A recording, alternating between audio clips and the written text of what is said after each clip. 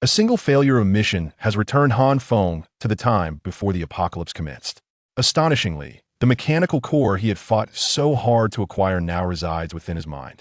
With the mechanical core in his possession, the Unimog RV can withstand cruise missiles, and the RV itself is capable of autonomous evolution. Chapter 1. Rebirth. In the sweltering July of the Magic City, the cicadas perched upon the parasol trees seemed to have been rendered dizzy by the oppressive heat, each seeking refuge in the shade of the leaves. Their calls weak and listless. Beside the parasol trees, in a dormitory bearing the marks of age, a ceiling fan creaks rhythmically, providing the stifling room with a modicum of relief. In the lower bunk of a double bed within the dormitory, a young man of slender build, with a pallor resembling that of an ailing soul, gradually opens his eyes. Han Feng, upon awakening, gazes up at the wooden bed frame above him, appearing still ensnared in the remnants of sleep. He slowly closes his eyes again, murmuring, "Is this the world beyond death?" It seems oddly reminiscent of a university dormitory. Why, even in death, must I return to this time? Just as he begins to drift off once more, a black smartphone beside the bed suddenly illuminates, accompanied by a low, buzzing sound. It has been ages since I last heard that sound. This fruit-themed phone succumbed to its demise from lack of power on the second day of the apocalypse. This dream feels quite vivid. Even the minutiae evoke a sense of authenticity. Wait! At that moment, as Han Feng's eyelids were nearly closed, a sudden shock jolts him upright from the bed as he seizes the phone. The screen displays the date clearly. Wednesday, June 12th, 3:25 p.m. How is this possible? Staring at the date on the phone, Han Feng is momentarily stunned, then hastily unlocks the device to access the built-in calendar. June 12th, 9102, how can this be? The apocalyptic virus has ravaged the world for over a year. Why have I returned to the time before it all began? Confronted with this overwhelming reality, Han Feng seems unable to accept the truth, his emotions spiraling out of control as he shouts in disbelief. Fortunately, it is afternoon class time, otherwise his dormitory companions would surely mock him for appearing as if he were lost in a foolish dream. Calm down. I must remain composed. After his outburst, Han Feng becomes aware of his own loss of control, hastily rubbing his flushed face with trembling hands while rapidly recalling the vivid images in his mind. Han Feng, a golden-level evolver, belonged to the Eastern Evolver Mutual Aid Society, leading his team, the Balance, on its class exploration mission to the Research Institute in the heart of the Magic City, in search of a chip under investigation. However, upon engaging with the task item, the entire research facility experienced a catastrophic energy explosion, resulting in the annihilation of the Balance. Reflecting on these past events, Han Feng glances at the black smartphone in his hand, reaffirms the current date, and a smile gradually curves his lips as he begins to contemplate his next steps. Is this what they call time travel? Is this what they refer to as rebirth? Now that I have been granted another chance before the apocalypse, Lin, everything from the past shall not repeat. I shall ensure your survival in this chaotic world. Han Feng realized he had returned to the time before the outbreak of the apocalyptic virus. The first thought that crossed his mind was the faces of those who perished before him. Armed with the experience from his previous life, he was confident that this time he possessed the capability to save them. With his resolve firm, Han Feng began to calculate. There are only 2 days left until June 14th, the day the virus erupts. I must meticulously plan the escape route. Should I flee from the densely populated university town first? Or, like in my previous life, follow the crowd to escape the horde of zombies and then devise a plan? As Han Feng settled his thoughts and began to deliberate on the safe evacuation routes post-virus outbreak, an abrupt electronic voice resonated in his mind. The mechanical core has successfully bonded with the host. Mechanical core activation. What? Startled by the electronic voice while contemplating his escape route, Han Feng abruptly stood up. As the captain of the Balance Evolution Squad in his previous life, he was acutely aware of the mission that had led to the annihilation of his team. The very chip they had been studying was named the mechanical core. What is the origin of this mysterious mechanical core? Could my journey back to the time before the apocalypse be due to it? Han Feng pondered, still reeling from the revelation of the electronic prompt. However, the voice in his mind paid no heed to his shock and continued to announce, "This mechanical core can facilitate mechanical fusion and continuously modify machinery. Please select the machinery for fusion." Upon hearing the electronic prompt, Han Feng suddenly found an array of items materializing in his mind, awaiting his selection. Item: mechanical watch brand, produced by some modification workshop, wear and tear, appears quite new, but the internal components have aged significantly. Item, mechanical keyboard brand, Thunderbird wear and tear, severely worn, estimated remaining lifespan of 2 months, temporarily opting not to fuse any machinery. Seeing the items and their descriptions emerge in his mind, Han Feng dismissed the idea of mechanical fusion without hesitation. What use would it be to fuse with a watch? Would it allow time to pause with a mere press of the hand, like in a novel? And a mechanical keyboard was he to carry one around in the apocalypse, becoming a true keyboard warrior? Realizing that none of the surrounding items were suitable for fusion, Han Feng immediately began to consider what might be appropriate for the mechanical core to meld with. Since this mechanical core could even accompany him through time, it undoubtedly harbored some undisclosed secrets. Choosing the fusion target required utmost caution. Should he mistakenly select something trivial like a keyboard, it would lead to irreparable regret. As Han Feng pondered what to fuse with a mechanical core, a sudden beep-beep of a car horn echoed from the open space below the dormitory. A young man with a buzz cut leaned out of the car window, calling up to Han Feng's room. Han Feng, are you not checking your messages? We had plans to dine with the beautiful ladies from the adjacent Shanghai Art University tonight. I even rented a car for the occasion. Would you allow me to take you along? Upon hearing the voice from below, a spark of inspiration ignited in Han Feng's mind, as if he had grasped something significant. He leaned out of his dormitory window and shouted down to the boy waving at him from the car, I seem to be experiencing a bit of an upset stomach today, so I won't be joining you. Have fun. Aware that the apocalypse was imminent, he had no time to indulge in socializing with the young women from Shanghai Art University. After dismissing the boy downstairs, he promptly opened his somewhat outdated laptop on the bedside table and began his search. Chapter 2. Unimog Never Mind. Let it go. Upon seeing Han Feng retract his head from the window, the man driving the vehicle waved his hand dismissively, rolled up the car window, muttering to himself as he started the engine again with a languid motion. Inside the dormitory, Han Feng swiftly opened the browser on his computer desktop and typed in several key phrases. The most robust RV. The remark made by the boy who had just left about renting a vehicle sparked a bright interest in Han Feng. In an apocalyptic scenario, the most crucial element is undoubtedly a secure refuge. An RV, with its inherent safety and mobility, serves as an invaluable means of transportation for scavenging supplies in the early days of the apocalypse. Naturally, the first vehicle that came to Han Feng's mind was a military armored vehicle, whether tracked or wheeled. Such vehicles would significantly enhance one's survival rate in the initial chaos. However, this thought flitted through his mind only briefly before being cast aside. Before the outbreak of the apocalyptic virus, the chances of a powerless student like him acquiring an armored vehicle were virtually non-existent. As he continued his search, images of various rectangular and elongated vehicles appeared on the laptop screen. This is it.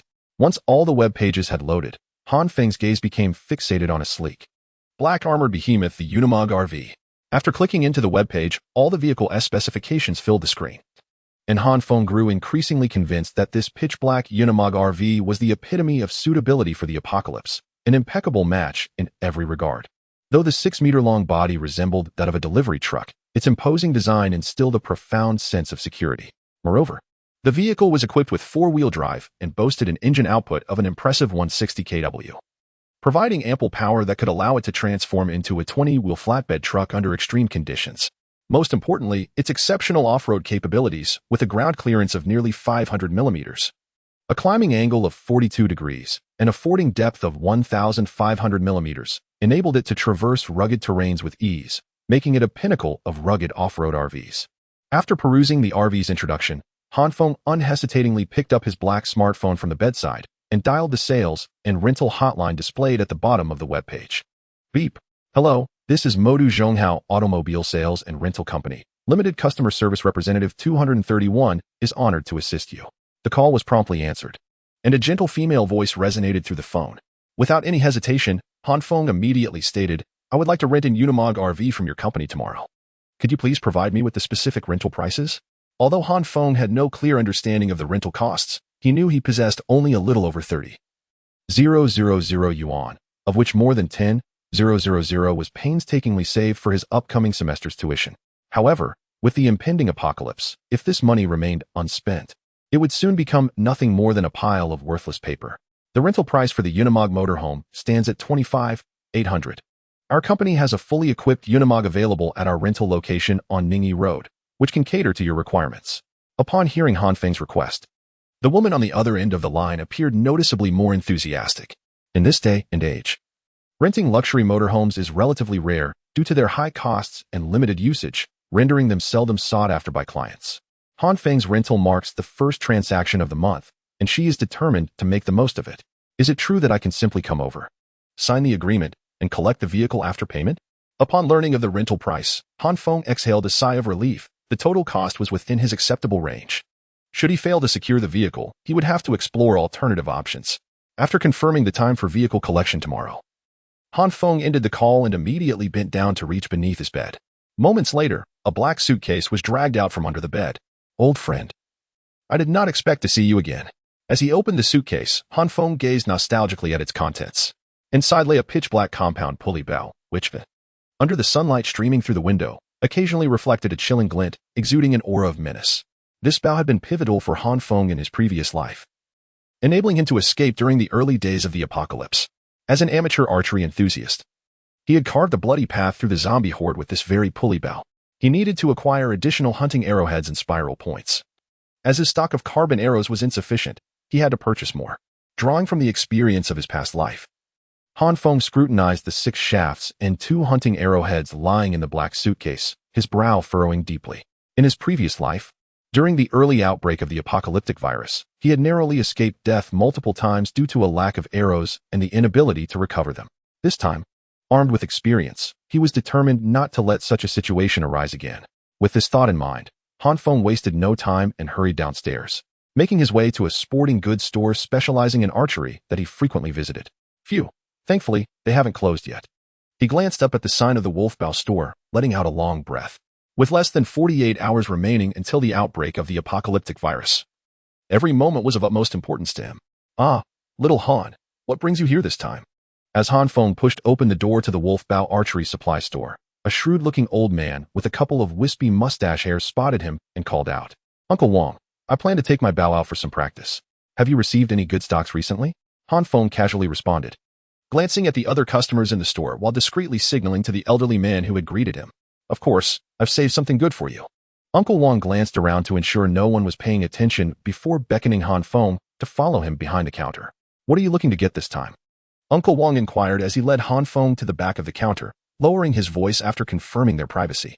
This time, I intend to procure some substantial items, specifically a batch of aluminum arrow shafts. Additionally, how many bone-shattering arrowheads do you have available? I wish to acquire them all. Han Feng articulated all his requirements in one breath, and after a brief pause, he added, if there are no bone-shattering arrowheads, the blood-grooved triangular heads will suffice. Originally composed. Uncle Wong, standing nearby, gradually wore a solemn expression upon hearing Han Feng's demands. He leaned in closer and whispered to Han Feng, Little Han, why the sudden desire to purchase so many of these arrowheads? I, Old Wong, merely wish to earn my money safely. I shall not engage in any illicit activities. Chapter 3. Arrival at the car rental company. Uncle Wong, how could I possibly harm you? You know I am merely a university student. This time, purchasing these arrows is solely for recreation. Han Feng, noticing Uncle Wong's serious demeanor, forced a smile. After all, the arrows he was acquiring possessed considerable lethality, which could easily raise suspicions. Upon hearing Han Feng's explanation, Uncle Wong rubbed his palms together thoughtfully for a few moments, standing in contemplation for approximately 5 or 6 seconds before reaching a decision. If it were anyone else seeking to buy such items, I would certainly refuse. However, since it is you, Little Han, I trust you. Please wait here while I check in the back to see if I have everything you need. After speaking, Uncle Wong instructed Han Feng to wait at the counter while he ventured into the small storeroom to retrieve the arrows and arrowheads required by Han Feng. Though these items were not classified as controlled weapons, their significant destructive capability made them unsuitable for open sale. Approximately 7 or 8 minutes later, the door connecting the storeroom to the sporting goods store creaked open, and Uncle Wong placed 2 seemingly heavy black plastic cases in front of Han Feng. Lowering his voice, he said, the aluminum arrow shafts and the arrowheads you requested are not in high demand, and my stock is limited. I have only 10 aluminum shafts, 6 bone-crushing arrowheads, and 6 tri-blade arrowheads with blood grooves. As he finished speaking, Uncle Wong's small mustache twitched, and a shrewd smile crossed his face as he glanced at Han Feng. Selling you these items carries its own risks for me, so I cannot offer you a discount. The 10 high-strength aluminum alloy shafts will cost you 1,800 yuan. and the 6 bone-crushing arrowheads along with the 6 tri-blade arrowheads total 700 yuan. Aware of the impending apocalypse, Han Feng did not haggle over Uncle Wang's pricing. He simply opened his mobile payment app and transferred 2,500 yuan to Uncle Wang. The money he spent now would soon become worthless after the onset of the apocalypse, rendering it a mere burden that no one would demand from him later. By the way, Uncle Wang, if you are working the day after tomorrow, try to stay indoors. There seems to be some kind of exhibition happening, and many roads will be closed. If you can avoid going out, it would be prudent. After completing the transaction and gathering his arrows, Han Feng prepared to leave when he suddenly turned back to the astute Uncle Wang and called out.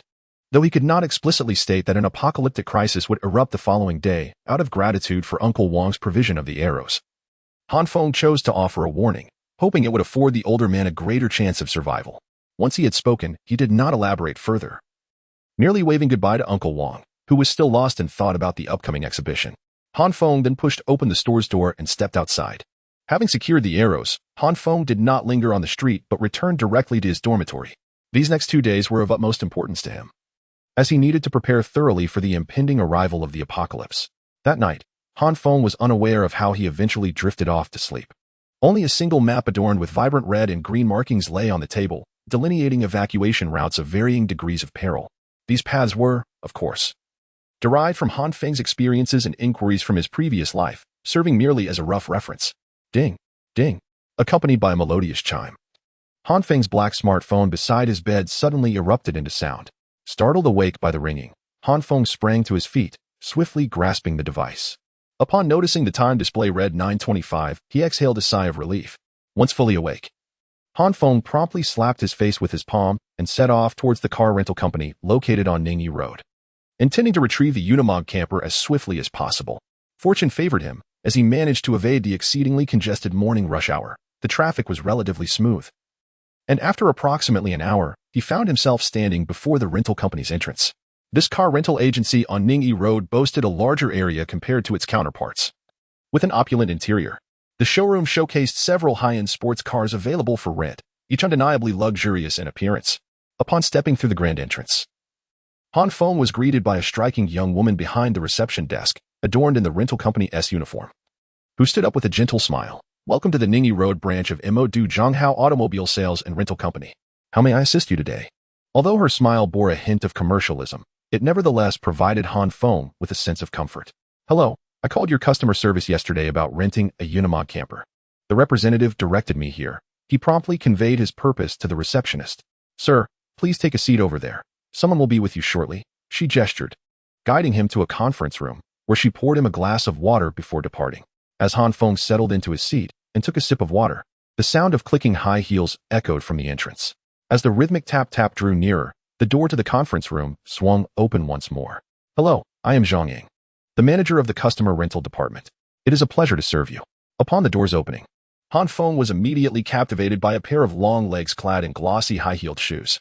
His gaze ascended to reveal a professional skirt suit complemented by a bow-tie blazer, culminating in a strikingly alluring visage. At the sight of this face, a singular phrase flickered through Han Feng's mind: femininity. The woman before him, Zhang Ying, exuded an undeniable charm and grace. However, having encountered a myriad of women during his past life in a post-apocalyptic world, Han Feng merely paused for an instant before swiftly regaining his composure. After exchanging pleasantries with Han Feng, Zhang Ying elegantly extended her long legs and seated herself opposite him, sliding a contract encased in a yellow folder across the table.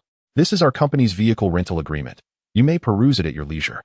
Han Feng accepted the rental contract and, after a cursory glance at its stipulations, discerned that the terms were exceedingly stringent for renters, laden with a plethora of compensation clauses. Even the slightest imperfection, such as a chip the size of a fingernail, would incur a substantial fee. However, Han Feng had no intention of returning the vehicle. He merely nodded in acknowledgement, signaling that he had no questions regarding the terms, and requested Zhang Ying to proceed with showing him the car. Chapter 4. The Fusion of the RV. Zhang Ying observed that Han Feng hardly glanced at the rental terms. She paid it no mind, as typically those who rent such luxurious RVs are affluent scions indulging their whims. Before them stood the Unimog RV from our company, its condition impeccable, devoid of any scratches, and the fuel tank brimming. Upon return, you will also need to refill the tank.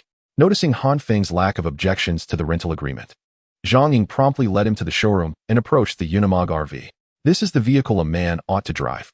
The instant Han Feng laid eyes on the Unimog RV, a surge of fervor ignited within him, towering nearly 3.5 meters and exceeding 6 meters in length. The imposing black vehicle exuded a formidable presence. The 8 large headlights and the all-metal crash beams at the front imbued it with a rugged aesthetic.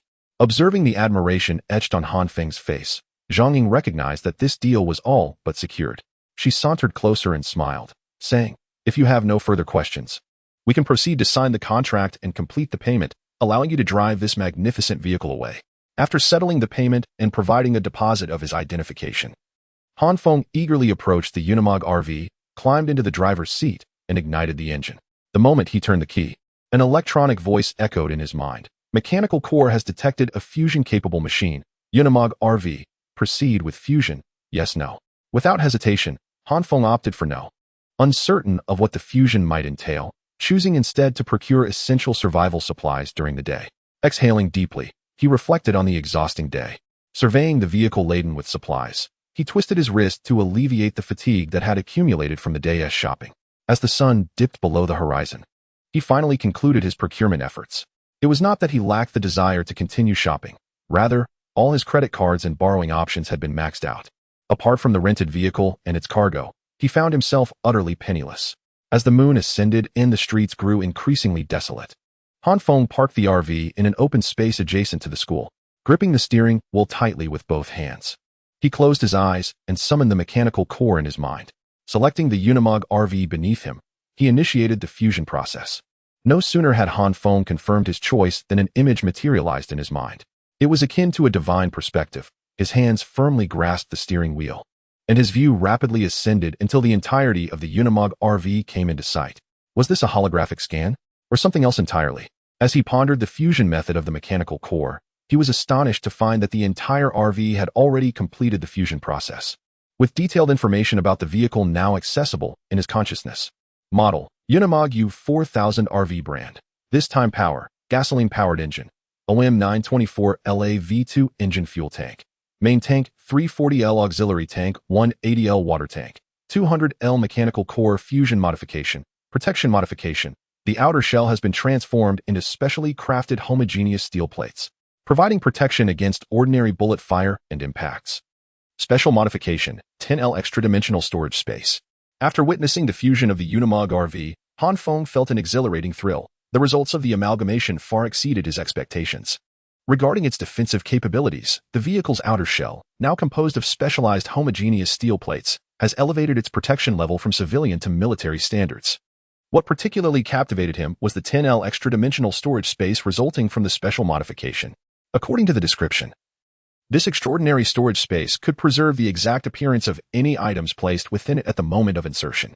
Grasping this unique feature, Han Feng hurriedly stowed some purchased fruits and vegetables into the extra-dimensional storage, ensuring he could still enjoy fresh produce after the impending outbreak of the apocalypse virus.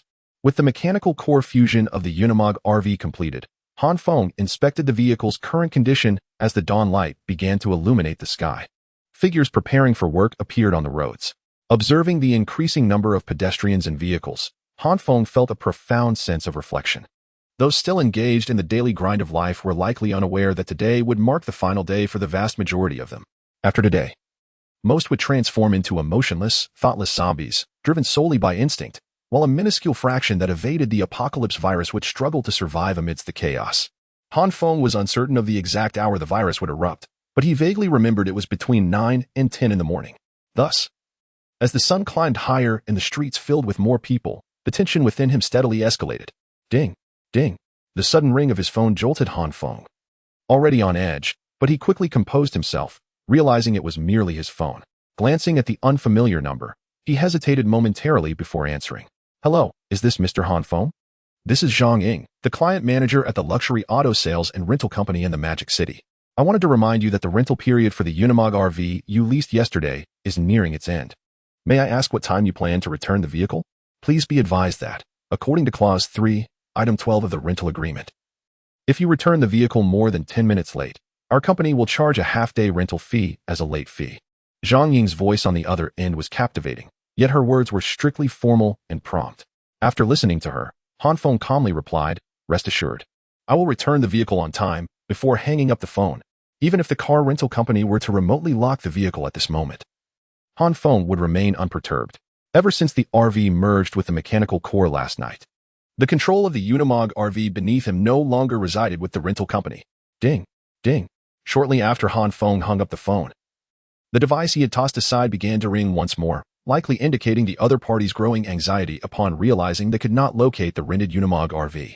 However, Han Feng found himself devoid of any time to heed the incessant ringing of his phone, as a scene unfolding before his eyes had already become profoundly unsettling. Chapter 5, The Outbreak of the Apocalypse Virus. Chapter 7, An unexpected encounter with the campus bell. With a screech, the heavy Unimog RV skidded to a halt. Its rear wheels locked in a fierce embrace with the ground, sending up a puff of smoke as it drifted to a stop 30 meters in front of Wang Yingyu.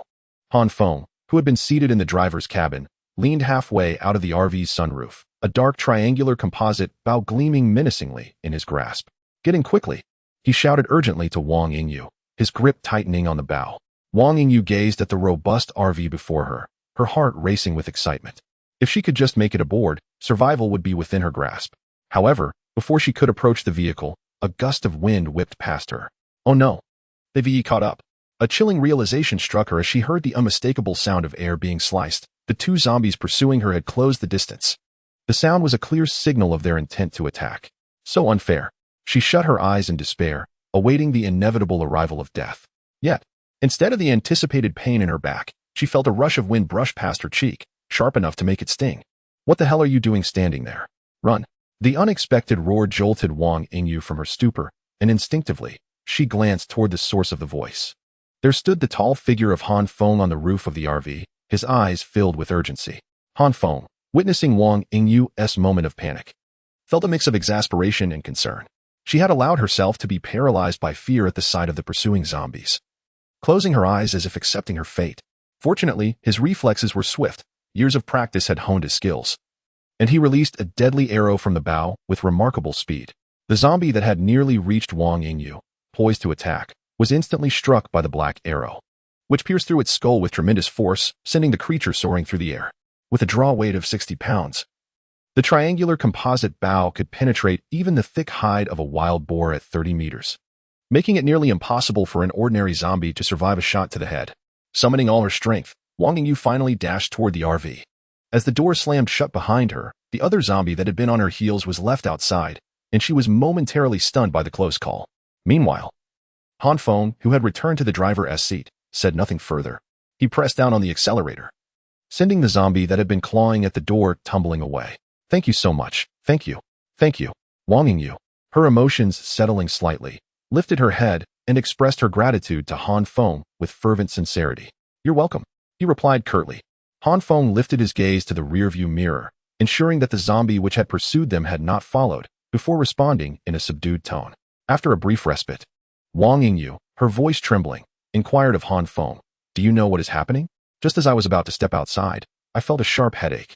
Upon waking, I discovered two monsters in the dormitory building, and one of them had killed a female classmate. Han Feng cast a glance at Wang Yingyu, who appeared frail in her white ballet practice attire, and succinctly recounted the dire situation. As far as I understand, all of humanity on Earth has been infected by a peculiar apocalyptic virus. Those who succumbed to its assault have transformed into the kind of monsters that chased you earlier. As for those who survived, like yourself, you must carve a path through these creatures to stay alive. After delivering his explanation, Han Feng observed Wang Yingyu sitting there in a daze, her eyes vacant, seemingly struggling to comprehend his words. He softly reiterated, "You are aware of the game Resident Evil, right? What we are experiencing is akin to an amplified version of that. The virus does not target a single corporation, but rather the entire world." Upon absorbing Han Feng's explanation, Wang Yingyu remained seated in silence for approximately half a minute, gradually grasping the gravity of the situation, though she still appeared skeptical of Han Feng's assertions. With a quivering voice, she asked, Could you lend me your phone? I wish to call my parents." The phone rested in the holder. "Feel free to take it, but I advise you to brace yourself for what you might hear," Han Feng replied with a shrug, gesturing towards the black smartphone. Wang Yingyu retrieved the device, her fingers shaking as she dialed the number, but after the call connected, all she heard was silence. As if no one was picking up on the other end. "Please, answer the phone." As she listened to the monotonous beeping emanating from the black smartphone, Wang Yingyu felt her heart sinking, echoing Han Feng's earlier words, as events seemed to be spiraling towards the worst-case scenario. While Wang Yingyu continued to dial, Han Feng's thoughts drifted. Having grown up in an orphanage without parents or relatives and feeling utterly alone since the passing of the matron who raised him, he had never truly experienced the anguish of losing a loved one, leaving him uncertain whether this was a blessing or a curse. After Wang Yingyu dialed 6 or 7 times without anyone answering, her composure finally began to wane. The phone slipped from her grasp to the ground, and she covered her face with her hands, tears streaming through her fingers. Han Feng glanced at her, noting her despondent expression and the slight tremors of her shoulders as she wept. He pressed his lips together, seemingly on the verge of saying something, yet ultimately chose to remain silent. As Han Feng guided the tearful Wang Yingyu away from the Shanghai University of Art, once they turned onto the street, her sobs gradually subsided. As Wang Yingyu emerged from her sorrow, she wiped the tears from the corners of her eyes and turned her head toward the driver's seat. Inquiring of Han Feng, "Excuse me, may I ask where you intend to drive?" Han Feng glanced at Wang Yingyu with a calm demeanor and replied, "I plan to go to Yinhua City." Just as Wang Yingyu was about to say something further, the in-car radio abruptly crackled to life. An emergency situation has arisen in the city. The city has now declared a state of emergency. We urge all surviving citizens to gather at the evacuation points located on Yinhai Road, Tongda Road, and Feilian Road. The military has established evacuation assembly points in these areas, and we will hold our ground for 72 hours. Please evacuate as soon as possible. This announcement will be broadcast every hour. Chapter 8. The gathering of zombies. After the car radio broadcast played 3 consecutive times, it finally fell silent. Sitting in the passenger seat, Wang Yingyu pondered for a moment after the broadcast, then softly inquired, "You will head to the evacuation point, right? After all, the military has established a refuge there, which must be far safer than the outside." Upon hearing Wang Yingyu's words, Han Feng realized that she had made her choice. He swiped his finger across the car's navigation system and responded to her. "The evacuation point on Yinhai Road is relatively close to the highway from Modu to Yinhua. I shall take you there." Understanding the direction of the apocalypse, Han Feng had no intention of becoming a compliant citizen at the military evacuation point this time. His plan was to drop Wang Yingyu off at the evacuation point on Yinhai Road and then head straight from Modu to Yinhua, eager to find an ing at the earliest opportunity. "Thank you." Wang Yingyu felt a sense of relief upon learning that Han Feng would drive her to the military evacuation point on Yinhai Road. She nodded slightly in gratitude. If Han Feng did not assist her in reaching the evacuation point, given the current road conditions, it would be utterly impossible for her to arrive there safely on her own. As Han Feng drove Wang Yingyu towards the military evacuation point on Yinhai Road, many survivors, possessing private vehicles and having heard the broadcast, began to drive towards the military refuge as well. Such a large-scale movement of people inevitably caught the attention of the zombies wandering on the streets, and more zombies started to follow the flow of vehicles toward the military evacuation point, silently generating a tide of the undead. Some drivers fleeing in ordinary cars, upon encountering groups of zombies, pressed down on the accelerator with all their might. However, after crashing into 3 or 4 zombies, they often lost control of the steering wheel, causing their vehicles to overturn right in the middle of the road. Once a car came to a halt, surrounded by zombies, the only fate that awaited these survivors was death. "By the way, my name is Wang Yingyu. I realized I still don't know your name." After recovering from her sorrow, Wang Yingyu suddenly noticed that she had yet to introduce herself to the young man who had just saved her. "Han Feng, I attend the university next to yours, and I know you are Wang Yingyu. My classmates frequently mention you," he replied with a smile after hearing her introduction. "Anyway, thank you very much." Wang Yingyu managed to squeeze out a smile as she expressed her gratitude to Han Feng. However, just as she began to speak, Han Feng, sitting in the driver's seat, suddenly shouted, "Watch out." No sooner had Han Feng spoken than a loud thud echoed as a zombie fell from a nearby high-rise building, crashing directly onto the windshield of the Unimog RV, splattering dark blood all over the glass. Caught completely off guard, Wang Yingyu screamed at the sudden turn of events. Fortunately, the RV had been integrated with a mechanical core. After the zombie was hurled to the ground by inertia, Han Feng gazed at the intact windshield with a sense of relief.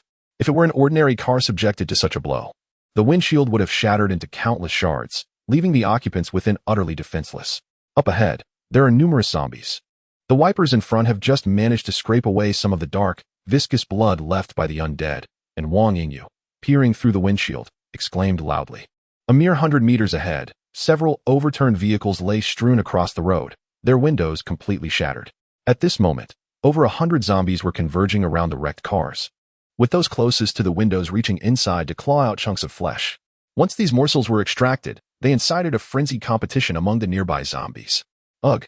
Upon witnessing the ghastly actions of the zombies, Wang Yingyu could not suppress a retch from her throat. As she discerned the dire situation ahead, Han Feng's expression shifted dramatically. Though he was driving a robust Unimog RV, if they were ensnared within the horde, no matter how fortified the vehicle, they would be rendered immobile and gradually succumb to the relentless tide of the undead. It seemed the zombies had also noticed the sudden intrusion of the Unimog. Those lingering at the periphery of the overturned vehicles, deprived of their fleshly bounty, turned their attention toward Han Feng, now peering through the glass, and began to advance toward the RV's location. Hold onto the grab handle on the roof. I intend to break through. Han Feng shouted to Wang Yingyu as he observed the encroaching horde. He then swiftly engaged the gear lever, pressed down hard on the accelerator, and the hefty tires of the RV screeched against the pavement, propelling the vehicle forward at an alarming speed. Brace for impact in 3, 2, 1. As Han Feng completed his countdown, the all-metal collision beam at the front of the Unimog slammed violently into the chest of the first zombie, blocking their path. Boom. With a resounding crash, the initial zombie was sent soaring through the air, while the second and third zombies were hurled to the sides. The horde that had previously surrounded the RV was suddenly fragmented. Han Feng, unfazed by the sight of the flying zombies, pressed harder on the accelerator, flooring it. The Unimog, now at full throttle, roared with an ear-splitting growl as it surged forward, achieving a terrifying velocity. The vehicle charged ahead like a rampaging rhinoceros, crashing into the cluster of overturned cars. Boom, boom, boom. The instant the Unimog collided with the wrecked vehicles, the street echoed with the sound of shattering impacts. The overturned cars, struck by the Unimog, lost all semblance of their former shapes, reduced to a heap of twisted metal. The scattering metal debris whipped up a tempest of destruction, akin to a metallic storm, piercing through the zombies that had gathered around the cars like bullets. We actually made it through. What kind of vehicle is this? It's utterly astounding. After a violent jolt, Wang Yingyu, gripping the overhead handle of the vehicle, was astonished to discover that the motorhome had effortlessly cleared the obstructing cars, sustaining no damage whatsoever. She couldn't help but exclaim in surprise. Meanwhile, Han Feng, who was firmly grasping the steering wheel, released a long sigh of relief. This vehicle, having undergone specialized modifications, possessed superior protective and impact capabilities compared to ordinary cars. It was only at this moment that Han Feng found the opportunity to turn and address the question posed by Wang Yingyu. Until now, he had harbored doubts about whether they could indeed clear all the cars blocking their path, but as the Unimog motorhome surged forth like a prehistoric behemoth, his previously anxious heart finally found solace. Chapter 9. The evacuation point on Ehai Road. After successfully eluding the horde of zombies obstructing the road, Han Feng maneuvered the Unimog RV closer to the military evacuation point on Ehai Road. This evacuation site, originally a semi-abandoned military airport, featured an asphalt runway that seamlessly connected the bustling metropolis to the S45 expressway leading to Jinxian, rendering it a convenient yet sparsely populated transportation hub. Following the emergency evacuation announcement, this once dilapidated military airport transformed dramatically.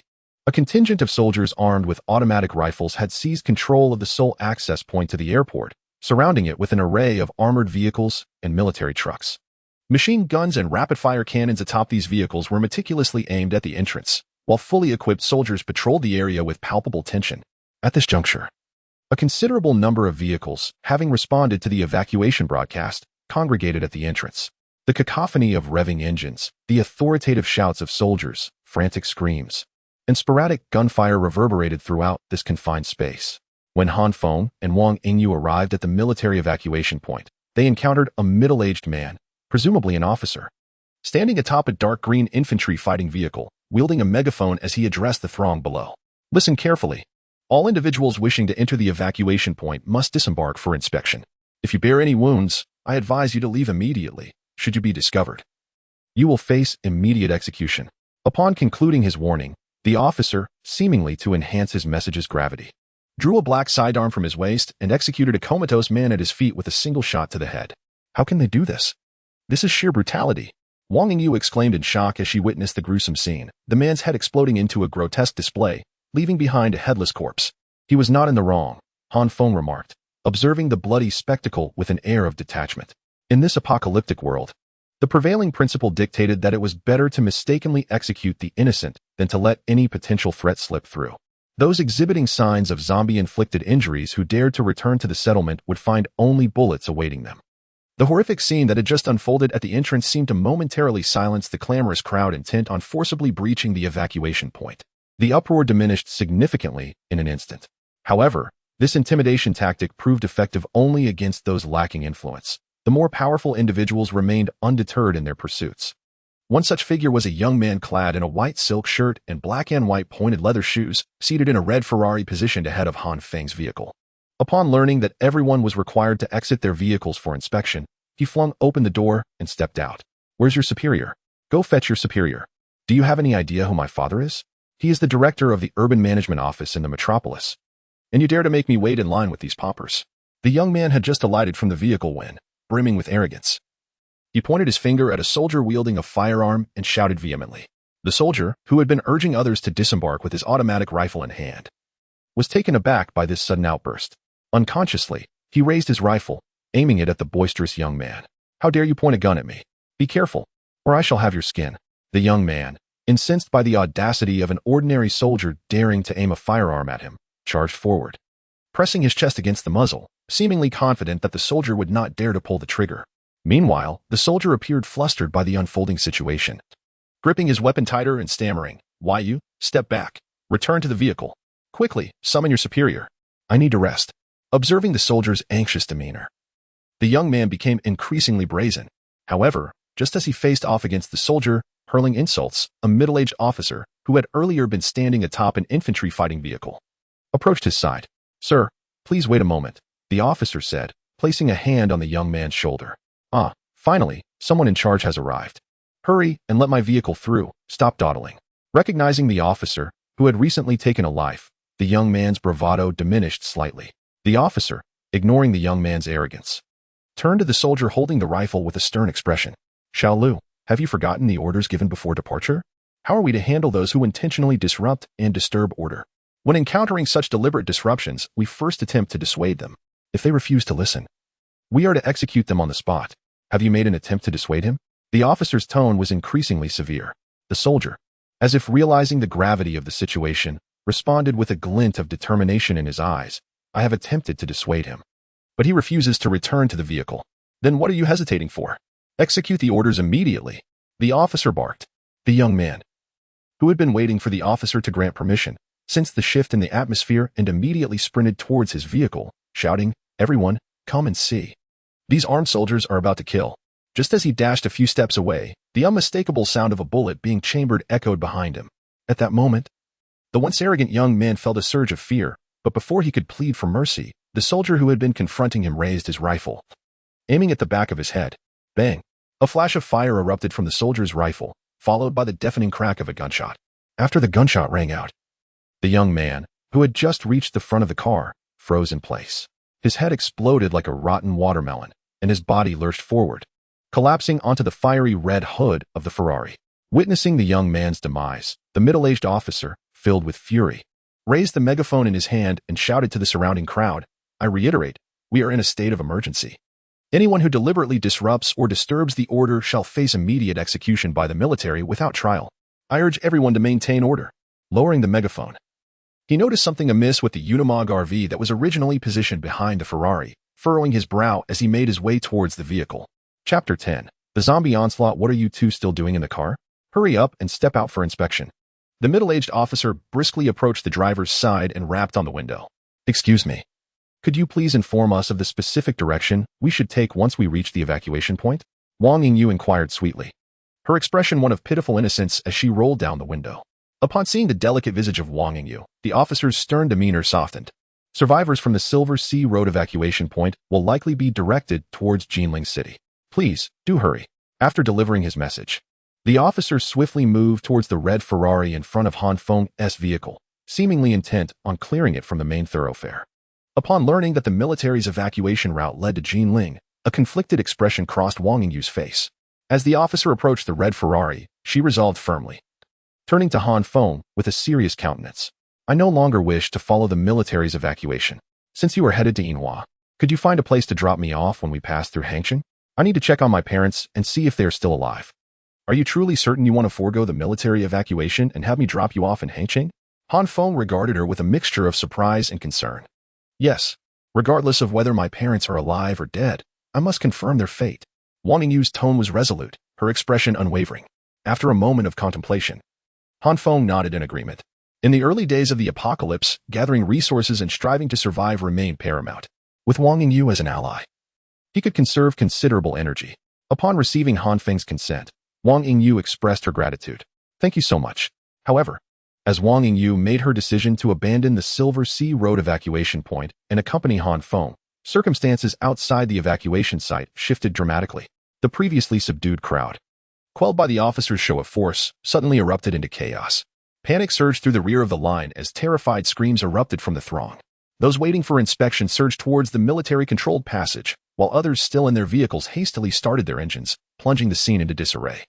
A cacophony of anguished cries and desperate howls filled the air. A man, struck down in the chaos, clutched his leg and shouted frantically, "Help!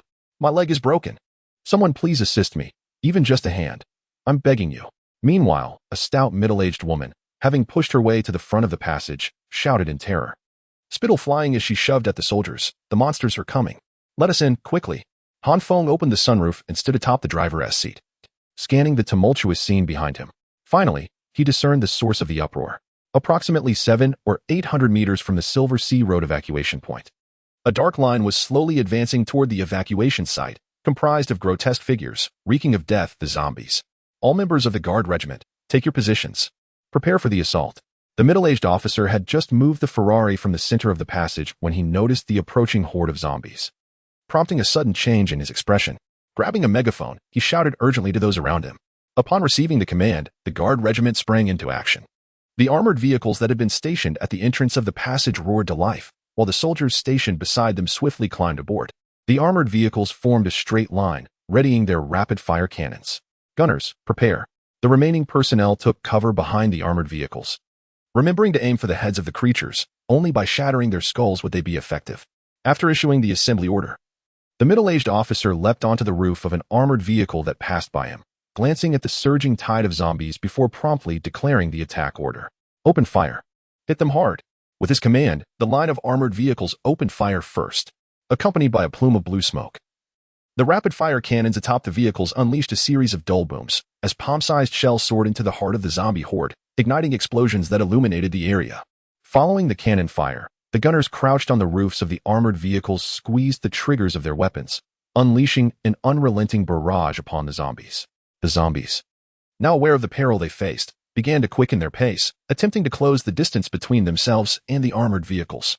Their advantage lay in the fact that even if struck by shells, unless utterly obliterated, they could still crawl along the ground.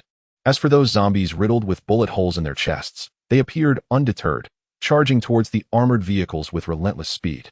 The middle-aged officer, overseeing the operation from atop the armored vehicle, noticed that after the zombies had advanced 300 to 400 meters, the number of those completely dead was still far from half.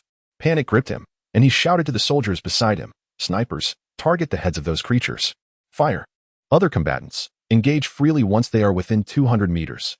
As the officer continued to issue commands, the intensity of gunfire escalated sharply, clearly indicating that the waiting soldiers had joined the fray.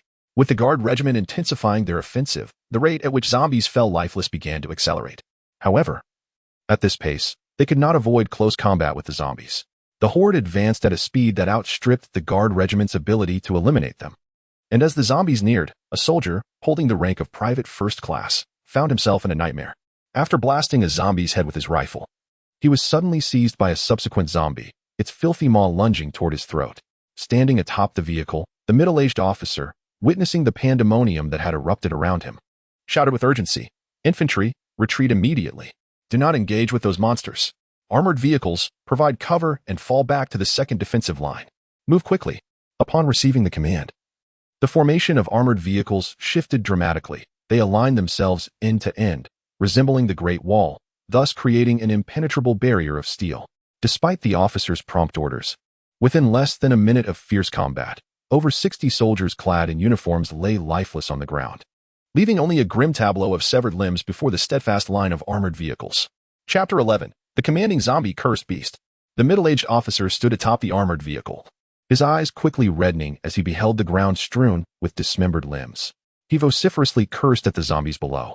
Although he had previously encountered small-scale zombie outbreaks and possessed some experience in combating them, he was entirely unprepared for the stark difference presented by a large-scale horde.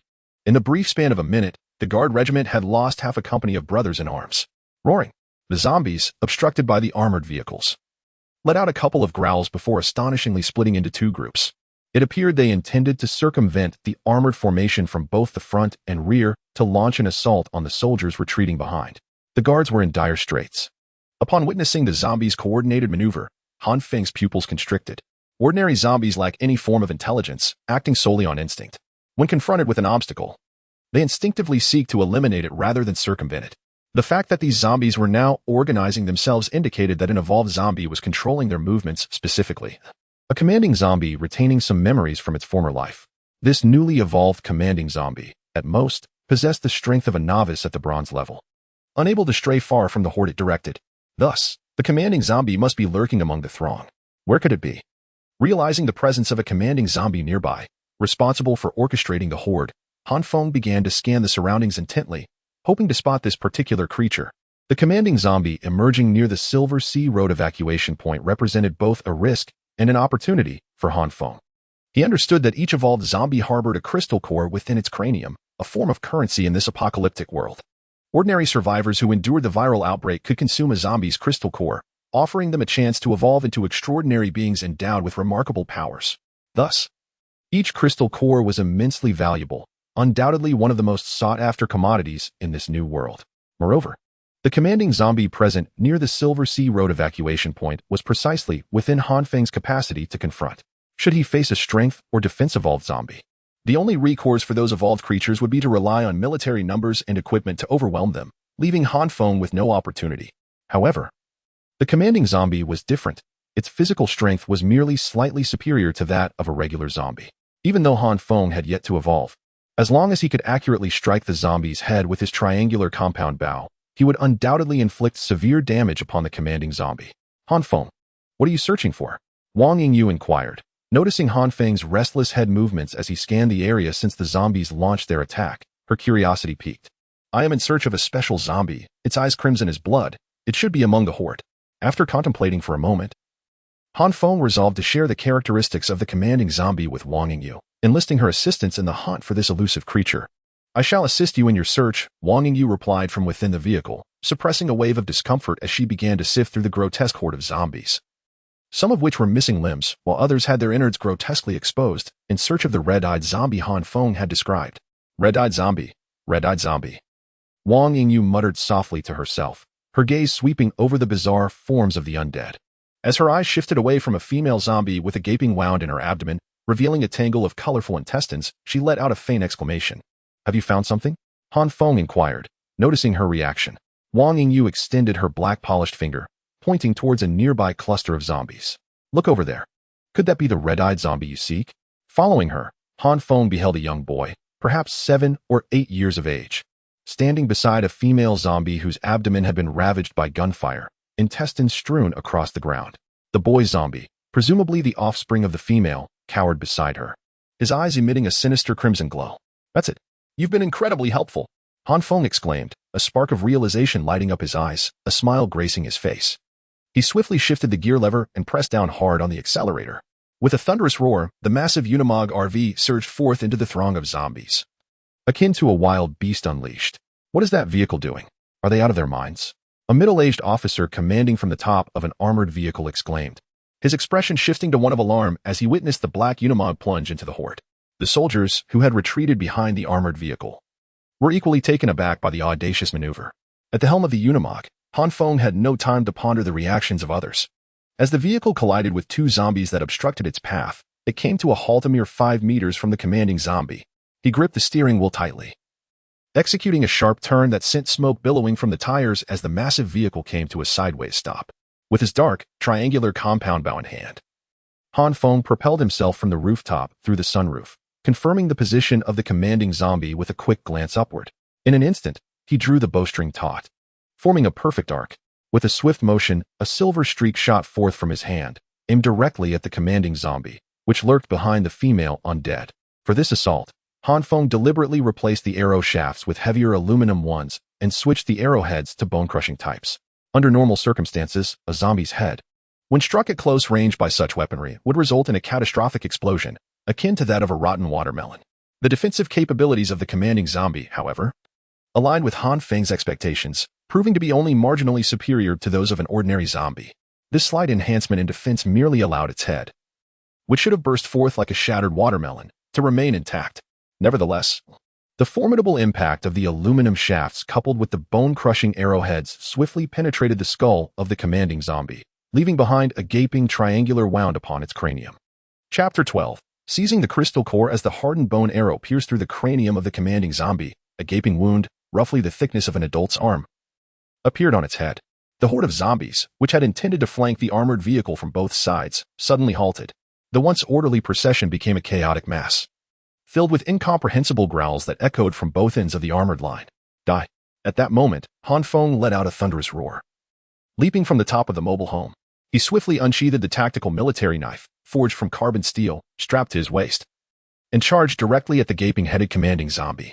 Despite the commanding zombie's astonishing vitality, even a creature resembling a 7- or 8-year-old boy, it emitted a deafening roar after its head had been completely penetrated by the arrow. It swung its diminutive arms in a desperate attack against Han Feng as he approached. However, the grievous wound on the commanding zombies had hindered its offensive capabilities. What should have been a swift and powerful claw strike had now become sluggish and feeble, significantly diminishing its threat. Observing the zombie's lackluster assault, Han Feng scoffed coldly, deftly sidestepping the attack with a swift maneuver. In the midst of dodging, he crouched low, raised his arm high, and brought the tactical knife crashing down upon the commanding zombie's head.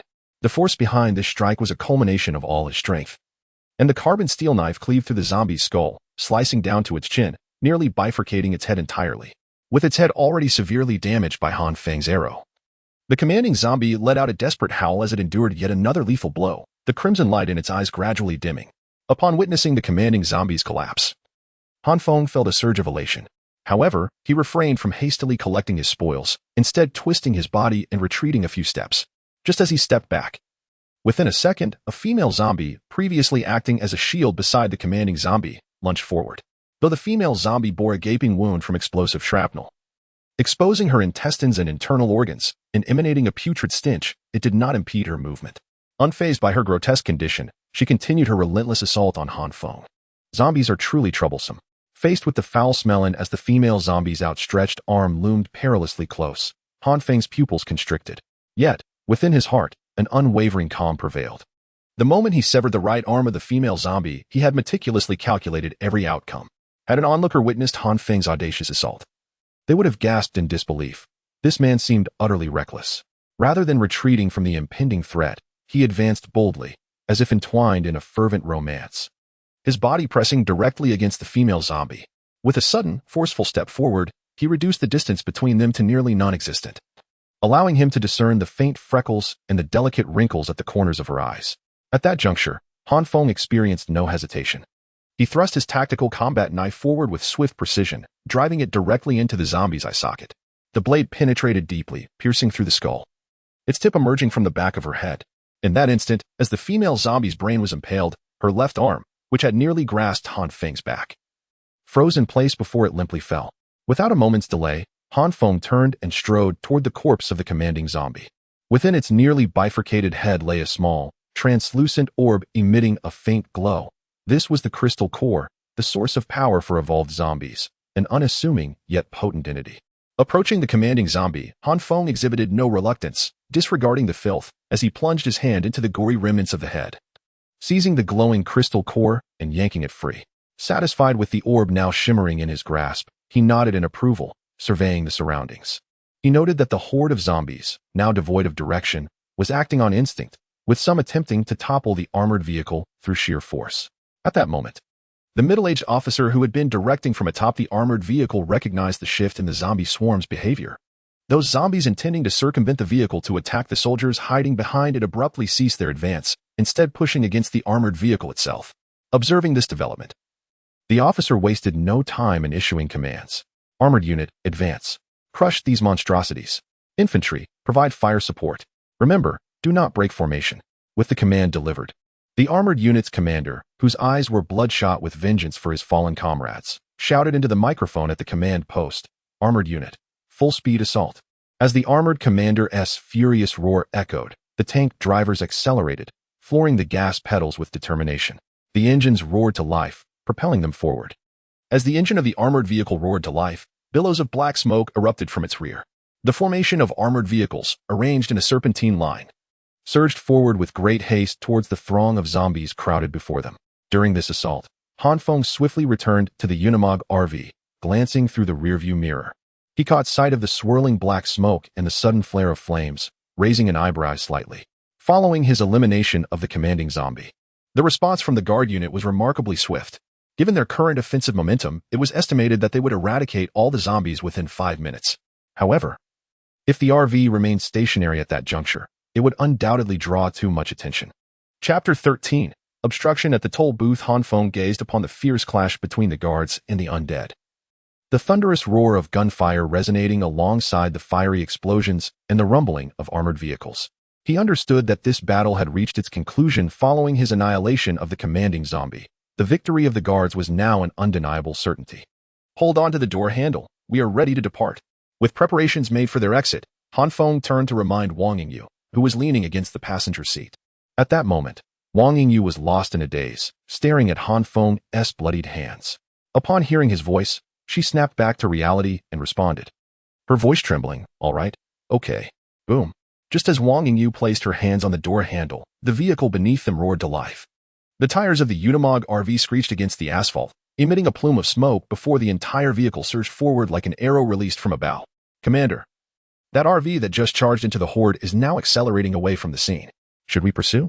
An observer from the armored vehicle reported urgently to the middle-aged officer atop the vehicle, having spotted Han Feng's swift departure from the battlefield. I see it. The middle-aged officer, crouched atop the armored vehicle, also noted Han Feng's retreat. However, after a moment's contemplation, he shook his head and lifted the loudspeaker to address the soldiers on the battlefield. Do not pay attention to that departing RV. Focus all efforts on exterminating the zombies before you. In the officer's eyes, Han Feng, as a human, posed far less of a threat than the zombies currently assaulting them. Thus, he ultimately chose to prioritize the annihilation of the undead that were inflicting substantial damage upon the guard unit. Han Feng exhaled in relief upon observing through the rearview mirror that all the armored vehicles remained stationary, engaged in their grim task of slaughtering the zombies. With none following him, he turned to Wang Yingyu and said, the journey ahead should not be too perilous. You may rest in the rear compartment while I drive. Recognizing her inability to contribute meaningfully from the passenger seat, Wang Yingyu nodded and opened a small door located behind the driver's seat. Slipping into the living area of the RV. This RV is truly luxurious, she exclaimed in astonishment as she entered the living quarters behind the driver's seat. As the star of the Shanghai Arts University and a prominent figure in her circles, she had encountered her fair share of opulent vehicles belonging to wealthy heirs. Yet the interior of Han Feng's RV left her utterly astounded. The walls of the living area were crafted entirely from mahogany, while the lower half was enveloped in thick, genuine leather, exuding an air of lavishness. Additionally, a 40-inch television was embedded in the wall opposite the sofa, and the kitchen boasted a complete array of culinary appliances, including an induction stove, microwave, and range hood from prestigious international brands. However, what left Wang Yingyu most taken aback were the stacks of boxes piled behind the sofa. She approached the box and casually rummaged through it, discovering that the majority of the cargo consisted of rice, cooking oil, vacuum-packed fresh meat, and dehydrated vegetables. The packaging indicated that these items had been procured together. Did Han Feng foresee the impending chaos, prompting him to acquire such an abundance of supplies? Wang Yingyu, a distinguished student from the Shanghai Academy of Art, was quick to connect these items to Han Feng's remarkable ability to navigate through hordes of zombies with ease. While Wang Yingyu pondered the implications within the living quarters, Han Feng, seated in the driver's cabin, was troubled by the scene unfolding before him. After leaving the evacuation point on Enhai Road, their journey had initially progressed smoothly, with survivors driving towards the evacuation site. However, upon entering the G60 expressway connecting Shanghai to Hangzhou, the condition of the road caused his brow to furrow. The expressway was in utter disarray, with survivors who had escaped the apocalyptic virus desperately maneuvering their vehicles to evade the zombies that had appeared on the highway. Instances of wrong-way driving, sharp turns, and haphazard lane changes were rampant. Those with lesser driving skills often found themselves crashing into barriers or colliding with other vehicles after a few harrowing attempts to escape. Consequently, the G60 expressway was littered with overturned vehicles, some of which emitted thick black smoke and were engulfed in flames. Han Feng's Unimog motorhome encountered a flipped sedan obstructing the road. He could use the weight and size of the motorhome to clear the obstruction. However, when faced with fully loaded trucks, he had no choice but to find a way around. Nevertheless, the frequent low-speed turns and occasional reversing significantly hindered their progress. causing the Unimog to move slower on the expressway than it would on urban streets. Screech. As the motorhome approached the G60 toll station, Han Feng abruptly slammed on the brakes. What was once a toll station with 12 lanes now lay in ruins. The crimson roof had collapsed, leaving the ground strewn with steel debris. From Han Feng's position, approximately 100 meters from the toll booth, various vehicles were crumpled together, and the ground was littered with shards of metal. Occasionally, a couple of zombies trapped inside the wreckage could be seen roaring and howling desperately. Wang Yingyu, resting in the living area of the motorhome, immediately sensed the vehicle had come to a halt. What had happened? Feeling the sudden stop, she quickly returned to the driver's cabin. It seemed the expressway was impassable. They needed to consider alternative routes. Han Feng offered a wry smile and gestured toward the window. Following Han Feng's, Wang Yingyu's brow furrowed as she beheld the scene outside. The toll station appeared no better than the urban landscape. The entrance was completely choked with vehicles, rendering passage impossible. Although Han Feng had downloaded the domestic route map long ago, the current situation compelled him to switch between various navigation methods. For the journey from the bustling metropolis to Hangzhou, the navigation software offered but a singular route, the G60 Expressway. Given the present circumstances, it was evident that Han Feng could no longer utilize the expressway. He had no choice but to open the small storage compartment above his head and retrieve the national map he had purchased just before the apocalypse. He intended to resort to the most rudimentary method to determine the route from the metropolis to Hangzhou. Wang Yingyu noticed Han Feng unfolding the map and fervently searching through it. Connecting the dots with the conditions outside, she instinctively understood what he was seeking. Thus, she whispered, Han Feng, if you are looking for a route to Hangzhou that avoids the expressway, I might be able to assist you. Chapter 14, Parking and Rest. Oh, do you have a plan? Would you share it with me? Upon hearing Wang Yingyu's self-recommendation, Han Feng cast her a surprised glance. Well, last year, when I was driving back to Hangzhou with my dad, we happened to encounter a massive traffic jam during the National Day holiday. My father asked someone for a shortcut, and we managed to return to Hangzhou using that route. As Wang Yingyu recounted the memory, thoughts of her now missing parents welled up, causing her eyes to redden. Now, if you were to traverse that route again, could you do it? Learning that Wang Yingyu had only traveled that so-called shortcut once, Han Feng felt a knot of uncertainty tighten within him. In this apocalyptic world, deviating from established paths to explore supposed shortcuts carried evident risks. If one were familiar with the route, that would be acceptable. However, if lost, it would spell trouble. Nevertheless, Han Feng glanced at Wang Yingyu and noted her unwavering confidence. After a moment's contemplation, he nodded slightly. Since you are so confident, I shall place my trust in you this time. We shall rely on you to lead the way. Seated in the passenger seat, Wang Yingyu, upon receiving Han Feng's agreement, immediately picked up the map spread out on the dashboard, earnestly recalling the path they had previously taken. We need to exit the highway via the emergency lane beside the toll booth. Then proceed straight along the dirt road for about 5 minutes before turning onto a rural path. After studying the map for a while and mentally reviewing the general route, she spoke confidently to Han Feng. All right, brace yourself and hold on to the armrest. Upon hearing Wang Yingyu's navigation instructions, Han Feng called out to her while tapping the control panel to disengage the automatic brakes, gradually pressing down on the accelerator. However, Han Feng did not adhere strictly to Wang Yingyu's guidance. Instead, he maneuvered the steering wheel, veering left to navigate around the burning wreckage of cars and into the adjacent emergency lane. With a firm press of the accelerator, the imposing Unimog RV charged forward, its massive frame crashing against the silver-gray highway guardrail. Screech. Accompanied by a jarring metallic grind, the substantial Unimog RV shattered a segment of the guardrail. Careening down the slope beside the highway, amidst a cloud of dust, it executed a tailspin drift before coming to a halt on the uneven dirt road. As the RV plunged off the highway, Wang Yingyu, seated in the passenger seat, emitted a high-pitched scream, which only ceased once the vehicle came to a stop and she regained awareness of her surroundings. I apologize, I didn't realize that hold on meant this, she said. Her face slightly flushed, feeling her reaction was somewhat excessive. Not a problem, let us continue on our journey. Han Feng exhibited no change in demeanor at Wang Yingyu's piercing scream. After a casual shrug, he pressed down on the accelerator once more, and the vehicle began to move steadily along the dirt road. The spacious RV glided smoothly along the rural path, occasionally revealing 1 or 2 zombies, donning straw hats, aimlessly wandering near the fields. Upon hearing the thunderous roar of the vehicle, they would spring to life, their eyes glowing with a fierce crimson as they charged toward the RV. However, Han Feng would typically respond by pressing the accelerator, leaving the oncoming zombies far behind. Initially, Wang Yingyu, seated in the passenger seat, would be startled by this spectacle, but after witnessing several contorted figures in the rearview mirror being left behind, she she gradually relaxed.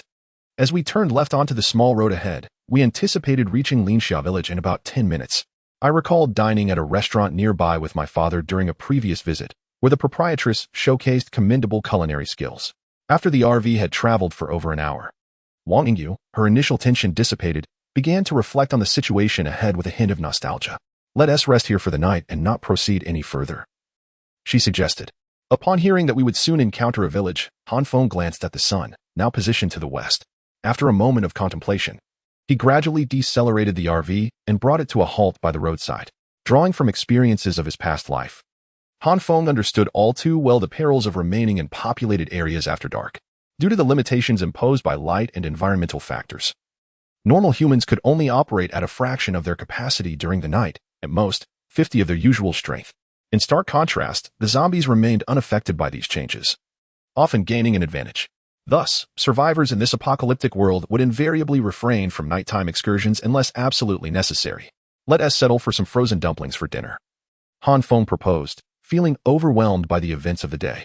After securing the vehicle, he made his way to the living area at the back of the driver's compartment, retrieving a box of frozen dumplings from the refrigerator. "Hey, Yingyu," he called out. Hearing his voice, Wang Yingyu joined him in the living space, glancing at the dumplings in his hands. "You saved me today. And now you want to risk taking me to Hangxing? I feel terrible for having to rely on your provisions," she said, her tone crisp. After expressing her gratitude, Wang Yingyu looked at Han Feng earnestly, a faint blush coloring her cheeks as she bowed deeply in a 90-degree gesture of respect. "What are you doing? Please get up," Han Feng exclaimed, startled by her actions. He instinctively reached out to grasp her arm, helping her to rise. At that moment, Wang Yingyu, still clad in her practice attire from her escape from the Art University of Magic City, had her bare arms exposed to the air. The instant Han Feng's palm met her delicate skin, a ripple of surprise coursed through him. Having weathered numerous storms, Han Feng quickly regained his composure. Yet a thought lingered in his mind. If the fervent admirers of Wang Yingyu from school were to witness this moment, they would undoubtedly rush to confront him without a second thought. However, the expression on his face remained unchanged as he gestured towards the induction stove in the mobile kitchen behind him. "I shall proceed to prepare dumplings now. If you find yourself bored, you may watch the onboard television. Should you wish to take a shower, there is a small bathroom behind you. Though the water flow may not be very strong, the notion of being able to shower was astonishing." Upon hearing Han Feng's words, Wang Yingyu's eyes sparkled momentarily. After a day of relentless escape, the dust and sweat clung to her skin, rendering her quite uncomfortable. The prospect of a shower at this moment was truly an unparalleled delight. Chapter 15. The encounter outside Linxia village. As the sun gradually descended in the sky, Wang Yingyu, inside her Unimog camper, turned on the shower in the bathroom. The warm cascade of water temporarily alleviated the fatigue of the day. In the kitchen, Han Feng awaited the boiling of water in the pot to drop in the dumplings. However, a mere 10 minutes away in Linxia village, the first wave of mutations had begun in this apocalyptic world. Due to its proximity to the bustling metropolis, most of the young and able-bodied villagers had ventured to the city in search of opportunities, leaving behind primarily the elderly and infirm. When the apocalyptic virus first erupted, the majority of the weak perished, transforming into terrifying zombies. Those few who survived the virus, hindered by their frail bodies, could not evade attacks from their fellow villagers who had succumbed to their undead state, resulting in their own assimilation. Now, the village had turned into a veritable ghost town, populated only by motionless zombies resembling lifeless wooden figures. At the entrance of Linxia village stood a row of single-story houses with roofs made of red tiles. Originally, these structures served as the backbone of the village's economy, housing the Linxia village Red Star bamboo rat breeding base. However, following the outbreak of the virus, no one remained to tend to the facility. Now, the once adorable bamboo rats within the breeding base had undergone astonishing transformations. Once weighing only a few dozen pounds, these furry creatures, devoid of aggression, began to exhibit alarming changes under the influence of the apocalypse. Their eyes turned crimson, muscles swelled grotesquely, and they scurried frantically within their enclosures, emitting continuous growls as if sensing the impending doom. At last, one bamboo rat, its muscular form reaching an extreme, forcefully burst through the steel wire confinement. Upon escaping, it immediately fixed its blood-red gaze upon its fellow creatures still trapped in their cages. As another bamboo rat broke free, the brutal carnage commenced.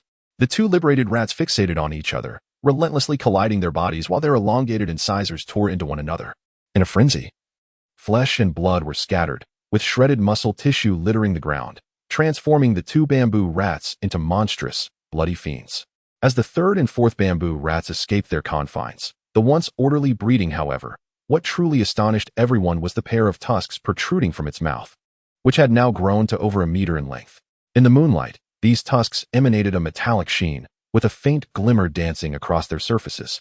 This surviving bamboo rat stood motionless for several minutes, its black snout sniffing the air intently, as if catching a whiff of something.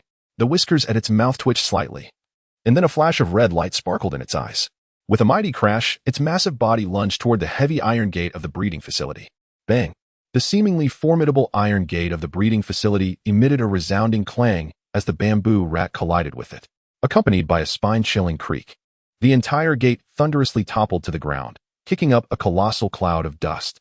Without a moment's hesitation, the bamboo rat dug its claws into the earth and sprinted toward the village, heading in the very direction where Han Feng and Wang Yingyu were situated. At that moment, Han Feng and Wang Yingyu were lounging in their RV, engaging in a casual conversation. Although the interior of the Unimog RV was relatively spacious, it was not conducive to creating two separate bedrooms. Thus, Han Feng lay on the small bed provided, while Wang Yingyu curled up on the sofa. You mentioned that those humans who have turned into zombies were affected by the apocalyptic virus. Is there any way to eradicate this virus? After discussing the reasons behind humanity's transformation into zombies, Wang Yingyu eagerly pressed for answers. I'm not certain, but I suspect that those who have become zombies cannot revert back, Han Feng replied, resting his hands behind his head with a hint of melancholy. Based on the intelligence he had gathered in his previous life, he had not heard of any faction developing a cure for the apocalyptic virus once someone was infected. It was essentially a death sentence. Just as Han Feng was about to elaborate, a familiar electronic voice echoed in his mind. The mechanical core has detected a high-energy life source approaching. Upon hearing this, Han Feng sprang from his bed in a single motion, rushing toward the RV's driver's cabin without even a word to Wang Yingyu. The detection of a high-energy life source instantly conjured a terrifying thought: mutated beasts. In the apocalypse, mutated beasts were even more fearsome than zombies. They were entirely impervious to the zombie virus and often evolved bizarre abilities. Coupled with their relatively large size, their combat prowess could easily overpower both zombies and human evolutionaries of the same rank. Furthermore, they could consume anything, whether zombies or human evolutionaries, devouring the energy within to nourish themselves and grow stronger.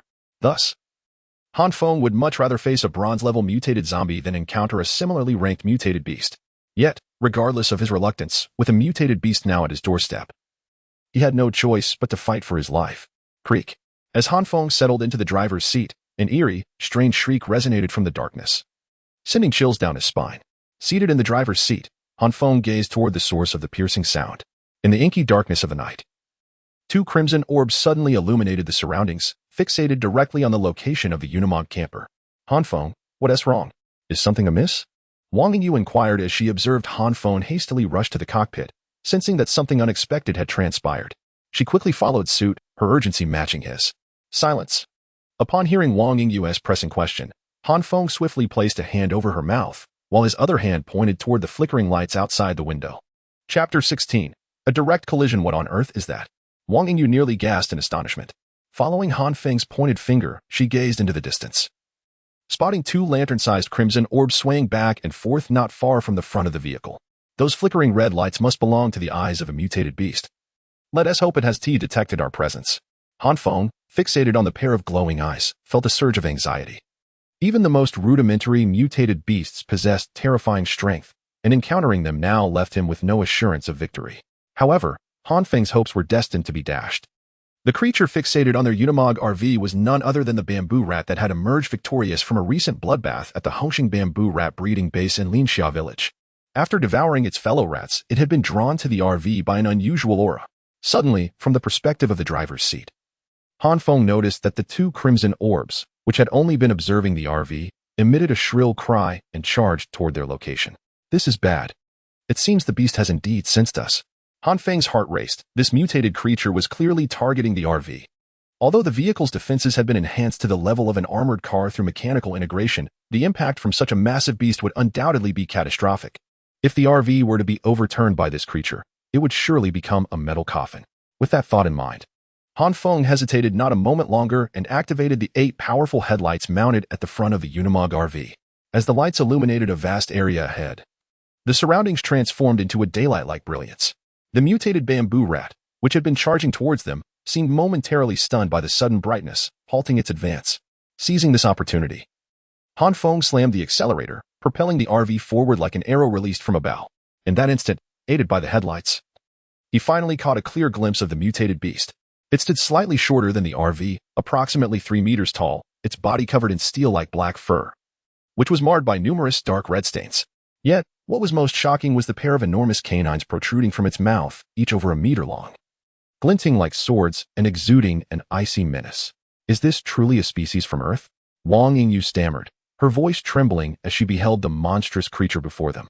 At that moment, Han Feng had no time to respond to Wang Yingyu's question. His hands gripped the steering wheel tightly, his foot pressed down relentlessly on the accelerator, and the RV roared as it sped along the mountain path. Let us hope this beast's speed isn't too swift. Having pushed the vehicle's speed to its utmost limit, Han Feng silently prayed, hoping to evade the mutated beast trailing behind him by relying on the speed of the Unimog camper. Alas, it seemed that the divine had turned a deaf ear to his pleas. The mutated bamboo rat, initially startled by the sudden burst of light, quickly regained its composure. With a flash of red in its eyes, it let out a roar and immediately surged towards the direction the Unimog had taken. The creature's speed was astonishing.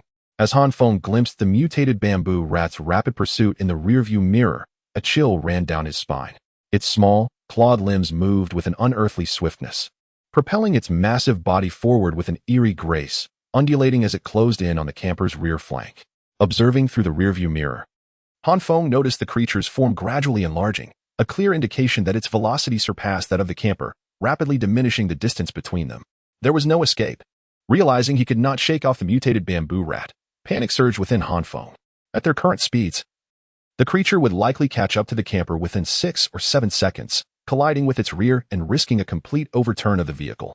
Thus, Han Feng's choice was singular. He would turn the vehicle around and confront the mutated bamboo rat head-on. With this thought, Han Feng hesitated not a moment longer. He slammed on the brakes and deftly twisted the steering wheel to the left. Upon braking, the rear wheels of the camper locked up, causing the back of the vehicle to swing out to the right. In a mere 2 seconds, the camper executed a spectacular 180-degree drift. Determined, Han Feng, now facing the rapidly approaching mutated bamboo rat through the windshield, felt a glint of cold resolve in his eyes. He yanked the control lever and pressed the accelerator to the floor. Brace for impact. Hold on tight, he shouted to Wang Yingyu beside him. As the Unimog turned and accelerated towards the mutated bamboo rat, the distance between them rapidly diminished, allowing Han Feng to clearly see a 20-centimeter-long wound on the creature's forehead through the windshield. Then, the collision occurred. With a thunderous crash, the Unimog camper collided violently with the mutated bamboo rat, eliciting a scream from Wang Yingyu. The tremendous force of impact sent the camper skidding uncontrollably to the side, stirring up a cloud of brown dust along amidst the intense friction between the tires and the ground. The impressive bulk of the Unimog motorhome, coupled with its relatively stable undercarriage, performed admirably. Remarkably, the entire vehicle did not overturn, merely being propelled several meters away. However, although the motorhome remained upright, the metallic bumper at the front and the windshield sustained severe damage. The once robust metal bumper was utterly crumpled and embedded into the front of the vehicle. Moreover, the windshield bore a network of cracks resembling a spider's web. Fortunately, during the integration of the mechanical core with the Unimog motorhome, the structural integrity was reinforced, and the thickness of the windshield rivaled that of bulletproof glass. Otherwise, it would have undoubtedly shattered into countless fragments at this moment. Chapter 17. Slaying the mutated bamboo rat. At this moment, Han Feng, despite being struck by a tremendous impact that left him seeing stars, resolutely endured the dizziness and raised his head to search for the trace of the mutated bamboo rat. The creature lay approximately 10 meters in front of the vehicle, having sustained severe injuries from the collision with the Unimog camper, seemingly worse off than it had been prior. Its once muscle body was marred by numerous gaping wounds, from which crimson blood flowed steadily, pooling beneath it like a small puddle. Most alarmingly, one of its incisors, resembling a drawn sword, had been shattered, leaving only a jagged remnant in its mouth. With a sharp screech, the fallen mutated bamboo rat seemed to notice Han Feng's gaze, attempting to rise and resume its assault on the Unimog. However, the extent of its injuries was evidently greater than anticipated. It struggled to stand, swaying precariously before collapsing once more, splattering blood across the ground. Fortuitously for Han Feng, this particular mutated bamboo rat had recently undergone a brutal evolution through cannibalism. Beneath its thick, dark fur lay many wounds from the earlier skirmish that had yet to heal. The impact from the collision had torn open these scabs, exacerbating its injuries. Had it been a fully evolved specimen without any injuries, such a collision would have only resulted in minor wounds rather than the severe damage it now sustained. Seeing the mutated bamboo rat attempt to rise sent a chill through Han Feng, but as it fell heavily again, his heart eased slightly. The visibly grievous state of the creature left Han Feng without hesitation. He retrieved the triangular compound pulley bow from beneath the driver's seat and vaulted out through the sunroof. Once outside the vehicle, Han Feng did not advance towards the mutated bamboo rat, aware that despite its injuries, it might still possess unpredictable abilities. Standing atop the vehicle, he took a deep breath and focused intently on the creature's forehead. Under normal circumstances, armed only with the compound bow and the bone-shattering arrowhead, he would have had little hope of inflicting significant damage. Yet, in the moment of collision, he had spotted a deep, bone-visible wound on the rat's forehead, which had now become his target. Having locked his gaze on the mutated bamboo rat, he quickly located the grievous injury. With no hesitation, he anchored himself firmly on the roof of the vehicle, drawing the bowstring back until it formed a crescent shape. With a sharp whoosh, he released the bowstring. The arrow, akin to a venomous serpent, soared through the air, penetrating the rat's forehead and burrowing into the deep, exposed wound. The already gravely injured mutated bamboo rat let out a piercing scream as an aluminum arrow, tipped with shattered bone, struck its forehead. Its lantern-like red eyes fixated fiercely on Han Feng, while its massive body trembled once more, seemingly attempting to rise in defiance. Such resilience in this creature's will to survive was remarkable. Upon witnessing the arrow embed itself into the rat's wound without delivering a fatal blow, Han Feng found himself shaking his head in disbelief at the beast's ferocity. Then, with a steely gaze, he raised his crossbow once more, aiming squarely at the creature's forehead. Whoosh, whoosh, whoosh. A rapid succession of 5 arrows flew forth. Only after the 5th arrow pierced the rat's injury did it emit a mournful cry before collapsing, reluctant to succumb. As the flicker of life extinguished from the rat's eyes, Han Feng, perched atop the vehicle, finally exhaled a sigh of relief, feeling utterly drained as he slumped down. Although he had merely fought a severely wounded mutated beast, the intensity of his focus had thoroughly depleted his mental reserves. After dispatching the creature, he could no longer maintain his composure and sat atop the vehicle, gasping for breath. After approximately 5 minutes of recuperation, Han Feng slowly rose and crawled back into the vehicle through the sunroof. Upon returning to the driver's seat, he observed that Wang Yingyu, seated beside him, remained unconscious. Instead of rushing to awaken her, he retrieved a carbon steel military knife, opened the door, and leapt out. Han Feng understood that within an hour after the death of a mutated beast, all its mutated energy would coalesce at the heart, forming a core of life, a repository of the beast's essence, imbued with immense energy. In this post-apocalyptic world, evolvers could utilize it to enhance their evolutionary levels. Before he crossed over, Han Feng had encountered a faction known as the second-generation evolutionists. Most among them awakened their powers through zombie cores, subsequently using the life cores of mutated beasts to elevate their evolutionary status, becoming formidable among human evolvers. However, Han Feng held such individuals in contempt. These evolutionists, possessing levels and energy but lacking practical combat experience, were mere weaklings, able only to prey upon those significantly inferior or even ordinary humans, posing no threat to true combat-ready evolvers. At this moment, the mutated bamboo rat had flipped onto its side, exposing its relatively vulnerable belly. Approaching the creature without hesitation, Han Feng raised his tactical knife and plunged it forcefully into the location of the rat's heart. With a sickening squelch, blood erupted from the wound like a fountain. Fortunately, Han Feng reacted swiftly, averting the spray of foul blood that would have necessitated an extensive cleansing to rid himself of its stench. As the blade penetrated the flesh, the hardness of the mutated bamboo rat's skin exceeded Han Feng's expectations. The carbon steel knife, when slicing through the skin of the mutated bamboo rat, experienced a distinct resistance, requiring considerable effort to breach its tough exterior. This was under the condition that the mutated bamboo rat was already deceased, had it still been alive. It is likely that such a blade would have been incapable of piercing its skin. Han Feng exerted significant strength to fully incise the skin at the rat's thoracic region. Once the blood had sufficiently gushed forth, a heart approximately 50 centimeters in diameter finally came into view before him. Chapter 18. The evolution of the RV. Upon the emergence of the mutated bamboo rat's heart, Han Feng hesitated not for a moment, plunging his knife into the heart, which was larger than an adult's head. Moments later, a life core, the size of a chicken egg and radiating a lustrous, translucent sheen, fell into Han Feng's palm. However, this life core appeared peculiar. As he gazed at it, a frown involuntarily creased his brow. A normal life core should gleam with crystal clarity from within.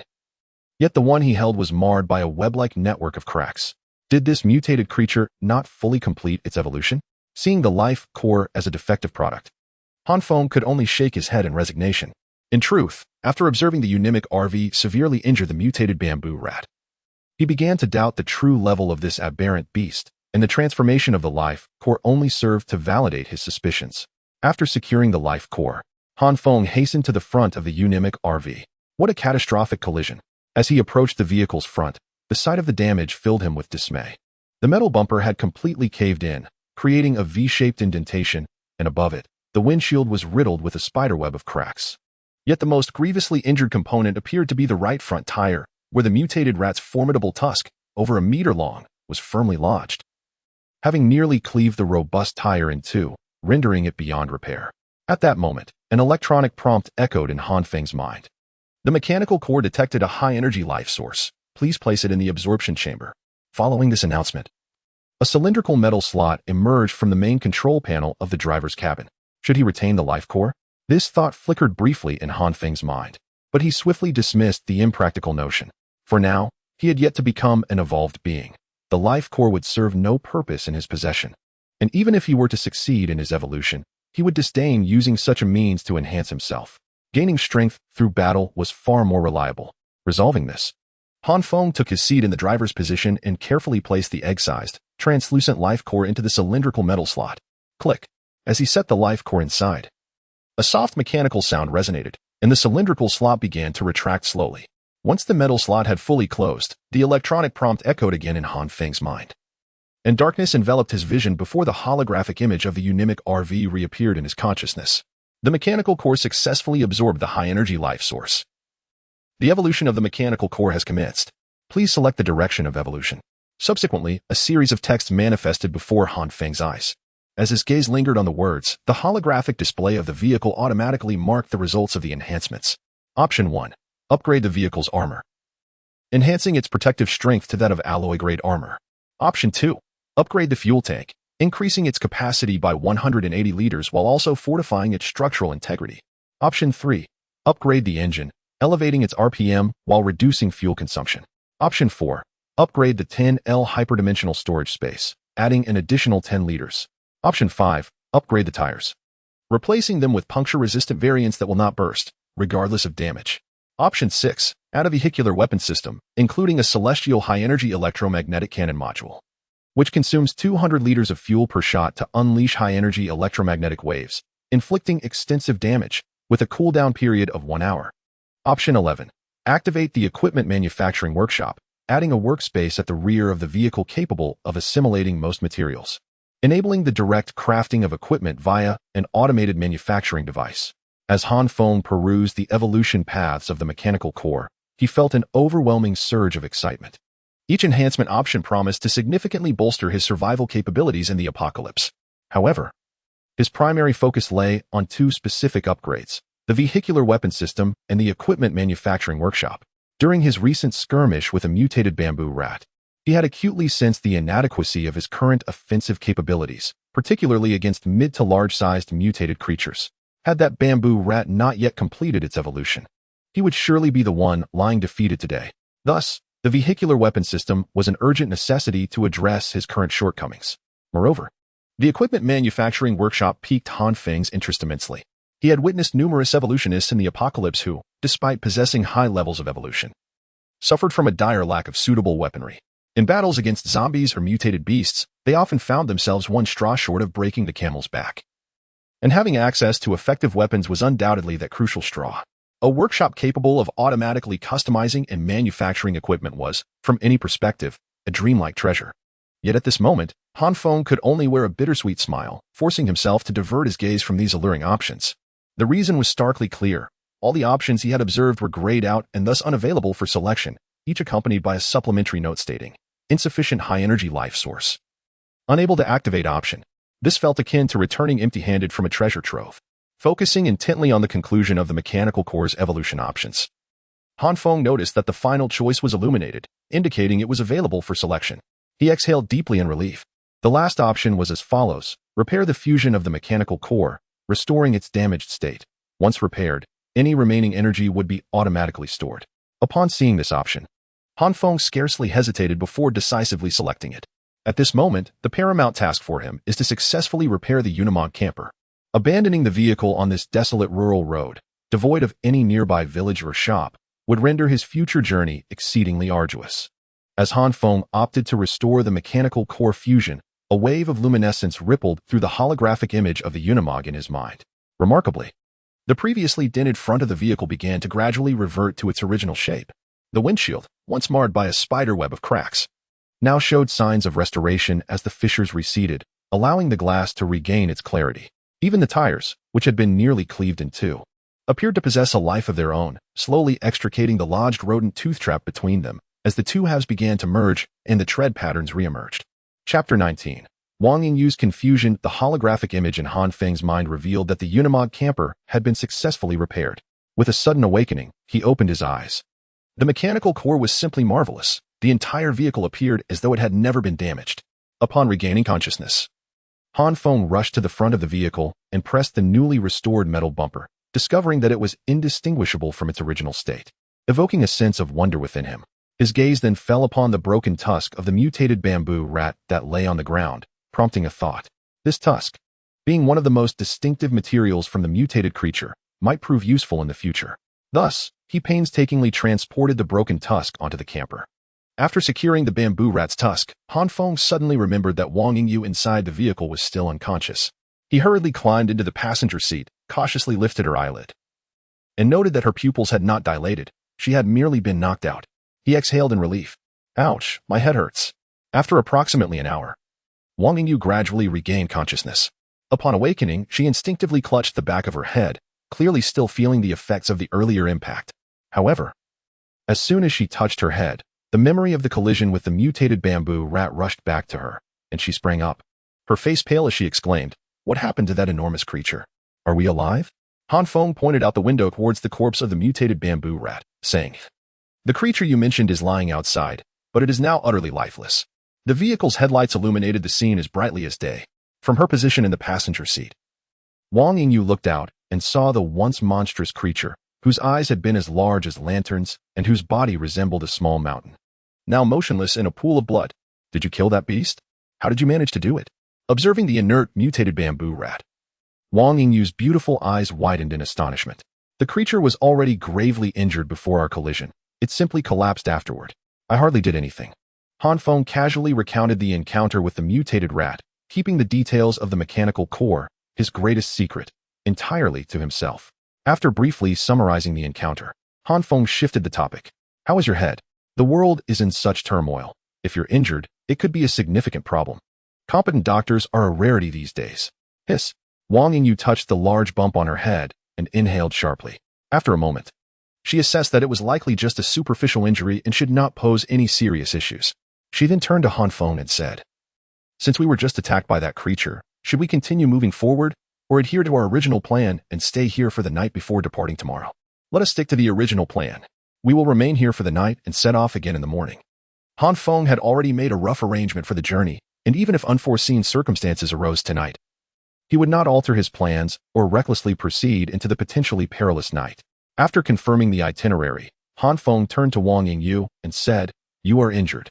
You should rest. Tomorrow, we may encounter unexpected challenges along the way. I will stay in the driver's cabin for a while to ensure everything is all right before returning to rest." Upon Wang Yingyu nodding and retreating to the living area at the rear of the RV, Han Feng twisted a knob on the control panel, extinguishing the vehicle's lights.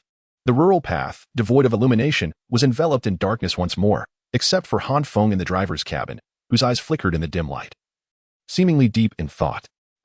Shortly after the sun rose the next day, a sharp scream reverberated throughout the RV. After a day filled with travel and evasion, Wang Yingyu was utterly exhausted. She had fallen into a deep slumber shortly after lying down. However, upon awakening and realizing her predicament, she could not help but scream.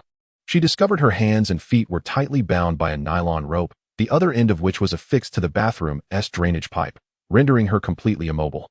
Did Han Feng intend to do something to me? The moment Wang Yingyu realized her hands and feet were restrained, her thoughts immediately turned to Han Feng. Yet, she swiftly dismissed this notion. Robbery? She had nothing of value on her, save for the clothes on her back. As for assault, she had witnessed Han Feng's battle with the zombies the previous day, If he truly had malicious intent, he would have acted while she was still awake. Even in a conscious state, she would have had little ability to resist, so it was unlikely that he would wait until she was asleep to bind her. As Wang Yingyu pondered the reason behind Han Feng's actions, he, who had been sleeping fully clothed in the driver's cabin, was roused by her scream. He quickly opened a small door leading from the driver's cabin to the living area. Stepping inside, Han Feng approached Wang Yingyu, crouched beside her, and with a serious expression, spoke, "You're awake. I know you must be bewildered as to why I bound you. I can address that question now." Before Wang Yingyu could inquire further, Han Feng continued, "I understand that upon seeing the large stockpile of supplies in the vehicle, you might question the reasoning behind such a collection, which seems illogical. I can assure you that I possess knowledge of certain underlying truths, prompting me to amass these provisions in preparation for long-term survival in this apocalyptic world." At this point, Han Feng paused, swallowed hard, and continued, "As for why I chose to bind you while you were asleep, I can provide an explanation for that as well. The reason is exceedingly simple. At 10 o'clock this morning, coinciding with the outbreak of the apocalyptic virus yesterday, all of humanity will undergo a second baptism by this cataclysmic plague. Those who survived the previous wave, if they fail to withstand this onslaught, will inevitably descend into mere instinctual existence as zombies." After articulating this, Han Feng fell silent, concealing further revelations from Wang Yingyu. He refrained from disclosing that during this second baptism, a select number of ordinary individuals will acquire extraordinary powers, transforming into evolved beings. In his previous life, he too attained evolutionary capabilities during this very phase, becoming one of the evolved. Among all of humanity, this unique group of evolved beings will, for the first time, grace the stage of this world following the tumult of the apocalyptic virus. Chapter 20. The second wave of the apocalypse virus with her hands and feet bound. Wang Yingyu fell silent after listening to Han Feng's explanation. Being astute, she immediately discerned the underlying implication of his words. He feared that she might not withstand the onslaught of the second wave of the apocalypse virus and could transform into a wretched creature, neither human nor ghost. Thus, he had temporarily restrained her. Observing Wang Yingyu's sudden quietude, Han Feng felt a pang of regret in his heart. He had no desire to keep her bound, yet the memories of the current wave of the virus loomed vividly in his mind. During this outbreak, he had briefly succumbed to unconsciousness before emerging as an evolved being. Should Wang Yingyu become a zombie while he was incapacitated, she could attack him, rendering all his plans in vain. Hence, his decision to subdue her was born of necessity. What if you do not survive this wave and become a zombie? While I manage to endure, would I not then face the horror of being devoured by you? Wang Yingyu pondered for a long time, her expression betraying no emotion as she voiced her inner dilemma. Rest assured, I shall not succumb to the virus. You need not worry on that front. Moreover, the ropes binding you are not tied too tightly. If you invest 4 or 5 hours, you should be able to free yourself. Should anything happen to me, you will surely have the means to escape.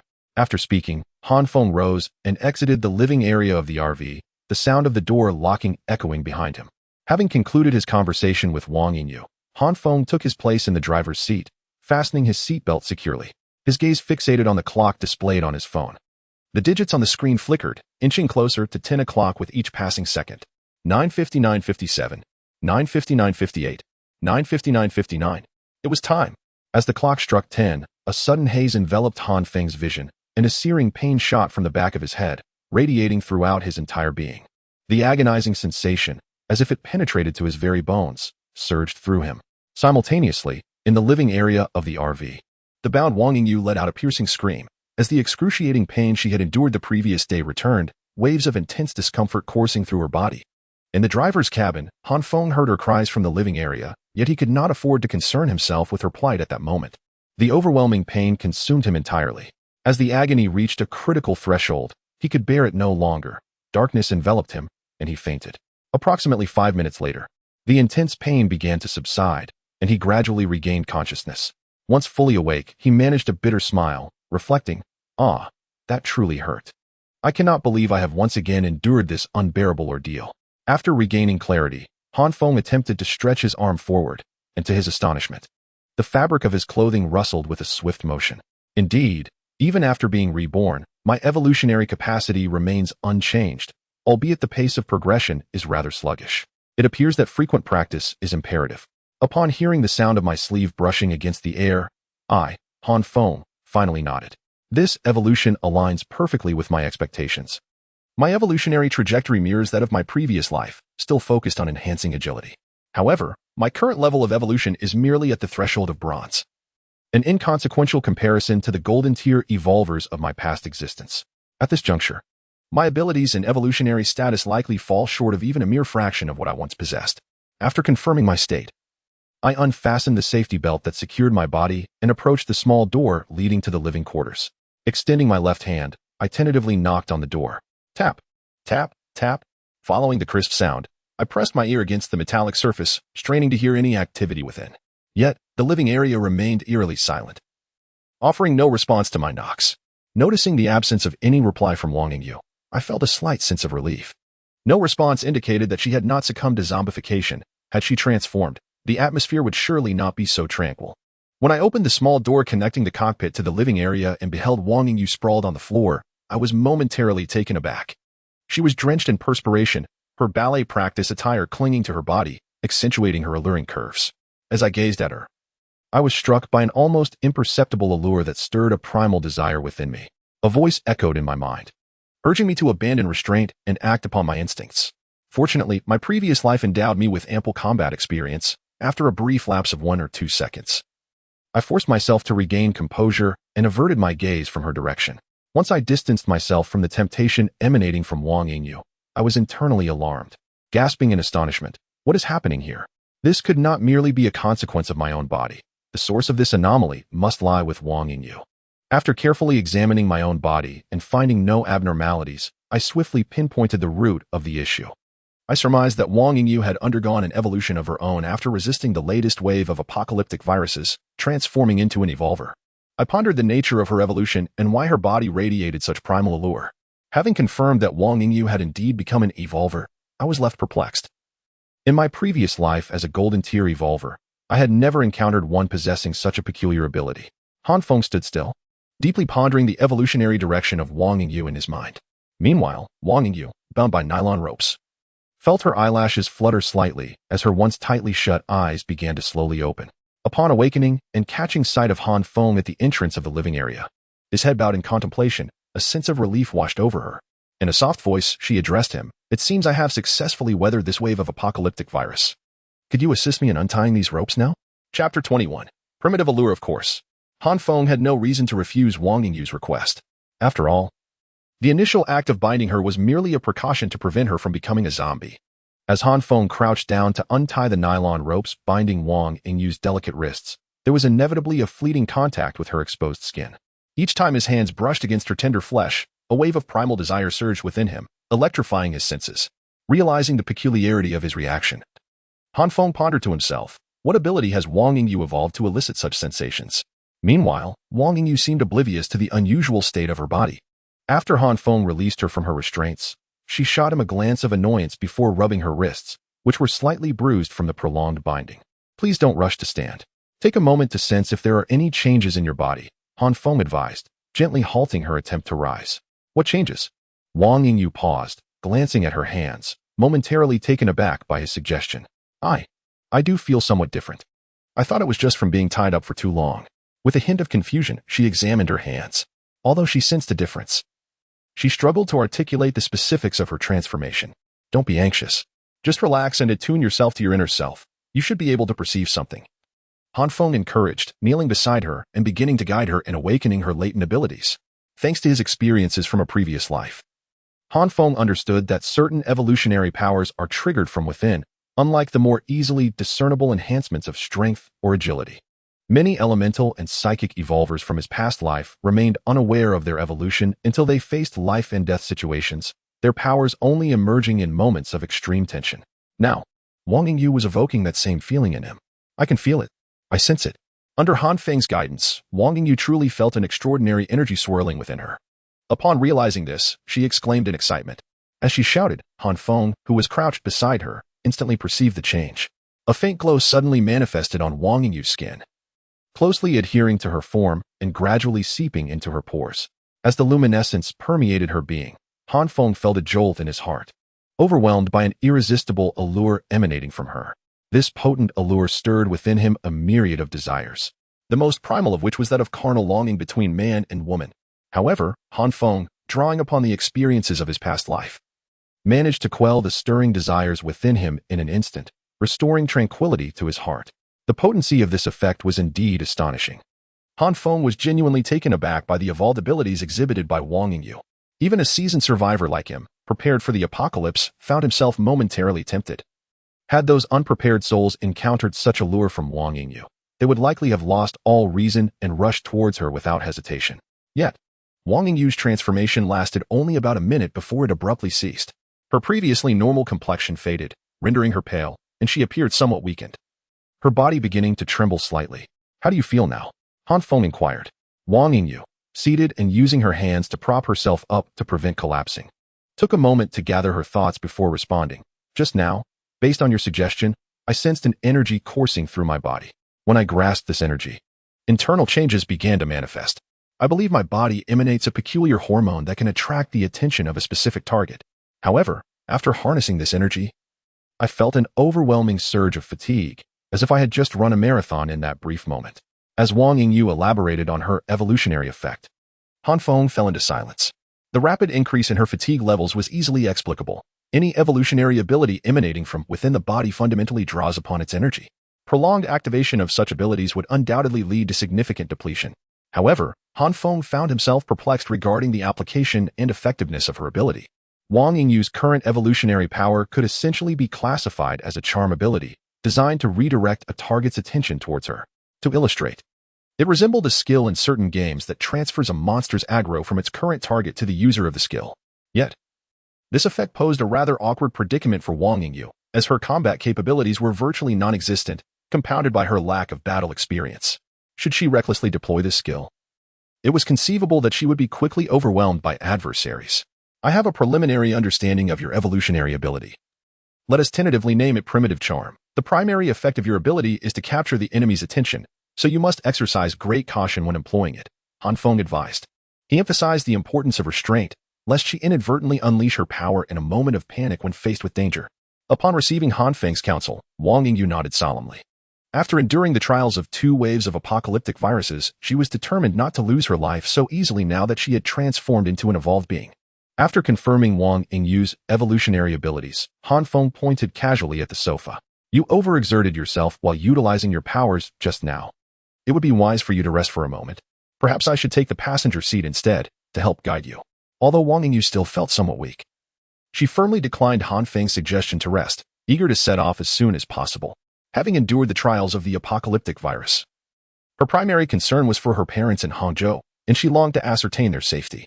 "Very well, but do let me know if you find yourself unable to continue," Han Feng remarked, watching as Wang Yingyu stood up, gritting her teeth. He refrained from further persuasion and silently returned to the driver's seat, turning the ignition key. Chapter 22.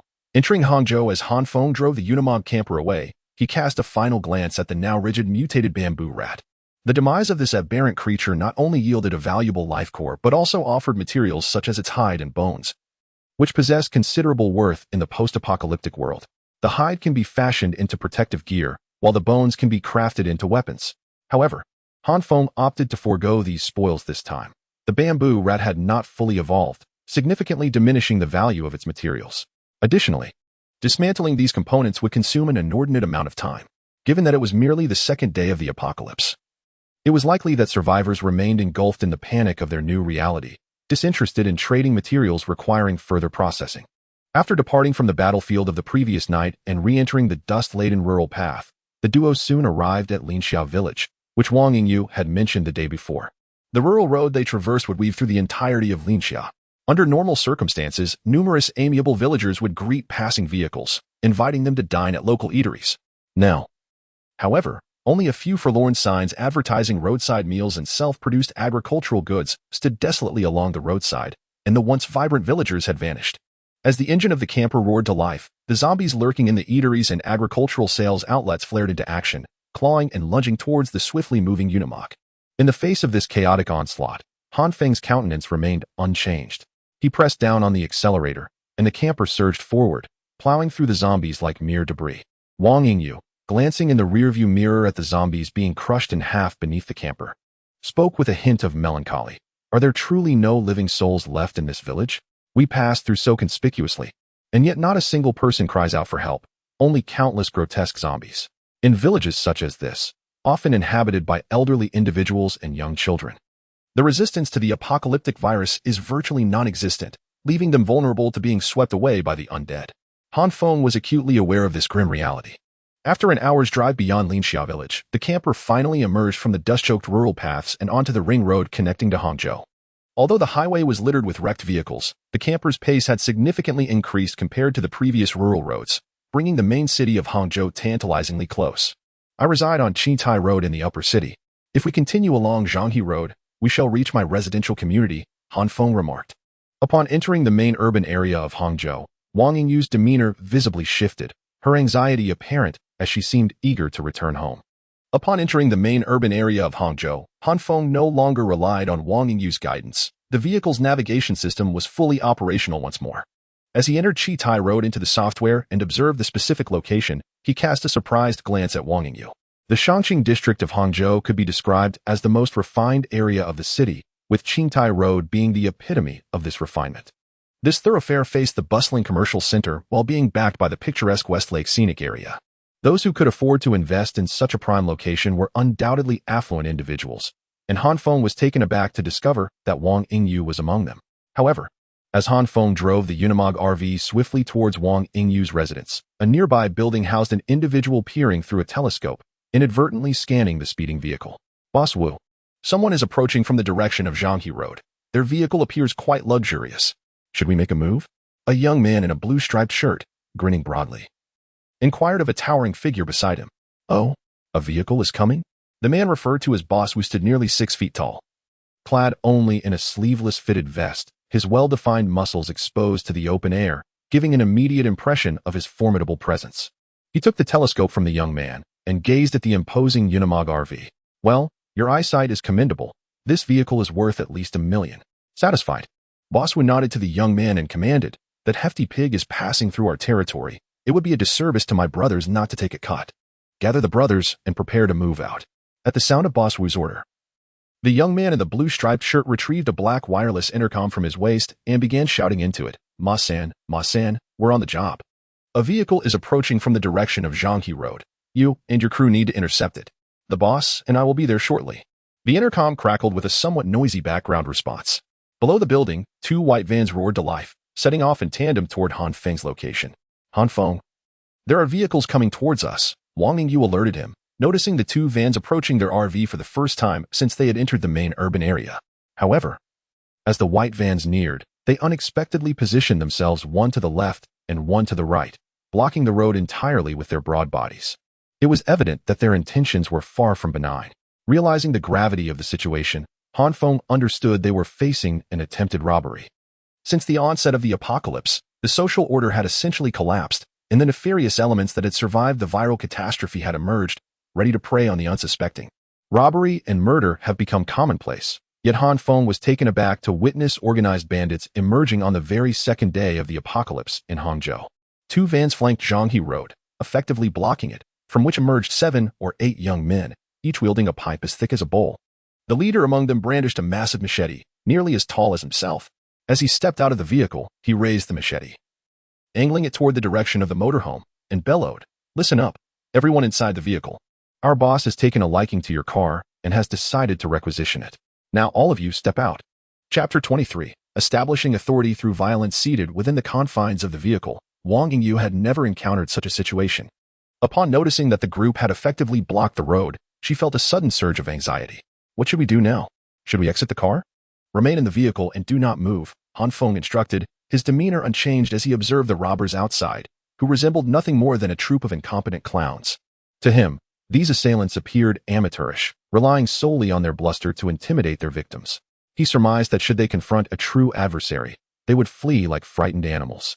At that moment, the van surrounding Han Feng was led by a man named Ma San, who, noticing that the Unimog RV had come to a gradual halt, became increasingly irate as the occupants showed no intention of exiting. "You in the front vehicle. I command you to get out. Are you deaf?" he shouted. Inside the vehicle, Han Feng watched Ma San brandishing a machete and shouting frantically. He turned to Wang Yingyu and remarked, "Since the onset of the apocalypse, the world has transformed. There is no longer a delineation between good and evil. Our reliance must shift from order to the strength we wield ourselves." With that, he retrieved a crossbow from beneath his seat and opened the RV's sunroof, leaping out from the top. "Hey, Brother Ma. Why is that person from the RV coming out of the sunroof?" Is the door broken? Exclaimed a man standing in front of the van, clutching a metal pipe, as he observed Han Feng's unexpected emergence. Damn, get down, shouted Ma San, who stood at the forefront of the group, his eyes narrowing in recognition of the crossbow in Han Feng's hands. At that moment, he realized that the occupants of the RV were no ordinary individuals. As Ma San yelled to his men, Han Feng had already completed his aiming, the crossbow drawn back like a crescent moon. His target was none other than Ma San himself, who, just as he contemplated fleeing, caught a glimpse of a dark projectile hurtling towards him. A singular thought raced through his mind. It's over. The arrow Han Feng loosed flew like a massive black serpent, striking Ma San directly in the right eye with such force that it penetrated through his skull, leaving behind a gaping hole the size of a thumb. Ah, Brother Ma has been killed. Everyone, run. The once boisterous thugs wielding metal pipes, now thoroughly astonished by the swift execution of their leader, Ma San, fled in terror towards the van.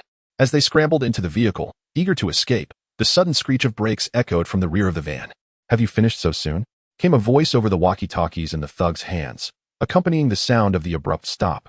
Wu Yu, you sent us to intercept a vehicle that harbored a dangerous individual. Brother Ma was just slain by him, and that man possesses a bow and arrow. We are unable to contend with him. The ruffians who had crowded into the van could easily discern the identity of the voice over the walkie-talkie, and they promptly recounted the events that had transpired in trembling tones. Wu, along with a young man clad in a blue striped shirt, had only just arrived when he heard the news of Ma San's murder over the walkie-talkie.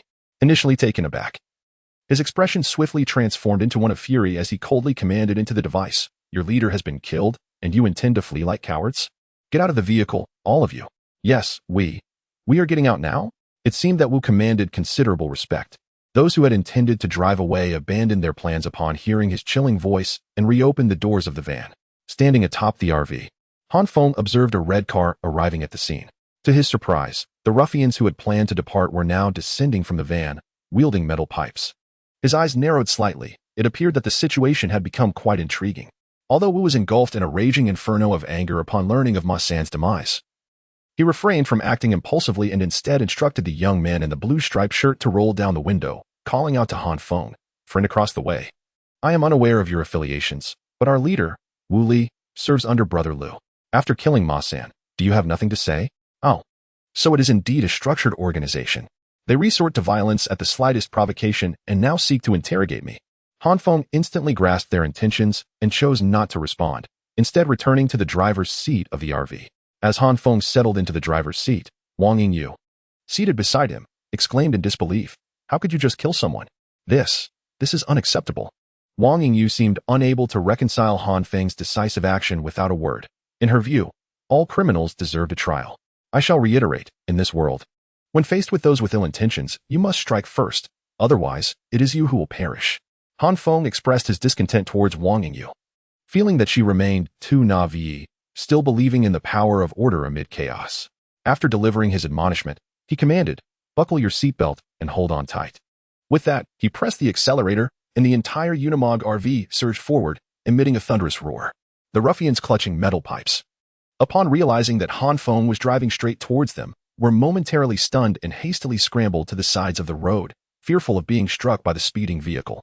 Upon hearing his esteemed title, the previously composed Wu Li, who had been calculating his moves with the precision of an abacus, was taken aback when the other party, rather than engaging, silently retreated to their vehicle and initiated the departure, unable to contain the fury brewing within him. He shouted into the intercom, how dare you disregard my presence? Everyone, get in the vehicle and ram him with the van. Despite the imposing and formidable appearance of the Unimog RV, Wu Li was not entirely unprepared, as long as the adversary was not operating an armored vehicle. He was confident in his ability to force them to a halt. Chapter 24, the grand era of luxury. The Unimog RV, with an air of formidable dominance, collided with the two white vans, which had previously blocked Zhanghe Road from either side, seemingly losing their nerve. The two vehicles yielded, creating a passageway for the Unimog RV driven by Han Feng. Once the RV maneuvered through the gap, the previously retreating white van swiftly converged again, sandwiching Han Feng and his companions in a tight embrace. Open the door, scatter the nails. After the Unimog RV passed, Wu Li deftly maneuvered his vehicle to closely trail behind it. Observing the two vans flanking the Unimog RV, he promptly issued commands to his subordinates via the intercom. Han Feng, their doors are opening. Wang Yingyu, seated in the passenger seat, anxiously fixated on the rearview mirror. Upon noticing the doors of the vans ajar, she urgently called out to Han Feng. "Rest assured, I see it." Han Feng, too, discerned the movements of the vans from the mirror, his eyes flashing with a glint of cold determination.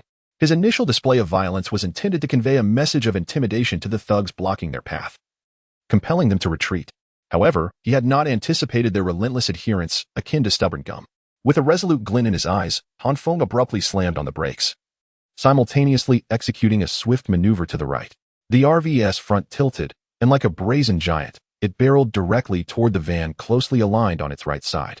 "Damn, the driver of that vehicle is a lunatic." Wu Li, trailing closely behind the two white vans, observed the unfolding scenario with clarity. He was taken aback when he saw the black RV suddenly decelerate and crash into the right-side white van, exclaiming in astonishment.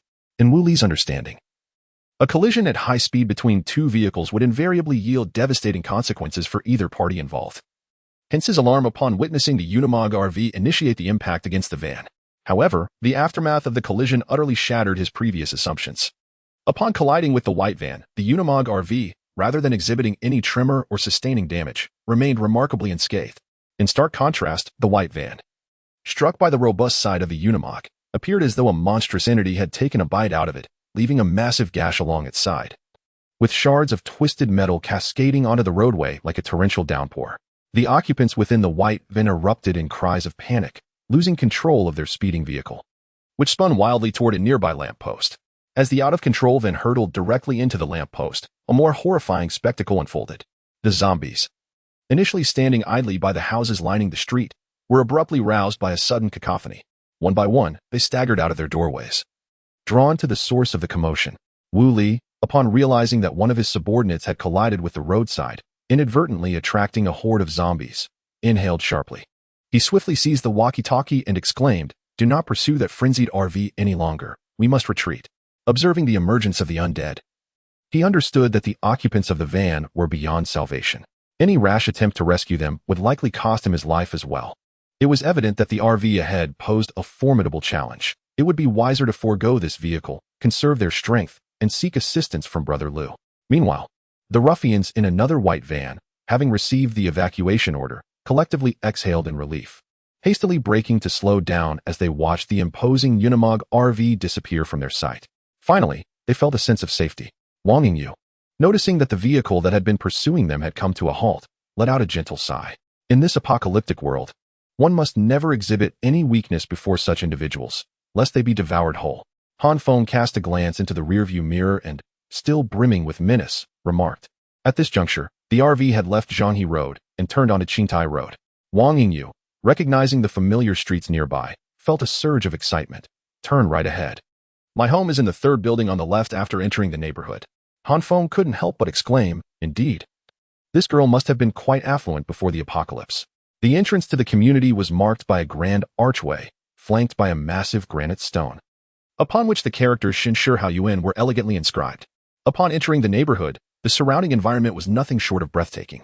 The entire community was composed of detached villas, adorned with brick-red glazed roofs that complemented the beige stone walls, rendering each villa remarkably grand. Furthermore, the lush greenery was abundant. With every few steps, one would encounter a robust cherry blossom tree, and between each villa lay expansive lawns, making one feel as though they were immersed in a natural wilderness. The neighborhood's refined and upscale ambience, coupled with its prime location adjacent to West Lake, led Han Feng to surmise that each villa here must have been worth no less than 9 figures before the apocalypse. "We have arrived. This is my home," Wang Yingyu directed as Han Feng gradually brought the RV to a halt, just as the vehicle came to a standstill. An impatient Wang Yingyu was eager to fling open the door and rush home. "Wait, something's amiss." Before she could grasp the door handle, Han Feng firmly seized her arm. A zombie clad in a security uniform, drawn by the sound of the vehicle's arrival, emerged from behind a cherry blossom tree. Upon spotting the zombie, Wang Yingyu's heart raced, and her anticipation of reuniting with her parents caused her mind to momentarily cloud. "What now? Do you intend to shoot that zombie with a bow and arrow?" Realizing her impulsiveness, Wang Yingyu promptly withdrew her hand from the door, casting a hopeful glance at Han Feng. "Let us put my newfound abilities to the test. Please take your seat in the vehicle." Upon spotting the solitary zombie clad in a security uniform rushing toward the RV, Han Feng confidently gripped his tactical dagger and descended from the vehicle. The zombie, which had been ambling slowly towards the RV, suddenly caught the scent of the living. It was as if it had been invigorated, emitting an incomprehensible roar, its pace quickening significantly as it charged directly towards Han Feng's position. Prepared for any eventuality, Han Feng faced the roaring zombie without a trace of fear, a subtle smile gracing his lips. He summoned strength in his calves, propelled himself off the ground, and surged forward like a bolt of lightning towards the location of the security zombie. Chapter 25. A sudden turn of events at this moment. Seated within the confines of the vehicle, Wang Yingyu gazed in astonishment at Han Feng's movements, her hand instinctively covering her mouth. In her eyes, an extraordinary surge of energy enveloped Han Feng, propelling him forward with breathtaking speed, reaching the zombie in the blink of an eye. Were Han Feng to be cast upon the vast plains of East Africa, even the swiftest creature on Earth, the cheetah, would find itself trailing behind, choked by its own dust.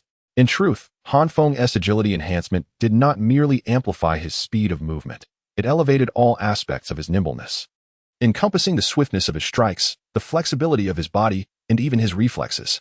As he approached the zombie clad in a security uniform, he acutely felt the transformation within himself. The zombie, despite its formidable claw strikes, was utterly incapable of matching his velocity, its lethal blows landing futilely in empty air, failing to inflict even the slightest harm upon him. Conversely, Han Feng found himself presented with countless opportunities to plunge his tactical knife into the zombie's skull. After circling the zombie twice and gauging his newfound strength, Han Feng ceased his delay. With a rush of wind, he drove his tactical knife directly through the creature's head. Observing Han Feng retrieve his weapon from the zombie's skull and saunter back, Wang Yingyu realized that he had successfully dispatched the creature. Eagerly, she flung open the car door and dashed out, her strides a blur as she raced towards her villa. To her surprise, the door was ajar. Upon reaching her home, Wang Yingyu discovered that the grand entrance was merely left slightly open, not locked, and an unsettling thought flickered through her mind. "I'll go in first, you follow me," she declared, attempting to push open the door. However, Han Feng swiftly grasped her hands, lowering his voice as he cautioned her. With his extensive experience in surviving apocalyptic scenarios, he understood the peril of entering an unknown dwelling. Should he be the first to enter, he could adapt swiftly to any situation, whereas Wang Yingyu, as a novice, might find herself cornered by a zombie with no chance for escape. After exchanging places with Wang Yingyu, Han Feng forcefully pushed open the alloy security door and quickly slipped inside. Upon entering, the scene that met his eyes caused his brow to furrow with concern. Wang Yingyu's home, impeccable in location and environment, boasted opulent decor, highlighted by a grand crystal chandelier suspended from the vaulted ceiling and intricately patterned carpets adorning the floors. However, as Han Feng stepped inside, he was struck by the chaos that had ensued. The coffee table was littered with scattered fruit, and the wall-mounted cabinet had been flung open, its contents of red wine strewn haphazardly across the floor, staining the carpet in crimson. This was undoubtedly the work of humans, not zombies. Han Feng instantly recognized that the disorder within the room bore the unmistakable marks of human interference, a stark contrast to the instinctual behavior of the undead. As Wang Yingyu followed Han Feng into the house, she was taken aback by the chaotic scene within. Her heart raced as she realized the disarray. Having found no signs of life on the first floor, she dashed towards the bedrooms on the second floor. "Dad!" Upon entering one of the rooms, her heart sank as she beheld a horrifying sight. A middle-aged man, exuding the aura of a successful individual, lay bloodied on the bed. The blood that had pooled beneath him had thoroughly stained the sheets, darkened by the passage of time, and a foul odor permeated the air. At that moment, Wang Yingyu felt no revulsion towards her father, whose body was drenched in blood. Instead, she ran to the bedside and embraced the lifeless form of her father, whose body was cold and reeked of decay, and she broke down in anguished tears. Han Feng, standing behind her, pressed his lips together but remained silent, observing her sorrowful silhouette. After about 5 minutes, noticing that Wang Yingyu seemed still lost in her grief, he took a step forward, gently patting her back and speaking softly. "You must stop crying for now. We need to search for your mother." At the sound of his words, Wang Yingyu jolted back to reality. Her father lay dead in the room, but what of her mother? Without hesitation, she rushed out of the room, beginning her frantic search for her mother's whereabouts, room by room. Meanwhile, Han Feng remained still, crouching to scrutinize Wang Yingyu's father's corpse. After a lengthy search, Wang Yingyu returned breathlessly to Han Feng's side. Having scoured the house without a trace of her mother, it was as if she had vanished into thin air.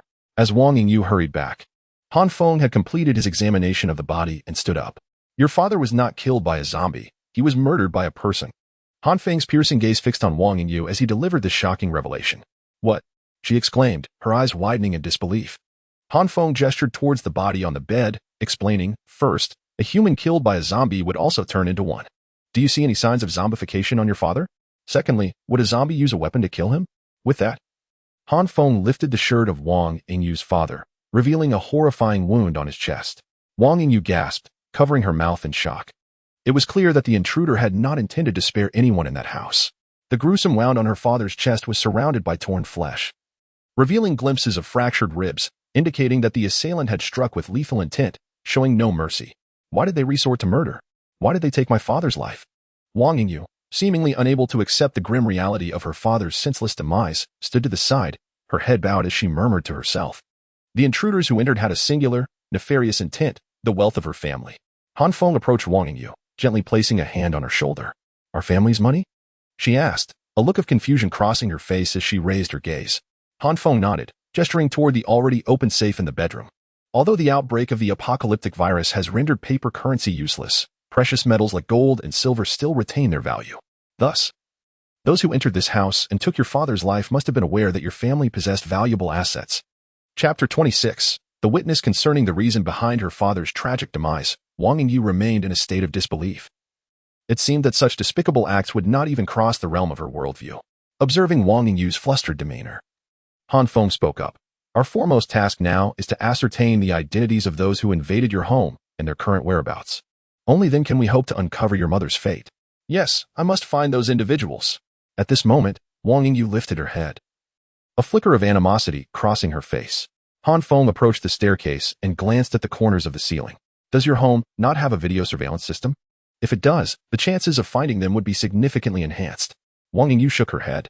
My father once mentioned that important clients would occasionally visit our home, and installing a monitoring system would be inconvenient, so we never set one up. Upon hearing her explanation, Han Feng pondered for a moment. Initially, he had assumed that affluent families like Wang Yingyu's would always employ some form of technological safeguards, yet he was taken aback to discover the absence of such measures. Then we shall have to search the neighborhood and see if we can locate any witnesses. Given the circumstances, Han Feng found himself at a loss for better strategies. He could only do his utmost and leave the rest to fate. What about my father? Wang Yingyu cast a glance at the lifeless body in the bedroom, her voice tinged with reluctance. Han Feng followed her gaze and sighed. The reality is that your mother might still be alive, while your father cannot return. Every second is of utmost importance. Your father must lie peacefully here. Understanding the gravity of time, Wang Yingyu clenched her teeth and dashed into the bedroom. After embracing her father one last time, she swiftly exited the room and said to Han Feng, let us go. Once back in the Unimog camper, Wang Yingyu fell into silence. Han Feng took his place in the driver's seat and pressed the accelerator. However, he was not in haste to leave the neighborhood. Instead, he intermittently honked the horn. Indeed, with each press of the horn, the previously tranquil neighborhood erupted as if cold water had been splashed onto hot oil. The zombies, who had been hiding within the villas and green belts, were drawn out by the piercing sound, rushing forth from their concealed spots. As they emerged, they surged towards the camper with frenzied abandon, and soon, 2 or 3 dozen followed closely behind the Unimog. After circling the neighborhood several times and estimating that he had lured out the majority of the zombies, a glint of cold determination flashed in Han Feng's eyes. It appears to be sufficient. As the zombies battered against the vehicle's doors, Han Feng accelerated, and the already massive Unimog camper charged into the throng of the undead like a prehistoric beast. The ordinary zombies, facing the imposing Unimog RV, exhibited no resistance whatsoever. As they were mercilessly knocked down, the vehicle's wheels ruthlessly crushing their bodies and leaving splatters of dark crimson blood on the ground. Han Feng observed the fallen zombies. Aside from a few unfortunate souls whose heads had been crushed under the wheels, resulting in instant death, the remaining zombies, exhibiting astonishing vitality, crawled slowly towards the RV. However, this scene was sufficient for Han Feng. Gripping his tactical knife with one hand, he leapt from the RV and charged towards the approaching horde of zombies. With the sound of slicing flesh echoing around him, Han Feng surged into the throng, moving with the swiftness of lightning, his body darting through the mass of undead. Only the sound of his knife-piercing skulls resonating in the air. After dispatching the entire horde, he flicked the blade, sending a spray of dark red blood flying. With the traces of battle cleared, Han Feng fixed his intense gaze upon a villa within the community, muttering to himself, they should be coming out now. Indeed. As soon as his words fell, a man clad in a security uniform swiftly flung open the villa's door. dashing towards Han Feng with an urgency that suggested he was expending every ounce of strength. Earlier, while enticing the horde with his RV, Han Feng had noticed someone persistently watching from within the house. Otherwise, he would not have bothered to eliminate the zombies. Upon reaching Han Feng, the breathless security guard immediately inquired, "Brother, are you one of the people sent by the government?" It was understandable for the man in uniform to think this, given that Han Feng had driven a formidable-looking RV, luring nearly all the zombies away from the community and systematically exterminating them, an act that could easily be mistaken for a special government operation. "You're mistaken," Han Feng replied, shaking his head at the security guard. The guard appeared taken aback by Han Feng's denial, momentarily at a loss for words. After a brief pause, he nervously implored, "Then, could you please take me with you? I'm begging you." He had witnessed the entire process of Han Feng slaying the zombies from the villa and understood that attempting to force his way onto the RV would likely result in his immediate demise at the hands of this fearsome man. "You're welcome to join, but I have a few questions to ask you," Han Feng said, sizing up the fidgeting man before him and nodding slightly. "All right. As long as you let me on the vehicle, I will answer anything," the guard eagerly replied upon seeing Han Feng's nod. Han Feng led the security guard back to the Unimog RV, instructing him to sit between the driver's and passenger's seats. He then pointed to Wang Yingyu and asked, "Since you work as a security guard in this community, do you recognize this young lady beside me?" The security guard scrutinized Wang Yingyu carefully, pondering for a moment before uncertainly stating, "This appears to be Miss Wang from Building 3, though it seems she seldom returns." Upon realizing that the guard recognized her, Wang Yingyu eagerly inquired, "If you know me, then you must surely know my father." The guard replied promptly, "Of course, Mr. Wang is quite the affluent businessman. We in the community are well acquainted with each homeowner." However, as he began to elaborate, the guard abruptly fell silent, seemingly struck by a sudden thought. Chapter 27. The identity of the raider. Upon observing the security guard fall silent and cast his gaze downward, Han Feng's expression darkened, and his tone swiftly turned frigid. "What I wish to inquire about is who visited Boss Wang's residence after the disaster erupted." The guard, seemingly grappling with the gravity of revealing the truth, stammered, This. As Han Feng's demeanor grew increasingly stern, the security guard fidgeted with his hands, still reluctant to utter a word. "If you are unwilling to speak, I can easily send you down to meet those zombies. They would be delighted to keep you company." Han Feng's voice took on a chilling edge. Faced with the threat of being cast aside, the guard steeled himself and finally relayed the sequence of events. On the day the calamity struck, shortly after noon, amid the chaos gripping the city, Brother Lu led a band of followers into the community, systematically looting valuable possessions from each household. All the men in the villas were ruthlessly slain, while the women were taken away. I managed to escape this fate by hiding in the basement when I saw them approaching. That is all I know. Please do not cast me out of the vehicle. The guard bowed repeatedly, pleading with Han Feng to spare him from abandonment. Brother Lu? This name was now familiar to Han Feng. It was the same group that had attempted to rob him on the road, claiming allegiance to Brother Lu as well. "We do not know this Brother Lu." Wang Yingyu immediately shook her head upon hearing that Brother Lu had ravaged the entire community. "Speak plainly. What is Brother Lu's situation? Tell me everything you know." After Wang Yingyu's denial, Han Feng shifted his gaze back to the security guard. Under Han Feng's persistent questioning, the guard's face betrayed a flicker of fear. Brother Lu can be considered a kingpin of the underground world in Hangcheng. Before the disaster, he owned numerous enterprises, nearly all KTVs, massage parlors, and car washes in the upper city had his shares. Without his consent, such establishments could not operate, and if they dared to, they would be demolished by the following day. Calling the police would be futile. After relaying this information, the guard glanced towards Wang Yingyu and continued, "Before the calamity, the business owners in the community were aware of this figure, yet everyone maintained a distance, not wishing to interfere. No one anticipated that once the disaster struck, Brother Lu would act so swiftly, decimating the entire community." Upon hearing the guard's explanation, Han Feng gained a clearer understanding of Brother Lu. He was a significant player in the underground dealings of Hangcheng, adept in both legal and illicit enterprises, commanding a loyal and fierce group of enforcers. Following the outbreak of the viral catastrophe, Brother Lu likely perceived his opportunity and promptly ravaged Hangcheng's wealthiest district, amassing a fortune to solidify his power. With this newfound intelligence regarding Brother Lu, Han Feng cast a sardonic smile at the bowing guard. "Given your extensive knowledge of Brother Lu, you must have some idea of where his men might be located." Upon hearing Han Feng's words, the security guard, who had been bowing in deference, abruptly halted his gestures and exclaimed with a bitter expression, "Brother Lu sent someone to our community to inquire about the businessmen residing here, hoping to explore potential collaborations. However, this is all orchestrated by our manager. I am merely an employee." What do I know? Oh. Han Feng continued to scrutinize the guard with a dubious gaze. Under Han Feng's intense scrutiny, the guard gradually lowered his head. Once, while drinking with our manager, I overheard that Brother Lu has a clubhouse by West Lake, named the Grand Tycoon Private Club. He frequents that place, but beyond that, I truly know nothing else. I believe we should pay a visit to the Grand Tycoon Club. After the guard could no longer provide any useful information, Han Feng pressed the accelerator, shifting his attention to Wang Yingyu, who sat in the passenger seat. Yes, I will not let those who killed my father go unpunished. Wang Yingyu nodded emphatically, indicating that her father's death had profoundly affected her. At that very moment, as Han Feng and Wang Yingyu rushed into the Shengshi Haoyuan, a red car and a white van gradually came to a halt in front of a 5-story building by West Lake. This building, covering approximately 3,000 square meters, is a rare acquisition in the prime real estate of West Lake, a testament to the immense wealth of its owner. The architectural design of the entire edifice, clearly crafted by a master, features European-style marble columns supporting the structure, while the vintage marble exterior exudes an understated luxury. This is the lair of one of Hangzhou's underworld power brokers, Brother Lu's Grand Tycoon Private Club. Boss Wu, are we really going to seek out Brother Lu? The last time I met him, I felt uneasy for days. A young man, dressed in a blue striped shirt, had just exited the vehicle and grimaced as he spoke to a burly man beside him, clad in a sleeveless, form-fitting shirt that showcased his muscular physique.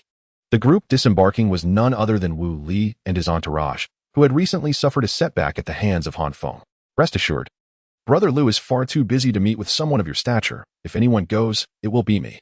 Wu Li, noticing the timidity of his subordinate, felt a surge of irritation and slapped the young man in the blue shirt. In truth, Wu Li himself harbored a sense of trepidation about approaching Brother Lu for assistance. Ever since the outbreak of the apocalyptic virus, many humans had transformed into terrifying zombies, and a significant portion of Wu Li's original crew had succumbed to this fate. Approximately half of his men had become mindless undead, leaving him with only a few loyal subordinates, his entire remaining strength. He had recently attempted to rob what appeared to be a lavish RV, only to encounter a formidable adversary, resulting in the loss of half of his living forces. Now, he was uncertain how he would account for this to Brother Lu. Nevertheless, despite his apprehensions, Wu Li summoned his courage, gesturing for his men to enter the Grand Tycoon Private Club. What? You intend to go to Brother Lu's club to rescue someone? Initially, the security guard, who persistently bowed and hoped for Han Feng's mercy, was taken aback upon overhearing the conversation between Han Feng and Wang Yingyu, causing his expression to shift dramatically as he exclaimed in shock. Could you possibly let me off right here? The guard, perhaps considering the prospect of confronting the fearsome Lu Gu far more daunting than facing the zombies, hastily implored Han Feng to stop the vehicle as they passed a supermarket.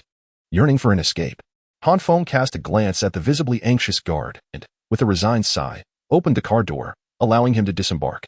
Watching the guard slowly retreat into the supermarket, Han Feng's gaze sharpened. It became evident that Lu Gu wielded considerable influence, compelling this guard to prefer the threat of zombies over venturing into his lair. Chapter 28. The Tycoon's Private Club. As Wu Li and his subordinates entered the opulent private club, the illumination gradually dimmed. The relentless onslaught of zombies had long since incapacitated the power plant, rendering even the Tycoon's establishment devoid of electrical supply. Who goes there? A wary voice inquired from around the corner, accompanied by the distinct sound of a firearm being cocked. Brothers, don't be alarmed. It's me, Wu Li. I've come to report to the boss. Wu Li quickly raised his hands and stepped into a slightly brighter area, ensuring the guard in the shadows could clearly see his face. What brings you here? Didn't the boss instruct you to secure the Zhanghe Road and capture some plump sheep?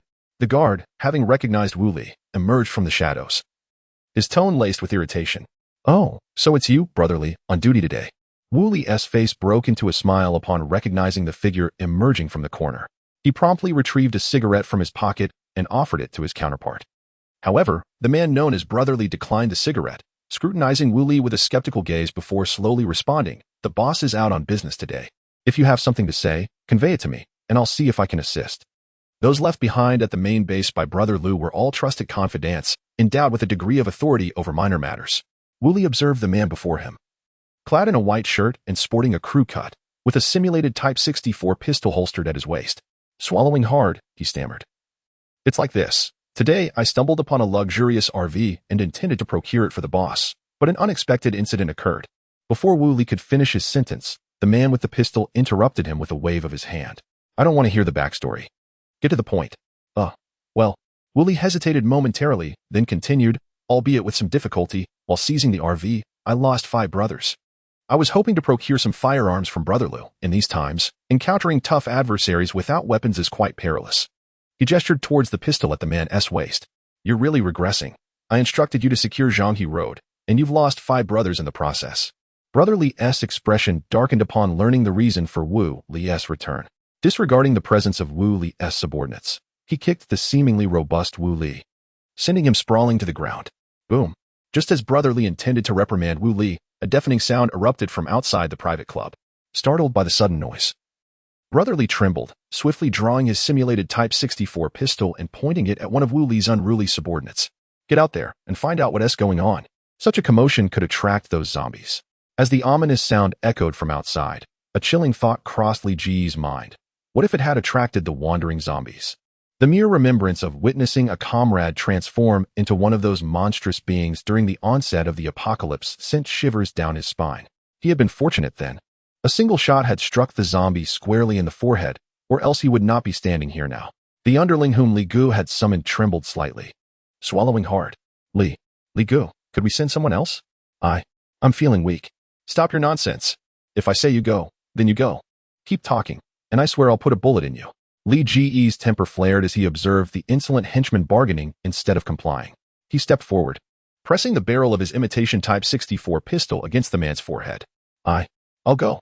The underling, after a moment of hesitations, dryly eyed the dark muzzle pressed against him, steeled himself, and sprinted towards the entrance of the club. Upon reaching the entrance, he cautiously peered out, scanning the surroundings. After discerning the situation, his pupils constricted, and he quickly withdrew his head, pivoting to run towards Wu Li. Not good, not good. Wu Lada. Something has happened outside.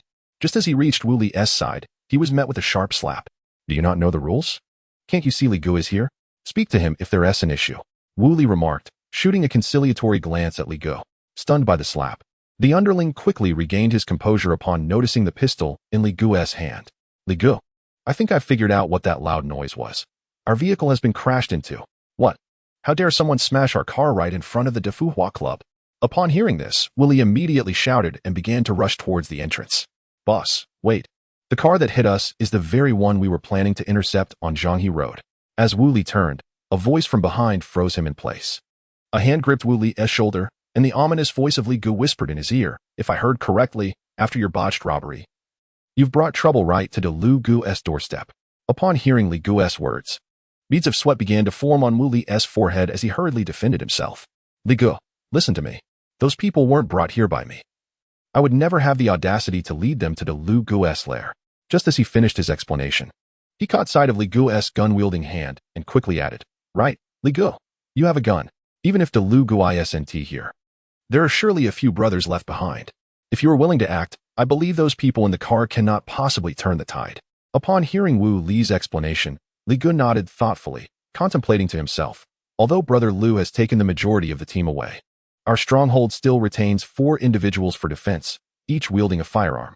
As long as the approaching vehicles are not armored, their weapons suffice to transform the opposition into mere Swiss cheese.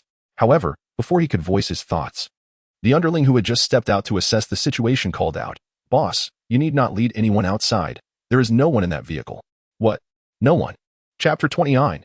Entering the club, Han Feng and Wang Yingyu proceeded along the lakeside road encircling Westlake, soon arriving at the entrance of the Magnate Club.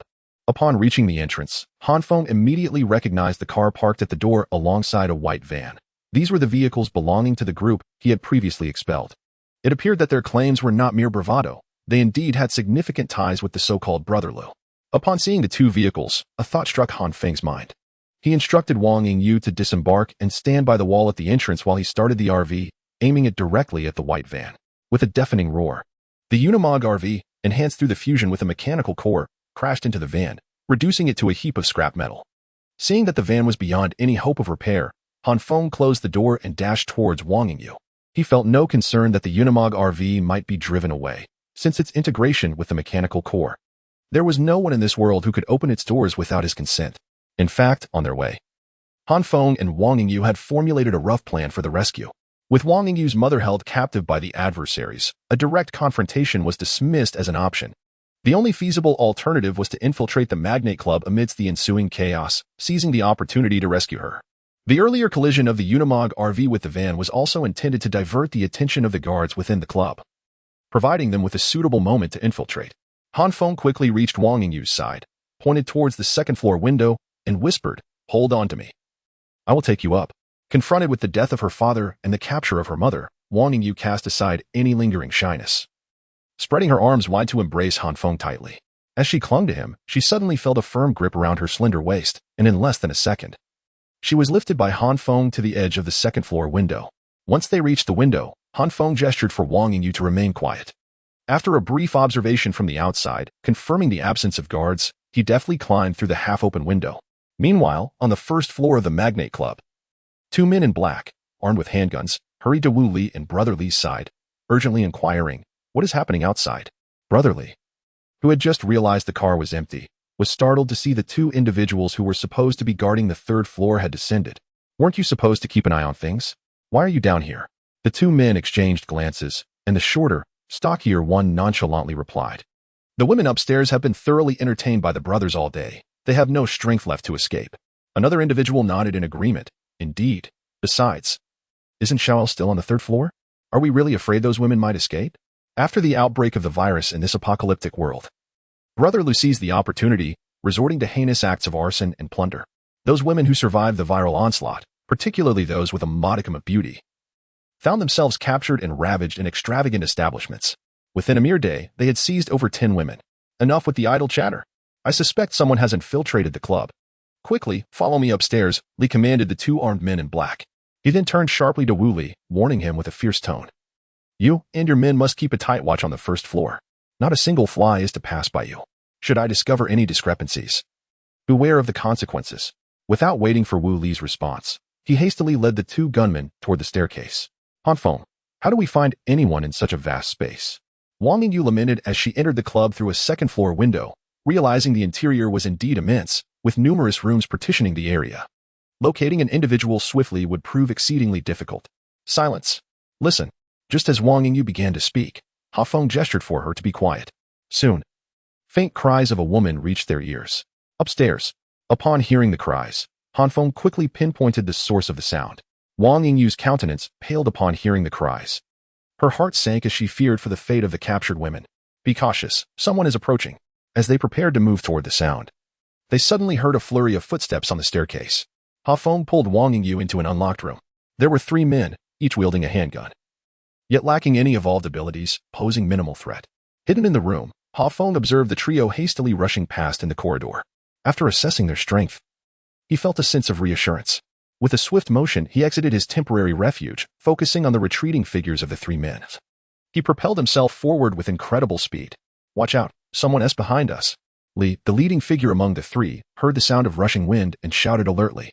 The 2 men in black behind him, heeding the warning, raised their arms but had yet to turn around when Han Feng, like lightning, had already reached their backs.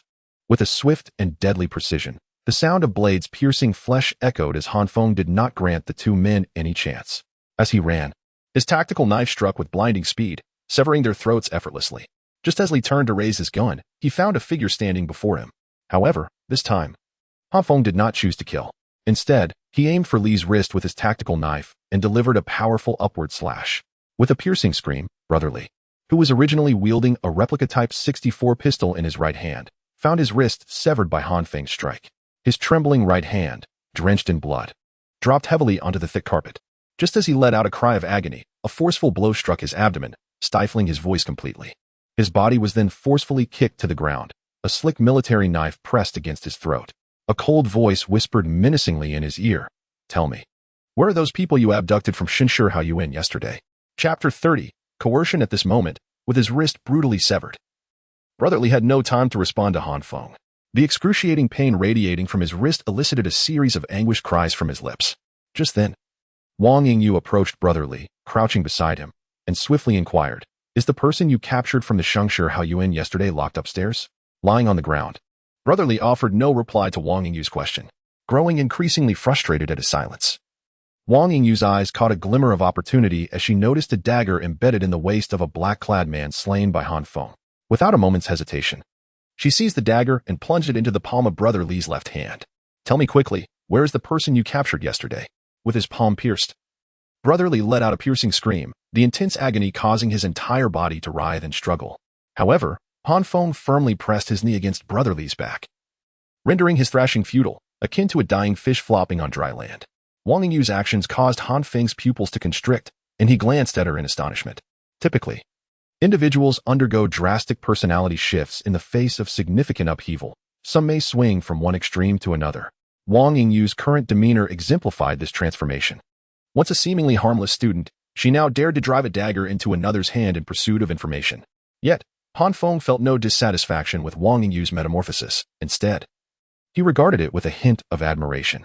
An excessively benevolent and weak individual, regardless of possessing extraordinary evolutionary abilities, would undoubtedly struggle to survive in the treacherous world they inhabited. As Brother Li's hand was pierced by the dagger, he finally lifted his head amidst his cries of agony. You dare to cause trouble in Brother Li's territory? He won't let you off when he returns. In response to Wang Yingyu's interrogation, Brother Li stubbornly clung to his bravado, attempting to leverage Brother Li's name to intimidate Han Feng and Wang Yingyu. However, his utterance inadvertently revealed a crucial piece of information. Brother Liu was currently absent from his stronghold. With no time to waste on further dialogue, Han Feng, upon realizing Brother Liu's absence, swiftly severed Brother Li's throat with his tactical knife. From Han Feng's perspective, it was evident that Brother Liu had likely taken most of his subordinates with him for protection, leaving only a handful of individuals to guard the entire building. After dispatching Brother Li, Han Feng collected Brother Li's and two other black-clad men's imitation Type 64 pistols from the ground, tucking two into his waistband, and handed one to Wang Yingyu. As he passed the pistol to her, Han Feng remarked, "I've disengaged the safety for you. If you encounter any trouble, don't hesitate, just shoot." He currently harbors no concerns for his own safety, drawing upon his experience as a golden tier evolved being from his previous life. He faces the thugs who have taken control of the territory without the slightest hint of pressure. In contrast, Wang Yingyu, despite having become an evolved being, possesses almost no means of self-defense. After picking up a replica Type 64 pistol from the ground, the two of them did not pause for a moment and proceeded to the end of the corridor, ascending to the third floor via the staircase. At this moment, on the third floor of the opulent private club, within a lavishly adorned suite featuring golden relief sculptures on the walls and a thick cashmere carpet underfoot, a man clad in black had cornered a young girl, completely unclothed, against the wall, while he verbally berated and physically assaulted her. "If you dare to cry again, I will toss you onto the street to feed the zombies." The man, who was mercilessly beating the girl, was none other than Xiao Lu, the last subordinate that Brother Liu had stationed in their lair. The girl, unable to withstand the assault from such a large man, staggered after receiving 2 slaps and collapsed onto the carpet. "You think you can play dead?" After she fell, Xiao Lu's ferocity surged, and instead of ceasing his attack, he began to kick the girl in the head. "Let us see if you dare to resist." Just as he grew weary from his actions, the half-open door was suddenly burst open, and a shadowy figure appeared behind him, delivering a kick that sent him sprawling to the ground. Upon reaching the third floor, Han Feng and Wang Yingyu quickly located the room where Brother Liu had confined the women he had abducted. Their swift discovery was facilitated by Xiao Lu's continuous violence and shouting, which allowed Han Feng to easily follow the sounds to their source. Upon kicking Xiao Lu to the ground, Han Feng lifted his gaze to survey the room, and his brow instinctively furrowed. Inside the room were 5 women, completely unclothed, huddled in the corner, trembling as they gazed at Han Feng, who had burst in. Judging by their appearances, they were all young females, none of whom appeared to be Wang Yingyu's mother. Following Han Feng into the room, Wang Yingyu scanned the surroundings and, upon realizing that none of the unfortunate women were familiar to her, shouted, "My mother I sent here. Tell me, where else are the women you've captured hidden?" Upon hearing Wang Yingyu's confirmation that her mother was not present, Han Feng plunged the tactical knife in his hand into Xiao Lu's palm, demanding to know the whereabouts of Wang Yingyu's mother. "Ah, don't kill me. The rest are all here. There's no one else. They're all right here." Xiao Lu cried out in agony as the blade pierced through his hand, pleading for mercy. "That's impossible." Hearing Xiao Lu's plea, Wang Yingyu shook her head vehemently and then drew her pistol, aiming it directly at Xiao Lu's head. "What about the woman you captured yesterday at Shengshi Haoyuan? She's around 50 years old, with a beauty mark at the corner of her mouth." Upon witnessing Wang Yingyu pressing a pistol against his temple and articulating a detailed description of a woman, Xiao Lu's body trembled involuntarily, and a foul odor of urine suddenly emanated from his lower region. He was, astonishingly, so terrified that he lost control. "Speak. Where is she?" Han Feng, Detecting the unmistakable sin of fear emanating from Xiao Lu, immediately surmised that the latter must possess knowledge regarding the whereabouts of Wang Yingyu's mother, for one would not so easily succumb to such fright otherwise. Without a hint of mercy, he unsheathed his military knife and plunged it directly into Xiao Lu's other palm. His tone chilling as he leaned close to Xiao Lu's ear, saying, "You better confess swiftly, or prepare to endure a series of excruciating cuts." Struck with renewed intensity, Xiao Lu, faced with Han Feng's menacing threat, finally succumbed to despair and cried out, "Please, no more. I will tell you. I will tell you." Chapter 31. Zombie bait. Within the opulent confines of a lavishly adorned private room, Xiao Lu, having endured the excruciating pain of his pierced hands, could no longer restrain himself. Once an ordinary ruffian before the apocalypse, he began to divulge everything he knew, akin to a spilled sack of beans. Brother Lu commandeered over a dozen women from Shengshi Haoyuan yesterday. The middle-aged woman you mentioned, I have seen her. However, she, along with the other older women, was subjected to a night of torment. This morning, Brother Lu took them away to serve as zombie bait. Where were they taken? What do you mean by zombie bait? Clarify. Wang Yingyu, upon hearing the fate of her mother, felt her heart plummet despite her prior preparation. Her complexion paled as she demanded answers from the prostrate Xiao Lu. Today, Brother Lu led most of his men to a militia outpost by the Qintang River in Shaoshan. He is aware that there are ample military supplies there, and the garrison personnel are few. In this dire world, those inside are either transformed into zombies or have fled. Thus, Brother Lu aims to procure a cache of arms to expand his influence. After revealing Brother Lu's whereabouts, Xiao Lu cast a furtive glance at Wang Yingyu, pausing for a few seconds before steeling his resolve. Zombie bait refers to the practice of discarding those designated as bait when a convoy encounters a horde of zombies. The zombies will then be drawn to those individuals, allowing the convoy to escape amidst the chaos. Hiss. Han Feng inhaled sharply upon hearing Xiao Lu's confession.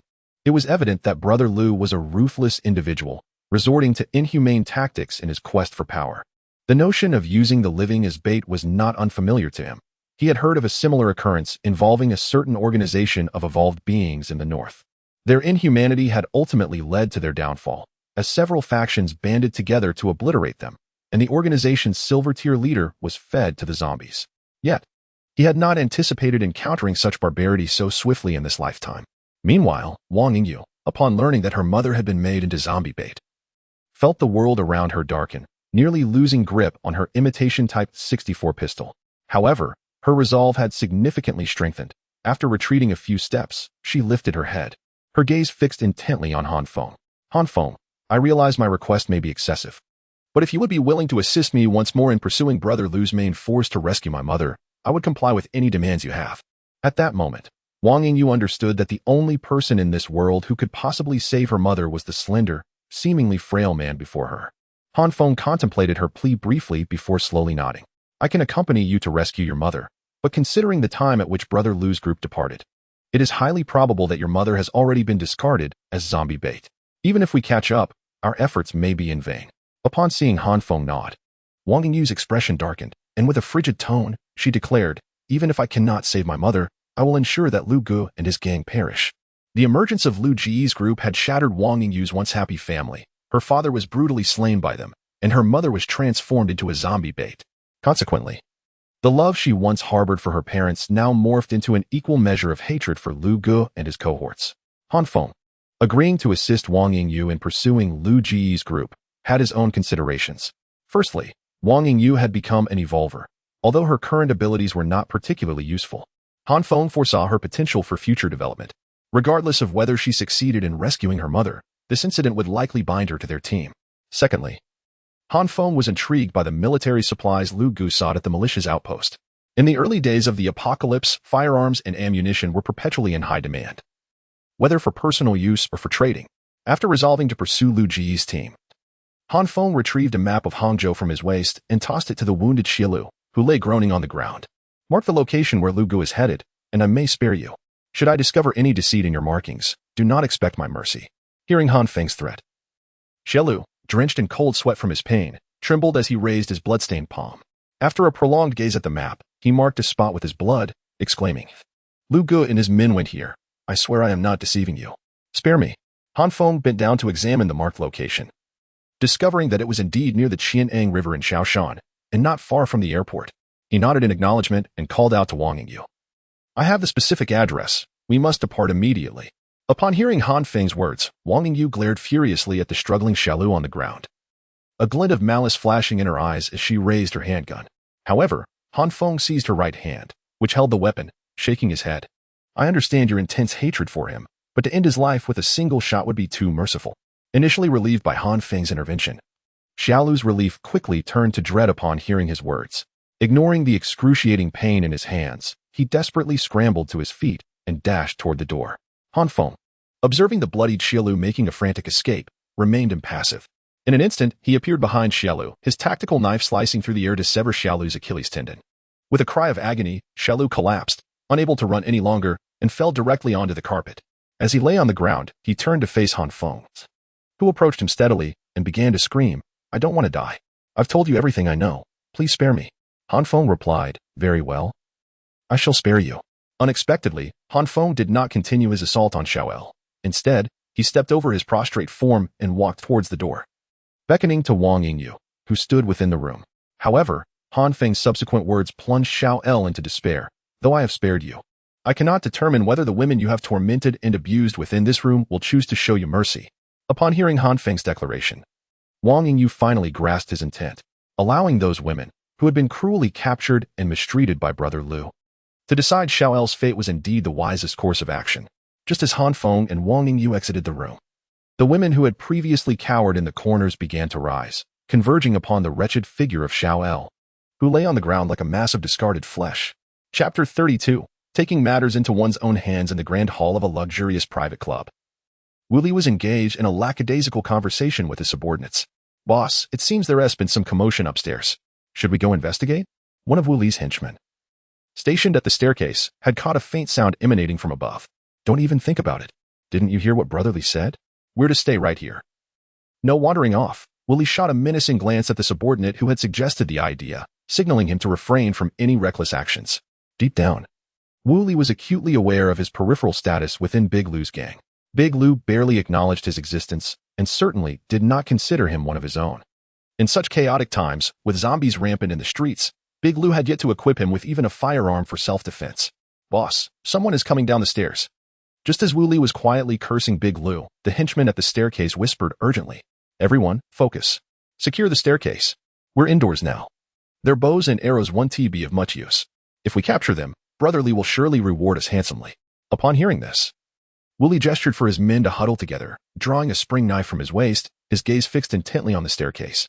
Unbeknownst to him, the very Brother Li who had ordered him to guard this spot had already fallen victim to Han Feng's blade and could no longer bestow any rewards upon him. As the sound of approaching footsteps grew nearer, Wu Li narrowed his eyes, ready to spring into action. When the footsteps reached the turn of the staircase, Wu Li finally discerned the figures of a man and a woman descending, prompting him to bellow, seize them.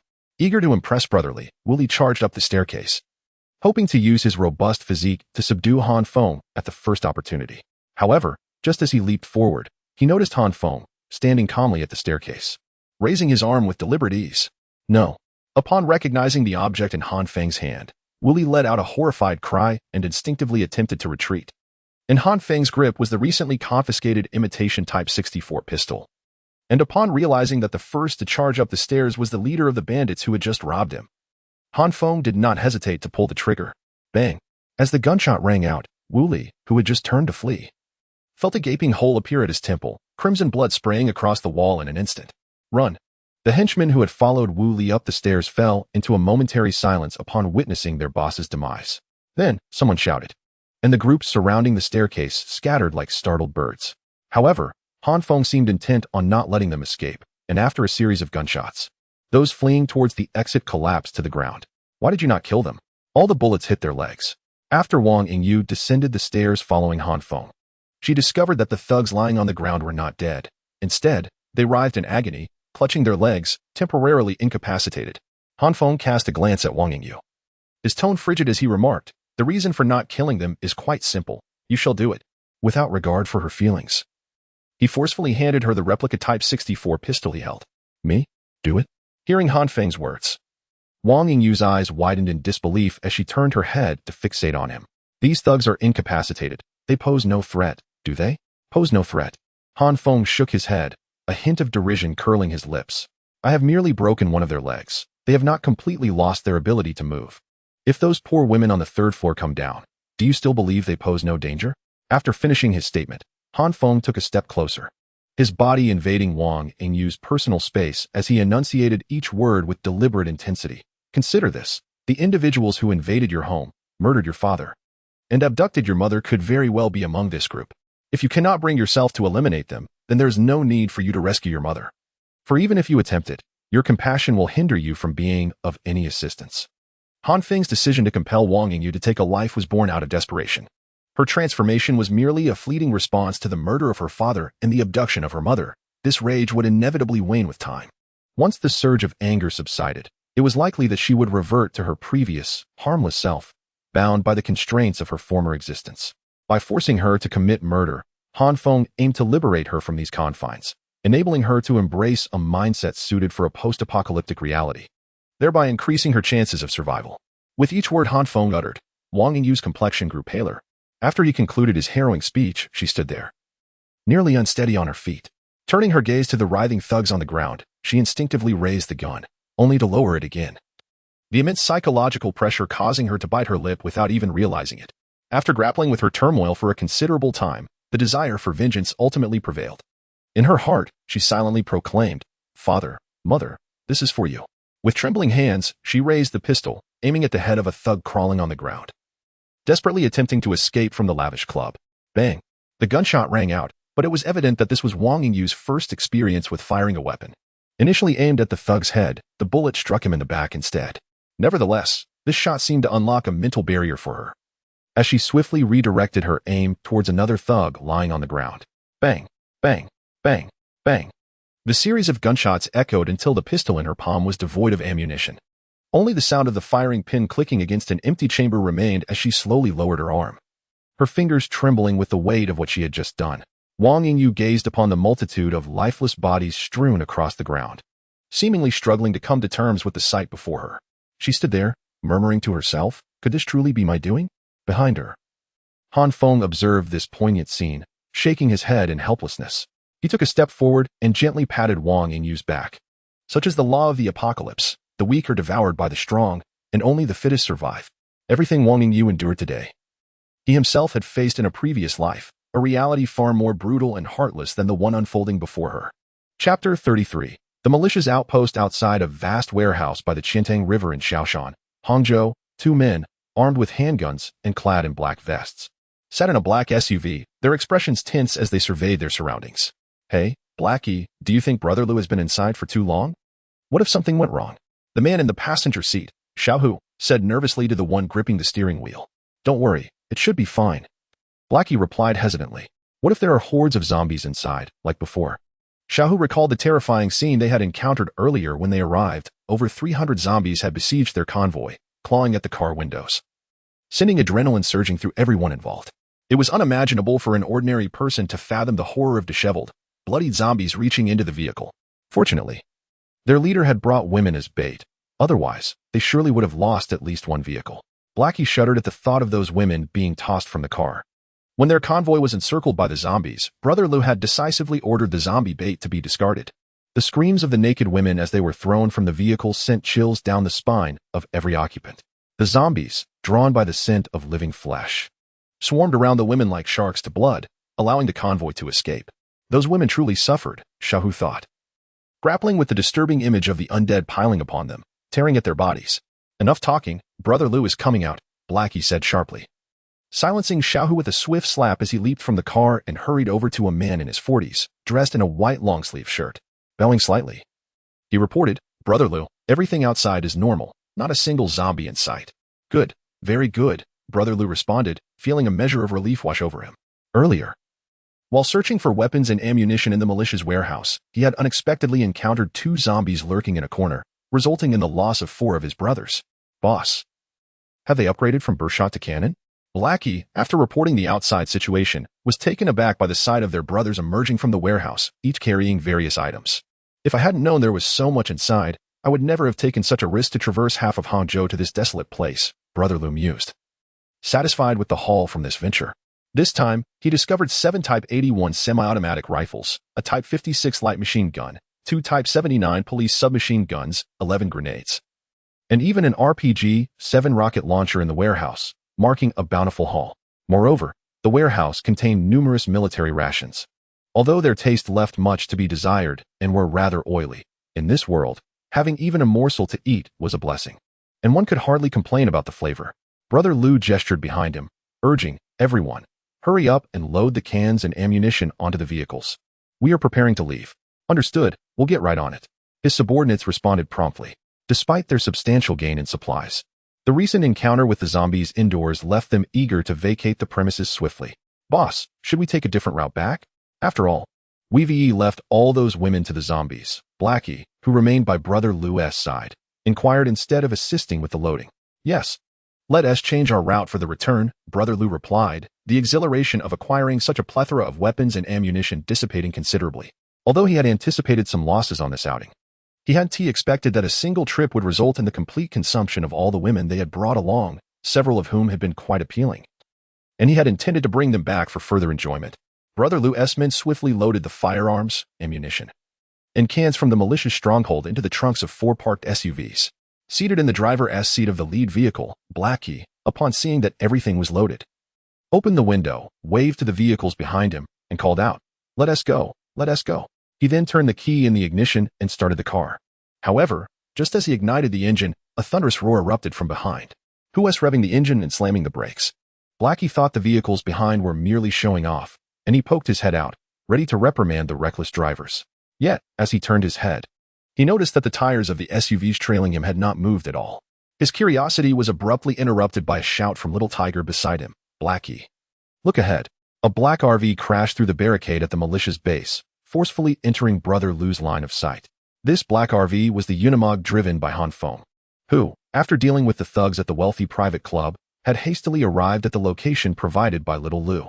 Upon reaching the malicious stronghold, Han Feng and Wang Yingyu found that Brother Lu's convoy seemed to have completed its search of the nearby warehouses, with the SUVs rumbling to life, evidently preparing to depart. Damn it, this Unimog is even wilder than I am.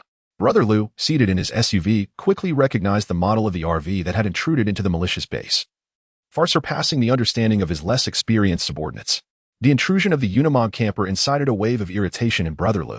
He tossed the cigarette, but he held out of the window, and commanded, "Xiao Hu, go check the situation with the vehicle that has barged in. Ensure that everyone inside is compelled to disembark. Should any of them dare to resist, eliminate them on the spot." Xiao Hu, seated in the passenger seat of the off-road vehicle, did not dare to exhibit any laxity in response to Brother Lu's orders. Grasping the semi-automatic rifle at his side, he opened the car door and strode towards the location of the Unimog camper.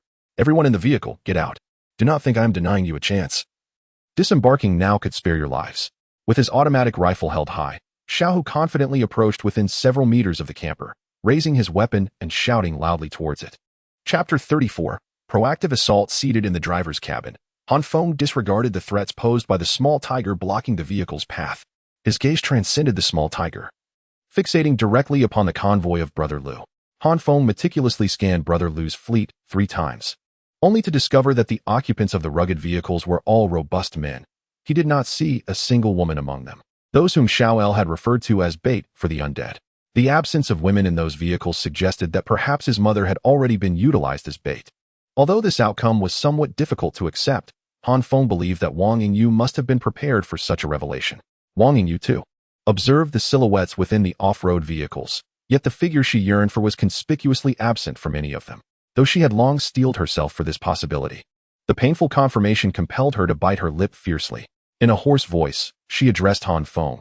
"This extinguishes my last shred of goodwill. Henceforth, I shall heed your prior counsel and show no mercy to anyone." Meanwhile, the small tiger, after shouting with his gun raised, felt utterly disregarded by the 2 individuals inside the recreational vehicle. A surge of indignation filled his chest at this perceived slight. If he refused to drink the toast, prepare for the penalty drink. He bellowed in anger towards the RV, and without hesitation, he aimed his semi-automatic rifle at the windshield of the Unimog RV and unleashed a barrage of fire. The deafening gunfire erupted instantaneously. Naturally, Brother Lu, seated in the off-road vehicle, witnessed the small tiger's actions but had no intention of intervening. Instead, he let out a cold laugh, truly tired of living. Daring to act so brazenly before me. As the gunfire rang out, Han Feng, situated in the RV, heard the bullets striking the armored windshield with a resounding thud. Although the bulletproof glass could withstand a degree of gunfire, its resilience had limits. Prolonged strikes at the same point could compromise its integrity. Thus, upon witnessing the small tiger raise his weapon, Han Feng decisively pressed the accelerator to the floor. The engine roared in response, and the entire RV surged forward like a rampaging beast, barreling toward the small tiger blocking its path. What the hell is happening? The small tiger exclaimed as he fired at the RV, only to find that his powerful 7.62mm bullets failed to penetrate the vehicle's windshield. To his shock, the RV's engine roared to life, charging directly at him. They intend to run me over. Realizing the imminent danger, the small tiger quickly turned and fled towards Brother Lu's convoy. However, at that moment, Han Feng had maximized the speed of the Unimog RV, which now exceeded 120 kilometers per hour. Just as the small tiger turned around, the RV was already upon him. As the young tiger sprinted with all his might, he could hardly compete with the imposing RV. Despite exerting every ounce of strength, the front bumper of the Unimog RV collided heavily with his lower back. With a pained cry, the young tiger instantly lost his balance, his body crumpling beneath the weight of the RV, which subsequently crushed his head under its enormous wheels. Curse it. Brothers, grab your weapons and take down that RV. Brother Lu, seated within the off-road vehicle, witnessed the entire tragic scene unfold before his eyes, his gaze instantly reddening with fury. The onlookers, who had previously settled in their respective vehicles to enjoy the spectacle, erupted in rage upon witnessing the young tiger's fate, directing their ire towards the Unimog RV. Curse you.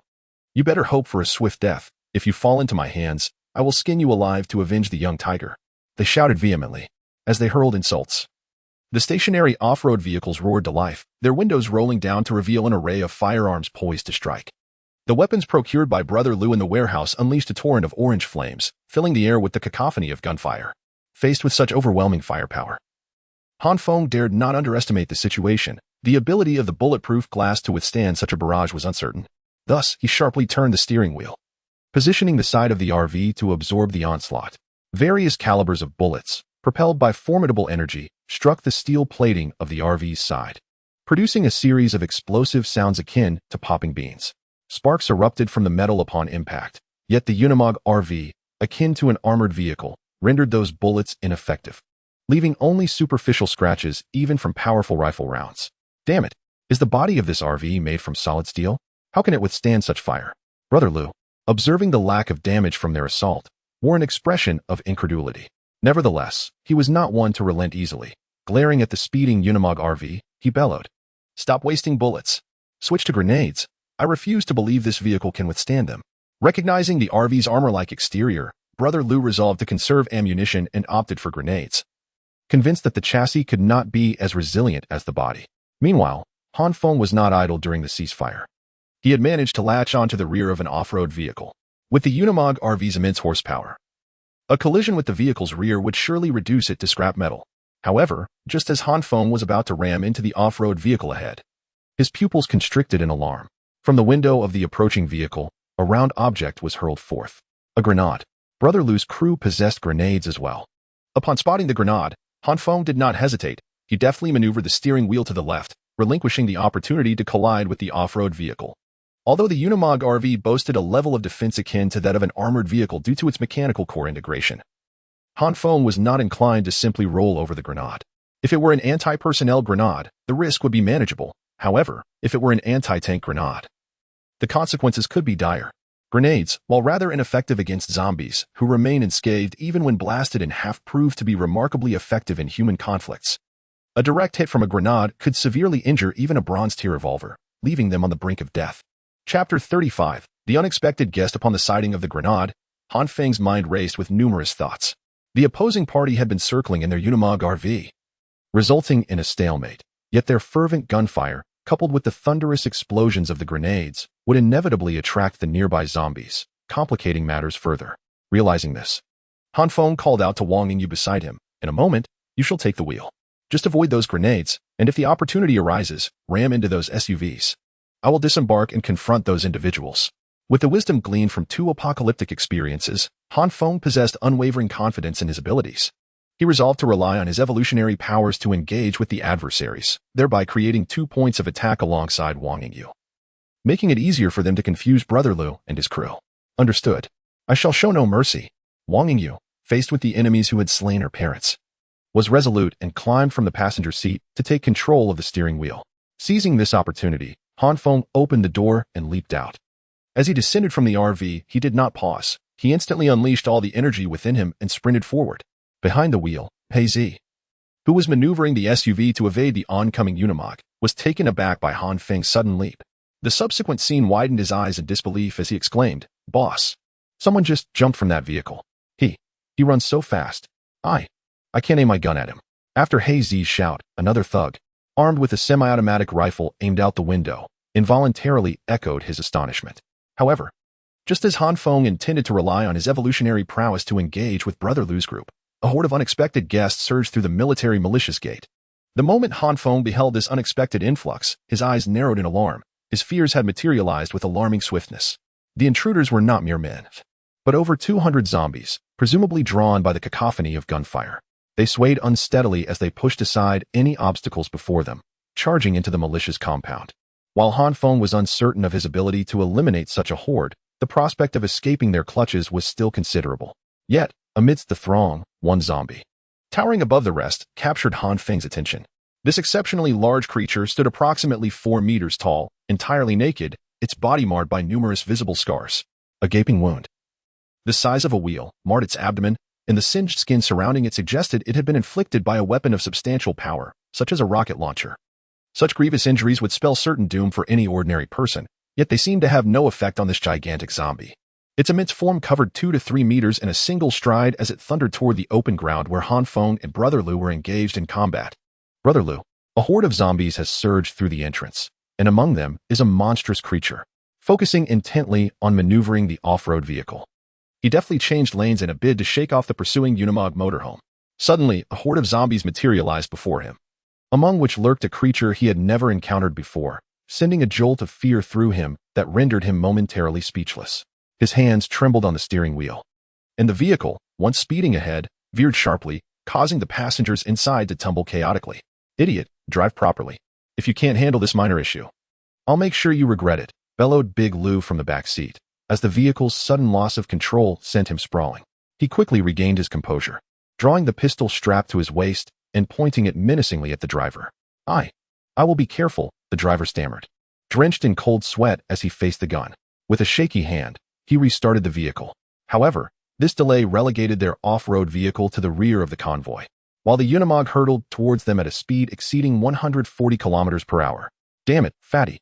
Grab that RPG we just found in the warehouse and blow that motorhome to smithereens," Big Lou shouted, his eyes narrowing as he observed the rapidly approaching vehicle. The Qiantang River's eastern bank, where the tidal viewing park is located, has long been a favored weekend retreat for the residents of Hangzhou. The park boasts a high greening coverage, and prior to the outbreak of the apocalyptic virus, it was common for groups of friends to gather there on weekends for leisure and relaxation. Due to its unique location, the park not only attracted tourists, but also a number of devout individuals who periodically held release ceremonies, liberating carp and turtles into the Qiantang River as acts of kindness. Consequently, the aquatic life in this section of the river was notably more vibrant than in other areas. However, following the global spread of the apocalyptic virus, the aquatic creatures began to engage in a brutal cycle of mutual consumption. The victors of this grim struggle have since made their way down the Qiantang River to the estuary of Hangzhou Bay. While those who were defeated did not all end up as meals for the conquerors, several resilient or agile aquatic beings lay in wait, stealthily lurking in the waters near the tidal viewing park. The militia encampment, where Han Feng and Big Lou were engaged in combat, is also situated along the western stretch of the Qiantang River, merely a kilometer away from the tidal viewing park. The sounds of gunfire and explosions from the encampment unmistakably carried on the river breeze to the park.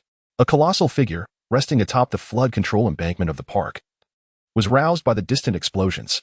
Instantly alert, it raised its head and turned its gaze towards the source of the noise, seemingly deliberating whether to move toward the commotion. This creature stood approximately 3 meters tall and measured an astonishing 7 meters in length, its imposing shell easily hinting at its mutated nature. At the moment when the colossal turtle remained stationary in contemplation, a thunderous explosion echoed through the air, carried by the river breeze to its ears. The ensuing shockwaves were captured by its sensitive, vibrational sensory organs. The continuous barrage of explosions and tremors overwhelmed the already sensitive, mutated giant turtle, causing it to lose control of its emotions.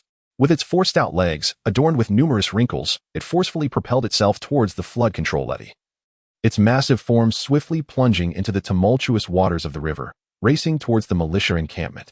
Chapter 36. The rocket launcher. As Brother Lu gazed at the hefty figure seated beside him, he felt a pang of reluctance when the man dragged a dark green rectangular wooden box from beneath his seat. Despite the rampant presence of zombies and the complete collapse of societal order, acquiring a rocket launcher was an arduous task. He had taken a considerable risk, raiding a militia depot to procure this very weapon. Initially, he intended to reserve it as a trump card for dire situations. Yet it appeared that such a moment had arrived sooner than anticipated. Given the current predicament, the circumstances were indeed unfavorable for Brother Lu and his crew. Standard ammunition proved ineffective against the black recreational vehicle trailing behind them, and grenades, being relatively easy to dodge, presented minimal threat. The options available to Brother Lu were dwindling rapidly. Furthermore, Han Feng's remarkable agility had instilled a profound sense of caution in him. The firearms wielded by his subordinates were largely futile against Han Feng, unless he was willing to expend a significant amount of ammunition for a concentrated assault, which posed its own dilemma with dwindling supplies. The arrival of a horde of zombies into the militia compound ultimately solidified Brother Lu's resolve to employ the rocket launcher. The off-road vehicles under his command were no match for the likes of the Unimog. A single zombie could shatter the glass of their vehicles, inflicting severe injuries upon those inside. The gargantuan zombie, in particular, could easily reduce an off-road vehicle to mere scrap metal with a single blow. "Boss, I'm ready. I can blow that RV to smithereens at any moment." The burly figure beside Brother Lu, having invested considerable time understanding the rocket launcher's firing mechanism, stood up with newfound confidence and instructed the driver, Hey Z, to open the sunroof of the off-road vehicle. At that moment, Han Feng was rapidly approaching the direction of Brother Lu's vehicle. Upon noticing the zombie horde entering the fray, he realized that he must swiftly eliminate Brother Lu, lest he find himself in a precarious situation. As Han Feng sped towards the off-road vehicle, he noticed the sunroof suddenly ajar, causing his brow to furrow slightly. Typically, individuals inside a vehicle would attack from the windows, only opting to open the sunroof under significantly advantageous circumstances. The unexpected opening of Brother Lu's sunroof certainly boded ill. Indeed, shortly after the sunroof opened, Han Feng observed a head slowly emerging, followed by a neck and shoulders. However, as he caught sight of the robust man at the helm, with an imposing cylindrical object perched upon his shoulder, Han Feng's expression shifted dramatically. The man bore a nearly meter-long cylindrical apparatus with a spindle-shaped projectile lodged at its opening. An RPG rocket launcher, Han Feng exclaimed in astonishment. In his previous life, he had employed such rocket launchers extensively, possessing an intimate understanding of their capabilities. The RPG-7, a 40mm rocket launcher, boasts an effective range of 300 meters and a penetration capability of 400mm against homogeneous armor. Due to its affordability and excellent cost-performance ratio, it is stockpiled by numerous countries worldwide. The current armor protection level of the Unimog camper van only meets the standard military armor specifications, capable of withstanding attacks from 12.7mm caliber bullets at medium to long distances. However, when faced with the RPG-7, it is highly likely that the van's armor would provide no protection whatsoever. At this moment, Wang Yingyu, driving the Unimog, was taken aback upon seeing a robust man in the off-road vehicle ahead, shouldering a formidable weapon. Though she seldom follows military news, she could easily identify the rocket launcher he carried. Realizing the threat posed by the RPG-7, she dared not approach Brother Lu's vehicle any closer. Instead, she gripped the steering wheel tightly and swiftly changed direction, hoping to evade the impending missile attack. I won't let you escape that easily. Once I lock onto you, I shall reduce you to a pile of scrap metal, the hefty man, known as Pang, mused. He observed as the camper van, which had been pursuing them, suddenly veered off course. A smirk crept across his face as he adjusted his body toward the vehicle, re-establishing the lock on it with the rocket launcher's sight. Fortunately, Pang was not a professionally trained anti-armor infantryman. Before the apocalypse, he was merely a gang leader, and today marked his first experience with such a relatively complex weapon as the rocket launcher. The operation was still quite awkward for him, taking several seconds to reacquire the Unimog camper van in his sights. This delay provided Han Feng with a critical opportunity. As Han Feng leaped from the camper van, he not only carried a tactical military knife but also had the pulley bow that he had stowed beneath the seat slung across his back. Upon witnessing Pang pivoting with the rocket launcher, he hesitated not a moment. He swiftly unstrapped the pulley bow, knocking a carbon fiber arrow tipped with a tri-blade head against the bowstring, drawing it back into a crescent shape as he ran. With a sharp whoosh, the agile carbon fiber arrow soared through the air, akin to a streak of darkness, and struck Pang squarely in the forehead. While the carbon fiber arrow's velocity was exceptional, its penetration power paled in comparison to that of an aluminum shaft. However, for an unenhanced ordinary human, there was little distinction between the two. With a sickening thud, Depang collapsed without uttering a sound, blood erupting from his face upon impact. The rocket launcher, deprived of its support, tumbled from his shoulder and rolled off the speeding vehicle, kicking up a cloud of dust upon hitting the ground. Damn it, Depang. Brother Lu, seated in the rear of the off-road vehicle and awaiting Depang to fire upon the camper van, gasped in shock as he witnessed the towering figure crash into the vehicle. The demise of the corpulent man was undeniably tragic. His visage was struck directly by the formidable force of a crossbow, rendering it akin to a catastrophic explosion. The three-edged arrowhead peeled the flesh from his face, while a portion of his skull was violently dislodged, splattering white brain matter mingled with crimson blood all over Brother Lu. Gasping in horror, Brother Lu cast a glance at the ghastly sight of the brain matter upon himself, causing his stomach to churn violently, and the undigested remnants of his last meal erupted from his mouth.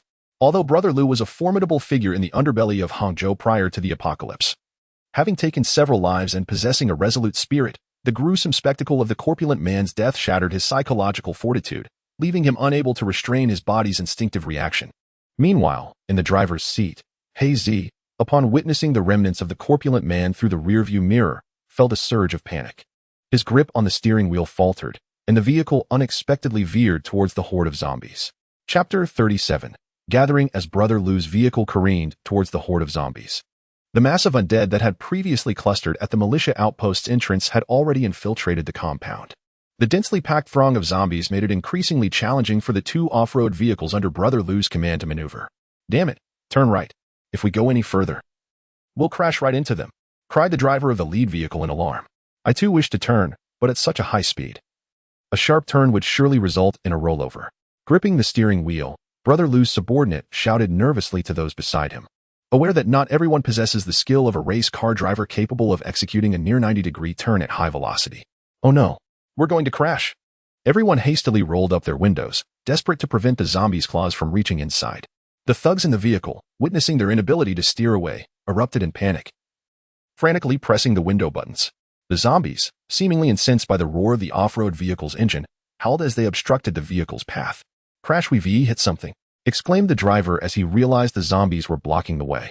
With a thunderous impact, the vehicle traveling at over 100 kilometers per hour collided with the hapless zombies. Those in the front were sent soaring through the air, twisting like acrobats before crashing heavily back to the ground, their bones likely shattered in the process.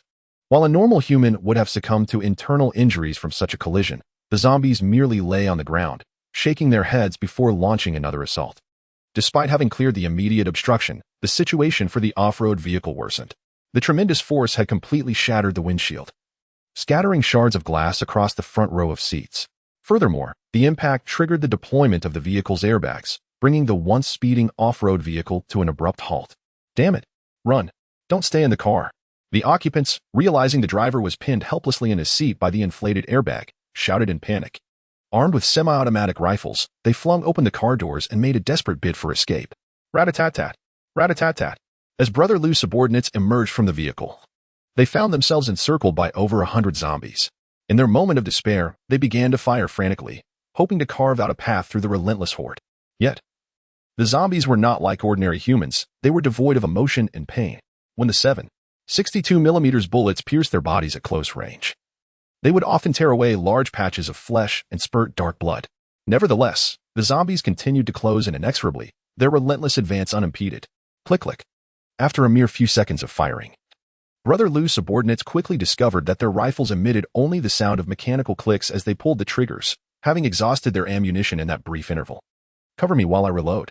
One of Brother Lu's subordinates shouted to his companion, only to be confronted by a repulsive zombie that had suddenly appeared before him, its icy claws resting upon his shoulder. The rocket launcher, Han Feng exclaimed, noticing the rocket launcher lying on the ground, surprisingly undetonated. His eyes lit up at the sight. Such a weapon could still prove effective against bronze-level zombies and mutated beasts in the early days of the apocalypse, albeit not guaranteeing a kill. It would certainly inflict considerable damage. As Han Feng hurried towards the rocket launcher to retrieve the heavy equipment, a familiar electronic sound echoed in his mind. The mechanical core has detected a high-energy life source approaching. What a joke. Was this place some sort of fabled land, attracting mutated beasts? Startled by the electronic announcement, Han Feng understood its implications, the presence of a mutated beast drawing near. The situation at the militia outpost was already chaotic, with Brother Lu's men desperately maneuvering through the horde of zombies, hoping for a miraculous escape. Meanwhile, Brother Lu's vehicle was inexplicably advancing straight towards a 4-meter-tall zombie. If another mutated beast were to appear, Han Feng would be at a loss on how to manage it. Receiving the alert from the mechanical core, Han Feng wasted no time. He swiftly moved towards the location of the Unimog RV, having resolved to escape by vehicle should the situation worsen. Unless obstructed by the towering zombie, ordinary zombies posed no threat to him.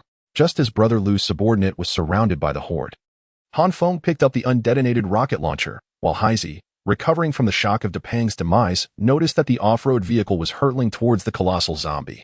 In a panic, he frantically swerved the steering wheel, causing the immense centrifugal force to lift 2 of the vehicle's left side wheels off the ground, leaving the vehicle precariously balanced on its right wheels as if performing a circus act.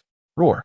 The towering 4-meter zombie, realizing that an off-road vehicle was charging towards it, emitted a roar incomprehensible to ordinary ears and began to pursue the vehicle. Haizi, watch out ahead. Haizi promptly maneuvered the off-road vehicle, forcing a change in direction, causing Brother Lu's heart to momentarily settle. However, the next moment, he was startled into exclamation. The militia outpost was situated by the Qian'an River in Shaoshan, and for the convenience of transporting goods, the managing department had intentionally left the riverside of the outpost without a wall, instead constructing a small dock, loosely surrounded by barbed wire. Having just avoided the giant zombie with all his might and barely managing to turn, Haizi found himself facing the tumultuous waters of the Qian'an River. Even if he fell into the river, he thought, with my swimming skills, I should be able to escape.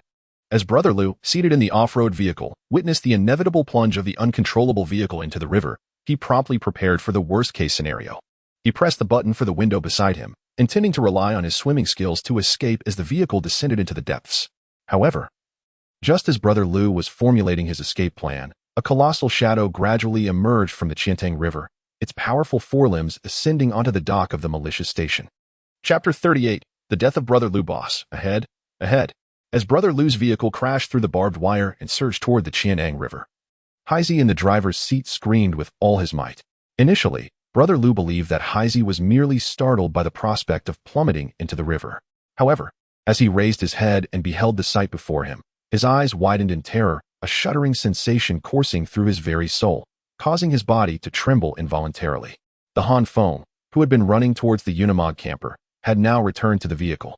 Upon catching sight of the creature emerging from the Qian'an River, he could not help but gasp in astonishment. The mutated beast, slowly climbing out of the river, stood approximately 3 meters tall and 7 meters long, its 4 stout legs providing an unsettling stability as it moved. Yet, what left one in awe was the shell upon its back, resembling battle armor, which gleamed with a metallic luster in the sunlight. This formidable creature would not be easily dealt with. As the mutated giant turtle set foot on the small pier of the militia's encampment, Han Feng's brow remained furrowed with concern. Given the current strength of the Unimog, a head-on collision with this mountain-like behemoth would undoubtedly reduce the vehicle to a mere heap of scrap metal. Furthermore, even employing a rocket launcher might not sufficiently incapacitate the creature and could, in fact, provoke its ferocity. While Han Feng scrutinized the mutated giant turtle, Wang Yingyu's gaze was fixed intently on the off-road vehicle that had just broken through the militia's barbed wire and was about to leap into the Qian'an River. Inside that vehicle, Brother Lu had assumed that as the off-roader plunged into the river, his adept swimming skills would allow him to escape. Little did he anticipate that a fearsome giant beast would emerge from the depths, obstructing his path, roaring as it broke the water's surface. The mutated giant turtle let out a thunderous cry, then suddenly opened its massive jaws, revealing razor-sharp white teeth, each the size of a human arm. A silent menace to all living beings present. At that moment, the off-road vehicle, having shattered the barbed wire and soaring through the air, caught the creature's attention. It seemed to perceive this act as a challenge to its authority, and with a swift extension of its neck, its colossal mouth clamped down on Brother Lu's vehicle. Wang Yingyu, we must retreat. Upon witnessing the mutated giant turtle seize the off-road vehicle, Han Feng's already anxious expression transformed dramatically, and he called out urgently to Wang Yingyu. In that instant, as the giant turtle attacked the off-road vehicle, Han Feng barely managed to discern the creature's swift motion. It was astonishing to believe that such a massive body could strike with the speed of lightning, almost instantaneously capturing the airborne vehicle in its jaws. Estimating his maximum running speed, Han Feng realized it was only comparable to the turtle's attack velocity, signifying that the creature's strike could very well reach him. With his current physical strength, he would be utterly incapable of withstanding such an assault, risking instant annihilation at the hands of the mutated giant turtle. In the passenger seat, Wang Yingyu, upon hearing Han Feng's urgent command to retreat, seemed to sever her connection with the outside world. Her gaze remained fixated on the off-road vehicle that, under the relentless gnawing of the mutated giant turtle, was gradually transformed into a heap of twisted metal. She could even discern the figures within. Their bodies slowly crushed until they became nothing more than a mass of flesh. Father, Mother, the ones who took your lives are now dead. May you rest in peace. After Han Feng shouted for retreat, he noticed Wang Yingyu still murmuring to herself, transfixed by the sight of the mutated giant turtle. Understanding her exhilaration at having avenged her loved ones, he refrained from saying much and instead maneuvered the steering wheel, intent on carving a path through the horde of zombies to escape this perilous area. However, as Han Feng twisted the steering wheel, preparing to flee this treacherous zone, an astonishing turn of events unfolded. Emerging from the Qian'an River, the mutated giant turtle, having reduced Brother Lu's vehicle to scrap metal, let out a fierce roar directed at the colossal zombie. It then lumbered forward on its stout legs, charging toward the giant zombie. The giant zombie, seemingly undeterred, responded with a roar of its own and advanced toward the mutated giant turtle. Initially planning to drive away, Han Feng slammed on the brakes upon witnessing this development, a contemplative expression crossing his face. Both the mutated giant turtle and the colossal zombie had been drawn to this location by the tumult of the battle between Han Feng and Brother Lu. However, as the mutated giant turtle arrived at the small dock of the militia's encampment, the energy emanating from the giant zombie triggered its instinct to devour, compelling it to attempt to consume the giant zombie and absorb its energy for evolution. The giant zombie, acting purely on instinct, did not contemplate the consequences of this provocation from a living creature and retaliated fiercely against the mutated giant turtle. This situation had become intriguing. After braking, Han Feng sat in the driver's seat, pondering for a few moments before raising his head, directing his gaze toward the two colossal beings on the verge of collision. Given the current defensive capabilities of the Unimog RV, ordinary zombies posed no threat to the two occupants within. Han Feng's earlier intention to leave stemmed solely from concerns regarding the combat prowess of the giant zombie and the mutated giant turtle. Now, as these two formidable entities appeared poised to clash, each seemingly at odds with the other, Han Feng's mind began to entertain the prospect of seizing an opportunity. If a decisive victor were to emerge from the confrontation, with one side unscathed, Han Feng would not hesitate to accelerate away from the vicinity. Conversely, should both the mutated giant turtle and the colossal zombie suffer mutual destruction, or if one were to achieve a Pyrrhic victory, Han Feng would plunge into the fray without hesitation, seeking to claim the zombie crystal core and the life core. Acquiring these vital resources in the early days of the apocalypse would provide a significant advantage, thus Han Feng deemed this risk well worth taking. Under Han Feng's watchful gaze, the two monstrous entities in the distance commenced their initial clash, and at the moment of their collision, a thunderous roar erupted, reverberating through the air. At the moment of impact, the mutated tortoise adeptly retracted its neck into its shell, utilizing its sturdy carapace to collide with the colossal zombie. The giant zombie, not foolishly opting to withstand the force of the mutated tortoise with its chest, extended its arms, assuming a defensive posture. With a resounding crash, as the mutated tortoise and the giant zombie collided, a massive cloud of dust erupted from the point of their collision, swiftly enveloping the surroundings in a haze reminiscent of a sandstorm, reducing visibility to near zero. Chapter 39. The Fisherman's Scheme. As the smoke generated from the collision between the mutated giant turtle and the colossal zombie gradually dissipated, revealing a clearer view of the surroundings, Han Feng furrowed his brow at the sight of their ongoing struggle. In his original conception, profiting from the conflict between the mutated giant turtle and the colossal zombie would necessitate a relatively equal balance of power between the two adversaries. However, it was now evident that the combat prowess of the mutated giant turtle far surpassed that of the colossal zombie. After their initial clash, the four sturdy legs of the mutated giant turtle remained firmly planted, showing no signs of retreat, while the colossal zombie staggered backward, leaving several deep impressions on the hard concrete surface, with shattered fragments of cement scattering like raindrops around it.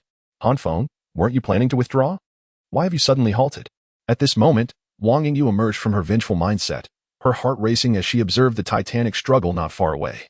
Quietly inquiring of Han Feng, I intend to see if I can glean any advantage from their battle, Han Feng replied, his gaze fixated on the battleground, not bothering to turn his head.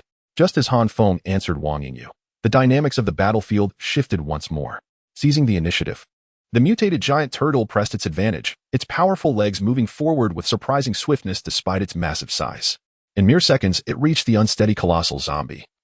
its elongated neck darting out from its shell like a flash of lightning.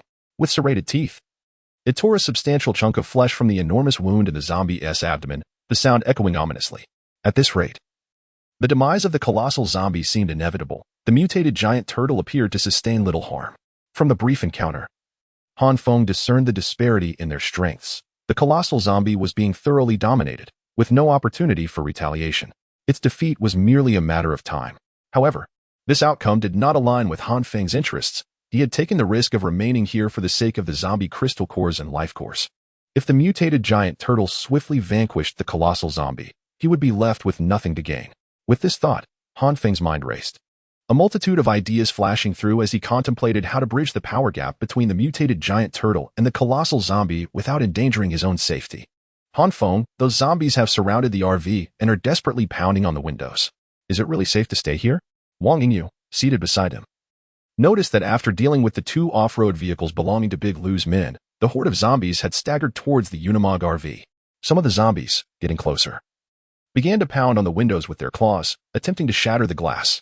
It's fine. Our windows are completely bulletproof. As long as we don't exit the vehicle. These zombies pose no threat to us, Han Feng responded, turning his head to reassure Wang Yingyu. However, as he gazed upon her delicate features, a sudden thought struck him. Wang Yingyu possesses the evolutionary ability known as primitive charm. At that moment, Han Feng was uncertain about the optimal timing for her to utilize this power. However, upon witnessing the fierce conflict between the mutated giant tortoise and the colossal zombie, he suddenly realized that this was indeed the most opportune moment for Wang Yingyu to unleash her evolutionary ability. With this thought in mind, Han Feng turned his gaze towards Wang Yingyu, pointing towards the two monstrous entities engaged in battle not far away. I initially believed that the disparity in strength between them was minimal, but it has become evident that the combat prowess of the mutated giant tortoise far exceeds that of the giant zombie. We must intervene personally to narrow the gap in their respective strengths. We must intervene personally? How should we proceed?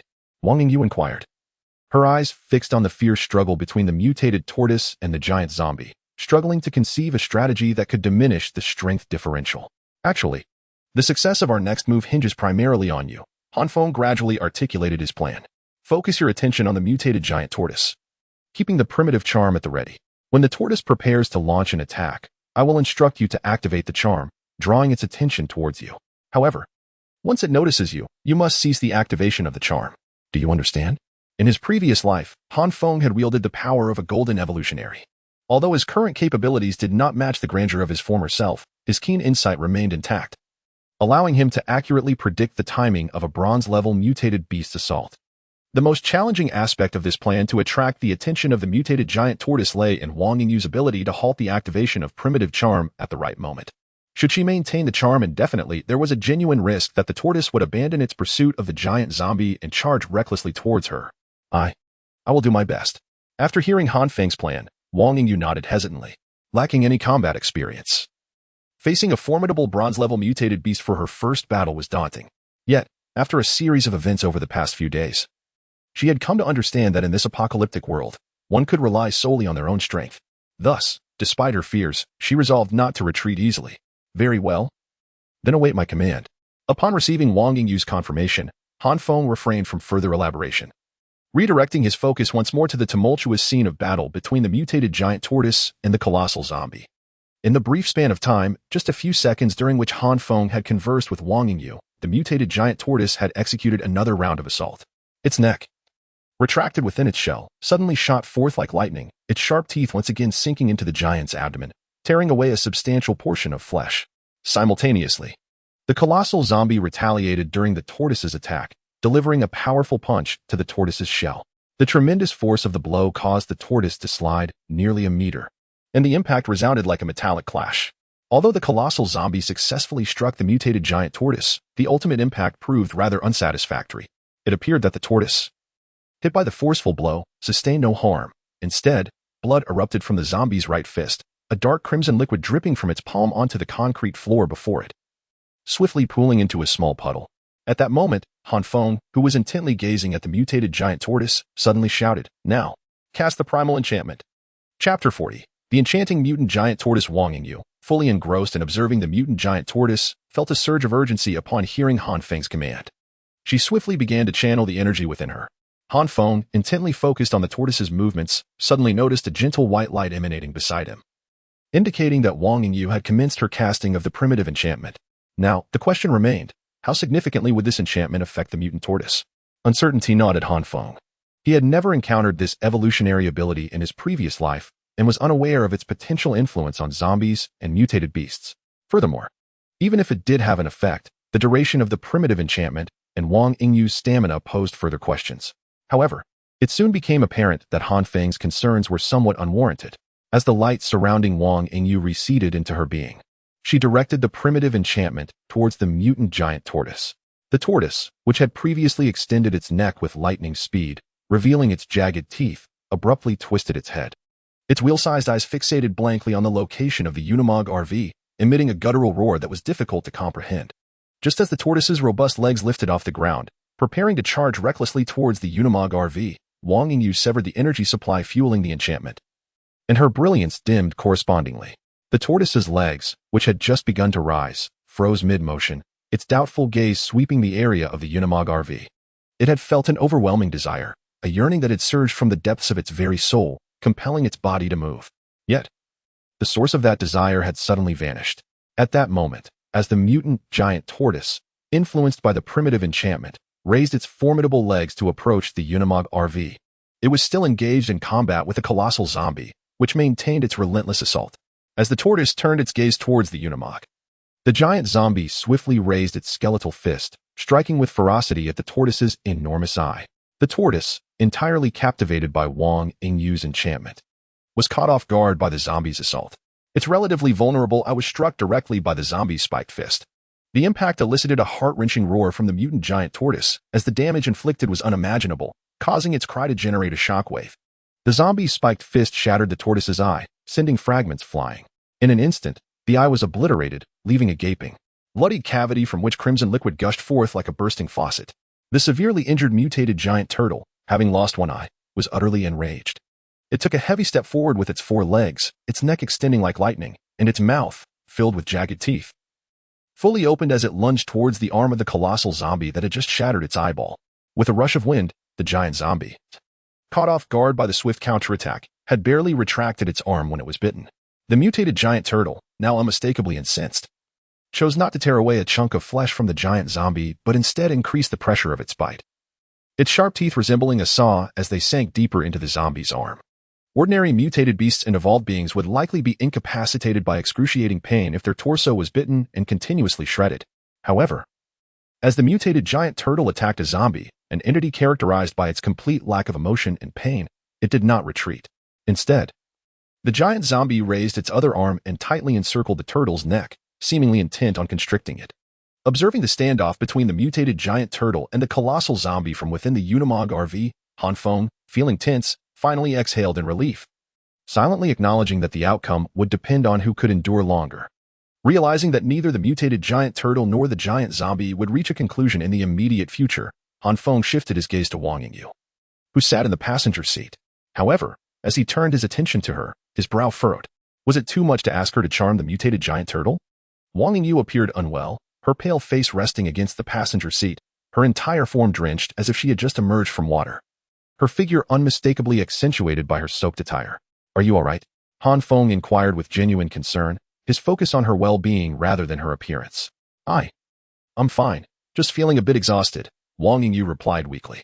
Earlier, when she had attempted to cast her primitive charm on the mutated giant turtle, she felt her energy being siphoned away, much like water from a pump.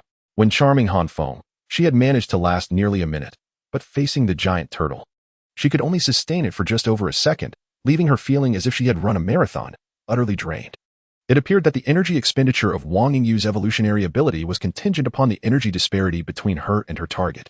Once Han Feng realized that Wang Yingyu was merely fatigued, he stroked his chin, contemplating. After a moment of reflection, he raised his head and softly asked Wang Yingyu, "If you need to cast the primitive charm again shortly, will you be able to manage?" In Han Feng's strategy, Wang Yingyu must unleash the original charm at least twice to ensure a relatively secure acquisition of the fisherman's advantage.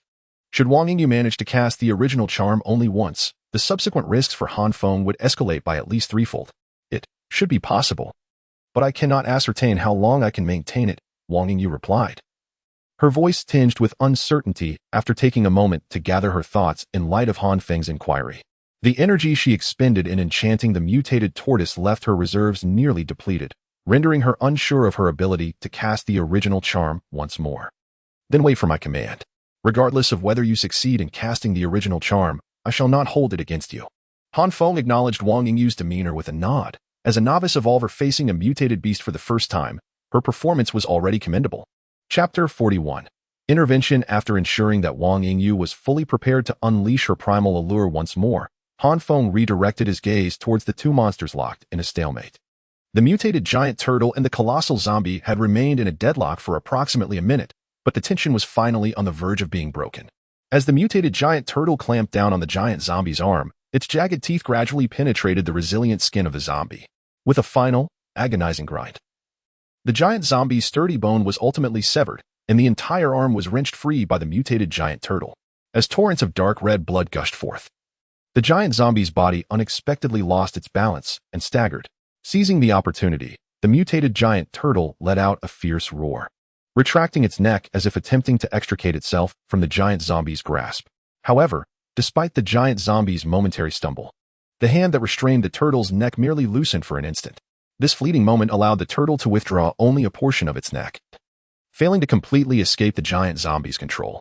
Roaring in frustration upon realizing its neck remained trapped, the mutated giant turtle emitted a growl, a glint of ferocity flashing in its lone remaining eye. With a surprising display of tenacity, its sturdy legs advanced rather than retreated, and its hardened shell collided forcefully with the giant zombie, pushing it several steps back.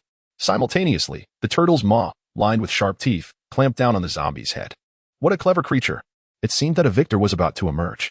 Observing the mutated giant turtle relentlessly driving the giant zombie toward the Qian'an River, Han Feng wore a wry smile. Deep down, he secretly hoped for the giant zombie's victory, for if the mutated giant turtle withdrew its head into its thick shell, Han Feng would be left powerless, unable to penetrate the formidable armor and inflict harm on the turtle's core. In contrast, the giant zombie presented a different scenario. Han Feng surmised that although its skin was tough, a full-force assault with his tactical knife could potentially breach its defenses. Moreover, the giant zombie bore numerous wounds, offering ample opportunities for attack. Yet, regardless of Han Feng's thoughts, he knew he had to act. The mutated giant turtle was persistently shoving the giant zombie, and should it succeed in pushing the zombie into the Qian'an River, the outcome would be of no consequence to Han Feng. At that point, he would have no chance of claiming any spoils from the river. Resolute in his decision to intervene, Han Feng hesitated no longer. He pressed down hard on the accelerator, and the stationary Unimog RV erupted with a roar. The ordinary zombies that had been frantically pounding on the windows were knocked aside as the vehicle surged forward. It appeared that he needed to deal with these troublesome ordinary zombies first. As Han Feng gazed into the rearview mirror, witnessing the horde of zombies strewn across the ground, he did not exhibit any semblance of joy. Instead, a slight furrow creased his brow. These ordinary zombies posed no threat to him, ensconced within the confines of his vehicle. However, should he choose to disembark and engage in battle, complications would undoubtedly ensue. Han Feng was destined to partake in the clash between the mutated giant tortoise and the colossal zombie, and at that juncture, he could afford no distractions. Any interference from the ordinary zombies could spell disaster, akin to capsizing in a mire. Determined to distance the ordinary zombies from the massive ones, Han Feng assessed the remaining undead and realized that it was utterly impractical to eliminate them all before the mutated tortoise could propel the giant zombie into the Qian'an River. Raising his gaze, he surveyed his surroundings and moderated his speed, steering the zombie throng towards the militia S-gate, the farthest point from the giant zombie. Almost there. Exercising patience, Han Feng maneuvered the Unimog RV amidst the horde of zombies, gradually approaching the militia's entrance. He lingered there for half a minute, successfully drawing most ordinary zombies to the vicinity of his vehicle. Glancing upward, he observed that the mutated tortoise was on the verge of colliding with the giant zombie. And without further ado, he pressed the accelerator, propelling the vehicle to its maximum velocity towards the battlefield. The Unimog surged forward with such speed that the friction between the vehicle and the air produced a cacophony of howling winds as it barreled towards the site of the confrontation between the mutated tortoise and the giant zombie. At that moment, the mutated tortoise seemed singularly focused on the creature that had shattered its eye, oblivious to the thunderous roar of the Unimog as it continued to ram into the giant zombie, disregarding the RV entirely. Just then, as the Unimog approached within mere meters of the mutated tortoise, Han Feng resolved to leap atop the vehicle. Upon reaching the tortoise's side, he decisively engaged the brakes and turned to shout at Wang Yingyu. who was seated beside him, grabbing the RPG-7 rocket launcher he had acquired from Brother Liu. He vaulted through the sunroof to the roof of the RV. Han Feng chose to prioritize the eradication of the mutated tortoise, despite having lost one eye. Its formidable defense posed a significant threat. He feared that without the giant zombie to distract it, his sole weapon of mass destruction might fail to strike the tortoise's vulnerable spot. Meanwhile, Wang Yingyu, seated in the passenger seat, had been vigilantly monitoring the battlefield since Han Feng had initiated the vehicle's movement. With Han Feng's renewed command, she felt a surge of energy emanating from within her. As the mutated tortoise, engaged in tearing at the giant zombie's head, suddenly sensed an overwhelming primal desire emanating from deep within its soul. The monstrous zombie, which had been fiercely clenching its jaws, suddenly released its grip, and the head, with but a single eye remaining, twisted sharply, locking its gaze once more upon the direction of the Unimog camper. Inside the camper, Wang Yingyu, who was casting an ancient charm, successfully ensnared the attention of the mutated giant turtle. However, as she drew the creature's focus towards herself, the last remnants of energy within her were swiftly depleted, plunging her into darkness as she fainted. Meanwhile, atop the vehicle, Han Feng, wielding an RPG-7 rocket launcher, noticed the mutated giant turtle's head turning in an uncanny manner, and a glint of cold determination flashed in his eyes. This is the moment. Chapter 42. Double kill upon pressing the launch button of the rocket launcher. Han Feng felt a jolt in his shoulder as a plume of smoke erupted from the device, followed by a roaring flame that surged toward the mutated giant tortoise. The creature seemed to sense the impending threat, raising its head and fixing one eye on the rapidly approaching missile. Yet, despite its awareness, the giant tortoise was incapable of evading the attack. Its neck was firmly ensnared by the colossal zombie, leaving it only the ability to slightly pivot its head, unable to retract into its heavy shell. With a thunderous boom, the missile Han Feng had launched found its mark, penetrating the gap between the tortoise's neck and shell before detonating within its body. The moment the warhead exploded inside, the mutated tortoise, which had been struggling against the giant zombie, momentarily stiffened. Under normal circumstances, the RPG-7 rocket launcher could pierce through 400 millimeters of homogeneous armor. Had the explosion occurred outside the tortoise's shell, it might not have been sufficient to breach its defenses. However, the internal detonation was a wholly different matter. At this instant, bereft of its shell's protection, the tortoise's relatively vulnerable body was torn apart, creating a massive gaping wound, while shrapnel simultaneously reduced its internal organs to a gruesome pulp.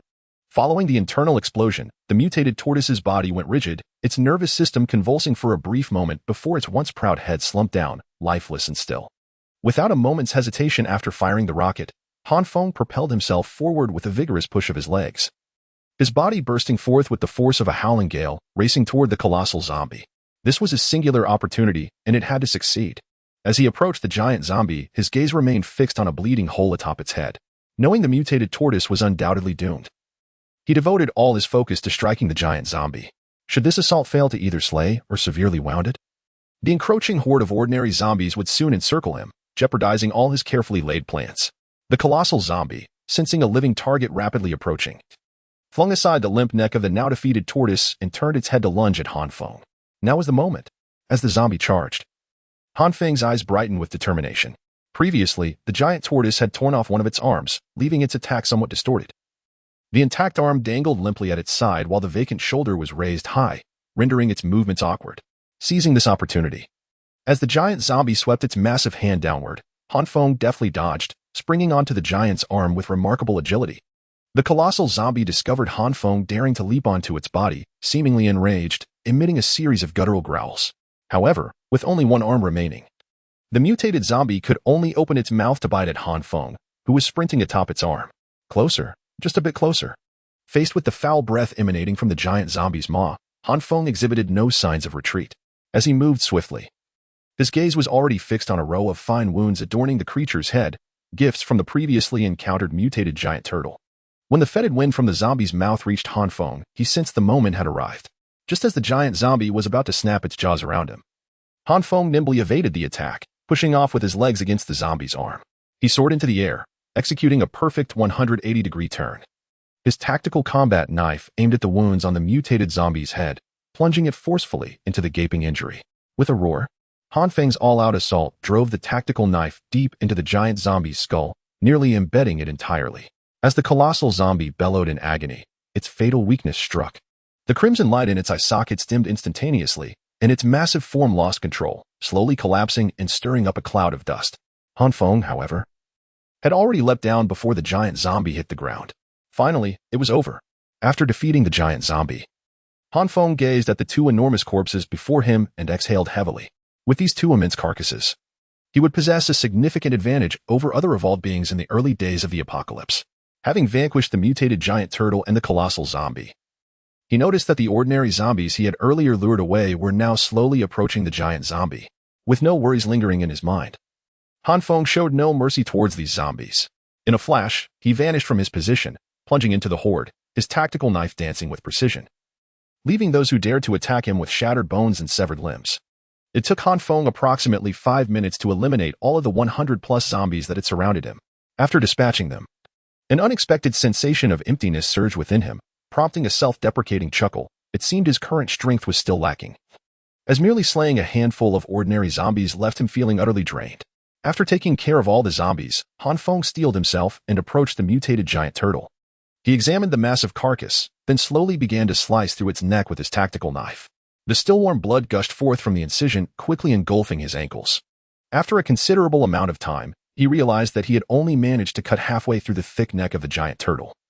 Shaking his head in resignation, it appeared that extracting the life core from this mutated creature would indeed be a laborious task, as the life core of all mutated beasts resides within their hearts, and the hearts of the turtle-like mutated creatures are encased within their formidable shells. Han Feng's current weapon proves inadequate against the robust shell of the mutated giant tortoise. Thus, the only means to obtain the life core of the mutated giant tortoise is to resort to the most laborious method, methodically dissecting the creature's body to search within for the life core.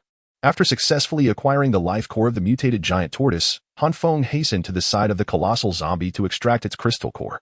With the life core and the zombie crystal core in hand, Han Feng returned to the vicinity of the Unimog, his body reeking of a potent, foul odor and drenched in blood. As he approached the vehicle, the familiar electronic voice echoed once more in his mind. Chapter 43. Evolutionary Materials. The mechanical core detected a high-energy life source. Please place it in the absorption chamber. After the electronic alert sounded, a cylindrical metal chamber rose once again from the main control console of the cockpit. Upon entering, Han Feng first glanced at Wang Yingyu, who lay unconscious in the passenger seat, and upon confirming that she was merely exhausted, he breathed a sigh of relief. In truth, completely depleting one's energy as an evolved being is an exceedingly perilous endeavor. Fortunately, Wang Yingyu had only just become an evolved being and had not yet mastered the art of energy depletion. Han Feng carefully laid the unconscious Wang Yingyu on the sofa in the living area for her to rest, and then swiftly returned to the cockpit. His gaze fixated on the cylindrical metal chamber before him. Drawing from his prior experience with the mechanical core's evolution, he placed the life core into the chamber without a moment's hesitation. With a mechanical click, the cylindrical metal chamber gradually retracted after absorbing the life core, and simultaneously, a holographic image of the Unimog RV materialized in Han Feng's mind. The mechanical core successfully absorbed the high-energy life source, and the evolution of the mechanical core commenced. Please select the direction of evolution. Upon hearing the electronic voice once more, Han Feng's eyes instinctively gravitated towards Option 6, which he had already resolved to choose. Option 6. Enhance the onboard weapon system with a celestial ultra-high-energy electromagnetic cannon module. Each shot requires 200 liters of fuel to be converted into high-energy electromagnetic waves, inflicting widespread damage with a cooling period of 1 hour. The recent battles against the colossal zombies and mutated giant tortoises had illuminated Han Feng's awareness of the current inadequacies and offensive capabilities, particularly when confronted with the enormous mutated beasts. The limitations of the Unimog RV had become glaringly evident. At present, the Unimog RV effectively defends against ordinary zombie attacks and inflicts damage on them, providing Han Feng and Wang Yingyu with a relatively secure and comfortable living environment. However, with both Han Feng and Wang Yingyu having become evolved beings, the RV's capabilities appeared somewhat insufficient. Given Han Feng's current strength and perspective, he could single-handedly contend with hundreds of ordinary zombies. The RV's inherent offensive power could only be deemed marginally beneficial when facing bronze-level zombies and mutated beasts. The inadequacy of the RV's attack power became painfully apparent. In the recent skirmish, Han Feng's primary offensive strength stemmed from the RPG-7 rocket launcher. Without that rocket launcher, he would have been powerless to prevent the mutated giant tortoise from hurling the colossal zombie into the Qian'an River, left to watch helplessly. Thus, he urgently needed to enhance the offensive capability of the Unimog RV. After selecting Option 6, the electronic alert sounded once more. Selection confirmed. Enhance the onboard weapon system with the Celestial Ultra-High-Energy Electromagnetic Cannon Module. High-energy life source requirements met. Please place 50 kilograms of osmium into the pop-up material conversion cabinet. 500 kilograms of ordinary metal may temporarily substitute, but the substitute cannon tube is a one-time device. After its use, an additional 500 kilograms of ordinary metal must be supplied to fabricate a replacement cannon tube. As the electronic notification concluded, a rectangular metallic cabinet unexpectedly emerged from the chassis of the Unimog RV's holographic display, elevating itself before the vehicle, seemingly poised to receive tangible materials. In astonishment, Han Feng's eyes widened, reflecting a look of disbelief. Initially contemplating the enhancement of the vehicle's weaponry system, he had anticipated that only a high-energy life source would suffice. However, he was taken aback to discover the additional requirement of 50 kilograms of osmium. Although Han Feng possessed a rudimentary understanding of osmium, he recognized it as a member of the heavy platinum group metals, noted for being the densest metal known, exceptionally hard, and exhibiting a bluish hue when reduced. Typically, it is alloyed in items such as bearings that endure prolonged wear. The procurement of osmium posed a significant challenge. Its cost was exorbitant, nearly rivaling that of gold per gram, coupled with its scarcity. Demand for osmium was largely confined to specific manufacturing sectors, rendering it virtually unattainable for other industries. Given the impracticality of acquiring such a substantial quantity of osmium in one go, Han Feng redirected his gaze toward the annotations behind him. Although 500 kilograms of ordinary metal could fabricate a disposable cannon barrel in the post-apocalyptic landscape, sourcing that amount of standard metal outside major cities was no trivial task. The prospect of depleting resources without a means of replenishment was indeed daunting. Nevertheless, Han Feng harbored confidence in locating 500 kilograms of ordinary metal, believing that the militia's depot would surely house some metal inventory. After assimilating the details of the vehicle's weaponry system from the holographic display, he turned his attention to Option 11. Option 11. Activate the equipment manufacturing workshop, augmenting the rear of the vehicle with a workspace capable of assimilating most materials, allowing for direct equipment fabrication via an automated manufacturing device. The equipment manufacturing workshop intrigued Han Feng immensely, second only to the urgently needed vehicle weaponry system. Previous encounters had illuminated the deficiencies in his armament, which hampered his efficacy in combat. While dismembering the carcass of a mutated giant tortoise, he distinctly sensed the limitations of his current weaponry. His tactical military knife, forged from carbon steel and adorned with exquisite cloud patterns, struggled against the deceased creature, imparting a pronounced sense of inertia, akin to sawing through flesh with a hacksaw. In encounters with a living mutated giant tortoise, this knife would likely only manage to graze its hardened skin. Consequently, as Han Feng's evolutionary capacity escalated, the tactical knife's utility diminished correspondingly, particularly since his evolutionary focus inclined towards close-quarters combat, making a reliable weapon of paramount importance. Thus, he resolved to experiment with the equipment manufacturing workshop. Given the current lack of essential materials for the vehicle's weaponry system, Han Feng opted to first upgrade the equipment manufacturing workshop, intending to pursue the vehicle weaponry system only if surplus high-energy life sources became available. With this determination, he reaffirmed his choice and activated Option 11. Commencing the establishment of the equipment manufacturing workshop. Selected. Activate the equipment manufacturing workshop. The high-energy life source has reached the required standard. Please place 700 kilograms of ordinary metal and 40 kilograms of rubber into the pop-up material conversion cabinet. Upon hearing the electronic sound emitted by the mechanical core, Han Feng's face twitched once more. Although the materials required to activate the equipment manufacturing workshop are considerably less demanding than those for the vehicle-mounted weapon system, the quantity needed is indeed greater. He could only hope that the warehouse contained such ample supplies. Aware of the materials necessary for initiating the equipment manufacturing workshop, Han Feng opened his eyes, his gaze swiftly traversing through the windshield toward the gray metallic door ahead. Chapter 44. The equipment manufacturing workshop. In the dimly lit warehouse of the militia encampment, the green emergency lights flickered softly, casting a weak glow that barely illuminated the scattered goods surrounding the area. Once meticulously arranged, the various items now lay chaotically strewn across the floor, with gloves and clothing having been hastily yanked from their boxes. As Han Feng entered the militia's warehouse, armed with a tactical knife, he observed that the group led by Brother Liu had absconded with weapons and provisions, while everyday items such as gloves and clothing were carelessly discarded aside, revealing their clear intentions. With little time to dwell on the disarray at his feet, Han Feng's gaze swept across the rows of wooden shelves, searching for metal scraps or bars. Suddenly, as he reached the center of the warehouse, his eyes narrowed in alarm. Through the dim emergency lighting, he discerned a decaying corpse lying beside a shelf ahead. Close by, Another body appeared to have recently succumbed to death. It turned out to be a false alarm. Cautiously, Han Feng approached, discovering that the head of the slightly decayed zombie had been entirely blown apart, rendering it incapable of causing any further disturbance. The recently deceased body bore a radiating bullet hole in its forehead. Shaking his head at the sight, Han Feng realized that even in a warehouse typically devoid of visitors, peril lurked at every corner.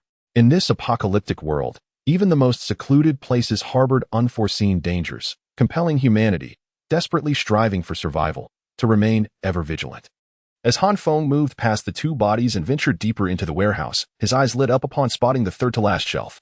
He had finally found what he was looking for. Neatly stacked on that shelf were bundles of steel rebar, their iron-black surfaces evidently well-preserved, showing no signs of rust. Beneath the rebar lay a dozen brand-new truck tires, their protective plastic coverings still intact. Now, both metal and rubber were at his disposal. A smile finally graced Han Feng's face as he surveyed the steel rebar and the tires below. Utilizing the faint light, he meticulously examined their condition before rolling up his sleeves and wholeheartedly dedicating himself to the task of transporting materials. Like a diligent little bee, Han Feng made repeated trips between the warehouse and the Unimog RV, gradually placing the steel rebar into the material conversion cabinet. This remarkable device would automatically retract into the RV's belly once filled with steel and tires, and after approximately a second, those items would suddenly transform into a cluster of particles, vanishing entirely as if they had never existed.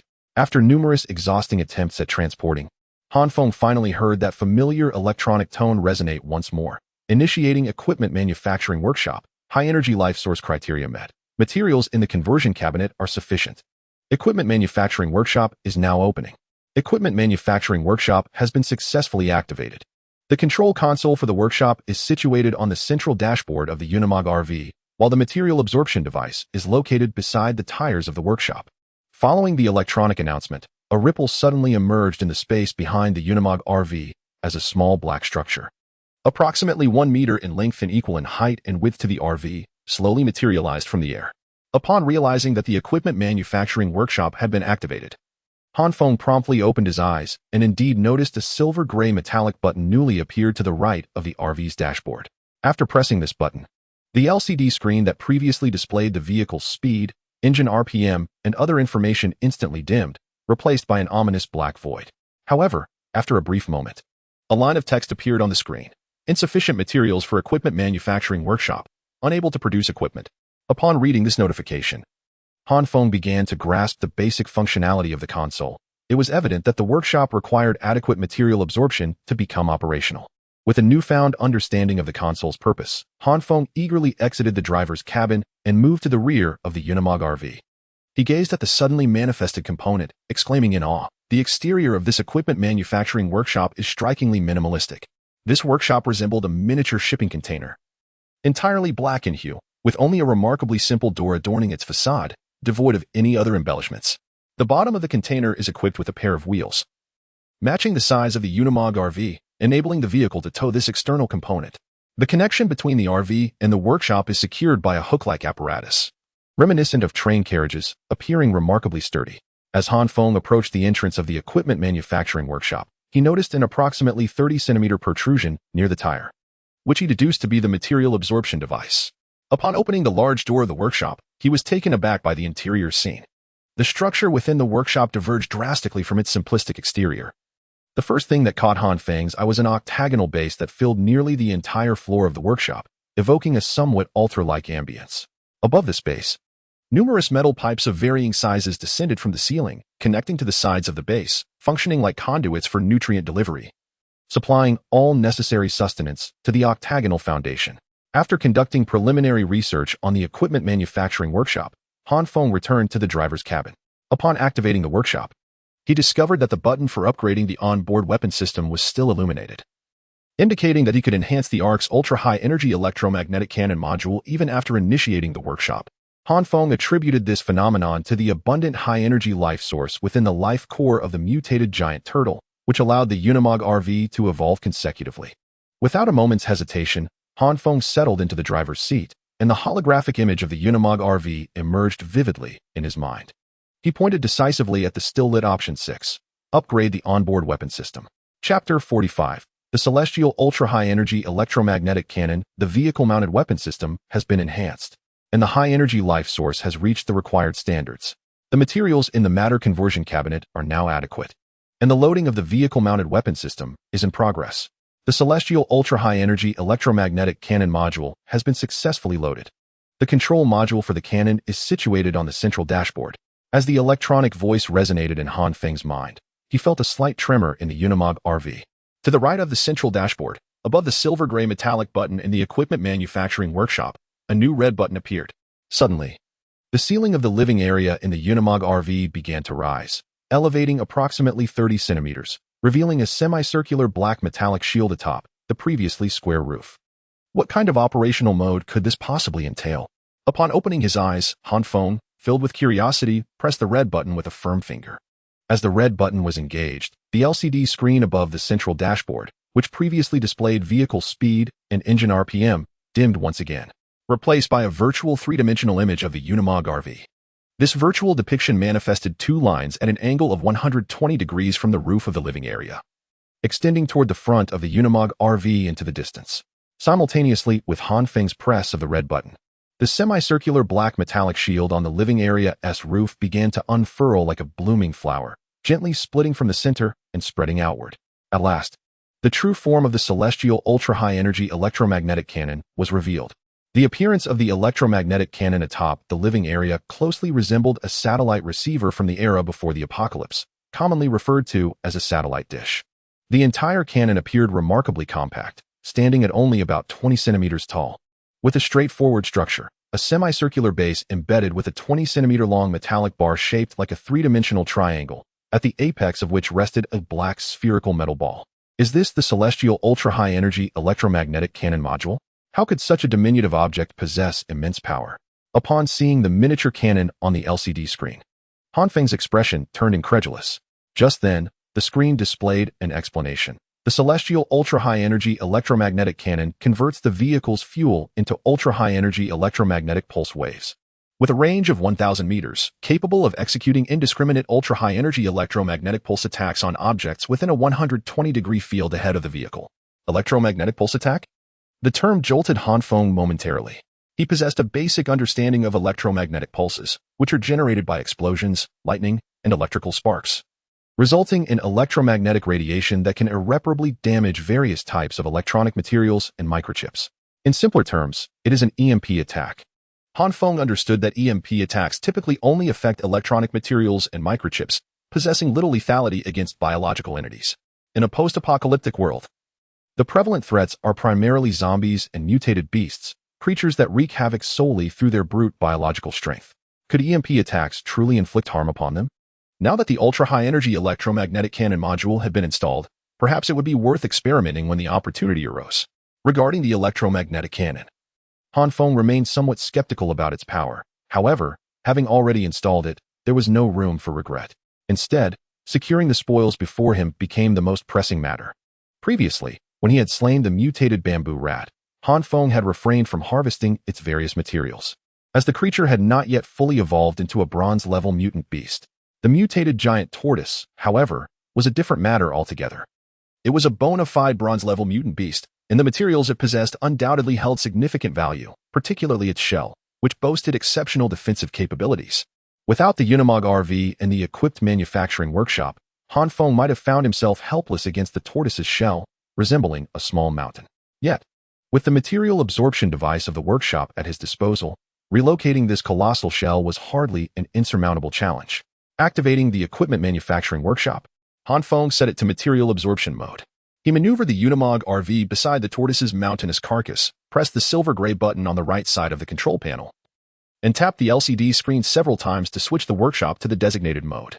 As the workshop entered material absorption mode, the 30-centimeter-long absorption device beside the tires began to extend as if animated, gradually elongating like a straw, and slowly adhered to the corpse of the mutated giant tortoise. Then, the Unimog RV shuddered slightly, and the material absorption device attached to the tortoise's body emitted a deafening roar, accompanied by a sound reminiscent of a water pump in operation. The material absorption device is now active. Please wait.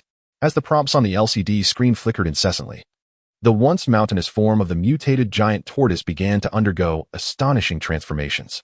Its seemingly impenetrable shell started to lighten at a visible pace.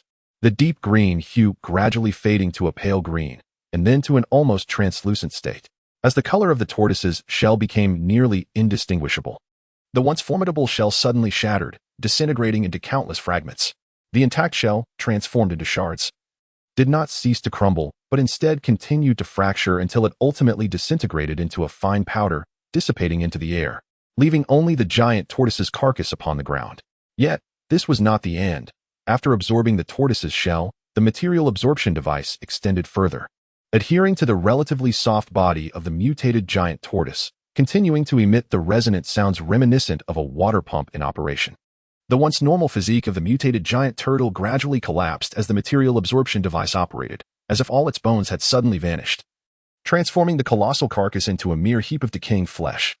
Only after the body of the mutated giant turtle had disintegrated into putrid matter did the thunderous roar of the material absorption device begin to subside, and the apparatus, resembling a straw, gradually contracted back to its original form. Upon the completion of its operation, the device yielded a mere 3.76 grams of primary calcium carbonate solution. As the material absorption apparatus retracted, a notification indicating the completion of absorption appeared on the display screen of the Unimog RV's control panel. However, this notification piqued Han Feng's curiosity, for he could scarcely fathom that such a massive mutated giant turtle had ultimately yielded only 3.76 grams of primary calcium carbonate solution. Chapter 46. Devotion. What exactly is primary calcium carbonate solution? Han Feng, filled with curiosity, continued to click on the LCD screen, eager to uncover the nature of the substance derived from the decomposition of the mutated giant turtle by the material absorption device. As anticipated, he soon found the description of primary calcium carbonate solution in the subsequent menu. Primary calcium carbonate solution. During the equipment manufacturing process, the addition of calcium carbonate solution can significantly enhance the sturdiness of the equipment, achieving a primary defense standard with a usage of 1 gram per square meter of material. After perusing the description, Han Feng gained a preliminary understanding of the application of primary calcium carbonate solution. However, he remained perplexed about the classification mechanism of mechanical cores. If the bodily materials extracted from the bronze-level mutated beasts are categorized as primary materials, are there secondary materials? Tertiary materials? Yet, Han Feng chose not to dwell on this dilemma and began to contemplate where to employ the primary calcium carbonate solution. According to his plan, since the primary calcium carbonate solution enhances the robustness of equipment, it should be utilized in armor, for his current evolutionary state is far from that of his previous life. His body is still merely flesh and blood. Even a handgun, if it strikes him, could inflict severe injury. Furthermore, if the primary calcium carbonate solution were applied to weapons, it would only augment their durability, not their sharpness.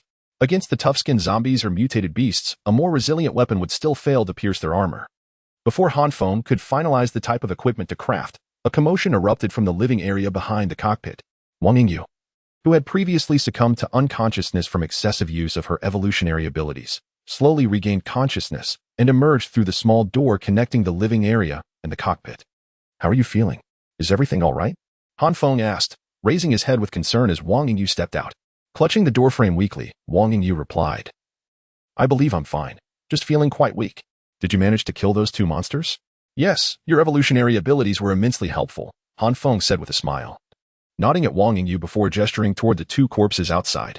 "Let me clarify your statement. In the apocalypse, these 2 beings are distinctly categorized. The large humanoid creature on the left is also a type of zombie, albeit of a higher level, which we refer to as a bronze-level zombie. The mass of decayed flesh on the right is actually the mutated giant turtle we encountered earlier, categorized as a bronze-level mutated beast." Upon hearing Han Feng's explanation, the astute Wang Yingyu quickly drew a parallel. Since they are both bronze-level, does that mean there are silver-level and gold-level creatures as well? Indeed. But for us at this moment, such considerations are still far too distant. Discussing them holds little significance now.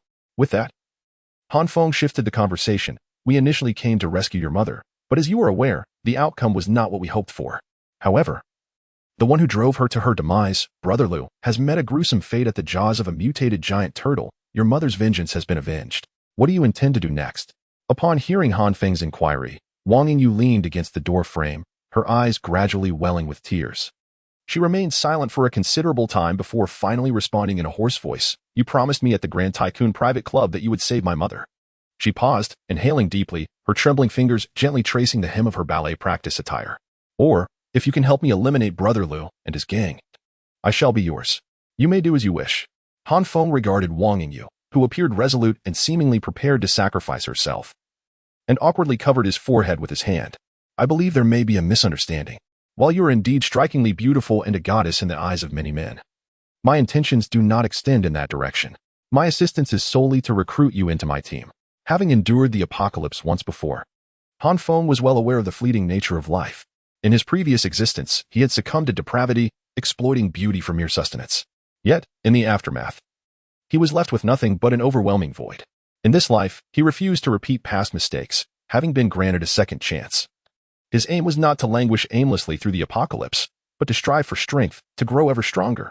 As for women, he no longer felt the primal urge to pursue every attractive face he encountered. Wang Yingyu seemed taken aback by Han Feng's response, standing in stunned silence for a while. Throughout her time in school and her parents' social circles, most men had regarded her body with various intentions. Had it not been for her distinguished lineage, she might have struggled to preserve her dignity. Yet today, she had prepared herself for submission, only to find her advances rebuffed, leaving her momentarily disoriented. She glanced at Han Feng's lower body, casting him a peculiar look. What are you staring at? If you are so eager to surrender, I can certainly oblige. Han Feng understood the implication of her gaze and immediately stood, hands poised to embrace her waist. However, Wang Yingyu chuckled softly and stepped back, evading his grasp. I've already extended the opportunity to you. Since you have chosen to withdraw this time, there will be no second chances. As she spoke, her curiosity about the man who had rejected her grew, her eyes darting as if contemplating something. Han Feng, noticing her retreat, halted his hands and earnestly stated, since we are now allies, regardless of what lies ahead, we must strive to survive in this apocalypse. Indeed, Wang Yingyu nodded vigorously in agreement. The calamity arrived with such abruptness that my once happy family was instantaneously shattered. However, since fate has granted me the gift of survival, I shall, for the sake of my parents, strive to live on with purpose. Through this exchange, the distance between the two of them diminished significantly. No longer did they communicate with trepidation, fearful of uttering a word that might provoke displeasure. As Han Feng restarted the Unimog camper to depart from the militia's encampment, his gaze fell upon the crimson button on the central console. Remembering that the hyper-energetic electromagnetic cannon was but a one-time use, and that he needed to procure 50 kilograms of osmium, he turned to Wang Yingyu and casually inquired, do you happen to know where I might acquire 50 kilograms of osmium? Chapter 47, The Fall of Osmium. In response to Han Feng's sudden inquiry, Wang Yingyu lowered her head, pondering for a considerable time before she tentatively replied, my father once had a business partner who specialized in the processing of exotic metals. Their company was quite sizable. I believe they should have some osmium in stock.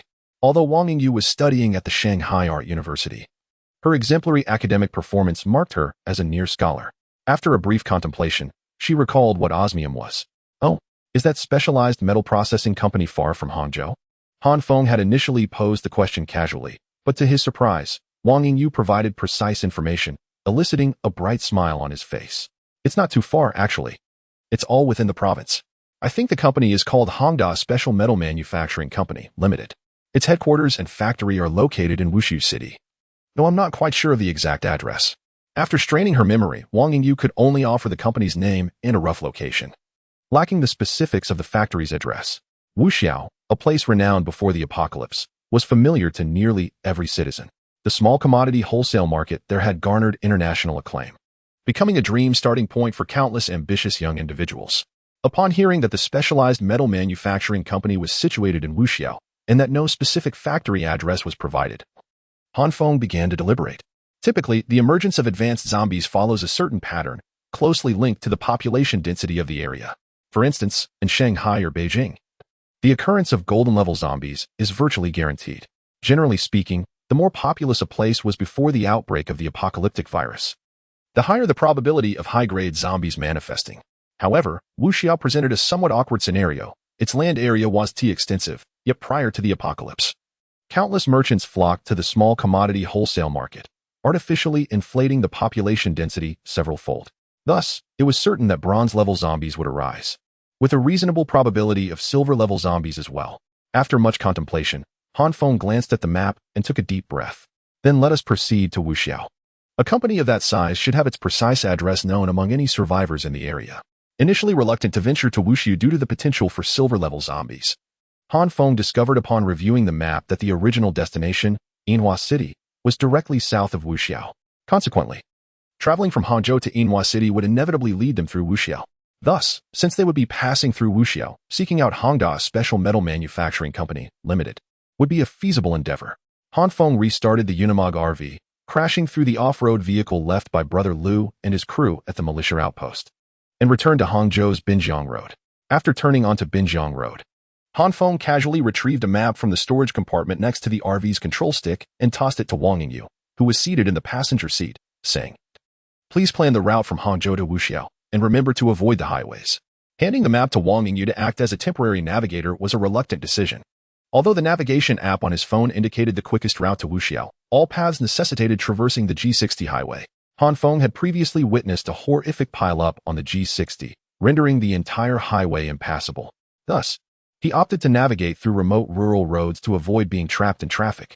"All right, I will check for alternative routes that do not involve the highway," Wang Yingyu replied. Although she was still feeling weak, she could manage to study the map and point out the way. The distance from Hangzhou to Wuxi was not considerable, under normal circumstances. Traveling along the G60 would cover approximately 150 kilometers in just over an hour. However, redirecting away from the G60 to rural paths would significantly extend their travel time. Wang Yingyu estimated that it would take at least 6 hours to reach the urban area of Wuxiao, and by then, night would have fallen. Therefore, the two needed to find a relatively safe place to rest along the way. After discussing with Han Feng, Wang Yingyu chose Zhujiang, a location not far from Wuxiu City. Zhujiang was roughly 80 kilometers in a straight line from Wuxiao and about 20 kilometers from Shulu County. This location was neither close to the densely populated zombie-infested urban area nor too near the mountains where formidable mutated beasts might roam, making it a relatively safe haven. As they departed from Hangzhou, abandoned vehicles on the road began to dwindle. Han Feng collided with a stationary agricultural tricycle, sending it crashing into a nearby field.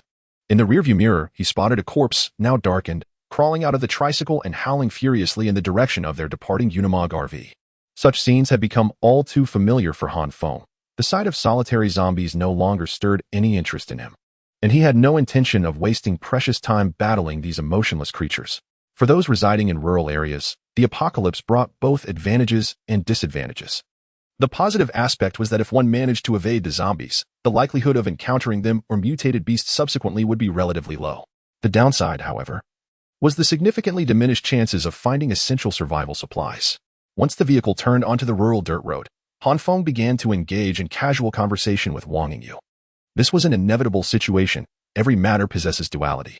At that moment, Wang Yingyu was gradually beginning to comprehend the world through the lens of apocalyptic thinking. While they chatted intermittently, Wang Yingyu suddenly exclaimed, "There are several tour buses ahead that have collided, completely blocking the road." Seated in the driver's seat, Han Feng noticed the unexpected situation ahead and instinctively furrowed his brow. With the formidable power of the Unimog RV, it would not be an insurmountable challenge to ram through a bus. However, the predicament lies in their current location, precisely at the downward slope of a small hill. If the engine were to operate at full throttle, a momentary lapse in control could easily result in veering off the road and tumbling into the ravine beside them. As Han Feng pondered the safest method to clear the buses ahead, a sudden commotion erupted within the once quiet bus, causing it to sway ominously. Soon, a procession of elderly, decrepit zombies staggered down from the bus, silently roaring towards the Unimog RV. Chapter 48. The test fire. As Han Feng gazed upon the white-haired zombies before him, he recognized that these tour buses had been transporting retired seniors for a day trip in the mountains when the apocalyptic virus erupted. Unexpectedly, the sudden outbreak had transformed these elderly tourists into flesh-hungry monsters. Strikingly, the once breathless seniors, who struggled to walk even a few paces, exhibited a remarkable agility as zombies, disembarking from the buses with a swiftness that outpaced even the regularly active youth. The rural dirt road on which Han Feng and his companions traversed was typically quiet, and following the viral outbreak, it had become even more desolate. Thus, when the zombies on the buses caught sight of the Unimog RV, they surged forth like sharks, sensing blood, spilling out of the vehicles in a frenzy. Observing the horde of zombies pouring from the tour bus like sardines, Han Feng's previously furrowed brow gradually relaxed. Faced with this throng of undead, he was eager to ascertain the formidable capabilities of the celestial high-energy electromagnetic cannon. Ever since the addition of this powerful module, he had longed to test its might, for understanding its true potential was essential for its effective application. Having encountered no significant clusters of zombies along their journey, it would have been a waste to target a solitary zombie with such a weapon.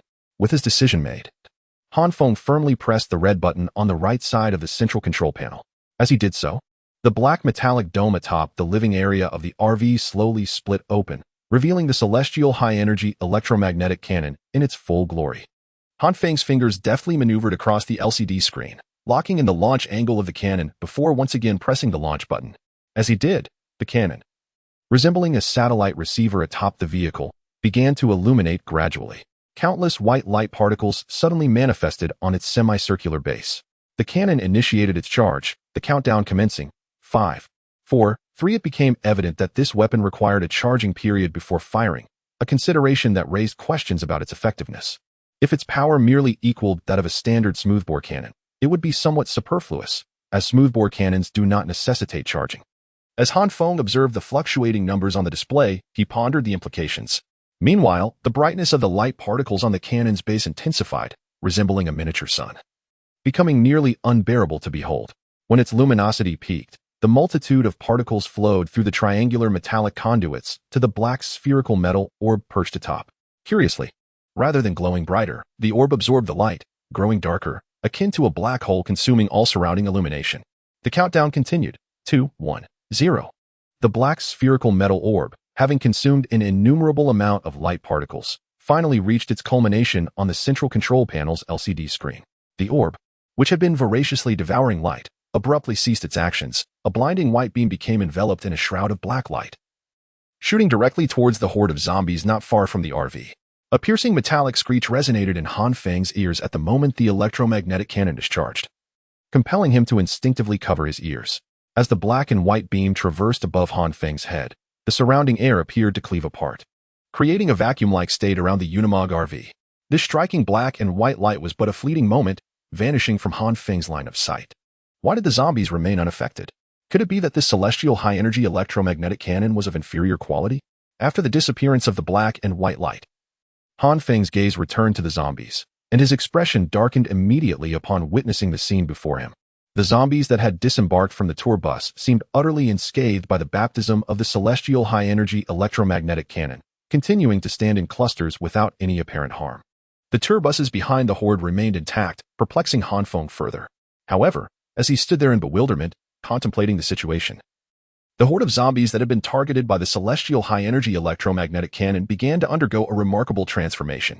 The zombies, having just begun to move toward the direction of the Unimog RV, manifested dozens of fissures on their bodies as they took their first steps.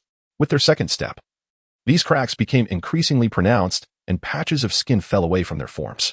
Upon taking their third step, the fissures that had marred their bodies suddenly ruptured completely, causing large swathes of skin to detach, reducing their once plump forms to mere skeletal frames.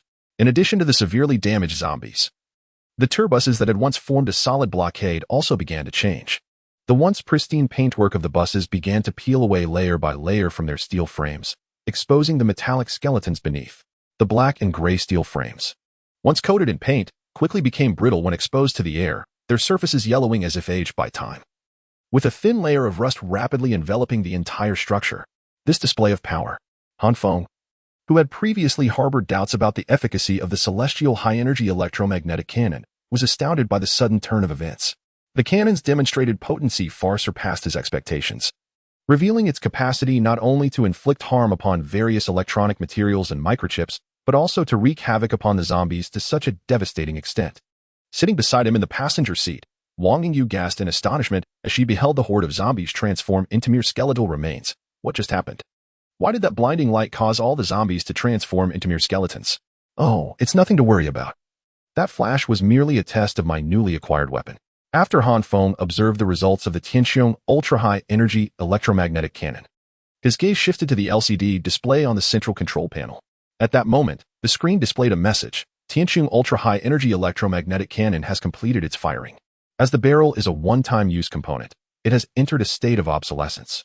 With this notification on the LCD screen, the Jinxian ultra-high energy electromagnetic cannon atop the living quarters began to disintegrate gradually, its semicircular base and metal launching apparatus instantly transforming into the most fundamental iron particles, dissipating into the air.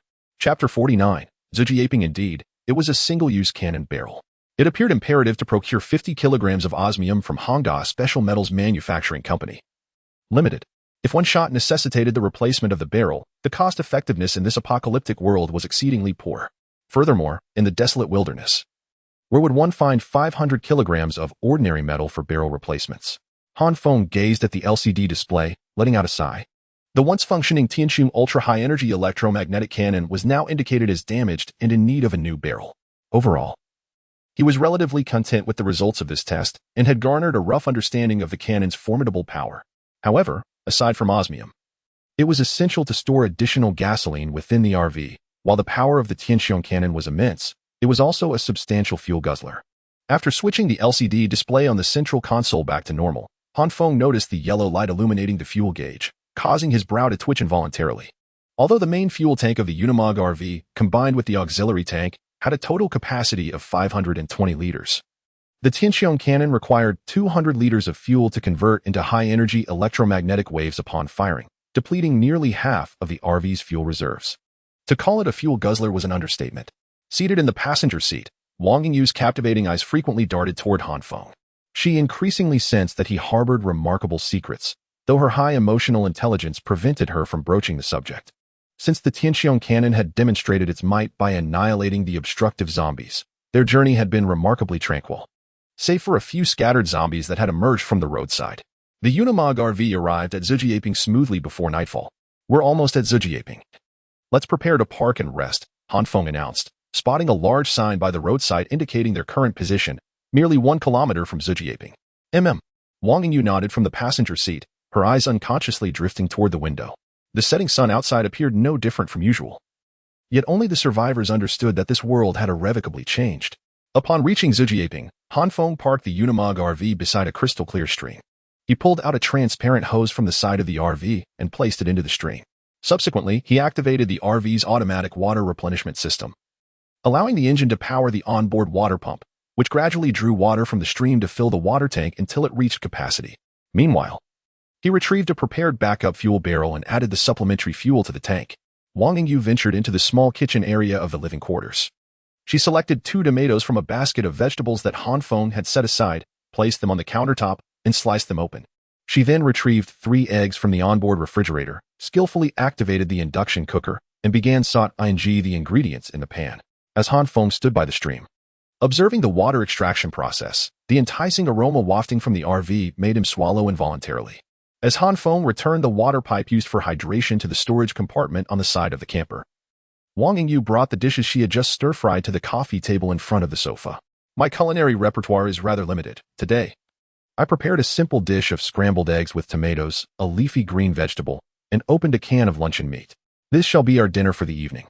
After Han Feng boarded the vehicle, Wang Yingyu retrieved a bowl and served him a portion of rice.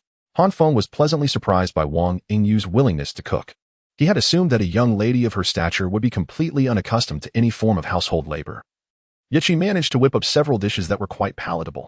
In this post-apocalyptic world, where most people lead lives fraught with turmoil and fear, the sight of Han Feng and Wang Yingyu sitting in the camper and enjoying a modest meal would undoubtedly provoke envy in others. Once they finished dining, Han Feng glanced towards the bathroom and smiled at Wang Yingyu. "I have just filled the water tank for daily use. You may take a shower and relax a bit. I'll go wash up first." Wang Yingyu began, but then lowered her head to examine her ballet practice attire, her brow slightly furrowing. After a moment's contemplation, she mustered the courage to speak softly to Han Feng. "Do you have any clean clothes? I've been wearing this ballet outfit for the past few days, and it's become rather odorous." Upon hearing Wang Yingyu's inquiry, Han Feng was momentarily taken aback. Though he had prepared numerous emergency supplies and packed several outfits before the world descended into chaos, he had never anticipated that a female would join him in the camper. Consequently, all the clothing available was tailored for a man's physique, and there was not a single piece of female attire in sight. Noticing the slight embarrassment on Han Feng's face, Wang Yingyu quickly realized the improbability of a man having women's clothing prepared in advance. She waved her hand dismissively. "It's not a problem if there are no clothes. In these times, simply surviving is a blessing. I'm being overly sensitive." As Wang Yingyu turned towards the bathroom, Han Feng suddenly recalled something. "If you don't mind wearing men as clothing, I have a few brand new outfits that you can use in the meantime. Once we reach a safe place, we can look for a store to find you some clothes." The suggestion of wearing men's clothing caught Wang Yingyu off guard. She hesitated at first, but the unpleasant odor emanating from her own body compelled her to reconsider. Deep down, she thought, It's just men's clothing, and it's brand new. How significant is that? Ultimately, she nodded. Please give me the clothes. Thank you. As the sound of running water filled the bathroom, Han Feng settled onto the sofa, closed his eyes, and began to rest. Approximately 20 minutes later, the bathroom door swung open with a crisp click, and a plume of warm steam billowed forth. Wang Yingyu emerged, towel in hand, and said to Han Feng, I'm done. You should go wash up now. All right. Han Feng replied softly, but when his gaze fell upon Wang Yingyu, he found himself momentarily captivated. Unable to tear his eyes away. At this moment, Wang Yingyu had just emerged from her bath, her hair still damp and cascading down her shoulders. She adorned herself in a long white men's shirt, which barely concealed the majority of her thighs, leaving a small segment exposed to the air. Listening subtly and captivating Han Feng's attention.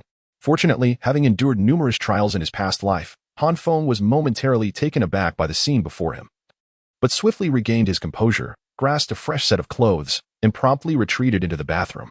Chapter 50. The Transport Fleet After Taking a Bath. Han Feng discovered that Wang Yingyu was reclining on the sofa, seemingly asleep. However, he quickly discerned that her shoulders were slightly trembling, as if she were striving to suppress her emotions. She had been feigning strength. Han Feng could surmise the reason behind Wang Yingyu's retreat to the corner for solitary tears. The anguish of losing one's parents on the same day is undoubtedly unbearable. In matters such as these, he knew there was little he could articulate. Time alone would gradually diminish the pain. Subsequently, Han Feng said not a word, simply turning onto his single bed, and the two shared a night of silence. The following morning, at the break of dawn, Han Feng heard Wang Yingyu stirring as she rose quietly to her feet, tiptoeing toward the small kitchen in the living area. She retrieved 2 eggs from the fridge and switched on the induction stove, pouring a dash of cooking oil in preparation for frying. As she was cooking, Han Feng silently approached her from behind and spoke gently, You really need not do this. Wang Yingyu, engrossed in her task, did not turn her head, but continued to focus intently on the frying pan, gently maneuvering the spatula in her hand. I merely wish to keep myself occupied, to distract from the unpleasant memories, she replied quietly. After a brief attempt to persuade her, Han Feng ceased his entreaties, taking 2 plates and placing them beside her. Very well. Let us have breakfast before we prepare to depart. Once they finished their meal, Han Feng restarted the Unimog motorhome, setting forth once more onto the uncertain path ahead. As the sun ascended, the morning mist began to dissipate gradually. Zhujiang was merely a modest hill, predominantly adorned with camphor trees, whose towering canopies shielded the sky from the sun's relentless rays, allowing a refreshing coolness to seep through the cracks in the vehicle's windows. However, Han Feng and Wang Yingyu clearly had no time to languorously savor this tranquil atmosphere. The Unimog sped through Zhujiang, racing toward the urban expanse of Wuxiao City. Wang Village lay nestled between Zhujiang and Wushu City, a mere 10-minute drive from the suburban outskirts. In the pre-apocalyptic era, numerous drivers would often stop at Wang Village to dine and rest during their deliveries to Wushu City. Yet, following the outbreak of the apocalyptic virus, Wang Village fell victim to catastrophic devastation. A significant portion of the village's able-bodied populace fled to work at the small commodity wholesale market in the city, leaving behind the elderly and infirm, who were unable to escape the relentless pursuit of the undead and ultimately succumbed to the fate of becoming zombies. Nevertheless, a transport fleet passing through Wang Village, sensing the dire situation, quickly sought refuge with their cargo in a nearby ravine, thus evading disaster. The ravine adjacent to Wang Village was essentially a hillside that had been partially excavated. Since the government prohibited unauthorized mining for soil, such enterprises had largely been dismantled, leaving only the scars of past extraction. In the now abandoned excavation site, 5 large trucks laden with goods stood, leaving behind a chaotic array of tire tracks. A man in his 30s leaped from his truck and approached the front of a red lorry, his face etched with anxiety. Brother Zhao, he implored. We've been holed up in this ravine for 2 days. When can we leave? You mentioned the government would organize a rescue, but now we have no cell signal. I have no idea whether my wife at home is alive or dead. Why the urgency? Zhao replied, his forehead creased with deep furrows. Everyone here has family to worry about. You witnessed the chaos. Those villagers, who were once fine, suddenly morphed into monsters. It's terrifying. I've read many novels. They call this phenomenon zombies. If one of them bites you, even a mere scratch, it's the end. Zhao, a weathered man appearing to be in his 40s, hopped down from the truck. He understood the peril outside, yet the brothers were anxious. We've been trapped for 2 days, and the supplies on the truck are neither food nor drink. Our rations are nearly depleted, the man before Zhao lamented, spreading his hands in despair. Zhao was acutely aware that they could only hide in this excavation site for 1 more day. After that, their provisions would be exhausted. Once hunger gnawed at their bellies, no amount of danger outside could suppress the instinct to venture out for sustenance. What about the cargo? Are we to abandon it? We deposited a substantial guarantee, he pondered, still hoping that the zombies sighted in Wang Village were merely a localized incident, and that the government would dispatch a rescue team, allowing them to deliver the goods and reclaim their deposit. As Zhao Zheng deliberated with the driver about whether to risk venturing out, a sudden shout erupted from another truck. Brother Zhao, a vehicle is approaching from the direction of Zhujialing. Zhao Zheng had to admit that the location he chose to hide, the abandoned excavation site, was strategically advantageous, offering a clear view of all vehicles heading towards Wuxiao City from Zhujialing. This was the first vehicle they had seen in 2 days. Upon spotting the approaching vehicle, Zhao Zheng leaped onto his truck and called to the drivers nearby, "Everyone, start your engines. We'll intercept that vehicle and find out what is going on." The vehicle making its way towards them was none other than Han Feng and Wang Yingyu, driving a Unimog camper van, swiftly heading for Wuxiao City. Someone is coming? Han Feng remarked, glancing at the map.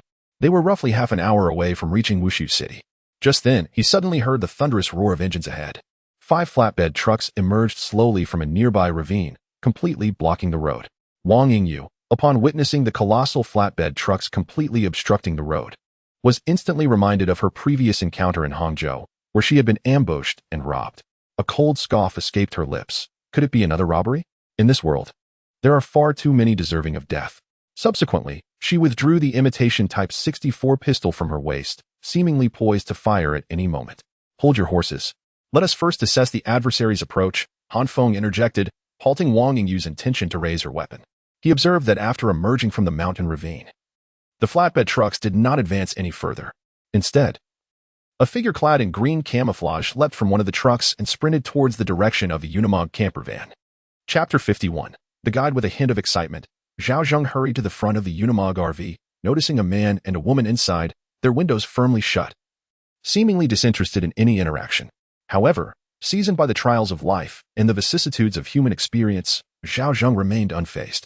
He reached out and tapped on the window, raising his voice, "Hey there, young man inside. Where did you come from? Have you encountered any of those undead creatures that bite? My companions and I have been stranded here for 2 days. What is the situation outside?" Sitting in the driver's seat, Han Feng cast a glance at the middle-aged man outside, who appeared to be nearly 50, clad in green camouflage, and bore an honest expression. After a moment's contemplation, he replied, "We came from the city of demons. Due to the outbreak of the apocalyptic virus, chaos has ensued outside. Zombies are rampant, and transportation has virtually collapsed. The highways are littered with wrecked vehicles." After a moment's thought, Han Feng decided it prudent to relay the state of affairs to the man who had inquired. "What? It's that chaotic outside? What are we to do now? Has the government dispatched any rescue teams?" Zhao Zheng's expression transformed dramatically as he absorbed Han Feng's account. Though he had previously sought refuge from the terrifying zombies, he had hoped for a resolution. He never imagined the situation was so dire. Rescue teams? Han Feng shook his head slightly at the mention of the term. Given the current circumstances, even the military is struggling to safeguard its own. Ensuring the safety of nearby residents is already a considerable achievement, let alone the existence of rescue teams. Now that you have the information you sought, can you move the large truck obstructing the road? After informing Zhao Zheng of the outside situation, Han Feng cleared his throat and gestured towards the 5 massive trucks that were blocking the road entirely, seemingly stirred by the news of the outside world. Zhao Zheng mechanically nodded. "Understood, we shall leave now." He then turned back towards the direction of the trucks, appearing somewhat lost. Not long after Zhao Zheng returned, the 5 flatbed trucks that had previously blocked the road began to rev their engines, reversing to clear the path for Han Feng. However, just as Han Feng was preparing to maneuver his vehicle through the trucks, Wang Yingyu, seated in the passenger seat, exclaimed softly, "Han Feng, look at the writing on those truck doors." Prompted by Wang Yingyu's observation, Han Feng directed his gaze towards the doors of the trucks, where he noticed 12 large characters neatly painted in white. Hongda Special Metals Manufacturing Company, Limited. Could these trucks belong to Hongda Special Metals Manufacturing Company, Limited? A wave of excitement surged within Han Feng upon seeing the inscription. He brought the Unimog RV to a steady halt. "Stay here in the vehicle. I will go down to inquire further." After the RV came to a halt, Han Feng cautioned Wang Yingyu to keep a vigilant watch over the vehicle before he opened the door and stepped outside. At that moment, Zhao Zheng, who had just gleaned some news from Han Feng, was animatedly engaged in a heated discussion with several other truck drivers. "Qi Lauer, you are aware of the situation outside. Please, do not act impulsively. If a zombie virus were indeed to erupt globally, rushing back to your hometown would be futile. Dressed in camouflage, Zhao Zheng firmly grasped the sleeve of one driver, earnestly attempting to persuade him. Old Zhao, spare me your advice. If my wife and children turn into those wretched zombies, living on alone would be meaningless. I'd rather join them. The driver, fraught with anxiety, struggled to free himself from Zhao Zheng's grasp. Zhao Zheng seemed to be losing his hold on the robust young driver, and called out to the others standing nearby. What are you all doing standing there? Someone restrain him.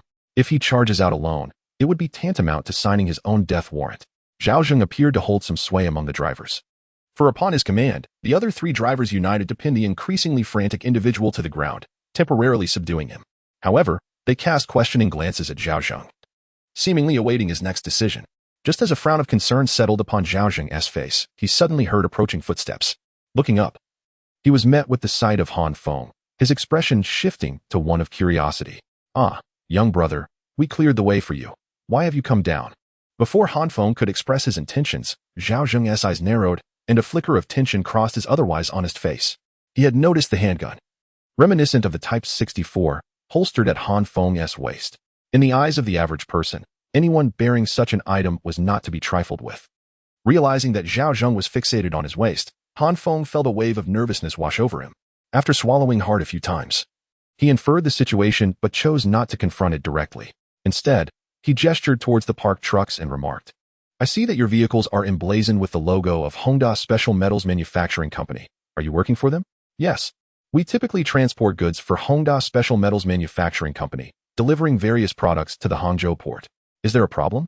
Zhao Zheng responded, mustering his courage to answer Han Feng's inquiry. Han Feng, cutting to the chase, stated his purpose plainly. No problem at all, but coincidentally, I wish to procure some items from Honda Special Metals Manufacturing Company. Would you be so kind as to guide me there? Hearing Han Feng's request, Zhao Zheng forced a wry smile, feeling somewhat awkward. He was all too aware of the number of people present within the premises of Honda Special Metals Manufacturing Company.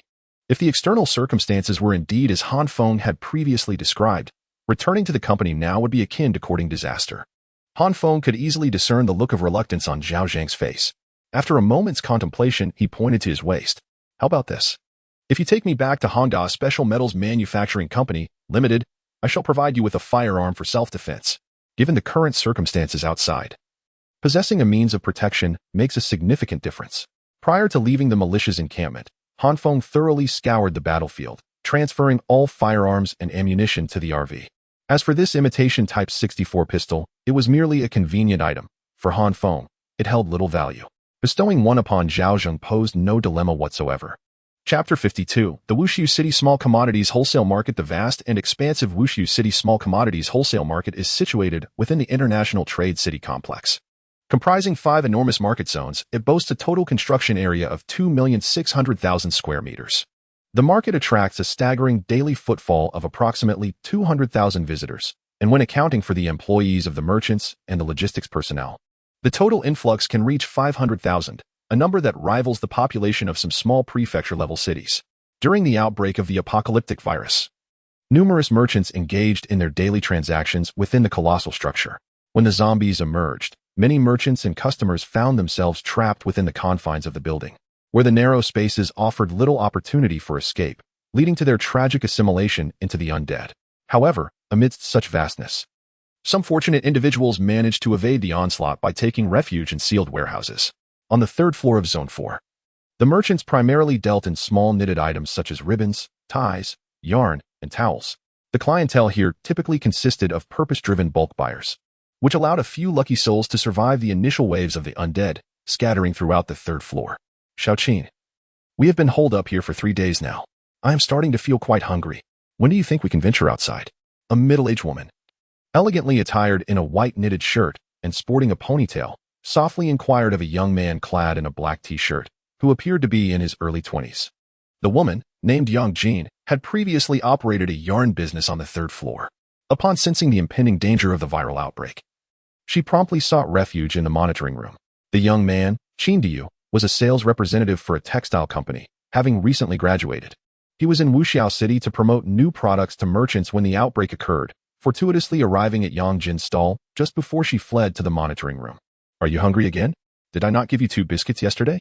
Can you not conserve a little? Qin Diyu, fixated on the surveillance screen.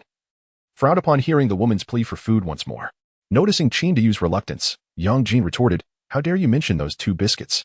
They were not a gift from you. I earned them myself." Desperate from hunger the previous day, Yang Jin had observed Qin Deyu with a packet of biscuits and had hoped for a few to stave off her cravings.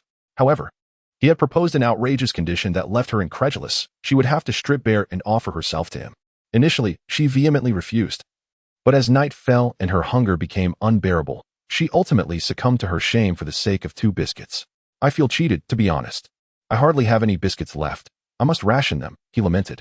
After venting his desires last night, Qin Deyu found himself in a state of contemplation, feeling a sense of loss.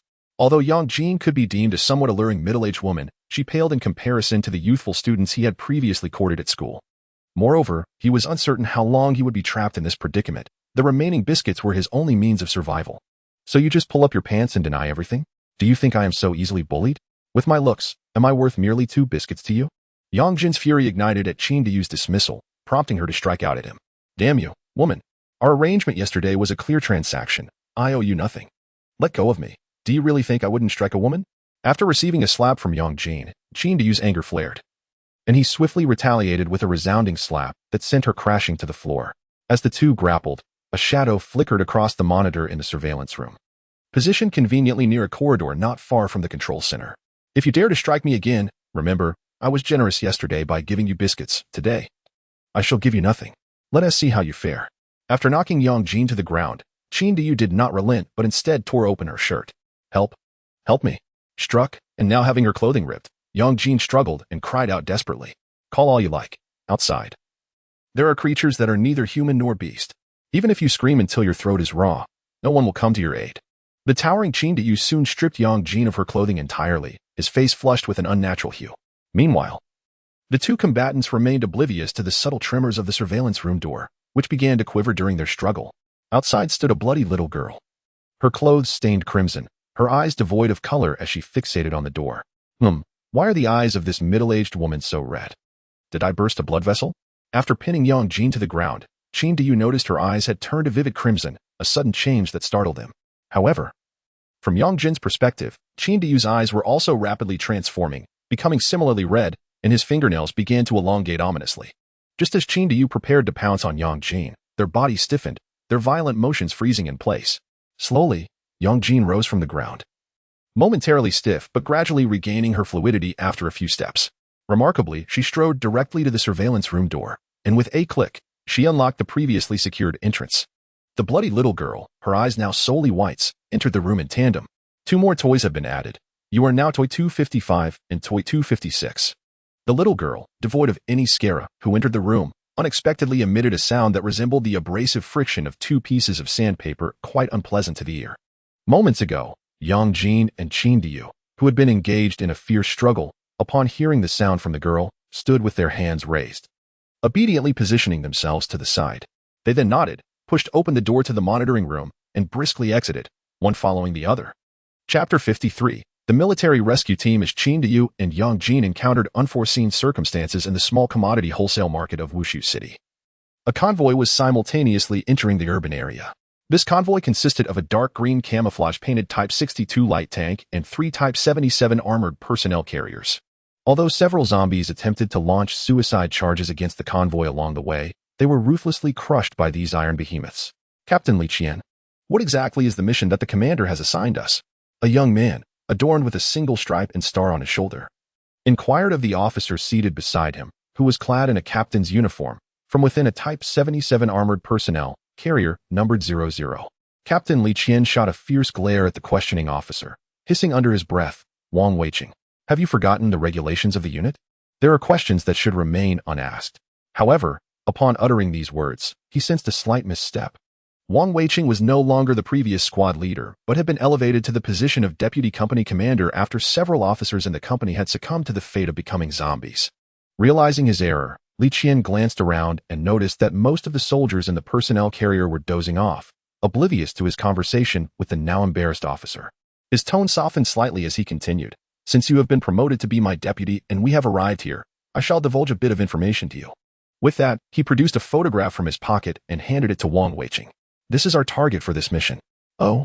We took such great risks to come all the way from the Jinxian refuge camp just for him, Wang Weiqing remarked, examining the image of a middle-aged man in a suit, arms crossed, exuding the aura of a successful entrepreneur.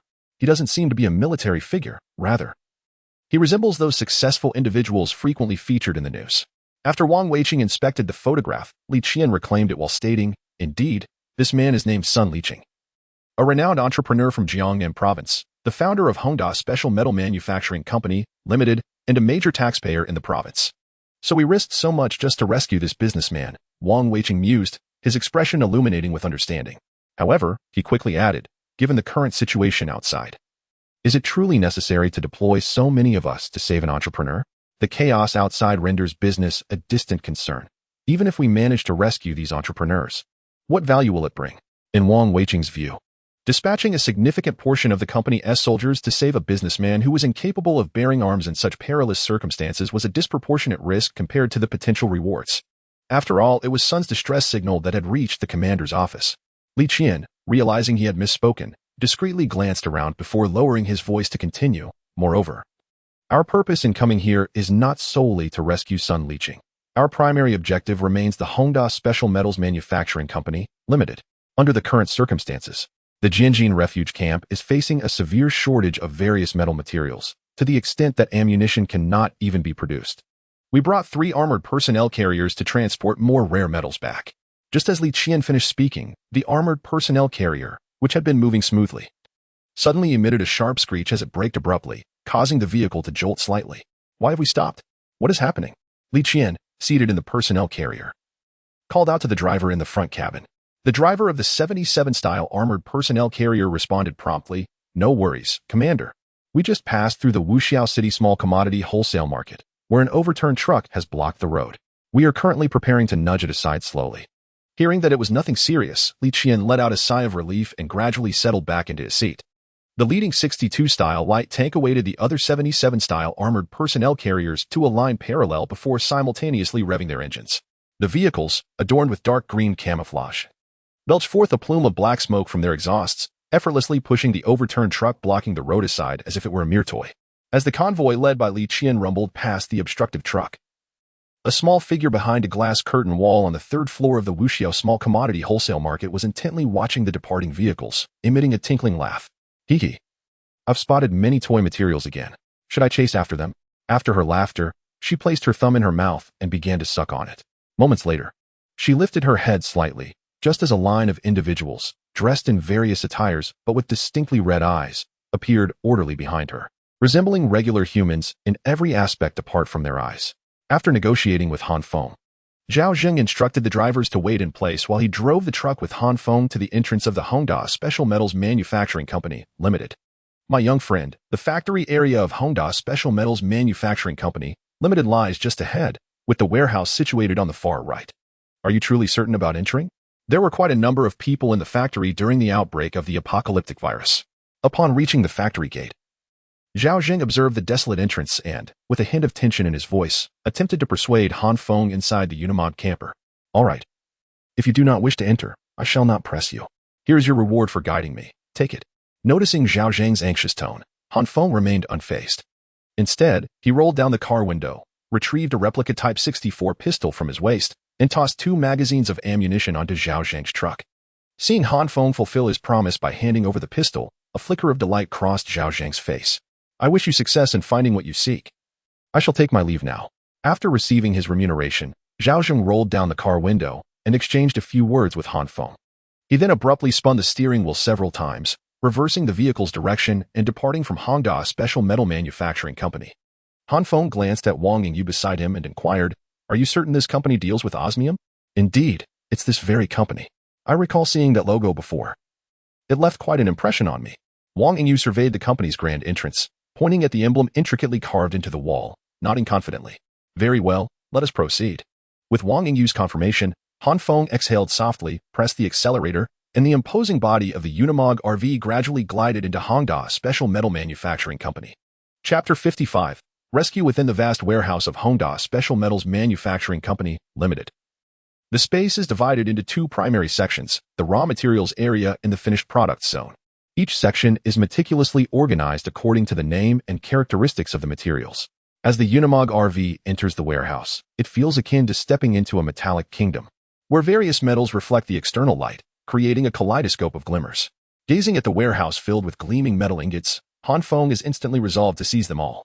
He presses the silver-gray metallic button on the right side of the central console, activating the equipment manufacturing workshop of the Unimog RV, and subsequently switches to material absorption mode. With the material absorption device, resembling a straw, gradually emerging from beside the workshop's tires, Han Feng begins to maneuver the Unimog RV, sweeping through each area one by one. Under the influence of the absorption device, the once towering piles of metal ingots visibly diminish and fade away. Meanwhile, the display screen of the Unimog RV continuously presents material absorption notifications. Harvested 1111. 3 grams of grade 1 iron ore. Harvested 22. 66 grams of grade 1 manganese ore. Metal osmium. After the Unimog RV has scoured nearly half the warehouse, Han Feng finally discovers a neatly stacked pile of metal ingots emanating a ghostly blue glow in a corner of the warehouse. Upon finding the osmium, he eagerly disembarks and begins transferring the metal ingots into the now activated physical material conversion cabinet. As the ghostly blue ingots are placed one by one into the cabinet, a total of 50 kilograms of osmium is swiftly collected, and the conversion cabinet retracts instantaneously. The onboard weapon system undergoes an upgrade, the high-energy life source meets the standards, and the materials within the physical material conversion cabinet are deemed adequate, thus initiating the upgrade process. The Skyvault ultra-high-energy electromagnetic cannon module is now complete. As the electronic voice resonates in Han Feng's mind once more, the previously dissipated Skyvault ultra-high-energy electromagnetic cannon module reappears atop the living area of the RV. However, this time, the revitalized cannon exhibits a subtle change in hue, no longer a deep black but radiating a soft blue light. While Han Feng diligently scavenges the warehouse for metal raw materials, another convoy rushes into the premises of Honda Special Metals Manufacturing Company, Limited. Leading the charge is a Type 62 light tank, its cannon raised high, its cold barrel reflecting an unparalleled aura of intimidation under the sun. The military convoy tasked with rescuing Sun Liqing drives directly to the front of the office building. Inside, Liqian issues a command, and fully armed soldiers file out of the armored vehicles with synchronized precision. The assault team disembarks, on high alert for any signs of zombies, while the armored unit stands guard. Our objective lies within the office building. Move out. The arrival of the rescue convoy does not escape the notice of Sun Liqing, who stands atop the office building. Open the security door between the production workshop and the office building. Let the zombies loose. Even if this is a charade, we shall perform it in full. He observed the military convoy entering the factory premises, a smile gracing his lips as he issued an astonishing command to his trembling secretary beside him. Why yes, Chairman, the young secretary replied, her fear preventing any defiance against Sun Liqing's orders, as she wished to avoid the fate of her predecessor, who had been left utterly drained of life. As the assault team hurriedly entered the office building with small, rapid steps, the large door connecting the office to the production workshop was suddenly flung open, unleashing a cacophony of zombie growls into the empty corridor. At that moment, Sun Liqing stood on the second-floor corridor, a subtle smirk curling at the corners of his mouth upon hearing the undead's cries. What a splendid carnage, this battle between humanity and the zombies. Chairman, the security door has been opened. The young secretary, breathless from her exertions, approached Sun Liqing and whispered softly. He cast a sidelong glance at Secretary Liu, a glint of crimson flickering in his eyes. Well done. I find myself reluctant to end your existence, he remarked. Secretary Liu had believed that her diligent efforts would spare her from the chairman's wrath, yet she was oblivious to the inevitable grasp of Sun Liqing. A piercing scream escaped her lips as she turned to flee, but Sun Liqing had already vanished from sight.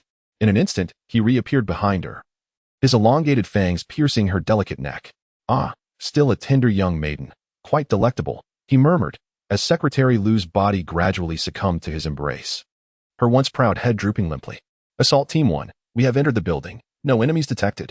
Assault Team 2, we have secured the main entrance. All clear. The commander of the rescue convoy rushed into the office building, astonished to find the vast hall before him completely empty. The reception area on the first floor held neither survivors nor zombies, an eerie silence enveloping the space that bred a sense of dread. Just as the commander prepared to investigate the interior further, a familiar growl pierced the air. Zombies. All units prepare for attack. They had grown accustomed to the grotesque sounds of the undead, and the mere presence of such a growl signified their imminent arrival. In the corridor connecting the office building to the production workshop, countless zombies had caught the scent of fresh flesh, descending into a frenzy, their meaningless howls echoing through the air. Target the zombies' heads and fire. The moment over 30 zombies clad in blue work uniforms came into view, the commander did not hesitate to issue the order to fire. The sound of gunfire erupted in the expansive hall, resembling the crackling of popcorn. Team 1. Hold your ground in the hall. Team 2. Swiftly advance into the building and retrieve the target. With the gunfire ringing in his ears, the commander of the assault team issued a new command. He had no intention of engaging in a protracted battle with the zombies. It must be said that the shooting precision of professional soldiers and their fearlessness in the face of zombies far surpassed that of ordinary individuals. The approaching zombies were firmly kept within a 20-meter radius. Should any of them breach this safety distance, they would be simultaneously targeted by multiple rifles. Meanwhile, the soldiers of Assault Team 2 swiftly ascended the internal staircase of the building, determined to locate Sun Liqing and escort him to safety in the shortest possible time. It appeared to be time to depart. Standing in the corridor on the second floor, Sun Liqing naturally observed the fierce battle waged by the professional soldiers.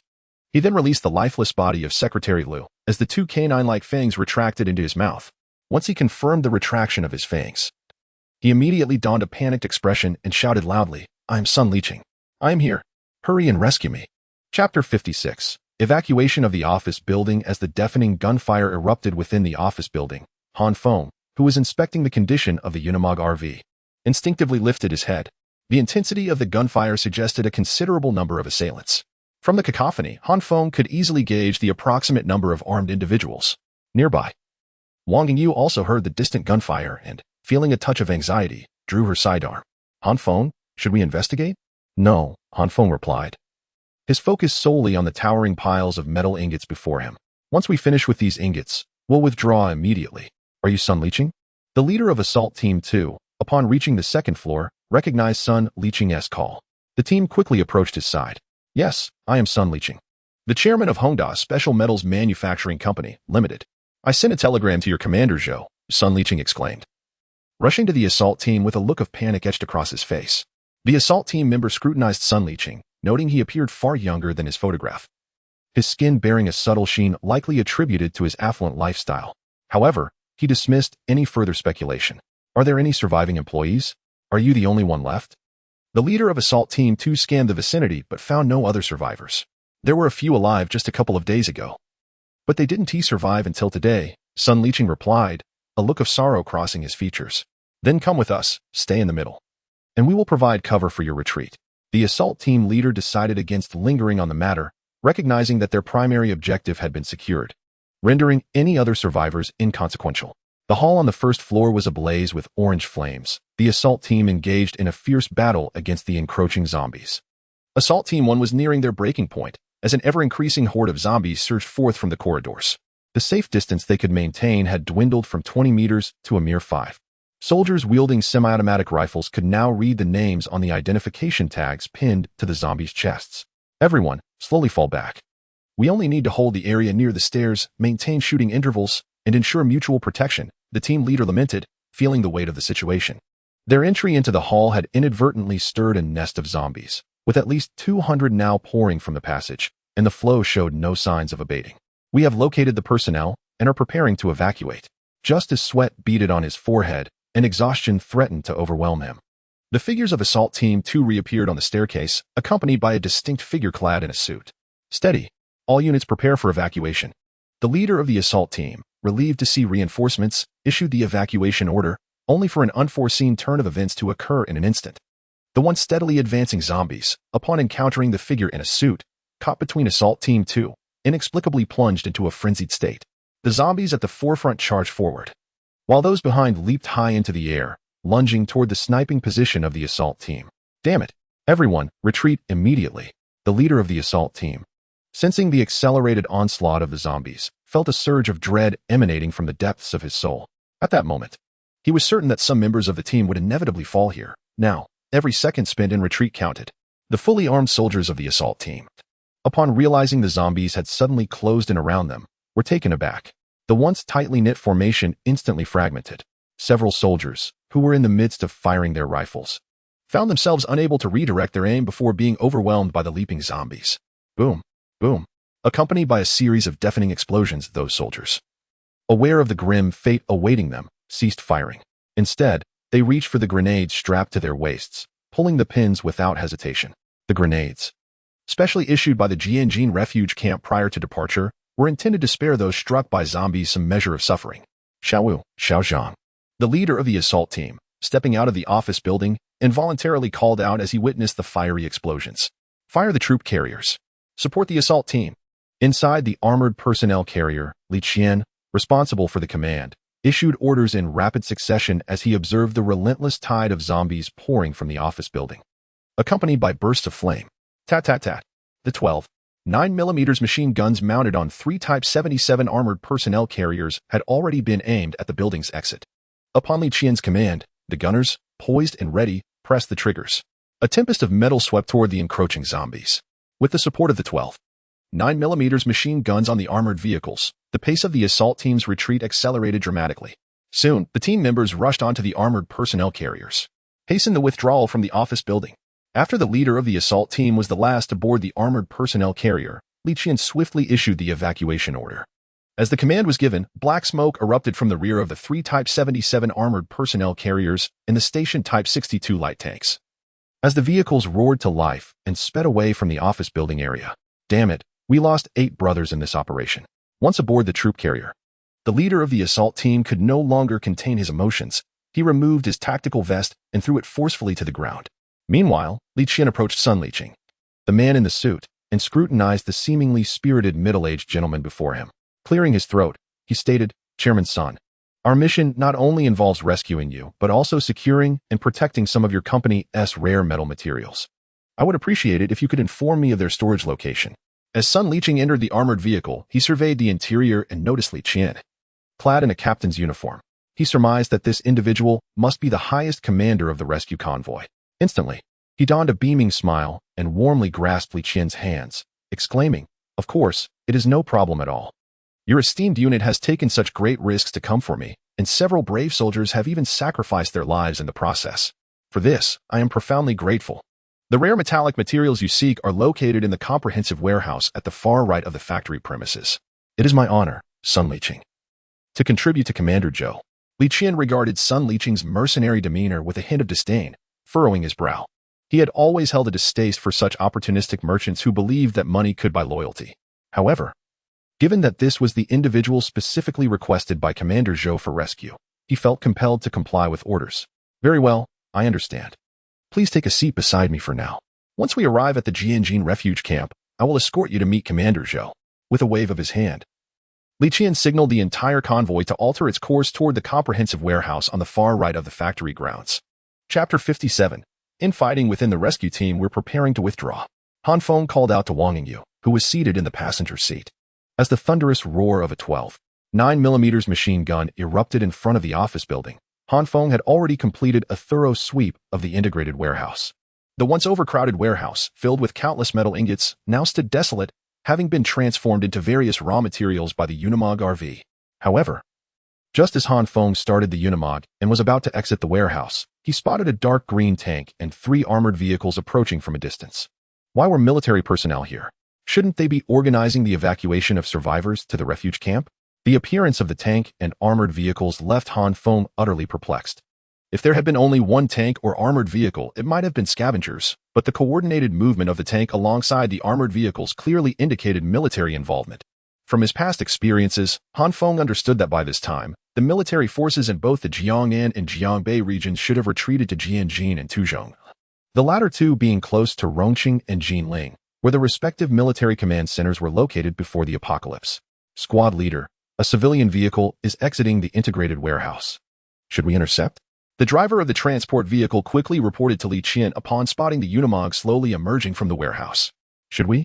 Li Qian pondered whether to stop Han Feng. Suddenly, Sun Liqing, standing beside him, interjected, "Li, the volume of the finished precious metal products from our company is relatively small. A single vehicle could easily carry away several types of special metal stocks. I suggest we intercept that vehicle and conduct a check."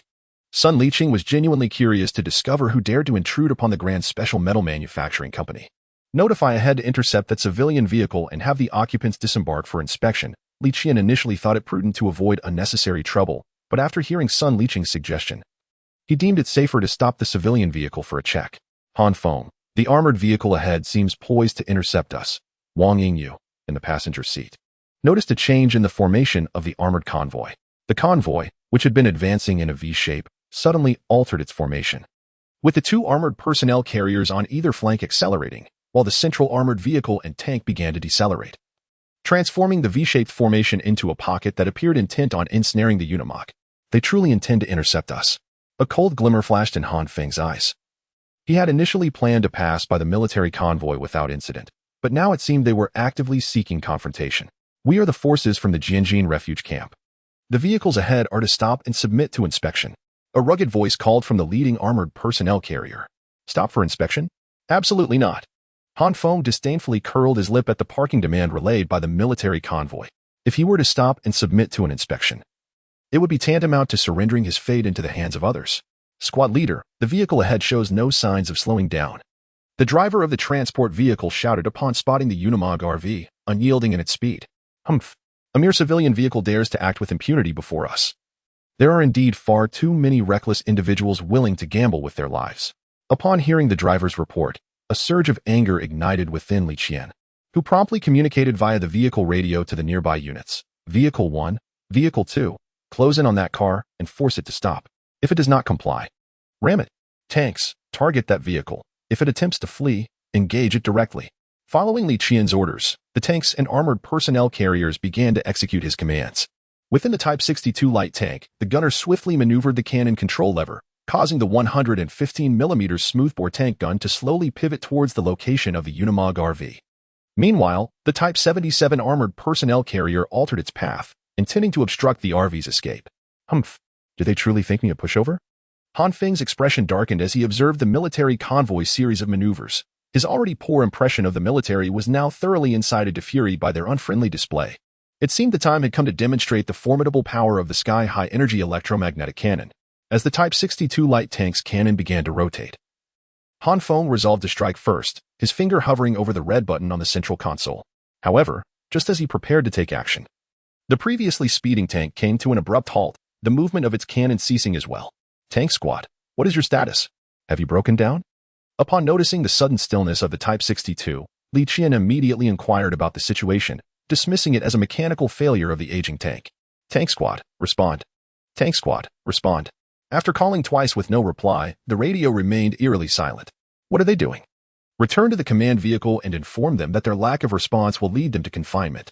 Jinxian's irritation boiled over, prompting him to shout in frustration. At that moment, the seemingly immobilized Type 62 light tank roared back to life, emitting black smoke from its rear, and the cannon began to rotate once more. That tank's aim seems off. The driver of Jinxian's command vehicle noticed the peculiar scene. After restarting, the turret's 115mm smoothbore cannon was not aimed at the Unimog RV, but rather at Vehicle 2 of the Type 77 armored personnel carrier, which was poised to block the RV's path. This bizarre turn of events was clearly witnessed not only by the command vehicle at the rear of the military convoy, but also by Han Feng inside the Unimog RV. What on earth is happening with this military convoy? Is there an unexpected internal conflict? The Han Wind, originally poised to deploy the ultra-high-energy electromagnetic cannon, halted its launch sequence upon observing the peculiar maneuvers of the tanks. On the battlefield, aiming a weapon at the back of a comrade is a grave taboo.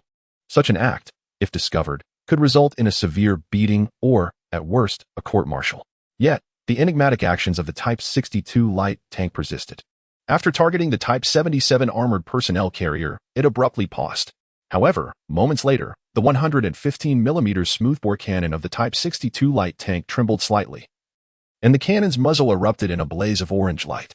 The Type 77 armored personnel carrier, locked in its sights, was instantaneously struck by a roaring shell, erupting into a fireball. Chapter 58. The Doll Queen. Upon witnessing the peculiar maneuvers of the Type 62 light tank, Jinxian ordered the command vehicle to halt abruptly. He disembarked, only to be confronted by a scene that left him utterly speechless. What on earth are the tank crew doing? I ought to have them executed, he exclaimed in disbelief. As he gazed at the flames erupting from the number 02 armored personnel carrier, he closed his eyes in anguish. Despite the armor plating of the Type 77 armored personnel carrier, it offered no protection against the 115mm smoothbore cannon. The vehicle was pierced in an instant, and the violent explosion reduced the soldiers inside to mere charred remnants. At that moment, 100 crimson-eyed figures emerged behind the military convoy, with a small silhouette at the forefront, grinning as it observed the fiery spectacle of the armored personnel carrier's destruction. These new toys are delightful. And they produce such beautiful fireworks. The child, with flowing silver hair and eyes devoid of color, clapped her tiny hands in glee as she surveyed the wreckage. Han Feng, noticing a throng of people gathering behind the military convoy, wondered if they were survivors from the Grand Special Metals Manufacturing Company, positioned in the Unimog RV. Wang Yingyu caught sight of the approaching crowd and gasped in surprise. Wait, those individuals seem rather peculiar. Han Feng followed Wang Yingyu's gaze, peering beyond the armored command vehicle into the distance. Although the individuals advancing appeared to move normally, an unsettling feeling pervaded the air.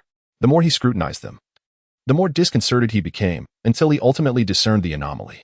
The crowd moving towards the military command vehicle exhibited an unnaturally synchronized gait. Their steps, cadence, and even the height of their arm movements were identical, devoid of any deviation. Typically, even the most rigorously trained soldiers cannot maintain such uniformity in their march. These figures appeared as if they were mechanized automatons. They are certainly not ordinary humans. Realizing the strangeness of the approaching throng, Han Feng's gaze darted among them in search of evidence to substantiate his suspicions. At last, he found it. His heart raced as he spotted a silver-haired figure with only white in her eyes, causing him to shudder involuntarily. A wave of dread coursed through him, sending chills down his spine. With memories from his past life flooding his mind, Han Feng instantly recognized her identity upon seeing that diminutive form. The Doll Queen, he gasped, his voice barely escaping his lips. The Doll Queen? What is that? Wang Yingyu asked, noting the sudden tension and unease etched on Han Feng's face. Her curiosity piqued. Han Feng remained silent, the haunting images of his previous life replaying vividly in his mind. The Doll Queen, a golden-tier zombie, possessing the ability of self-awareness. The sovereign-level zombie of Jiangnan province wields a unique power of mental control. Once ensnared by her extraordinary ability, individuals are transformed into zombies. Yet these zombies retain all the capabilities they possessed in life, allowing them to engage in normal communication with humans, which is exceedingly terrifying. Even more alarming is her capacity to mentally dominate evolvers, who retain their original evolutionary powers. In her previous life, she commanded an army entirely composed of silver-level evolvers. A formidable force indeed. The Jinxian refuge camp has attempted countless times to eradicate the Doll Queen, yet all efforts have proven futile, resulting in significant casualties among the evolvers. Several gold-level evolvers vanished without a trace following the last assault, leaving the Jinxian refuge camp severely weakened and retreating into seclusion thereafter. To their astonishment, in this lifetime, they have encountered the Doll Queen. Although she has yet to reach the gold-level status of her previous existence, she is undoubtedly a silver-level zombie. Upon seeing the diminutive figure with silvery white hair, Han Feng felt a wave of bitterness wash over him. The Doll Queen's expertise in mental control allows her to manipulate chosen targets from a distance, even with the Unimog RV at his disposal. Han Feng lacks any assurance of escaping the Doll Queen's mental grasp unscathed. As he reminisced about her chilling moments, the Doll Queen, standing amidst the crowd, chuckled, "My toys. Show me the fireworks once more." As her words echoed, the barrel of the 62nd model light tank, having completed its initial barrage, shifted its aim toward another 77th model armored personnel carrier. It was evident that the crew of the 62nd tank had all succumbed to the Doll Queen's control. What are those tank crew members doing? Vehicle 01, get out of the way. Upon noticing the tank's barrel pivoting once more, Li Qian's face transformed from a furious crimson to a pale shade of terror. The 01 personnel carrier, initially set to encircle the Unimog RV, realized something was amiss when the 02 vehicle exploded and came to an emergency halt, as the barrel of the 62nd light tank swung around again. The 01 personnel carrier began to accelerate wildly. "Machine gunners, fire. Target their vehicle." The commander of Vehicle 01 cried out in despair upon realizing the tank's aim had locked onto them. He could no longer concern himself with whether the 12 9mm machine gun rounds could penetrate the tank's armor. He merely hoped that this futile barrage could affect the tank even slightly, allowing the personnel carrier to escape the artillery's looming threat. However, his hopes remained just that, hopes. The crew of the tank, their eyes glowing red, had ceased to be human, transformed instead into the Doll Queen's puppet zombies. They possessed no emotions or independent thoughts, acting solely in accordance with the Doll Queen's commands.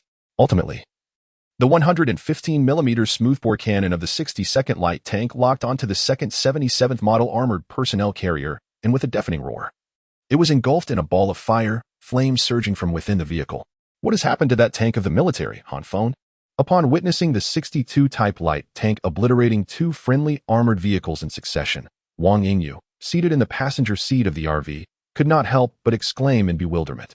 She noticed a little girl with silver hair amidst the crowd across from her. "If my eyes begin to show signs of reddening, you must cast the primal charm upon her." I will keep my gaze fixed upon your eyes, and should they exhibit any indication of turning red, I shall not hesitate to render you unconscious. Han Feng could not spare a moment to elucidate the situation to Wang Yingyu. He could only hastily instruct the doll queen. Pointing towards her. Chapter 59. Seizing the opportunity to break free, Han Feng was acutely aware that the doll queen's control over humans typically required a certain duration. As long as they could successfully endure this phase, the chances of escape would be significantly heightened. When the Type 62 light tank destroyed the second armored personnel carrier, Sun Liqing, who had initially remained in the command vehicle, emerged to witness the unfolding chaos, his brow furrowing instinctively. He had deliberately contacted Zhou Jinjiao, intending to leverage the latter's influence to ensure his stealthy infiltration into the densely populated refuge camp. However, to his astonishment, before he could even exit the company premises, 2 armored vehicles from the rescue convoy were obliterated by their own men, plunging the scene into disarray. Upon disembarking, Sun Liqing observed not only the 2 armored personnel carriers ablaze ahead, but also a large crowd that had mysteriously materialized behind him. He was taken aback by the sudden appearance of these individuals, fully aware that they could not possibly be employees from the factory.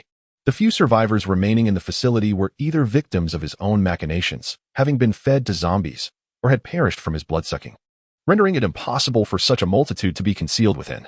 As Sun Liqing pondered the origin of this unexpected throng, a jolt of alarm surged through him, a dangerously acute sensation radiating from his heart. It felt as though he were being targeted by something ominous. His evolutionary abilities not only enhanced his strength through the continuous consumption of human blood, but also significantly heightened his perception of danger. Previously, he had evaded peril time and again by skillfully luring zombies away, yet he had never experienced such an intense, near-death awareness. Where is that entity? What is the source of this threat?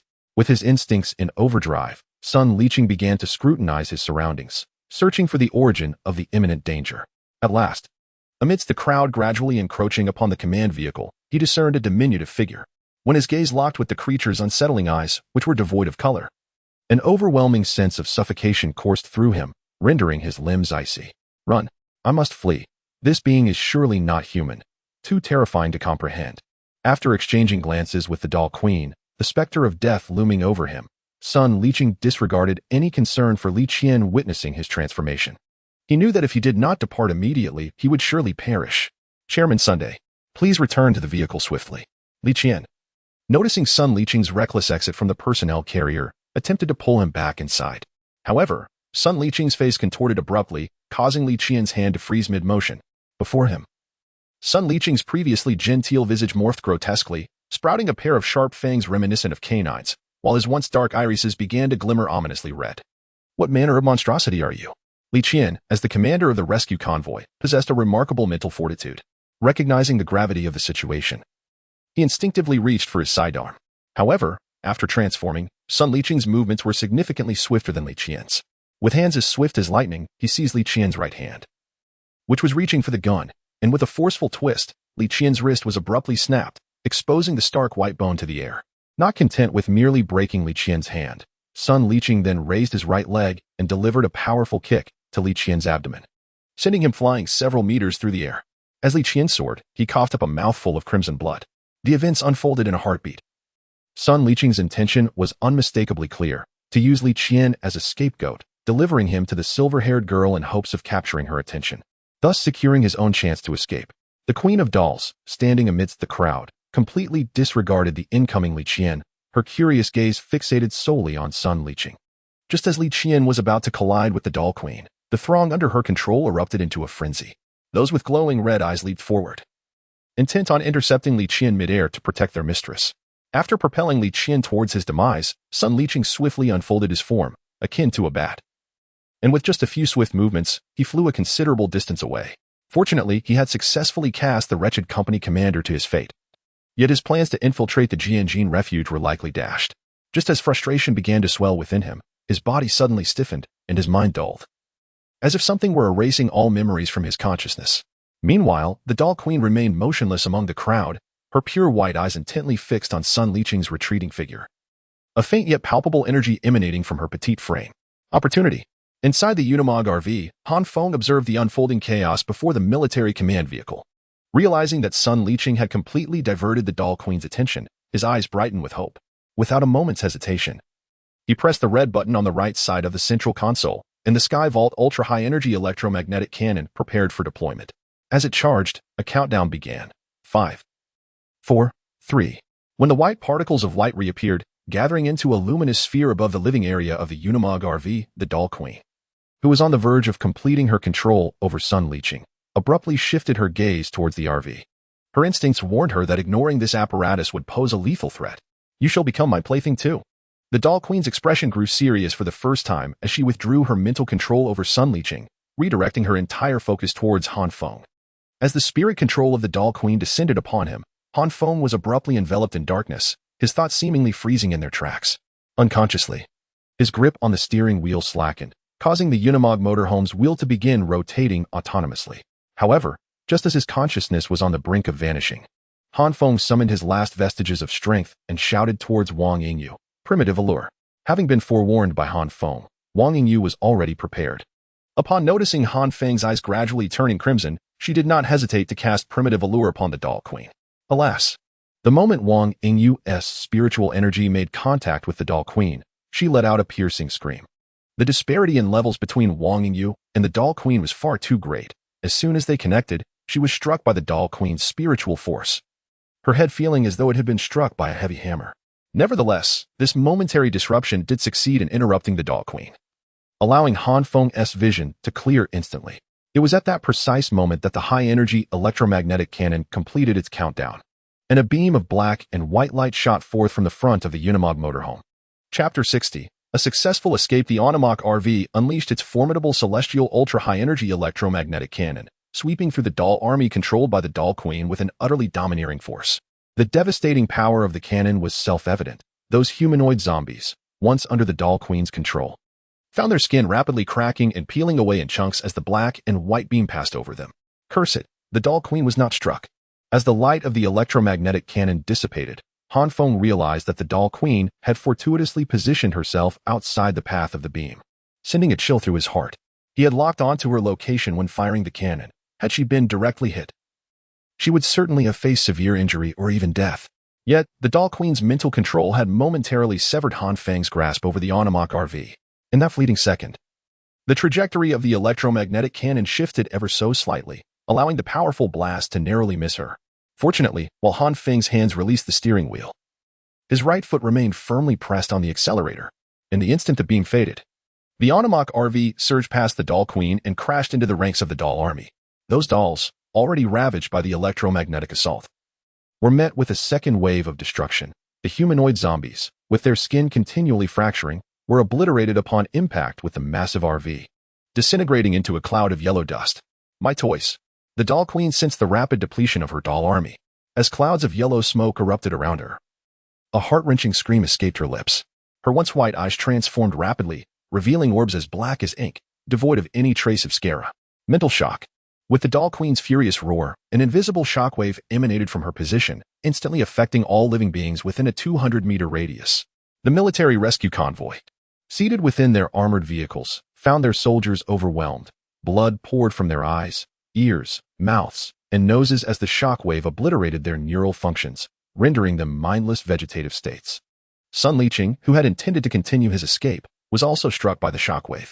However, having undergone an evolution, the energy within his body shielded his brain, leaving him momentarily paralyzed and unconscious. Meanwhile, Han Feng, who had already fled and is standing still, the Doll Queen observed the colossal form of the Unimog RV, which, despite the psychic shock she had unleashed, continued to flee rapidly into the distance. A reluctant roar escaped her lips as her pitch-black eyes fixated on the retreating vehicle, seemingly intent on etching its image into her mind. After her furious outburst, realizing she could not catch up to the Unimog RV, she clenched her delicate fists in frustration and cast a glance at Sun Leeching, who lay unconscious on the ground, before slowly advancing towards him. Meanwhile, Han Feng struggled to maneuver the Unimog RV as it sped away from the Grand Special Metals Manufacturing Company, racing rapidly out of the urban sprawl of Wushu City, heading towards Yinhua. Once he was certain the Doll Queen had not pursued them, a wave of relief washed over him, only to be followed by a fresh spurt of blood from his mouth. Escaping from the clutches of the Doll Queen felt like a miraculous reprieve from death. Even as he coughed up blood, Han Feng remained haunted by the experience. Ugh, my head aches. Just as the RV exited Wushu City, Wang Yingyu, who had briefly clashed with the Doll Queen, began to stir awake. For Fortuitously, she had been knocked unconscious during the initial psychic confrontation. Had she remained conscious to endure the Doll Queen's mental assault, the consequences would have been dire. Well, Han Feng, what happened to you? Upon awakening, Wang Yingyu was startled by Han Feng's appearance at the wheel, his condition alarming. Blood was splattered across the dashboard, and his mouth and clothing bore crimson stains. It's nothing serious, just a bit of energy backlash. I coughed up some blood. We've successfully escaped from the Grand Special Metals Manufacturing Company. Han Feng waved his hand dismissively, downplaying the severity of his condition. Let me drive for a while. You should rest. Despite Han Feng's insistence that he was fine, Wang Yingyu, noticing his pallid complexion, voiced her concern. Well, all right, you take over. Just drive straight to reach Yinhua City. Han Feng assessed his physical state and decided to take a break. Recognizing that Wang Yingyu's current combat capability was not entirely dependable, he needed to conserve his strength. After switching seats, Wang Yingyu glanced at Han Feng in the passenger seat and softly inquired, by the way, you mentioned wanting to find someone in Yinhua since we left Modu. What is your relationship with this person? Are they your girlfriend? No, in fact, the person I am looking for probably doesn't even know me. Han Feng was uncertain how to explain his relationship with an Ying to Wang Yingyu. He couldn't possibly reveal that the person he sought was a former teammate from his previous life. Oh? The person you were risking so much to find doesn't even know you? Wang Yingyu's curiosity was piqued. She had assumed that Han Feng's perilous endeavor was aimed at someone close to him, only to discover that the individual he sought was a stranger. Surely, you must be entrusted by someone, Wang Yingyu remarked, her admiration palpable as she pondered the extraordinary feat of fulfilling another's request amidst such perilous circumstances. Upon realizing that the individual Han Feng was searching for was, in fact, a stranger to him, she couldn't help but express her awe. Oh, Han Feng? She exclaimed, only to notice that he had not responded. Curiously, she stole a glance at the passenger seat, discovering that he had succumbed to slumber. The recent encounter with the Doll Queen had drained Han Feng's energy significantly, leaving him unable to engage in much conversation with Wang Yingyu before he fell into a deep sleep. Observing his repose, Wang Yingyu chose not to rouse him, instead taking the wheel of the Unimog camper and propelling it swiftly toward Yinhua. Chapter 61. Silver Blossom City. Han Feng, wake up. We have arrived at Silver Blossom City. A melodious voice echoed in Han Feng's ears, prompting him to slowly open his eyes. To my surprise, I fell asleep. Oh. The Doll Queen is indeed notoriously challenging to deal with. As Han Feng was roused from his slumber by Wang Yingyu's gentle nudge, he immediately felt a wave of soreness throughout his body, accompanied by a cacophony of cracking bones. Although the Doll Queen's mental assault only affected the psyche, the energy within Han Feng instinctively gathered to safeguard his vital areas in response to the external stimuli, resulting in his unexpected exhaustion and abrupt slumber. Leave the rest to me, Han Feng declared, lifting his head to gaze at the nearby traffic sign. The blue background bore a stark white inscription indicating that a straight drive of 1 kilometer would lead to Silver Blossom City. As he beheld the traffic sign, Han Feng involuntarily recalled the specifics of his former teammate, An Ying. An Ying, a female from Jiangnan province, had entered the Military Medical University of Magic City at the tender age of 18. By 26, she graduated with a doctorate and commenced her career at the first hospital of Silver Blossom City. At 28, she became the youngest deputy chief physician in the hospital, with her father being the esteemed neurosurgeon and Russian, had the apocalyptic virus not erupted.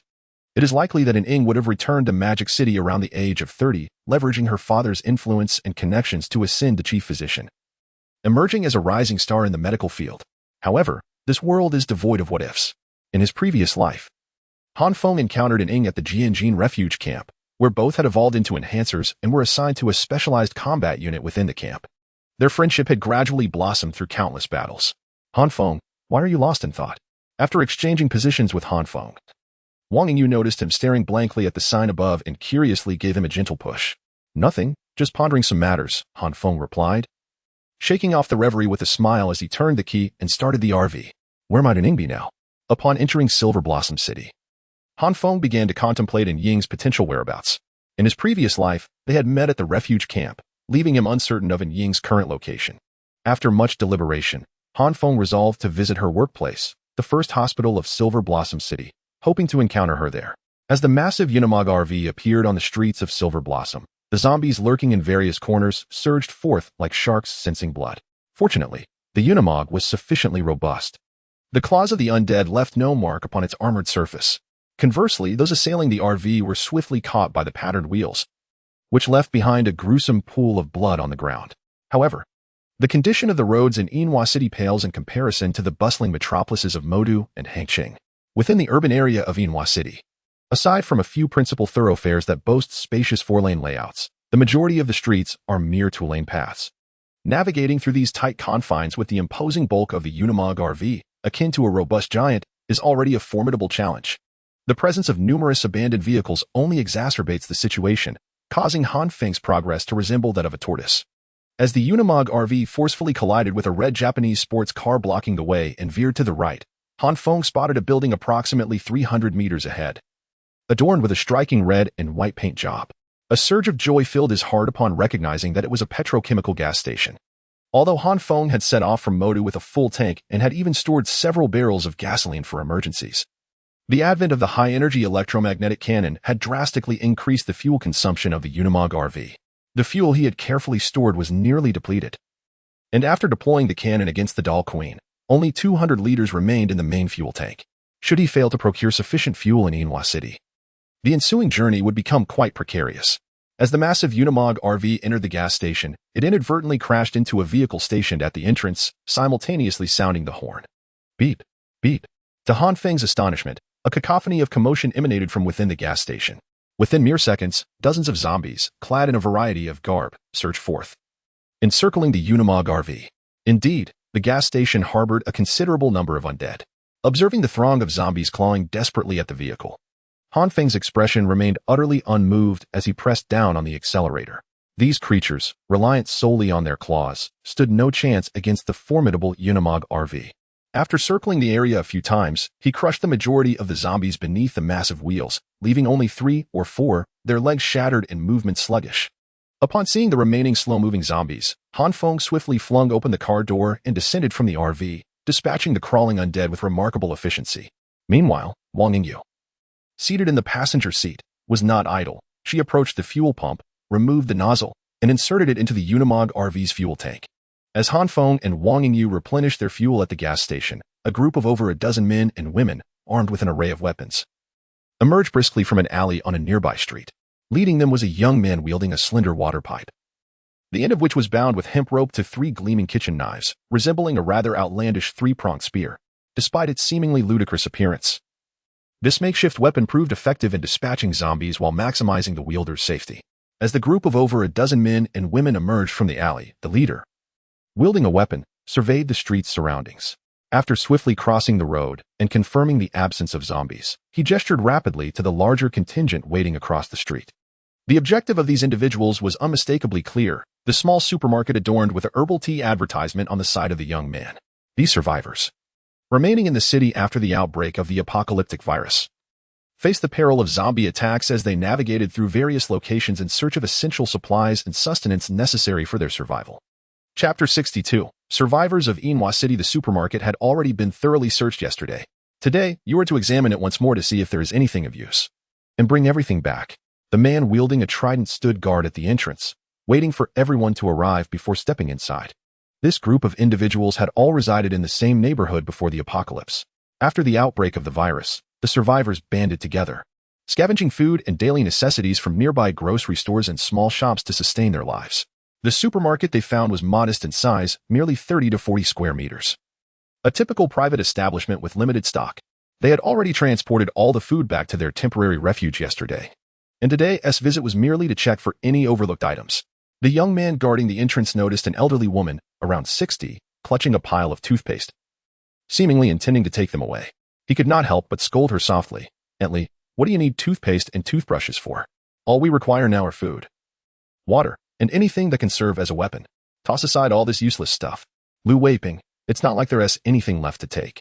This supermarket is so small, we nearly cleared it out yesterday. What could possibly remain?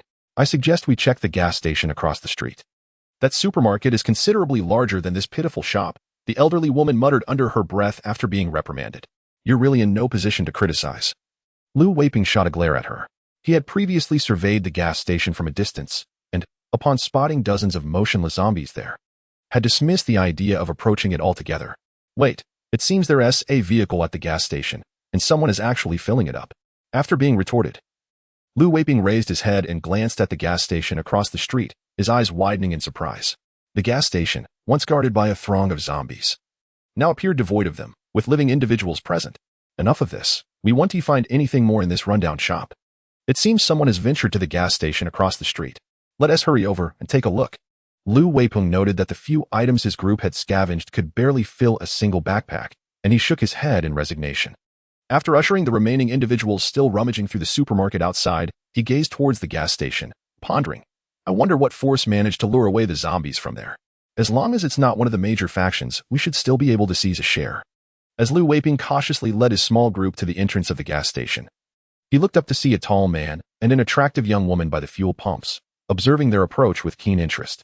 As Wang Yingyu inserted the fuel nozzle into the Unimog camper's fuel tank, she noticed a group of suspicious figures stealthily advancing towards the gas station. She quickly called out to Han Feng, who promptly approached the fuel pump. The strangers appeared unfamiliar, unlike the local factions. Observing Han Feng's keen interest in their group, LV Weipeng showed no intention of leaving. Instead, he began to scrutinize both Han Feng and Wang Yingyu. At that moment, the elderly woman who had suggested visiting the gas station stepped forward from the group. She appraised Han Feng with a discerning glance, pointed towards the petrochemical supermarket behind him, and stated, "Young man, we are survivors from the vicinity. If you have no objections, we intend to search that supermarket." The elderly woman, showing no signs of politeness, waved her hand and prepared to charge directly into the supermarket before Han Feng could respond. "Did I agree to let you in?" Han Feng's expression darkened upon seeing the silver-haired woman attempting to rush into the supermarket. Although the Unimog camper was well-stocked except for fuel, that did not imply he would tolerate anyone's reckless behavior in his presence. "You young one, everyone is struggling in these times. This supermarket is not yours. What harm is there in us having a look?" The woman, surnamed Li, began to lecture Han Feng, taking advantage of her age. Meanwhile, LV Weipeng, standing nearby, made no effort to stop Aunt Li's insistence, likely seeking to gauge Han Feng's background. When Han Feng realized that the elderly woman disregarded his warning, his countenance turned entirely grim. He drew the handgun tucked at his waist. "Madam, it seems you do not grasp the situation. This is no time for such antics." Wang Yingyu, witnessing Han Feng draw his pistol, hesitated not for a moment and similarly retrieved her imitation Type 64 handgun, aiming it at the woman intent on storming the supermarket. "Brother, this is all a misunderstanding. Aunt Li is elderly and a bit impulsive. Please forgive us. We shall leave at once." LV Weipeng noticed both Han Feng and Wang Yingyu brandishing firearms, and his expression shifted. He quickly approached Aunt Li, pushing her back while wearing a forced smile. Clearly, LV Weipeng's group was playing a dual role, with one acting as the good cop and the other as the bad cop. If Han Feng's demeanor was not sufficiently assertive, it was likely that the supermarket's contents would be completely looted. Conversely, if Han Feng proved difficult, typically, LV Weipeng would merely offer a few smiles and manage to retreat unscathed. After exchanging pleasantries, LV Weipeng intended to lead the group of men and women from his neighborhood away from the gas station. "Wait, did I permit you to leave?" Just as LV Weipeng turned to depart, Han Feng's icy voice resonated behind him. Upon hearing the ominous sound of a gun being chambered from behind, Lu Weipeng's body stiffened. "My friend, we merely wish to search the supermarket. Since you are opposed, we shall leave immediately. Should you require compensation, we can relinquish all our possessions," he declared. Discarding the backpack he held onto the ground. "Who would want such worthless trinkets?" "I have a few inquiries for you," Han Feng retorted, casting a fleeting glance at the discarded backpack, which contained only a few scattered pieces of twine and nails, before swiftly averting his gaze. Realizing that Han Feng merely sought information, Lu Weipeng exhaled in relief and donned a smile. "Please, ask whatever you wish. If I possess the knowledge, I shall certainly share it truthfully." With a humble smile etched across his face, Lu Weipeng awaited the question he dreaded most. "Are you aware of where the survivors of Silver River City First Hospital primarily congregate?" Chapter 63. The three major forces. Upon hearing Han Feng's question, LV Weipeng was momentarily taken aback, before casting a skeptical glance at Han Feng. "You're not contemplating causing trouble for those doctors and nurses, are you? If that is the case, I advise you to abandon such thoughts. The survivors from the First Hospital of Inhua City have formed an organization known as the Whitecoats, which is now one of the three major forces within Inhua City." "Oh? An organization formed by those doctors and nurses is among the three major forces in Inhua City?" Han Feng responded, his astonishment evident. "Indeed," LV Weipeng nodded, a look of envy crossing his face as he continued. "Only the three major forces in Inhua City possess evolvers. Once a faction has acquired evolvers, they can then assert dominance over that region." Listening to LV Weipeng's account, Han Feng secretly heightened his vigilance, surprised to discover that this seemingly small Inhua City harbored at least three evolvers. In his previous life, he had met an Ing at the Jinxian refugee camp. And at that time, she had been reluctant to divulge any details about Inhua City, as if concealing a secret. Now, learning that the organization to which an Ing belonged was one of the three major forces further validated his suspicions. Contemplating his next move, Han Feng inquired, "What do you know about the specific territories controlled by these three major forces and their leaders?" The White Coats operate from the first hospital as their headquarters, encompassing the vicinity of the hospital as their activity zone. Their leader seems to be named Lu Xiong. The Poison Fang Organization's territory is around the East 2nd Bridge, with their base located at the East 2nd Bridge Police Station, led by a figure called Long Hui. LV Waping paused, casting an awkward glance at Han Feng. As for the third organization, I only know it is called Tyrant, and their activities appear to be centered around the long-distance bus station. Though I'm not well acquainted with the details. Han Feng stroked his chin, pondering. Who would have thought that such a small city as Inhua could resemble the Three Kingdoms in its complexity? He then pressed further. Did you not mention that these forces each possess evolvers? How many evolvers does each faction have, and what abilities do they wield? With a wry smile, LV Waping sighed in a somewhat complicated tone. My dear brother, if I knew all this information, would I be scavenging here? I would have long since learned to dominate a territory myself. Han Feng chose to disregard LV Waping's self-deprecation, recognizing that for a survivor of his level, knowing as much as he did was already commendable. He cast one last glance at LV Waping and the gaunt neighbors behind him. I've gathered the information I sought. You may enter the petrified supermarket behind us. We have no interest in its contents. With that, he called for Wang and Yu to join him in the Unimog RV. Leaving LV Waping standing there, mouth agape in astonishment. Once the Unimog RV roared back to life and whisked Han Feng and Wang and Yu away down the street. The woman named Li, who had been standing behind LV Waping, finally approached him. LV Waping, do you know the origins of that group just now? Their extravagance was truly remarkable. Such a vast petrochemical supermarket was beneath their notice. Aunt Li, with her graying hair, found it incomprehensible that Han Feng had left so abruptly. In her eyes, the goods within that supermarket could have easily sustained their group of over a dozen people for 2 days. Yet Han Feng did not even take a moment to peruse the selection. Who knows, perhaps he was yet another formidable individual. Lu Weipeng swiftly shook his head, dismissing the image of Han Feng he had just encountered, and led his team of several men and women into the petrochemical supermarket. After all, securing enough sustenance was of utmost importance. Han Feng, however, was entirely indifferent to how Lu Weipeng managed the resources in the supermarket. His singular focus was on reaching the first municipal hospital to locate an Ing. Meanwhile, as Han Feng made his way toward the first municipal hospital, in the large conference room on the 4th floor, an Ing, with her short, cropped hair exuding a sense of competence and confidence, was engaged in a heated argument with a middle-aged man in a white coat, adorned with gold-rimmed glasses, who appeared to be in his 40s. Lu Xiong, did we not agree to safeguard our designated area? Why did you consent to the incorporation of those minor survivor organizations into our white coats? You must understand how chaotic the outside world has become. Those wretched individuals are capable of anything. Just moments ago, Nurse Do came to me complaining that an unknown survivor groped her. Ing, please remain calm, Lu Xiong replied slowly, adjusting his glasses atop his nose. This is not merely for our organization's sake. The outside is in disarray. If we do not accept those smaller survivor groups, they will inevitably turn to the likes of Viper and Tyrant. Do you think they would refuse them? Furthermore, Nurse Do is being overly dramatic. She was merely touched, and she hastily sought you out to complain. Does she believe that there are still police outside who can apprehend the man who groped her? Ing was incensed by Lu Xiong's nonchalant attitude and slammed her hand down on the table before her. Lu Xiong, what did we say when we founded the White Coats? We established the White Coats to rescue those struggling to survive in this apocalyptic world, not for power and profit. Ing, your experiences are still too few, Lu Xiong remarked, unfazed by her outburst. He removed his glasses and wiped away non-existent fog from the lenses. Despite our esteemed position as one of the three major forces in Silver Blossom City, we remain the weakest among them. Look at the Vipers in the Dong Erqiao area. Their influence is spreading toward the city center. The Tyrant at the long-distance bus station is also desperately expanding near the high-speed railway station, while we remain stagnant.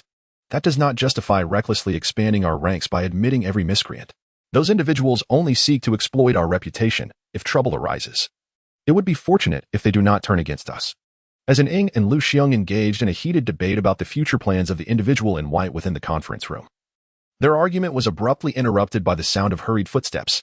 Dr. Lu, something terrible has happened. A figure clad in white nurse's shoes rushed into the conference room, flinging open the door.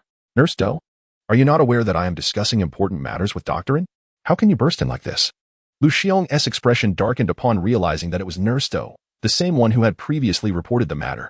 Nurse Do, with flushed cheeks and rapid breaths, looked at the two before her. Dr. In, Dr. Lu, I did not intend to barge in, but it is truly a grave situation. The team we dispatched to the Municipal Epidemic Prevention Station to collect medications has been detained by individuals with venomous intentions. And Ying, still embroiled in her dispute with Lu Xiong, was so taken aback by Nurse Do's revelation that she immediately rose to her feet. What? Chapter 64, Missed Opportunities in the Grand Conference Room on the 4th floor of the hospital. A palpable tension hung in the air ever since Ying received the news that 6 individuals bound for the Municipal Epidemic Prevention Agency had been captured by the Poison Fang organization. I told you so, fall behind and you shall be punished, Lu Xiong remarked, directing his ire towards Ying rather than exhibiting any concern about the situation. Ying, her eyes narrowing with resolve, retorted, must you cling to this issue? The paramount concern now is to rescue those individuals from Poison Fang's clutches as swiftly as possible. She felt an overwhelming unease regarding the captives. Every moment they lingered in the hands of their captors increased their peril. And how do you propose we liberate those captives? Dare we launch an assault on the lair of Poison Fang with our meager numbers? Lu Xiong remained seated, emitting a derisive chuckle. And Ying was acutely aware that among the group clad in white, only she and Lu Xiong were the evolved ones. The rest were merely ordinary individuals. In contrast, Poison Fang, despite having only 2 evolved members, had gained significant advantages after seizing the East 2nd Bridge Police Station, acquiring an arsenal of police equipment that far surpassed that of the white-clad individuals.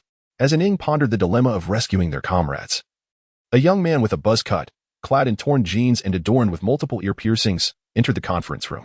He approached Lu Xiong, leaned in, and whispered in his ear, producing a letter from his pocket which he handed to Lu Xiong. Upon hearing the whispered message, Lu Xiong's brow furrowed, and he looked at Ying with irritation. You need not devise a rescue plan. The people from Poison Fang have already arrived and left this for us. He tossed the letter onto the conference table, and Ying quickly snatched up the letter, realizing it was a communication from Poison Fang. The letter read, if your organization wishes to reclaim the members we have temporarily detained, please arrive at the East 2nd Bridge Police Station within 1 hour of receiving this message. We have important matters to discuss and eagerly await your presence. Should you fail to arrive within the hour, we shall consider your organization to have relinquished any claim to the detained members, who will be dealt with accordingly. Signed, Poison Fang. After reading the threatening correspondence, Ying crumpled the letter in her hands and glanced at Lu Xiong. I have decided to attend this banquet of fate. What about you? Since Dr. N has made her decision, I shall accompany you. However, the proposal I mentioned earlier regarding the merger of those smaller survivor organizations cannot be opposed any further. You. And Ying gazed at the man who appeared unfazed by the gravity of their situation and recalled the inhumane treatment their captured members might be enduring. After a moment of contemplation, she resolved, very well, I agree. I shall not obstruct your plan to merge those smaller survivor organizations any longer. Upon witnessing Ying's capitulation, Lu Xiong subtly nodded his head and then addressed the young man with a crew cut standing beside him, arrange for 2 vehicles and summon a few capable individuals. We shall pay a visit to the Dong'erqiao police station. And Ying and Lu Xiong, accompanied by 8 members clad in white, took 2 vehicles towards the lair of the poisonous Fang. Approximately 20 minutes after their departure, a sizable RV arrived at the entrance of the First City Hospital. As the Unimog RV came to a halt before the hospital, several robust men wielding iron rods emerged cautiously from behind the entrance. Who goes there? This is the headquarters of the white-clad, and without our permission, you cannot enter. Han Feng observed the brawny guardians of the white-clad headquarters, furrowing his brow. Their demeanor and gait bore a striking resemblance to the gang of Big Lu. It was evident at first glance that they were not men of good character. How could Ying lead such individuals? Hey, are you deaf? Do you know who we are? We are the white-clad. If you continue to block our entrance, do not blame us for being impolite.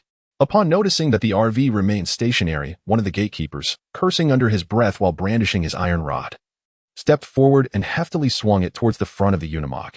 As the iron rod approached, Han Feng emitted a soft grunt, releasing the brake beneath him. The massive body of the Unimog collided directly with the man intent on demolishing the vehicle. Ah, my leg. Someone help. The Unimog only moved a few paces forward, yet the would-be assailant tumbled violently to the ground, clutching his leg and howling in agony. Dare to collide with us. Brothers, drag the driver out. The previously stationary guardians, witnessing their comrade's downfall, shouted in unison, brandishing their iron rods and rushing forward.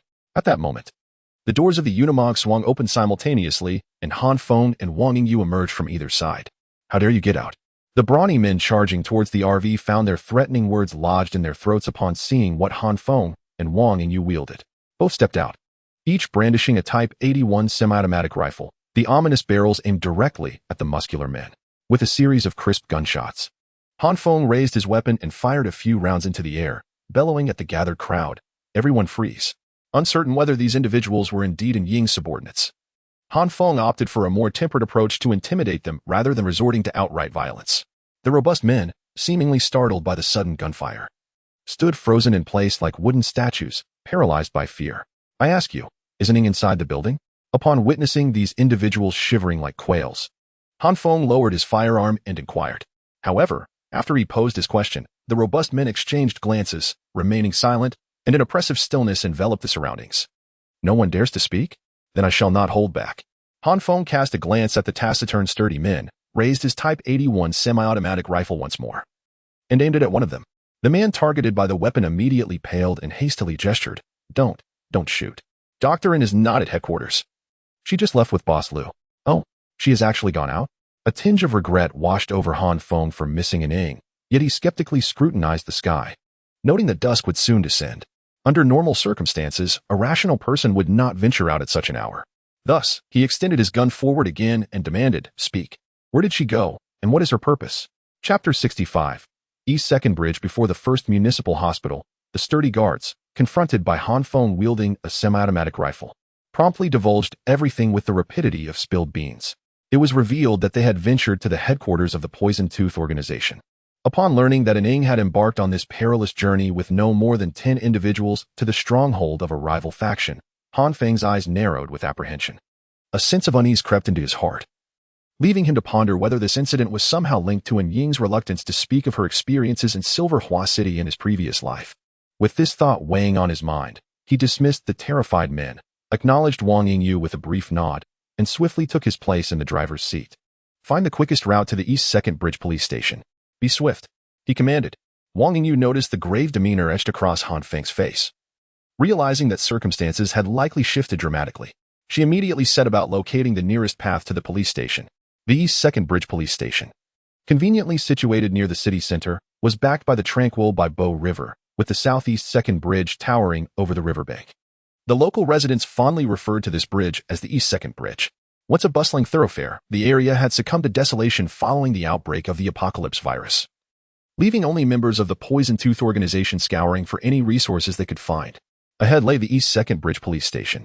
The driver, a member clad in white, maneuvered through a narrow alley and pointed toward a prominent building ahead. The structure, adorned in blue and white, stood out conspicuously, easily recognizable. At that moment, a group of armed individuals patrolled the entrance, their weapons poised, ready to strike at a moment's notice. Through the gate's bars, one could faintly discern another group lying in wait, the nature of their armament shrouded in mystery.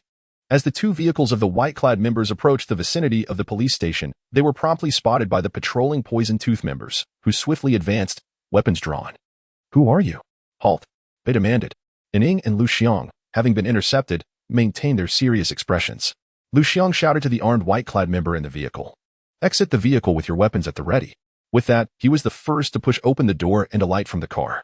The Poison Tooth member, upon seeing Lu Xiang and the white-clad individuals behind him, turned pale as a ghost. The white-clad members behind Lu Xiang brandished their firearms, 3 short and 1 long, the latter being a shotgun, which was already raised. Summon your leader. I am Lu Xiang of the white-clad.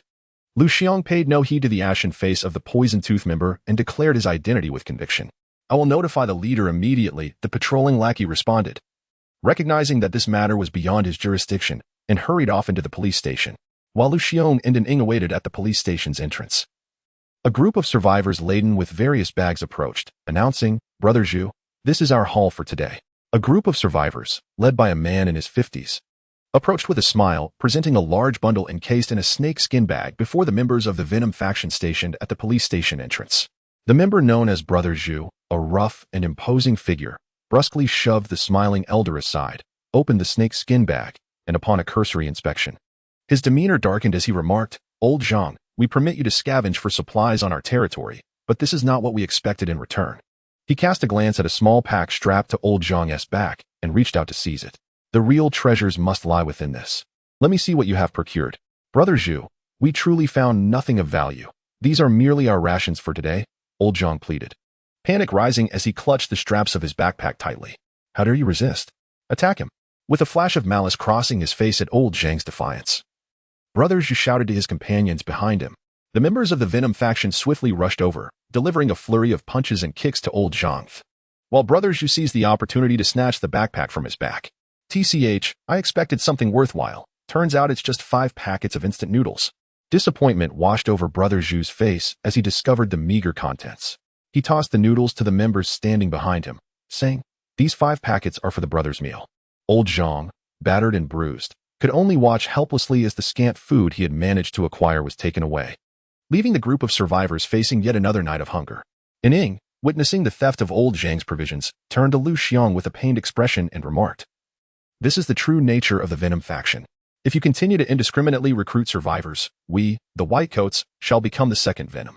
What is the big deal? In this world, it's survival of the fittest. If you wish to endure, such actions are not entirely unacceptable," Lu Xiong replied nonchalantly. Having observed the entire scene without displaying any sign of disgust, merely shrugging indifferently, just as Ning was about to continue her argument with Lu Xiong, the police station's large doors swung open. A dozen members of the Venom faction, armed with various firearms and wearing wary expressions, emerged, escorting 2 men of varying heights. These 2 were undoubtedly the leaders of the Venom faction, Li Gang and Wang Taigui, the taller one being Li Gang and the shorter, Wang Taigui. As Ning assessed the 2 men stepping out from the police station, she quickly discerned their identities. Once the leaders of the Venom faction had exited the station and approached within about 50 meters of Ning and Lu Xiong, they came to a halt. Li Gang, with a smile gracing his face, glanced at Lu Xiong and greeted, "The Venom faction welcomes the esteemed leaders of the Whitecoats." Without allowing Li Gang to finish his words, Ning interjected, "Let us dispense with the pretense. You are undoubtedly aware of why we are here and the reason for your unilateral abduction of our members." After being interrupted, a flicker of anger crossed Li Gang's face. "Your members, clad in white, trespassed into our territory, the domain of the Poison Feng, in search of supplies, without even notifying us, the rightful owners. Why should we extend them any courtesy?" Ning was about to respond when Lu Xiong, standing nearby, raised a hand to interrupt her, a peculiar glint gleaming behind his spectacles. "Pray tell, what is the purpose of your invitation for us to this place? Surely, it cannot be merely for idle chatter." Chapter 66. Lu Xiong's betrayal. Just as Li Gang was about to speak, the slightly shorter Wang Taigui interjected with a coarse voice, stating, "Lu Xiong, let us dispense with the pretense. Our intentions are unequivocal. As long as your White Guard faction integrates into our Poison Feng, we shall become one family. Those we have captured today will then be regarded as our own, and we certainly will not detain them any longer." After Wang Taigui finished, Li Gang added with a smile, "As for the issue of leadership, you 2 need not worry. We have devised a plan that allows for a dual leader system, 1 position for our Poison Feng and 1 for your White Garb." Upon hearing their demands, Ying's expression immediately soured, and she exclaimed, "You Poison Feng dare to attempt to engulf us White Garb? That is sheer folly." After speaking, she cast a glance at Lu Xiong beside her. "We shall devise our own means to retrieve those captured by Poison Feng. There is no need for us to linger here." However, as Ning walked towards the car, she noticed Lu Xiong standing still, a sudden unease gripping her heart. Standing aside, Lu Xiong adjusted his glasses with his right hand and, without turning, remarked to Ning, "I believe the proposal from Poison Feng is worthy of consideration. Once our White Garb merges with Poison Feng, we will become the most formidable force in Yinhua City. Once we deal with the tyrants, Yinhua City will belong to us." Ning, who had opened the car door, stared in disbelief at Lu Xiong, who had resolutely decided to ally with Poison Feng. "I see you have truly lost your mind. Are those from Poison Feng truly trustworthy collaborators? Since you have made your choice, our relationship ends here." She then called out to the members of White Garb behind her, "Let us depart." As Ning sat in the car, she could not fathom how Lu Xiong, once a mild-mannered colleague in her department before the outbreak of the apocalyptic virus, had transformed so drastically in a mere few days. "Oh, are you certain you can leave?" Just as Ning opened the car door and settled into the vehicle, Lu Xiong's icy voice drifted to her on the breeze. Before Ning could ponder the meaning behind Lu Xiong's words, 2 gunshots rang out beside the car. In an instant, 2 members of White Garb, who were about to enter the vehicle, collapsed with gaping wounds in their chests, having been shot by none other than their own companions who had arrived with them. Witnessing her fellow members fall victim to their allies' treachery, Ning was struck with shock and fury. "Lu Xiong, I had initially hoped to use this opportunity to persuade you to agree to the merger of our factions while bringing you into the new organization. Yet, I did not anticipate your refusal to heed reason, leaving me no choice but to sever ties. After his men opened fire, Lu Xiong swiftly approached the car. Grasping the door that was about to close, his previously genteel visage now twisted with malevolence. As the original station's Li Gang and Wang Taigui approached Lu Xiong, Li Gang's face bore a mocking expression. Lu Xiong, didn't you claim you would handle this young lady from your organization? Yet, it appears your abilities are rather lacking. Upon hearing Li Gang's words, Ing, seated inside the vehicle, quickly realized that Lu Xiong had already been in contact with the leaders of the Poison Tooth organization. Her face flushed with anger as she glared at Lu Xiong. You orchestrated the capture of that team at the city's epidemic prevention station, didn't you? Your intention was to make me anxious and come here personally. Lu Xiong chose not to respond to Ing, instead turning to Li Gang and saying, if it weren't for her unique evolutionary abilities, I wouldn't have resorted to such measures. However, it seems that regardless of the approach, soft or hard, she is adamantly unwilling to join our newly merged organization. Li Gang, now standing behind Lu Xiong, glanced at Ing in the vehicle. Lu Xiong, our agreement to merge with you whitecoats was partly due to this young lady's exceptional evolutionary ability. Now that she refuses to join, we must renegotiate the terms we previously discussed. It appeared that Lu Xiong had completely betrayed Ing to the Poison Tooth organization. Yet he had not anticipated her steadfast refusal to compromise. What shall we do with this young lady now? Should we simply kill her? After all, she is an evolved being, Wang Taigui remarked, peering over Li Gang's shoulder with malicious intent as he regarded Ing in the vehicle. Lu Xiong, upon witnessing Wang Taigui's lecherous gaze, immediately comprehended his intentions. He leaned forward, scrutinizing Ing closely, and chuckled softly. Were it not for her peculiar healing abilities, I would have already indulged in her charms. I have yet to experience a woman of such background and striking demeanor. Lu Xiong had harbored resentment towards Ing long before the apocalypse. Before the collapse of civilization, Ing had enjoyed a privileged status in the hospital. Courtesy of her father and Russian, all the doctors, even the director, treated her with deference, some even with humility. Earlier this year, when the title of Deputy Chief Physician at the Silverhua City First Hospital was up for grabs, the sole promotion naturally fell to Ing, while Lu Xiong, who had toiled for years, once again found himself passed over. Thus, he had quietly concealed his animosity towards her. You, despicable. Ying's expression turned grim upon overhearing the men outside brazenly discussing her fate. She was acutely aware of what could befall a woman in the hands of men during the apocalypse. At that moment, she loathed her evolutionary ability, wishing it were one of offense or defense rather than solely for healing others.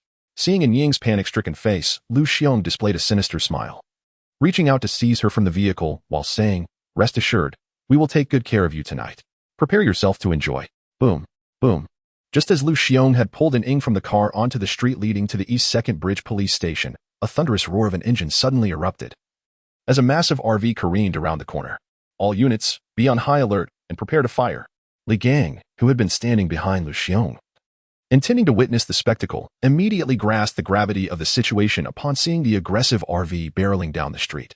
He swiftly issued the command to prepare for an assault.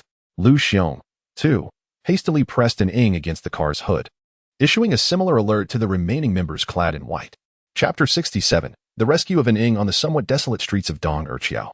The imposing Unimog RV thundered into view with an ear-splitting roar, asserting its dominance over the gathered crowd. Li Gang, standing at the entrance of the Dong Erqiao police station, squinted at the towering vehicle barreling towards the precinct at nearly full speed. An unsettling awareness swept through everyone present. This RV evidently harbored ill intentions. Open fire. With narrowed eyes, Li Gang issued the command for an attack. The members of the Poison Feng, who had been on high alert with their weapons drawn, wasted no time in pulling the triggers, unleashing a cacophony of gunfire. Lu Xiong nodded towards the remaining members clad in white, signaling them to join the fray. As the air crackled with the sound of bullets resembling popping beans, the projectiles merely sparked against the RV's armored exterior, failing to penetrate the formidable protective layer of the Unimog. No wonder they dare to approach us. This vehicle has been modified to withstand ordinary bullets, Li Gang observed, a glimmer of cold light flashing in his eyes as he turned to Wang Taigui beside him. Wang Taigui, stop that vehicle. Let them understand that this is the world of evolvers. They shouldn't presume they can look down on us just because they drive a turtle shell. Rest assured. Wang Taigui replied with a grin. He then inhaled deeply, his muscles bulging impressively, transforming his already stocky frame into that of a small giant. In his newly enlarged form, Wang Taiguei propelled himself forward with great speed towards the Unimog, leaving deep impressions in the asphalt beneath his feet. A body evolver? Intriguing, Han Feng, seated in the driver's seat, noted the rapid approach of Wang Taiguei. Upon witnessing the transformation of his physique, he immediately deduced the nature of Wang Taiguei's evolutionary ability. Body evolvers are relatively rare among all evolvers. Upon manifesting their abilities, they instantly assume a giant form, significantly enhancing their physical defense. A bronze-tier body evolver's bulging muscles can easily withstand handgun fire. Even the more powerful semi-automatic rifles would only graze their skin, inflicting minimal damage. However, the evolutionary capability of body evolvers extends beyond mere muscle hardness. The latent strength within their bodies also increases proportionately. A bronze-tier evolver can effortlessly lift a small car. In Han Feng's perspective, the immensely strong and injury-resistant body evolver serves as the optimal substitute for heavy machinery in the apocalypse. As for the grim work of combat, that duty should be left to more specialized evolvers. Stop!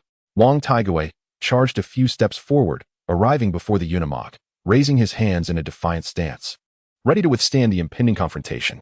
Meanwhile, a motorhome racing at over 100 kilometers per hour collided with Wang Taiguei like a beast breaking free from its restraints. A thunderous noise erupted at the moment of impact between the Unimog motorhome and Wang Taiguei. Standing before the vehicle, Wang Taiguei extended his arms, bracing against the front of the motorhome. Despite being forced several steps back, leaving multiple footprints on the asphalt, he ultimately halted the vehicle's advance. At the instant of the collision, the driver's seat was occupied by Wang Yingyu, while Han Feng leapt out through the sunroof just as he exchanged positions with her. Upon leaping from the motorhome, Han Feng immediately spotted an ing pinned to the engine hood by Lu Xiong. A flash of rage ignited in his eyes as he removed the pulley bow slung across his back, drawing forth a composite arrow tipped with bone-shattering points.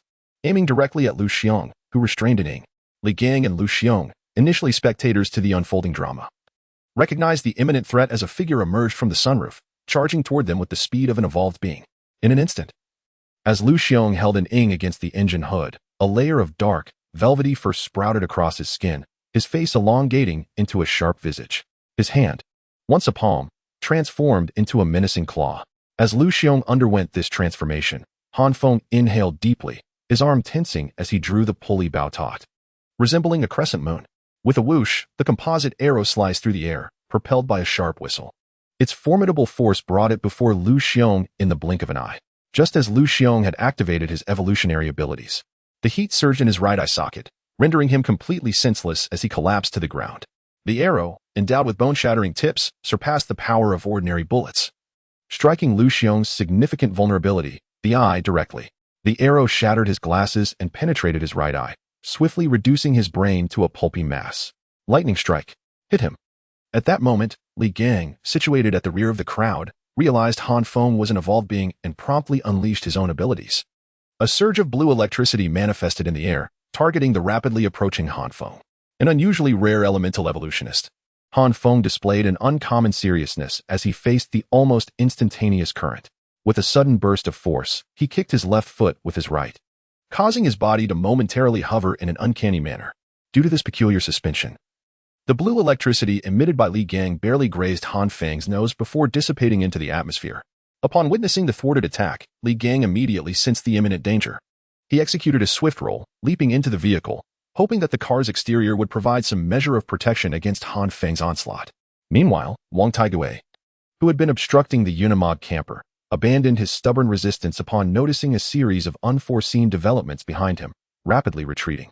Observing Li Gang's quick reaction, Han Feng could not help but express his admiration for the speed of his response.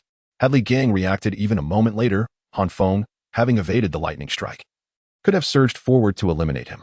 However, upon taking refuge inside the vehicle, any attempt by Han Feng to forcibly dispatch Li Gang could have provoked an attack from Wang Taiguei behind him. Thus, Han Feng, sprinting alongside the car, relinquished his intention to kill Li Gang and instead enveloped an ing, who was sprawled across the car's hood, before swiftly retreating.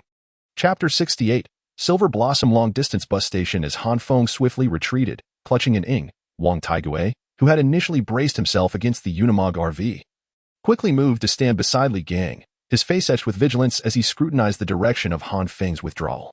Meanwhile, the members of the Venomous Fong organization, armed with an array of firearms, snapped out of their momentary shock, incessantly pulling the triggers in hopes that their bullets would strike the rapidly retreating Han Feng. The white-clad individuals who had accompanied Lu Xiong remained ensnared in the terror of his sudden demise, their eyes fixated on Lu Xiong's head, pierced by an alloy arrow.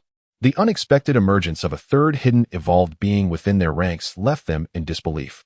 Only after Wang Taigui had positioned himself beside Li Gang did Li Gang cautiously peek out from the vehicle, his heart still racing as he gazed towards the direction Han Feng had vanished. However, the reality was starkly different from Li Gang's imagination.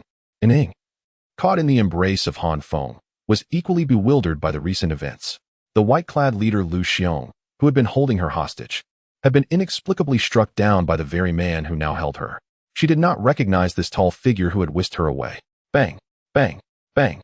As bullets collided with the armor of the RV, Han Feng finally returned to the safety of the vehicle unscathed.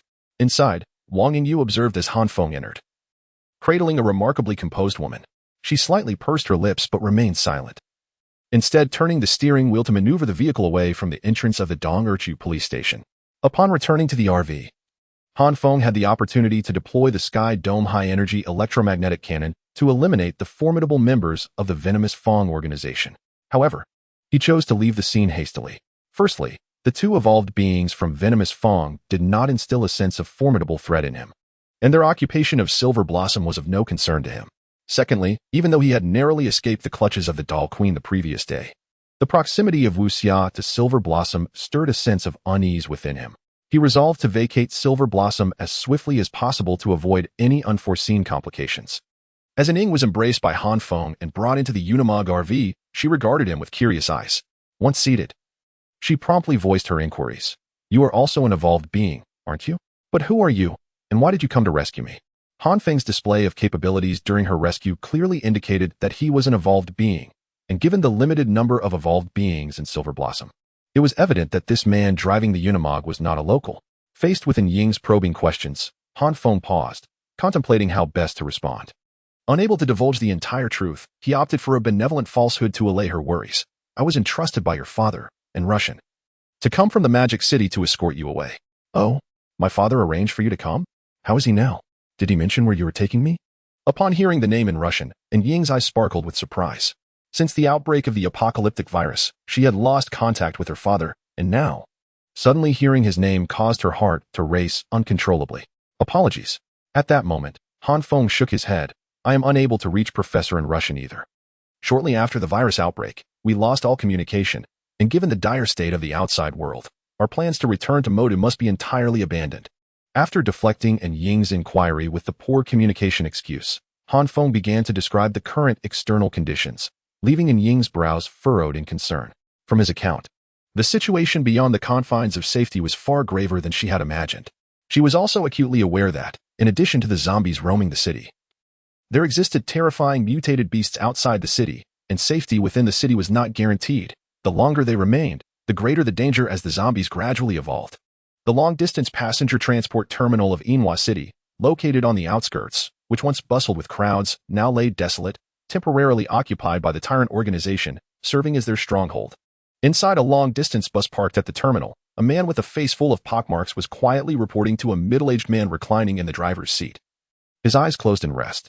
This middle-aged man was none other than Yao Fengfei, the leader of the tyrant group. Before the apocalypse, he was merely an ordinary long-distance bus driver. After discovering that his eyes could emit lethal beams capable of effortlessly dispatching approaching zombies and humans following the second wave of the virus outbreak, he quickly united nearby survivors and established the tyrant organization. "Boss, today I led other drivers to scour all usable items from the nearby vehicles. Laojing is nearing the high-speed train station, but there are quite a few zombies over there. Those who just joined us are timid and dare not approach the zombies. So it will likely take another 2 days before we can commence our sweep of the train station." After reporting for quite some time, Yao Fengfei, who had been resting with his eyes closed, slowly opened them. "When you search for supplies, make sure to gather some diesel and gasoline. Our position here is not like the city, where many resources are available. Once we have collected a sufficient amount, we must prepare to relocate to a less populated area, evading these relentless zombies." One cannot deny that Yao Fengfei's assessment of the situation was rather astute. Remaining within the city would only lead to depletion of resources, and breaking out was the sole means of survival. However, as soon as Yao Fengfei finished speaking, his previously half-closed eyes snapped wide open. his body springing up from the driver's seat, his gaze fixed upon the open ground outside the bus. Who goes there? A man in a tattered suit emerged from the rear of a bus, and upon seeing him, Yao Fengfei's eyes narrowed sharply. Emerging from the rear of the bus was a man with bloodshot eyes, unsteadily walking, his mouth revealing a pair of elongated canine teeth. Damn it, besides those zombies. Now there exists this creature. Upon seeing the face adorned with fangs, Yao Fengfei's heart skipped a beat, regardless of whether this being was human or undead. The distinctive features on his face unmistakably indicated that he was unlike the ordinary. Had Han Feng and Wang Yingyu been present, they would undoubtedly have gasped in shock. For the figure before them, with his blood-red eyes and elongated canines, was none other than Sun Liqing, the chairman of Hongda's Special Metal Manufacturing Company, Limited. Chapter 69. Return to the hospital. As the Unimog RV returned to the entrance of the city's first hospital, the sky had begun to darken. The robust men who had been stationed at the gate noticed the RV's return and became tense. However, this time they did not flee. Instead, they gripped their weapons tightly, for two men armed with shotguns emerged from the shadows, aiming directly at Han Feng, who was seated in the driver's seat. Han Feng glanced at the imposing guards at the entrance, brandishing their shotguns, then turned to an Ing and inquired, "It seems there is considerable disarray within your organization. Are these guards under your command, or are they Lu Xiong's?" During their journey back, An Ing had listened attentively as Han Feng recounted the circumstances outside, and she subsequently divulged the specifics regarding the white robes, revealing that the individual Han Feng had just slain was Lu Xiong, another leader of the group. Upon learning that An Ing had been betrayed by Lu Xiong, a member of her own organization, and had narrowly escaped a dire fate, Han Feng understood why she had never mentioned her experiences in Yinhua during her previous life. In a post-apocalyptic world, the fate of a woman captured by a group of men was all too predictable, and it was evident that this incident had left an indelible scar on An Ing's heart. However, with Lu Xiong's demise, An Ing's destiny had irrevocably altered. She was destined to tread a path entirely different from that of her previous life. The guards at the gate were all Lu Xiong's subordinates, and the entire combat division of the White Robes was under his command, while Han Feng controlled the collection and logistics teams. An Ing, no longer hesitant, candidly pointed out that the guards were not under her authority. After announcing Lu Xiong's death, is there any possibility that these individuals will fall under your control? Han Feng posed a critical question. If these men remained ungoverned by An Ing following Lu Xiong's death, their existence would indeed be rendered unnecessary. With her head bowed in contemplation, An Ing shook her head after a moment, a bitter smile gracing her lips. These men were recruited by Lu Xiong. If I were to inform them of his death now, I estimate that half would attempt to seize power immediately, while the other half would likely scatter. Her voice trailed off, gradually diminishing to a whisper. After all, my evolutionary ability lacks any lethal force. They hold no regard for me. Just as Han Feng was preparing to make a decisive move within the confines of the Unimog RV, the armed members of the White Robes stationed at the hospital entrance suddenly initiated an attack. Bang! A sharp gunshot echoed as one of the White Robes discharged their shotgun. A burst of flame erupting from the barrel, and countless pellets struck the windshield of the Unimog RV. However, this level of aggression was evidently insufficient to shatter the armored glass. Instead, Han Feng, seated behind the windshield, regarded the assailants with a gaze that signified their impending fate. What? This vehicle is bulletproof. Retreat.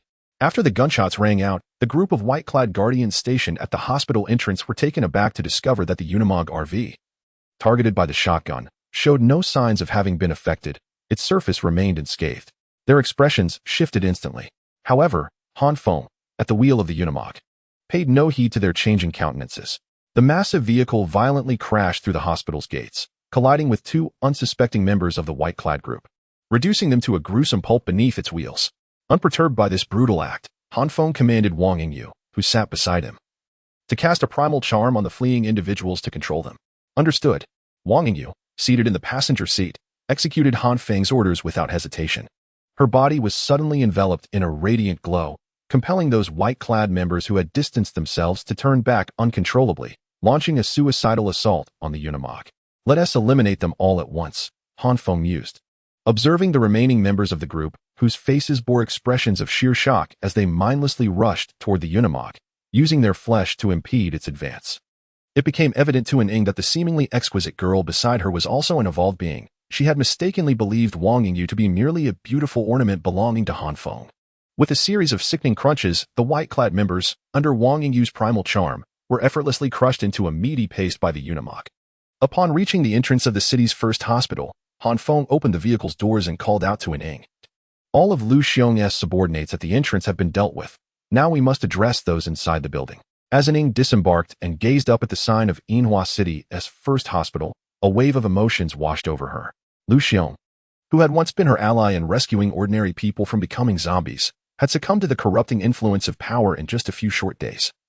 Embarking on an irretrievable path, had Han Feng not arrived in time, her fate would have been dire.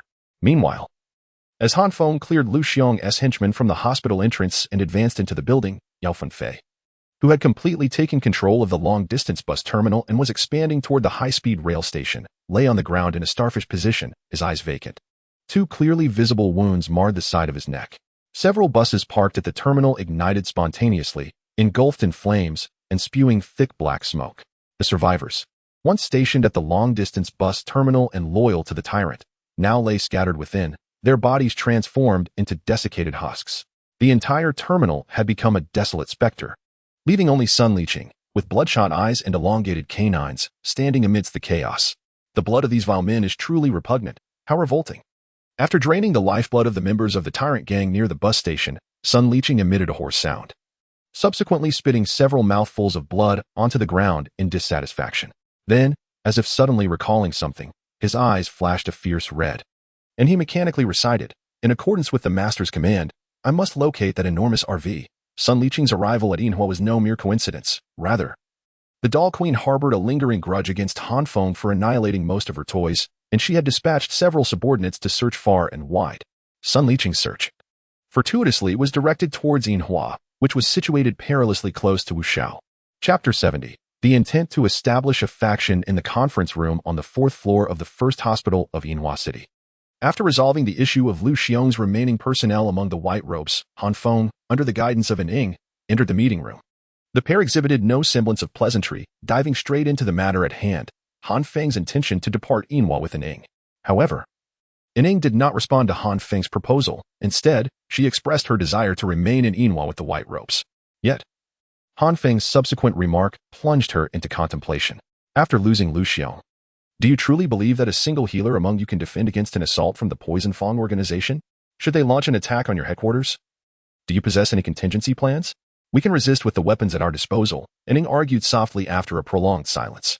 Listening to her contention, Han Feng chuckled coldly. Oh, relying on your weaponry, those 2 shabby shotguns?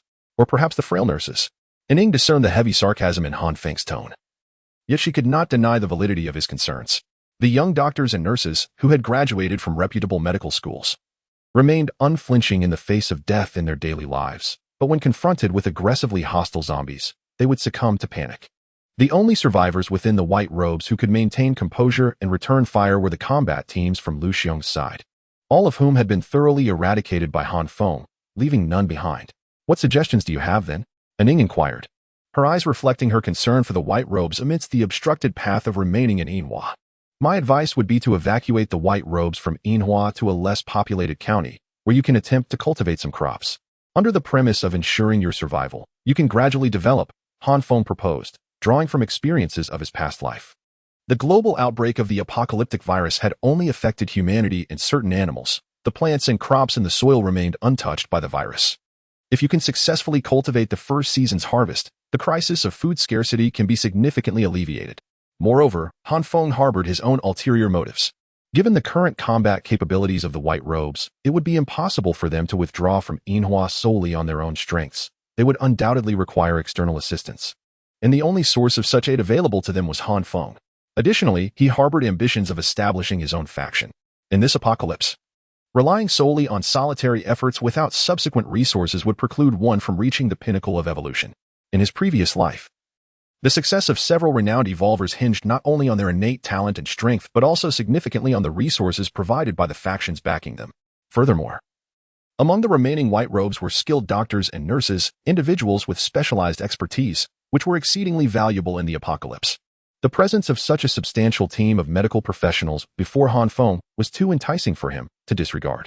Regarding Han Feng's proposal, Ning cast a non-committal glance at him and replied, I will consult with the leaders of the collection team and the logistics team about the evacuation. How about I give you a response tomorrow morning?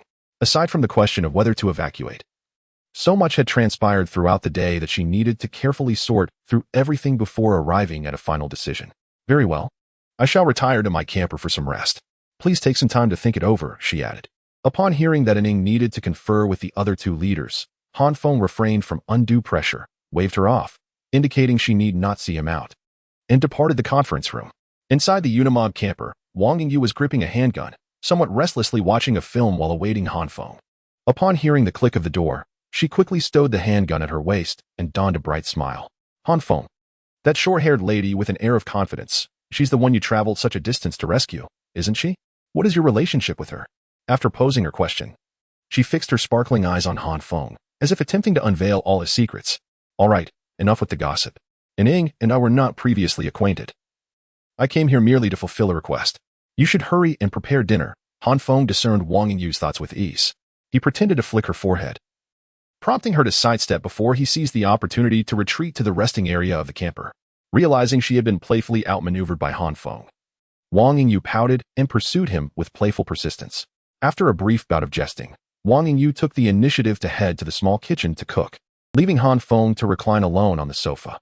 The vehicle's television was playing a rather renowned comedic film from before the apocalypse, which Wang Yingyu had turned on while waiting for Han Feng. However, Han Feng's focus was diverted from the film as he began to strategize the utilization of the equipment manufacturing workshop. Since acquiring a wealth of materials from the Grand Special Metals Manufacturing Company, he had been either fleeing or traveling, leaving him no time to contemplate how to use these resources. Now that he had successfully rescued Ning from the venomous Feng organization, he finally had the opportunity to ponder how to manage these materials. How about some noodles for dinner tonight? It's nice to change things up occasionally. Wang Yingyu mused as she entered the small kitchen, peering into the refrigerator at the remaining ingredients. After deciding to prepare a bowl of noodles with a savory sauce, she placed the noodles in the pot, only to suddenly remember something and called out to Han Feng. Han Feng, would you like me to add an egg? However, upon observing Han Feng sitting on the sofa with his head bowed, deep in thought, she quieted, shook her head slightly, and returned to the kitchen to crack an egg into the frying pan. Come, dinner is ready. What were you so deeply engrossed in just now? When Wang Yingyu presented the bowl of noodles adorned with scallions and a fried egg before Han Feng, he snapped back to reality. Nothing much. I just got a bit lost in thought, as he beheld the steaming bowl of noodles before him. Han Feng momentarily cast aside his worries and began to savor the delicacies at hand. Earlier, while seated on the sofa in deep contemplation, he had resolved to utilize the equipment manufacturing workshop that evening to forge some gear to bolster his strength. After the two had finished their dinner, Han Feng made his way directly to the driver's cabin of the Unimog RV.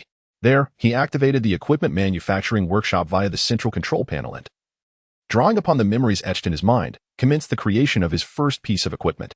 Chapter 71. The Dark Moon Long Knife. Han Feng occupied the driver's seat, activating the equipment manufacturing workshop. Upon entering the equipment creation interface and confirming the sufficiency of materials, he noticed a significant transformation in the workshop's page compared to when materials were lacking. With a reserve of materials, the equipment manufacturing workshop displayed two distinct categories on the LCD screen, one labeled Manufacture Equipment and the other Enhance Equipment. The straightforward titles clearly indicated their respective functions. Without hesitation, Han Feng selected the Manufacture Equipment option. This time, he intended to recreate the weapon he had wielded in his previous life, meticulously crafting it anew. Although its potency might not rival that of the original, fashioned from the materials of a golden-level mutated beast, he was confident that the feel and usability would remain largely unchanged. Upon entering the manufacturing option, the display on the LCD screen vanished, and darkness enveloped his vision once more. A familiar electronic voice echoed in his mind. Enter the equipment manufacturing function. Please simulate the equipment's shape, weight, and specify its sharpness and durability. Realizing that the equipment's form relied solely on his mental imagery, Han Feng immediately entered a focused state. Drawing upon his past experiences, he gradually constructed the weapon he frequently used in his mind. The blade was to be slightly thinner, the handle a tad shorter, and the blade itself devoid of curvature, resembling a straight sword. As he continued to visualize, the image of this weapon began to take shape in his mind. The weapon that now materialized in Han Feng's thoughts was undeniably a long knife, approximately 1 meter in length, with a narrow blade and a spine measuring 8 millimeters thick. The blade was straight, featuring sharp edges along both sides and the top. Along the spine, every centimeter or so, there were 3-centimeter-long double-edged metallic spikes. These additional spikes lent the knife's spine a serrated appearance, exuding an aura of menace. In truth, the weapon Han Feng envisioned bore a resemblance to the grand broadswords of the Tang dynasty, embodying both authority and a hint of dominance. As for the serrated metallic spikes, They were derived from Han Feng's countless battles against zombies and mutated beasts. He had learned that certain special zombies and mutated beasts were coated in a viscous slime that rendered conventional firearms and standard-edged weapons ineffective. Only weapons with a serrated design could cut through this slime and inflict damage upon their core. After finalizing the weapon's appearance, Han Feng shifted his focus to its sharpness and durability. However, upon adjusting the specific values, he could not help but emit a wry smile. Indeed, one cannot have both fish and bear's paw. Initially, Han Feng had aimed to maximize all values, hoping to forge a weapon that was extraordinarily sharp and unbreakably durable. Yet, he soon discovered that raising the sharpness to its peak drastically diminished durability and toughness, while enhancing durability correspondingly reduced sharpness. It appears that one must remain grounded in reality. Relying solely on materials extracted from the commonplace will never yield a weapon that is both extraordinarily sharp and indestructibly robust. Choices must be made. Observing the fluctuating values, Han Feng ultimately decided to enhance the blade's sharpness slightly, at the expense of its sturdiness and resilience. Should he encounter a particularly tough and resilient mutated beast, he would not foolishly wield the knife for a direct assault. Rather, he would undoubtedly employ the celestial high-energy electromagnetic cannon as his primary offensive weapon. After selecting the weapon's form, weight, sharpness, and durability, Han Feng was suddenly alerted by an unusual sound. The equipment manufacturing workshop, which was originally towed by the Unimog camper, began to emit a low buzzing noise, and the liquid crystal display illuminated with the words "Equipment Manufacturing in Progress." After a brief wait, a soft ding signified the cessation of the buzzing, and the display now indicated manufacturing complete. Eager to see the result, Han Feng hastily pushed open the camper door and strode toward the workshop at the rear of the Unimog, opening what appeared to be an unremarkable door. Fortunately, he did not rush inside. Upon opening the workshop door, a plume of scalding smoke billowed forth, accompanied by a metallic scent that could easily induce faintness. Standing at the threshold, Han Feng could feel the intense heat radiating from within. As the smoke dissipated, Han Feng braved the heat and ventured into the workshop. There, on the octagonal pedestal resembling an altar, lay a long blade emanating a blue-gray sheen, strikingly reminiscent of the weapon he had envisioned earlier. Though the color differed slightly, it was virtually identical to his previous weapon. Unable to contain his excitement, Han Feng approached the altar and grasped the weapon with eager hands. Upon holding the long knife, an overwhelming sense of familiarity washed over him. It mirrored the weapon he had wielded in his past life in terms of length, weight, and feel, with the only deviation being its color. However, it seemed inappropriate to continue calling it Blazing Sunday. In his previous life, his trusty weapon had been crafted from the horn of a golden-hued mutated water buffalo, radiating a golden glow reminiscent of the midday sun, thus earning its name. Yet, the weapon before him, while identical in form, was entirely blue-gray, devoid of any sunny warmth, making the name Blazing Sun unsuitable. Since it bore a blue-gray hue, he would name it Dark Moon, as if just risen, casting a delicate blue-gray light. With the long knife in hand, Han Feng twirled it gracefully, solidifying the name for his newfound weapon. Ah, what is this weapon? Upon returning to the camper with the remarkable Dark Moon, Wang Yingyu naturally took note of the astonishing length of the weapon. This is my new weapon, named Dark Moon. Han Feng did not elucidate the origins of the weapon. Instead, after setting aside the newly acquired Dark Moon longsword, he appraised Wang Yingyu from head to toe and inquired, "Could you please fetch the ballet outfit you recently changed out of?" Typically, Wang Yingyu would not refuse Han Feng's requests. She swiftly approached the sofa, opened a drawer, and handed him the ballet practice attire, which carried a faint fragrance. Without further ado, Han Feng seized the garment from her and made his way back to the equipment crafting workshop. Chapter 72. The Jinxian Refuge Camp. Upon acquiring Wang Yingyu's attire, Han Feng made his way directly to the equipment manufacturing workshop. He placed Wang Yingyu's ballet practice outfit alongside one of his own frequently used garments upon the altar's base, which still bore a hint of warmth. His intention was to enhance these two ordinary pieces of clothing with the level 1 calcium carbonate solution obtained from vanquishing a mutated giant turtle. Han Feng harbored his own ambitions in this endeavor. Currently, both he and Wang Yingyu faced minimal issues regarding their offensive capabilities, yet their defensive measures were markedly insufficient. At present, he relied solely on his agility to evade attacks, as even a single bullet could inflict grievous harm if it struck his body. As he activated the equipment manufacturing workshop once more, a familiar humming filled the air.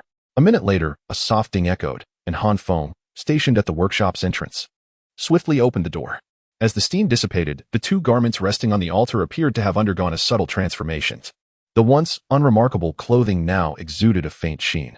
"Let us give it a try," Han Feng mused internally as he retrieved the garments from the altar, simultaneously drawing the pistol secured at his waist. With a decisive crack, he fired a shot at the enhanced clothing. Indeed, the enhancement had succeeded. Observing the fabric withstand the bullet's impact without a single blemish, Han Feng felt a surge of elation. He finally possessed a piece of reliable defensive gear. After completing the enhancement, Han Feng promptly returned to the camper, presenting the fortified ballet outfit to Wang Yingyu with a serious expression. You must wear this whenever you leave the vehicle. Its defensive capability now rivals that of an ordinary bulletproof vest. Wang Yingyu, accustomed to Han Feng's surprising revelations, nodded in acknowledgement without hesitation. As the apocalyptic virus erupted, the city of Rongqing in the southeastern province was swiftly engulfed in chaos. Countless zombies emerged abruptly, transforming the once thriving city into a desolate wasteland.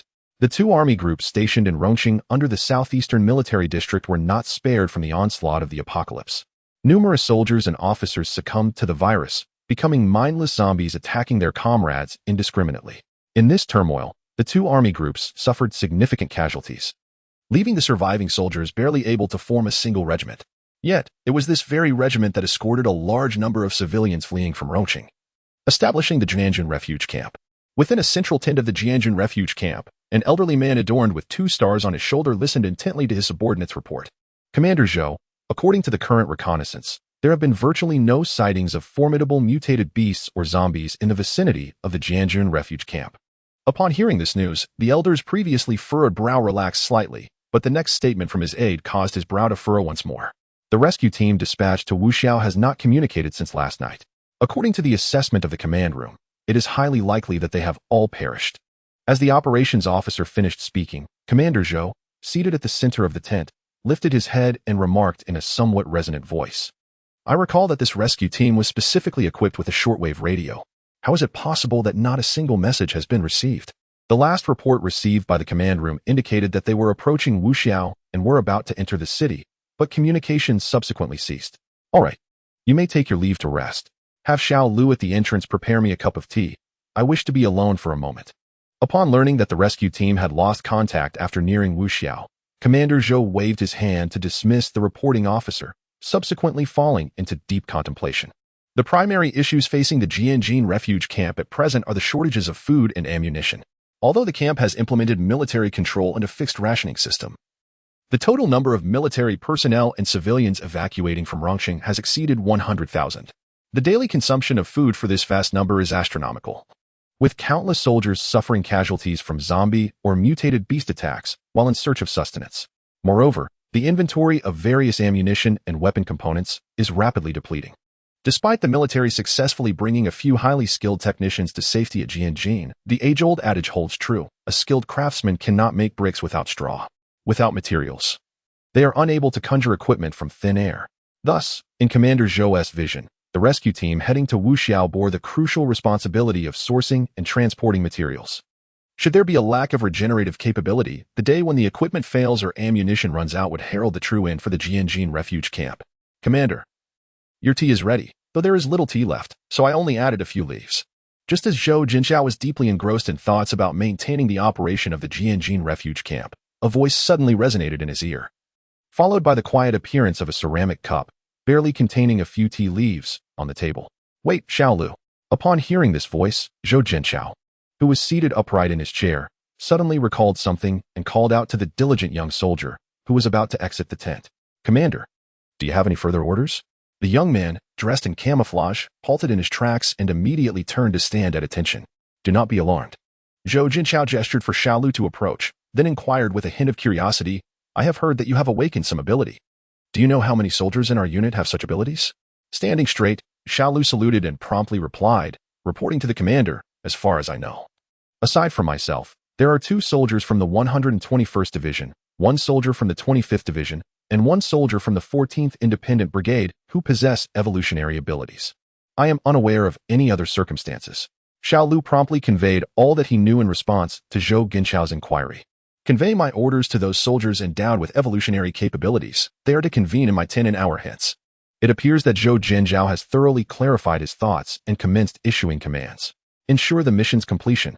Upon hearing Zhou Jinxiao's directive, a flicker of excitement illuminated Xiao Lu's countenance as he saluted Zhou Jinxiao once more and swiftly exited the tent. perhaps in his heart. Receiving a direct command from Commander Zhou is a mark of great honor.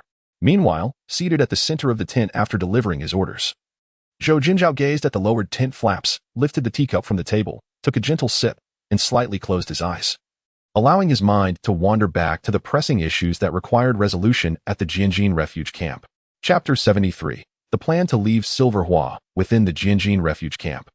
The sound of messengers scurrying back and forth resonated, and in approximately 45 minutes, the 5 known evolvers of the army gathered before Zhou Jinzhao's tent, awaiting his summons. Please, all of you come in, Zhou Jinzhao's voice echoed from within the tent, prompting the 5 evolvers, who had been standing at attention outside, to enter in an orderly fashion. Upon entering, they observed not only Commander Zhou Jinzhao, but also the director of the political department, standing to one side. Once all 5 soldiers were inside the tent, the director of the political department, positioned to Zhou Jinzhao's left, immediately bellowed, "Attention!" Reacting instinctively to the command, the 5 soldiers straightened their posture. After issuing the order, the director opened his notebook and declared, "Due to the current exigencies, a special combat squad of evolvers is to be established. Therefore, I am assigning the following personnel: Liu Tianfeng from the Army Service Company, Zhao Yulin from the 121st Division, Jiang Weiwei from the 25th Division, and Zhu Qitai from the 14th Independent Brigade, to join the Special Combat Squad to undertake a crucial mission. Furthermore, all 5 will be promoted to the rank of captain." Signed, Army Group Headquarters. This unexpected directive elicited expressions of astonishment among the 5 soldiers. However, the director offered no further explanations. He merely nodded towards Zhou Jinzhao, who sat at the center of the tent, before hastily exiting. Zhou Jinzhao, now standing, turned his gaze upon the youthful faces before him and cleared his throat. "I believe you're all aware of the current situation outside. The resources at the refuge camp are severely limited. Recently, I dispatched a small unit to seek a shipment of rare metals from Wuxiao, but regrettably, that unit lost contact today." As he spoke, Zhou Jinzhao stepped away from his desk, his keen eyes scrutinizing each individual in the tent. He continued, "Currently, the army cannot deploy a large contingent for reconnaissance. Thus, I have thought of you 5, each possessing unique abilities. I hope you will represent the army and venture to Wuxiao to locate our missing comrades and retrieve the rare metals." Faced with Zhou Jinzhao's heartfelt appeal, the 5 soldiers could barely contain their excitement, each exclaiming fervently, "We will accomplish the mission." Upon hearing their resounding affirmations, Zhou Jinzhao smiled with satisfaction. "I will arrange for the logistics department to provide you with the latest armored vehicle for your journey to Wuxiao. I eagerly await your good news." After speaking, he saluted the 5 soldiers. Seeing the army commander salute them, the soldiers were filled with exhilaration and returned the gesture before gradually exiting the tent. Once they had left, Zhou Jinzhao resumed his seat. His decision to break tradition by promoting these soldiers to captain and tasking them with the search mission was made after extensive consideration. The soldiers endowed with a myriad of extraordinary abilities necessitate the army's urgent efforts to cultivate their allegiance. 5 captains, in the context of the 2 army groups, signify little. The decision to deploy these 5 evolved individuals to form a specialized combat unit for reconnaissance missions is a desperate measure. The Sword Harbor Refuge is too depleted to dispatch large search teams. Furthermore, a critical concern persists within the entire army, including Zhou Jinzhao himself, regarding the management of these evolved beings. Should their status and rank be elevated without restraint, there exists a palpable fear that their influence may grow unwieldy, leading to complications within the army. Thus, currently assigning these evolved individuals to execute small-scale reconnaissance missions away from the main force represents the most prudent course of action for both the army and the evolved individuals themselves. As the morning sun rises, dispelling the fog that enveloped the sky, the once desolate Silver City begins to show signs of survivor activity, heralding the dawn of a new day. Outside the first hospital of Silver City, Han Feng, freshly groomed, emerges from the Unimog RV and strides directly into the hospital's entrance. Knock, knock, knock. As Han Feng raps on the door of the conference room located on the 4th floor, a weary-looking Ning, sporting dark circles under her eyes, opens the door. Upon entering, Han Feng observes 2 other fatigued figures within the room, the leader of the white-clad collection team and the logistics team leader. Ning gestures towards the seated individuals and introduces them to Han Feng. This is Li Sitian, formerly a nurse at the hospital and now the leader of the white-clad logistics team. And this is Yang Zonghao, a former surgeon, now the leader of the white-clad collection team. Han Feng nods slightly in acknowledgement of the introductions before turning his attention to Ning, asking, "What is your final opinion on the proposal to evacuate Silver City?" "I, along with Li Sitian and Yang Zonghao, have agreed to leave Silver City. But where should we retreat to?" Ning poses the critical question, emphasizing the necessity of determining an evacuation destination rather than wandering aimlessly. I have a plan for the evacuation destination, Han Feng replies as he takes a seat. You are likely aware of the external circumstances. We must steer clear of large and megacities, and we should also avoid overly desolate areas that have a well-preserved ecological environment. Therefore, my final choice for the evacuation site is a county under the jurisdiction of Tiger City. Tiger City? Do you mean the one in Jiayu province? Yang Zhonghao's expression subtly shifts, revealing a hint of excitement upon hearing the name. Indeed, it is the Tiger City in Jiayu province, Han Feng confirms once more. Upon hearing the name of Tiger City, Ning cast a surprised glance at Yang Zhonghao.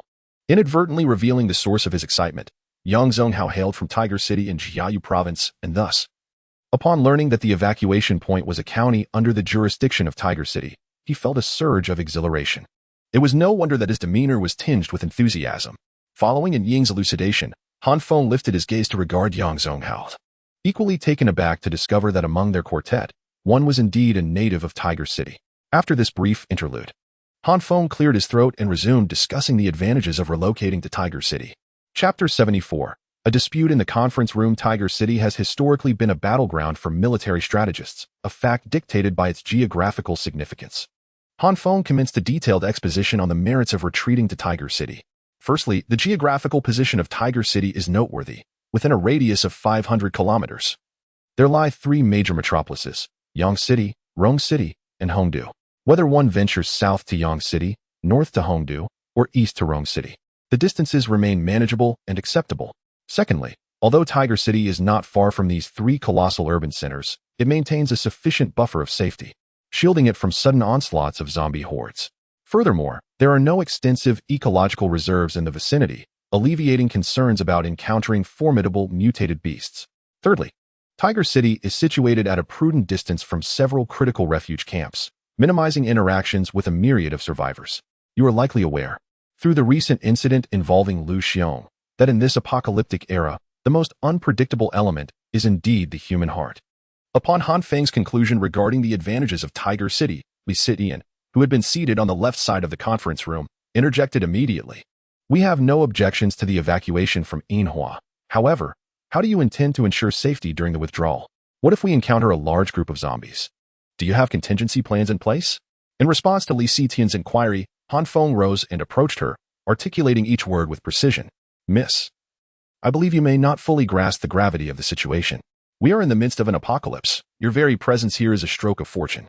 Li Sitian's complexion shifted dramatically upon hearing Han Feng's words. Since the outbreak of the apocalyptic virus, she had been stationed in the hospital, overseeing logistics. Even as the logistics captain, her responsibilities were merely to allocate supplies and organize personnel to prepare meals. She had never truly engaged with the world outside the hospital, having only glimpsed a few zombies from afar. After delivering his message, Han Feng did not turn away but continued. I neglected to mention that I spoke with Ning yesterday. Once I assist in your evacuation, I shall formally join the White Coats and assume leadership. I believe it is time for you to relinquish your position as the logistics captain of the White Coats. On what grounds do you presume to dictate our actions? You stand in the headquarters of the White Coats, and I am still their logistics captain. Ning, come and support my position. Upon hearing that Han Feng would join the White Coats and become their leader, Li Sitian cast a pleading glance towards Ning. Oh? Do you believe the White Coats still hold significant power? Han Feng cast a sidelong glance at Li Sitian before regarding Ning with surprise. Perplexed by her tolerance of Li Sitian's continued role as logistics captain. Nursely, it's time to cease this charade. I have already discussed matters with Han Feng. If he can successfully lead us, the White Coats, out of Yinhua and into a new life, I will transfer all organizational authority of the White Coats to him, making him the new leader. Ning, observing Li Sitian's outburst from her chair, could only offer gentle counsel. She has indeed been quite considerate towards Li City. When she first began her internship at Yinhua City First Hospital, Li City took great care of her, and she has always regarded Li City as an elder sister. When Li City realized that Ning had not spoken up for her, her emotions flared, and pointing a finger at Ning, she exclaimed, I truly wasted my kindness on you. I will certainly not relinquish my duties as the logistics team leader. If it comes to it, I will keep the logistics sub-team here in Yinhua, refusing to leave. It is understandable why Li City was so agitated during her tenure as logistics team leader. She had leveraged her authority to secure ample provisions for herself daily, unlike other survivors who often faced the uncertainty of their next meal. The thought of being ousted from her position filled her with dread about the future. After stating her piece, she raised her head defiantly and stormed out of the conference room. Are you truly going to allow her to behave this way? Han Feng observed Li City burst through the conference room door and rush out, then turned to An Ying with a look of perplexity. He was somewhat dissatisfied with An Ying's approach to the situation. Had Li City been under his command, she would likely have been left with nothing but bones. Sensing the unmistakable anger on Han Feng's face, An Ying stiffly replied, I will go and persuade Nurse Li. After a moment's reflection, she grimaced and added, if she truly refuses to evacuate Yinhua, then let her stay here. With that, An Ying hurriedly exited the conference room to speak with Li City, leaving Han Feng and Yang Zonghao alone. Noting An Ying's stance and her hasty departure, Han Feng chose not to delve further into the matter. Instead, turning to Yang Zonghao and stating, now that Li City, the logistics team leader, has left the conference room, I will brief you on the evacuation arrangements. Being a native of Huqing, Yang Zonghao was aware that the journey from Yinhua to Huqing spanned approximately 700 or 800 kilometers, a distance that would likely exceed 1,000 kilometers under current conditions. Along this route, the evacuation team would encounter various crises, necessitating the transport of essential supplies from the outset. What constitutes essential supplies? Yang Zonghao inquired, his gaze fixed on Han Feng. As the leader of the white-clad collection team, he had faced far more challenging situations than Li City had, and he understood the severity of the external conditions. Han Feng did not hesitate to respond at this stage. The critical supplies are food, medicine, and weapons. You must gather as much of these as possible, particularly food, as it is vital for survival. After a brief pause for contemplation, he continued, additionally, if we have too many vehicles during the evacuation, we must ensure sufficient fuel. I do not wish to hear that a vehicle has run out of gas halfway, forcing us to abandon its occupants. Understood. I will now assign tasks to gather and store these supplies systematically. After Yang Zonghao listened to Han Feng's request, he nodded slightly in acknowledgement before turning to exit the conference room. Han Feng subsequently followed suit, leaving the desolate meeting space behind. He now hoped that An Ying could persuade Li City to acquiesce to relinquishing her demand for the position of logistics captain. Otherwise, he would not hesitate to take drastic measures against her, orchestrating a time bomb within the evacuation team. Chapter 75, The Calamity Diverted East. Upon exiting the conference room, Han Feng repressed the faint aura of menace that enveloped him. As he traversed the corridors of Silverhua First Hospital, he encountered the survivors affiliated with the white-clad individuals. Most appeared lethargic, languidly seated on the hospital benches, conserving their energy. Observing this scene, Han Feng's brow furrowed slightly. However, just as he intended to depart, the clear sound of a gong captured his attention. Everyone rise. It's time for the meal. At the sound of the gong, a woman clad in a white coat emerged from the far end of the corridor, followed closely by two young men carrying a large thermos. The previously listless survivors, upon hearing the woman's voice, sprang to their feet, rushing towards her in a fervent haste. Do not rush. Take your time. There is enough for all. The woman in white seemed accustomed to this chaotic scene. The two men behind her set the thermos down on the ground and extended their arms to manage the throng of eager survivors. Why is today's porridge thinner than yesterday's? Are they trying to starve us? A man appearing to be in his 30s was the first to grab a bowl of porridge from the woman in white. After taking a sip, he began to grumble vocally. If you wish to eat your fill, it's simple. Just join the collection team, and you'll have plenty to eat every day, the woman retorted sharply upon hearing the complaints. The man, who had been vociferous moments earlier, fell silent at her words, retreating to a corner to sip his porridge cautiously. It appeared that An Ying, who had yet to experience the harsh realities of this new world, retained some semblance of kindness. The very nature of survival in this post-apocalyptic era was governed by the law of the jungle. Those survivors unable to fend for themselves held little value in such dire circumstances. Han Feng observed the unfolding drama with keen interest, surprised that the white-clad individuals tolerated a capable young man hiding away to consume charity rations. In his mind, such able-bodied youths ought to be out seeking sustenance rather than cowering, awaiting aid. Meanwhile, at the Dong-Er-Chiao police station, the leader of the Poison Fang gang, Li Gang, and Wang Taigui were engaged in a casual discussion regarding Han Feng's recent actions, killing Lu Xiong and abducting An Ying. The prowess of that third evolved individual from the white-clad group appears formidable. He dispatched Lu Xiong with alarming swiftness and managed to retreat unscathed, a feat I could scarcely achieve. Li Gang declared gravely to Wang Taigui. That fellow is merely swift. There is nothing to fear. Although, I must admit, his vehicle is quite impressive, bulletproof, no less. Wang Taigui responded with a hint of disdain towards Han Feng, though the Unimog camper left a lasting impression on him. Indeed, the vehicle is remarkable. Bang, bang. Just as Li Gang concurred, a sudden barrage of gunfire erupted outside the Dong-Er-Chiao police station. What is happening? Taiguei, let us venture outside and investigate. Upon hearing the gunshots, Li Gang was startled and abruptly stood up, swiftly pulling Wang Taiguei along as they dashed out of the room. Outside the Dong Erqiao police station, Sun Liqing, with bloodshot eyes, was extracting his sharp fangs from a lifeless body, which was growing increasingly cold, still clutching a homemade pistol that was emitting wisps of smoke. A mere 20 to 30 meters behind them, several members of the Poison Tooth gang, armed and tense, leaned against the entrance of the police station, anxiously observing the unfolding scene. Damn, how dare they come to the lair of the Poison Tooth to commit murder? As Wang Taiguei and Li Gang arrived at the police station's entrance, Wang Taiguei, upon witnessing a fellow gang member who had clearly lost all signs of life, became agitated and was ready to charge out of the police station. Noticing his companion's impulsive behavior, Li Gang quickly grasped his arm, exclaiming, "Do not act rashly." From a distance, Li Gang could see Sun Liqing's menacing fangs and sensed that the audacious individual who had dared to slay a member of the Poison Tooth was evidently extraordinary. For safety's sake, he preferred to engage in dialogue with him. Did that individual immediately attack our gang member? Li Gang inquired, casting a serious gaze at the armed gang members who were nervously fixated on Sun Liqing.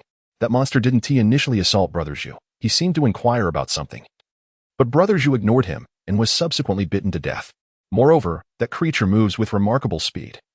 Brother Zhu intended to draw his weapon in defense but could not land a shot, recounted the Poison Tooth members stationed at the police station's entrance, exchanging details about the incident. Meanwhile, Sun Liqing, having drained Brother Zhu to a mere husk, advanced once more toward the police station's entrance. Recognizing that he was capable of speech, Li Gang deduced that communication was possible. After listening to the various reports from the Poison Tooth members guarding the entrance, he called out loudly towards Sun Liqing, "You there, in front, this is the territory of the Poison Tooth. If you have any questions, feel free to ask. We shall do our utmost to provide answers." Realizing that the creature before him could engage in normal conversation, Li Gang was eager to test this theory, particularly given the evident fear displayed by the Poison Tooth members, suggesting that this being was not to be trifled with. I am searching for a vehicle. A large black one. Do you know where it might be?" Sun Liqing, who had been advancing toward the police station, hesitated before divulging the purpose of his visit upon hearing Li Gang's inquiry. Damn, that voice is truly unpleasant. Is this person even human? Wang Taiguei, upon hearing Sun Liqing's voice, which resembled two metal plates scraping against each other, promptly covered his ears, struggling to fathom how a person's voice could be so grating, surpassing mere noise in its discomfort. Li Gang, contemplating Sun Liqing's request, lowered his voice to Wang Taiguei, saying, "Taiguei, doesn't that description of the large black vehicle sound familiar?" "Indeed, it feels somewhat familiar." Wang Taiguei pondered for a moment before smacking his forehead.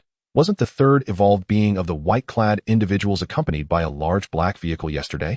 Could it be that this individual before him is targeting that very evolved being? It is quite plausible. Upon hearing this, Li Gang's eyes sparkled with realization, and he immediately called out towards Sun Liqing, "We are aware of the location of that black vehicle. We can send someone to guide you there." At this moment, Li Gang had already resolved that, regardless of whether this formidable figure was in search of Han Feng, he intended to divert the impending threat, leading the seemingly troublesome individual into the territory of the white-clad beings. Chapter 76, Relentless Pursuit. As Li Gang assigned a reluctant member of the Poison Feng to escort Sun Liqing to the first hospital of Yinhua City, Han Feng was engaged in a discussion with an Ing about the future direction of the white-clad organization.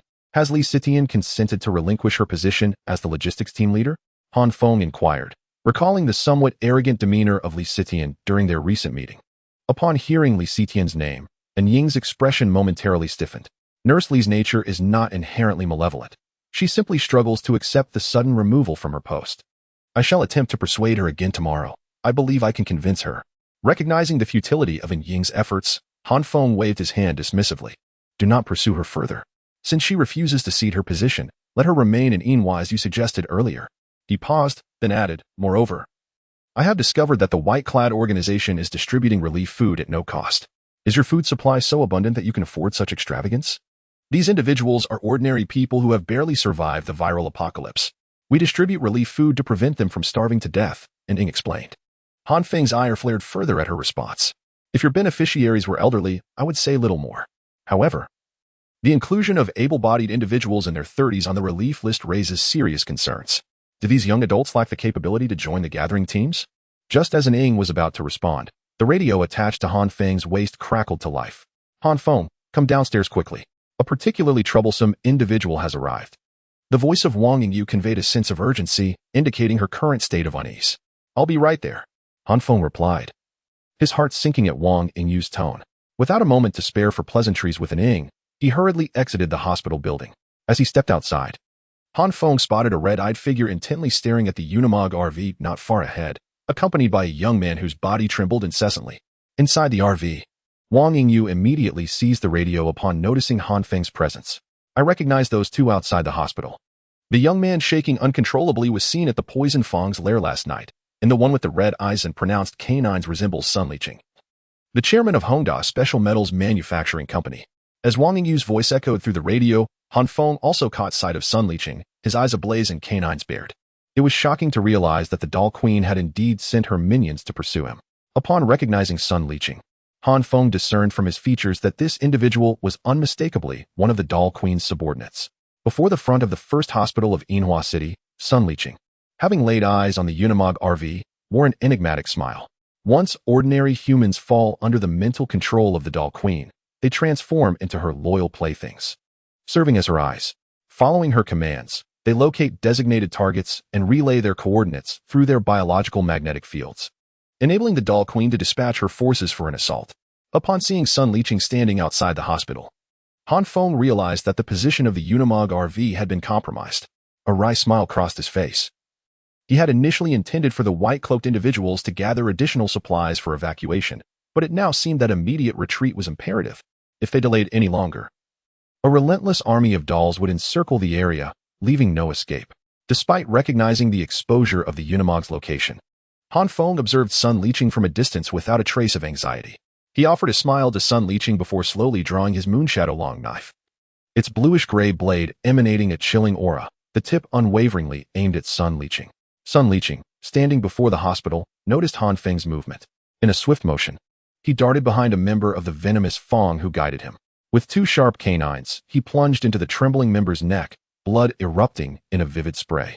Witnessing Sun Liqing decisively eliminate a venomous Fang member, Han Feng refrained from unnecessary actions. Gripping his moonshadow long knife tightly, he propelled himself off the ground, his body shooting towards Sun Liqing like a cannonball. As Sun Liqing savored the blood, he perceived Han Feng rapidly approaching and offered a strange smile. With a flick of his wrists, he hurled the nearly lifeless body of the venomous Fang member onto Han Feng's path, retreating swiftly like a specter. Han Feng, observing Sun Liqing's retreat, emitted a cold snort through his nostrils. He agilely sidestepped to the left, avoiding the corpse while maintaining his momentum, the ground beneath him erupting with energy as he surged forward with renewed speed. Sun Liqing, lacking the agility of an enhanced evolution, found himself outpaced by Han Feng, the distance between them narrowing. With a thunderous crack, as they closed in, Han Feng unleashed a powerful strike with his moonshadow long knife. However, Sun Liqing managed to twist his body just enough to evade the blow, leaping aside. Han Feng's formidable strike cleaved into the concrete, sending shards flying. Fortune favored him. Realizing his attack had been dodged, Han Feng unleashed a relentless barrage of follow-up strikes, unyielding as a torrential downpour.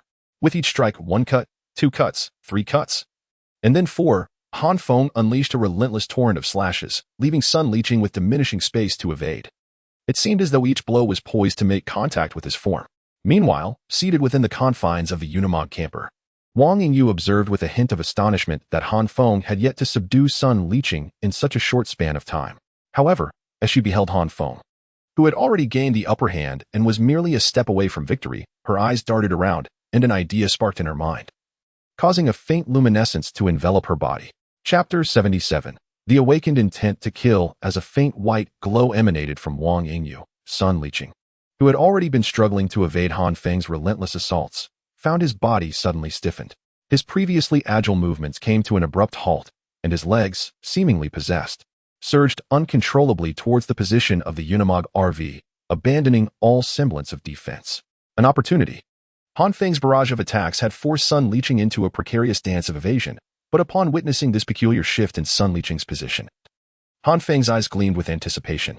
He would not let slip such a moment when Sun Liqing was wide open, vulnerabilities exposed. With a swift flick of his wrist, the Dark Moon longsword sliced through the air with unyielding force, cleaving towards the nape of Sun Liqing's neck. With a sharp crack, the razor-sharp blade penetrated Sun Liqing's throat without impediment, the bluish-gray blade coming to rest before him. as his head was completely severed. Sun Liqing could only utter a single word before his head fell heavily to the ground, his wide eyes reflecting a hint of bewilderment. Wang Yingyu, well done. You are already cooperating without needing a reminder. Observing the decapitated body of Sun Liqing collapse slowly, Han Feng hastened to the side of the Unimog RV, tapping on the window and smiling at Wang Yingyu while giving her a thumbs up. Just as Wang Yingyu was about to respond, Han Feng's expression shifted abruptly. His smile vanished, replaced by a grave demeanor. Stay in the vehicle for a while longer. Since the Doll Queen's subordinates have discovered the RV's location, it is likely that she will soon follow their trail. I must notify Ning immediately to arrange for the urgent evacuation of all the members of the White Robes. Without waiting for Wang Yingyu's agreement, Han Feng dashed towards the hospital building. What? Evacuate now? Upon finding an Ing and conveying the urgent need to retreat, In Ying's face contorted in disbelief. Earlier, they had discussed a preparation period, and the collection team had just begun organizing the gathered food and supplies. With no actions taken by the logistics team yet, there is no time. I just eliminated a silver-level zombie's subordinate outside the hospital entrance. And that silver-level zombie may come seeking vengeance at any moment. Therefore, I am giving you 1 hour. After that, regardless of how much has been gathered, we must evacuate immediately, with no room for negotiation. Han Feng held a deep-seated apprehension towards the Doll Queen. Although it remained uncertain whether she would personally lead an assault, he refused to take such a substantial risk by remaining there. I will promptly inform Yang Zonghao to expedite the packing process, but regarding Nurse Li and Ing, recognizing the gravity of the situation reflected in Han Feng's serious expression, resolved to immediately alert the captains of the collection and logistics teams to hasten their evacuation efforts. However, upon recalling Li Xitian's demeanor, she began to feel conflicted. Where's Nurse Li? I shall go speak with her. Han Feng, observing in Ying's troubled expression, revealed a glimmer of malice. At this juncture, compassion could not be afforded. Should Li Xitian remain obstinate, he would not hesitate to take drastic measures. Nurse Li is currently on the 3rd floor. I shall first inform Yang Zonghao. If Li Xitian's temperament proves difficult, I will personally address her later. Understanding the urgency of the situation, Ing resolved to notify the team leader of the collection unit, Yang Zonghao, to expedite the relocation, leaving Li Xitian in Han Feng's hands for the time being. With Ing hastily departing, Han Feng grasped his dark Mulong knife and swiftly made his way to the 3rd floor of the hospital. How dare he demand I relinquish my position as the logistics team leader? I have toiled tirelessly to coordinate efforts, and he expects me to step aside with a mere command. Impossible. As Han Feng ascended to the 3rd floor, he heard Li Xitian's voice emanating from a room, accompanied by a number of individuals seated below, attentively listening to her discourse, with faint sounds of agreement punctuating the air. Suddenly, as Li Xitian and her logistics team members were recounting Han Feng's domineering actions, the previously closed door was abruptly thrust open, the doorknob colliding with the wall and producing a resounding thud. Who is it? Can't you see we are in a meeting? Li Xitian was startled by the sudden noise, her face reflecting her shock, and she called out loudly towards the door. However, upon seeing Han Feng enter, dark Moonlong knife in hand, she recoiled several steps, akin to a frightened fawn, and warily stated, "What brings you here? I will not surrender my position as the logistics team leader, not even if you come in person." Han Feng, noting Li Xitian's attitude, felt his murderous intent intensify, yet he restrained himself. Addressing the logistics team members seated within the room, I have just informed Ing that all members of the White Clad will officially retreat from Yinhua City in 1 hour. If you wish to leave, hasten to assist the collection unit rather than waste time here. At this, Han Feng cast a sidelong glance at Li Xitian. What? Leaving in 1 hour? How was I not informed? Li Xitian's expression turned to one of astonishment upon learning that the White Clad organization was set to depart in an hour. The logistics team members, who had been listening to her, displayed equally incredulous expressions, and the room fell silent. I do not consent. As the logistics team leader of the White Clad, you cannot make such a significant decision without my knowledge. This decision is invalid. Upon hearing of the impending departure, Li Xitian erupted into a fit of hysteria. I shall reiterate, I am not here to seek your approval but to inform you of this decision. Han Feng, now utterly devoid of patience, raised the dark Moonlong knife high, its blade pointed directly at Li Xitian's throat. Upon discovering the razor-sharp blade mere centimeters from her throat, Li Xitian let out a piercing scream, her body trembling as she stumbled backward, ultimately collapsing onto the ground. Just as Han Feng intended to advance and put an end to this ungrateful woman, Ing arrived, breathless, and shouted loudly, "Do not lay a hand on Nurse Li. Allow me a moment to speak with her." Ing, fearing that Li Xitian might provoke Han Feng and thus invite calamity upon herself, hastily exchanged a few words with Yang Zonghao before rushing to intervene just in time to prevent Han Feng from acting. Chapter 78. Emergency Evacuation. Although Han Feng heard in Ying's desperate cries, he had no intention of sparing Li Sitian. The blade of his dark moon-long knife glided forward, leaving a slender crimson mark along Li Sitian's neck. As the sharp edge of the knife grazed her skin, a torrent of blood erupted from the wound, and she clutched her throat with both hands, her mouth agape as she gasped for air. The members of the logistics team, witnessing this horrifying scene, gasped in shock. Ning, having just arrived at the doorway, rushed to Li Sitian's side. However, upon noticing the widening and increasingly vacant gaze of Li Sitian, she could only weep and exclaim, "I came to persuade her. Why did you still kill her?" Han Feng regarded Li Sitian's lifeless body with an impassive expression. Allowing this troublemaker to remain among the white-clad would only bring greater harm, he stated coldly. He then turned his head and shouted to the panicked members of the logistics team, "Hurry and organize the supplies for evacuation." Having witnessed Li Sitian's demise firsthand, the logistics team members were already like startled birds. At the sound of Han Feng's voice, they swiftly exited the room. An hour later, the prepared convoy of white-clad individuals had assembled before the first hospital of Silverhua City. The evacuation team consisted of 6 vehicles, 3 ordinary family cars, a large cargo truck, a medium-sized passenger bus, and a fuel tanker. Han Feng's face lit up with excitement upon spotting the fuel tanker among the convoy. He had not expected Yang Zonghao to possess such capability in acquiring one. While Han Feng gazed with satisfaction at the fuel tanker, Ning, her eyes reddened with tears, hurriedly descended from the medium-sized bus and approached the Unimog RV. She called out to Han Feng in the driver's seat. "The remaining members of our white-clad team are ready for evacuation. A total of 63 individuals have agreed to leave." As Ning reported the evacuation status and turned to leave, Han Feng suddenly remembered something and called out to her, "I have a stockpile of weapons. Please distribute them. Each vehicle should at least have 1 gun." After speaking, he instructed Wang Yingyu to retrieve some captured weapons and hand them to Ning. Han Feng had resolved to incorporate the white-clad faction under his command and wished to minimize any potential losses during their retreat. Watching Ning stoically take all the firearms and ammunition back to the medium-sized bus, he could only shake his head in resignation.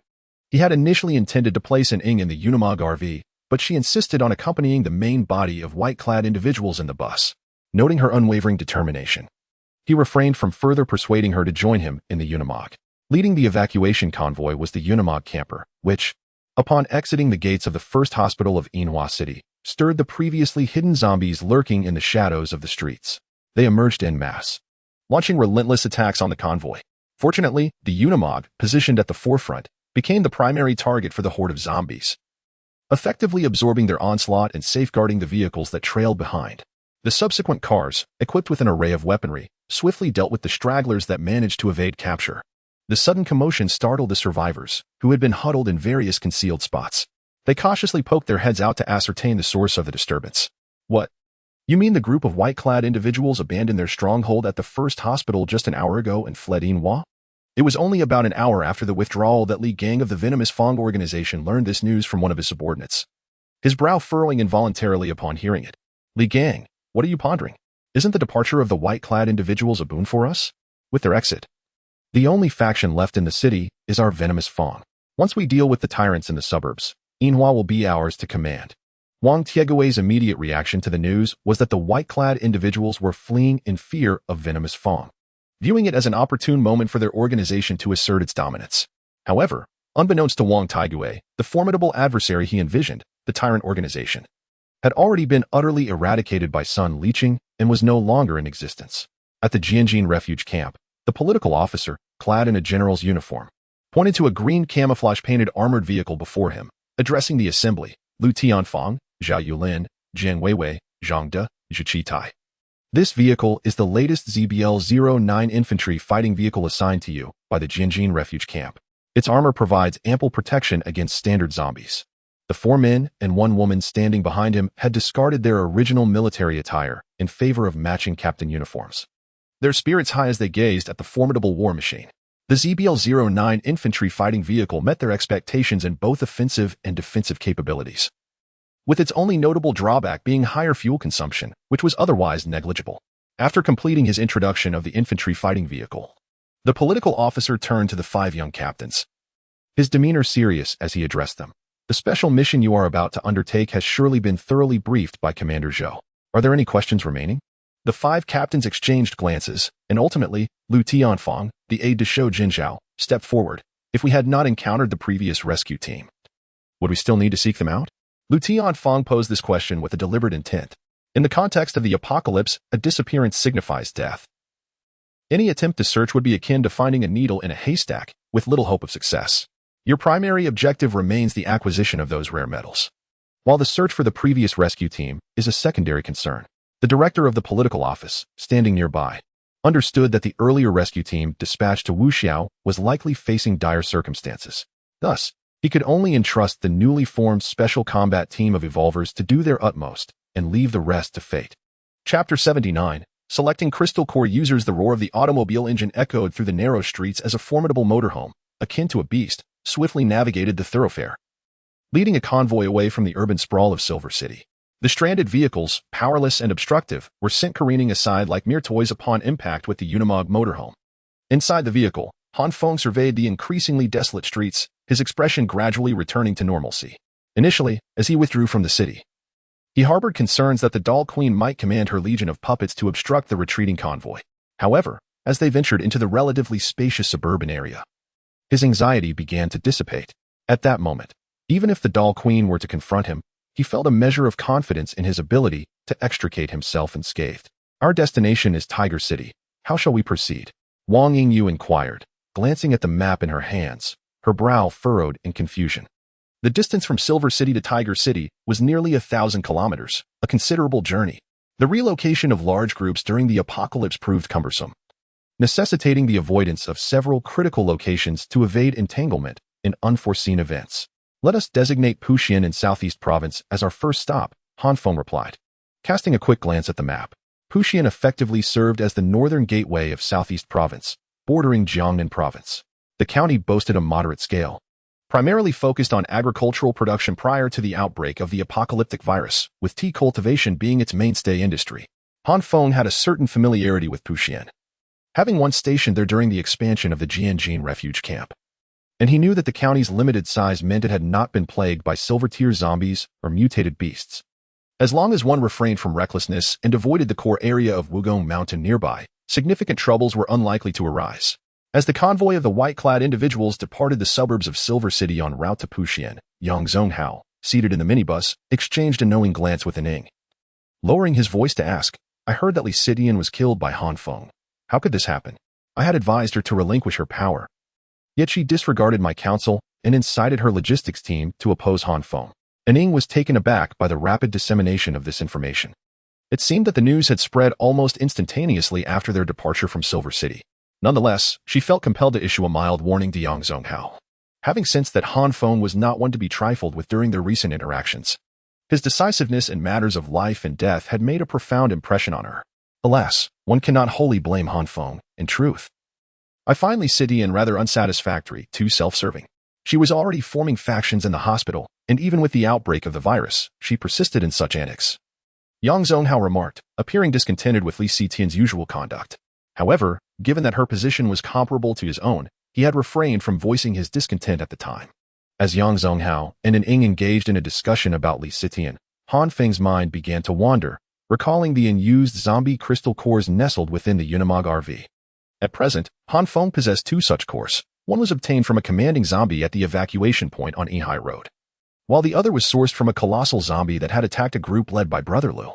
However, since their acquisition, these 2 zombie crystal cores had remained dormant in Han Feng's possession.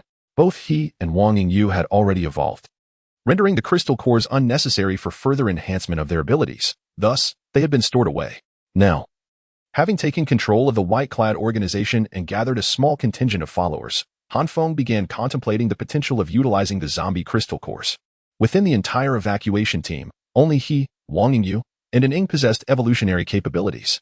Yet, the limitations imposed on Wang Yingyu and Ying's powers restricted their use to specific situations, leaving Han Feng as the sole primary source of firepower for the group. As they continued their journey, the evolutionary levels of both zombies and mutated beasts would only escalate. Should a confrontation arise necessitating Han Feng to leave the convoy, the consequences of an assault by evolved zombies or mutated creatures could be dire. Thus, he contemplated identifying a suitable candidate from the white-clad evacuation team to activate the zombie crystal cores. thereby enabling that individual to become an evolver and share the burdens of risk, thus enhancing the team's resilience. Among those in the white-clad organization, the only individual who seemed promising was Yang Zonghao, the leader of the resource collection team.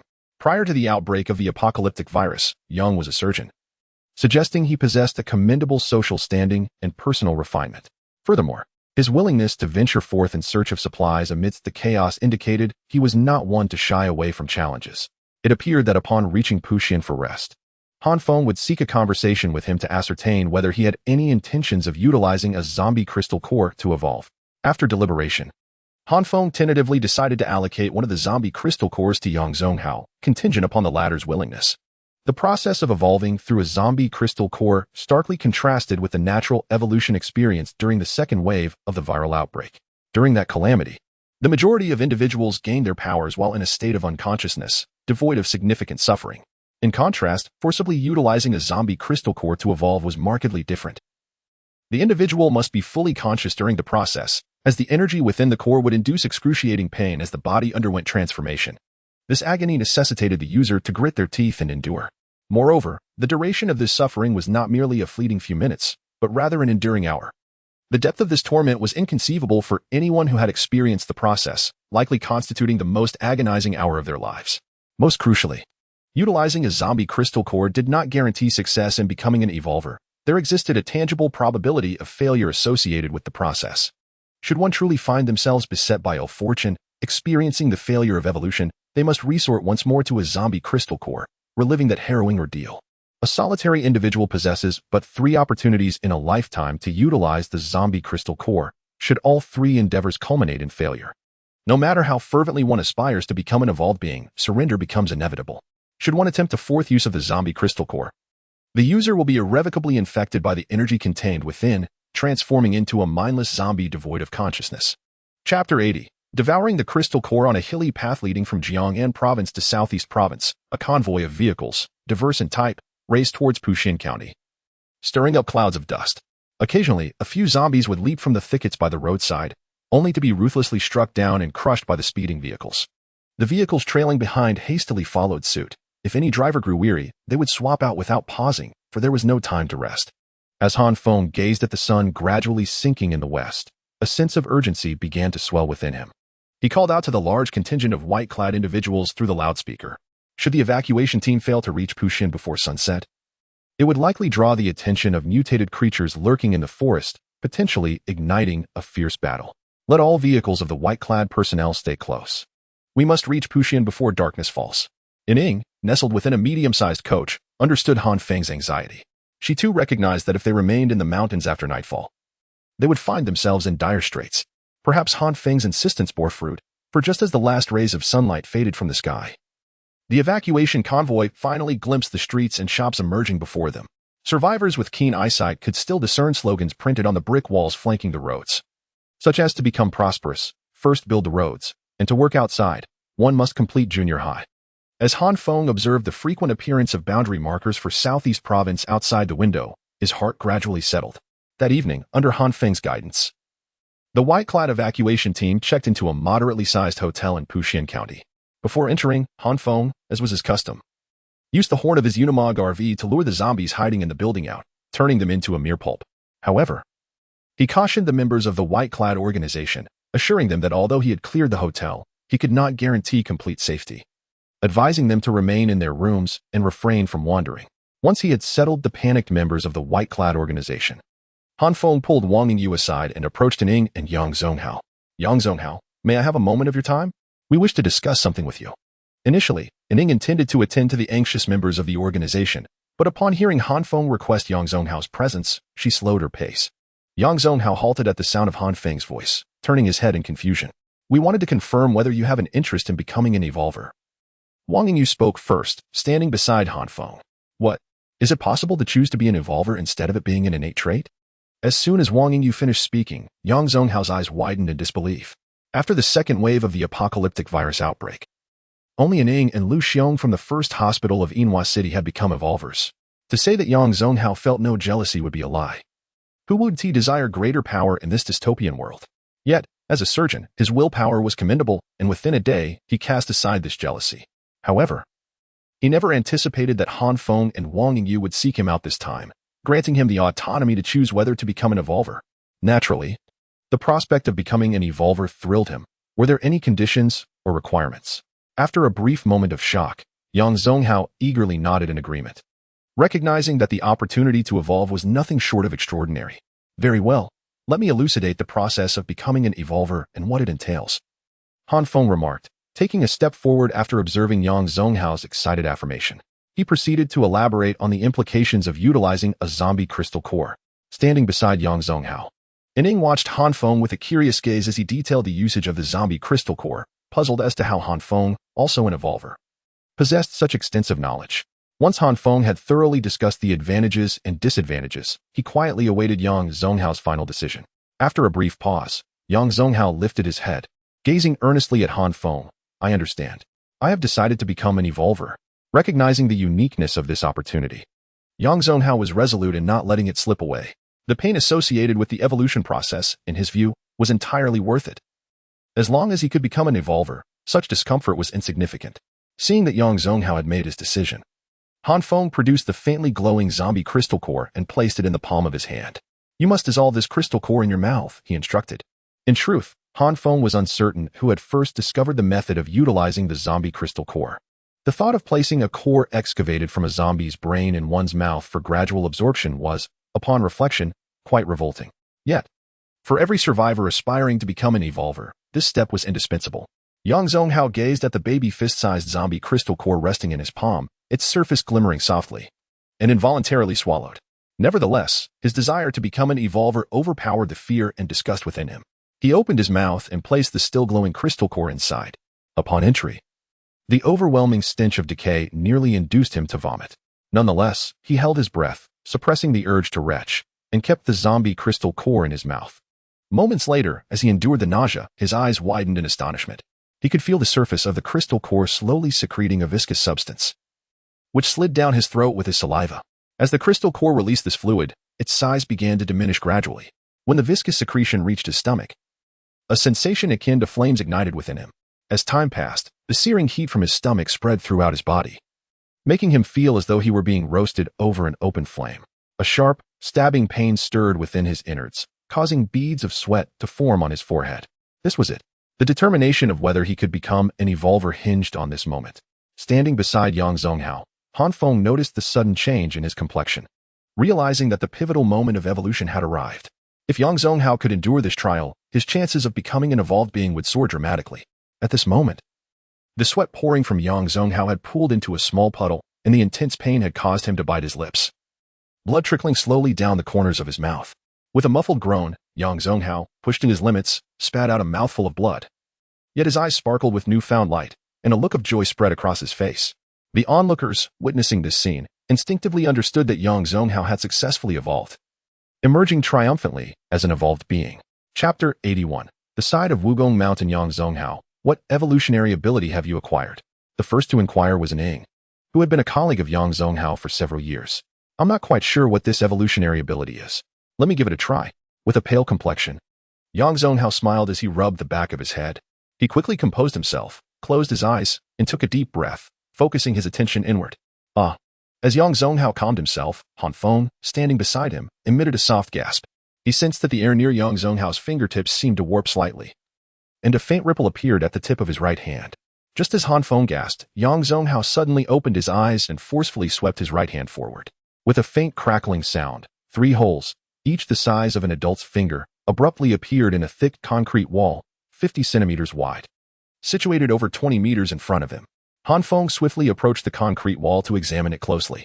He discovered that the surfaces of the penetrated holes were exceptionally smooth, as if sliced by an extraordinarily sharp object. What on earth is this evolutionary ability? Its power is immense, Ning exclaimed in surprise upon seeing the holes in the concrete wall. So my evolutionary ability possesses such formidable strength.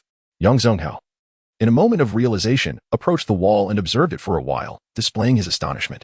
Yang Zonghao's evolutionary ability could be loosely categorized as energy-based. Upon activation, a surgical knife composed entirely of pure energy materialized in his hand, capable of being projected directly toward targets within his line of sight, wielding tremendous power. However, With his current strength, the energy within him could only sustain the release of 3 energy surgical knives. After using them, he would completely lose his combat capability. This evolutionary ability is perfect for stealthy attacks. After analyzing Yang Zhonghao's ability, Han Feng patted his shoulder and remarked with a smile. In Han Feng's view, the formless yet powerful energy surgical knife was an excellent means of launching a surprise assault when the enemy was unprepared. Ning and Wang Yu also approached Yang Zhonghao, casting envious glances in his direction. Since both of their evolutionary abilities were supportive, reliant on others for survival in the apocalypse, they greatly admired Yang Zhonghao's capacity for independent combat. Observing the cheerful atmosphere among the group, Han Feng clapped his hands. Now that Yang Zhonghao has become a bronze-level evolver, let us celebrate. Everyone, let us head to my RV for a hot pot feast. What? You even have hot pot in your RV? Upon hearing Han Feng's suggestion, Ning and Yang Zhonghao were momentarily stunned, then exclaimed in astonishment. In their organization, the white-clothed people, they had been scurrying about in search of food since the outbreak of the viral apocalypse, struggling each day to fill their stomachs. Upon hearing of the hot pot, saliva began to involuntarily seep from their mouths, hinting at their anticipation. As Ning and Yang Zhonghao first stepped into the living area at the rear of the Unimog RV, they were struck with envy upon discovering the mountains of ingredients piled beside the small kitchen. Realizing that Han Feng indeed had a substantial stock of provisions, Ning wasted no time and approached the kitchen, seizing a head of baby bok choy. Since you have such an abundance of food, we shall not stand on ceremony. Tonight, we shall dine comfortably. Meanwhile, as Han Feng and his companions began to prepare a hot pot within the confines of the Unimog RV, a ZBL-09 infantry fighting vehicle slowly came to a halt in front of an abandoned dwelling on the opposite side of Wugong Mountain. Lu Tianfeng, where exactly are we? Are we still moving tonight? A rugged male voice broke the silence as the armored vehicle came to a stop. This solitary armored vehicle was dispatched from the Jinxian refuge camp to Wuxiao, tasked with locating a missing rescue team and searching for rare metals. Comprising a special combat team of evolved beings, originally part of the logistics battalion of the army group. Lu Tianfeng had been appointed as the leader of the special combat team by the army group commander, Zhou Jinxiao, due to his advantageous position. After receiving the mission to find the rescue team, they had set off at dawn, eager to head towards Wuxiao. After a day of arduous travel, they finally reached a small village on the left side of Wugong Mountain just as darkness fell. Let us rest here for the night. It would be inconvenient to cross Wugong Mountain now. Lu Tianfeng, as the leader of the special combat team, observed the pitch-black surroundings and furrowed his brow. The original inhabitants of the village had long since transformed into animated corpses, yet the special combat team was unfazed by these ordinary zombies. With the support of the infantry fighting vehicle, they swiftly cleared the majority of the undead from the village in approximately half an hour.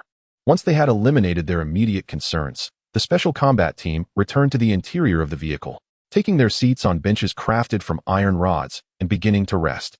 After surveying the external conditions, Lu Tianfeng glanced at his mechanical wristwatch, then raised his head to address the others in the armored vehicle. I will arrange the night watch. Zhang De will take the first shift, Zhu Qitai the second, Zhao Yulin the third, and I will handle the final shift. Jiang Weiwei, you may rest. Despite leading the special combat team in independent operations, Lu Tianfeng meticulously organized the night watch, ensuring that someone remained vigilant to guard against any potential threats from zombies or mutated beasts. Why am I not assigned a shift tonight? Is it merely because I am a woman? As soon as Lu Tianfeng's words fell, Jiang Weiwei, with her short hair and leaning against the bench, sprang to her feet, hands on her hips, and boldly challenged him. I am the leader.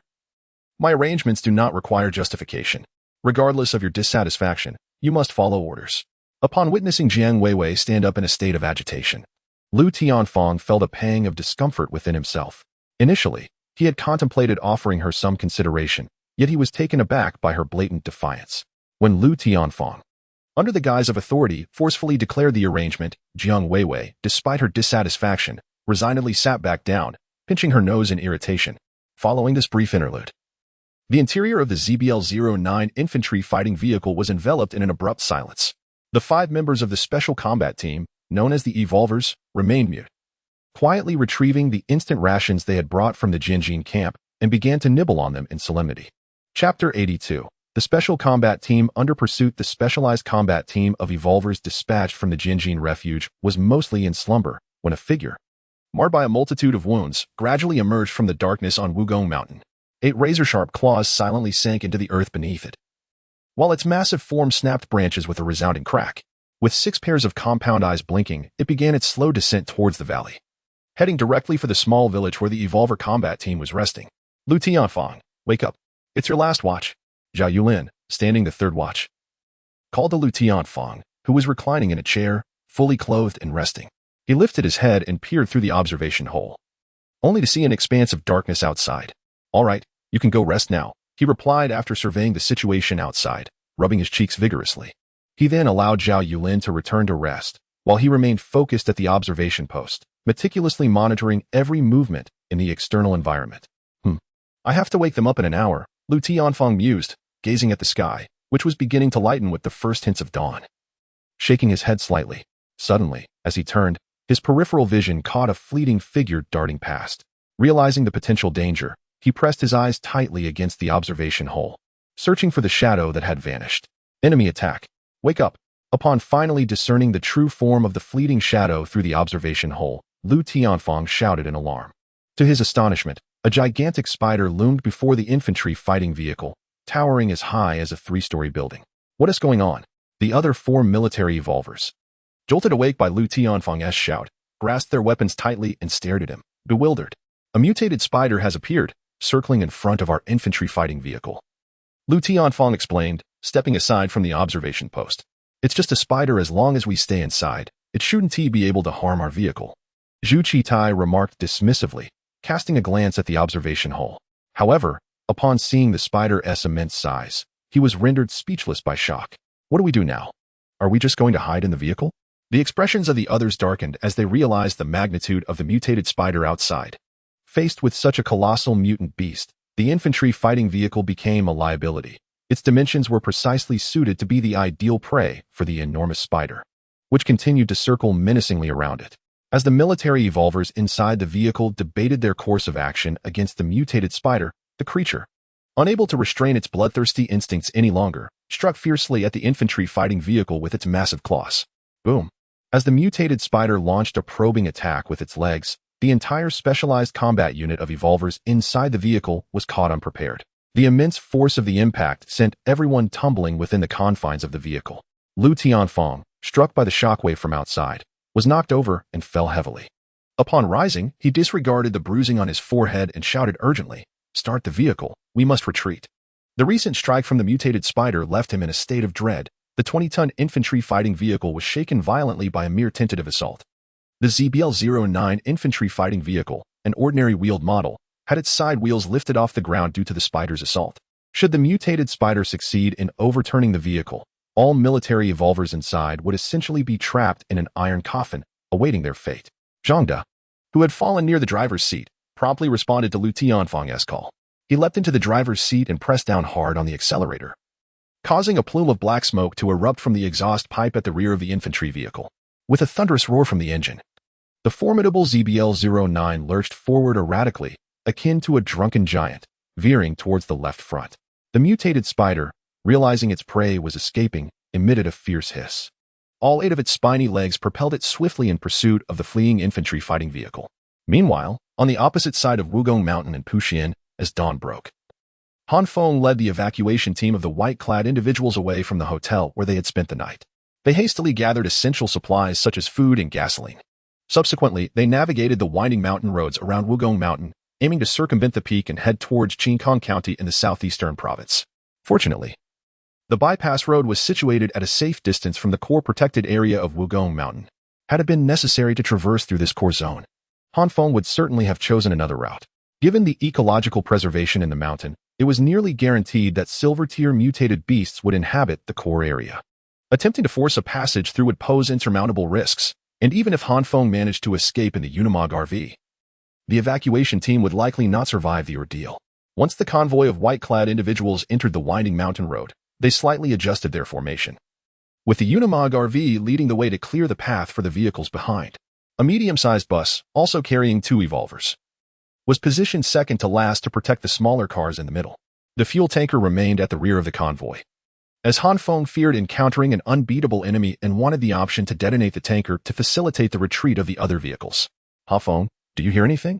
After half an hour on the mountain road, Wang Yingyu, seated in the passenger seat, suddenly perked up her ears, her gaze fixed intently on the path ahead. I hear it. Seated in the driver's seat, Han Feng perceived a distant rumble emanating from ahead. He immediately alerted the retreating vehicles through the loudspeaker, urging them to remain vigilant. It appears that something is approaching our front. Stay alert. No sooner had his words echoed than a camouflaged infantry fighting vehicle emerged at the far end of the mountain path. Before Han Feng could fully comprehend the situation, an enormous entity, trailing closely behind the infantry vehicle, gradually revealed itself. Chapter 83. A sense of honor. Damn it. Why on earth did I encounter an infantry fighting vehicle being pursued by a mutated spider here? Sitting in the driver's seat, Han Feng couldn't help but voice his frustration upon spotting the enormous aberration trailing closely behind the vehicle. He quickly recognized the ZBL-09 infantry fighting vehicle fleeing along the mountain path, and he was well aware of the impressive capabilities of this new model. The ZBL-09 is armed with a Type 86-7, 62mm coaxial machine gun, a 30mm automatic cannon, and the highly destructive Red Arrow anti-tank missiles, making its combat capabilities truly remarkable. Yet, this formidable fighting vehicle was now fleeing in a panic, akin to a cornered animal. Lu Tianfeng, a convoy has appeared ahead. It seems to be a group of ordinary survivors. As Han Feng made this observation, Zhu Qitai, who was responsible for driving the vehicle, also noticed the convoy not far in front. What? There is actually a convoy of survivors in this desolate wilderness. Lu Tianfeng was taken aback, nearly jumping out of his seat upon learning of the survivors' presence. Indeed, there were 7 vehicles belonging to the survivors ahead, and at their current speed, they would collide within a minute. At this moment, the infantry fighting vehicle from the Special Combat Squad of Evolvers and the retreating team of the White Robes were approaching each other from opposite ends of the mountain path. Given the width of the path, it would be quite challenging for either party to turn back in a short span of time. However, the most pressing issue remained the mutated spider relentlessly pursuing the infantry fighting vehicle. This creature posed the greatest threat at present. What if we lure that mutated spider toward the survivors? They could distract it for us, allowing us to make our escape. A glint of cold light flickered in Zhang De's eyes as he sat behind the driver's seat. In his view, these fortunate survivors, clinging to life in the apocalyptic world, ought to serve as stepping stones for his success as an evolver. Zhang De, what has the unit taught you? How could you consider using these ordinary survivors as bait? Lu Tianfeng exclaimed, standing up and shoving Zhang De with his right hand, causing him to stagger. The other members of the Special Combat Squad regarded Zhang De with disdain. Upon witnessing the contempt in his comrade's eyes, Zhang De's previously smug expression turned ashen. The few military evolvers within the infantry fighting vehicle had joined the ranks driven by fervor and a pursuit of honor. Zhang De's suggestion had crossed the psychological threshold of all remaining inside the vehicle.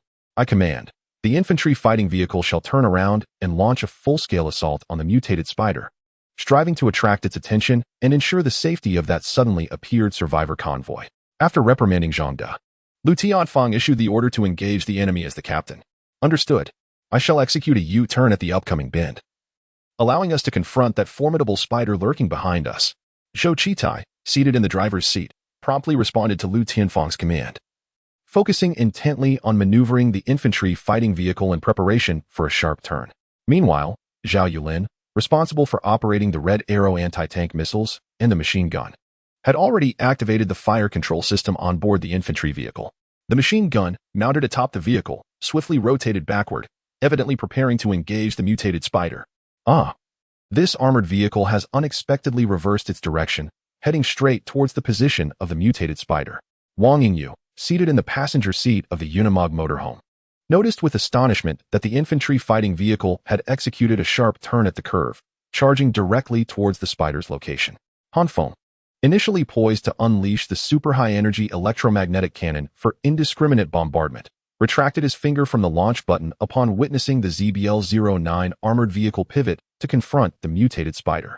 Having grown accustomed to the treachery of a post-apocalyptic world, he would not hesitate to strike if faced with any disadvantageous situation.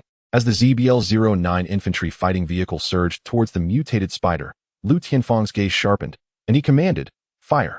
Without a moment's hesitation, Zhao Yulin, positioned as the gunner, pressed the launch button in response to the command. A series of fiery bursts erupted from the vehicle's turret as the 30mm caliber machine gun unleashed a volley of rounds, each about the thickness of a child's wrist, detonating upon impact with the mutated spider. Bang, bang, bang. Amidst the cacophony of explosions, the 30mm machine gun indeed achieved some effect, forcing the mutated spider to stumble back several steps, momentarily stifling its frenzied advance. However, the results of the machine gun's assault were limited, though capable of reducing a human body to fragments. It merely stripped away a few tufts of fuzz from the spider's legs, rendering the once furry creature somewhat cleaner.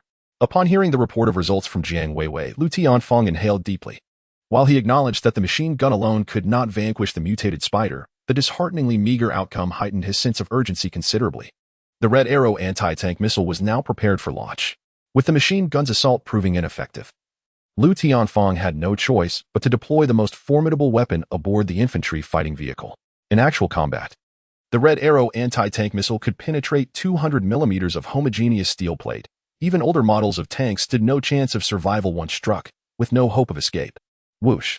A resounding ignition echoed from either side of the infantry fighting vehicle's turret, as two plumes of smoke, each trailing fiercely, surged forth towards the mutated spider.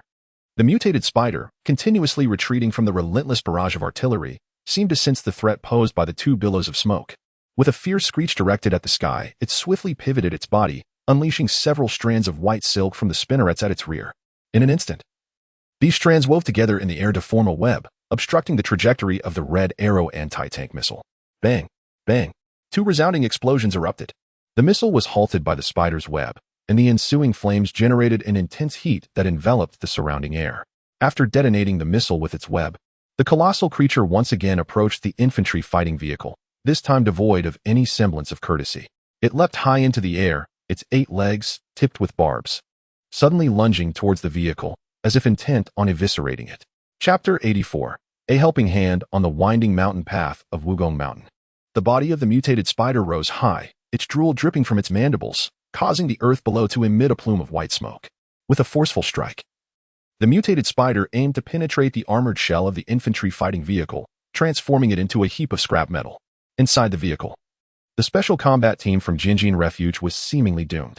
At that moment, a beam of black and white light abruptly split the sky, this overwhelming energy instantly striking the elevated form of the mutated spider. What is this? Juchitai, who was at the helm of the infantry fighting vehicle, caught sight of the fleeting radiance and let out a startled cry. Before he could fully comprehend the situation, the mutated spider, which had been pursuing the infantry vehicle, emitted a cry of anguish as its shell began to crack and splinter, shedding fragments to reveal the tender pink flesh beneath.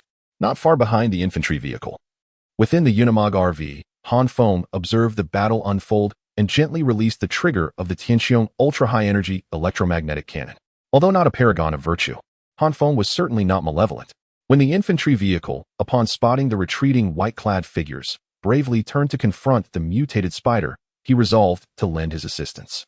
In the apocalypse, many individuals would cast potential dangers onto others. Thus, it was rare to witness someone willingly face death as the infantry vehicle had done.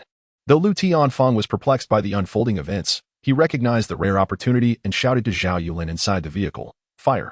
Launch all weapons and strive to eliminate it in one fell swoop." Zhao Yulin, managing all weapon systems, understood the significance of this chance and pressed every fire button on the control panel. With a hissing sound, the mutated spider's shell was entirely obliterated by the Tianqiang ultra-high-energy electromagnetic cannon, causing its physical defenses to plummet. At that moment, even a common dagger could likely pierce its skin, as the barrage of machine gunfire erupted upon it, showering it in a torrent of blood. No matter how resilient the mutated spider's life force, death remained its inevitable fate. At last, it was over. The mutated spider's massive form crashed to the ground, crushing several lush camphor trees and stirring up a cloud of dust. The recent display of power from the Unimog RV left an indelible impression on her. That overwhelmingly fierce beam of light shattered the exoskeleton of the mutated spider into a multitude of fragments. Had it not been for that beam, the outcome of the battle might have been vastly different. Since they had approached voluntarily, I should delve into their origins and ascertain who they truly are. The near-flawless performance of the Unimog RV naturally caught Lu Tianfeng's attention, and he was eager to meet its owner. "Greetings, I am Lu Tianfeng, the commander of the Special Combat Unit of the Evolvers at the Jinxian Refuge Camp. I sincerely thank you for your timely assistance, otherwise we would have been in serious trouble," he said earnestly as he approached the Unimog RV. It was him. Upon recognizing the figure emerging from the infantry fighting vehicle, Han Feng's lips involuntarily twitched.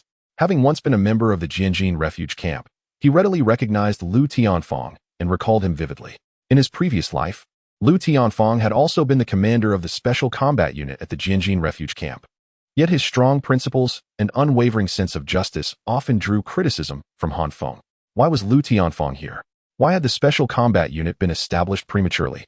Han Feng found Lu Tianfeng's sudden appearance puzzling. In his previous life, the Special Combat Unit was not formed until several weeks after the outbreak of the apocalyptic virus. He could not fathom that he himself was the catalyst for this change, as his existence had led to the downfall of the rescue team from the Jinxian refuge camp to Wuxiao, thereby prompting the early establishment of the Special Combat Unit.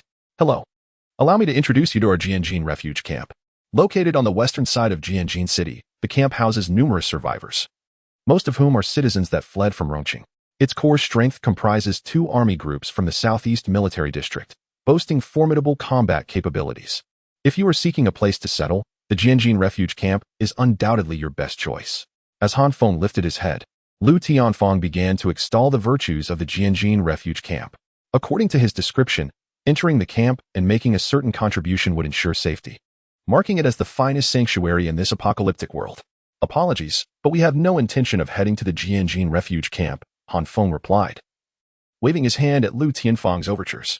Although the Jinxian Refuge Camp appeared to be a large-scale refuge with a significant population and development potential, Han Feng, well acquainted with the internal dynamics, knew that it was rife with factions. Decisions were often made through compromises dictated by the larger picture, and eventually, a massive conflict erupted between the evolvers and ordinary people. Having experienced this in his previous life, he would not willingly leap into the same pitfall again. Upon encountering Han Feng's resolute refusal, Lu Tianfeng chose not to pursue the topic further. Instead, he summoned his fellow comrades from the infantry fighting vehicle, greeting Han Feng one by one. Unbeknownst to him, Han Feng's eyes narrowed slightly upon catching sight of Zhang De's visage, a glimmer of sharp insight flickering within his gaze. If you do not mind, I shall collect my spoils, he remarked. After exchanging a few words with Lu Tianfeng, Han Feng eagerly approached the mutated spider, drawing forth his bluish-gray dusk blade. With a swift motion, he traced the blade around the creature's abdomen, the razor-sharp steel effortlessly cleaving the spider's form in twain. Before him appeared a life core, glistening and translucent like crystal. Chapter 85. Informing about the current state of Wuxiao, Lu Tianfeng gazed in astonishment as Han Feng extracted a crystal-clear orb from the body of a mutated spider. This remarkable object was known as the life core. Han Feng, without hesitation, elucidated the functions of the life core in detail to Lu Tianfeng, while also sharing the effects and usage of the zombie crystal cores with him. It appeared that these zombies and mutated beasts possessed such extraordinary capabilities. Han Feng's revelations illuminated Lu Tianfeng's eyes. He had not anticipated that the terrifying zombies and mutated creatures of the apocalypse could possess such remarkable utility. Once Han Feng had thoroughly explained the function of the life core, he cradled it and returned to the Unimog RV.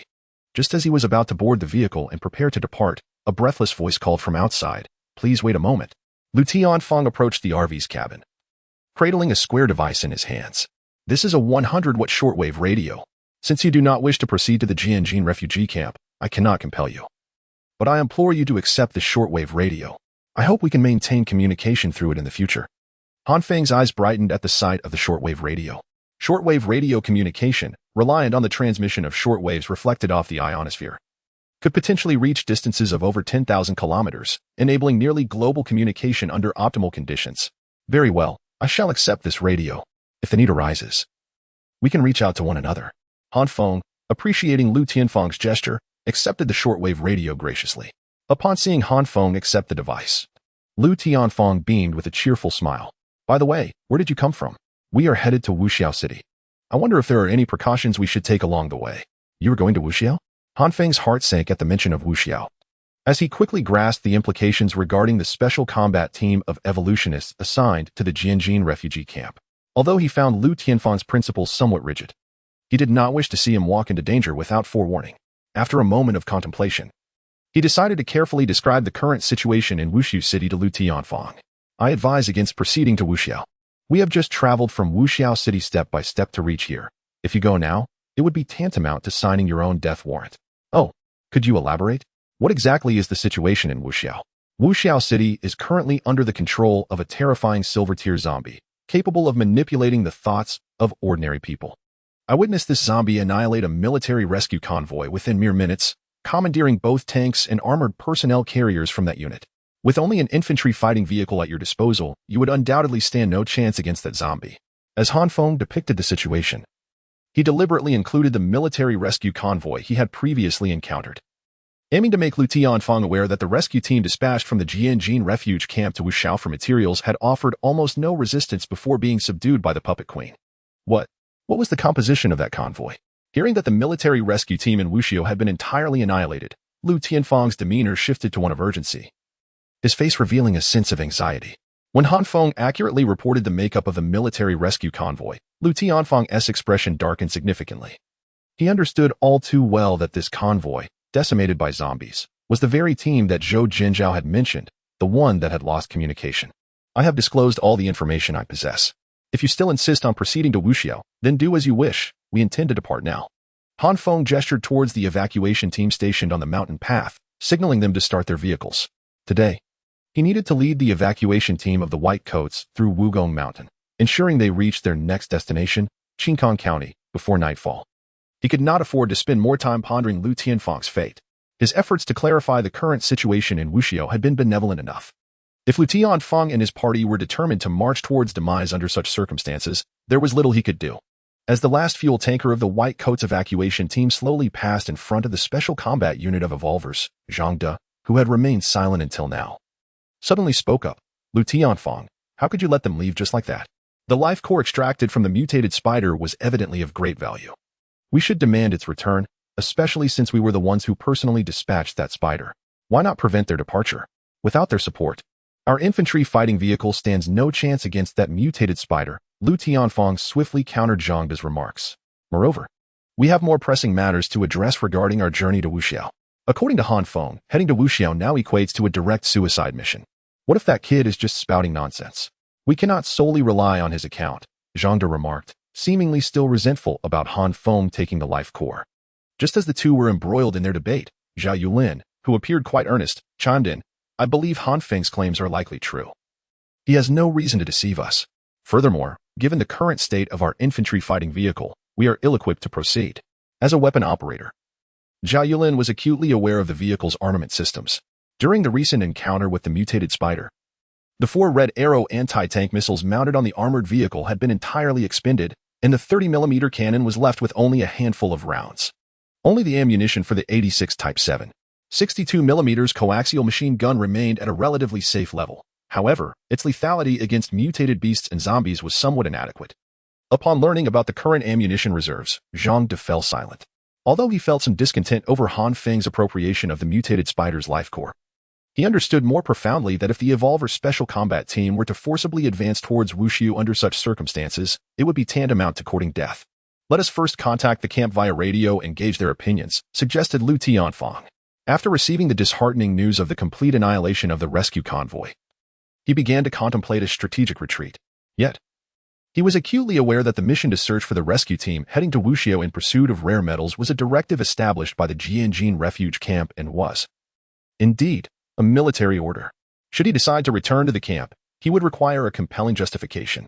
Chapter 86, Qingkong County. As Lu Tianfeng communicated with the Jinxian refuge camp, yearning to return temporarily, Han Feng had already led the team of the White Robes away from the Wugong Mountain path and arrived at the foot of Wugong Mountain. The recent scene where the Unimog RV and the armored vehicle jointly vanquished the mutated spiders was witnessed in its entirety by the members of the White Robes. It was at this moment that they truly comprehended that their previous life in Yinhua City, where they feasted on relief rations and encountered no zombies, was indeed akin to paradise. The members of the resource-gathering teams, who frequently encountered zombies, were witnessing another species in this apocalyptic world for the first time. The astounding combat prowess of the mutated spiders left a profound impression on them. However, what astonished them even more was the formidable power of the Unimog RV. They had only glimpsed a blinding flash of light from the top of the vehicle, and the mutated spider, which had been relentlessly pressing the infantry vehicle, was severely injured. Its tough exoskeleton shattered into fragments. Han Feng's display of firepower silenced those White Robes members who had previously harbored doubts about him, while the ordinary members, who had regarded him with indifference, suddenly perceived him as a figure upon whom they could rely. Once the last fuel truck and the evacuation convoy reached the foot of Wugong Mountain, Han Feng promptly commanded all drivers to accelerate. They must reach Taikong County tonight. At the Kanhai Financial Services Company in Qingkong County, the general manager, Lin Hai, reclined with his feet propped on the desk, casting a sidelong glance at a young man in glasses, who appeared refined yet was being forcefully pinned to the ground by 2 burly men clad in security uniforms. My young friend, on the very first day of the apocalypse, You borrowed a kilogram of rice from me on credit. Now, compound it. You owe me a total of 22 kilograms of food. How do you intend to repay this? Before the outbreak of the viral apocalypse, Lin Hai operated the only financial services company in Taikang County, primarily engaged in lending and debt collection. Although his company was ostensibly a financial services firm, it was essentially a usury enterprise cloaked in the guise of legitimate finance, responsible for both lending and ruthless collection. Consequently, he had long maintained a cadre of strongmen tasked with regular debt collection, and after the viral outbreak, these individuals became his capital for dominance in Jinxian County. Furthermore, following the apocalypse, Lin Hai devised a new lending scheme, allowing desperate individuals to borrow food from his financial company. Those survivors, though aware that borrowing food from Lin Hai was akin to drinking poison to quench thirst, had little choice in the face of hunger. Lin Hai, when I borrowed the food, you said I only needed to repay double the amount. I've already given you 4 kilograms of flour. And now your interest demands I repay double within a day. This is utterly unmanageable. Even if you kill me, I cannot repay this debt. Pinned to the ground. The seemingly gentle young man named Li Weifeng was once an employee of a mining company in Jinxian County before the outbreak of the apocalyptic virus. After borrowing food to alleviate his immediate hunger, he risked his life amidst a horde of zombies, scouring for 4 kilograms of flour to return to Lin Hai. To his astonishment, Lin Hai audaciously demanded a total of 22 kilograms of food. Rising to his feet, Lin Hai kicked the flour sack that Li Weifeng had just brought in, then squatted down and playfully patted Li Weifeng's face. Since you cannot repay your debt in food, I have alternative solutions. The first involves your wife, who is reputedly a beauty at the county high school. If she could entertain us brothers for each visit, I would reduce your debt by half a kilogram. If she entertains 8 men in a day, your balance would cease to grow, and if she were to do so more often, it could even settle your account. Upon hearing Lin Hai's first proposal, Li Weifeng, pinned to the ground, began to struggle violently, shouting, Lin Hai, you scoundrel. Even if I perish, you shall not lay a finger on Xiaowen. You hear me. Regardless of his efforts, he remained firmly held down by 2 burly men behind him. Lin Hai, squatting and observing Li Weifeng's desperate attempts to break free while hurling insults, merely chuckled and patted his face again. It seems you are dissatisfied with the first proposal. Thus, allow me to present the second. I hear you were once employed at the mining company. My request is not overly demanding.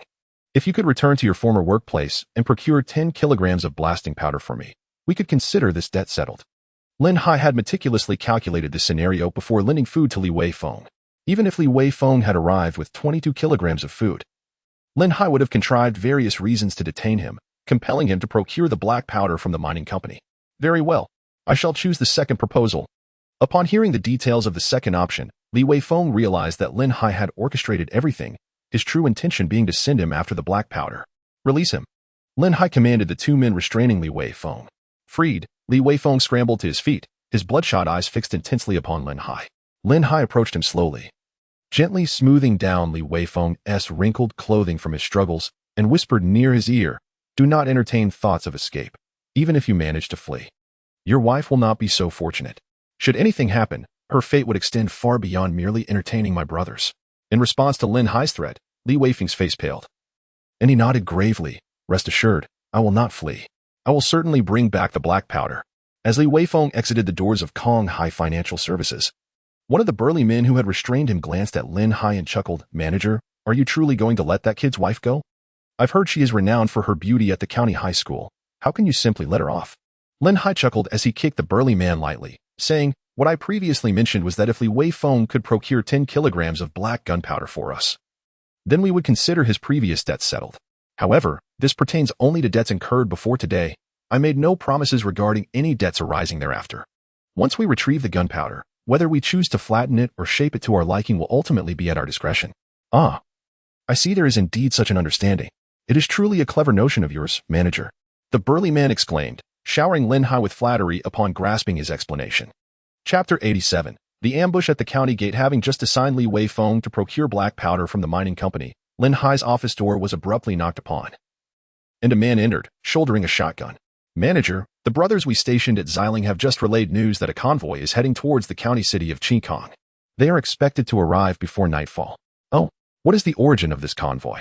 Is it a military rescue team? Upon hearing that a convoy was advancing towards Jinxian County, Lin Hai straightened in his seat, assuming the role of the current authority in the county. The informant settled onto a nearby sofa, stating it is unlikely to be a military rescue team. According to the information received, the convoy consists of a large cargo truck, a box truck, a medium-sized bus, a fuel tanker, and 4 private cars.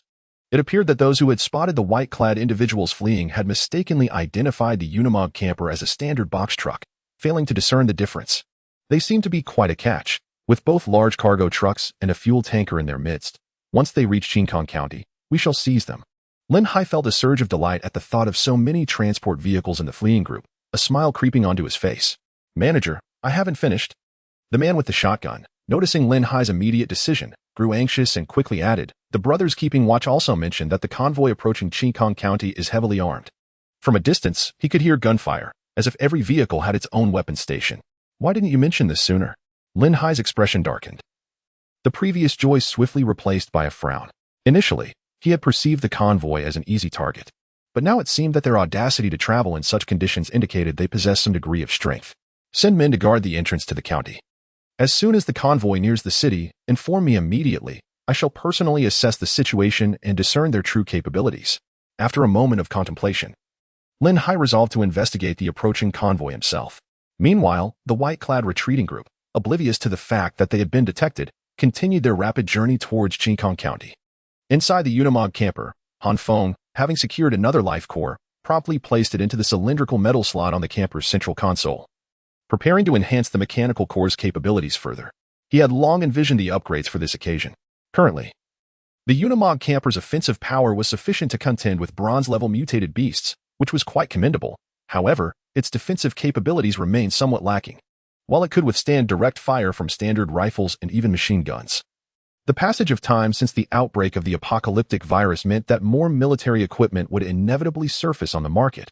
Anti-material sniper rifles, rocket launchers, anti-tank guns, infantry fighting vehicles, and other military armaments would gradually emerge. As more individuals become aware of the evolution they have undergone and are able to harness their evolved abilities, the armor of the RV, which can only withstand ordinary gunfire, appears increasingly inadequate. Thus, Han Feng promptly decided to focus the evolution of the RV on upgrading its armor, elevating the protective strength of the Unimog RV to the level of alloy armor. The selection made includes vehicle armor upgrade, enhancement of protective strength to alloy armor level, and meeting the standards for high-energy life sources. Please place 200 kilograms of carbon steel in the pop-up material conversion cabinet. Detection indicates that the equipment manufacturing workshop has a reserve of first-grade carbon steel essence. Should it be used as a substitute for ordinary carbon steel? Once Han Feng confirmed the evolution direction of the mechanical core, the electronic voice of the core resonated in his mind once again without surprise. Fortunately, the first-grade carbon steel essence could replace carbon steel. Otherwise, sourcing 200 kilograms of carbon steel in this desolate wilderness would pose quite a challenge. After he finished listening to the electronic message, he breathed a sigh of relief. Grateful that he had previously emptied the warehouse of the Grand Special Metals Manufacturing Company, acquiring a substantial amount of metallic essence for use as alternative materials. Otherwise, obtaining 200 kilograms of carbon steel while retreating towards Tiger City would not have been an easy feat upon selecting the armor upgrade. A barely perceptible silver light swiftly flickered across the surface of the Unimog RV, as a thin membrane-like substance directly enveloped the exterior of the vehicle. In mere fractions of a second, this membrane began to permeate into the armor of the RV. The vehicle armor upgrade, along with the high-energy life source threshold being met, confirmed the consumption of carbon steel essence, and the vehicle armor upgrade was completed, enhancing the armor's defensive strength to that of alloy armor, equivalent to 500 millimeters of homogeneous armor. Having upgraded the mechanical core, Han Feng exhaled deeply. Although 500 millimeters of homogeneous armor does not rival the frontal armor of main battle tanks, it achieves the thickness of those tank side skirts. Common anti-material sniper rifles and rocket launchers now pose no threat to the RV. Even anti-tank guns would require exceptionally advanced models to present any significant danger. As they approached the county seat of Jinxian, each vehicle's firepower teams were prepared. Any zombies or living threats attempting to approach the vehicles would be met with no mercy. Direct fire was authorized. Han Feng observed the blue welcome signs for Jinxian appearing ahead, indicating their proximity to the destination. Consequently, the built-in loudspeaker of the Unimog RV activated once more, alerting the white-clad convoy to remain vigilant. With the emergence of densely clustered 2- or 3-story farmhouses, they had reached Jinxian County.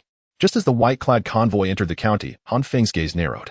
On the main thoroughfare leading into Jinxian County, a line of various vehicles stood, manned by dozens of robust men. all armed and pointing their guns directly at the main road. Prepare for battle. Witnessing this scene, the armed firepower teams among the white-clad convoy rolled down their windows, extending their weapons out towards the vehicles blocking the thoroughfare. At the rear of the evacuation convoy, a fuel tanker slightly reversed to avoid being caught in the crossfire and potentially triggering a catastrophic explosion. Just as tensions escalated and the atmosphere grew increasingly charged, an individual emerged from the convoy obstructing the main thoroughfare, brandishing a megaphone. Addressing the retreating group clad in white, he declared, "Friends passing through Jinxian County. We are the Jinxian County Conghai Financial Services Company, currently tasked with overseeing the administration of Jinxian County. May I inquire about the purpose of your entry into Jinxian County?" Chapter 88. The reason for the interception. Han Feng gazed at the man standing a short distance away, calmly using a loudspeaker to address the retreating figures clad in white. A glimmer of intrigue sparkled in his eyes.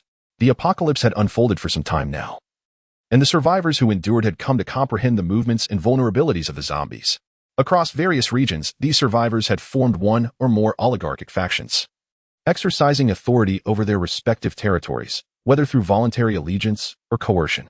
However, Han Feng was taken aback to discover that an organization had already established control over Jinxian County, even going so far as to present themselves at the county gate to assert dominance over him. "We are merely passing through Jinxian County and will only stay for the night before departing at dawn." Han Feng communicated via the built-in loudspeaker from the comfort of his Unimog RV to the convoy of vehicles ahead. "My dear friend, I am Lin Hai, the general manager of Conghai Financial Services Limited in Jinxian County. From your tone, it seems you are the leader of this convoy. I kindly request you to step down so we may engage in a conversation," came the voice of Lin Hai, who emerged from the crowd obstructing the entrance to the city. What audacity, Han Feng thought, as he observed the man with slicked back hair and an air of nouveau riche striding toward his RV, in a standoff where dozens of guns were aimed at one another. This self-proclaimed general manager dared to approach. Did he not fear that a stray bullet might extinguish his life in an instant? Yet, as Lin Hai approached the Unimog, he displayed an unusual audacity, revealing himself to be an evolved individual, possessing a defensive ability known as the Iron Body, which allowed his entire form to become metallic. Thus, conventional firearms posed no threat to him. Upon seeing Lin Hai standing before the RV, Han Feng contemplated for a moment before opening the door and stepping out. Sometimes, excessive self-preservation may not be advantageous. It could be perceived as a sign of weakness. Lin Hai, taken aback by the youthful appearance of the man who approached him, furrowed his brow slightly. However, accustomed to various scenarios, he extended his right hand with a broad smile, saying, "Greetings, I am Lin Hai, currently overseeing the management of Jinxian County." As the saying goes, one does not strike a smiling face. Han Feng reciprocated the handshake, scrutinizing Lin Hai before inquiring with a tone of curiosity, "You mentioned wanting to discuss something. What is it that you wish to convey?"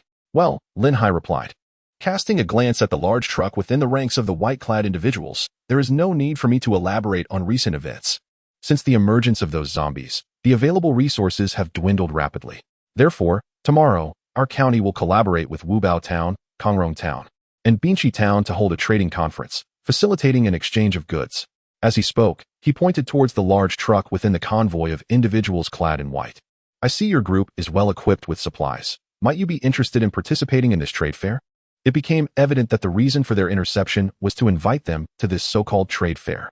Upon hearing Lin Hai's explanation, Han Feng finally comprehended the intentions of Conghai Financial Services Company Limited. "Very well, we shall remain here and attend the trade fair you are hosting tomorrow."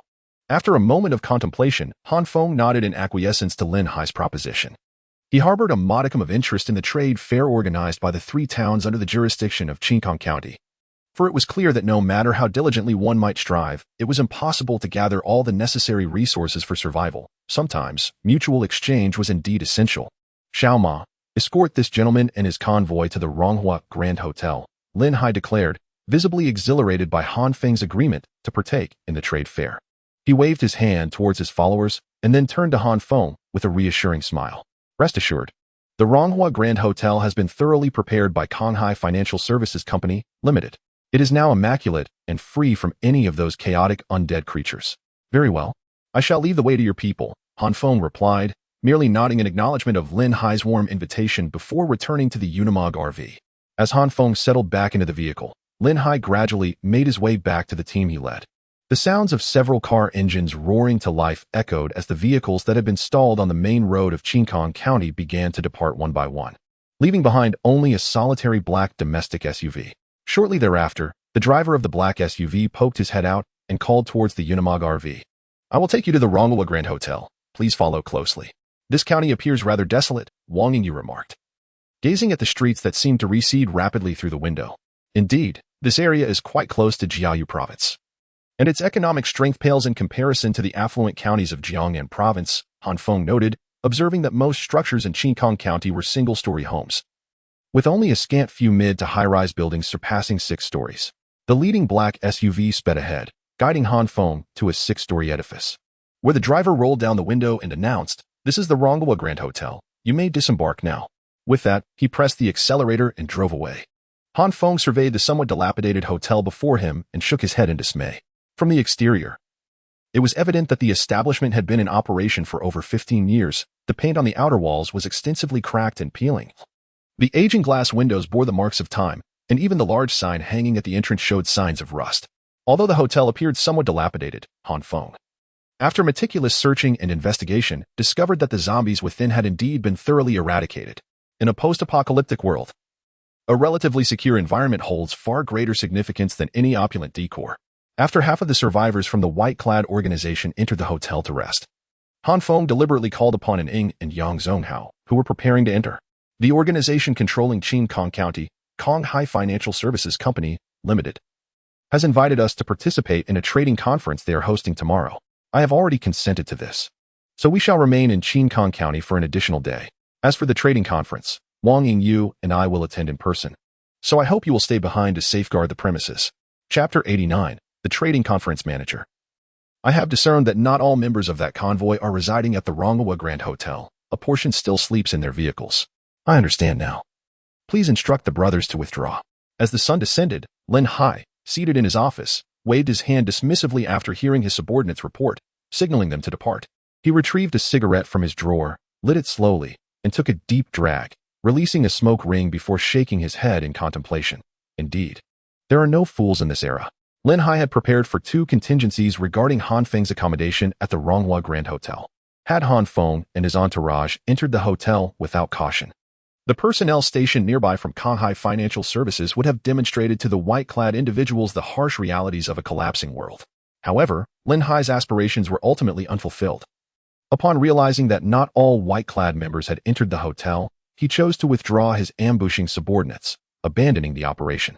Meanwhile, back in the Unimog RV, Han Feng began to strategize for the upcoming trading conference, pondering what goods might be exchanged. After several days of retreating from Yinhua City, the most pressing need among the white-clad evacuees was food. With over 60 individuals, their daily consumption was considerable, and they could no longer subsist on mere meager rations. The provisions distributed daily had to meet the demands of their survival. As dawn's light once again illuminated the world, Qingkang County became unusually bustling. The survivors within the county received directives from Konghai Financial Services, prompting them to emerge from their homes to transport goods intended for the trading conference. A young man clad in a gray coat approached a weary elder, approximately 60 years old, who had taken a moment to rest. The young man kicked the old man and shouted with indignation, "Oldly, pick up your pace. Today's labor offsets your daily interest. If you continue to dawdle, you can return home and bring forth all the grain you owe us." The elderly man, drenched in sweat and just having settled down, was immediately alarmed by the demand for his outstanding grain debt. He sprang to his feet, visibly anxious, and pleaded, "Please, don't send me away. I will work right now, I promise." Konghai Financial Services thrived in this apocalyptic landscape by lending grain, gradually consuming the survivors of Qingkang County. When faced with challenges, they wielded the threat of demanding repayment of grain to coerce debtors into servitude. Those who resisted repaying their substantial debts or refused to comply with Konghai's demands faced aggressive collection tactics, with rumors circulating of individuals perishing from starvation due to their inability to repay. As the staff of Konghai Financial Services busily transported the materials required for trade, an ordinary red vehicle, accompanied by 2 box trucks, gradually entered the city of Qingkang, making its way to the headquarters of Konghai Financial Services. Within an hour of this convoy's arrival, 2 additional convoys followed suit, their destination likewise being the headquarters of Konghai Financial Services. Han Feng, piloting a Unimog camper, arrived at the headquarters and noticed Lin Hai, who had raised his voice on the main thoroughfare of the county the previous day, now standing at the entrance of the company. The street was lined with several trucks, evidently prepped for the impending transactions. It was clear that the parties involved in the trade were not lacking in vigilance. Aside from the leaders, all other personnel remained in their vehicles, their weapons conspicuously displayed to deter rival factions. As Han Feng left the Unimog and approached Lin Hai, a woman in her 30s with chestnut-dyed hair, standing beside Lin Hai, inquired about him upon seeing the Unimog's arrival. "Who is this? Isn't today the trading conference for our 3 towns and 1 county?" The woman was Shirong, the leader of Wubao Town. Before the outbreak of the viral apocalypse, she was merely an ordinary rural woman, but fortune favored her, transforming her into an evolved being, which led to her recommendation as the leader of Wubao Town by the clan association. Lin Hai gestured towards Han Feng and introduced him to Shirong. "This brother passed through Qingkong County yesterday. I specifically invited him to stay for our trading conference." After the introduction, he lowered his voice and added, "Don't be deceived by the fact that he arrived in a camper. He has a large truck filled with supplies, and his trading capacity is certainly commendable. Since you believe he is capable, I have no objections. Shall we commence?" Shirong shrugged nonchalantly after hearing Lin Hai's words. "This brother. I neglected to ask your name yesterday. May I know your surname for the introduction?" After Shirong expressed her intentions, Lin Hai suddenly slapped his forehead and cheerfully turned to Han Feng, inquiring, "Han Feng, from the Magic City?" Han Feng simply responded, refraining from elaborating further. Upon hearing that he hailed from the Magic City, the attention of the leaders from the 3 towns and 1 county abruptly shifted towards Han Feng. Their expressions filled with astonishment. "You truly came from the Magic City? Given the current circumstances outside, you managed to make it all the way here," exclaimed a middle-aged man dressed as a farmer, donning a straw hat, his eyes wide with disbelief. "Indeed, I am from the Magic City. As for how I arrived, I shall not elaborate further. I believe everyone's time is precious.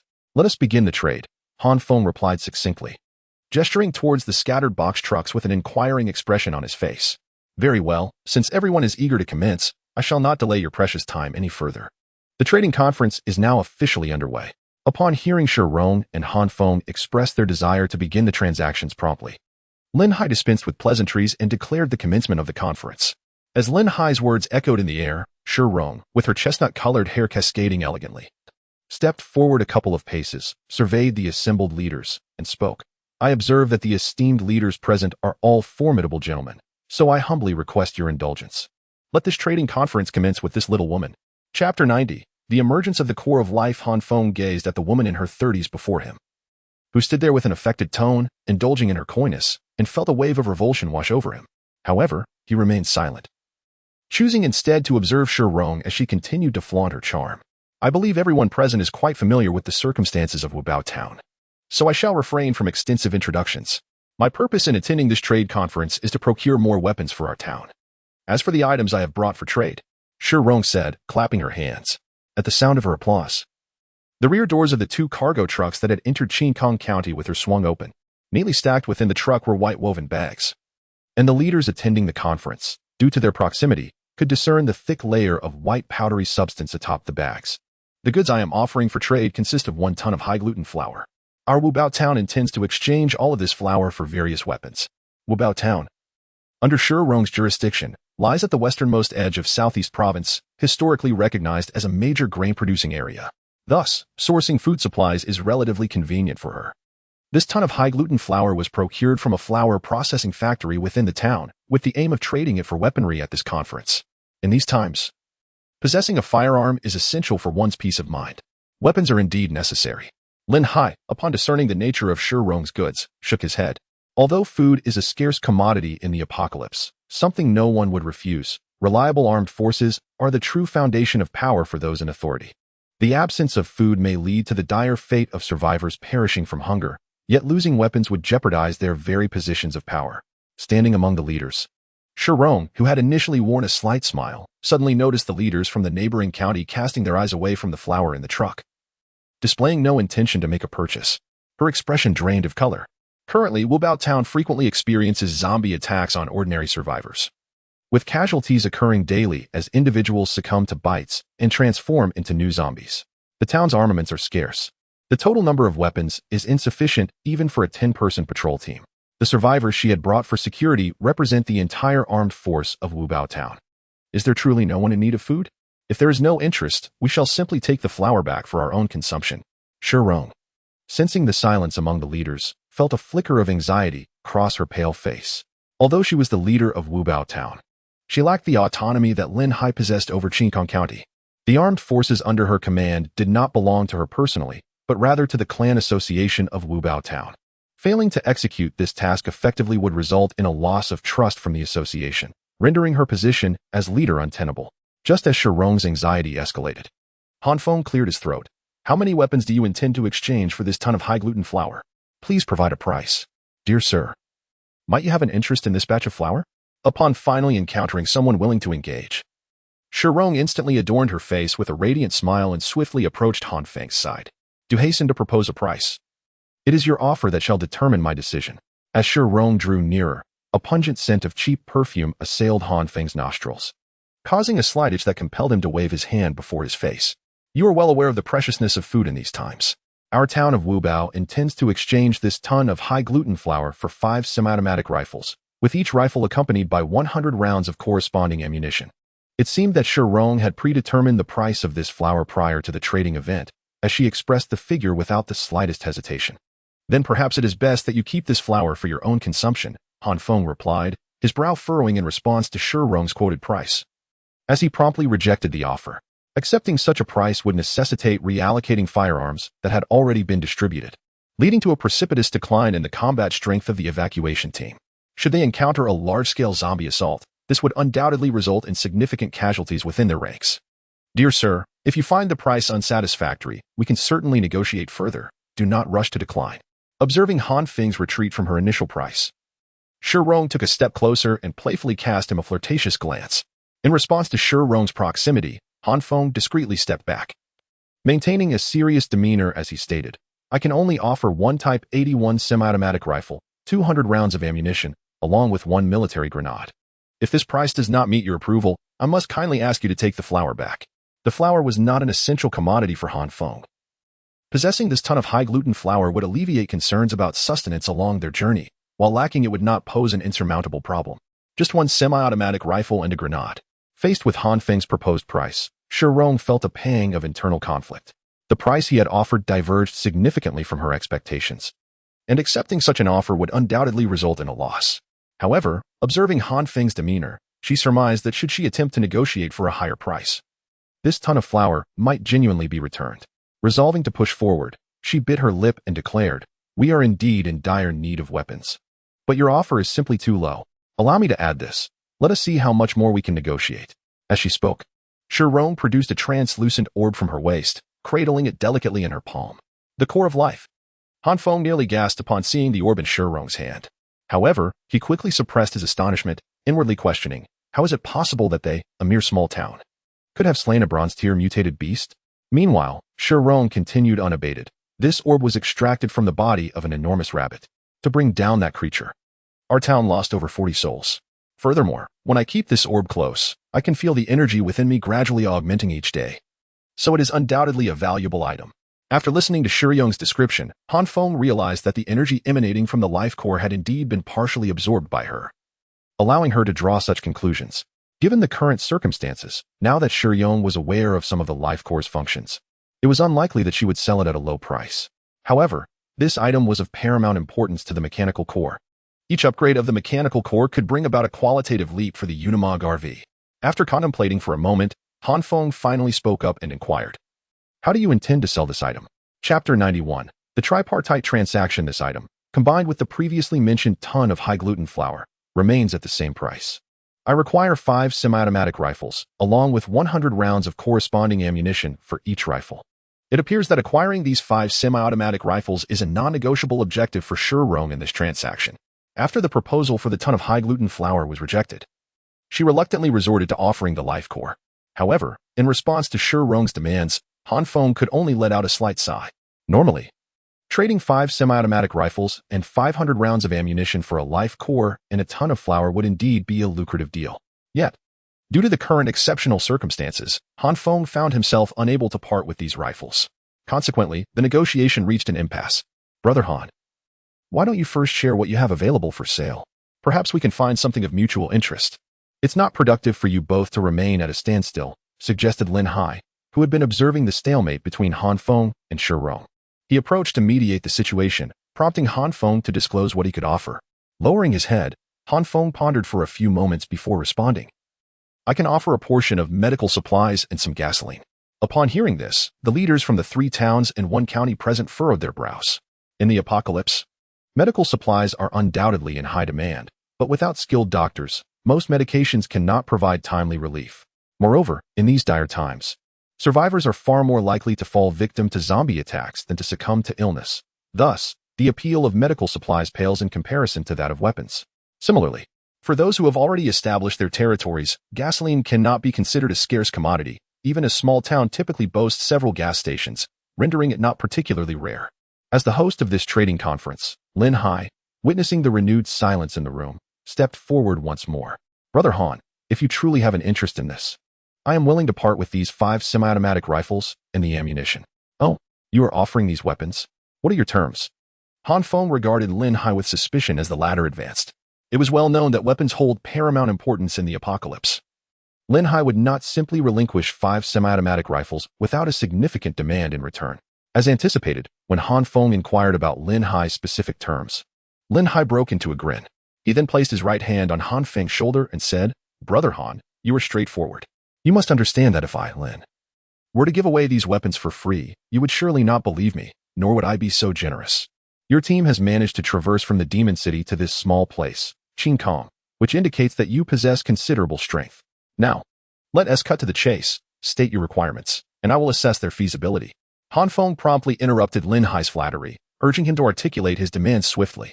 As the saying goes, to take someone's money is to alleviate their troubles.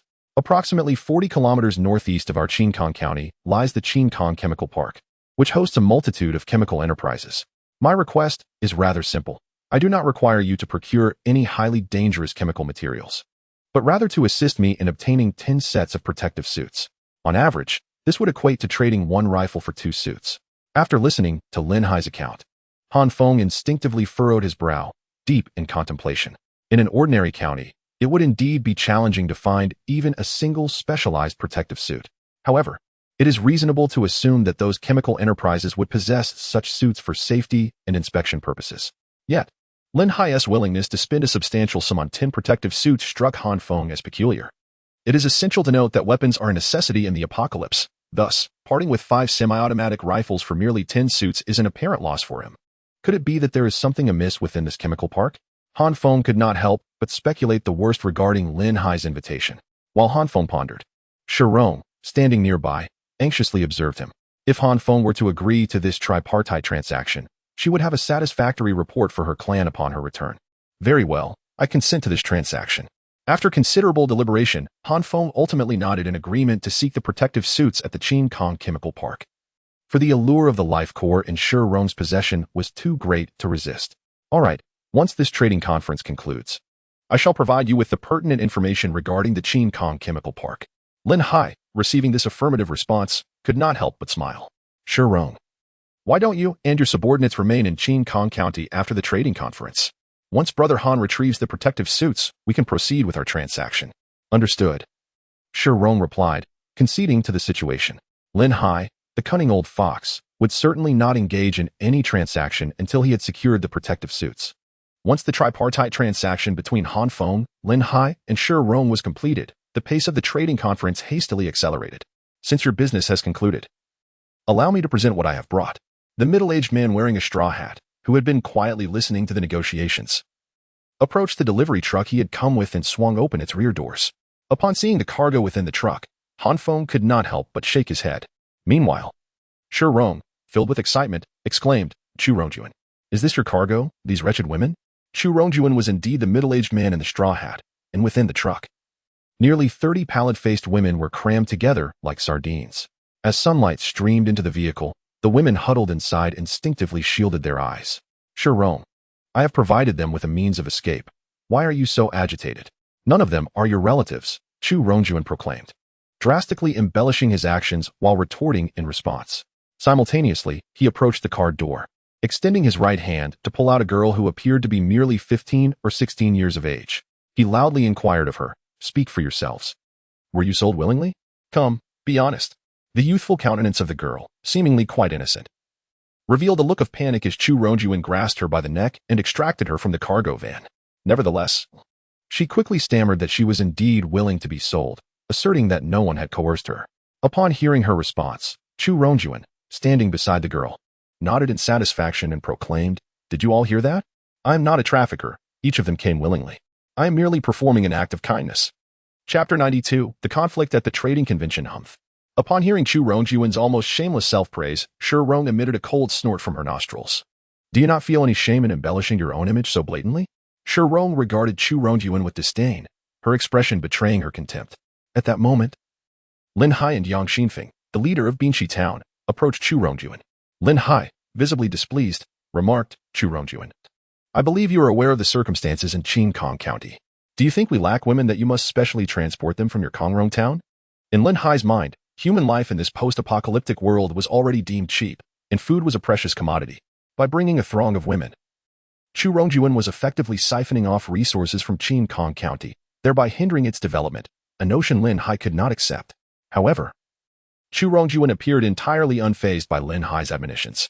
Instead, he called out to the employees of Kong Hai Financial Services, who were armed and scrutinizing the cargo truck, saying, "Those of you over there with firearms, come take a look. Today, I have brought along some lovely young ladies. Purchasing one will grant you unparalleled tenderness. And even if you choose not to buy, that is perfectly fine. Did you not hear what I said?" Upon witnessing Chu Rongjuan bypass him and entice his subordinates to spend money on women, Lin Hai's anger surged uncontrollably. As his rage intensified, the muscles on his body began to swell and harden, revealing deep grooves that showcased his formidable explosive power. Simultaneously, his skin transformed into a steely gray, augmenting the intimidation factor of his bulging muscles. "Do not forget that I am also an evolved being. Do you think I will be afraid just because you activated your evolution abilities? What a joke." Upon noticing Lin Hai activating his evolutionary powers, Chu Rongjuan's expression shifted slightly. With a furious roar, he too activated his own evolutionary abilities. A gash approximately 20 centimeters long suddenly split open in the palm of his right hand, where numerous white flesh buds writhed frantically near the wound, ultimately morphing into a set of fearsome, jagged teeth that appeared terrifying to behold. This was Chu Rongjuan's evolutionary ability, Corrosive Maw. Corrosive Maw secretes an acidic substance that exceeds the potency of standard sulfuric acid by tenfold. Should the monstrous maw in his palm clamp down on a target, that individual's flesh would quickly sizzle and dissolve. Chu Rongjuan had once reduced an opponent who opposed his rise to power into a puddle of pus, standing at the center of the trading convention. The two leaders were at an impasse, their subordinates equally poised for action. Armed with various weapons, both factions raised their guns, aiming at one another, their fingers resting on the triggers, as if a fierce confrontation were about to erupt at any moment. "Gentlemen, let us all remain calm. This trading convention is intended for mutual benefit. There is no need for it to escalate to such extremes." At this juncture, Yang Xinfeng, the leader of Binshi Town, stepped forward, positioning himself between the two men, seeking to temporarily defuse the tension. "The two of you engaging in a fierce confrontation here yields no benefits. Why bother? Moreover, even if one of you were to emerge victorious, it would be a Pyrrhic victory, as your subordinates would inevitably suffer considerable losses. How then would you maintain control over your territory? Very well, Lao Yang, I shall grant you this favor and refrain from holding him accountable. However, we in Qingkong County shall categorically refuse to purchase the goods he has brought." As Lin Hai uttered these words, he turned his head and cast a fierce glance at his brothers, asserting, "Listen well, if anyone dares to buy these women, they will face the consequences." With a disdainful snort, Lin Hai shot a sidelong glance at Chu Rongjuan and gradually retreated. Noticing Lin Hai's withdrawal, Chu Rongjuan also retracted his grotesque, corrosive mouth. Returning to the cargo truck he had arrived in, his countenance grim. He had initially believed this transaction would alleviate some pressure on Kongrong Town and yield a modicum of profit, but Lin Hai's vehement reaction had taken him by surprise, leaving him with a sense of having lost more than he had gained. As Lin Hai and Chu Rongjuan stepped back, Yang Xinfeng quietly breathed a sigh of relief. Had these two factions engaged in a genuine brawl, they, as outsiders, would have been involuntarily drawn into the fray, and the outcome would have been unpredictable. Following the clash between Lin Hai and Chu Rongjuan, the leaders present lost interest in continuing the trade, leading to a hasty conclusion of the trading conference. After the event, Yang Xinfeng and Chu Rongjuan departed Qingkong County one after the other, while only Shi Rong remained temporarily due to her commitment to the tripartite transaction. Upon concluding the conference, Lin Hai returned to his office, retrieving a red-covered notebook and presenting it to Han Feng. "Brother Han, this is the list of all enterprises residing in the Qingkong Chemical Park. I am indifferent as to which company you procure the protective suits from, as long as the quantity is sufficient for our transaction. Gazing at the red booklet titled Investment Plan for Jinxian Chemical Park, Han Feng nodded in acknowledgement before raising his hand and returning to the Unimog RV. I just received a task from Lin Hai. We will be heading to the Jinxian Chemical Park to procure some items. Once inside the vehicle, Han Feng handed the investment plan to Wang Yingyu. Wang Yingyu accepted the red booklet, her brow furrowing in confusion. Chemical Park? Previously managed chemical parks have been exceedingly perilous. Now, I suspect that the employees there are mostly deceased, leaving it entirely unregulated. Isn't the risk significantly heightened if we proceed now? Han Feng recognized the validity of Wang Yingyu's concerns. However, each life core held immense significance for him. He deemed it worthwhile to take a modicum of risk for the sake of the life core. Furthermore, considerable time had passed since the outbreak of the apocalyptic virus. If the chemical park were destined to ignite and explode, it would have already done so, rather than remaining accessible at this juncture. After Wang Yingyu expressed her doubts, she noticed that Han Feng remained unfazed, prompting her to cease further inquiries. Instead, she opened the investment plan for the Jinxian Chemical Park and began to peruse it with great attentiveness. What exactly were we seeking at the Jinxian Chemical Park? Aniline, toluene, triethylenediamine? As she leafed through the investment plan, Wang Yingyu started to inquire about the names of the substances we were supposed to find, eager to quickly identify the companies producing these hazardous chemicals. In her mind, it was clear that a visit to the chemical park was synonymous with searching for these artificially synthesized perilous substances. However, when Han Feng's voice resonated from the driver's seat, Wang Yingyu's hand froze mid-page, her expression transforming into one of astonishment as she gazed at Han Feng. We are not looking for those items. Our sole purpose for visiting the chemical park is to procure 10 sets of protective suits. Chapter 93. Jinxian Chemical Park. The Unimog RV traversed the narrow streets of Jinxian County, returning once more to the front of the Ronghua Grand Hotel.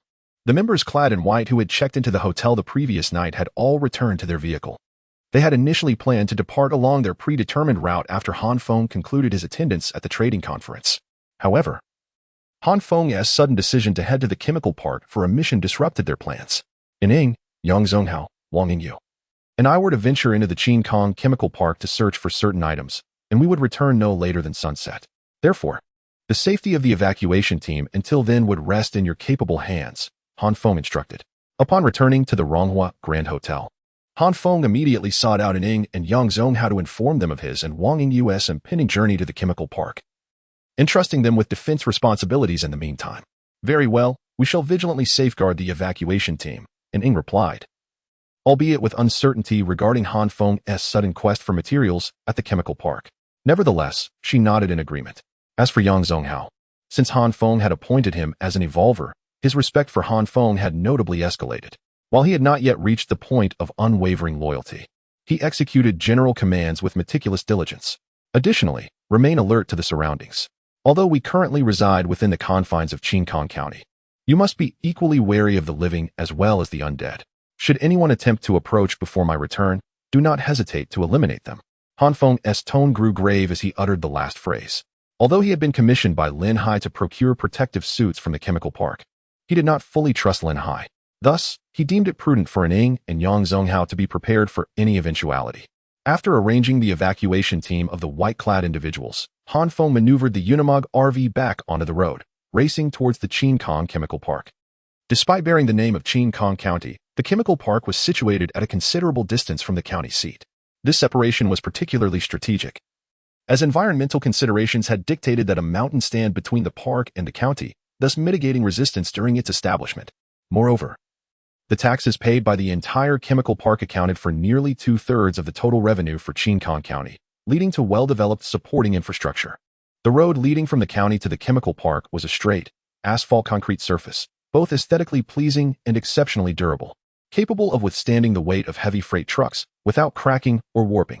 Upon learning that the items to be sought at the chemical park were protective suits, Wang Yingyu immediately discounted smaller chemical enterprises, narrowing her focus to the largest company within the park, Jiaqing Chemical Company, Limited. With a registered capital of 250 million. Jiaqing Chemical stood unrivaled in the Jinxian Chemical Park. Furthermore, prior to the apocalypse, the company produced a significant share of ethylenediamine, commanding 20% of the domestic market in this niche sector, thus establishing itself as a leading enterprise. Consequently, locating 10 protective suits within such a substantial chemical establishment should pose no insurmountable challenge. After approximately 45 minutes of traversing the asphalt road, The Unimog RV finally circumvented the imposing mountains that separated Jinxian County from the chemical industrial park, revealing an expanse of human-made structures before Han Feng's eyes. Ahead lay the Jinxian Chemical Park. As they approached the park, Han Feng immediately sensed the devastation that the apocalypse had wreaked upon the industrial area. With the Unimog RV drawing closer, he distinctly detected a pungent odor permeating the air. Although the chemical park had not experienced a catastrophic explosion following the viral outbreak, the transformation of numerous workers into zombies had resulted in the leakage of hazardous chemicals that were in production, thus accounting for the acrid scent that filled the atmosphere. Upon inhaling the noxious fumes, Han Feng frowned slightly, realizing that this search mission must be executed with utmost urgency. While evolvers possess a greater resilience against the corrosive effects of such hazardous substances compared to ordinary survivors, their resistance is limited. Prolonged exposure could inflict irreversible damage. As the Unimog RV entered the Jinxian Chemical Park, Han Feng's frown deepened. The ground was strewn with various foams, originating from the automated sprinkler systems of the chemical companies. When activated, these systems would dilute and decompose the dangerous chemicals. Typically, in the event of such an incident, professional fire crews would be summoned to remove the viscous foam for safe disposal. However, it was conceivable that those firefighters, once on standby, had now succumbed to the zombie plague, leaving the hazardous liquid foam to slowly dissipate through the air. It was no wonder that Lin Hai preferred to offer 5 semi-automatic rifles rather than venture here in search of protective gear. After surveying the entirety of the Jinxian Chemical Park, Han Feng understood Lin Hai's reluctance to come. If Lin Hai were to dispatch his subordinates to retrieve the protective suits, given the current conditions of the park, the likelihood of survival would be grim. Even if he himself were to come, it was uncertain how long he would endure in such an environment. Ahead lay the Jiaqing Chemical Company. Upon spotting a vast array of cylindrical hazardous material storage tanks, Wang Yingyu recognized that their destination, Jiaqing Chemical, was just ahead. Within the Jinxian Chemical Park, this particular area housed the highest concentration of hazardous material storage tanks. The previous locations they had passed featured only a sparse few, insufficient for any scale of operation. As Han Feng and Wang Yingyu swiftly approached the Jiaqing Chemical Plant in their Unimog RV, within a highly secure safe room inside the Jiaqing facility, 5 individuals huddled tightly together, conserving energy. Among the 5, 4 young individuals in their 20s lay on the sides, while the one in the center, distinguished by his gray hair, likely had entered the twilight of his years.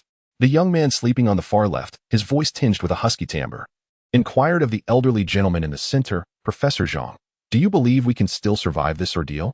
Our provisions of food and water are nearly depleted. While this safe house shields us from the corrosive effects of hazardous chemicals, we remain ensnared within its confines, awaiting our inevitable demise. The prolonged confinement, coupled with the drastic reduction of our supplies, has plunged me into despair, bringing my mental state perilously close to the brink of collapse.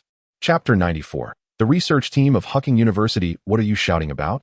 Is a short confinement too much for you?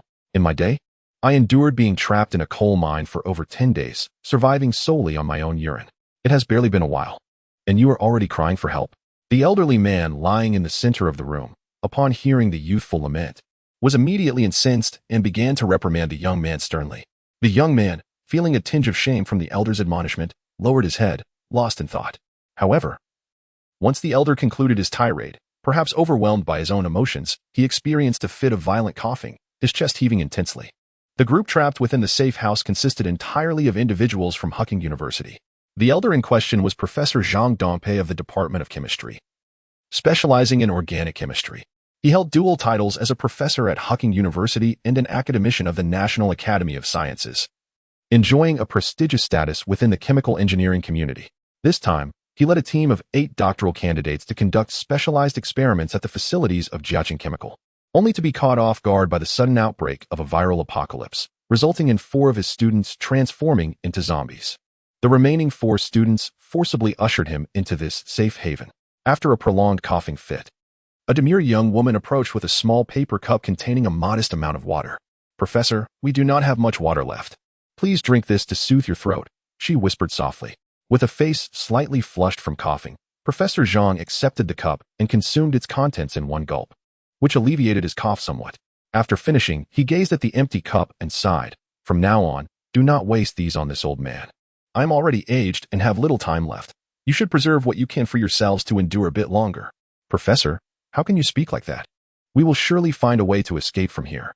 The girl, who had just served him water, suddenly turned pale upon hearing his words, grasping his arm with a sorrowful expression.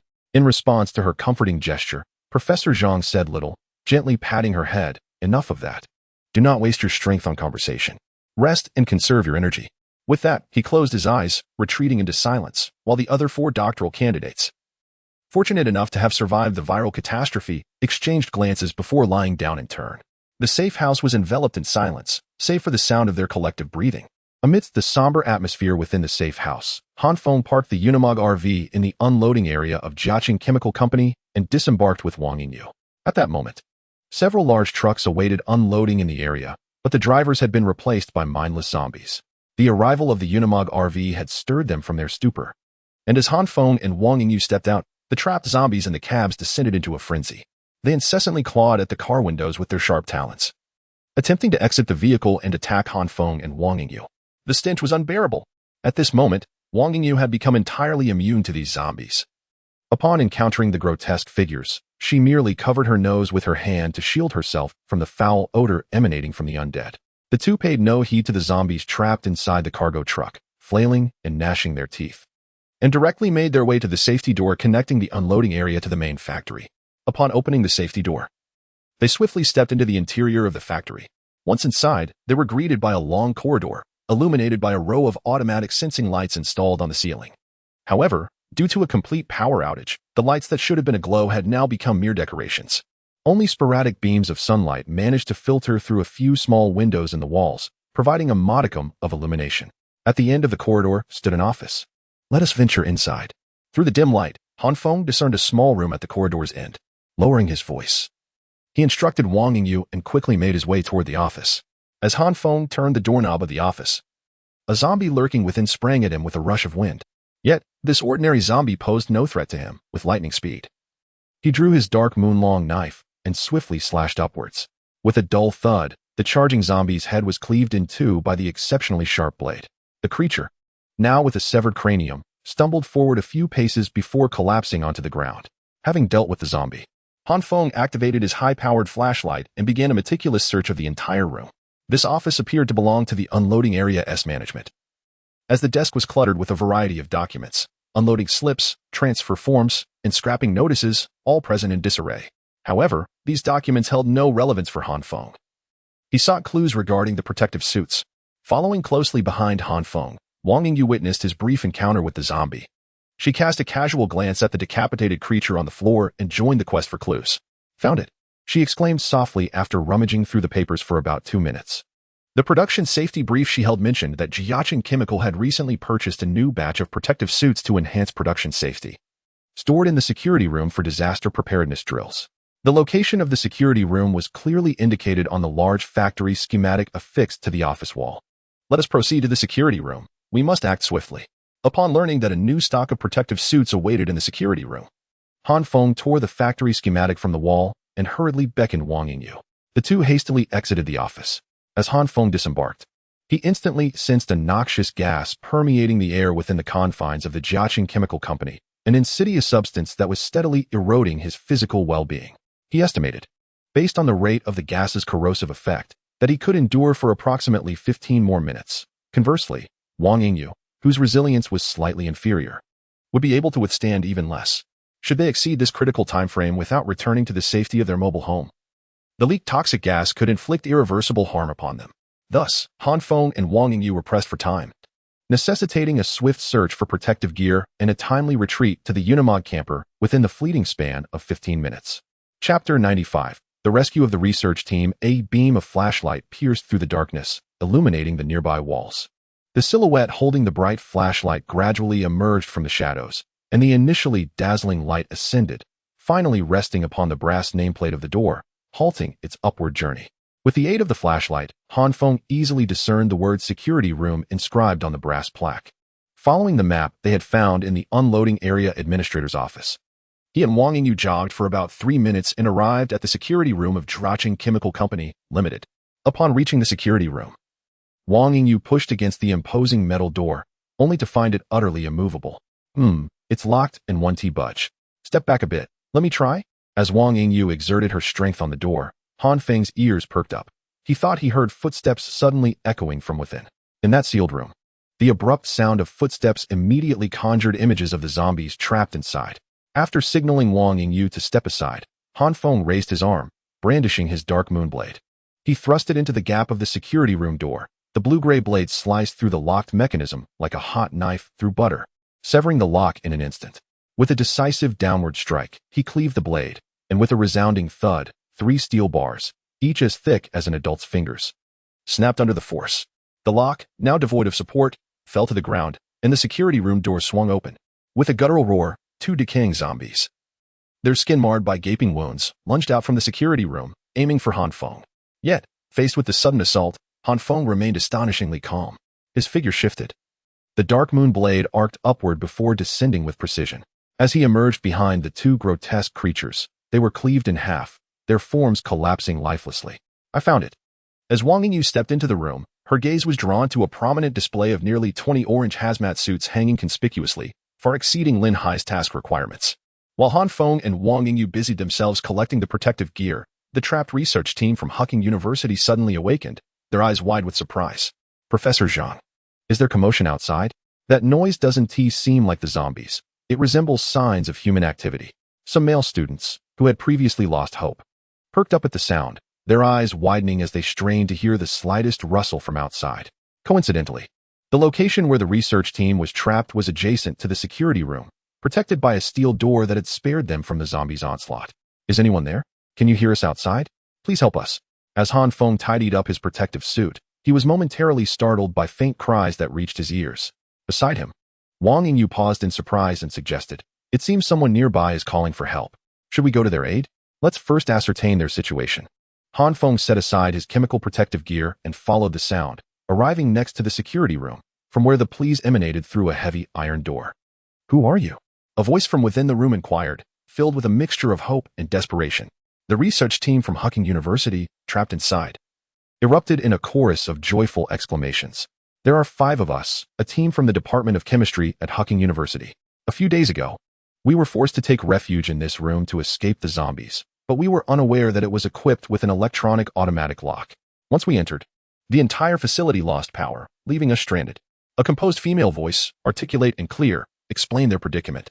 Han Feng gazed at the formidable iron door before him, pondering how this very door had safeguarded the team from the toxic gas that had begun to seep into the corridor outside. Without this physical barrier, they would have surely succumbed to the lethal fumes. After the woman concluded her account, a male voice interjected quickly, "Sir, can you find a way to rescue us? Our professor, Zhang Dongpei, an academician of the National Academy of Sciences from the Institute of Organic Chemistry, is in critical condition and urgently needs assistance." The mention of such prestigious titles stirred something within Han Feng. He had not anticipated encountering such high-caliber talent amidst the chaos of this apocalyptic world. Individuals of such expertise were a rarity, and he was determined to bring this professor into his fold. "You all stay put for a moment. I will prepare some protective suits for you. The situation with the toxic gas outside is quite severe." Resolute in his intention to invite Professor Zhang Dongpei to join his team, Han Feng hastened his actions, instructing Wang Yingyu to retrieve 5 sets of protective suits from the security room. He then replicated the method he had used earlier to breach the security room's door, employing his blade to cleave through the locked entrance and stepping inside. "First, don the protective suits. We can address any issues once we're outside." After breaking through the steel door, Han Feng promptly delivered the 5 protective suits to the trapped research team from Hucking University. The research team at Hucking University, comprised of professionals in the field of chemical engineering, inherently understands the significance of personal protective measures. Without hesitation, they donned heavy protective suits.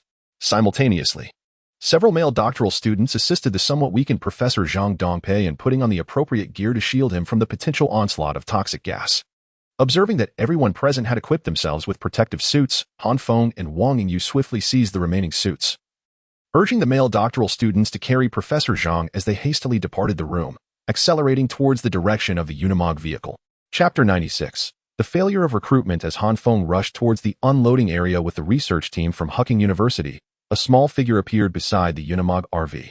An animal, approximately 50 centimeters in length and adorned with orange fur, darted from the chemical park into the unloading zone of Jiaqing Chemical Company.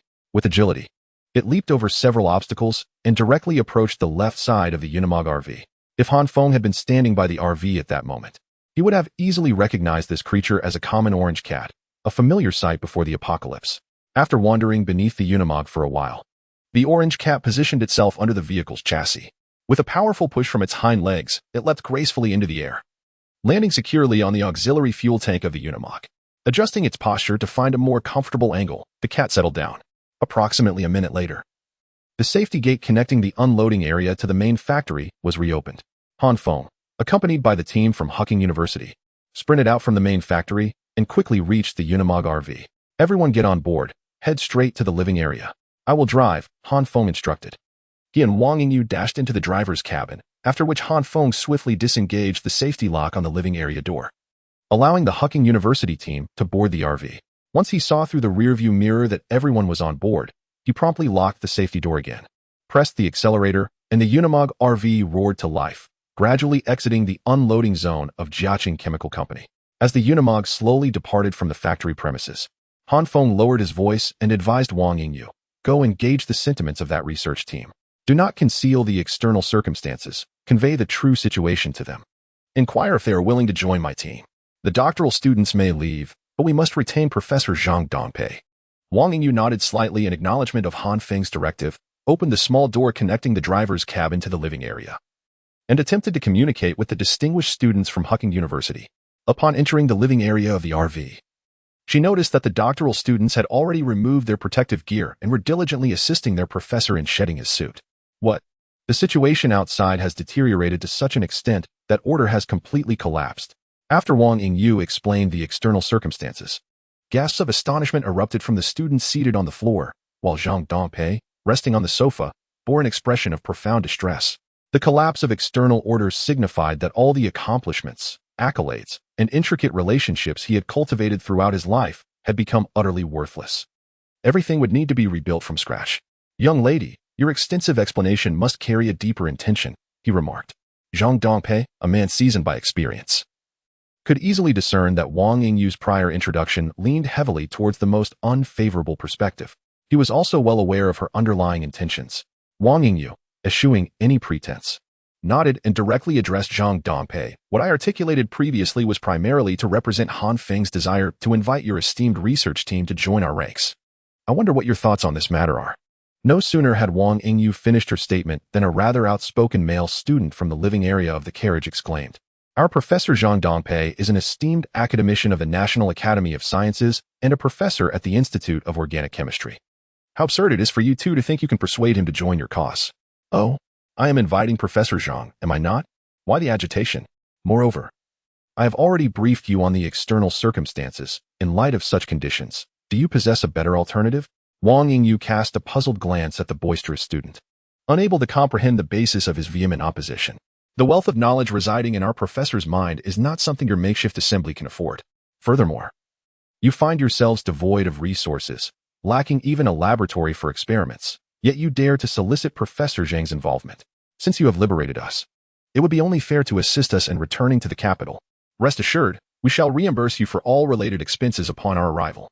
Wang Yingyu, taken aback by the absurdity of the student's remarks, widened her eyes in disbelief, reflecting on the rarity of such a low emotional intelligence. Reclining on the sofa, Zhang Dongpei interjected with a sharp rebuke, "Wei Rongshu, silence yourself."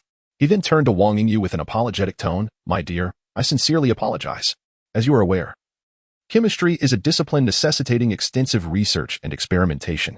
At present, you lack the requisite experimental apparatus. Even if I were to join your team, I would not be able to conjure the necessary data from thin air, nor would I be able to effectuate any tangible outcomes." "Very well, Professor Zhang. Please take your time to rest here. We will ensure that you and your students disembark in the county town of Qingkong." Wang Yingyu discerned the refusal woven into Zhang Dongpei's words and refrained from further pleading for his participation. After clarifying their plan to drop off the group from Hucking University in Qingkong County, she returned to the driver's seat. "What is the situation now? What are Professor Zhang's thoughts on joining us?" Upon her return, Han Feng eagerly inquired about the outcome of her discussion.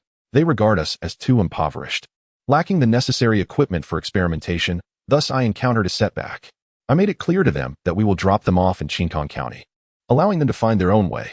After speaking, Wang Yingyu slightly lowered her voice. "I believe that this group of individuals has been confined in that small room since the onset of the apocalypse, remaining oblivious to the circumstances of the outside world. They have yet to experience hardship. It is essential for them to endure some tribulations in order to appreciate the value of the suggestions we present." "You are absolutely right. I now understand what must be done. Han Feng also recognizes that those from Hucking University, whether students or faculty, consider themselves to be elite talents on a national scale, reluctant to easily humble themselves. Therefore, what Han Feng must do now is to temper their arrogance and make them aware of the harsh realities of the apocalypse. Chapter 97. The post-apocalyptic breeding plan. As time gradually passed, the city of Jinxian once again came into Han Feng's view.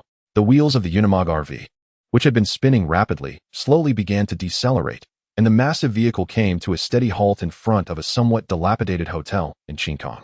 Professor Zhang, we have arrived in Jinxian County. You may disembark now. After bringing the vehicle to a stop, Han Feng made his way to the living area of the RV, nodded towards Zhang Dongpei, and gestured invitingly. Thank you for selflessly rescuing us. I am truly grateful. Upon seeing Han Feng, Zhang Dongpei expressed his gratitude before turning to the doctoral students accompanying him, saying, "Come, assist me in getting down."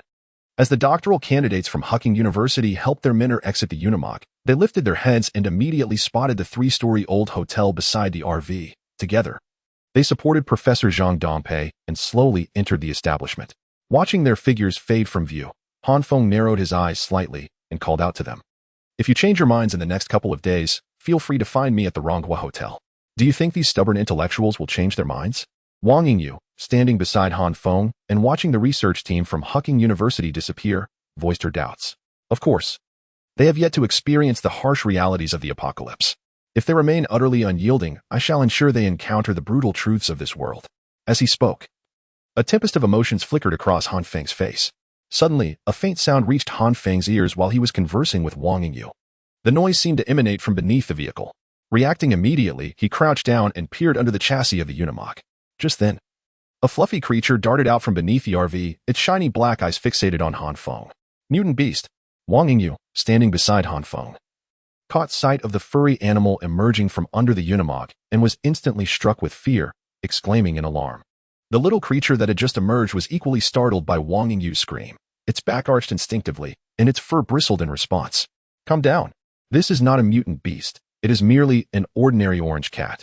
Noticing Wang Yingyu's tense demeanor, Han Feng waved his hand reassuringly. Relax. Not every creature in this apocalypse turns into a mutant beast. Some special individuals retain their appearance and temperament from before the end of the world. If they were once pets, they can continue to be kept as pets.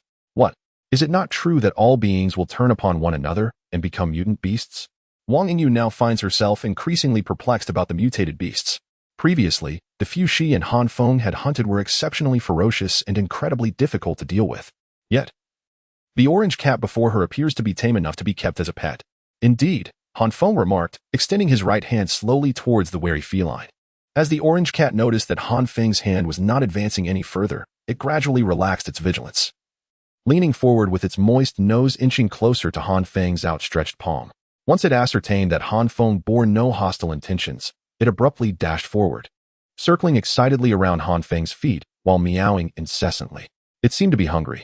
Han Feng gently scooped up the cat, which had been twirling at his feet, and brought it into the RV. According to your assertion, if we encounter ordinary poultry that have not mutated, such as chickens and ducks, we humans should still be able to domesticate them, allowing them to become a stable food source? Upon returning to the RV, Wang Yingyu eagerly pressed Han Feng for answers. You are indeed correct, Han Feng nodded, as he took a handful of jerky and placed it before the orange cat. Watching it ravenously tear into the treat brought a satisfied smile to his face. He then lifted his gaze and said, however, the prospect of mass domesticating chickens and ducks remains merely a beautiful fantasy at this point. Firstly, we must locate a pair of non-mutated, domesticated chickens or ducks, which would undoubtedly hold significant value, considering the scarcity of unmutated creatures. Secondly, to ensure these birds become a reliable food source, merely having a breeding pair is far from sufficient. A substantial population size is indispensable. The difficulty of achieving this is not on par with the challenge of finding a non-mutated pair of chickens or ducks. Han Feng's words shattered the nascent dream of farming that had just taken root in Wang Yingyu's mind. As she lowered her head in silence, Han Feng chuckled softly, nevertheless. Your idea is commendable. If our organization continues to expand, I firmly believe that day will come. Meow. Just as Han Feng concluded his statement, the orange cat, which had been munching on the jerky, seemed to concur with him, emitting a soft meow. Hearing this, Wang Yingyu sheepishly shook her head. I apologize. I was perhaps thinking too far ahead.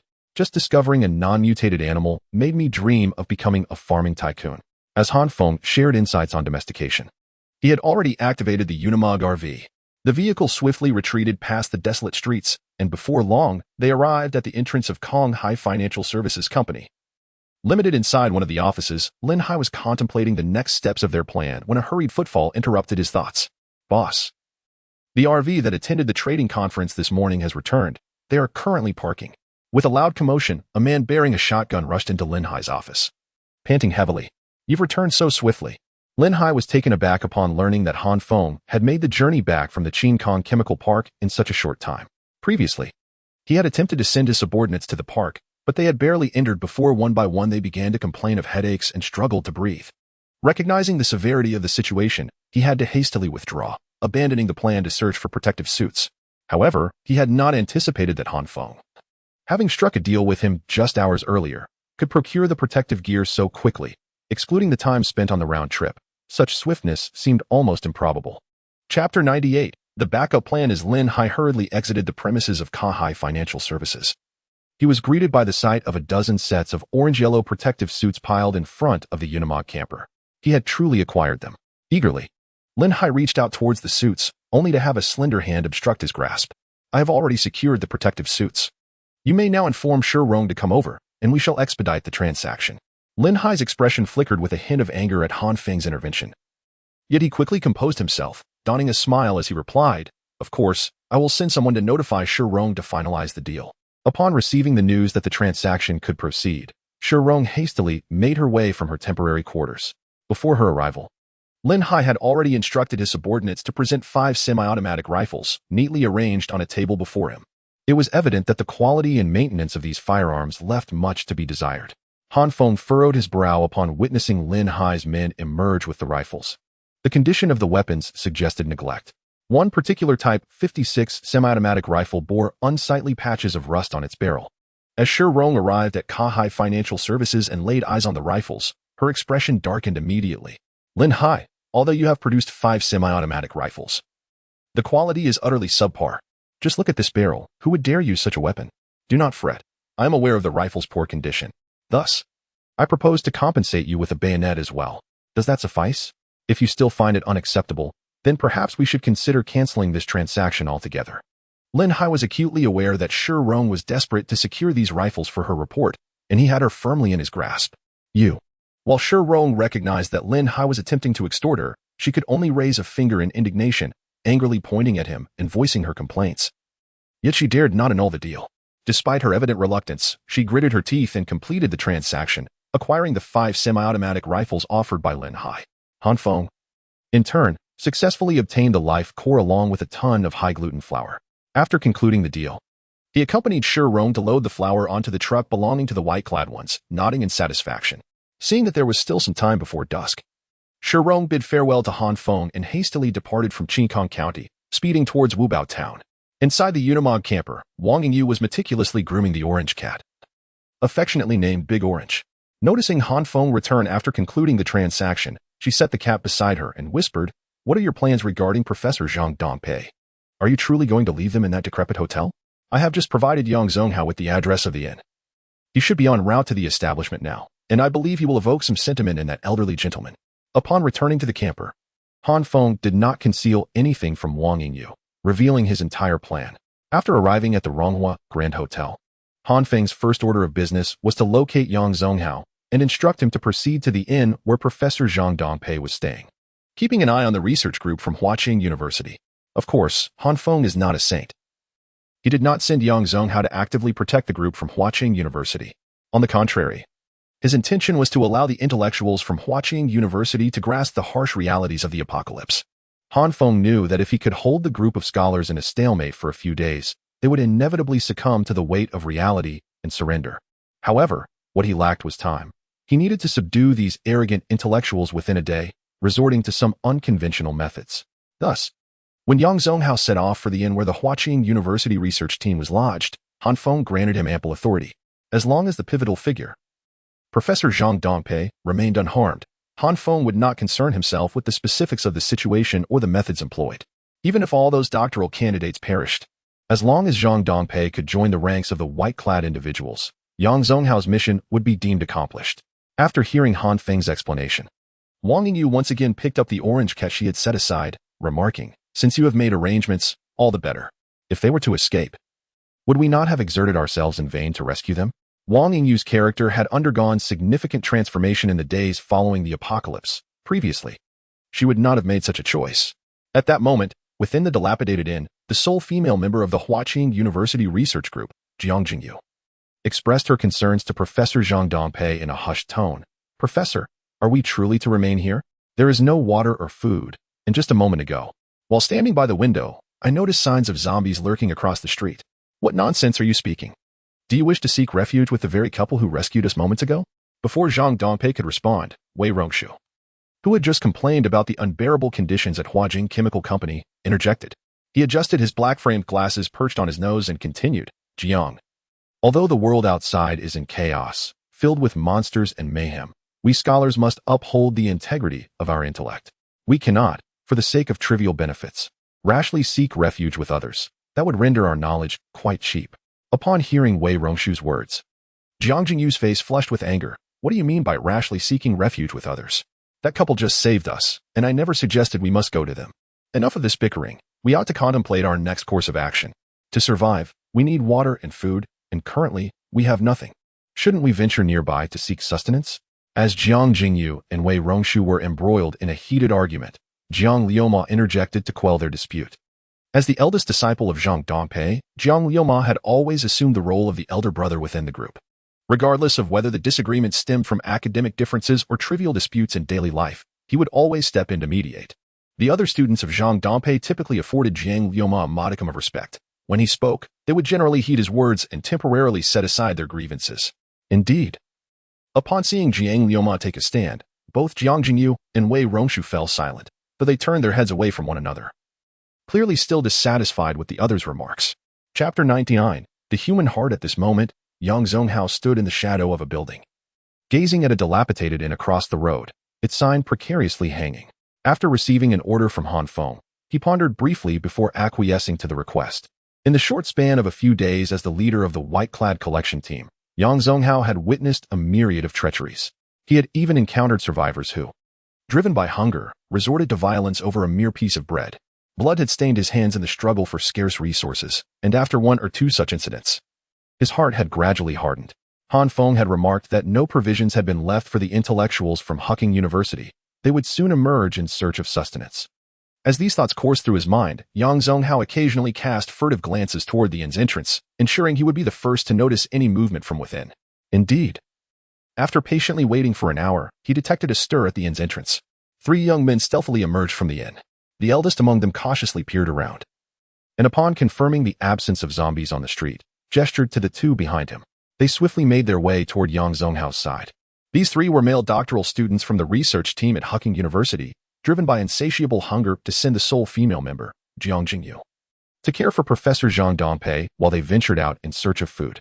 "Jiang Liuma, didn't we see a convenience store across the street from the window? Why can't we find it now that we're outside? Perhaps we should return. One meal missed, one tea lead to starvation." Wei Rongshu whimpered as he emerged from the inn, shrinking back as if he were a quail. Hearing the voice from behind, Jiang Liuma felt irritation swell within him. His junior had just boasted with bravado before their mentor, yet now, having stepped outside, his true nature was laid bare.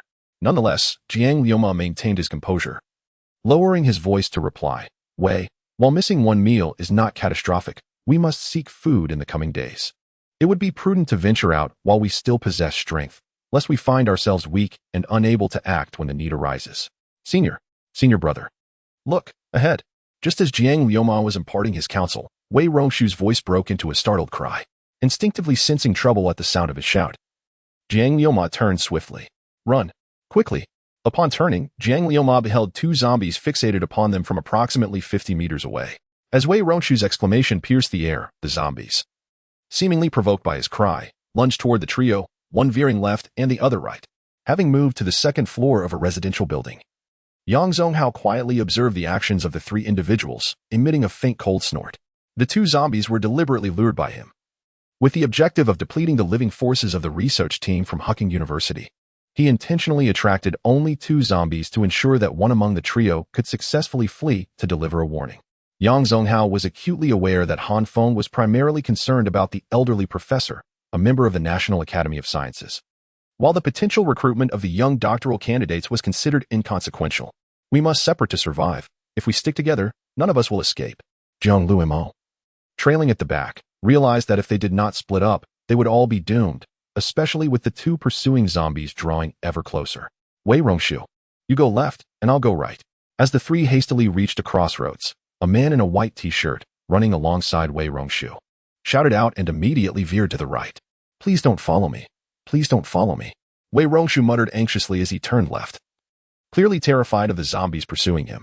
However, it seemed that his desperate prayers were answered. The two zombies diverged, chasing after Jiang Luimo and the other man, abandoning their pursuit of him. Phew. Realizing that the zombies were no longer behind him, Wei Rongshu finally halted his frantic pace. Leaning on his knees as he gasped for breath, his energy nearly depleted from the prior sprint. It's truly terrifying out there. I must return and inform the professor. I should never again be sent out to gather supplies. My focus should solely be on research. After narrowly escaping the zombies, his first thought was not for the safety of his two senior brothers who had drawn the zombies away, but rather to find a secure refuge. Just as he was preparing to return to the hotel alone, an astonishing sight unfolded before him. To his shock, Jiang Luimo, who had seemingly led the zombies away, reappeared right in front of him. It turned out that while Jiang Luimo had indeed diverted the zombies, the path he took was a winding, Q-shaped route, ultimately leading him back to Wei Rongshu's side. Jiang, brother Jiang, why have you come back? You're putting me at risk. Wei Rongshu stared in disbelief at Jiang Luimo, who was rapidly approaching, and let out a wail before turning to run again. However, having just taken a brief respite, his body had not yet regained its optimal condition. After only a few steps, his throat emitted a wheezing sound, and his pace began to slow. Meanwhile, Jiang Luimo, who had been trailing him, seemed to possess boundless energy, maintaining his speed and gradually closing the distance behind Wei Rongshu. Shitty Wei, run faster. Let us try to shake off this zombie. Upon hearing Jiang Luimo's voice seemingly resonating in his ear, Wei Rongshu's expression immediately shifted, while inwardly he cursed, damn it. Why are you running so fast? He understood that Jiang Luimo's proximity signified the relentless approach of the zombies. Should Jiang Luimo surpass him, the undead would inevitably turn their attention toward him. Contemplating this, the expressions on Wei Rongshu's face fluctuated wildly, yet ultimately, he appeared to resolve himself. A glint of cold light flashed behind his black-framed glasses as he abruptly halted his forward march, angled his body, and lifted his right leg to deliver a forceful kick toward Jiang Luimo. Bang! In the midst of his frantic escape, Jiang Luimo could hardly anticipate such a sudden maneuver from Wei Rongshu. Taken by surprise, he was struck squarely in the chest, letting out a muffled groan as he fell to the ground. Meanwhile, a mere 10 steps behind him, the relentless zombie, propelled by a fierce wind, lunged toward him with ferocity. Chapter 100, Confrontation. Brother Jiang, do not blame me. I will burn offerings for you during festivals. I do not wish to meet my demise. Wei Rongshu, upon discovering Jiang Luimo sprawled on the ground, exhibited a fleeting expression difficult to articulate, and without a backward glance, hastened towards the fork in the road ahead. Meanwhile, Jiang Luimo, lying on the ground, beheld the encroaching zombie, despair flickering in his eyes. He could scarcely fathom that the seemingly timid and bookish Wei Shidi would resort to such an act. Wei Rongshu's kick had irrevocably cast him into the abyss. As Jiang Luimo lay there, he felt the faint, ominous breeze of death approaching from behind. He realized that escape was futile, prompting him to close his eyes and patiently await the inevitable assault of the undead. However, after a considerable interval, the anticipated excruciating pain failed to materialize. Upon reopening his eyes, he was astounded to find the pursuing zombie's head cleaved in twain, lifeless upon the ground. Emerging from behind the fallen creature was a man in his 30s, Yang Zonghao, dispatched by Han Feng for a recruitment mission. Observing from the second floor of a nearby residence, Yang Zonghao witnessed the entire unfolding scene. A new thought surged through his mind, prompting him to intervene and eliminate the zombie poised to strike Jiang Luimo. Who are you? Jiang Luimo inquired, recognizing the calm figure of Yang Zonghao behind the zombie, his heart surmising that this man was likely his savior. I am the team leader of the Bai organization, tasked with monitoring your safety under Han Feng's directive. Before our withdrawal from Qingkang County, I was to ensure your survival against the zombies. However, I did not anticipate witnessing such infighting among comrades upon my arrival, Yang Zonghao explained. Upon observing Wei Rongshu's violent act, a notion had formed in his mind. He intended to transform the seemingly doomed Jiang Luimo into a pawn for Han Feng, positioned near Zhang Dongpei, thus facilitating his timely intervention to preserve Jiang Liuma's life. Ah, so you were sent by Han Feng to protect us. I am immensely grateful. Had you not appeared in time, I would surely have succumbed to the undead, Jiang Liuma replied, his expression darkening with anger at the recollection of Wei Rongshu's betrayal. By the way, as I made my way here, Han Feng has decided that the Bai organization will evacuate Qingkong County by tomorrow morning. I can provide protection for you for just one more night, Yang Zonghao continued. Noticing the contemplative look on Jiang Liuma's face, he sought to intensify his point. From my perspective, your group is frail and aged. Surviving in this apocalyptic world is inherently arduous. Now, with the emergence of a treacherous wolf among you, how long do you believe such a team can endure? Upon hearing Yang Zonghao's words, Jiang Liuma pressed his lips tightly together, deep in thought. At this moment, a sense of agreement began to blossom within him regarding Yang Zonghao's words. The three brothers had ventured out in search of sustenance, only to find themselves in such dire straits. Wei Rongshu had even pushed him toward a zombie, while Brother Zhou, who had drawn away another zombie, was likely fated for a grim outcome. With only Zhang Dongpei and Jiang Jingyu, one elderly and one frail, guarding the inn, it was utterly implausible for them to survive in this apocalyptic world. As for the treacherous Wei Rongshu, he had yet to devise a plan for handling him. But one thing was certain, Wei Rongshu must not be allowed to remain in the research team to cause further harm. Just as Jiang Liuma contemplated how to deal with Wei Rongshu, the latter had already dashed back to the inn, shouting, "Teacher, something terrible has happened. When we went out to scavenge for supplies, my senior brother and Brother Zhou were both bitten by zombies, and I was the only one who managed to escape. It is exceedingly perilous out there." What? Upon hearing this news, Zhang Dongbei sprang to his feet in shock, only to be overtaken by dizziness, collapsing weakly to the ground. Observing Zhang Dongbei's fainting form, Wei Rongshu rushed over and enveloped him in a tight embrace, yet in a state of panic he asked, "Teacher, it is truly too dangerous outside. What should we do now? Speak. What exactly happened to your two senior brothers?" Despite the initial shock, Zhang Dongbei, having weathered many storms, quickly regained his composure and began to inquire about the unfolding events. Faced with Zhang Dongbei's probing, panic flickered across Wei Rongshu's face as he stammered, I went with my two senior brothers to the convenience store in search of supplies when we encountered two zombies. My senior brother and Brother Zhou each drew away a zombie, and after that, we lost contact with them. They must have been killed by the zombies." "Oh, so I was indeed killed by the zombie that was led away. How was I unaware of this?" As Wei Rongshu faltered in his account to Zhang Dongbei, Jiang Liuma suddenly pushed open the door to the inn room and stepped inside, with Yang Zonghao's figure slowly following behind him. "Jiang Liuma, what on earth is happening?" Upon seeing Jiang Liuma enter, a momentary joy illuminated Zhang Dongbei's face, quickly followed by a look of confusion. "That is a question for your prized student, Wei Rongshu," Jiang Liuma declared, his hostility toward Wei Rongshu unabashed. "Senior brother, what is going on? Why are we questioning Wei Rongshu?" Jiang Jingyu, who had been standing by to assist Zhang Dongbei, now bore an expression of bewilderment. "Humph," Jiang Liuma scoffed, pointing at Wei Rongshu as he continued, "Indeed. We encountered zombies while we were out. At that time, Brother Zhou and I each led away one zombie to ensure his escape. Yet, when we encountered him again, this ingrate actually kicked me down in a bid to ensure his own safety, attempting to feed me to the zombies." At this juncture, still simmering with anger, Jiang Liuma turned his head and gestured towards Yang Zonghao behind him. Fortunately, this gentleman Yang Zonghao was present at that moment. Under the command of Han Feng, we were dispatched to safeguard our group near the inn, fortuitously saving me. Otherwise, I would have undoubtedly become one of the wandering zombies outside. After hearing Jiang Liuma's accusation, Zhang Dongbei was taken aback, gazing in astonishment at Wei Rongshu, who was supporting him. "Haha." After being unmasked by Jiang Liumo, Wei Rongshu first burst into laughter, then seized Zhang Dongbei by the neck, screaming in a frenzied manner, "Weren't you already pursued by zombies? Why did you return? Why did you come back? I just want to survive. I must survive." Chapter 101. The shooting, Teacher. Jiang Luimo and Jiang Jingyu were instantly alarmed as they witnessed Wei Rongshu mercilessly gripping their mentor's throat. Meanwhile, Yang Zonghao, standing behind Jiang Luimo, noticed that the neck of Zhang Dongbei, the esteemed academician whom Han Feng had specifically chosen to protect, was also being choked, his face turning a deep shade of crimson. A glint of cold determination flickered in his eyes. "Release my teacher," Jiang Luimo bellowed. And at that moment, Yang Zonghao's right arm swung forward violently, launching a transparent scalpel that sliced through the air, propelled by a surge of energy, and flew directly towards Wei Rongshu.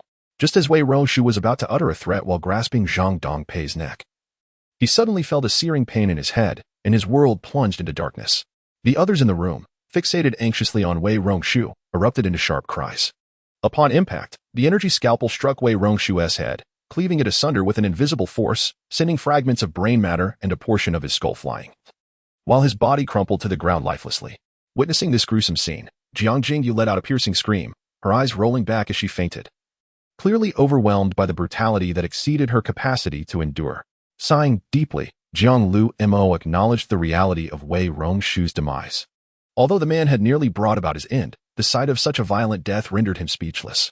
Zhang Dongpei, still recovering from the shock of being choked, stood stoically, staring blankly at the mangled corpse of Wei Rongshu. "Teacher, perhaps we should join Han Feng's group," Jiang Lu Mo suggested. "Today marks our first venture out to gather supplies, and with Zhou Shidi missing, and now Wei Rongshu in this state, continuing on our own may prove perilous." Having experienced panic, betrayal, and rescue, Jiang Lu Mo's allegiance had evidently shifted towards the white-clad figures. In his heart, finding a temporary refuge had become paramount. Survival in this apocalyptic world took precedence over academic pursuits. Zhang Dongpei, upon hearing Jiang Lu Mo's sentiments, let out a resigned sigh. Casting a final glance at Wei Rongshu's lifeless body, he spoke softly, "Of the 8 students I once guided, only you and Jingyu remain. The future is yours to navigate. I, an old fool, will simply follow your lead." "Very well. Once Jiang Jingyu regains consciousness, we shall leave this place. With Yangzong Hao's protection, I believe we will be safe." Observing the sudden weariness etched upon his teacher's face, Jiang Lu Mo felt a pang of sorrow. Yet having witnessed Yang Zhonghao's prowess, he resolved to depart swiftly to avoid further complications. As Yang Zhonghao accomplished his objective, persuading the research team from Hucking University to join the ranks of the white-clad organization, Han Feng emerged from the temporary refuge of the Ronghua Hotel. Returning to the Unimog RV. Upon returning to the RV, he promptly retrieved the life core that Shi Rong had traded to him and placed it on the central console of the vehicle, nestled within the now elevated circular metallic slot. The Unimog RV had completed its upgrades in terms of offensive and defensive capabilities. Han Feng directed his attention towards the options for upgrading the fuel tank and the engine. However, after a moment of contemplation, he dismissed the engine upgrade option. Given that he would predominantly be accompanying the white-clad evacuation team, enhancing engine power to reduce fuel consumption was not his most pressing concern. Conversely, upgrading the fuel tank held greater significance for Han Feng at this juncture. The fuel consumption of the Unimog RV was already considerably higher than that of standard off-road vehicles. And with the addition of the high-energy electromagnetic cannon, its fuel expenditure was staggering. Were it not for the presence of a fuel tanker from the white-clad organization closely following him, Han Feng would find himself seeking a gas station at every stop to replenish the RV's fuel supply. He selected the vehicle fuel tank upgrade, which would increase the tank's capacity by 180 liters while also enhancing its structural integrity. The high-energy life source requirement was met, and he was prompted to place 200 kilograms of aluminum metal and 70 kilograms of magnesium metal into the material conversion cabinet. It was detected that the equipment manufacturing workshop contained primary aluminum essence and primary magnesium essence. Should he use these instead of the metal aluminum and magnesium? This mechanical core resembled a colossal beast that devoured various metals. As the electronic voice of the mechanical core resonated in his mind once more, Han Feng felt a tremor in his heart and could not help but reflect. Each time the mechanical core underwent self-evolution, it consumed vast amounts of resources, and this occasion was no exception. A seemingly straightforward fuel tank upgrade required the core to consume 200 kilograms of aluminum metal and 70 kilograms of magnesium metal, a substantial appetite indeed. Yet, despite its voraciousness, Han Feng harbored no hesitation, for with each successful self-evolution of the mechanical core, the combat capabilities of the Unimog RV would see a notable enhancement. The stronger the RV's combat power, the greater his maneuverability in the post-apocalyptic world. The vehicle fuel tank upgrade was completed, the high-energy life source requirement was met, and the primary aluminum essence and primary magnesium essence had been consumed. The main fuel tank's capacity increased by 180 liters, while its strength was elevated to a safety level, significantly reducing the likelihood of an explosion. Concurrently, as the fuel tank upgrade concluded, the holographic display of the Unimog RV and Han Feng's mind updated the combat power values of various components. Vehicle model, Unimog U4000 RV brand, this time power, gasoline-powered engine, OM924 LAV2 engine fuel tank, main tank 520L auxiliary tank 180L. The strength of the fuel tank currently meets safety standards, significantly reducing the likelihood of explosion. Water tank, 200L mechanical core fusion modifications, assault modification, celestial ultra-high-energy electromagnetic cannon module. Each firing consumes 200L of fuel to convert into high-energy electromagnetic waves. inflicting widespread damage with a cooldown period of 1 hour. Defense modification. Exterior upgraded to alloy armor steel plates, approximately equivalent to 500 mm homogeneous steel plates, providing protection against all types of light weaponry, as well as standard anti-armor weaponry. Special modification. 10L extra-dimensional storage space upon reassessing the combat capabilities of the Unimog RV. Han Feng opened his eyes. Currently, as the owner of the Unimog RV, he finds that at this stage, as long as he refrains from provoking the silver-tier zombies and silver-tier mutated beasts, ordinary zombies and mutated creatures will pose no threat to him. Chapter 102. Malicious. As the sun in the sky gradually sank towards the horizon, its last rays vanished from sight. Han Feng, seated within the Unimog RV, was delighted to discover that Yang Zonghao had successfully returned the research team from Hucking University to the Rongwa Hotel in a mere few hours. The unexpected appearance of Zhang Dongpei particularly exhilarated Han Feng. Regardless of the apocalyptic circumstances, the adage that science and technology are the foremost productive forces remains undeniably true. In his previous life, he had witnessed countless pieces of equipment developed for combating zombies and mutated beasts, all of which were underpinned by the expertise of highly knowledgeable and skilled scholars.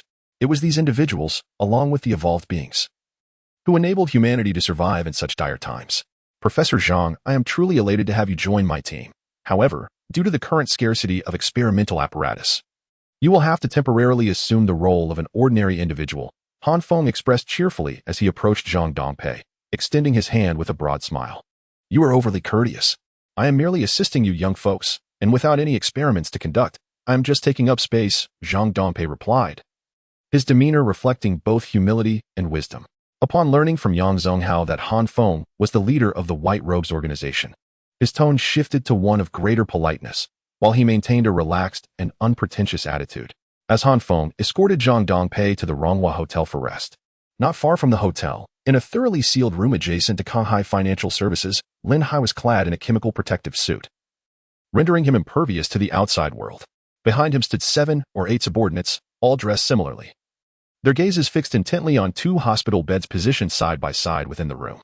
These beds were indistinguishable from those found in hospitals, likely having been relocated from one. At that moment, bound to the beds were 2 middle-aged women in their 40s, their hands and feet tightly secured to the iron railings, their vacant stares fixed on the ceiling above. Have they been administered the substances? Lin Hai inquired, glancing back at his subordinates while regarding the restrained women. One man, sporting a small mustache, stepped forward and reported in a hushed tone, they have been injected. He discovered that there were tuberculosis patients within the hospital, and a malicious plan began to take shape in his mind, to spread the tuberculosis virus to the nearby towns, thereby weakening their strength. However, at that moment, he was hindered by a lack of protective gear, and his attempts to procure protective suits proved fruitless. Each day, he could only toss some food into the isolation room, prolonging the lives of the tuberculosis patients. Yet, once Han Feng successfully retrieved a protective suit from the Qingkong Chemical Park, the final piece of Lin Hai's sinister plan fell into place, with his first target for virus dissemination being Kongrong Town. He believed that if the tuberculosis virus were to erupt in Kongrong Town, the town would suffer greatly in the face of scarce medical resources. As dawn broke, the evacuation team, temporarily residing at the Ronghua Hotel, erupted into shouts. The doors of the hotel rooms were flung open one by one, and the survivors, bleary-eyed, mechanically made their way to their respective evacuation vehicles. The entire evacuation team operated like a finely tuned machine, ready to set off once again. At that moment, Han Feng was seated in the driver's seat of the Unimog RV, while Wang Yingyu occupied the passenger seat. What arrangements did you make for Zhang Dongpei, Jiang Luomo, and Jiang Jingyu? Wang Yingyu inquired promptly about the 3 individuals favored by Han Feng. I had Yang Zonghao bring forth an off-road vehicle, and he will also accompany them to ensure their safety, Han Feng replied. He valued Zhang Dongpei, a rare scientific talent in this apocalyptic world, and had specifically assigned the evolved Yang Zonghao to safeguard them. He firmly believed that once the evacuation team reached Hu City and successfully secured their first territory, Zhang Dongpei and his companions would undoubtedly demonstrate their capabilities. After discussing the arrangements for Zhang Dongpei and the others, Han Feng waved to Ning, who was seated in the minibus, and the entire convoy set off once more. As Han Feng led the evacuation team towards the outskirts of Qingkong County, Lin Hai was reclining in bed, embracing a girl of about 15 years old, resting with his eyes closed. Suddenly, a man clad in a black coat entered, standing guard at the door, and whispered in Lin Hai's ear, Manager Lin, Han Feng and his group of dozens just left the Rongwa Hotel, heading towards the county exit. Oh, Upon hearing the news, Lin Hai abruptly threw off the thin blanket covering him and sat up, oblivious to the girl beside him. His movement inadvertently revealing more than intended.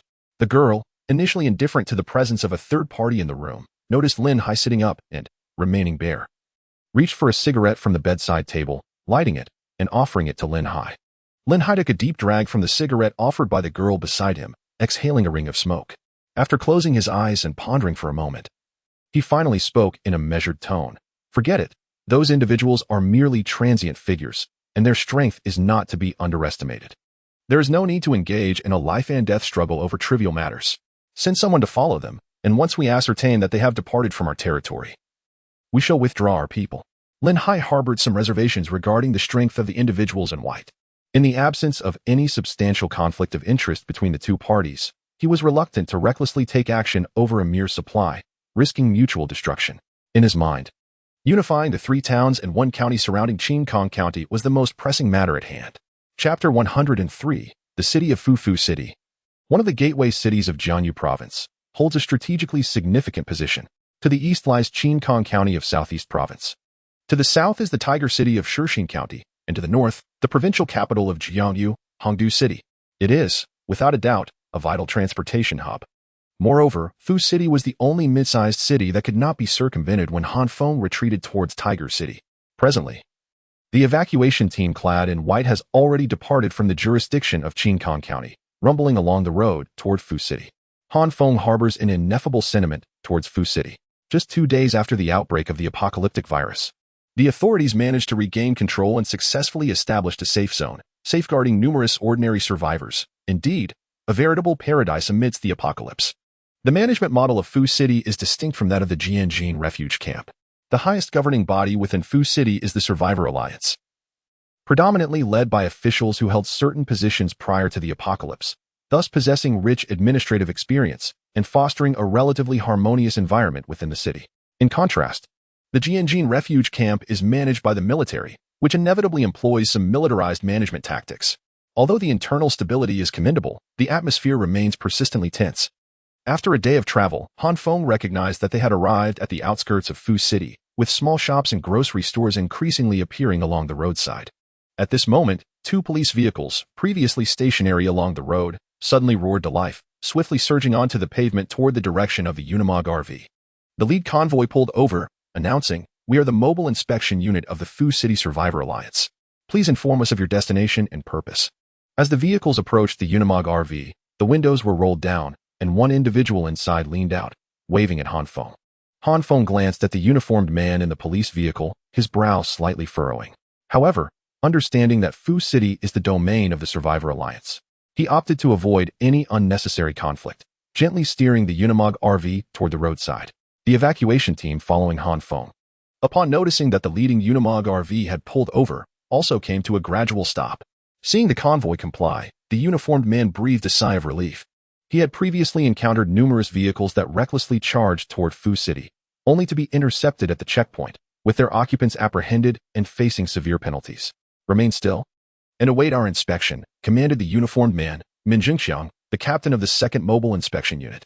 He opened the door and drew his sidearm, advancing cautiously toward the Unimog RV, seemingly intending to intimidate its occupants into inaction with the threat of his weapon.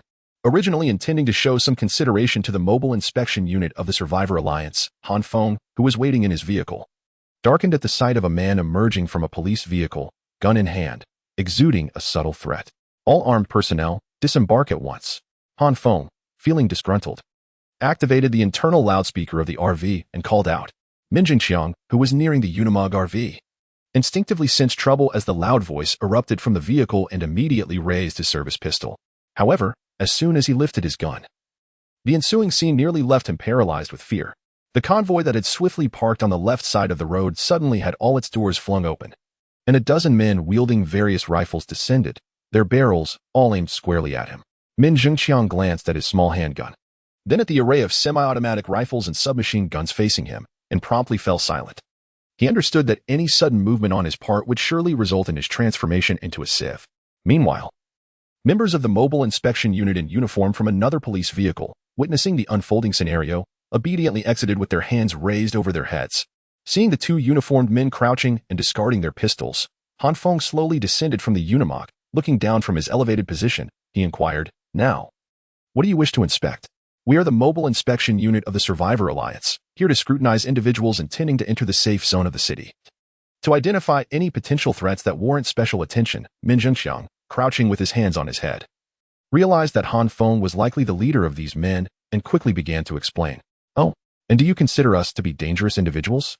Jinxian, upon hearing Han Feng's question, silently berated, "You are not merely dangerous, you are outright terrorists." Yet, he dared not betray a hint of emotion, instead offering a wry smile as he replied, "Sir, we are simply carrying out orders. Your identity is not for us to determine, but rather for the Survivor Alliance Council." The Survivor Alliance Council serves as the highest governing body of the city, comprising 5 members who deliberate on significant issues and plan the future of the city. For instance, when faced with an evacuation convoy of the White Ropes, comprising nearly 10 vehicles with formidable weaponry and fierce firepower seeking entry into the safe zone, a vote must be conducted among the 5 council members to ensure that such a group does not adversely impact the city upon their arrival. Han Feng regarded the 2 uniformed men crouched before him, pondered for a moment, then pointed to another member of the Mobile Inspection Unit beside Jinxian, stating, "I have no desire to sever ties with the Survivor Alliance. Please return and inform your superiors of our situation. This convoy intends to enter the city for rest, and we seek permission for passage." The man, who had been singled out by Han Feng to return and relay information, felt as if he had been granted a reprieve. He quickly rose to his feet, his expression fraught with anxiety, and spoke, "Upon my return, I will immediately report your message. If your superiors are unable to make a decision, then it shall be escalated further, understood?" Acknowledging this, he assured, "I will undoubtedly convey your words." Once the man was certain that Han Feng had genuinely permitted his departure, he dashed back to the police vehicle, swiftly igniting the engine and disappearing into the distance without a backward glance. Meanwhile, Han Feng crouched down, observing the troubled expression on Jinxian's face, and began to inquire about the current situation in the capital. Chapter 104, The Blade Assault Team in Response to Han Feng's Pressing Inquiries. Jinxian recounted the current situation in Fucheng without hesitation.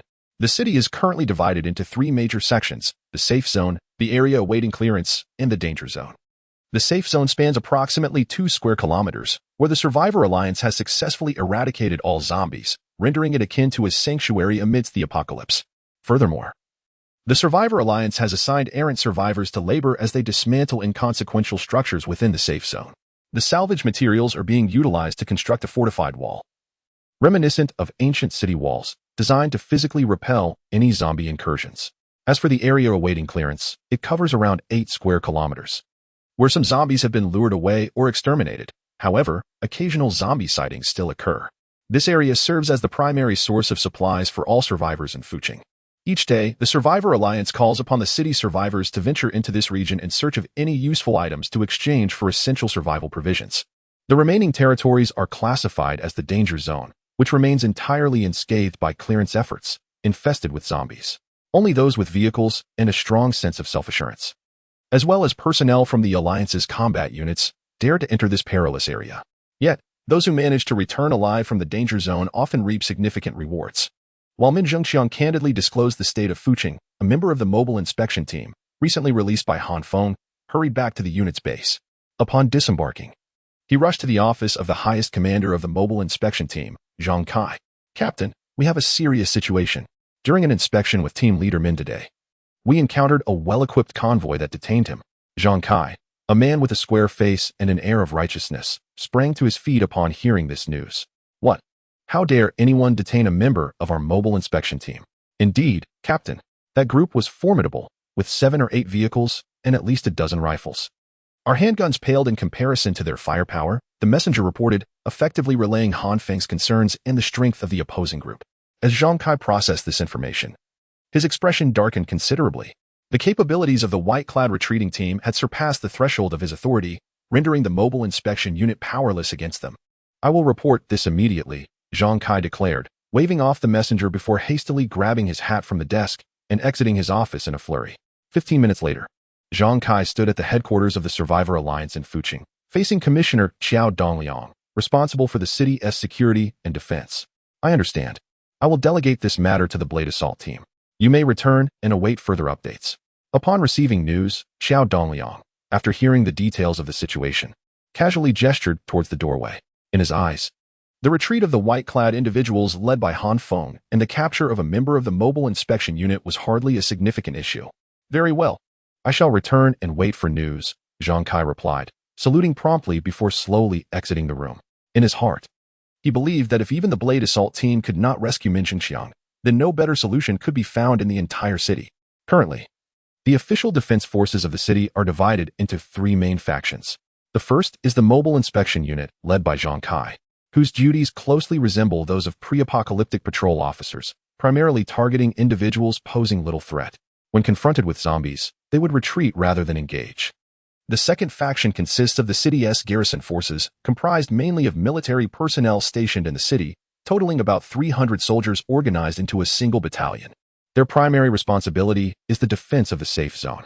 Along the border between the safe zone and the area to be cleared, a member of the garrison is stationed at intervals, serving as the city's last line of defense. The final faction is the Blade Assault team, operating under the Survivor Alliance Committee. Their ranks maintain a steady count of around 50 individuals, tasked with exploring dangerous zones and eliminating threats to the city. They are indeed the sharpest blade in the city's arsenal. Notably, both the captain and vice captain of the Blade Assault team are evolved beings, enabling them to accomplish tasks beyond the capability of others. Approximately 5 minutes after Zhang Kai departed from Qiao Dongliang's office, a piercing whistle echoed through a 6-story building adjacent to the Survivor headquarters. Equip yourselves and assemble immediately. We are preparing to execute a mission. As the whistle sounded, the previously quiet corridor erupted with a flurry of footsteps. Even those who were in the restroom hastily pulled up their trousers and rushed out. About 3 minutes later, on the ground floor of the 6-story building, all 50 members of the Blade Assault team were fully armed, brandishing an array of weapons as they stood before the building. As the last member of the team arrived, a muscular man clad in a black tactical vest stood at the forefront of the group. Upon glancing at his wristwatch, he nodded in satisfaction and proclaimed loudly, "Just now, Qiao Dongliang from the Survivor Alliance Committee assigned us a mission. Approximately 20 minutes from the city, a captain from the Mobile Inspection Unit has been captured by a group of unidentified survivors. Our task is to rescue this captain and ascertain the origins of these survivors. Do you understand?" Understood. The assembled Blade Strike team, after a resounding roar from all members, swiftly sprang into action. Several members tasked with driving hurried towards the 4 riot control vehicles, adorned with white paint, parked in front of the building. Once they boarded the armored vehicles, they promptly ignited the engines.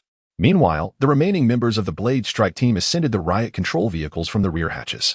The entire convoy completed its preparations in under a minute and sped towards the location where Han Feng was holding Min Jinxian captive.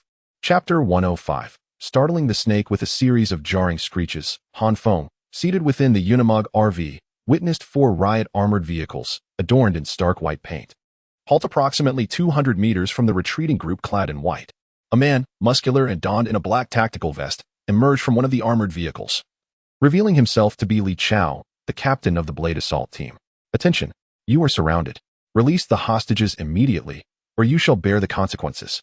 The Blade Assault team, upon arriving at the scene, employed loudspeakers to convey their demands to Han Feng, evidently hoping to resolve the situation with minimal conflict through sheer intimidation.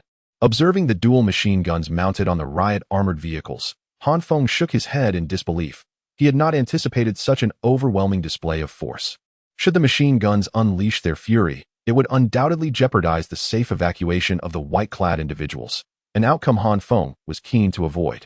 Conversely, if he were to strike first, the tremendous firepower of the sky-high energy electromagnetic cannon could obliterate the Blade Assault team from the capital in an instant. However, resorting to such measures would irrevocably sever ties with the Survivor Alliance in the capital, plunging them into a state of hostility that could not be reconciled. Therefore, he hesitated to take that route unless absolutely necessary.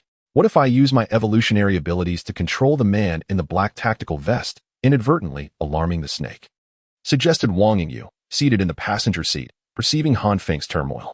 That could be worth a try, Han Feng replied, a glimmer of hope igniting in his eyes.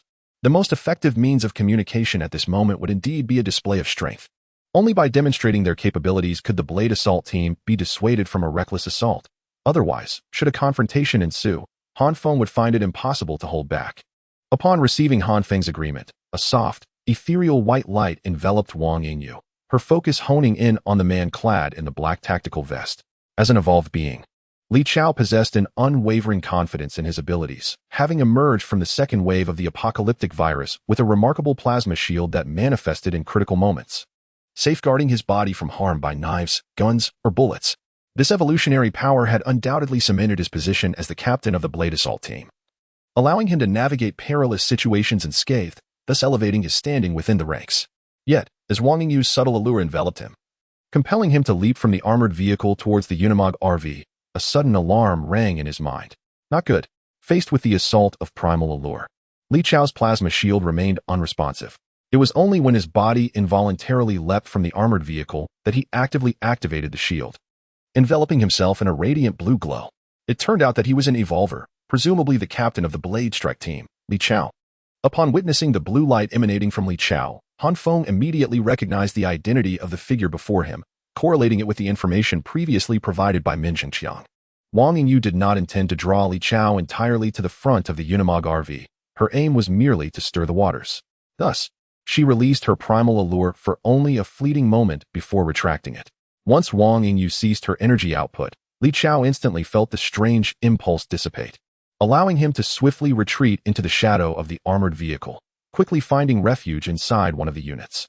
Realizing that there was an evolver among their ranks explained their audacity. "Speak," he demanded.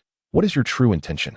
Once back inside the armored vehicle, Li Chao pondered briefly before activating the loudspeaker to address the Unimog RV. His demeanor this time was markedly more amiable than before, perhaps due to the unsettling effect of Wang Yingyu's primal allure, which had subdued him. "Our request is quite simple," he stated. "We need to spend a night in Fuching, and then proceed via the provincial road to Huching." Upon finding that Li Chao was able to communicate normally, Han Feng wasted no time in articulating his demands. Li Chao tilted his head thoughtfully before responding through the loudspeaker. "I can acquiesce to some of your requests. My authority allows you to enter the awaiting cleanup area in the perimeter of the safe zone. However, to access the safe zone itself requires approval from the defense forces. I lack the authority to grant you entry. We can proceed to the awaiting cleanup area," Han Feng replied after a moment's contemplation. "And our convoy will follow your armored vehicle.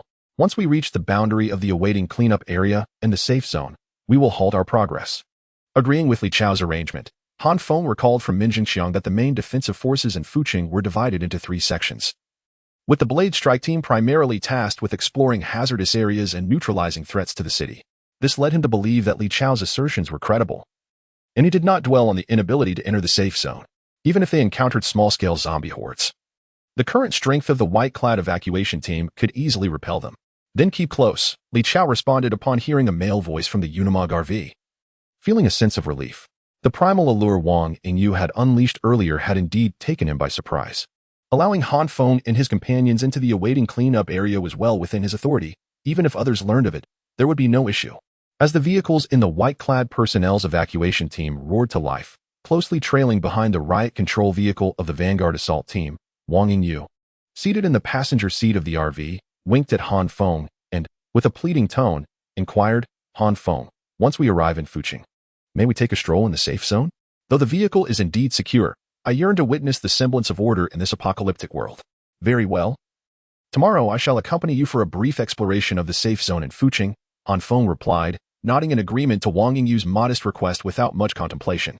Li Chao had merely prohibited the white-clad team from entering the safe zone of Fuching. He had not decreed that the individuals within the convoy were barred from entry.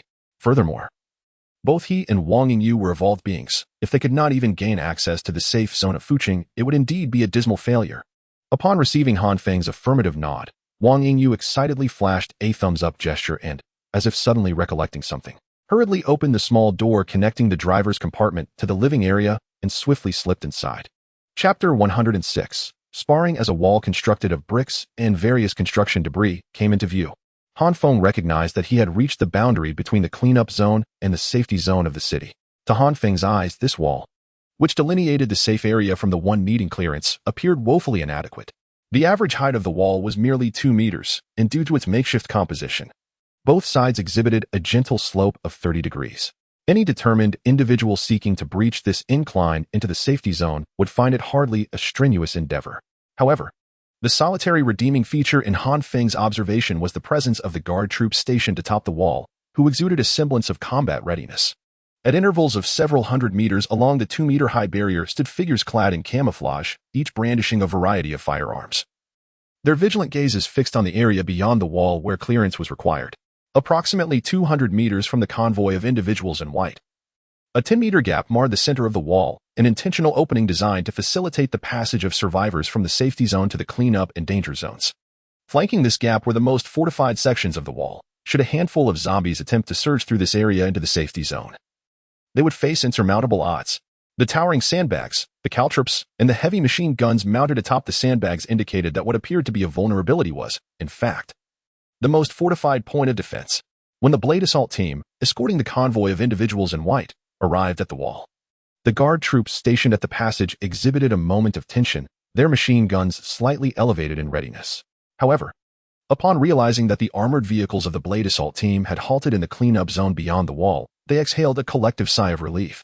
Captain Li Chao of the Blade Assault team, after escorting the convoy to the wall, was the first to disembark from an armored vehicle.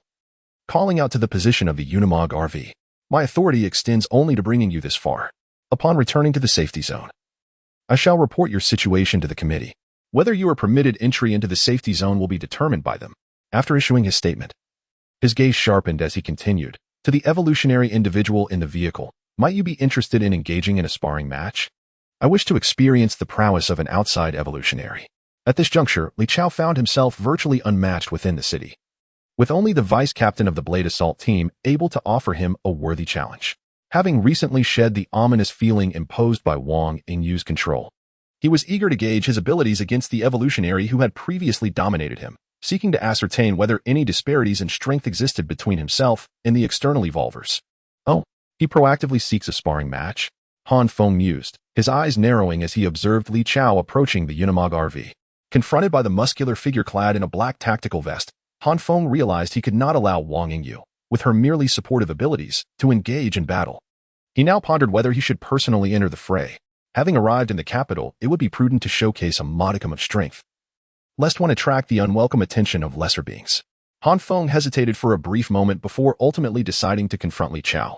The most effective means of avoiding disturbance is to voluntarily reveal a portion of one's capabilities, thereby dissuading others from perceiving one as an easy target.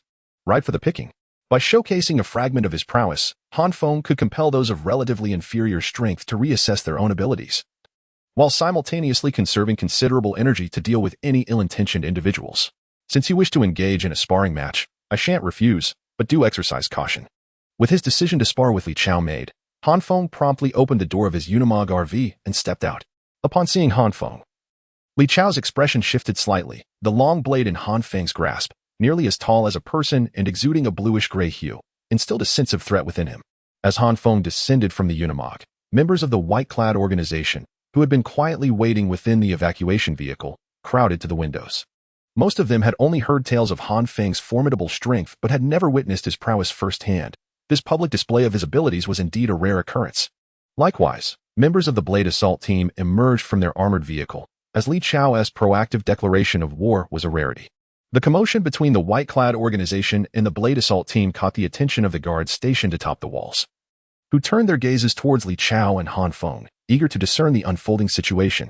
Observing the multitude of eyes upon him, Han Feng shrugged slightly and called out to Li Chao, "Your evolutionary ability must pertain to defense, yes? Are you prepared?" "What? How is that possible?" As Han Feng raised the dark moon-long knife in his hand, bending his legs slightly, he exerted force and propelled himself forward. A chorus of gasps erupted around him. To the onlookers, Han Feng's figure blurred, and he sprinted with an unimaginable speed, leaving the spectators struggling to keep up with his movements. Confronted directly by Han Feng's assault, Li Chao felt a chill rise within him as his body instinctively bristled with apprehension. How could he be so fast? Just as he had assumed a defensive stance, he found Han Feng had vanished from his original position, advancing over 10 meters in the blink of an eye. At that moment, a shimmering blue plasma shield enveloped Li Chao entirely, and the audience could faintly perceive the grave expression etched upon his face through the rippling surface of the shield. As the plasma shield materialized, Han Feng's strike was already upon him. With both hands gripping the dark moon-long knife, its tip angled toward the ground, he suddenly thrust it upward, aiming the blade directly at Li Chao's midsection. Meanwhile, his forward momentum intensified yet again, the force of his charge causing the dark moon blade to slice through the air with ferocious friction. The razor-sharp edge of the blade ignited in a brilliant crimson hue as it met the atmosphere, generating an extraordinary heat. With a deafening crash, Li Chao, who had been bracing himself, was propelled backwards, stumbling several steps. His once vibrant plasma shield appeared to have sustained a grievous blow, its azure radiance dimming significantly. After retreating several paces and finally regaining his footing, Li Chao's pupils constricted in astonishment. He realized, to his horror, that several strands of his hair had fallen from his forehead, as Han Feng had effortlessly breached his once proud defenses with a single strike. Chapter 107. Reporting the situation, Li Chao understood that although Han Feng's strike had merely resulted in a hairline crack on the plasma shield, the fierce wind generated by the Dark Moon blade had already sliced through that fissure, severing his hair. As he gazed at the once brilliant blue plasma shield, now dimmed and lifeless, he realized that it could withstand at most one more blow from Han Feng. If Han Feng delivered a third strike, only death awaited him. Stop. I concede. Resigned to the fact that he could endure but one more attack, Li Chao lowered his head in despair and uttered his surrender. He comprehended that continuing the fight would serve no purpose. Upon hearing Li Chao's admission of defeat, Han Feng, still grasping the Dark Moon blade, returned to the Unimog RV. Nodding expressionlessly at Li Chao before re-entering the vehicle. The captain has conceded? How is that possible? What just transpired? Why did the captain surrender so swiftly? As Li Chao declared his surrender, a clamor erupted among the Blade Assault team, who had initially anticipated an entertaining spectacle. Most of them failed to comprehend the nature of the battle. Their formidable captain had yielded after merely one encounter with the opponent's attack. Meanwhile, murmurs of confusion arose from the ranks of the white-clad individuals. What just happened? How did he win so easily? Indeed, I couldn't grasp it either. Han Feng merely swung his blade before that man surrendered. Hearing the whispers of the survivors from the white-clad faction, Ning shook her head slightly. The ordinary spectators could not fathom the terror inherent in Han Feng's earlier assault, but she understood it all too well. Li Chao, having surrendered, did not linger for the onlookers. Instead, he turned and swiftly returned to the armored vehicle, promptly issuing new orders to the members of the Blade Assault team. The 4 armored vehicles that had remained stationary quickly roared to life and sped towards the passageway in the wall.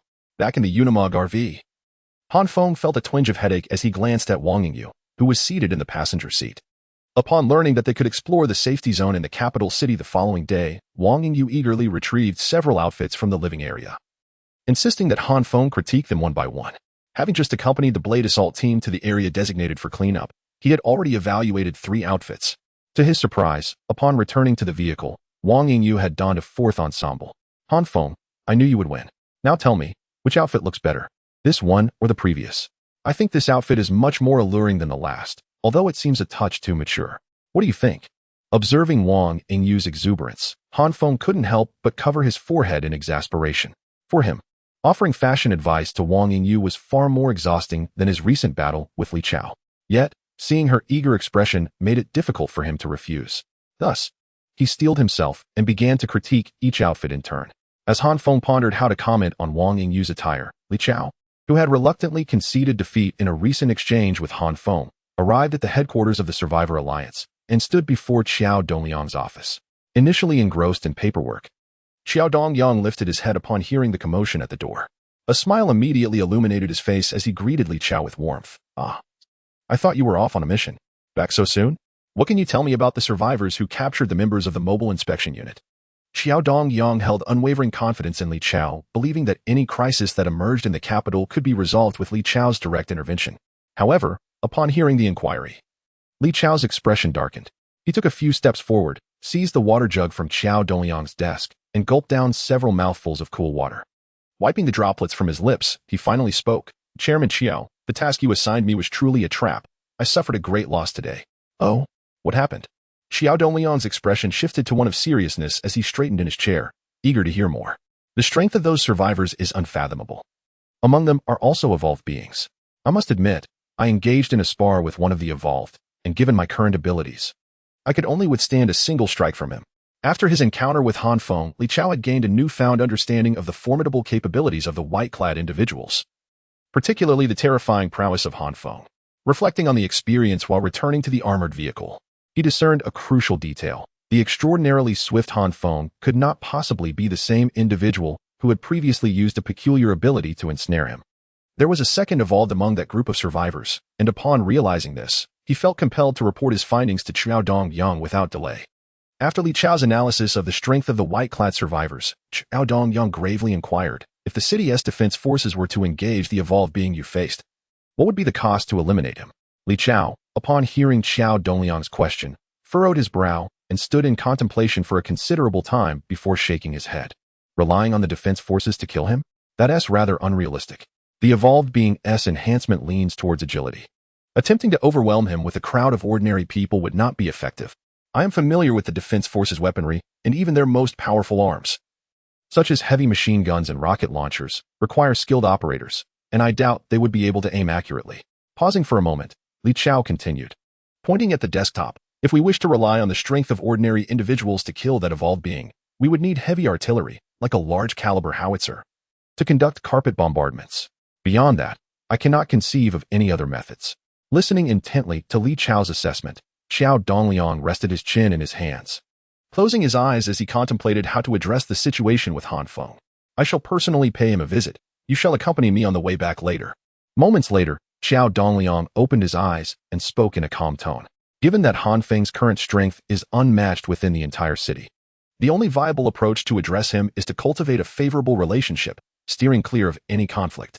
As the chief authority over the city's defense forces, Xiao Dongliang's personal visit not only bestows honor upon the other party, but also serves to prevent any potential discord from the highest level. Chapter 108. The recruitment from the capital city within the confines of the Unimog RV. Wang Yingyu persistently sought Han Feng's opinions on her attire. She adorned herself with a short-sleeved t-shirt on her upper body, complemented by blue denim shorts and knee-high black socks, along with sporty sneakers, which vividly showcased her youthful exuberance. Upon witnessing her ensemble, Han Feng found himself momentarily captivated, nodding vigorously in approval. This outfit is perfect. It aligns splendidly with your style. However, after a brief pause, he scrutinized her closely and frowned, saying, while you appear quite beautiful, do not forget to wear the ballet practice outfit underneath. Understood? Wang Yingyu, feeling a tad uncomfortable with the ballet attire beneath her clothing while trying on outfits, had deliberately removed it. Yet, the attentive Han Feng immediately recognized this oversight and insisted that she don the reinforced ballet practice outfit once more. In a world fraught with unforeseen calamities, Wang Yingyu relied solely on her innate charm as her evolutionary ability, lacking any other means of self-defense. Consequently, Han Feng enforced a strict rule. Anytime she ventured outside the Unimog RV, she must wear the enhanced ballet outfit. All right, I understand. I merely omitted it while trying on clothes, but I will definitely wear it when we enter the safe zone in the capital tomorrow, Wang Yingyu responded, appreciating Han Feng's concern and playfully nodding her head at him. At that moment, Yang Zonghao, temporarily in charge of the white-clad people's evacuation defense, knocked on the door of the Unimog RV. Han Feng, the Blade Assault team has returned. The burly man you sparred with earlier has come back with a middle-aged gentleman in a suit. After deciding to visit Han Feng, Xiao Dongliang, one of the 5 commissioners of the Survivor Alliance Committee in the capital, showed no regard for the encroaching darkness. He called upon Li Chao and, accompanied by the Blade Assault team stationed at the Survivor headquarters, ventured beyond the safe zone to the intersection of the safe area and the designated clearing zone, specifically to pay his respects to Han Feng. This is Commissioner Xiao Dongliang, one of the 5 members of the Survivor Alliance Committee, responsible for the Defense Department. As Li Chao introduced Xiao Dongliang, who walked ahead, Han Feng descended from the Unimog RV. Ah, Commissioner Xiao, I wonder what brings you here on such a special visit. Han Feng, taken aback by the unexpected visit from the head of the capital's Defense Department, was completely perplexed regarding the purpose of their arrival. Sir, I have just learned about your situation from Li Chao. Given your capabilities, I believe you would be an excellent fit to join us in the capital. I extend a sincere invitation for you and your fellow survivors to become part of our community, making the capital your new home in this post-apocalyptic world. Upon hearing Xiao Dongliang's earnest proposal, Han Feng finally understood that his earlier sparring with Li Chao had sparked an interest in recruitment. However, in response to Xiao Dongliang's solicitation, Han Feng shook his head slightly. Commissioner Xiao, I sincerely appreciate your kind intentions, but my team and I currently have no desire to join the Fuching. I hope you can understand. Please do not be hasty in your refusal. If the issue lies in the composition of the organization, we can coordinate. I could even petition the committee to allow you and your team to form a new organization independently, under my leadership. Hearing Xiao Dongliang's veiled plan to recruit the white-clad, Han Feng's tone grew somewhat grave. Thank you for your kindness, but my team and I truly do not wish to join Fuching. We have a clear destination, and our passage through Fuching is merely incidental. I urge you to abandon any thoughts of recruiting us. After resolutely declining Xiao Dongliang's invitation, Han Feng suddenly remembered his promise to Wang Yingyu to explore the safety zone in Fuching the following day. He quickly inquired of Xiao Dongliang, If my companions and I wish to enter the safety zone tomorrow to procure some supplies, would there be any issues?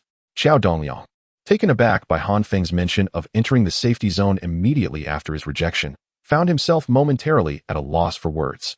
However, drawing from his extensive life experience, he pondered briefly before making a decision. He gestured toward a designated passage near the wall and said, "If you and your companions intend to enter the safety zone, I can grant you 2 special permits that exempt you from inspection. However, the rest of your team will need to undergo checks by the garrison." Upon closer inspection, one would notice that near the edges of the passage, there were 4 tents situated close to 2 heavy machine guns. These served as the entry inspection points for Fuching. While the safety zone had thoroughly eradicated the zombies, countless survivors ventured daily from the safety zone to the hazardous areas in search of supplies. Fuching could not guarantee that every survivor seeking resources in the danger zones would remain unharmed by zombies. Should someone bitten enter the safety zone, it would inevitably lead to considerable chaos. Thus, Fuching strictly mandated that all survivors wishing to enter the safety zone must undergo entry inspections.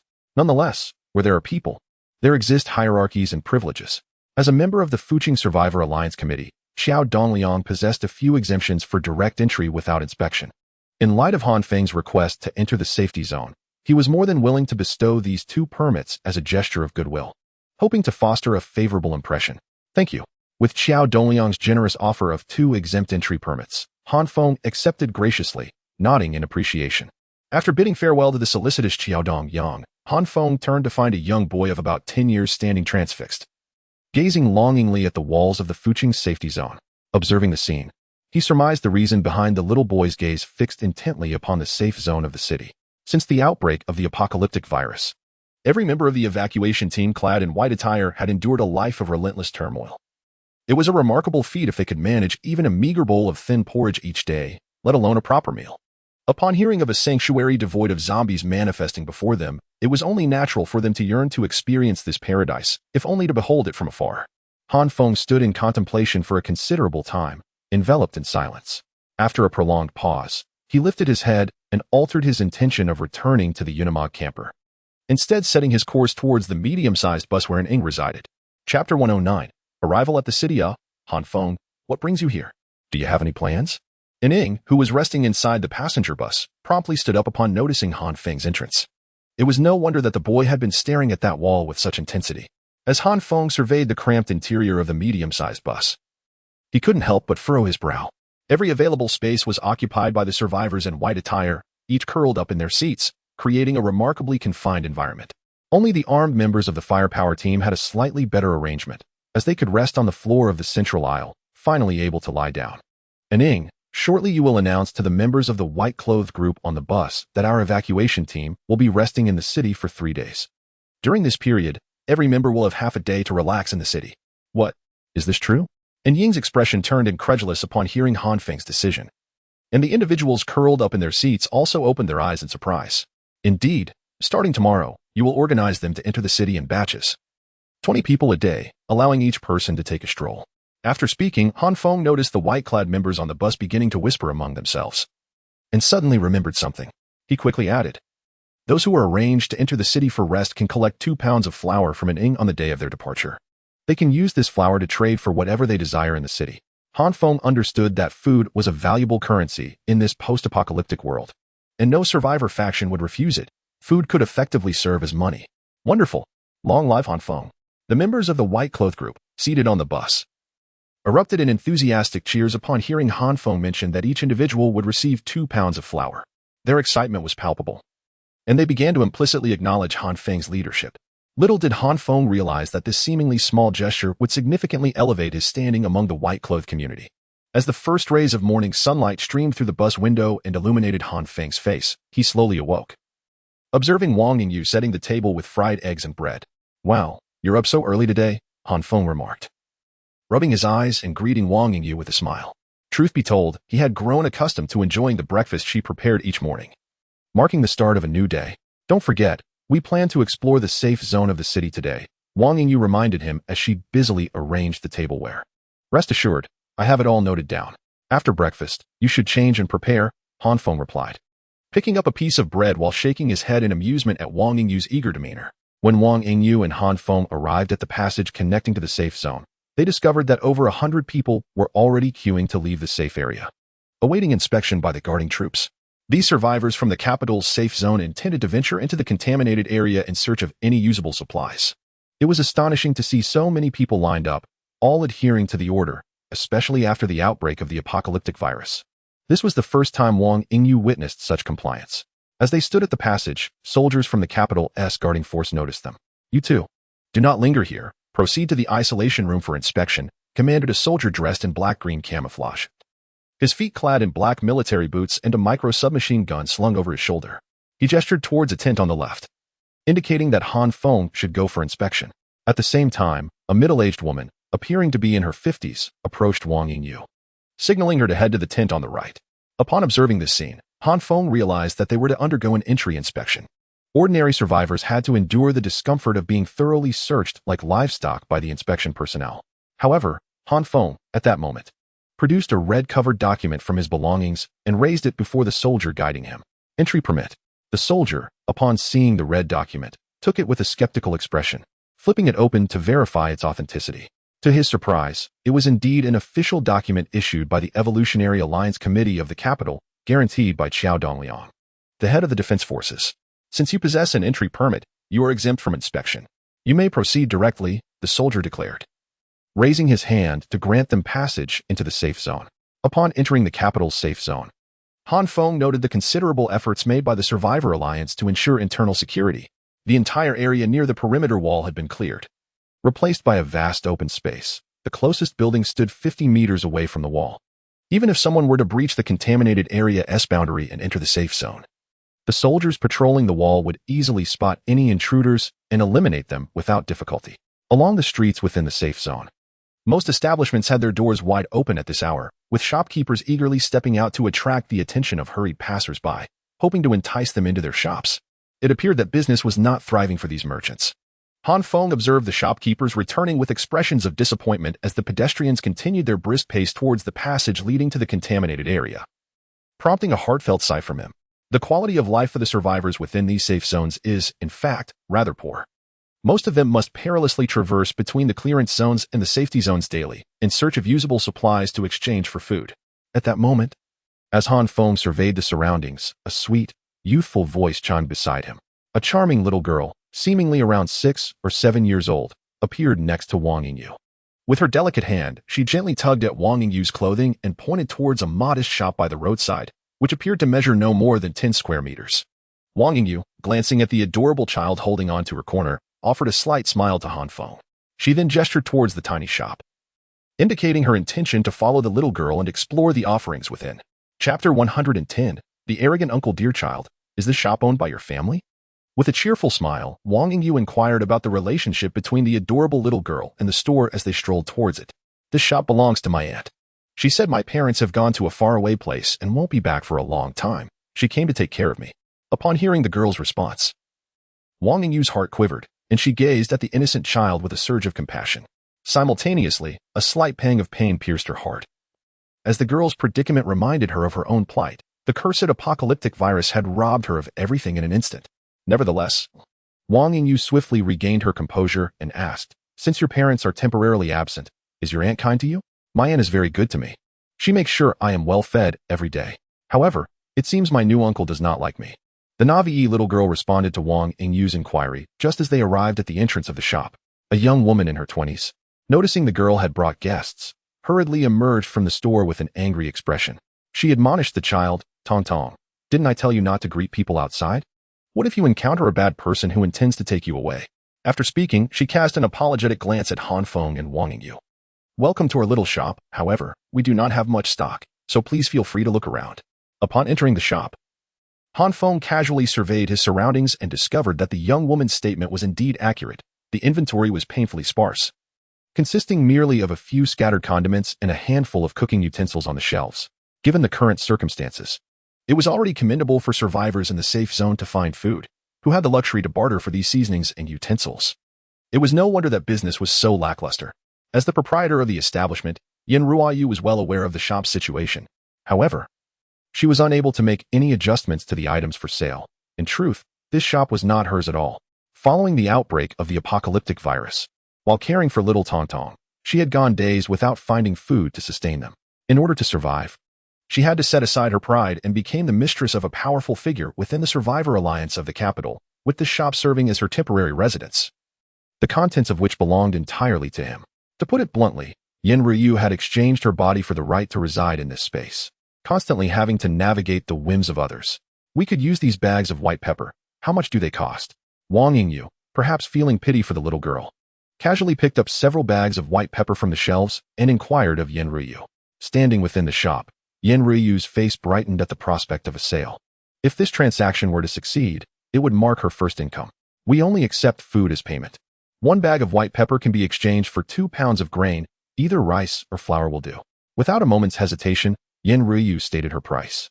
I shall take 3 bags of white pepper, then. Although the selection in Yin Ryu's shop was rather limited, Wang Yingyu ultimately did not leave empty-handed, purchasing 3 bags of white pepper. Just as Han Feng handed a 6-pound bag of flour to Yin Ryu and prepared to depart with the white pepper from the shelf, a male voice resonated from outside the shop. Wang Yingyu, is that really you? I dared not recognize you while standing outside. Upon hearing this voice, its owner swiftly entered the shop, extending his hands towards Wang Yingyu, attempting to grasp hers.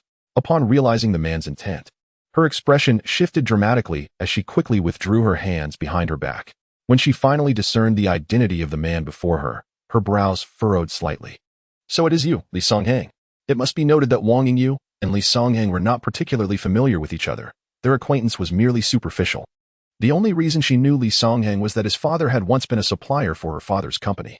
However, at that moment, Yin Ryu, who was in the shop, visibly changed her demeanor upon seeing Li Songhang at the entrance and awkwardly remarked, "You've come. You know each other?"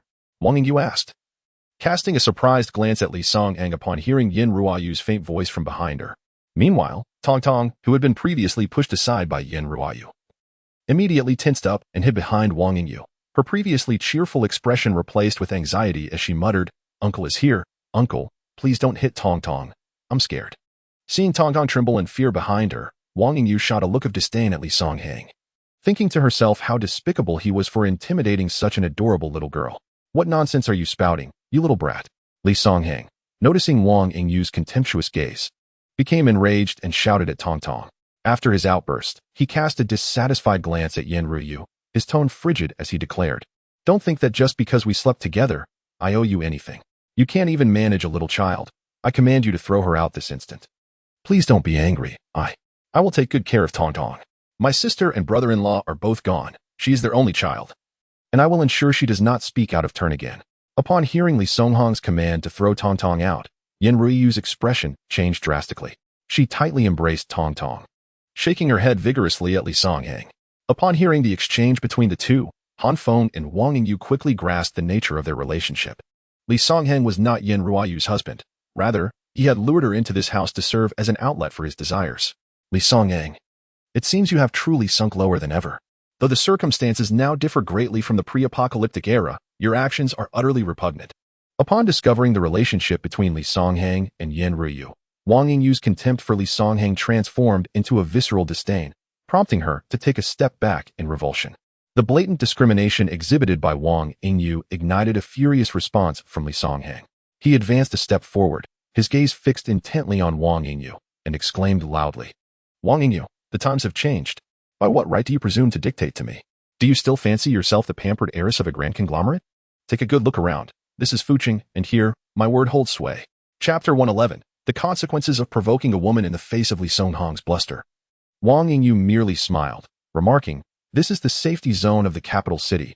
What do you intend to do?" As she cast a scornful glance towards Li Songhang, Yin Ryu, who had been crouched on the ground holding Tong Tong, quietly edged forward a couple of steps.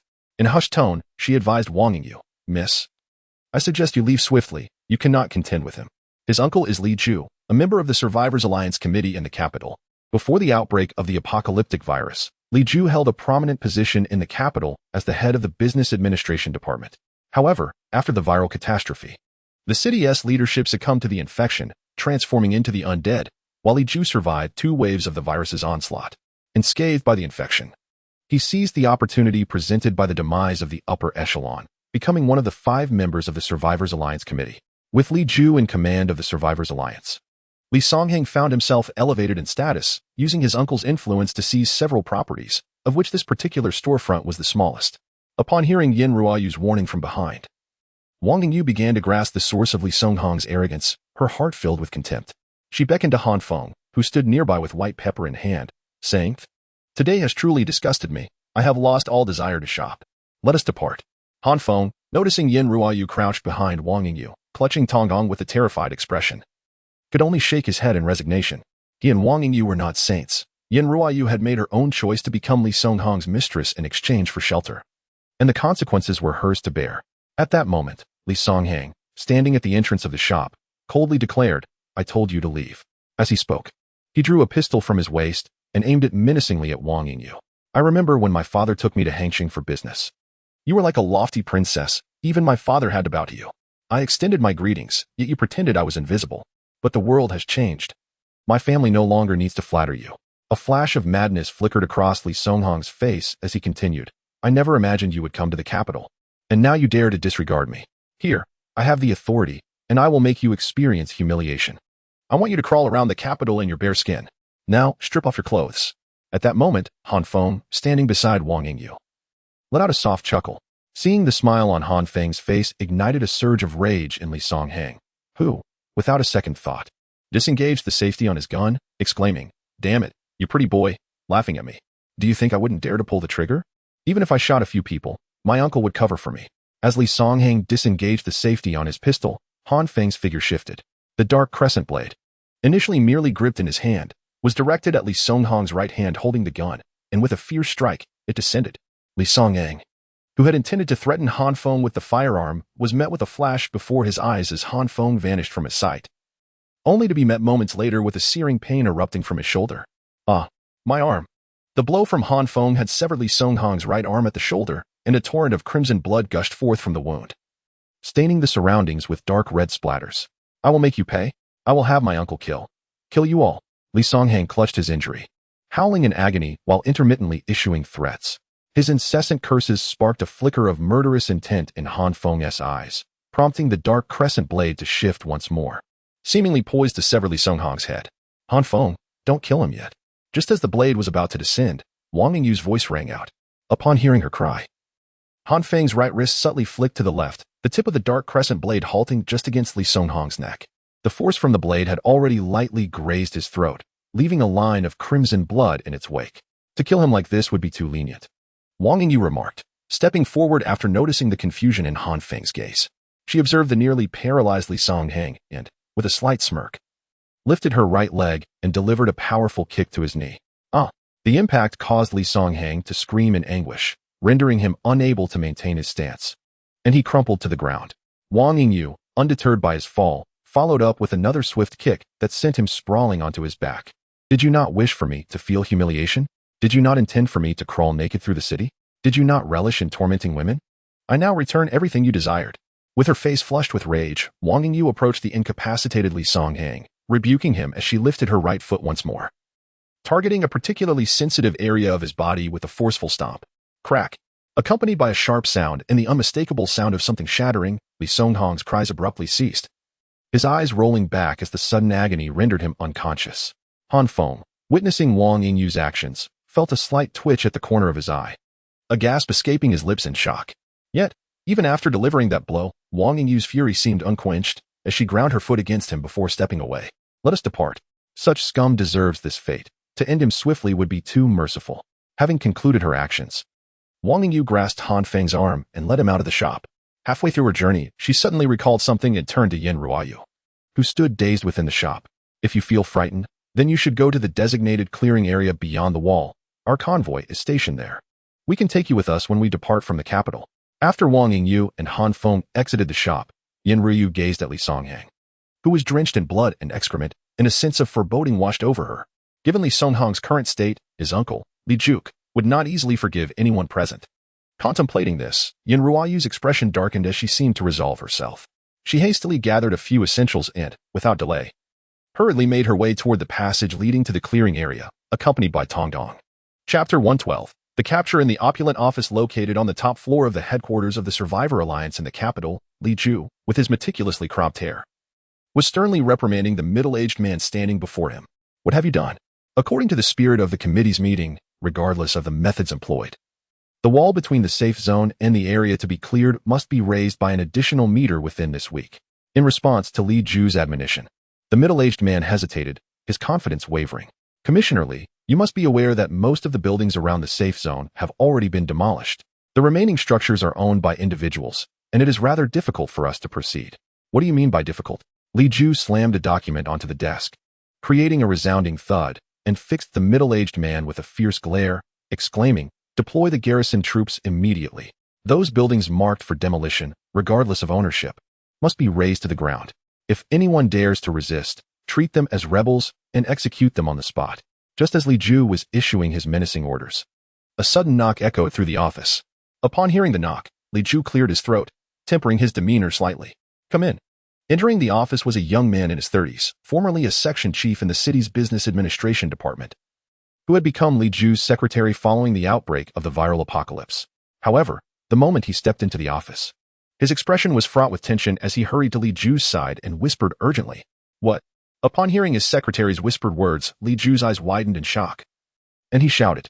However, upon noticing the middle-aged man still present in the office, he waved him away. "You may leave now. I have matters to attend to." Once the middle-aged man exited, Li Ju's voice returned, commanding, "Repeat what you just said, and do not omit a single word." "I have just received a report from the garrison troops. Your nephew, Li Songheng, was attacked in a shop within the safe zone. He is still in critical condition. The current diagnosis indicates that his right arm has been severed at the shoulder, and, furthermore, examinations reveal that your nephew's lower body is utterly shattered, resulting in complete loss of reproductive capability." Upon receiving this grim report, Li Ju's chest began to heave violently, his complexion oscillating between shades of ashen and pale. Li Songheng was the sole descendant of Li Ju's elder brother and the legitimate heir of the Li family's third generation. With Li Songheng's father having succumbed to zombification during the outbreak, the devastation of Li Songheng now severed the Li lineage entirely. After nearly a minute of silence, Li Ju's expression gradually returned to a semblance of normalcy, though his tone remained icy as he inquired, "Have you identified who is responsible?" According to the report from the garrison, today a unit stationed in the designated cleanup area has entered the secure zone. Among them, a man and a woman visited a shop earlier today, and following the incident, they departed from the secure zone. However, many members of that unit remain active within the confines of the secure area. Upon receiving the secretary's report, a sinister expression emerged on Li Ju's face as he raised his head and commanded, "Send the garrison to locate that pair hiding in the cleanup area. I want them to personally experience the agony of despair. Additionally, dispatch guards to secure the passages of the secure zone and apprehend all members of that unit attempting to enter the city." The 30-something secretary nodded in acknowledgement of Li Ju's orders and slowly exited the room. Seated within the chamber, Li Ju unconsciously tightened his fist, the pressure of his grip reflecting his growing ire. Since ascending to the position of a committee member within the Survivor Alliance, he wielded considerable influence in the city, capable of altering the fates of countless individuals with a mere utterance. Yet, he had never anticipated that someone would dare to affront Li Songheng in such a manner. Resolute, he vowed that once he captured the two survivors responsible for injuring Li Songheng, he would ensure they suffered excruciating torment, feeling the slow embrace of death amid their cries of anguish.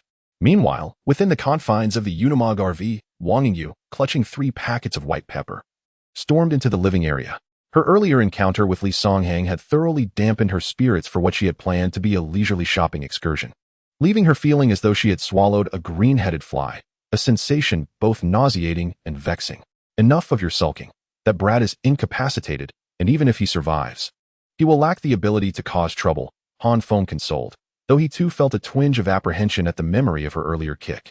In response to Han Feng's attempts to reassure her, Wang Yingyu grabbed a cup from the coffee table and gulped down several mouthfuls of water before retorting indignantly, "That guy is utterly detestable, thinking he could force me to crawl around the city in the nude. Who does he think he is?" Just as Han Feng and Wang Yingyu were discussing the day's events, a sudden knock echoed from outside the RV. Upon opening the door, Wang Yingyu was taken aback to find an Ing standing there, accompanied by 2 figures, one large and one small. "Han Feng, these 2 claim they saw you both in the secure zone and said you agreed to let them join us, the white robes. Is that true?" The visitors were none other than Yin Ruoyu and the little girl Tong Tong. Upon learning of Li Songheng's severe injury, Yin Ruoyu had wasted no time in packing her belongings and leaving the secure zone, fully aware that remaining there could invite cruel retribution. Han Feng gazed at Yin Ruoyu, who was hastily approaching with numerous bags in tow, and said, "Since you have chosen to join our ranks, I must inform you that we will soon depart from the city. Furthermore, within our company there shall be no rewards without effort. Every morsel of food you consume will require your labor. Do you understand?" Yin Ruoyu responded, "I know that as long as you allow me to remain here, I am willing to do anything." Upon hearing Han Feng's consent for her to stay, she nodded fervently in gratitude. Meanwhile, the young Tong Tong, who was being tugged by Yin Ruoyu, chirped in her tender voice, "Thank you, brother and sister. I will certainly work hard." The sight of the small yet spirited Tong Tong brought smiles to all present. After the laughter subsided, Han Feng gestured to Ning to find a vehicle to accommodate Yin Ruoyu and Tong Tong together. Just as Yin Ruoyu held Tong Tong's small hand and stepped into an SUV, a group of unexpected guests in camouflage attire arrived before the convoy of the white-clad individuals.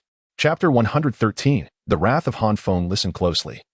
All of you present, we are the garrison troops of the city, and we suspect that among you are individuals posing a threat to the safety of this city. I will count to several, and you are to emerge with your hands on your heads. Should anyone fail to comply, they will be treated as a danger to the city's security. An officer clad in camouflage, wielding a semi-automatic rifle, shouted towards the convoy of individuals in white. Behind him stood 9 soldiers, also armed with semi-automatic rifles, their weapons aimed squarely at the white-clad convoy. These 10 soldiers from the garrison had been dispatched specifically by Li Ju's secretary to apprehend Han Feng and Wang Yingyu outside the safety zone, to be dealt with by Li Ju. Having been stationed within the city for security duties, they had not witnessed Han Feng's valiant confrontation with Li Chao the previous day. Thus they approached with an air of naive confidence. The leading officer believed this to be a simple task, merely capturing a few defenseless survivors. "Oh, what if our people do not come out?" Han Feng, upon observing the garrison soldiers, discerned their intentions and approached, gripping his moonlit blade tightly. "Lower your weapon and squat with your hands on your head, or I will open fire."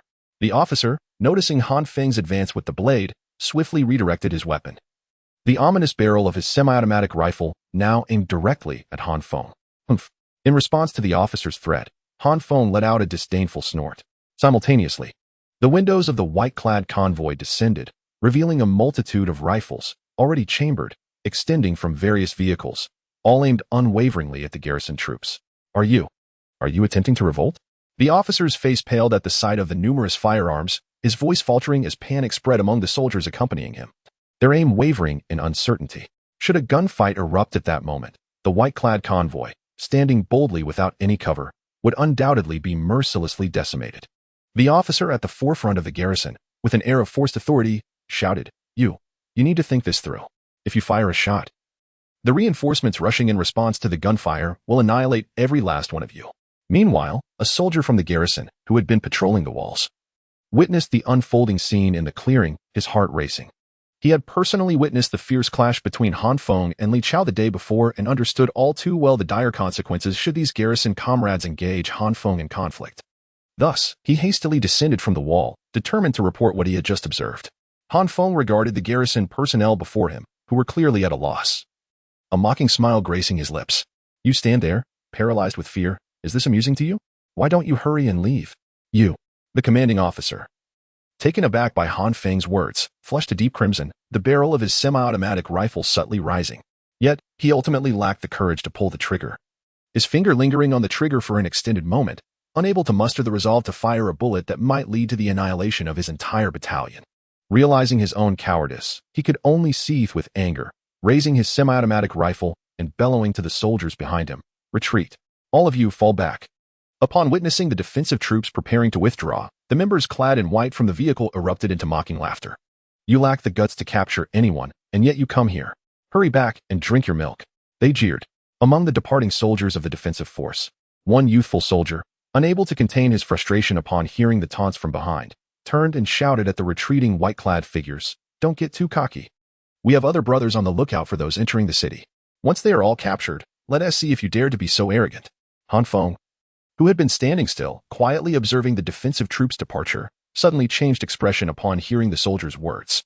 The day's activities intended for entering the city had been orchestrated by him personally, aimed at allowing those white-clad members, who had been perpetually fleeing, to momentarily relieve themselves from the suffocating atmosphere of the apocalypse, lest the tension in their minds lead to a mental breakdown. However, he never anticipated that after he and Wang Yingyu had injured a troublesome individual, It would prompt the defensive troops to be dispatched to apprehend the white-clad members seeking refuge in the city. With a flicker of anger crossing his face, Han Feng moved with swiftness, positioning himself amidst the soldiers of the defensive force, his dark moon blade slicing diagonally toward the leading officer. Hiss. The officer could only draw a sharp breath in response to Han Feng's sudden strike, just as he attempted to raise his semi-automatic rifle. Han Feng's razor-sharp dark moon blade had already cleaved the weapon into two halves. Though seething with rage, Han Feng remained composed, cognizant that slaying all 10 soldiers of the defensive force would spell doom for the white-clad members within the city. Thus, the focus of his blade remained solely on disarming the soldiers, targeting their weapons instead. Our guns. The defensive soldiers stood frozen in disbelief as they beheld their weapons now severed in the middle. Some soldiers, reaching for their sidearms, hesitated as Han Feng's voice echoed beside them. I advise you to lower your hands from your weapons. I'm not precise with handguns. You might end up losing a hand in the process. Startled by the voice that seemed to resonate in their ears, the soldiers paused, their hands hovering at their waists. In a fleeting moment, they comprehended that Han Feng was a formidable evolver. Should they obstinately reach for their firearms? It was conceivable that Han Feng might indeed sever their arms. In a world ravaged by apocalypse where medical resources were scarce, the loss of an arm would virtually signal the grim approach of death. Do not lower your weapons. He wouldn't dare to kill us. He wouldn't. As the soldiers of the defense force began to waver in their resolve, the commanding officer unexpectedly shouted once more. In response to the incessant cries of the officer, a glint of menace flickered in Han Feng's eyes. Chapter 114. Internal strife. A glint of ferocity flashed in Han Feng's eyes, and the corners of his mouth curled upward slightly. Since you believe I lack the courage to kill you, why not experience it for yourself? As he spoke, Han Feng, like a wraith, appeared behind the officer, the dark moon blade poised against his throat. With the utterance of his words, Han Feng drew the blade gently back. A gaping wound was opened across the officer's throat, and torrents of blood erupted forth. With a thud, the officer's body collapsed heavily to the ground, blood gushing forth as if from a fountain. The remaining 9 soldiers, witnessing this gruesome scene, were rendered speechless, paralyzed by fear, and dared not stir. Meanwhile, as Han Feng severed the officer's throat, members of the white-clad firepower team, who had been waiting in their vehicle, rushed out, weapons in hand. Confiscate all their weapons and escort them back. We have tasks ahead, Han Feng commanded upon seeing the armed members approach. He handed over the cowering soldiers from the defense unit, who were crouched with their heads down, to them, and returned to the Unimog RV, awaiting the impending storm in silence. What? You say the defense unit has dispatched personnel to apprehend that convoy in the clearing zone? In his office, Xiaodong Yang leaped to his feet upon hearing his secretary's report. A wave of dizziness struck him, nearly causing him to stumble. Fortunately, his secretary was by his side, catching him just in time. A fall could have proved quite damaging. Who dares to lead a team to capture people in the clearing zone without my approval? After a brief moment of regaining his composure, Xiao Dongliang slammed his hand on the desk in fury. As the head of the city's security department, it was utterly unacceptable that he was unaware of his subordinates' actions to apprehend individuals. This was a blatant challenge to his authority. It was Commissioner Li Ju who mobilized the defense unit to capture them. Apparently, his nephew was severely injured by that group, prompting the commissioner to act, his secretary elaborated, having thoroughly investigated the matter. Moreover, it was said that Commissioner Li had also dispatched another defense unit to search for members of the convoy entering the safe zone, and they should have made significant progress by now. This revelation added to Xiao Dongliang's mounting frustration. Let us go to Li Ju's office. Without a moment's hesitation after hearing the full account, Xiao Dongliang called to his secretary and swiftly exited the office, determined to prevent the situation from escalating further. Ah, old Xiao, what a rare visit. What brings you here today? Please, have a seat. Seated in his office, awaiting news from the garrison regarding the apprehension of suspects, Li Ju was taken aback when Xiao Dongliang, a man with whom he seldom exchanged words, unexpectedly entered his office. Promptly rising to his feet, Li welcomed Xiao and gestured for him to take a seat. Comrade Li, I, too, do not venture into the sanctum without cause. I have come to urge you to immediately rescind the orders you issued, recalling the garrison troops dispatched to the quarantine zone for apprehensions, and furthermore, to release all members of the captured convoy, Xiao stated with urgency. Oh, Comrade Xiao, you have made a special trip just to convey this? Is that convoy under your command? Li Ju inquired, his expression darkening as he discerned that Xiao's intent was to persuade him to forego the pursuit of those who had harmed his nephew. The convoy is not my subordinate, Xiao denied, but before he could elaborate, Li Ju interjected. Since this convoy is not under your command, I would kindly ask you to refrain from being overly concerned. The audacity of those who dare to attack innocent survivors within the safe zone is an affront. As a member of the Survivor Alliance Committee, am fully entitled to address. Both Li Ju and Xiao Dongyang held equal standing within the Survivor Alliance Committee. And the garrison troops dispatched today to capture Han Feng had been assigned to Li Ju following a committee resolution. Thus, procedurally, Li Ju possessed the authority to deploy these soldiers for tasks he deemed necessary. You dispatch soldiers without investigating their origins, a reckless disregard for their lives. I demand an emergency committee meeting to revoke your authority to mobilize the garrison, Xiao declared, his temper fraying as he began to disregard the decorum of their positions. Li Ju was momentarily taken aback by Xiao's vehement demand, his expression betraying confusion. Nevertheless, he remained resolute, turning the tables, even if an emergency committee meeting is convened. I fear you not. I, Li Ju, act with integrity and stand firm. What issue arises from dispatching garrison troops to apprehend those who disrupt the order of the safe zone? It is rather you who persistently urges me to withdraw my troops. Who may have unspeakable dealings with those miscreants? As one of the 5 committee members of the Survivor Alliance in the city, Li Ju was acutely aware of his equal rank with Xiao Dongliang, and thus he could not afford to retract the deployed garrison without appearing weak before the other committee members. You, Xiao. Incensed by Li Ju's sharp retort, could only point accusingly at him, words failing him in his fury. At that moment, as the 2 men exchanged heated glances and refused to yield, the door to Li Ju's office swung open once more. His secretary hurried into the room, leaning in to whisper urgently in Li Ju's ear. Upon hearing the secretary's report, Li Ju slammed his right hand onto his desk, rising to his feet with renewed vigor. Comrade Xiao, I now demand an emergency committee meeting. Let us see what explanation you have left. The soldiers of the garrison responsible for patrolling the walls, upon discovering that the convoy of the white-clad had detained the soldiers sent to apprehend Han Feng, promptly reported the matter upward.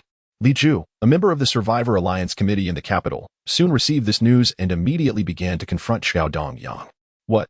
They have slain a commanding officer and taken an entire squad of soldiers captive.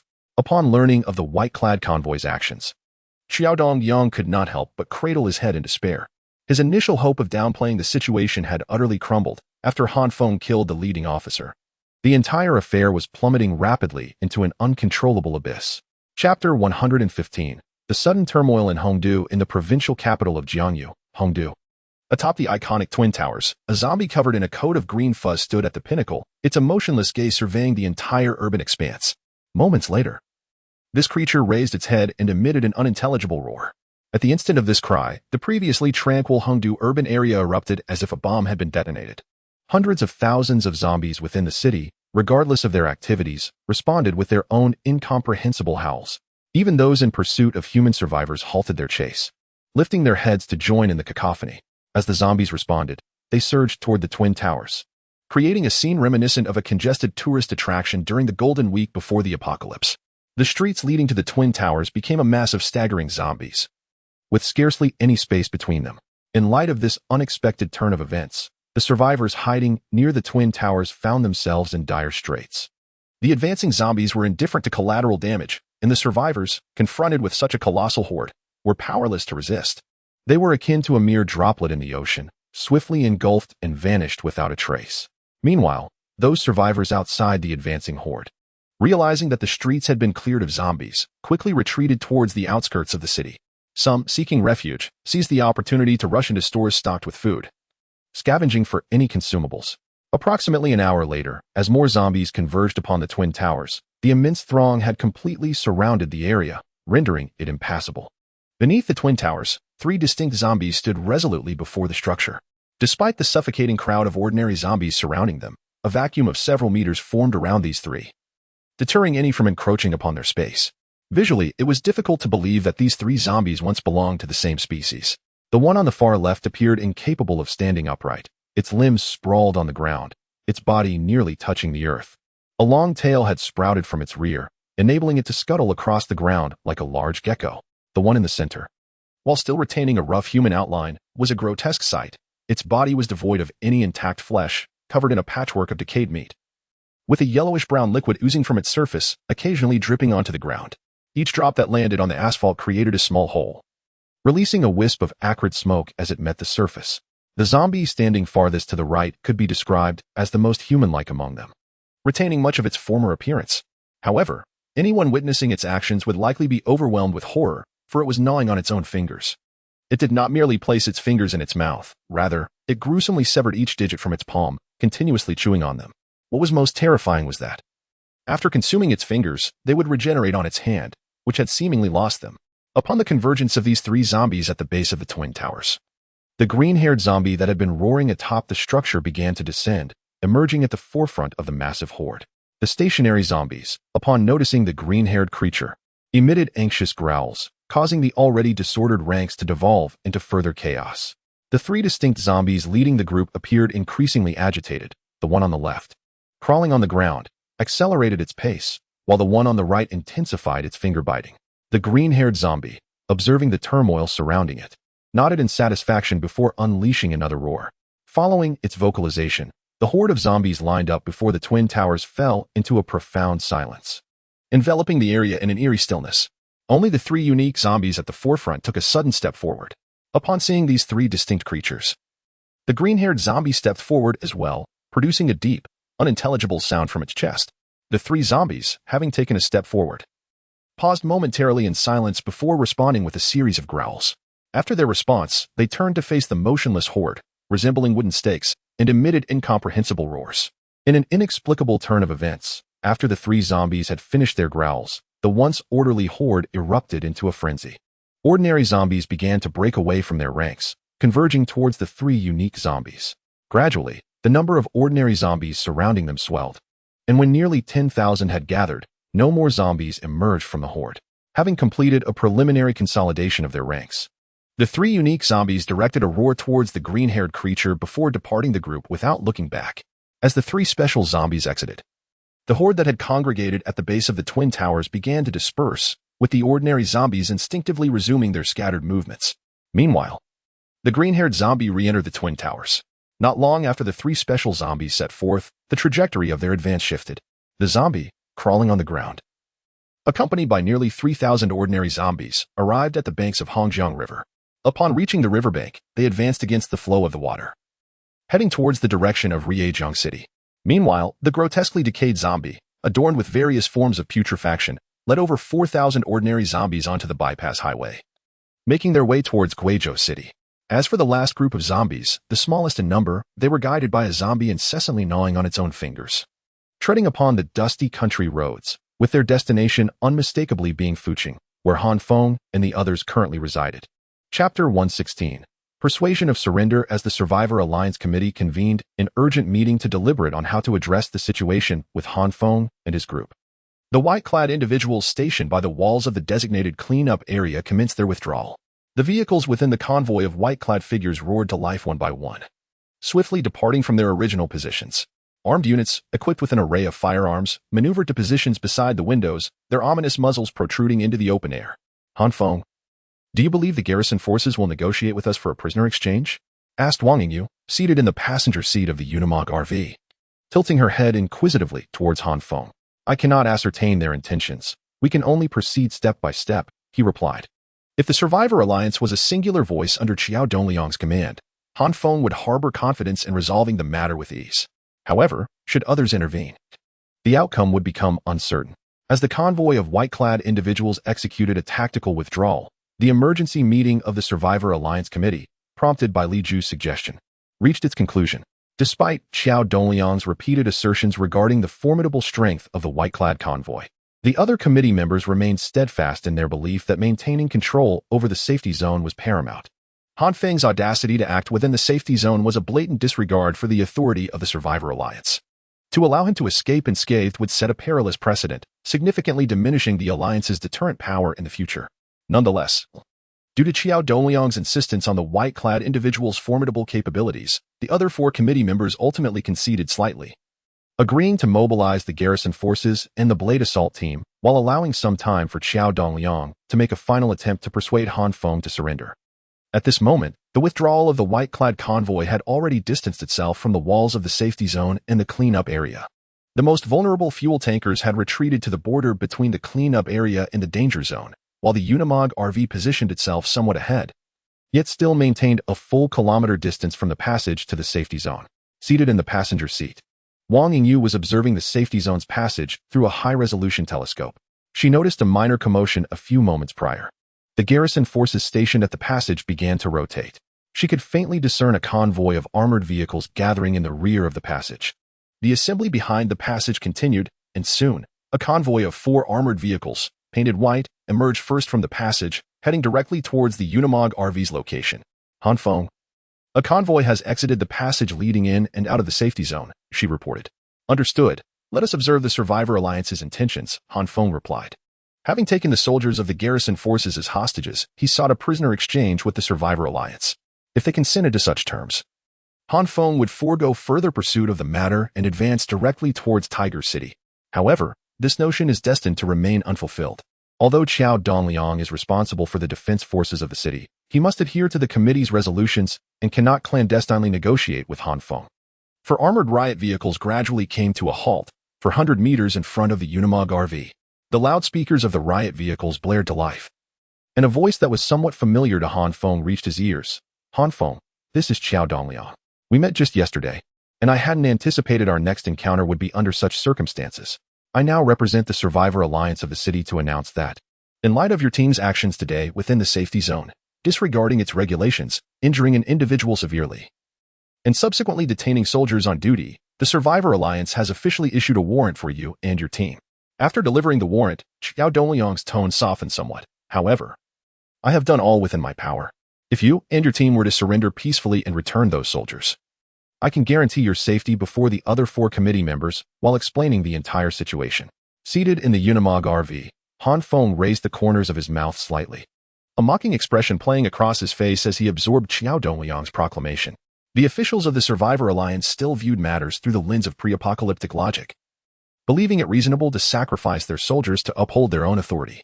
After announcing the warrant, Qiao Dongliang noticed the lack of response from the Unimog RV and contemplated making a final appeal. Han Feng, I know that as a formidable evolved being, you possess a dozen firearms, and should the city's forces launch an assault, you are capable of inflicting significant casualties. However, with so many soldiers at our disposal, they could easily overwhelm you. Therefore, you must make the right choice and avoid self-destruction.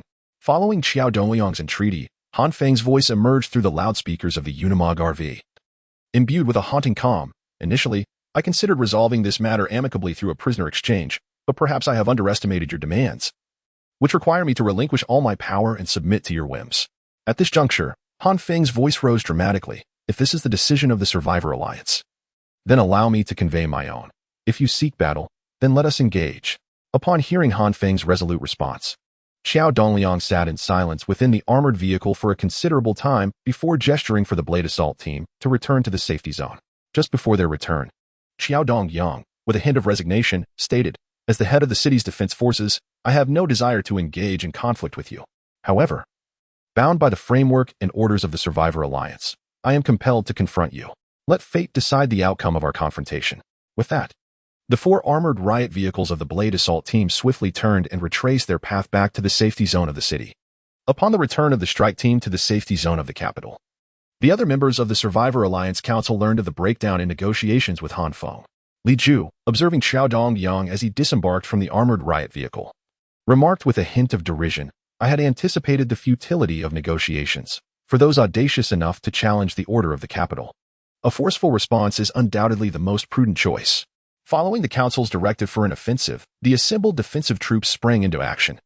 With a fleet of armored vehicles roaring to life, their thunderous engines resonating throughout the entire capital. Chapter 117. The offensive unfolds within the secure zone of the city, behind the walls leading to the area requiring clearance. A total of 11 armored vehicles had assembled, their engines igniting in unison. Behind these armored vehicles, approximately 200 soldiers, armed with various weapons, had also gathered. After the Survivors Alliance Committee of the city resolved to launch a forceful assault on Han Feng and his companions, they still took into account the opinions of Qiao Dongliang, adhering to the principle that even when hunting a rabbit, one must exert full strength. Except for the necessary personnel tasked with maintaining order within the secure zone, the remaining military forces were mobilized en masse. Moreover, due to Qiao Dongliang's contrasting views from other committee members, the overall commander of this offensive operation would be appointed as Li Ju. However, Li Ju lacked practical combat experience. Following discussions within the committee, the responsibility for frontline command fell to Li Chao, the captain of the Blade Assault team. Upon learning of his role as the frontline commander, Li Chao looked at his comrades from the Blade Assault team, his countenance reflecting solemnity. Brothers, I trust you have witnessed my sparring sessions with Han Feng. During this offensive, I will do my utmost to hold him at bay while you directly engage his subordinates. If I am fortunate enough to survive, we shall coordinate our efforts to encircle Han Feng. If I should fall, you must maintain a loose formation and leverage our numerical superiority to sustain continuous fire coverage. Under no circumstances should we allow Han Feng to close in. With our numbers, we shall surely wear him down.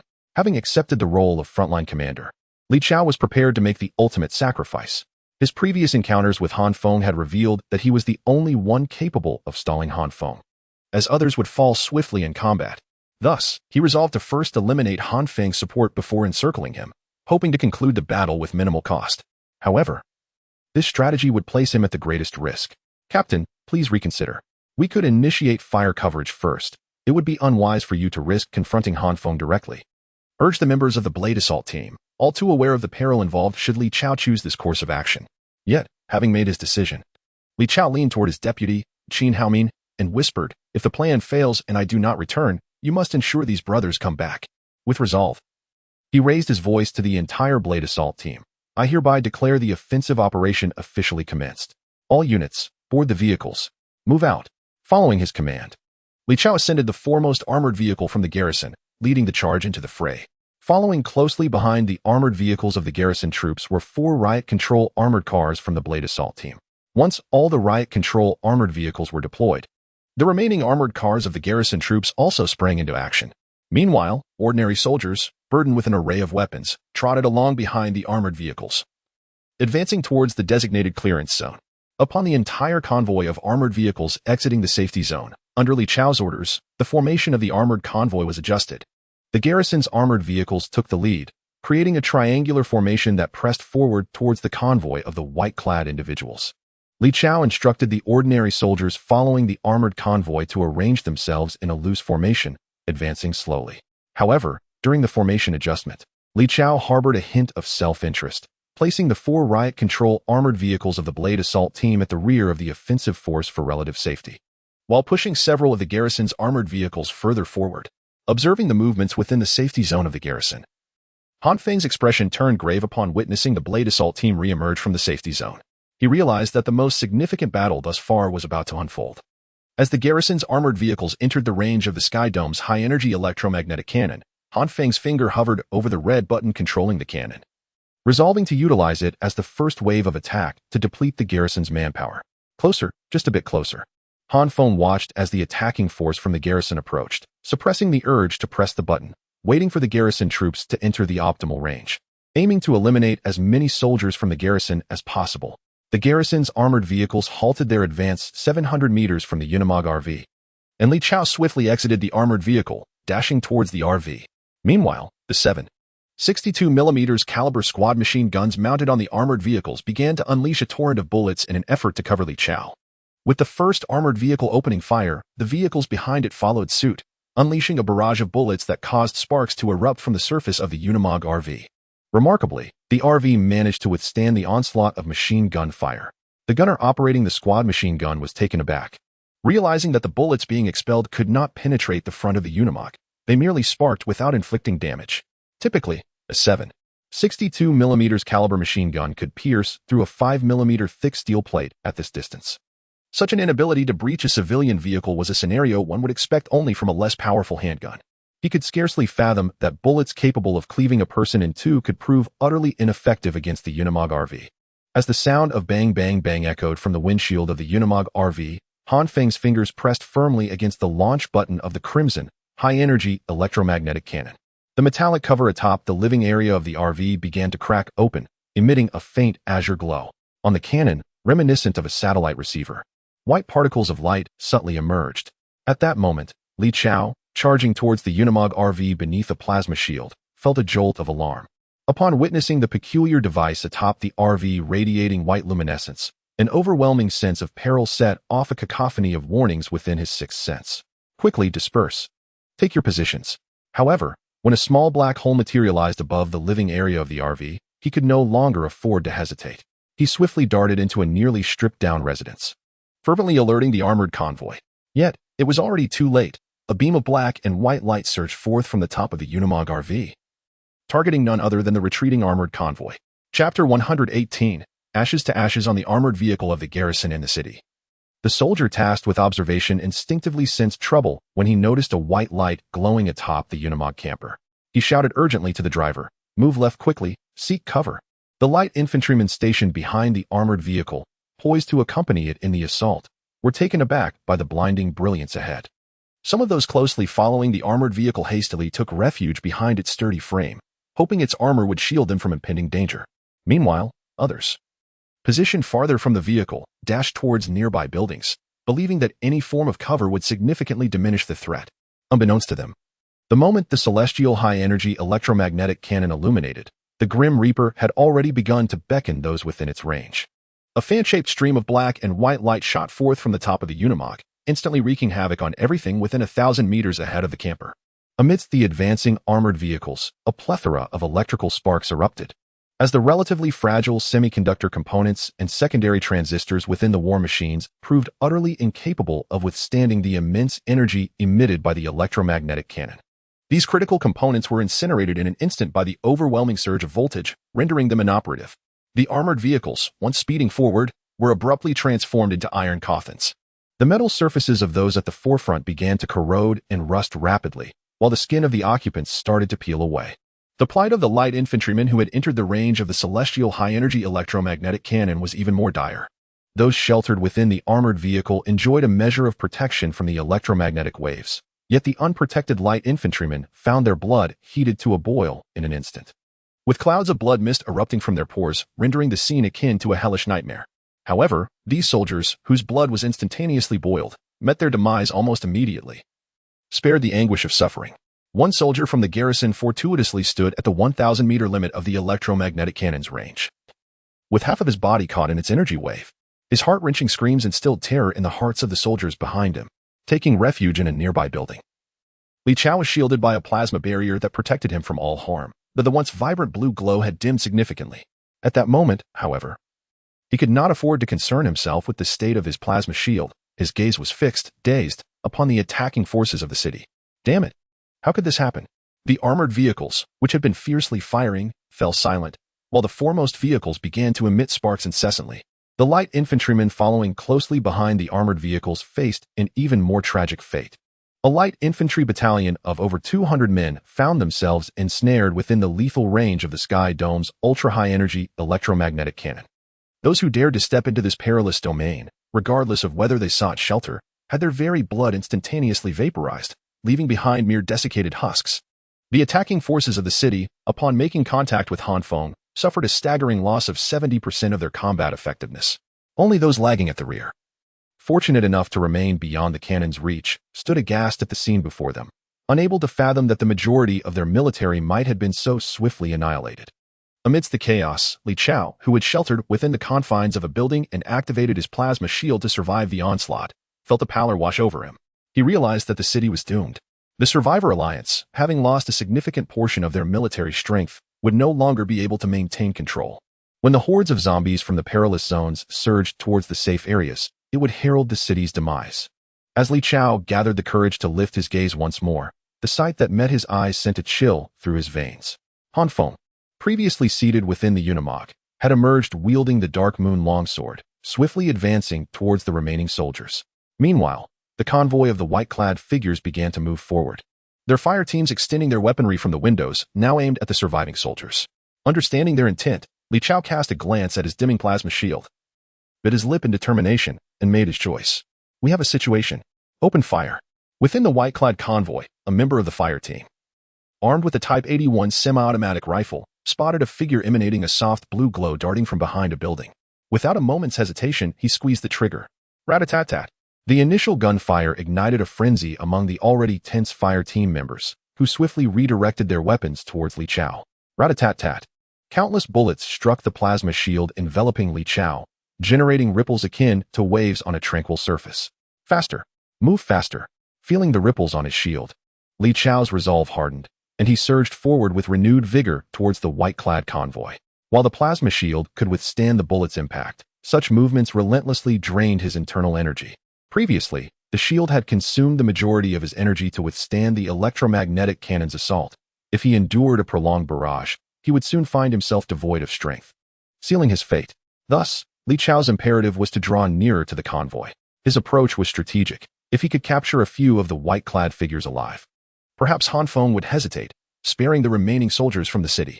Should Han Feng turn around to provide assistance, he could potentially delay Han Feng for a time, enabling the surviving soldiers to retreat swiftly and thereby minimize their casualties. However, having already charged towards the surviving garrison, Han Feng cast a fleeting glance at Li Chao, who was approaching the white-clad convoy, shook his head, and mercilessly swung the Dark Moon longsword at a soldier of the garrison. Despite Han Feng's assault, the white-clad convoy was not easily vanquished. In addition to the armed firepower unit, the convoy also housed 3 evolved individuals, Wang Yingyu, An Ing, and Yang Zonghao. Once Li Chao drew near to the white-clad convoy, it would essentially signal his defeat. Chapter 119. The surrendering blade assault team. As Li Chao braved a barrage of bullets and approached the convoy of the white-clad figures, he noticed that Han Feng did not mount a defense. Instead, he plunged into the ranks of the surviving soldiers. Those fortunate enough to have survived the onslaught of the high-energy electromagnetic cannon found themselves momentarily stunned by Han Feng's sudden appearance. Despite their instinctive responses, their firearms could not lock onto him, leaving them to despairingly squeeze the triggers in the futile hope that a stray bullet might strike him.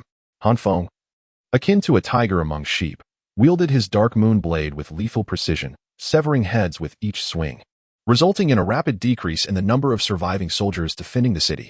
Meanwhile, Li Chao, amidst the relentless hail of bullets, made his way into the white-clad convoy. Just as he was about to engage, he suddenly found his body slipping beyond his control. His initial intention had been to charge directly at the largest medium-sized bus. But before he could approach, a powerful urge overtook him, compelling him toward the Unimog RV. Upon realizing his lack of control, Li Chao felt a jolt of surprise, quickly followed by a calm understanding. He had already surmised the presence of a second evolved being within the convoy, and this unexpected turn merely confirmed his suspicions. Furthermore, he deduced that this evolved individual possessed formidable offensive capabilities, as evidenced by the shimmering blue plasma shield that still enveloped him, offering a semblance of safety. However, this flicker of security was shattered as he passed a rugged vehicle. Li Chao's body, under the influence of Wang Yingyu's primal allure, was driven toward the Unimog RV, necessitating passage through the vehicle occupied by Yang Zonghao. An invisible spatial wave materialized before Li Chao, and a transparent scalpel manifested from the void, lunging fiercely toward him. With a resounding crack, the already dim plasma shield was struck by the energy scalpel emitted by Yang Zonghao, instantly siphoning away all remaining energy from Li Chao's body. Yet, upon draining every ounce of energy from him, the plasma shield barely withstood the force of the scalpel. The shield that had protected Li Chao crumbled, colliding with the energy scalpel, resulting in a spectacular explosion of energy fragments. Impossible. As Li Chao watched the plasma shield shatter, a chill gripped his heart. He had never anticipated the presence of a third evolved being within the white-clad convoy, and this individual's offensive prowess was equally formidable. With a single strike, they had completely obliterated his plasma shield. The instant the shield was destroyed, Li Chao felt a sharp pain in his calf, followed by a complete loss of sensation in that leg, causing him to stumble and fall toward the ground. In that moment, he understood that a bullet had struck him. Realizing his calf had been hit, Li Chao closed his eyes, aware that his life was nearing its end. Perhaps the next bullet would claim his existence. However, the anticipated next bullet did not arrive. Instead, a youthful and charming young woman appeared before him, dragged him into the vehicle. Approaching Li Chao was none other than Wang Yingyu, who had previously employed a primal enchantment. Prior to the confrontation with the city defense forces, Han Feng had foreseen that Li Chao might launch an ambush on the white-clad convoy, and had instructed Wang Yingyu to spare Li Chao's life if possible. Avoiding a direct kill, Wang Yingyu executed Han Feng's orders impeccably, having gained an overwhelming advantage.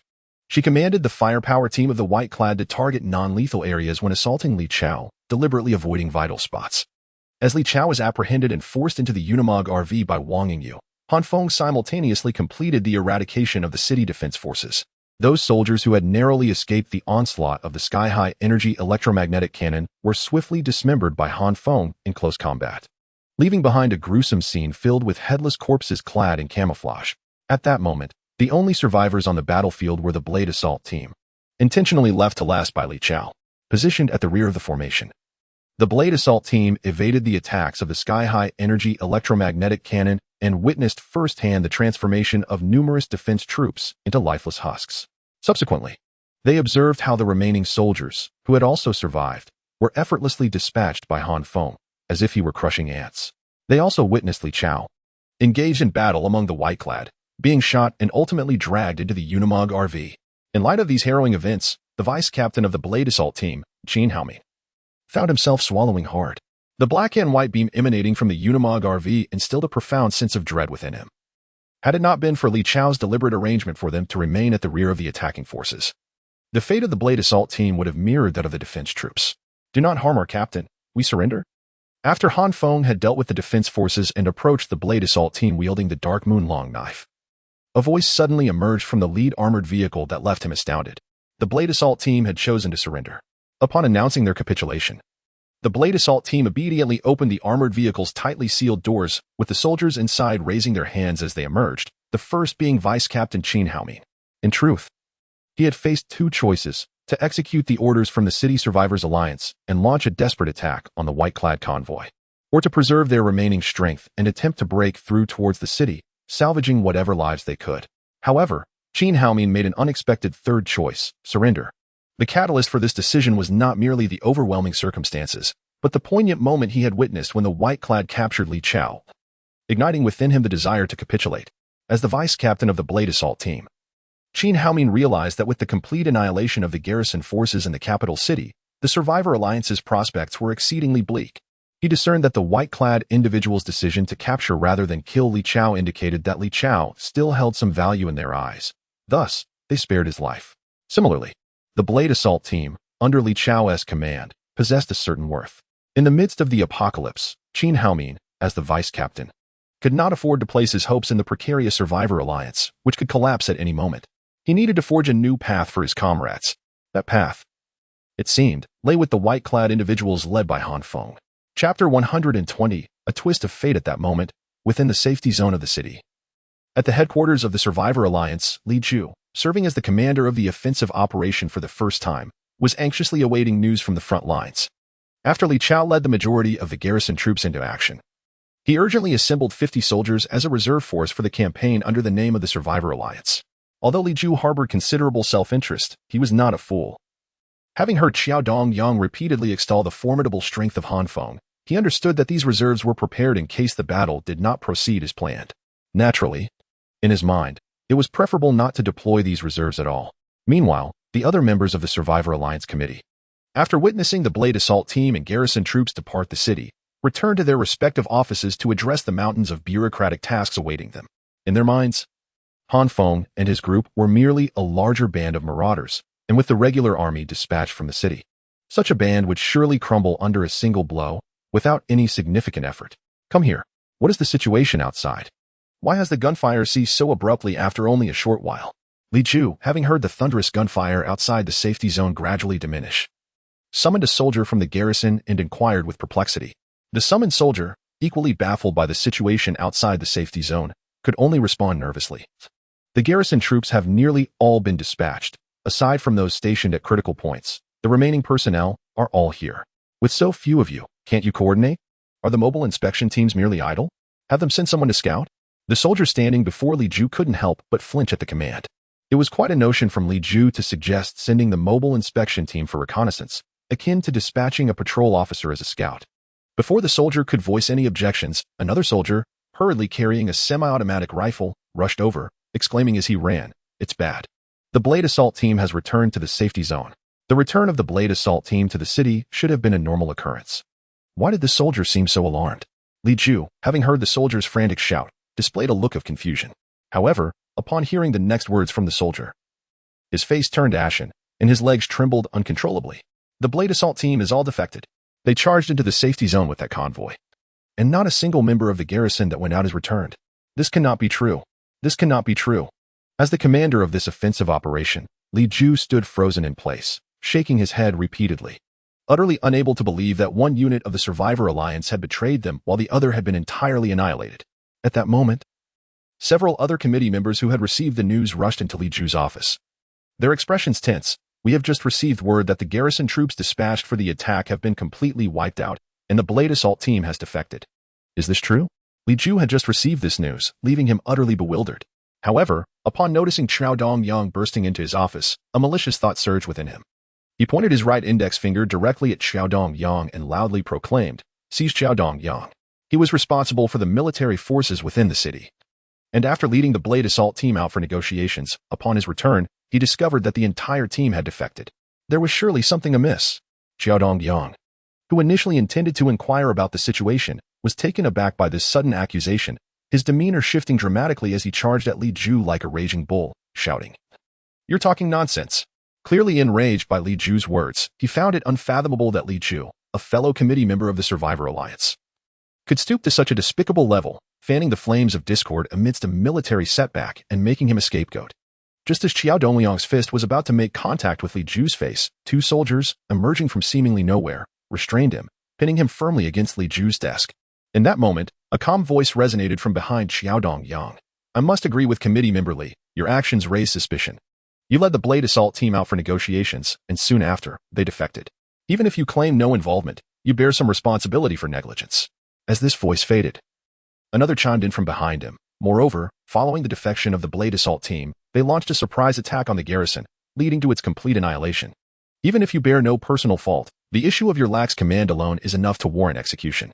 Regarding the obliteration of the garrison, everyone believed it was a direct result of the Blade Assault team's betrayal, and Xiao Dongliang harbored no doubts about this. He did not believe that Han Feng alone could decimate the entire garrison. Hearing the mention of his lax command, Xiao Dongliang sighed in resignation, surrendering to the inevitable. Meanwhile, at the headquarters of the Survivor Alliance, this farce unfolded as the convoy of the white-clad individuals and the Blade Assault team brazenly broke through the barricades at the secure zone. With the Blade Assault team leading the charge into the safety area of the city, the garrison troops stationed at the secure zone had left to confront Han Feng, rendering the defenses alarmingly insufficient. What once had a dozen guards now had only 2 remaining. Seeing the armored vehicles of the Blade Assault team returning to the secure zone, the 2 guards intended to greet them, but were instead met with a hail of machine gun fire. The soldiers tasked with guarding the passage were shredded by the bullets. After which 2 members of the white-clad fire team swiftly emerged from the medium-sized bus where an Ing was located. Upon disembarking, they rushed towards the heavy machine gun mounted by the passage, pivoting at a full 180 degrees to pivot the gun's muzzle from the clearing area to the secure zone. The Korean wave and the Blade Assault team did not linger at the corridor. Instead, their convoy raced towards the headquarters of the Survivor Alliance. Upon their arrival at the headquarters, they encountered the committee members of the Survivor Alliance, who were escorting Xiao Dongliang to the front of the building.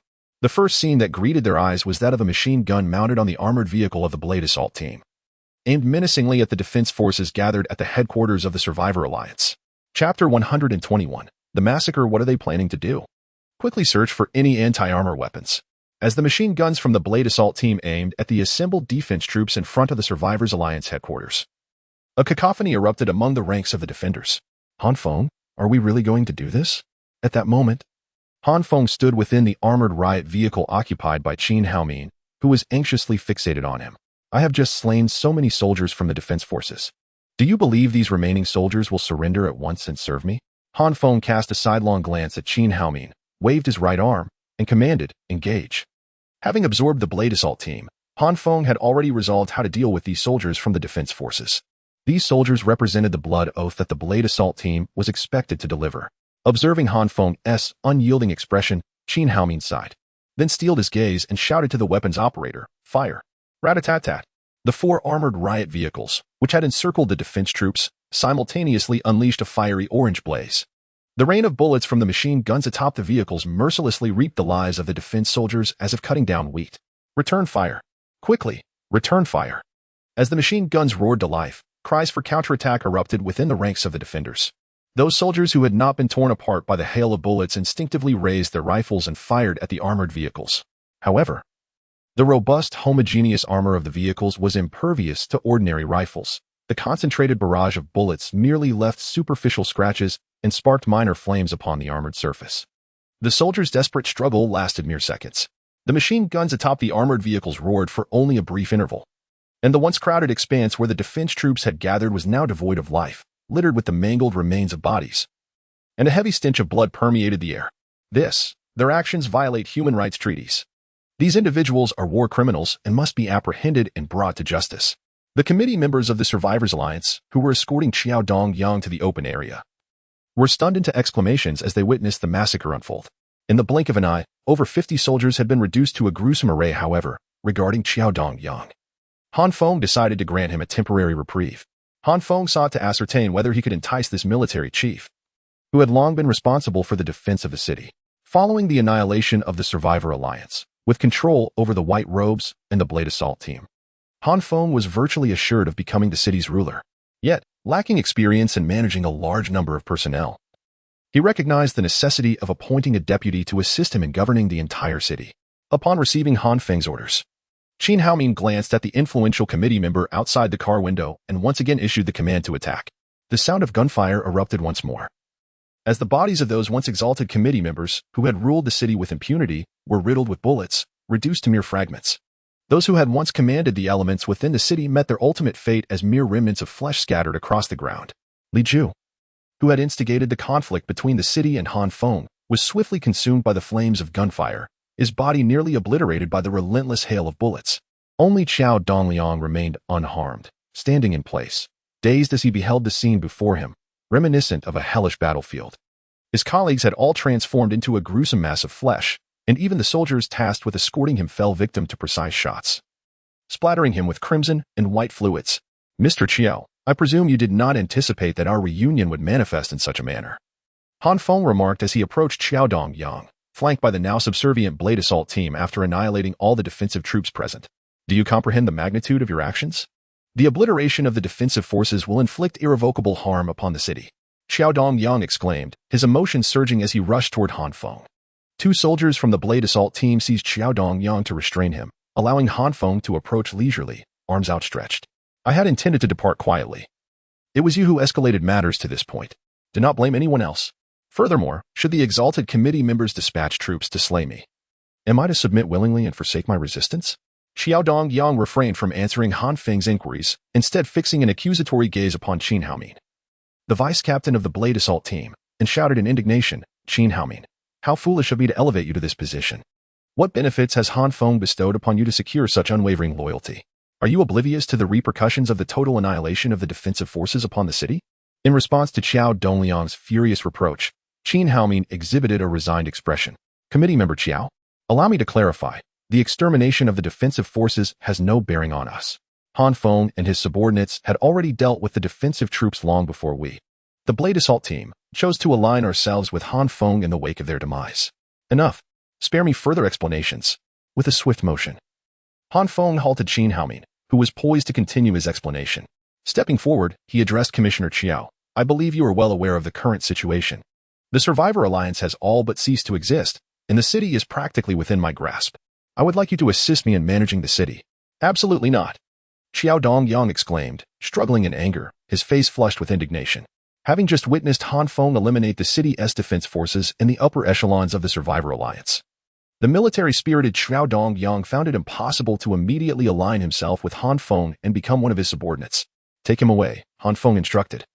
As Qiao Dongliang vehemently rejected the proposition, unsure of how to proceed, he gestured to the soldiers restraining Qiao Dongliang, signaling them to escort him away. Chapter 122. Remaining in the city, the survivors in the city were on edge upon discovering that a substantial number of the defense forces had left the safe zone to engage in combat.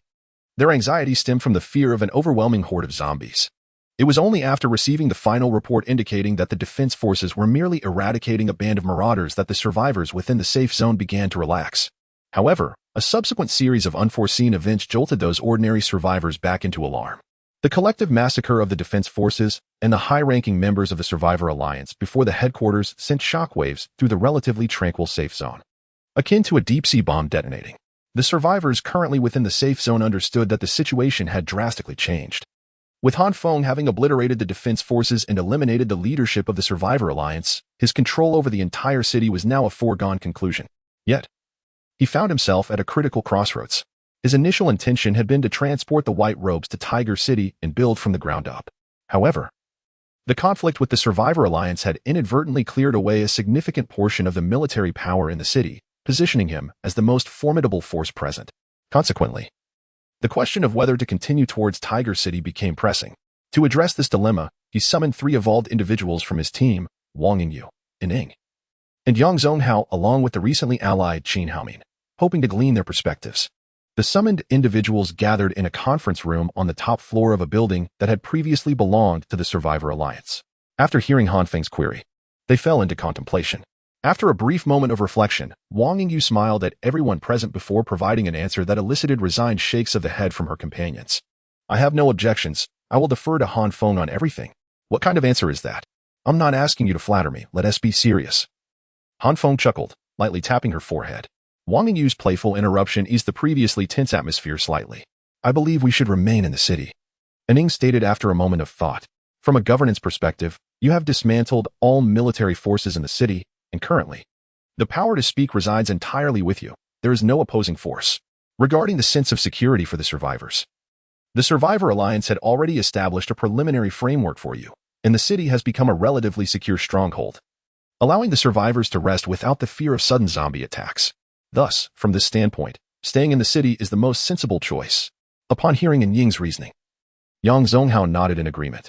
Earlier in the off-road vehicle, Professor Zhang Dongpei also spoke to me about the city. He mentioned that while it is small, it possesses a wealth of research resources that are quite impressive, rivaling those of certain provincial capitals, especially the strength of the chemistry department at Dongfang University of Technology, which ranks among the best in the nation. As Yang Zonghao's voice faded, Qin Haomin, who had just joined, also spoke up. The Blade Assault team has no objections to the destination. However, some members have family in the capital, and if you plan to head to Tiger City, those family members must be taken along as well. After listening to the opinions of the group, Han Feng tapped the conference table lightly. Aware of the general sentiment in the room, clearing his throat, he remarked, I have gathered your thoughts. Since everyone wishes to remain in the capital, I shall not impose further burdens upon you. Han Feng had anticipated that the more significant members of the organization would prefer to stay. In this perilous apocalypse, the sudden emergence of a safe haven devoid of zombies, a place where one could gradually flourish, is not something easily relinquished. Even with Han Feng's extensive experience, he found it difficult to make such a decision. Moreover, considering the current situation in the capital, if they truly consolidated all resources and absorbed nearby survivors, it was plausible that they could develop into a formidable force in this post-apocalyptic world, a prospect that was hard for Han Feng to dismiss. Having resolved to remain in the capital, he shifted the discussion to the next topic, how to handle Li Chao. As he posed this question, Han Feng directed his gaze towards Qin Haomin, who was seated in the conference room. Faced with Han Feng's inquiry, Qin Haomin was momentarily taken aback, his breath quickening and pupils dilating involuntarily. As Li Chao's deputy, Qin Haomin naturally wished for his safety. He bit his lip, glanced around the room at the assembled individuals, and spoke, if possible, could we release Li Chao? Although he is an evolved being, after being shot, whether he can survive in this world remains uncertain. In this apocalypse, medical resources are exceedingly scarce. Li Chao's calf was struck by a rifle bullet. Even if the wound could heal on its own, the ensuing infection and fever could easily claim his life. If you can successfully persuade Li Chao to surrender, I might consider releasing him. However, his injured leg will depend on Ying's capabilities. Han Feng gestured towards Ying, who was seated at the opposite end of the conference table, and added meaningfully, Ying possesses a rare healing ability. In simple terms, Ying's evolved power allows her to significantly diminish the injuries of a patient and transfer them to herself, effectively a trade of blood for blood, injury for injury. However, her ability has considerable limitations. She cannot heal injuries inflicted by zombies. If she were to transfer zombie-inflicted wounds to herself, the apocalyptic virus present in those wounds would also transfer, turning her into a zombie. Currently, Li Chao's injuries are not severe. He has merely sustained a gunshot wound to his lower right leg, with the bullet passing through muscle without damaging the bone. If Ying could intervene and heal him, the impact of the transferred injury would only render her unable to function normally for 3 to 5 days, while Li Chao's body would swiftly return to its original state. Upon learning of Ying's evolutionary abilities, Qin Haomin's eyes widened in astonishment. It dawned on him that this modest convoy was capable of extensive mobility in the apocalypse, supported by 4 formidable evolvers. The number of evolvers within this caravan surpassed the total count of those in the entire city of Fu. Listen, I assure you that I will persuade Li Chao. I implore you to aid him with his leg. Upon realizing Ying's capabilities, Qin Haomin promptly rose and bowed respectfully to her, making a solemn pledge. Ying, seated in the conference room, first glanced at Han Feng before softly responding to the bowing Qin Haomin. If you can convince Li Chao to join our ranks, I shall lend my assistance. Chapter 123, The Apocalypse. As the dawn once again swept the night away from the sky, Han Feng, who had been sleeping within the confines of the Unimog camper, opened his eyes anew. Since his successful conquest of the capital city 3 days prior, this marked the longest slumber he had enjoyed. On the very day Han Feng vanquished the Survivor Alliance and seized control of the capital, a considerable unrest erupted within the safe zone. Friends and family of the soldiers from the garrison, upon hearing of their complete annihilation, were plunged into disarray. Meanwhile, some ambitious survivors within the safe zone perceived this as a fortuitous opportunity to incite rebellion, forming an alliance with the relatives of the fallen soldiers to launch a widespread insurrection. However, these ambitious survivors grossly underestimated Han Feng's ruthlessness. Upon receiving news of the uprising, he issued a singular command to the Blade Assault team and the White Robes: eliminate any survivor daring enough to instigate rebellion and disrupt the order of the safe zone would face the wrath of the Blade Assault team and the firepower of the White Robes, culminating in a grim fate, being mercilessly riddled with bullets, as over 400 bloodied corpses were suspended by nooses from the walls of the safe zone. Swaying gently in the breeze, those survivors who had hoped to take advantage of the chaos recoiled, frightened into submission. Following the imposition of his iron-fisted rule and the quelling of the insurrection and unrest within the safe zone, Han Feng promptly set about enacting sweeping reforms in the capital. First and foremost, as the current ruler of the capital, the very first task at hand was to rename the faction that dominated the city. The moniker Survivor Alliance was relegated to the annals of history from the moment Han Feng stormed into the capital. Equally, he found the name of the White Robes, previously led by an Ing, unsatisfactory. Ultimately, he christened the newly unified faction as the Apocalypse. This appellation, signifying the end of the world, reflected Han Feng's ambition as the leader of this organization to bring an end to the chaotic and tumultuous world in a manner befitting the arrival of the apocalypse. With the new name established, Han Feng swiftly began to reorganize the internal structure of the faction and the positions of several key members. He established 4 departments within the Apocalypse organization. The Internal Affairs Department was entrusted with the governance of all matters within the capital, with its most critical responsibility being the confiscation of supplies from survivors and the distribution of food to them. Control over the Internal Affairs Department equated to dominion over the lives and deaths of all survivors in the safe zone. The previously semi-military organizations, the Blade Assault Team and the Firepower Unit of the White Robes, were reallocated to the War Department, a name that required little elucidation. All engagements against the undead and confrontations with other survivor factions would fall under the purview of this department. Simultaneously, Han Feng disbanded the mobile inspection units from the combat roster, merging them with certain members of the White Robes to form a new internal security department, tasked with monitoring and patrolling the conditions within and beyond the capital, as well as resolving disputes among survivors. Ultimately, Han Feng integrated Zhang Dongpei along with his 2 students, Jiang Liumo and Jiang Jingyu, into the newly established research department. However, this department consisted of merely 3 individuals and lacked any instruments or equipment, serving only as a skeletal framework. Regarding personnel arrangements, Wang Yingyu, who had been residing in the Unimog RV, clearly expressed her reluctance to oversee any specific department. Instead, she preferred to remain by Han Feng's side. Han Feng granted her this privilege, opting not to assign her to manage a department, but allowing her to stay close as the Secretary-General of the entire Apocalypse organization. After considerable deliberation, Han Feng appointed an Ing, the former leader of the White Robes organization, to the position of Minister of Internal Affairs within the Apocalypse organization, responsible for managing various matters in the capital city while concurrently serving as the Chief Medical Officer. As for the most formidable department, the War Department, Han Feng resolutely refused to entrust it to anyone else, taking on the role of minister himself. Persuaded by Qin Haoming, Li Chao agreed to join the newly formed Apocalypse organization, assuming the position of commander of the 1st Legion in the War Department, while Qin Haoming took command of the 2nd Legion. Originally the second in command of the White Robes organization, Yang Zonghao, the leader of the collection team, was reassigned to the newly established Internal Guard Department, responsible for the internal security of the capital city and wielding the greatest military force outside the War Department. Under Professor Zhang Dongpei's stewardship, the research department remained unarmed and ineffective due to the unavailability of essential equipment, existing only on paper without any tangible strength. After 2 days of chaotic efforts, the newly established departments began to clarify their respective duties, while the newly appointed leaders started to acclimate to their roles. The order within the capital gradually returned to its former state prior to Han Feng's arrival. Upon completing the organizational restructuring of the newly established Apocalypse forces, Han Feng finally extricated himself from the tangle of bureaucratic affairs, allowing him the opportunity to visit the room where Qiao Dongliang was detained in an attempt to persuade him to surrender.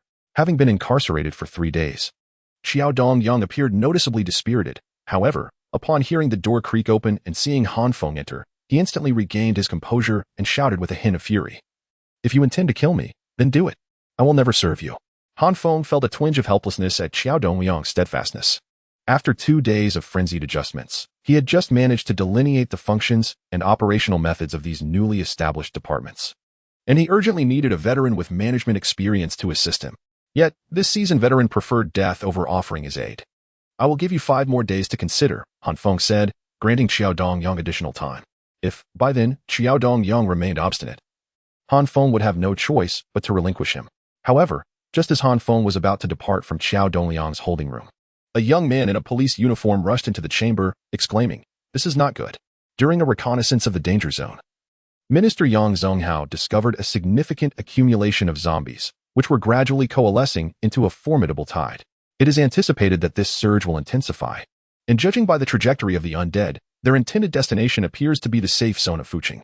Initially, Xiao Dongyang, who had remained resolute with an expression of defiance, was taken aback by the alarming news of the impending horde. He quickly urged, "Hasten the evacuation of those survivors from the area designated for clearance, and instruct the defense forces to prepare for battle atop the walls." In response, Han Feng, noticing Xiao Dongyang's anxious demeanor, remarked, "Oh, if you wish to issue commands, then you must align yourself with the Apocalypse Organization. For I have no custom of allowing outsiders to dictate orders." Chapter 124. The zombie tide confronted with the sudden emergence of a horde of zombies. Xiao Dongyang instinctively relinquished his steadfastness, perhaps perceiving that the lives of the survivors within the safety zone of the city far outweighed his own reputation. Upon learning of the impending zombie tide, Han Feng, too, did not dare to exhibit the slightest negligence. He hastily returned to the headquarters of Tianqi to receive a comprehensive briefing on the situation. At that moment, Yang Zonghao was already stationed in a transformed office. And upon Han Feng's return, he promptly advanced a step forward. "I just led the reconnaissance team from the Internal Security Department to the fringes of the danger zone, where we discovered an alarming surge in the number of zombies. They are gathering in droves on the streets as if for a market. And I estimate that the count may soon reach 1,000, Yang Zonghao reported. Listening intently to Yang Zonghao's account, Han Feng turned to Xiao Dongyang, who had followed closely behind him into the office. "Has the city ever encountered such a situation before?" Xiao Dongyang lowered his head in contemplation for a moment, his brow furrowing deeply. "Such an occurrence has transpired only once. At that time, the safety zone had yet to be established, and a bronze-tier zombie led nearly 100 ordinary zombies in an assault on the survivors' settlement. Had it not been for the intervention of Li Chao and Qin Haomin, it is likely that the current safety zone would not exist." After Xiao Dongyang elucidated the previous assault on the city, Han Feng, already harboring a sense of foreboding, connected the sudden congregation of zombies to the possibility of a zombie tide. The phenomena of zombie tides and mutated beast swarms can be regarded as two of the most terrifying occurrences in the apocalypse, with countless refuge camps having been obliterated by these very events. Generally, there are 2 triggers for a zombie tide. One occurs when a zombie advances to a higher tier, such as an ordinary zombie evolving into a bronze-tier zombie, or a bronze-tier zombie ascending to silver tier. In such cases, they possess an instinctive drive to converge upon human settlements, launching attacks on those areas. The second trigger arises when a horde of zombies within a certain locale becomes unified. In the absence of sufficient sustenance, the ruling zombie leader of that territory will disband its underlings, sending them forth to expand outward, regardless of the triggering mechanism. A zombie tide presents an exceedingly grave trial for the survivors. A tide instigated by bronze-tier zombies may encompass nearly 100 ordinary zombies, while that incited by silver-tier zombies could command numbers in the thousands. As for the outward expansion type of tide, the number of ordinary zombies could be utterly incalculable, ranging from hundreds to tens of thousands, or even hundreds of thousands. If we were to organize an evacuation of the survivors from the safety zone now, would it still be feasible? Upon learning that nearly 1,000 zombies were advancing towards the safety zone, Xiao Dongyang's previously furrowed brow transformed into a tangled knot. He had initially presumed that the scale of this zombie tide would be comparable to the last, yet now it seemed that the numbers were nearing 1,000. To allow the survivors to exit the safety zone now would only provide further sustenance for the horde. Han Feng swiftly interrupted Xiao Dongyang's proposal with a wave of his hand. He understood that the zombies responsible for triggering the tide would not simply trudge aimlessly. It was likely that the perimeter of the city had already become a veritable nest of zombies. Han Feng pondered for a moment before instructing Yang Zonghao beside him. "Please dispatch someone to bring back the survivors who have ventured beyond the safe zone into the area designated for resource collection. Additionally, locate Ning, Li Chao, and Qin Haomin."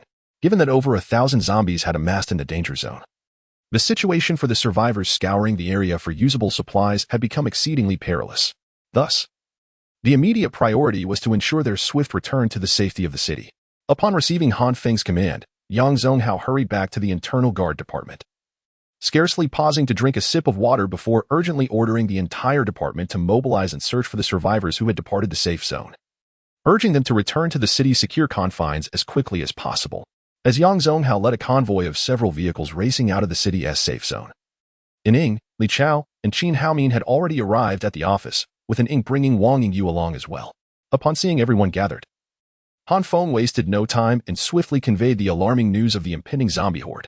What? The scale of this zombie wave is that immense? Li Chao and Qin Haomin stood in shock as they absorbed the magnitude of the threat. The minor zombie horde they had previously dealt with, consisting of nearly 100 zombies, had already inflicted significant costs on the city. Now, with close to 1,000 zombies approaching, even rallying all the survivors at the walls for defense would likely prove futile against such a tide. However, before they could fully process this revelation, Han Feng's next statement compelled everyone present to rise to their feet. I suspect that among this horde, there will be silver-level zombies, except for Xiaodong Yang. Everyone else present had encountered or witnessed the prowess of bronze-level zombies to varying degrees. Bronze-level zombies were already formidable adversaries. The thought of facing silver-level zombies was daunting enough to render the collective strength of all present utterly insufficient to subdue one.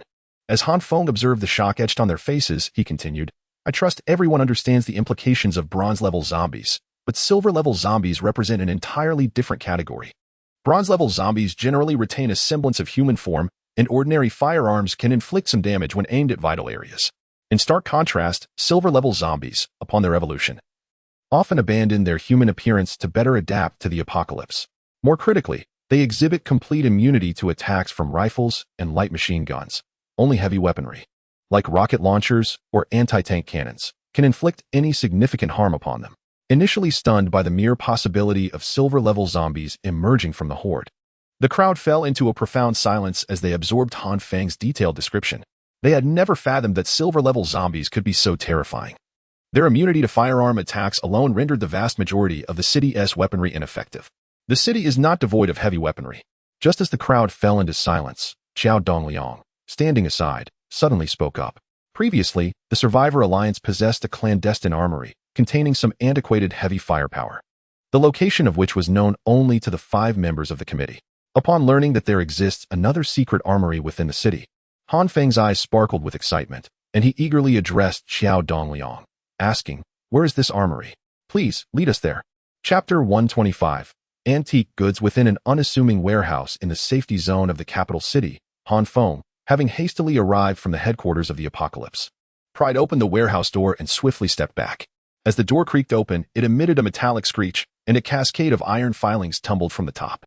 Once the dust settled, Han Feng understood why this warehouse had been overlooked. It was filled with an extensive array of marble slabs. These heavy and robust stones could not be moved by fewer than a dozen men, and even if they were relocated, specialized tools would be necessary to cut them. As the warehouse door swung wide, Xiao Dongyang was the first to enter, approaching a towering pile of black marble. He gestured towards the heap, stating, the entrance to the weapons storage is beneath this stack of marble. We must find tools to clear it away. Don't waste time searching for tools. I'll handle it. Han Feng replied, gripping his dark moon-long knife and stepping forward. With a series of sharp cracks, the knife sliced through the heavy marble as effortlessly as if it were tofu. Once the shattered pieces were cleared aside, a steel-covered passageway revealed itself to all present. Xiao Dongyang pointed to a massive steel plate measuring 4 by 4 meters on the ground, declaring, beneath this steel plate lies the warehouse for heavy weaponry.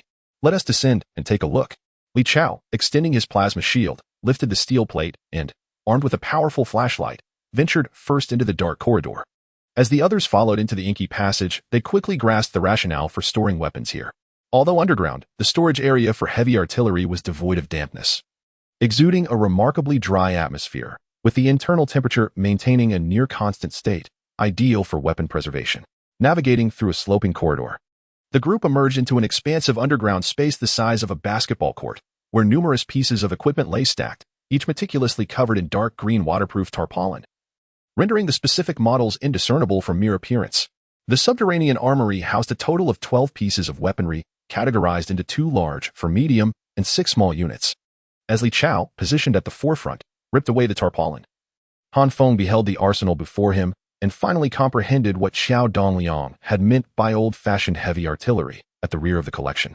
2 imposing figures emerged, the 66 style 152mm howitzers, each nearly 9 meters in length. A wry smile crept across Han Feng's face as he surveyed the formidable pieces. The formidable power of the Type 66 152mm howitzer is indisputable. Its shells possess the capability to obliterate all life within a 50-meter radius due to the sheer force of their shockwaves.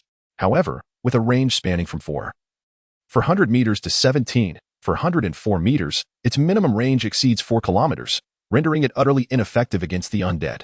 The presence of 4 medium-sized armaments caused a slight furrow of concern on Han Feng's brow. These 4 pieces of equipment are identical models of the Type 74 37mm dual-barreled anti-aircraft gun. Although categorized as medium equipment, this classification arises from a comparison to the howitzer. Each of these units measures approximately 3 meters in length and 2.5 meters in width, comparable in size to a medium off-road vehicle. Upon witnessing this apparatus, Han Feng instinctively contemplated its potential applications. The Type 74 37mm dual-barreled anti-aircraft gun, despite its designation indicating its primary role as an aerial defense weapon, could be creatively repurposed against the relentless tide of zombies. By excavating several fixed gun positions with an inclined angle atop the walls, these anti-aircraft guns could be deployed as direct-fire artillery. Furthermore, the firepower of the 37mm caliber dual-barreled anti-aircraft gun is sufficient to disintegrate a human body. Even though a typical zombie may require a headshot to ensure its demise, a zombie reduced to mere fragments, with only its head remaining, would pose no threat. However, Han Feng's sole concern pertained to the ammunition reserves. The Type 74 37mm dual-barreled anti-aircraft gun boasts a maximum firing rate of up to 400 rounds per minute. With 10 boxes of shells piled beside each gun, he pondered whether this would suffice to sustain full fire for 5 minutes. In contrast, the final 6 weapons, each approximately 1.5 meters in length, sparked a glimmer of hope in Han Feng's eyes. These 6 somewhat antiquated Type 78 80mm recoilless rifles might indeed pose a modicum of threat to silver-grade zombies. Weighing approximately 35 kilograms, including the barrel and carriage, the recoilless rifle is too cumbersome for individual soldiers to carry, leading to its gradual replacement by various types of rocket launchers. Moreover, the armor-piercing capability of the recoilless rifle limits its effectiveness against only older tank models, resulting in its gradual obsolescence across the globe. Upon discovering these 6 recoilless rifles, Han Feng promptly called out to Li Chao, "Quickly move these recoilless rifles up and urgently modify the armored vehicles.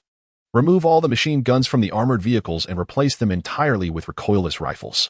As Han Feng rejoiced at the sight of the recoilless rifles stored in the warehouse, the evacuation operation from the clearing zone was reaching its conclusion. Yang Zonghao, leading the members of the internal security force, disregarded the potential emergence of hidden zombies within the building and directly used a loudspeaker to announce, "Attention all survivors searching for supplies outside the city. A massive horde of zombies is about to assault the city. The vanguard of the horde has reached the danger zone. All survivors in the clearing zone must return immediately to the safe area of the city." Upon learning of the impending zombie horde, the survivors hurriedly fled from the buildings they had been searching. The majority among them had previously endured the terror of the last zombie outbreak and were acutely aware of its horrific nature. Remaining in the designated clearance zone would undoubtedly lead to being engulfed by the relentless tide of zombies, transforming them into mindless monstrosities. The sound from the loudspeaker also caught the attention of the lurking zombies in the clearance zone, prompting them to emerge from the buildings and charge towards Yang Zonghao's vehicle. Die. After his rifle once again pierced the skull of an attacking zombie, Yang Zonghao gazed at the ominous black line that had begun to appear on the horizon. He shouted to the driver before him, "Hurry, retreat. The horde has arrived. Those survivors who have yet to leave can only fend for themselves." Chapter 126. The battle outside the city. As Yang Zonghao returned to the city with several hundred survivors in search of supplies, the soldiers of the 2nd Legion stationed atop the walls could discern, albeit faintly, a dark line on the horizon. This ominous line was formed by countless zombies, advancing at a leisurely pace akin to that of an ordinary person. Yet, the mere sight of this line instilled a heavy dread in the hearts of the soldiers, an inexplicable fear permeating their spirits. Just as the horde of zombies appeared in the designated clearing area of the city, modified recoilless cannon armored vehicles emerged behind the walls. With only 4 armored vehicles at their disposal, 2 off-road vehicles were equipped with recoilless cannons mounted atop, their rear occupants poised to operate them through the sunroofs. Upon Yang Zonghao's return to the safety zone, Han Feng maneuvered the Unimog RV to the singular exit of the safety zone, his finger poised over the launch button of the Heavenly Dome ultra-high energy electromagnetic cannon. According to Han Feng's strategic plan, the Apocalypse organization intended to keep the enemy at bay outside the safety zone. When the horde approached within 100 meters of the city's safety perimeter, the Unimog RV would unleash the electromagnetic cannon to initiate the first wave of assault against the zombie throng, aiming to eradicate more than half of the ordinary zombies. If feasible, they would strive to inflict damage on the Silver Tier zombies as well.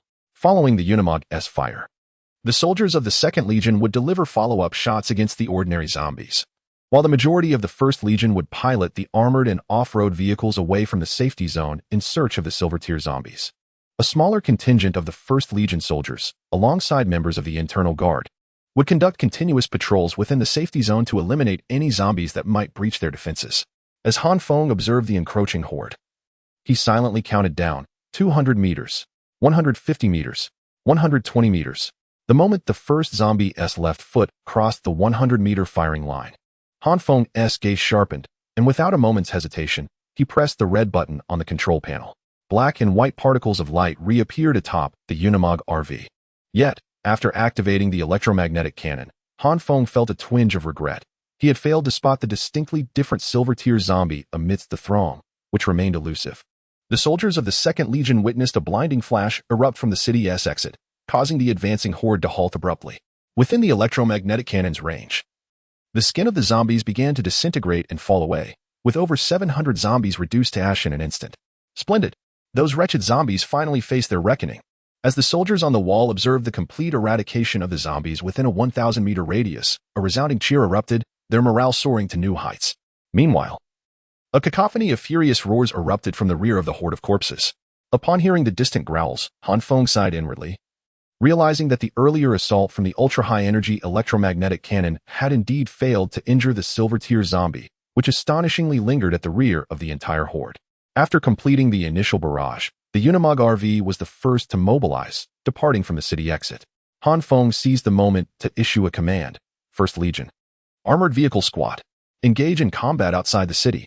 In response to Han Feng's directive, for riot control, armored vehicles surged forth from the safety zone of the capital, while 2 comparatively vulnerable off-road vehicles trailed behind the convoy.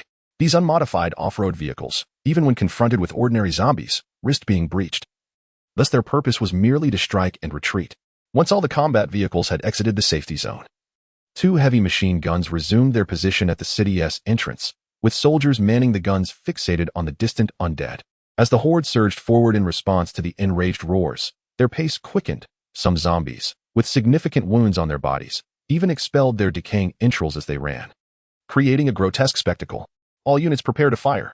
As the zombies charged towards the safety zone, Qin Haomin, the commander of the 2nd Legion stationed on the wall, issued the attack order. After commanding the preparations, the color of his eyes instantly shifted to a brilliant blue, his arm raised high as he muttered incantations. Moments later, a radiant blue glow emanated from his eyes. Ice pillars, imbued with chilling energy, descended from the heavens, crashing down upon the advancing horde. However, constrained by his capabilities, Qin Haomin's ice pillar attack could only encompass a 10 square meter area. Observing the falling ice, Han Feng and the Unimog RV nodded in acknowledgement. When Qin Haomin had first pledged his allegiance, he had revealed his abilities to Han Feng, as an evolved being requiring time to gather energy for his attacks. He stood no chance against Han Feng's stealthy prowess, which had prompted his decisive choice to submit. The ice pillars served as a signal as they struck the horde. A thunderous barrage erupted from the safety zone's walls. The sound of gunfire resonated like thunder. With each gunshot, ordinary zombies within the horde fell, yet many, unscathed in their vital regions, continued their fearless charge towards the safety zone. At that moment, Han Feng's armored convoy crashed into the horde. With a resounding impact, the Unimog RV collided with several zombies lunging at it. Those ordinary zombies, struck down by the RV, were immediately ensnared by the wheels, reduced to a pulpy mass. The situation of the other armored vehicles was similarly precarious, with only the last 2 off-road vehicles following the 5 leading battle tanks, their occupants filled with trepidation. However, as they departed from the safe zone, Han Feng took into account their lack of armor and agreed that in a moment of crisis, they could retreat without waiting for the appearance of the silver-level zombies, leaving the battlefield immediately after firing their recoilless rifles.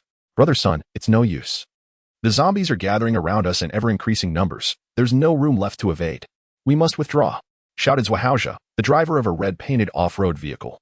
His forehead slick with sweat as he called out to the man operating the recoilless rifle behind him. All right, once I fire the cannon, We will retreat. Brother Sun, manning the recoilless rifle, aimed it at an area densely populated by zombies, realizing that their numbers continued to swell. Just as he prepared to take aim and fire, a figure with a mutilated finger emerged from the throng of zombies behind him. A silver-level zombie. Chapter 127. Regenerative ability. Another off-road vehicle, traveling alongside the red SUV, encountered a zombie that appeared no different from the others. To everyone's astonishment, it lunged at the second vehicle, overturning it completely. Moments later, the vehicle erupted in a violent explosion, prompting an urgent announcement over the loudspeaker. Silver-level zombie detected. Off-road vehicle 2 has withdrawn from combat. Repeat. Off-road vehicle 2 has withdrawn from combat. Han Feng, who had advanced ahead, caught sight of the dust rising in the rearview mirror. Witnessing the overturned vehicle engulfed in flames, he could not help but curse. Damn it. Those cunning bastards. Typically, when zombies evolve to the silver level, they possess a modicum of intelligence. Beyond mere instinct, they can strategize to inflict maximum damage on their foes with minimal cost. The silver-level zombie, capable of regenerating its fingers, had previously concealed itself among the ordinary undead. With a sudden and decisive strike, it toppled an attacking vehicle, causing the recoilless rifle on board to go unused, resulting in a futile explosion. I saw that zombie. It looked just like the others, except it was gnawing on its fingers. A soldier in the first off-road vehicle exclaimed upon recognizing the silver-level zombie that had attacked the second vehicle. He promptly alerted the armored vehicles ahead. Inside one of the armored vehicles, Li Chao gazed at the blazing off-road vehicle, a pang of sorrow flashing through him. His comrades, with whom he had faced life and death, had been effortlessly slaughtered by the silver-level zombie without even a hint of resistance. After demolishing the red SUV, the silver-level zombie raised its head, a crimson glow flickering in its eye sockets, and swiftly lunged toward another off-road vehicle. Recoilless rifle. Prepare. Fire. Han Feng, having turned the vehicle around, heard the urgent call from the loudspeaker. He noticed that the operator of the recoilless rifle on another vehicle had successfully aimed at the approaching zombie and abruptly pulled the trigger. In an instant, a burst of orange-red flame erupted from the rear of the recoilless rifle as the 5-kilogram, spindle-shaped projectile spiraled away from the barrel, hurtling directly towards the airborne silver-level zombie. Given the target's agility, all projectiles were deliberately selected to be low-velocity grenades. Even if they did not strike directly, the explosion would unleash 825 steel balls, capable of severely injuring any nearby targets. Boom. Less than a second after the 5-kilogram shell left the barrel, it collided with the silver-level zombie. The ensuing explosion produced a colossal fireball. We hit it. Brother Sun, we struck the silver-level zombie directly with the recoilless rifle. What does it matter if it's a silver-level zombie? Left Haoja, driving the off-road vehicle, exclaimed with elation upon witnessing the impact. Meanwhile, Brother Sun, having released the trigger, wiped the sweat from his brow. Just as he was about to respond, his pupils dilated in alarm. At the very sight of the explosion, a humanoid creature suddenly materialized. Its crimson eyes blazing with fury as it fixed its gaze upon the off-road vehicle that had just unleashed its artillery. This silver-tier zombie was not dead. After a piercing scream echoed from the vehicle, silence enveloped the scene. The silver-tier zombie effortlessly reached into the cockpit of the off-road vehicle, swiftly severing the head of the driver, Luo Haoja. The sight of this silver-tier zombie caused Han Feng's pupils to constrict sharply. Seated within the Unimog RV, he witnessed the entire sequence of the zombie's assault on the first off-road vehicle. He observed that the arm of the airborne zombie, which had previously borne a gaping wound the size of a bowl, had completely healed by the time it dove into the cockpit of the first off-road vehicle. The injury had vanished without a trace. This zombie possessed the extraordinary ability of regeneration. Han Feng could not suppress a gasp of astonishment. What is regeneration? Inquired Wang Yingyu, who was seated in the passenger seat, having also witnessed the destruction of the first off-road vehicle. Zombies endowed with regenerative abilities, while not particularly formidable in terms of offensive and defensive capabilities, could harness a unique energy within their bodies to continuously mend their damaged forms. Even if their bodies were severed in two, they could quickly regrow the missing half through their regenerative prowess. Just as Han Feng explained this to Wang Yingyu, a sudden thought struck him. He immediately called out to the remaining armored vehicles, "Do not rush to fire the recoilless guns mounted on the armored vehicles. A single shell will not inflict any harm on the zombie. Only concentrated fire can potentially slay it." Given the silver-tier zombie's regenerative capacity, although the shells fired from the recoilless gun could indeed deliver significant damage, the wounds would heal within a mere 10 seconds. To eliminate the silver-tier zombie, two strategies could be employed. The first would involve sustained firepower output, overwhelming the zombie's regenerative ability so that it could not keep pace with the extent of its injuries, ultimately leading to its demise. The second method would require inflicting immense damage instantaneously, ensuring that the zombie's regeneration could not take effect before it was vanquished. Wang Yingyu, take the wheel, Han Feng instructed, entrusting the steering of the Unimog RV to her after comprehending the Silver-Tier zombie's capabilities. He realized that in the face of such a tenacious creature, he would need to engage in close combat. After dismantling the first off-road vehicle into a heap of scrap, the Silver-Tier zombie raised its head once more, directing its attention toward the next armored vehicle. However, the armored convoy, which had plunged into the throng of zombies, now found itself in dire straits. Countless ordinary zombies surrounded the white riot control armored vehicle, rendering any movement nearly impossible.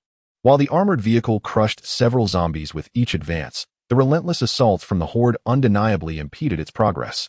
Particularly, the lateral strikes caused the armored vehicle, weighing several tons, to sway precariously, drastically reducing its forward momentum. Aim at those zombies and exert all your strength to clear a path for the armored convoy. Upon witnessing the plight of the armored vehicles, Qin Haomin, stationed on the wall, urgently called out to the soldiers from the 2nd Legion.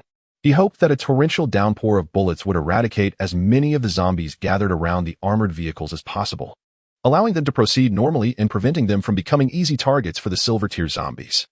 Chapter 128. The cunning zombie. As the deafening gunfire erupted once more from the walls, the ordinary zombies surrounding the armored vehicle were swiftly decimated, allowing the vehicle to finally accelerate.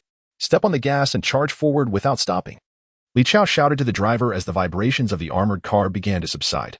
He was acutely aware that should they fall into the clutches of ordinary zombies again, the armored vehicle could easily be overturned. Roaring. Just as the armored vehicle was about to break free from the horde of ordinary zombies, a silver-grade zombie standing before the wreckage of the No. 1 off-road vehicle suddenly let out a fearsome howl. The silver-grade zombie seemed to comprehend that the ordinary zombies posed no real threat to the armored vehicle and immediately altered its offensive strategy. The ordinary zombies that had been besieging the armored vehicle abruptly abandoned their assault and surged towards the safety zone of the city. Cunning creatures. Han Feng, situated within the Unimog RV, cursed inwardly as he witnessed the ordinary zombies forsaking their attack on the armored vehicles, all rushing towards the safety zone. This movement undeniably intensified the defensive pressure on that side. Had someone else been in command of the battle, they might have opted to retreat to the safety zone. However, a glint of cold determination flashed in Han Feng's eyes as he commanded Li Chao's convoy to proceed as planned, advancing towards the silver-grade zombie. Meanwhile, the silver-grade zombie, observing that Han Feng's armored convoy did not retreat to the safety zone, felt a surge of crimson fury in its eyes. Like a cannonball, it launched itself towards the foremost armored vehicle of the convoy, Li Chao's very own. Bring it on, maintain full speed, and ram it. Recognizing the agility of the silver-grade zombie, Li Chao knew the armored vehicle had no chance of evading the incoming assault, thus he issued the command to collide. Although aware that even a full-speed impact would not be sufficient to obliterate the silver-grade zombie, he nonetheless hoped to inflict some damage. Upon receiving Li Chao's command, the driver pressed down on the accelerator, and the engine roared to life with a forceful intensity, hurtling towards the silver-grade zombie. Boom! With a thunderous crash, Li Chao's vehicle collided with the silver-grade zombie, neither party yielding an inch. A cloud of smoke billowed upward from the impact. The sheer force of the collision rendered most of the occupants of the armored vehicle unconscious, save for Li Chao, who stood resolutely in place, his plasma shield activated. Following the clash, the front of the armored vehicle bore a massive gash. The robust frontal armor and sturdy metal grille were grotesquely twisted and shattered, while the engine located at the front was completely ruptured, spilling golden oil across the ground. The silver-level zombie merely shook its head before rising once more. Although one of its arms had been completely twisted and deformed from the impact, it began to recover at a visibly rapid pace once it got back on its feet. With a roar, the silver-level zombie seemed to sense the presence of living beings within the armored vehicle. It raised its uninjured arm and commenced to pummel the armored body with powerful punches. Each strike caused significant dents in the thick armor, and it would not be long before it could tear through the plating, endangering the unprotected soldiers inside. At that moment, Han Feng leaped out of the sunroof of the Unimog RV, charging directly towards the silver-level zombie that was wreaking havoc on the armored vehicle. The zombie, sensing Han Feng's swift approach, lifted its head, a flicker of anger evident in its eye sockets. As if it were incensed that even an insignificant creature like Han Feng dared to challenge it, it abandoned its assault on the armored vehicle and, with a swift motion, lunged toward Han Feng. This creature is incredibly fast. The moment the silver-level zombie moved, Han Feng felt the pressure, despite this zombie's primary ability being regeneration. Any zombie that ascends to the silver level experiences a comprehensive enhancement in basic physical attributes. Thus, the movement speed of this silver level zombie was not significantly slower than Han Feng's. As Han Feng engaged the silver-level zombie, Li Chao, shielded by a plasma barrier, emerged from the damaged armor and made his way toward Han Feng. The soldiers of the First Legion inside the armored vehicles could only perceive two shadows converging, their speed surpassing the ability of most soldiers to track. However, amidst the swift movements, Han Feng's gaze remained steadfastly fixed on the silver-level zombie. Gripping the Dark Moon longsword with both hands, he prepared to deliver a fatal blow. Closer. Just a bit more. Han Feng mentally calculated the distance between himself and the silver-level zombie. As he surged forward, he realized that the zombie had entered his attack range. Die. In that moment, Han Feng felt not an ounce of hesitation. With a sudden burst of power from his waist, he propelled himself forward, his arms firmly gripping the Dark Moon longsword, and struck directly at the silver-level zombie. With a sharp sound, the exceptionally sharp Dark Moon longsword did not disappoint Han Feng. It cleaved through the chest of the silver-level zombie, a massive wound gaping open in its torso. Yet, the silver-level zombie seemed utterly unfazed by the grievous injury. Continuing its advance, its fist poised to crush Han Feng's body in one fell swoop. Fortunately, Han Feng had anticipated this. As he realized the Dark Moon longsword had merely sliced open the zombie's chest, he deftly shifted his body to the left, narrowly avoiding the zombie's powerful punch. At the same moment, Li Chao, bearing the plasma shield, arrived at the scene of their fierce confrontation. However, he could only remain rooted in place, observing the two ethereal figures entwining in midair, unable to advance. At that moment, as the silver-tier zombie brushed past Han Feng once more, a grotesque smile emerged upon its hideous visage, and its speed surged yet again. Its fist was already poised before Han Feng, who seemed utterly unable to evade. This silver-tier zombie had been concealing its true prowess throughout the battle, refraining from unleashing its full combat strength until now, finally revealing its authentic capabilities. Should Han Feng be struck by this blow, given his heightened defensive capabilities, his demise would be inevitable. Chapter 129, Slaying the Silver-Ranked Zombie. As Han Feng gazed upon the increasingly colossal fist before him, a chill coursed through his heart. He had not anticipated the cunning nature of this silver-ranked zombie, despite previously being struck by a recoilless cannon and colliding with an armored vehicle. It had not revealed its full strength until now, baring its fangs. However, in this moment of life and death, a surge of warmth began to emanate from within him, shattering certain constraints in his body. He sensed that following this battle, his power would undoubtedly ascend to the precipice of the silver rank. Harnessing the burgeoning warmth within, Han Feng exerted all his strength to veer his body slightly to the right. Even if the zombie's fist were to strike him, it would merely graze him from the side, and the force of the silver-ranked zombie's blow would at most leave him grievously injured. Just as Han Feng prepared himself for the inevitable impact, the silver-ranked zombie, which had been advancing towards him, suddenly redirected its attack, charging towards the location of the Unimog RV. In truth, Wang Yingyu, recognizing the dire situation, disregarded the disparity in their powers and unleashed her primal allure at the silver-ranked zombie. Upon casting the allure, the vast gap in strength between her and the zombie became painfully evident as she coughed up a mouthful of blood. "Come to me." Despite the blood spilling from her lips, she refused to sever the primal allure, desperately urging the silver-ranked zombie to approach her. Nevertheless, the disparity in power only afforded Wang Yingyu an additional second of control over the silver-ranked zombie, after which darkness enveloped her vision, and her body succumbed to unconsciousness. The last sight she beheld before losing consciousness was Li Chao, adorned with a blue plasma shield, charging in front of the silver-ranked zombie, obstructing its path. "Han Feng, I will hold it off. Prepare to strike." Li Chao, shielded by the plasma, understood that his own offensive power was insufficient to breach the defenses of the silver-ranked zombie. His only hope lay in creating an opportunity for Han Feng to unleash a miraculous attack. As the silver-ranked zombie broke free from Wang Yingyu's control, it turned only to be ensnared by Li Chao's embrace against the shield. With a furious roar, the silver-ranked zombie, feeling a profound humiliation, raised its right arm high. Its foul-smelling fist, propelled by immense force, descended upon Li Chao's arm. This powerful blow, if unleashed upon an ordinary vehicle, would likely crush it instantly. Yet, Li Chao, fortified by the plasma shield, endured the impact. However, the shield flickered ominously between light and darkness, evidently on the brink of shattering from the force of the silver-ranked zombie's strike. Seeing that Li Chao had temporarily restrained the silver-ranked zombie, Han Feng dared not delay. Taking a deep breath, he gripped the Dark Moon blade tightly once more and, with renewed vigor in his limbs, lunged towards the zombie. The recent breakthrough at the brink of life and death has subtly enhanced Han Feng's speed once more. As he gripped the Dark Moon blade, its edge generated intense friction with the air, causing it to heat up and glow a vivid red. Roaring in disbelief that his previous powerful strike had failed to obliterate the insignificant Li Chao, the silver-tier zombie lifted its neck and let out a fierce roar. Raising its fist once again, it swung downwards towards Li Chao, who clung to it. With a sickening thud, Li Chao was struck hard. Blood spewing from his mouth as the plasma shield that had enveloped him teetered on the brink of collapse. Another brutal blow shattered the shield into fragments of ghostly blue, dissipating into the air. Li Chao, having endured the full force of the silver-tier zombie's attack, was sent flying, his arms twisted grotesquely as he fell unconscious, teetering on the edge of mortality. However, his brief delay of the zombie allowed the dawn of victory for the apocalypse. At the moment he was hurled away, Han Feng's strike had already been unleashed.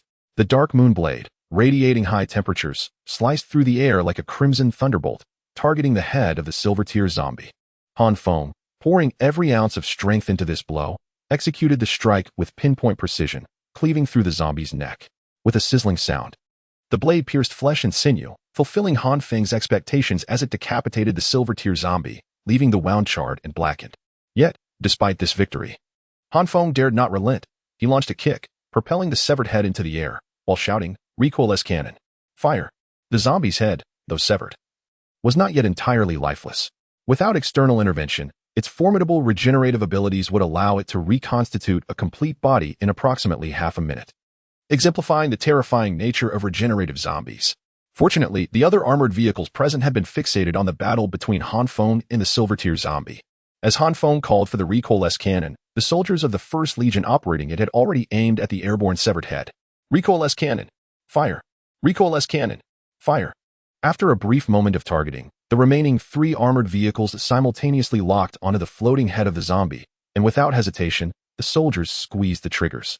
3 heavy shells surged towards the zombie's head at intervals of mere seconds. Boom, boom, boom. The simultaneous blast erupted, generating a mushroom cloud where the silver-tier zombie's head had been, and the immense shockwave caused Han Feng, standing not far away, to cough up blood, suffering internal injuries from the blast. Ignoring his own wounds, Han Feng dashed towards the explosion's epicenter, scanning the ground intently as if searching for something. Finally, he spotted it. After a brief search in the area of the explosion, a glimmering bead caught Han Feng's attention.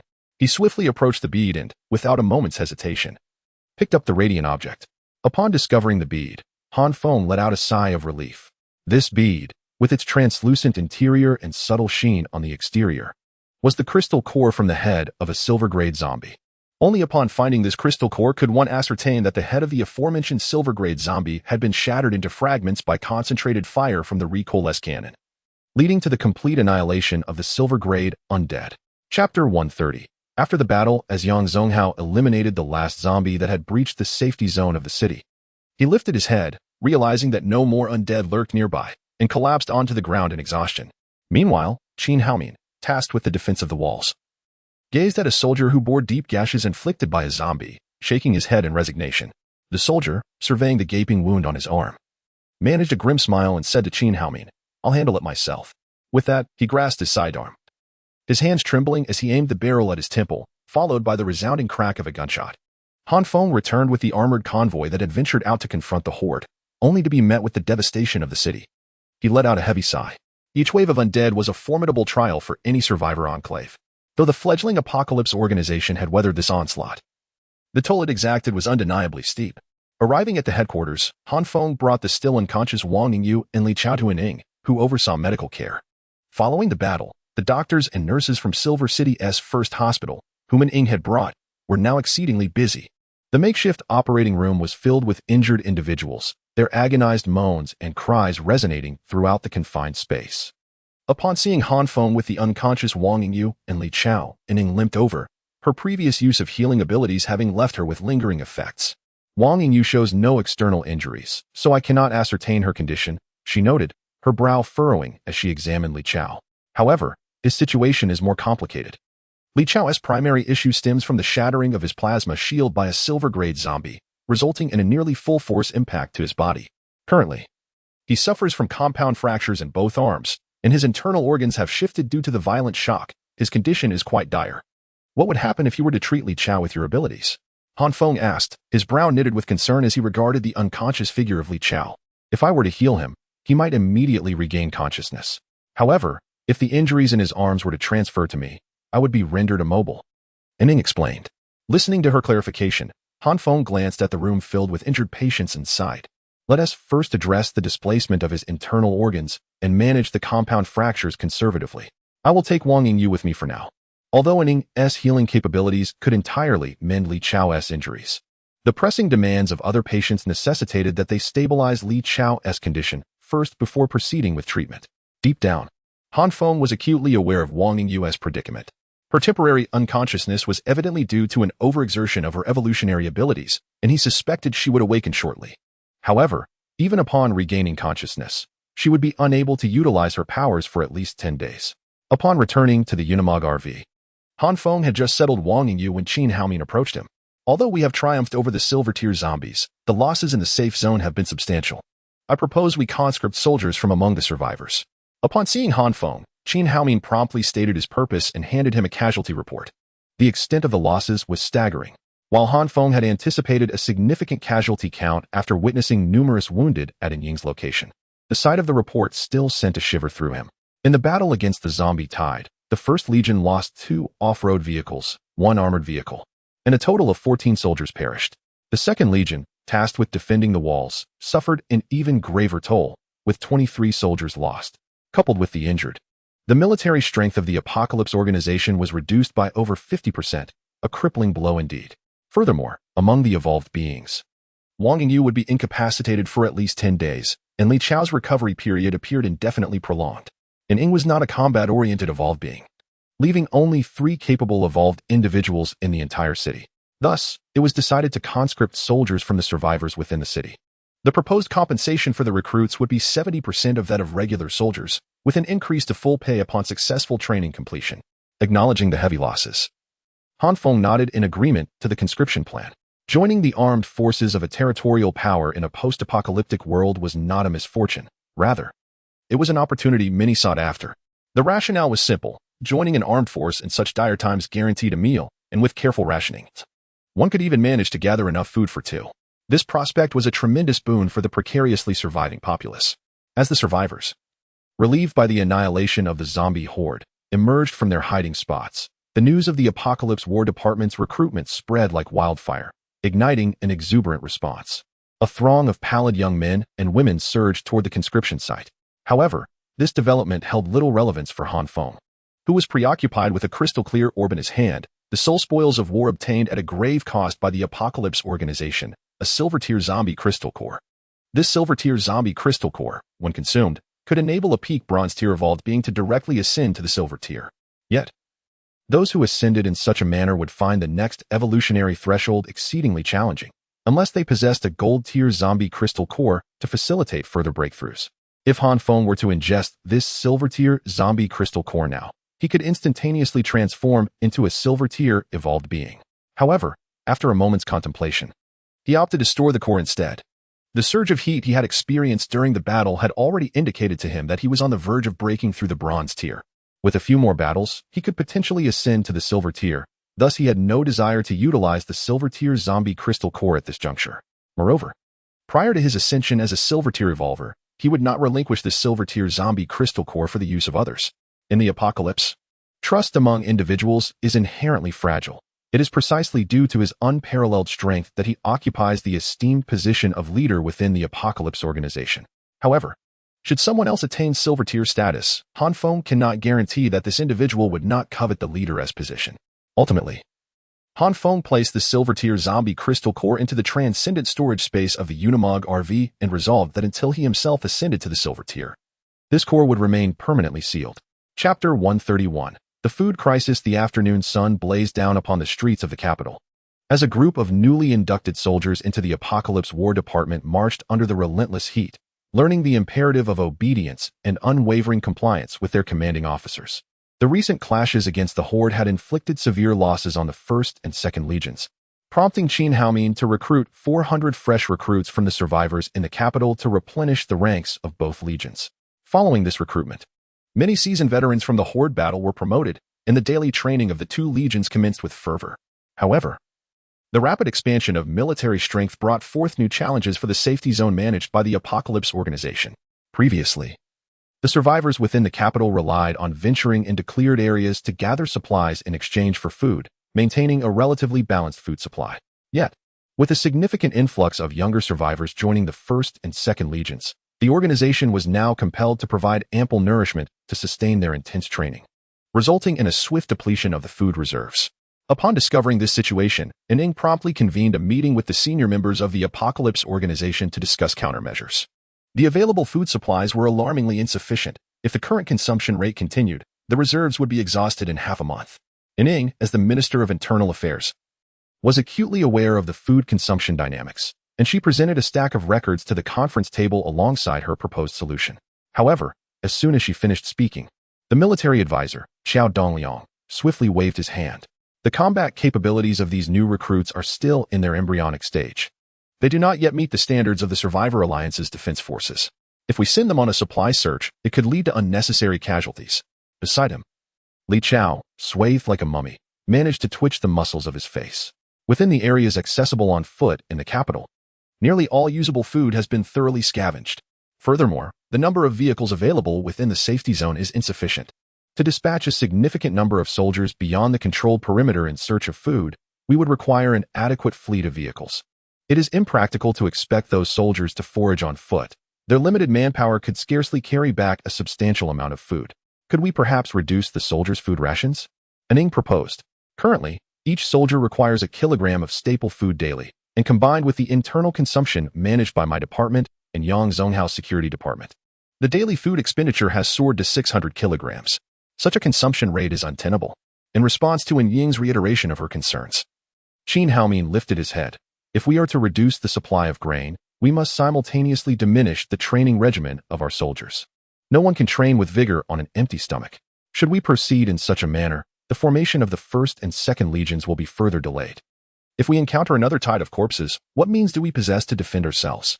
Han Feng observed the escalating commotion around the conference table and instinctively rubbed his temples. The two factions engaged in heated debate each presented valid arguments, under the current circumstances where reducing food consumption was unfeasible. The only viable solution lay in expansion, seeking new sources of sustenance. Clearing his throat, Han Feng shifted his gaze to Xiao Dongliang and inquired, Advisor Qiao, might you know of any large grain warehouses in the vicinity of the city? The fervent discussions at the table subsided as all eyes turned towards Xiao Dongliang, seated to the right. After a moment of contemplation, Xiao Dongliang responded, tapping his fingers lightly on the table. Jiangyu Province has always been a land abundant in fish and rice, with considerable grain reserves. However, due to its proximity to Hongdu City, there are no dedicated grain warehouses in the city itself. The grain supply has traditionally relied on the National Granary of Hongdu. What about alternatives to the Hongdu National Granary? Given our current capabilities, it is simply implausible for us to venture into Hongdu to procure food. Upon learning the location of the grain reserves, Han Feng shook his head decisively. Hongdu, being the capital of a province, boasted a pre-apocalyptic population exceeding 5 million. While not as overwhelming as the populations of cities like Jinxian or Modu, it remains substantial, with the small contingent of just a few hundred from the Tianqi organization. Even a ripple in Hongdu would be unattainable. Xiao Dongyang, recognizing the impracticality of heading to Hongdu, sighed softly. If we discount Hongdu as an option, the nearest large grain warehouse is the National Granary in Jinxian. Its reserves are second only to that of Hongdu, consistently holding over 50,000 tons of grain. What? There are actually 50,000 tons of grain in that warehouse. The revelation from Xiao Dongyang elicited gasps of astonishment from the assembly. Given the current consumption rate of the Tianqi organization, if they could successfully seize the Jinxian National Granary, they would never again have to worry about food shortages. Han Feng surveyed the visibly excited assembly and shook his head, dousing their enthusiasm with a dose of realism. All right, let us not get ahead of ourselves. Even if the Jinxian National Granary indeed holds 50,000 tons, we cannot transport it all. We currently have only 2 large trucks, with a total carrying capacity of merely 50 tons. Xiao Dongyang also concurred, stating that previously, the Survivor Alliance had plans to journey to Jinxian to gather provisions. However, traversing the nearly 300 kilometers from the safe zone in Fuqing to Jinxian was no trivial task, as one would almost certainly encounter a multitude of zombies along the way. Nevertheless, by the conclusion of the meeting, Han Feng resolved to personally embark on an expedition to the National Grain Reserve in Jinxian to search for sustenance. For this undertaking, he did not intend to make a grand display or assemble a large entourage. Only Wang Yingyu, an evolver, would accompany him to Jinxian, while the remaining evolvers would remain stationed in Fuqing. From the ranks of ordinary soldiers, 20 men would be selected from the 1st and 2nd Legions to form a search team to accompany Han Feng on his quest for food in Jinxian. Chapter 132. The village in the rain. The sky unleashed a torrential downpour, and amid the dense curtain of rain, a convoy sped along a desolate road. This convoy belonged to the Apocalypse Organization, en route to Jin County in search of provisions. Comprising 4 vehicles, the lead was an armored riot control vehicle, followed by 2 large dump trucks, with Han Feng piloting a Unimog camper at the rear. The dump trucks requested a temporary halt, as the deluge rendered visibility abysmal. The risk of continuing was too perilous. After racing through the rain for over half an hour, as they approached a small village, Han Feng received a communication from the 2 dump trucks. The relentless rain had rendered the windshield wipers ineffective, obscuring the road ahead entirely. Given their massive size, maneuvering the dump trucks through the village was already challenging, and the torrential rain combined with the muddy terrain made their advance even more arduous. All right, let us take refuge in the village until the weather clears. Han Feng agreed to the request, glancing at the relentless rain through the window. These 2 dump trucks represented the hope of the entire Apocalypse Organization. The city was relying on them to transport food back to alleviate the ongoing food crisis. Look outside quickly. Vehicles are arriving. We are saved. A survivor, perched on the 3rd floor of a small 3-story building, suddenly shouted, his gaze fixed on the village entrance. Following his exclamation, 2 more figures appeared in the room, their eyes peering through the window at the slowly halting convoy. Are they the rescue troops? The young man who had spoken first inquired, noticing the stopped armored vehicle. Surely they are. I recognize that vehicle from my time working in the city. It is equipped only by the military. They must be here to rescue us, a freckled girl affirmed with conviction, her gaze fixed on the armored vehicle at the forefront. The 3 of them had been trapped in this small village since the outbreak of the viral apocalypse.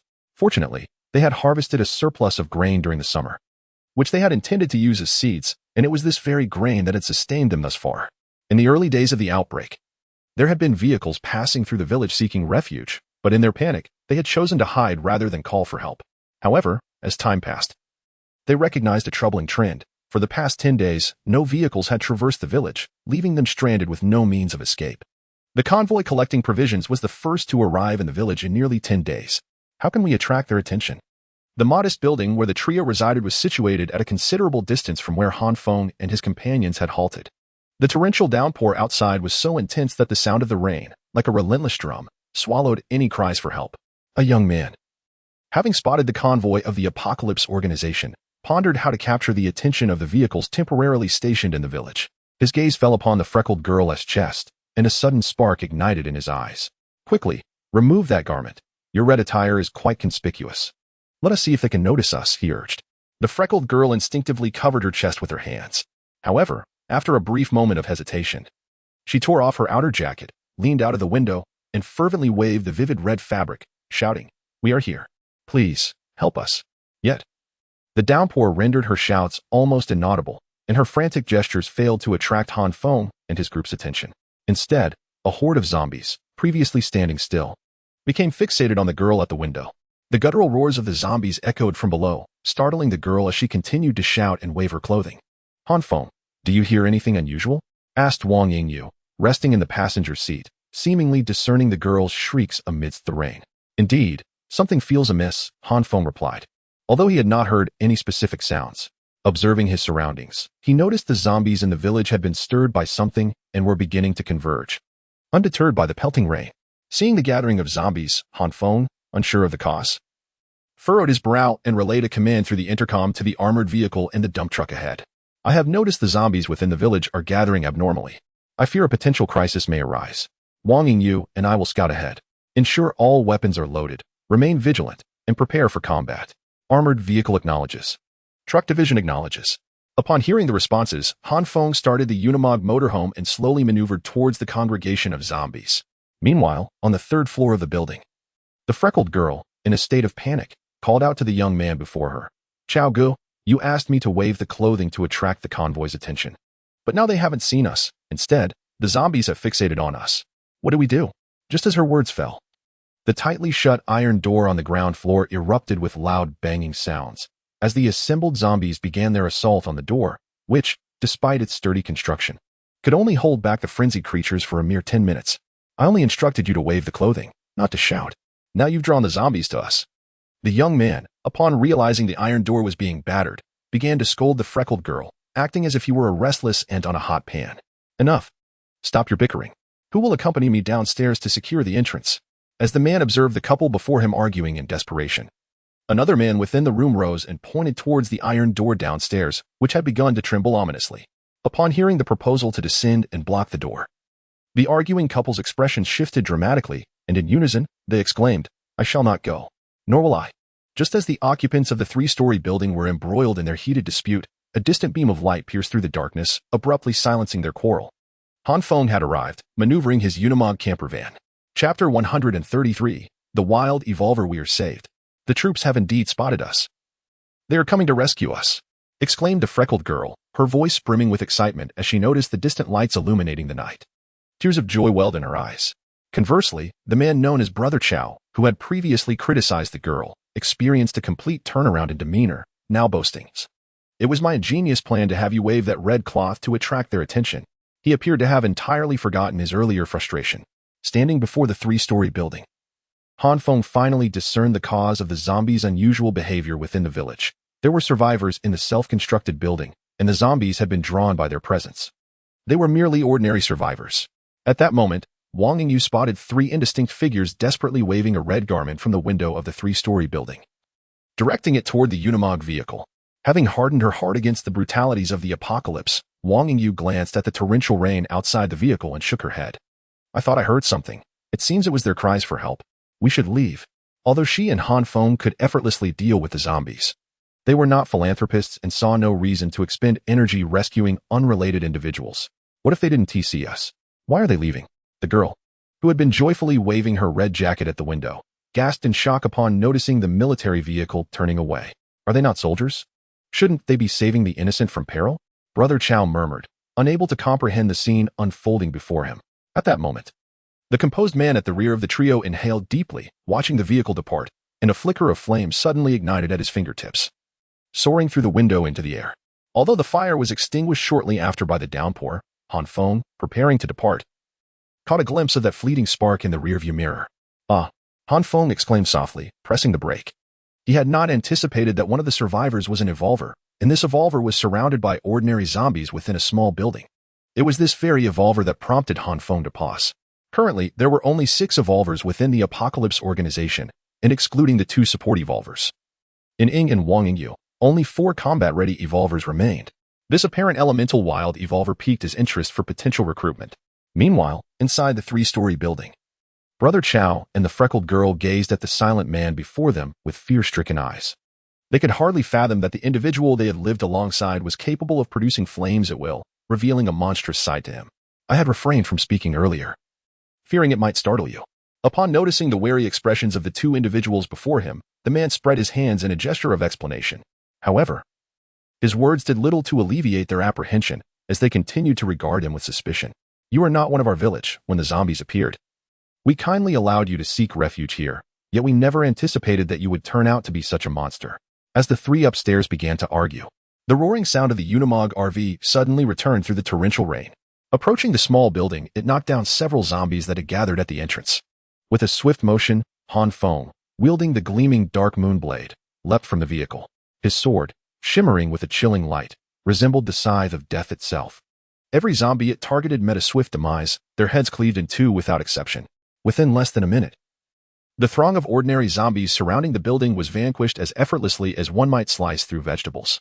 Upon stepping onto the 3rd floor of the small building, the local couple seemed to have encountered salvation, racing towards Han Feng while exclaiming, "You are the military personnel come to rescue us. How wonderful. There is also a creature here that emits flames. Please, eliminate it swiftly." "Oh, you are the one who emitted flames just now?" Upon reaching the 3rd floor, Han Feng disregarded the couple and focused his gaze on the man in the corner of the room. This man stood approximately 180 centimeters tall, possessing a square face and an upright demeanor, clad in a blue short-sleeved shirt. "Indeed, I am the one who emitted flames, but I am not a monster. I come from..." The man appeared quite sensitive to the term monster, promptly interjecting with an explanation. "I'll provide you with the details once you return to my vehicle. I currently lack the time to linger here." Han Feng raised his hand, effectively silencing the man and signaling that they could discuss matters further once they were in the vehicle. "Sir, you should not bring this monster with us. It is far too perilous to share a vehicle with him." Before they could descend, the man named Chow sidled up to Han Feng, preparing to persuade him to abandon the idea of including the evolved individual. Han Feng regarded the young man, whose face bore an unsettling expression, and replied with a stoic demeanor, "You seem to be mistaken. I never indicated any intention of bringing you along." "What?" Both Chow and the freckled girl gaped in disbelief at Han Feng, the girl stammering, "How can you soldiers act this way? We are the taxpayers who support you. In such dire circumstances, you now refuse to take us with you." "I believe there has been a misunderstanding," Han Feng asserted, revealing the dark moon blade in his hand. Enunciating each word, "I never claimed to be a military officer sent to rescue you." "You." The man surnamed Chow initially intended to articulate further thoughts, however. Upon witnessing the gleaming long knife clutched in Han Feng's hand, he swallowed hard and called out to the freckled girl beside him. "If he doesn't want to bring it, then so be it. As if we hold it in such high regard. Let us depart." Once the figures of the two faded through the curtain of rain, Han Feng returned to the Unimog RV along with the man possessing a square-shaped face. "Now, do share your identity and background, and also elucidate the extent of your mastery over that ability displayed earlier." Chapter 134, The Battle in the Village Within the Confines of the Unimog RV. A man surveyed his surroundings before speaking in a measured tone.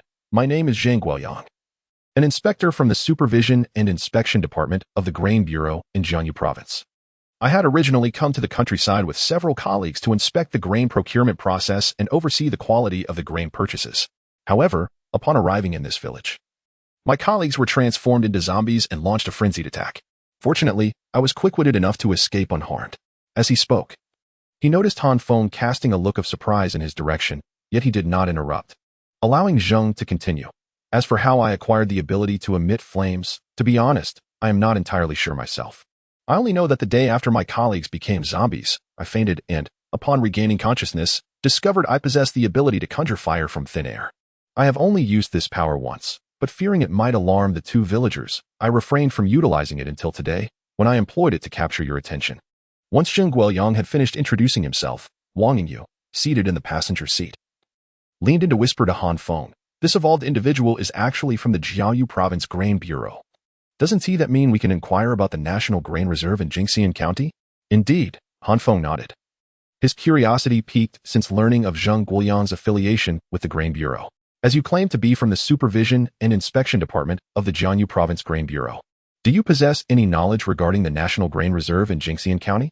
Zheng Guoyang paused, momentarily taken aback by the question, before responding with a rueful smile. "To be honest, I am at a loss for words. Although I am affiliated with the Jiangsu Province Grain Bureau, I am not privy to the specifics of the National Grain Reserve in Jinxian County. While the Grain Bureau oversees local grain depots, we have no jurisdiction over the Hongdu National Grain Reserve or the Jinxian National Grain Reserve. Both are directly managed by the state and remain beyond the purview of provincial grain bureaus. As someone who has never engaged with state-run grain procurement or storage, it is impossible for me to know the details." Upon hearing Zheng Guoyang's explanation, Han Feng's expression darkened, and he sighed. "So, despite your position in the Grain Bureau, you remain unaware of the Jinxian National Grain Reserve." Noticing Han Feng's sigh, Zhang Guoyang quickly interjected, "It's not that I am entirely uninformed. I can certainly share some basic information, such as the precise location of the grain depot and the types of grain stored in the several large warehouses. I do have some knowledge in that regard." However, just as Han Feng was about to pose another question, the intercom in the vehicle crackled to life. "Armored vehicle reporting. A large number of zombies have appeared in the vicinity of the vehicle. Shall we engage? Please advise." The recent actions of Han Feng, as he felled numerous zombies, incited a frenzy among the remaining undead in the modest village. The zombies emerged from their hiding places, disregarding the torrential rain that fell from the sky, and surged towards the only location within the village where life was abundantly gathered. Upon hearing of the massive influx of zombies near the armored vehicle, Han Feng felt a tightening in his chest and urgently shouted into the intercom, "Eliminate all zombies approaching the vehicle, prioritizing those near the dump truck." Among the convoy dispatched by the Apocalypse Organization to search for food in Jin County, 2 dump trucks, despite their imposing size, possessed the weakest defenses within the entire fleet. The windows of the trucks had not been reinforced, making them susceptible to being breached by ordinary zombies, thereby endangering the lives of the soldiers inside. Even if the soldiers emerged unscathed, the destruction of the truck would result in a dire predicament. Although 5 soldiers were stationed in each truck prior to departure, their recent training left it uncertain whether they could effectively contend with the zombies independently. With the command to engage, the armored vehicle erupted in a cacophony of gunfire not far away, the downpour illuminated intermittently by flashes of gunfire. At that moment, Zheng Guoyang, seated within the Unimog RV, was introduced to the formidable strength of the Apocalypse organization. The persistent gunfire provided him with an unprecedented sense of security amidst the apocalypse. When Han Feng hurriedly returned to the temporary location of the armored vehicle, he discovered that the zombies congregating nearby had been firmly suppressed to a distance of 20 meters. From the firing ports of the armored vehicle, each flash of light was accompanied by the collapse of a zombie. This scenario was intricately linked to the initial number of zombies in the village. Prior to the outbreak of the apocalyptic virus, most of the village's able-bodied labor force had sought work in urban areas. Thus, of the 300 households in the village, more than half were absent. Consequently, the overall number of zombies was relatively low. Furthermore, Han Feng had previously eliminated a significant number of zombies in front of the 3-story building, leaving only about 50 remaining around the armored vehicle. Observing the relatively manageable number of zombies, Han Feng contemplated the opportunity to train his team. He refrained from immediately assisting the inexperienced soldiers in dispatching the zombies, instead halting the RV to watch from a distance as the armored vehicle unleashed its firepower. Zheng Guoyang, having just arrived at the Unimog RV, looked out at the grotesque figures of the zombies, their arms flailing as they lunged at the armored vehicle, only to be effortlessly felled. In astonishment, he exclaimed, "Those terrifying zombies were dispatched so easily? It is essential not to overestimate the horror of these zombies. Although they appear menacing and can convert those they bite or scratch into fellow undead, they are not difficult to handle once their weaknesses are understood." Wang Yingyu, having endured numerous fierce battles, had grown indifferent to the ordinary zombies. After expressing this sentiment, she pointed at the heads of the zombies. The most evident weakness of these creatures is their heads. Once their skulls are shattered, their immortality is rendered ineffective. Certainly, if there exists a bronze-level zombie or a higher echelon of undead within the horde, the situation would be utterly transformed. The emergence of such formidable creatures would exponentially escalate the threat posed by the zombie swarm. During the brief interlude in which Wang Yingyu and Zheng Guoyang elucidated the vulnerabilities of the zombies, the relentless flashes of gunfire emanating from the armored vehicles and trucks markedly diminished the number of attacking zombies. In a fleeting moment, only a few solitary zombies remained, standing desolately in place.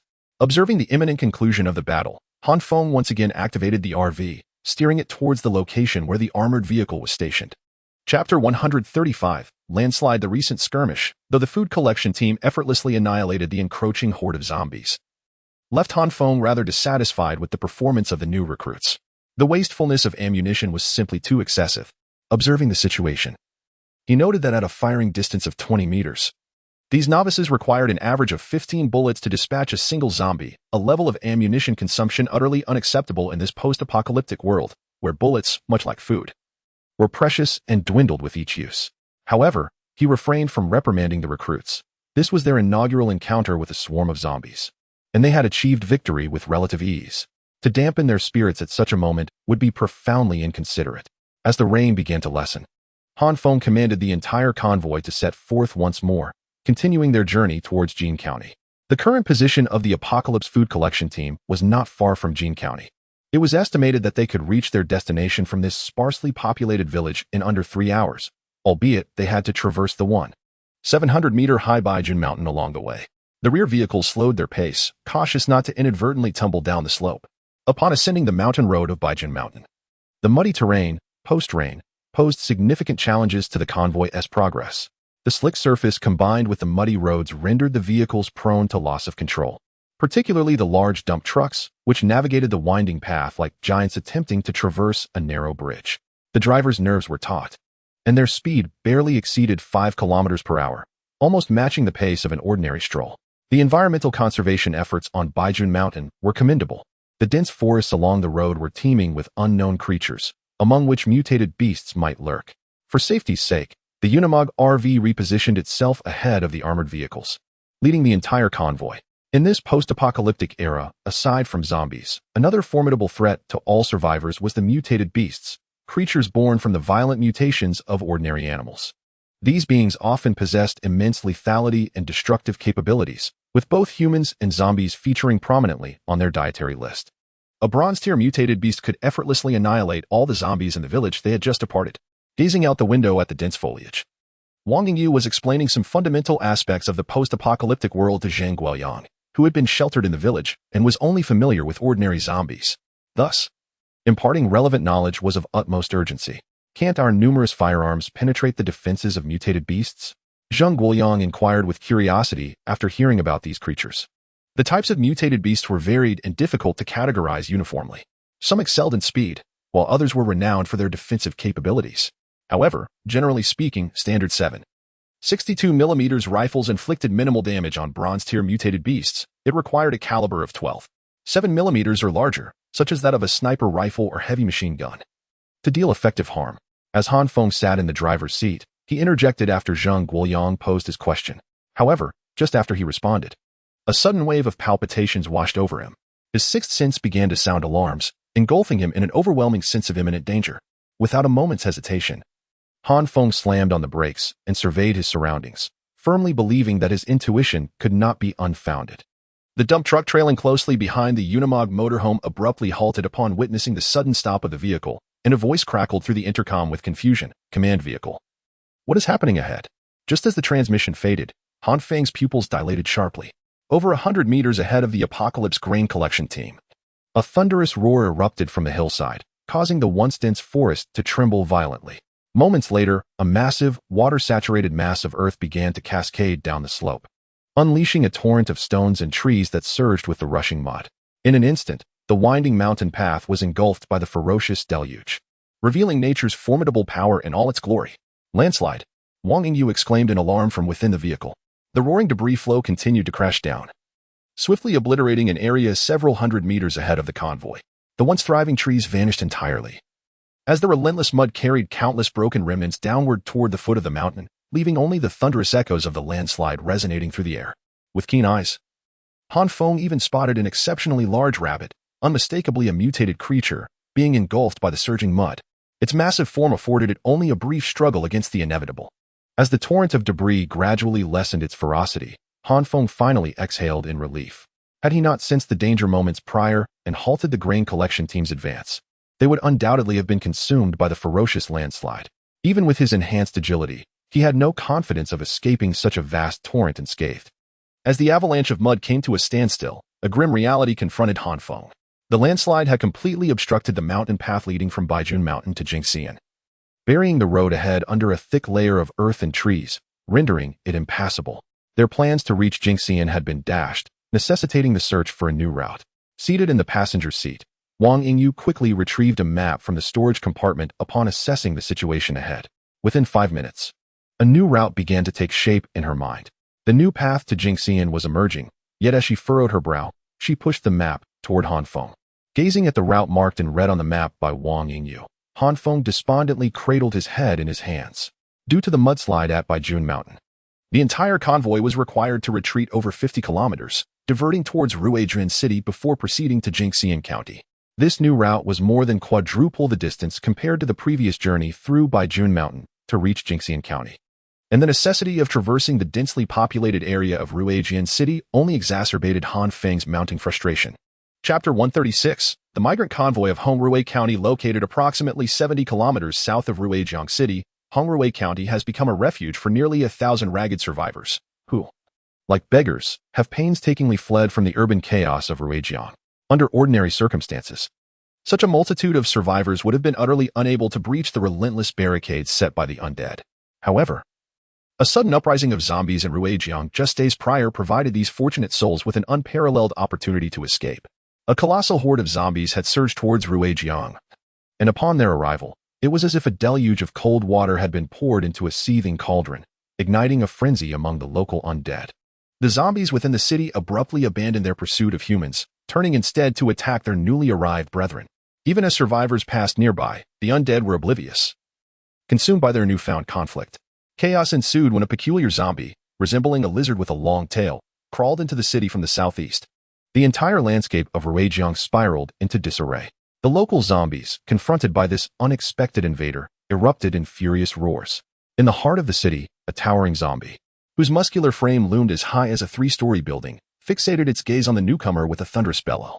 This creature was none other than the silver-tier leader of Ruijiang's undead horde.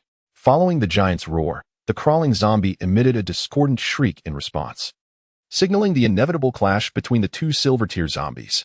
It was this internal strife among the undead that afforded the survivors their escape from Ruijiang. Yet, As they arrived in Hongruei County, an unforeseen dilemma awaited them. Being merely a subordinate county of Ruijiang, Hongruei's food resources were limited, and the meager supplies they managed to gather daily were woefully insufficient to sustain such a large group of survivors. Within a day of their arrival, tensions erupted over food distribution, leading to multiple skirmishes that resulted in the deaths of 3 individuals. Old Wu, it's untenable for us to remain in this small county. 3 people have died in just one day. Where should we go now? A middle-aged man, sporting a bushy beard, inquired with visible agitation, glancing at the elderly figure beside him. The old man, with his graying hair and a chilling demeanor, was none other than Wu Jiqiang, the leader of these survivors and the only evolved among them. Sitting upon a stone, Wu Jiqiang, upon hearing the somewhat irritated voice of a man nearby, grasped his smoking pipe, wrapped it against the rock, and meticulously twisted the tobacco within. He brought the pipe to his nose, inhaling deeply, before leisurely remarking, "I say, Shu Hongba, those who fail to cherish their lives have met their demise. Why should you concern yourself? In this world, does the passing of a few souls truly evoke your sorrow?" Shu Hongba, his face adorned with a bushy beard, looked at the nonchalant Wu Jiqiang and shook his head in resignation. In the days when they resided within Ruijiang City, Wu Jiqiang would often counsel the survivors to release their grudges. However, as his abilities evolved, the initially compassionate Wu Jiqiang had faded, his demeanor growing increasingly cold and indifferent towards the lives of the surviving subordinates. Shu Hongba harbored a nagging suspicion that Wu Jiqiang had come to regard himself as a god, while they, the survivors striving to endure in this apocalyptic world, were akin to mere ants in his grasp. After failing to seek assistance from Wu Jiqiang, Shu Hongbo reluctantly returned to the survivors' temporary refuge.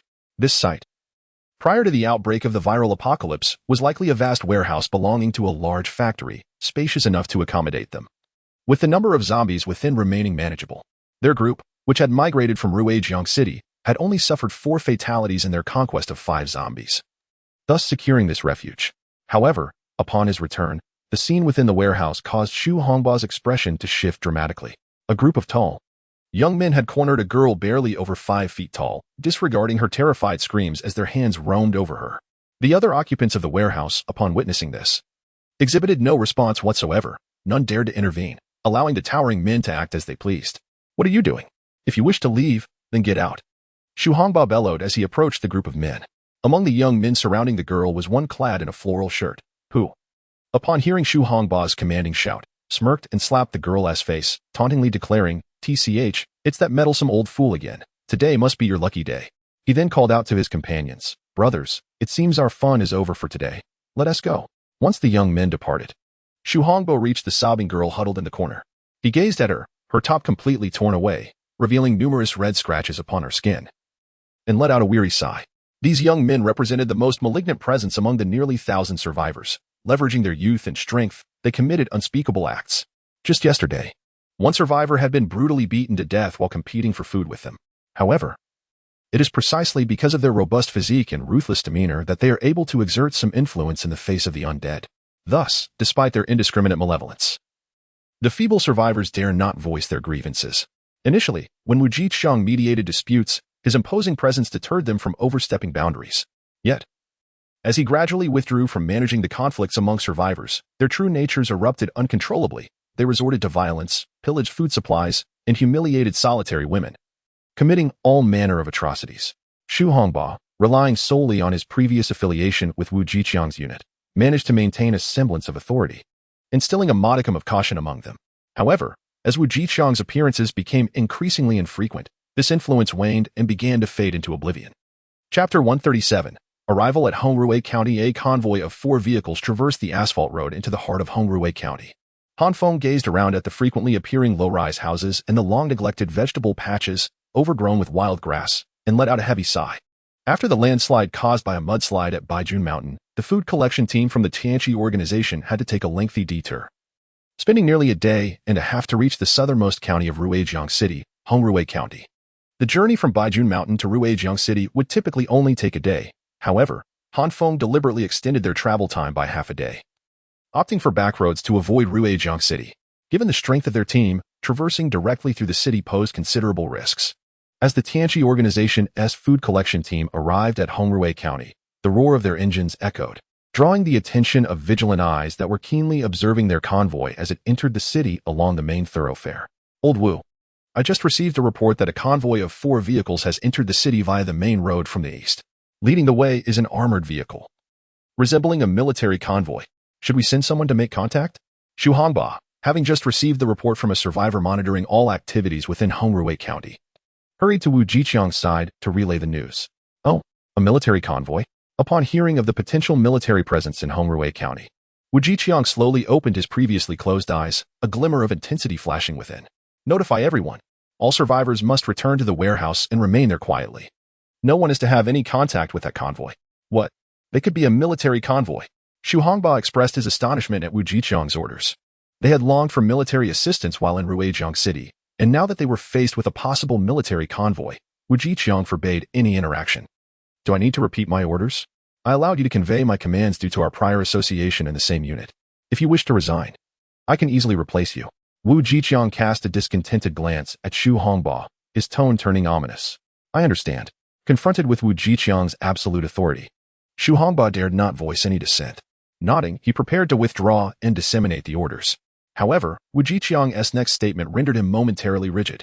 While you're at it, find a young girl for me to relax with, preferably under 20. Wu Jiqiang's request left Xu Hongba inwardly incredulous. At his age, nearing the grave, he still sought the company of a girl not yet 20. It was utterly shameless. Yet, he dared not voice such thoughts in Wu Jiqiang's presence, uncertain of how the now unpredictable man might respond. You mentioned a suspected military convoy appeared in Hongruwei County? Indeed, it is an undeniable truth. I witnessed firsthand that the leading vehicle in the convoy was an armored car painted in white, a fact that is beyond dispute. As the saying goes, there are no secrets that cannot be uncovered. While Xu Hongba was reporting to Wu Jiqiang, news of suspected military vehicles in Hongruwei County had spread throughout the warehouse. The survivors awaiting in the warehouse were instantly filled with excitement, for in their eyes, the mere presence of military troops meant their survival was assured. However, events often take a contrary turn. Upon Xu Hongba's return to the warehouse, announcing Wu Jiqiang's orders, the entire migrating group fell into a sudden silence. The survivors, who had earlier been animatedly discussing the prospects of a better life post-rescue, were now rendered mute. Wu Jiqiang's formidable authority within this group left the survivors too intimidated to defy his commands. When Xu Hongba suggested selecting a girl under 20 to keep Wu company, the group of unscrupulous young men erupted into laughter. The leader among them, clad in a floral shirt, sported a sinister grin and called out to Xu Hongba. Let us choose that girl we had our eyes on yesterday. Look at her physique, she must be barely in her teens. It would be perfect to entertain old Wu. This young man bore a grudge against Xu Hongba for interrupting their plans the previous day, and now, with Wu Jiqiang's approval, he was eager to see how Xu would protect the girl. After making his statement, he began to scour the survivors as if to immediately locate the girl who had narrowly escaped their clutches the day before. However, after searching the entire warehouse, he could not find the girl they had cornered. Where is she? He exclaimed, following his outcry. He seized a middle-aged man in a tattered t-shirt and delivered 2 resounding slaps, demanding fiercely, that girl, only about 1.5 meters tall, who was cornered yesterday. She was just sitting beside you. Where is she now? The bewildered man, having been unjustly struck, trembled as he replied, Please, don't hit me. When the news of military vehicles in Hongruwei County spread, I think I saw her. She went outside. Humph. So she has gone to seek the military. The man in the floral shirt hurled the middle-aged man to the ground and briskly approached Xu Hongba, his tone icily resolute. That girl dares to defy old Wu's orders. We shall bring her back, but how she is dealt with afterward is no longer your concern. Sighing softly, Xu Hongba nodded with resignation. Since Wu Jiqiang had already prohibited anyone from engaging with the military convoy, the fact that the girl had ventured out on her own meant that Xu was well aware he could not protect her. Should he attempt to shield her forcefully, the already volatile Wu Jiqiang would show him no mercy. The man clad in a floral shirt observed that Xu Hongba, who frequently opposed the entire migration procession, had fallen silent. A surge of excitement coursed through him as he gestured towards the rear, exclaiming, Brothers, let us proceed. Once we capture that little vixen, we shall revel together. As his words lingered in the air, several robust men filed past Xu Hongba. The man in the floral shirt deliberately positioned himself at the rear. As he passed by Xu Hongba, he whispered with a playful yet pointed demeanor, Stop being the nice guy. In this world, one must seize joy in the moment. If you wish to protect others, first ensure you possess the strength to do so. With that, he lightly nudged Xu Hongba's shoulder, erupting into a hearty laugh before departing the warehouse. Chapter 138, Depart. When the food retrieval team of the Apocalypse organization arrived at Hongruwei County, it was already around 3 or 4 in the afternoon. Given that Hongruwei County is at least a 4-hour drive from Jinxian, Any unforeseen circumstances on the road could extend that time considerably. If they were to pass directly through Hongruei County towards Jinxian, they might very well need to travel at night. Taking this factor into consideration, Han Feng decided to rest for the night in the city of Hongruei and continue their journey towards Jinxian the following day. The soldiers in the dump trucks and armored vehicles began to munch on the rationed compressed biscuits distributed prior to their departure. While these biscuits could barely quell their hunger, their taste left much to be desired. Observing the new recruits gnawing on nothing but compressed biscuits, Wang Yingyu, inside the Unimog RV, decided to prepare dinner. She thoughtfully provided a bowl of yellow bean sprouts for each vehicle, based on the number of personnel in them. The slightly yellowed bean sprouts, which might have been considered insignificant before the apocalypse, were now regarded as a rare delicacy. Upon receiving the bowl of side dish, the soldiers inside the vehicles displayed excitement in their eyes. This was the first cooked dish they had eaten since the outbreak of the apocalyptic virus. In stark contrast, the dinner that Han Feng and Wang Yingyu enjoyed inside the RV was far more sumptuous. They savored a glistening dish of stir-fried shrimp accompanied by a vibrant red bowl of mapo tofu and green garlic water spinach. This combination was hard to fathom as part of life during the apocalypse. Zhang Guoyang, seated in the Unimog RV, marveled at Han Feng's dinner for the first time, exclaiming that such a standard was hardly typical for the apocalypse. Even those from less affluent backgrounds before the end of the world would hesitate to dine at such a lavish standard. Just as Han Feng was about to indulge in his meal, a small figure slowly approached the makeshift parking area of the convoy. Who is that? The moment the figure neared the convoy, a soldier stationed atop the armored vehicle spotted them. With a sharp shout and the sound of a chambering round, the soldier had his rifle ready, aimed directly at the approaching figure. Upon hearing the sound of the bullet being chambered, the small figure quickly raised both hands and cried out, "Don't shoot. I'm a survivor from Ruijiang City, and I'm starving. Could you spare me some food?" This figure was none other than the girl who had just fled from the migration team of Ruijiang City, irresistibly drawn by the tantalizing aroma of food. She unwittingly found herself at the temporary parking spot of the Apocalypse Organization's food retrieval team. However, before the soldier guarding the armored vehicle could respond, several tall figures suddenly emerged behind the girl. The leader, a young man dressed in a floral shirt, seized the girl by her slender arm and yanked her to the ground, shouting to the soldier in the armored vehicle, "This little girl escaped from our group. She still owes us a lot of food. We're taking her back." The brief commotion outside caught Han Feng's attention as he set down his bowl and stepped outside. Upon his emergence, the first sight that greeted him was that of a young man clad in a floral shirt, forcefully dragging a girl to the ground, causing his brow to furrow slightly. "You say you will take her back. Do you presume I am a bus, one that you can board and disembark at your whim?" The young man in the floral shirt, upon noticing Han Feng descending from a seemingly luxurious RV, realized he had encountered the principal figure. He scrutinized Han Feng from head to toe, then glanced at the soldiers in t-shirts atop the armored vehicle, slowly retreating a couple of steps before speaking. "Sir, your attire does not suggest you are military rescue personnel, does it? Our retrieval of our member should not impede your operations, should it? Are you truly intending to reason with me in this situation?" Han Feng cast a cold gaze upon the floral shirt man, who, despite his evident disadvantage in strength, had audaciously shifted from his previously arrogant demeanor, attempting to negotiate as if he were dealing with a mere child. At that moment, the girl who had fallen to the ground, upon hearing Han Feng's voice, clung to it as a lifeline, struggling desperately. "Please, sir, save me. I do not wish to return with them. If I do, they will surely kill me." The young man gripping the girl's hair, noticing her struggle, was momentarily overtaken by rage, his arm raised as if to teach her a harsh lesson for her incessant writhing. Suddenly, a sharp gunshot rang out, a spark appearing directly in front of the young man. As Wang Yingyu gracefully emerged from the RV, the exquisite handgun in her hand being the source of the sound. "Are you incapable of understanding human speech? Either you vacate the premises and leave her here, or you remain here yourselves." Wang Yingyu, displeased with the unwelcome interruption of their dinner, stepped out of the RV, her gun aimed squarely at the group of men. Faced with this imminent threat, the floral shirt man was not foolish enough to confront her head-on. He regarded Wang Yingyu for a considerable moment before gesturing to several burly men who had accompanied him. "Let us go."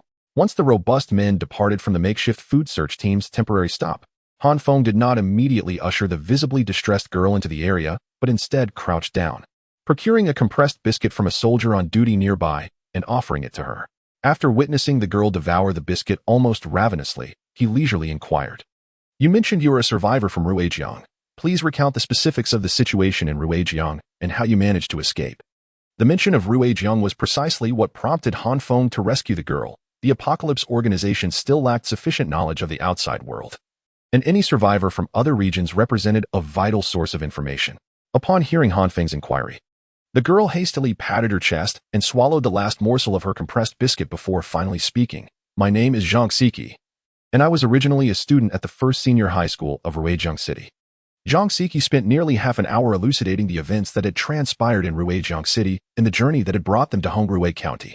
As Han Feng listened to the account of the zombie infighting in Ruijiang City, his previously furrowed brow remained unrelaxed. The timing of the internal conflict among the zombies at Ruijiang coincided almost precisely with the invasion of the Silver-Tier zombies in Fuqing, indicating that the zombie tide previously encountered in Fuqing was not an isolated incident, but rather a manifestation of a highly formidable zombie expanding its reach from a particular location. Chapter 139. Agreed upon learning that the zombies were actively expanding their territory, Han Feng felt an increasing weight of concern in his heart. If the previous tide of corpses that besieged the city was an isolated incident, there might still be a considerable period of safety for the city. However, if the zombies were indeed expanding outward, even if they had weathered the last wave, the next onslaught would not be far behind. After listening to Zhang Siki's explanation, Han Feng refrained from recklessly allowing her to enter any vehicle. Instead, he arranged for her to stay in the bed of a dump truck, providing her with a tent in which she could find shelter and rest. Once Han Feng had settled Li Siki, the young man in the floral shirt, who had just attempted to seize someone, returned to the entrance of the warehouse. Brother Huang, those fellows looked quite formidable. Perhaps we should let it go, suggested the man who had nearly been shot by Wang Yingyu, seemingly shaken and quietly advising the floral shirt man to abandon his plans for revenge. However, the man referred to as Brother Huang cast a sidelong glance at the man, urging him to relent. Humph, is that all the resolve you possess? His eyes glinted with malice, clearly still resentful over the earlier humiliation at Han Feng's hands. After a moment's contemplation, he addressed the young men accompanying him, saying, "You all head back. I will report this matter to Boss Wu." With that, he turned sharply and walked toward a two-story building adjacent to the warehouse, which served as Wu Jiqiang's temporary residence. Brother Huang arrived at Wu Jiqiang's door and knocked. "Boss Wu, are you there?" "It's Xiao Huang. I have something to report." His tone had shifted from brash arrogance to one of unusual humility. "Come in," came a cold voice from within, causing Brother Huang to instinctively shrink his neck, making him appear even smaller. He bent slightly and entered the room, where he began to report in hushed tones about the earlier encounter. "Boss Wu, I came specifically to inform you that a girl in the warehouse defied your orders and escaped to make contact with a convoy suspected to be military. I initially intended to intercept her, but she reached the convoy before I could." As Brother Huang embellished the account of events, Wu Jiqiang, seated cross-legged on the bed, suddenly opened his eyes wide. The temperature in the room seemed to drop several degrees, and Brother Huang, who had been bent over in his report, trembled and fell to his knees. "Shu Hongba is truly worthless. He cannot handle even such a trivial matter. Moreover, you claim that convoy is not military. Do you have any proof?" Wu Jiqiang's eyes flashed with a glint of coldness upon hearing about the girl's interaction with the convoy, as he casually picked up a pipe beside him and inhaled the scent of the tobacco within.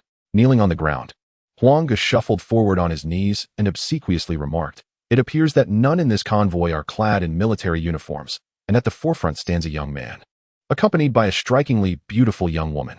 If they truly were a military convoy, how could a commander so brazenly indulge himself in such company?" Sitting on the bed, Wu Jiqiang idly toyed with his pipe before casting another glance at the kneeling Huang Ge. "I am aware of the pertinent information. You may take your leave now." Once Huang Ge had slowly withdrawn from the room, a glimmer of avarice crept into Wu Jiqiang's brow. Initially, he had perceived the Apocalypse Organization's food retrieval team as a military convoy and harbored a degree of apprehension towards the powers wielded by the military, thus striving to avoid any interaction. However, upon learning that this convoy, which possessed an armored vehicle, a camper, and 2 large trucks, likely did not originate from military forces, his previous trepidation dissipated entirely, leaving only a yearning for those vehicles. Despite the fact that nearly every individual in the convoy was armed, Wu Jiqiang, having long since evolved, felt no fear of those ordinary people wielding firearms.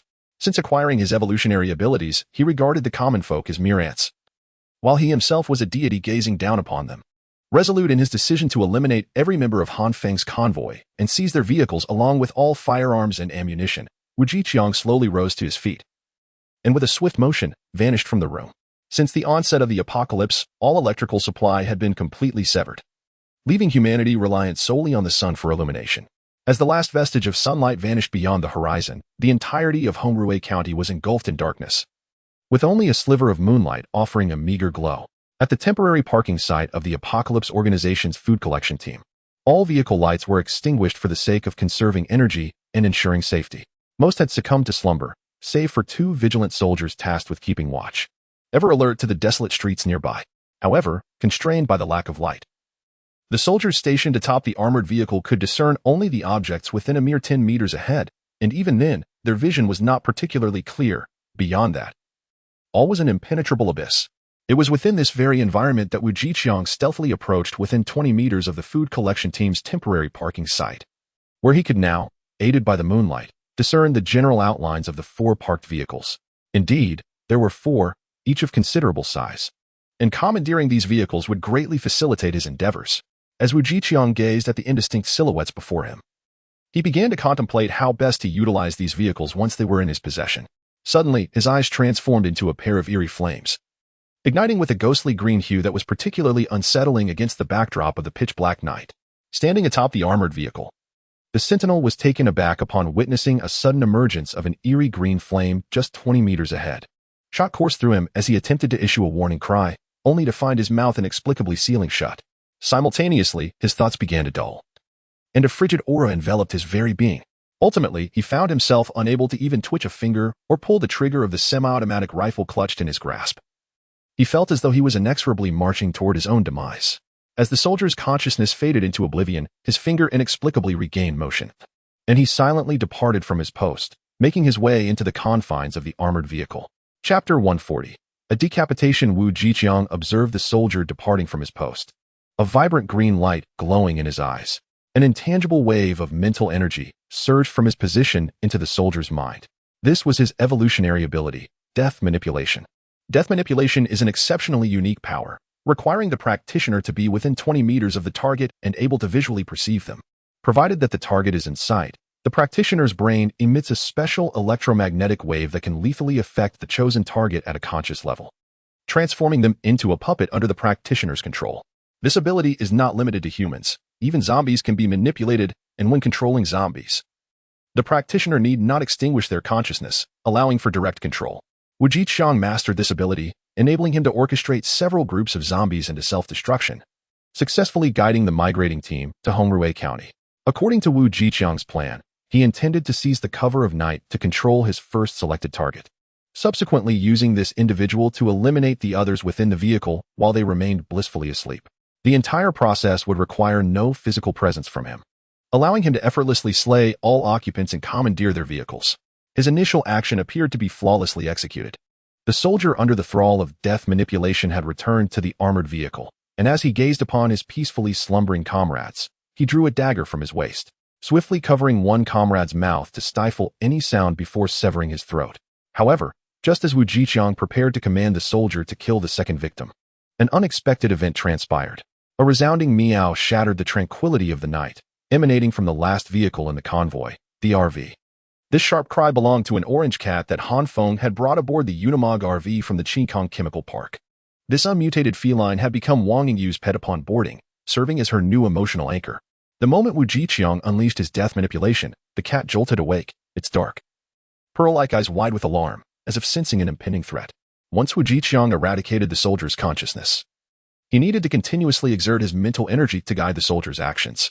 It was this persistent mental force that triggered the alert from the orange cat, which had been sleeping atop Wang Yingyu. Wang Lei, what are you doing? You actually killed Pei Da. The cat's cry instantly roused everyone at the temporary parking site. As the soldiers inside the armored vehicle awakened, they erupted into louder shouts of alarm. Damn. In this day and age, there is still a cat in that RV. Upon hearing the piercing meow, Wu Jiqiang realized that his discreet plan to eliminate everyone inside the vehicle had collapsed. Meanwhile, Han Feng, alerted by the cat's warning, awoke instantly. The chaotic shouting from outside sent a jolt of anxiety through him. Something has gone wrong. Without a moment's hesitation, he grasped the crescent blade resting beside his bed, forcefully pushing open the side door of the Unimog RV, propelling himself into the night almost instantaneously. As Han Feng pushed open the side door of the RV, Wang Yingyu and Zheng Guoyang, who were resting inside, swiftly entered a state of readiness, their nerves taut as they took their positions in the driver's seat. When Wu Jiqiang discovered Han Feng leaping out of the RV, a jolt of surprise coursed through him. An evolver. He realized that the target he had anticipated to capture with ease had undergone a significant transformation. Without hesitation, he immediately lifted the control over the manipulated soldier, his emerald green pupils fixating directly on Han Feng. Upon leaping from the RV, Han Feng noticed the two conspicuous glimmers of green light 20 meters away. Understanding that the convoy had fallen prey to an evolver's ambush, a sharp pain coursed through his head, leading him to swiftly deduce the nature of his opponent's evolution. Humph. So it is a mental-type evolver. Fortunately, he found himself on the brink of breaking through to the bronze level. Otherwise, Wu Jiqiang's surprise attack would have truly caught him off guard. Feeling as though his brain were being pricked by needles, and his body growing increasingly sluggish, Han Feng bit down on his tongue. The unusual sensations coursing through him clearly indicated that the adversary before him would not be easily dispatched. Thus, he needed to resolve the situation quickly. Prolonged engagement might lead to unforeseen complications. With determination, he bit down on his tongue and, mustering all his energy, surged forward like a streak of black lightning towards Wu Jiqiang, who stood rooted in place. How could his movements still be so agile, showing no signs of being controlled? As Wu Jiqiang observed the approaching target that showed no indication of slowing down, a chill ran through him. He had never encountered an uncontrollable subject before. Han Feng was the first to break free from his grasp. Just as Wu Jiqiang realized Han Feng was closing in on him, an inexplicable force suddenly drew his gaze away from Han Feng towards a beautiful woman seated in the driver's seat of the Unimog RV. Inside the vehicle, Wang Yingyu had spotted Wu Jiqiang 20 meters ahead and unleashed her primal allure upon him. Boom. The moment their eyes met, a thunderous roar echoed in his mind, as if his brain had been struck repeatedly. Suddenly, everything before him faded into a void. Meanwhile, Wang Yingyu, seated in the driver's seat, was jolted backward, blood spilling from her nose. Wu Jiqiang's death manipulation and Wang Yingyu's primal allure both belonged to the realm of mental evolution, and when they clashed, it transformed into a battle of wills between two formidable opponents. The violent collision of their mental forces felt akin to delivering a heavy blow to one another on a psychological level, leaving both parties in distress. However, for Wu Jiqiang, the encroaching void before him signified his impending demise. Realizing the dire nature of his predicament, he shouted, "Do not kill me. I surrender. No. No, I pledge my allegiance to you." However, with an unwavering spirit, Han Feng faced the moment head-on. When Wu Jiqiang spoke of his desire to submit, there was not a flicker of emotion on Han Feng's countenance. The dark crescent blade in his hand remained poised, mercilessly raised high. At this juncture, Han Feng dared not accept Wu Jiqiang's feigned allegiance for allowing such an ambitious individual, capable of manipulating others at will, to remain in close proximity was akin to harboring a venomous serpent. Such a decision was utterly beyond the realm of possibility for him. Crack! The sharp sound resonated through the air. In an instant, Wu Jiqiang's pleas for mercy were silenced, as a distinct line of crimson appeared upon his neck. The man who commanded nearly 1,000 survivors was effortlessly beheaded by Han Feng in a single stroke. Chapter 141. Reaching the warehouse, Han Feng gazed at the bloodstained head of Wu Jiqiang, letting out a heavy sigh.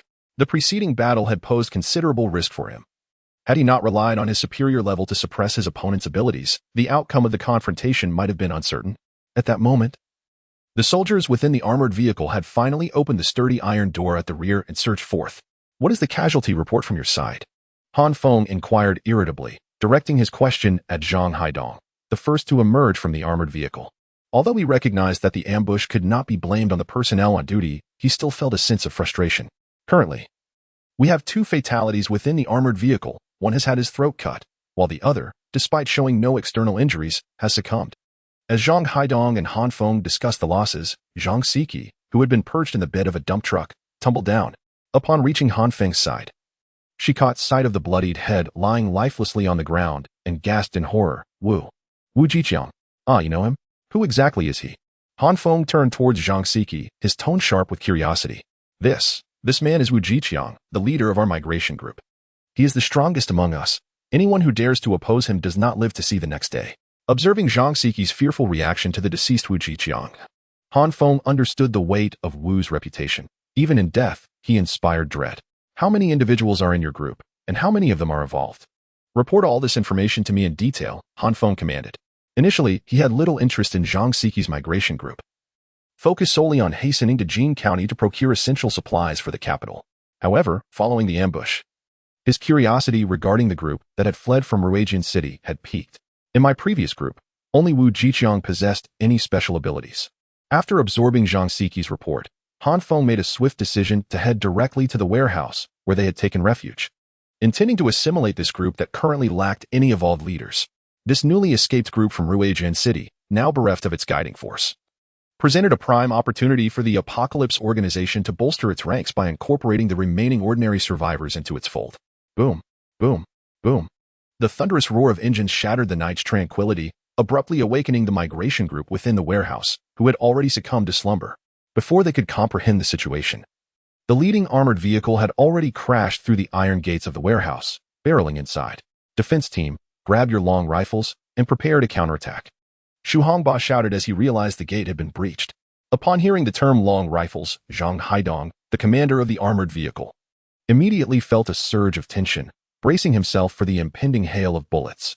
However, the anticipated hail of bullets never descended. When Zhang Haidong peered through the shooting hole and beheld the so-called long spear, he was momentarily taken aback. Even the occupants of the Unimog RV, trailing behind the armored vehicle as they entered the warehouse, were astounded by the absurd scene before them. The long spear that Xu Hongbo had shouted about was indeed a standard long spear, fashioned from a mop handle exceeding 1.5 meters in length, with a metal tip affixed to one end. It was evident that some survivors had fallen into such dire straits. Wang Yingyu, observing the seemingly time-warped tableau, could not help but express her astonishment. Han Feng, equally bemused, watched the survivors confronting the armored vehicle, their faces contorting with disbelief as they wielded ancient weaponry. As the machine gunner on the armored vehicle grasped the control stick of the light machine gun, Han Feng descended from the Unimog, bearing an object in his hand. Enough. Gather up your absurd toys, he coldly declared, tossing the item towards Xu Hongba, who stood at the forefront, initially taken aback. Xu Hongba's expression shifted dramatically upon recognizing what had been thrown. It was a severed head, the head of Wu Jiqiang, the leader of their group. How could this be possible? Not only Xu Hongba, but also the survivors behind him, brandishing their long spears, gasped in shock as they discerned the features of the head. To them, Wu Jiqiang was a godlike figure, and now he had fallen silently and without a trace. As the armored vehicle stormed into the warehouse, Brother Huang, who had been hiding among the crowd, felt a tumult of emotions upon seeing Wu Jiqiang's head. He had incited the attack on the team of the Apocalypse organization. And now that Wu Jiqiang's head had appeared here, it signified that the convoy harbored unknown secrets. There must be even more formidable evolved beings within. With this thought, he lowered his head, discreetly inching backward in hopes of evading notice and quietly slipping out of the warehouse. Unbeknownst to him, every move he made was under Han Feng's watchful gaze, as his floral shirt was rather conspicuous. That one in the floral shirt, don't retreat any further. Han Feng's clear voice drew the attention of most in the warehouse towards Brother Huang, who was slowly shifting backward. Upon being singled out, Brother Huang's movement froze. He lifted his head to meet Han Feng's gaze, a smile on his face that was more wretched than one of sorrow. Brother, we have no grievances from the past nor enmity in the present. You told me to leave, and I complied. Please, spare me. In that moment, Brother Huang had shed his previous arrogance and now appeared pitiful. However, Han Feng paid no heed to Brother Huang's pleas. The ambush on the temporary parking point of the Apocalypse organization was undoubtedly linked to this individual before him. Standing resolutely in place, he narrowed his gaze, and with a swift motion of his dark moonblade, he cleaved the pleading Brother Huang in two. The surviving onlookers, witnessing the gruesome spectacle, were overtaken by sheer terror, utterly bewildered by how this seemingly youthful man would treat them. After dispatching the floral shirt Brother Huang, Han Feng turned his attention to Xu Hongba, who stood at the forefront of the survivors, and then raised his voice to the remaining crowd. I am aware that many among you have endured various forms of oppression within this group. Now, I present you with an opportunity for vengeance. With an ominous tone, he continued, you have 1 hour to submit a list of 100 names. Those on the list shall be executed. Chapter 142. The 11th execution law. The survivors crammed into the warehouse, gasped collectively upon hearing Han Feng's menacing declaration. The prospect of selecting 100 individuals from among them to be executed echoed the brutal practices reminiscent of ancient Rome's 11th execution law. The sole distinction lay in the fact that, in the latter, fate was determined by a draw, while Han Feng intended to place the power of life and death entirely in the hands of the other survivors. On what grounds do you presume to act thus? Our lives belong to us. One survivor exclaimed defiantly, rallying the others. Let us unite and fight back. Faced with such a grim ultimatum, resistance was inevitable. A burly man wielding a long spear charged directly at Han Feng. Bang! A crisp gunshot rang out. Wang Yingyu, having just poked her head through the sunroof of the Unimog RV, wasted no time. Without a moment's hesitation, she fired her semi-automatic rifle, the 7. 62mm round, obliterating the man's skull. This fellow has voluntarily claimed a slot on the list. Now you need only provide the names of 99 others. Her cold voice reverberated throughout the warehouse. In truth, both Han Feng and Wang Yingyu had resolved upon this course of action prior to arriving at the warehouse. The Apocalypse organization required these survivors to bolster their numbers, yet their paramount objective was to venture to Jinxian County in search of sustenance. Lacking the manpower to escort these survivors to the capital, they deemed it necessary to select 100 to be sacrificed, thereby utterly dismantling the survivors' capacity for resistance. Moreover, this strategy would effectively eliminate those among the survivors prone to causing trouble, fostering an atmosphere of distrust among them and minimizing any potential for rebellion. At the forefront of the survivors stood Xu Hongba, his face adorned with a thick beard. Observing the chaos unfolding behind him, he sighed heavily and took a step forward. Addressing Han Feng, "I volunteer to be included on this death list. Add my name and reduce the remaining slots to 98. From the moment Han Feng had dispatched Brother Huang, he had discerned that this tall young man, wielding a bluish-gray long knife, was undoubtedly an evolved being, one likely superior to Wu Jiqiang. Coupled with the mounted light machine gun and the soldiers who had disembarked from the armored vehicle, the survivors from Ruijiang City had no chance of resisting. Han Feng regarded Xu Hongba, who had boldly stepped forward to embrace death, his expression unwavering. "While you may wish to join this list, I regret to inform you that you will not find your name upon it. Furthermore, should you seek death voluntarily, the list shall expand to 200. It was clear that Xu Hongba was the leader among these survivors. His value in life surpassed that of his death by a significant margin. Han Feng was not inclined to so readily allow him to join this death list. As the resolute Xu Hongba prepared himself for a fate entwined with death, an unexpected expression of bewilderment crossed his face upon learning that he had been excluded from the death list. This strange visage bore a majority of astonishment, mingled with a sliver of relief for his survival, for no individual treats the sanctity of life as a jest.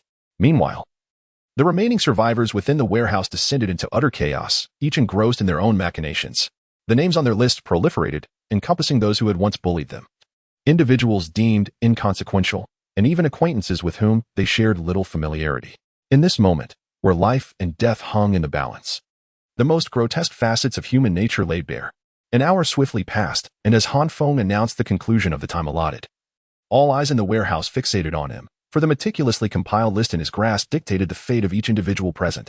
Li Haida, Niu Lan.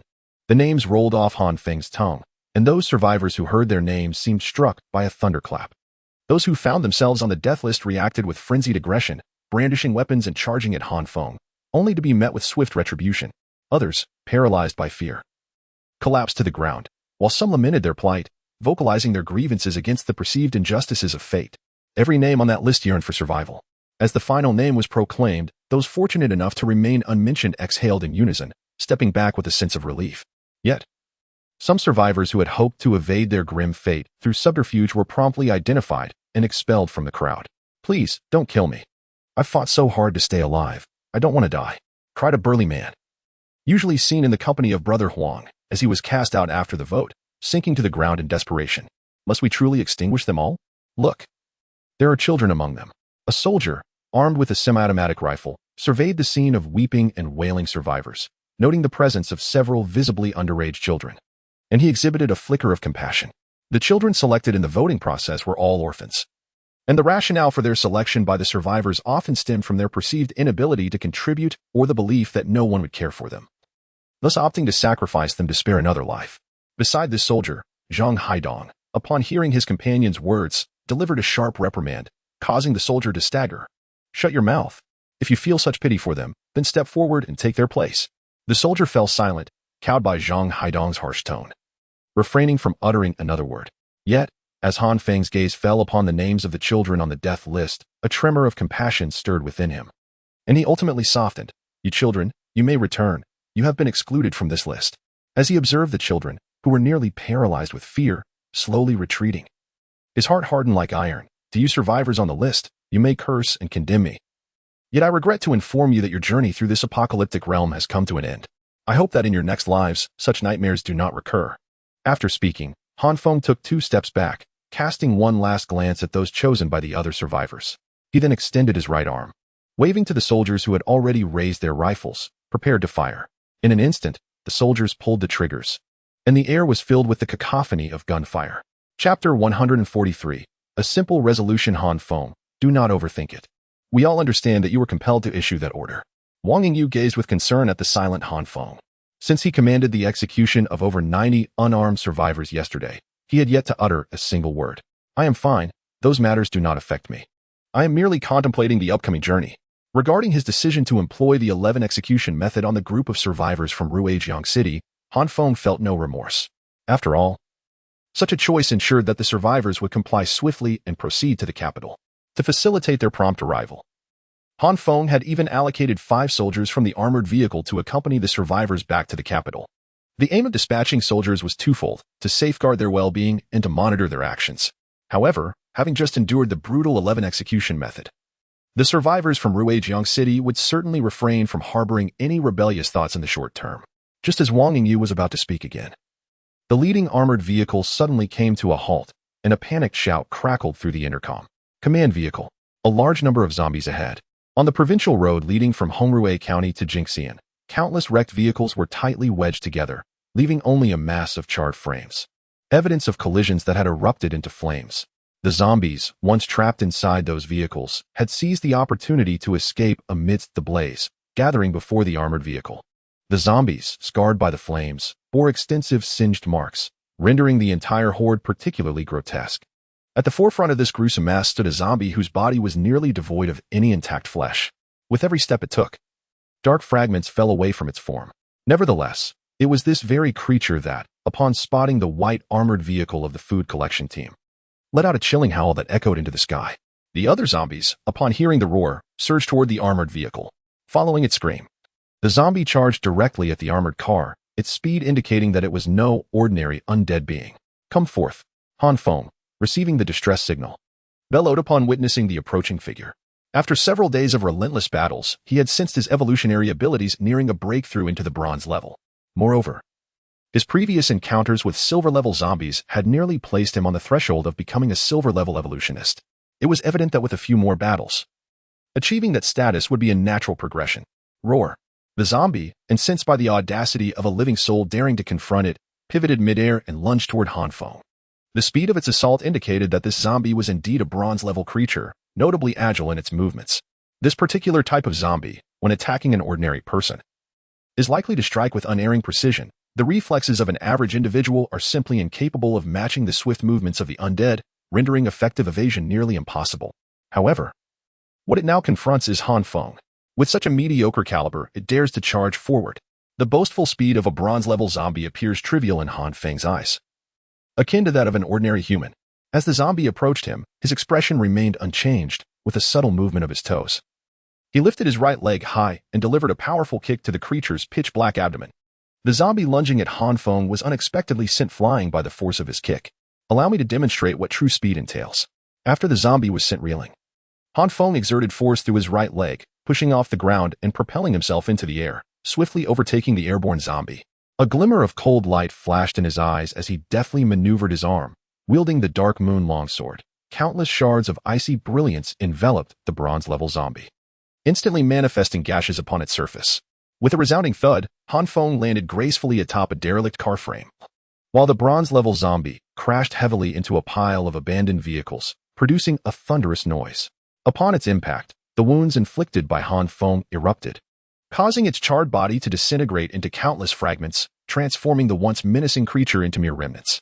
At the moment Han Feng dispatched the bronze-level zombie, Zhang Guoyang, standing atop the roof of the Unimog RV, also made his move.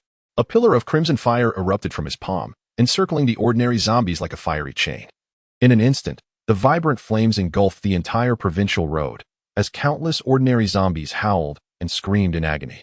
Within the shroud of smoke that obscured the sky, the bodies of innumerable zombies were scorched, their surfaces oozing with grease. Some even detonated with a resounding bang, scattering dense fragments, along with sparks, across the asphalt. Such power is undeniably overwhelming. The soldiers within the armored vehicles and trucks, witnessing the flames spewing from Zhang Guoyang's palm, were left awestruck, exclaiming in disbelief. The potency of this fire was several times greater than that of a standard flamethrower. From a visual standpoint, the pillar of fire unleashed by Zhang Guoyang appeared far more terrifying than Han Feng's seemingly mundane actions. As swathes of zombies turned to charred husks, disintegrating into ashes amidst the crimson inferno, even Zhang Guoyang himself marveled at his own hands in astonishment. having previously resided in a small mountain village. He could never have imagined possessing such formidable destructive capability. Standing atop the frame of the abandoned vehicle, Han Feng surveyed the scene before him, nodding in satisfied approval. Throughout history, the evolutionary forces of the elemental system have proven to be an unparalleled asset in combating vast hordes of the undead, often surpassing the efficacy of numerous heavy weaponry. This time, he deliberately chose to deploy Zhang Guoyang in order to assess his potential. And the results of incinerating the zombie horde did not disappoint. Once Han Feng discerned that the tide of battle had turned decisively, he leapt down from the abandoned vehicle and approached the substantial crater created by a bronze-tier zombie. The bronze-tier zombie bore significant spoils of war, the coveted zombie crystal core. Upon reaching the edge of the crater, Han Feng disregarded the charred remnants scattered across the ground, his gaze swiftly honing in on the completely shattered skull nearby. Next to the skull, a glimmering orb had rolled forth, revealing itself to be none other than the prized zombie crystal core. Chapter 144. The transformation of the ginger cat. Having dealt with the hordes of zombies that obstructed their path, the food retrieval team of the Apocalypse organization sped onward towards Jin County, while the bronze-level zombie crystal core, recently acquired, rested firmly within the palm of Wang Yingyu. To whom should this crystal core be allocated? Should it be given to the War Department advisor Qiao Dongliang, the young Zhang Haidong in the armored vehicle, or perhaps to the elder within the White Robe organization? As Wang Yingyu toyed with the zombie crystal core, she turned to her companion Han Feng and inquired. I truly have yet to determine that, Han Feng admitted, equally uncertain about the allocation of the bronze-level zombie crystal core. Logically, it should be assigned to Qiao Dongliang based on his position, yet his advanced age posed a significant concern. Should he utilize it, the core's potential might be squandered. Conversely, Zhang Haidong, although youthful, had yet to prove himself, rendering it somewhat inappropriate to bestow such a valuable item upon him without merit. As for the elder in the White Robe organization, it seemed rather absurd.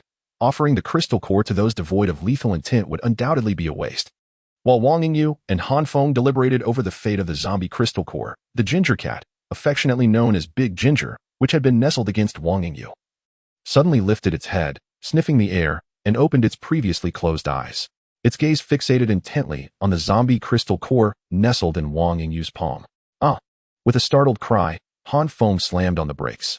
Seizing the opportunity, Big Ginger leaped from Wang Yingyu's embrace and voraciously devoured the crystal core. The unexpected turn of events left Han Feng momentarily stunned. What would happen to Big Ginger after consuming the zombie crystal core? Would it transform into a mutated beast? As Big Ginger swallowed the bronze-level zombie crystal core, Wang Yingyu's expression shifted to one of anxiety, her eyes fixed on the now howling ginger cat in her arms. Han Feng, realizing what had transpired, wore a grave expression. We should take the cat outside the vehicle. I cannot predict what the outcome might be. Whether in the past or present, zombie crystal cores were exceedingly precious strategic resources, and no one would experiment with such items on ordinary animals, leaving the fate of Big Ginger shrouded in uncertainty. However, one thing was clear, regardless of any transformations. It was prudent not to keep the cat within the RV at this stage to avoid unnecessary complications. As the Unimog RV came to a halt, the food retrieval team, which had been racing forward, brought their vehicles to a stop. The soldiers aboard were still unaware of the unfolding drama, their expressions tense as they fixated on the RV's location. Command vehicle, why have you stopped? Is there a situation? The voice of Zhang Haidong crackled through the intercom, which rested on the control panel of the RV. All units, maintain your positions and enter a state of heightened alert. Han Feng had no time to explain to them what had transpired and could only order all the soldiers in the grain collection team to enter a state of readiness. Meanwhile, Wang Yingyu, clutching the big orange cat, hurriedly descended from the RV and placed the continuously wailing feline in a field approximately 100 meters away from the Unimog RV.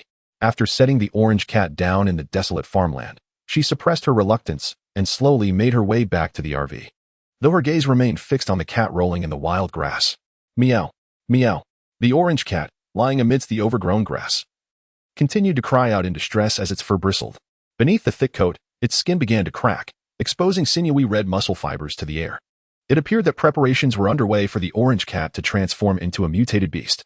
Han Feng observed the cat, which was now twitching uncontrollably, readying himself to put an end to its suffering. Should the orange cat truly transform into a mutated creature, it could provide another life core, further enhancing the evolution of the Unimog RV. Thus, regardless of whether it would indeed become a mutated beast, Han Feng was prepared to accept the outcome. As the cat's agonizing cries reached their peak and abruptly ceased, Han Feng's pupils constricted. A plume of black smoke began to emanate from the gaping wounds on the cat's body, gradually enveloping it, obscuring any visible transformation. If anyone could peer through the black smoke to discern the current form of the cat, they would be utterly astonished. It had undergone a complete metamorphosis. The once vibrant orange fur had vanished, replaced by striking black and yellow stripes. Its body began to swell rapidly, expanding like an inflating balloon. The original length of over 50 centimeters soon transformed into 1 meter, and as time progressed, its size continued to grow 1.5 meters, 2 meters. Simultaneously, the 2 pairs of sharp canine teeth at the corners of its mouth enlarged rapidly, surpassing the limits of its lips. These formidable fangs extended to an astonishing length of 1 meter, their menacing presence fully exposed to the air. When the black smoke dissipated, the once small and adorable orange cat had vanished, replaced by a colossal creature measuring nearly 3 meters in length. A saber-toothed tiger. Wang Yingyu exclaimed in astonishment upon witnessing the cat's transformation into a mutated beast. Han Feng gazed at the creature 100 meters away, his eyes reflecting a sense of perplexity. Could this be a case of atavism? The mutated beast, standing 100 meters from the grain search team, measured approximately 3 meters in length, with a shoulder height exceeding 1.5 meters. Its body was adorned with alternating yellow and black stripes, and 2 pairs of sharp upper canine teeth protruded from its mouth, displaying an unparalleled aura of intimidation, just as those present believed this to be its ultimate form. The creature's transformation continued. A fissure suddenly appeared at the center of its forehead, from which a spiraled, entirely black horn forcefully emerged. With the emergence of this horn, the process of its mutation can be deemed complete. Once fully transformed, its copper bell-sized eyes instantly radiated a menacing aura, followed by a thunderous roar directed towards the heavens. The mutated beast, once an orange cat, then charged vigorously towards the position of the Unimog camper. Upon witnessing the creature's ferocious advance, Han Feng's expression turned grave as he unsheathed the Dark Moon longsword, instructing his companions, Wang Yingyu and Zhang Guoyang, to prepare for battle.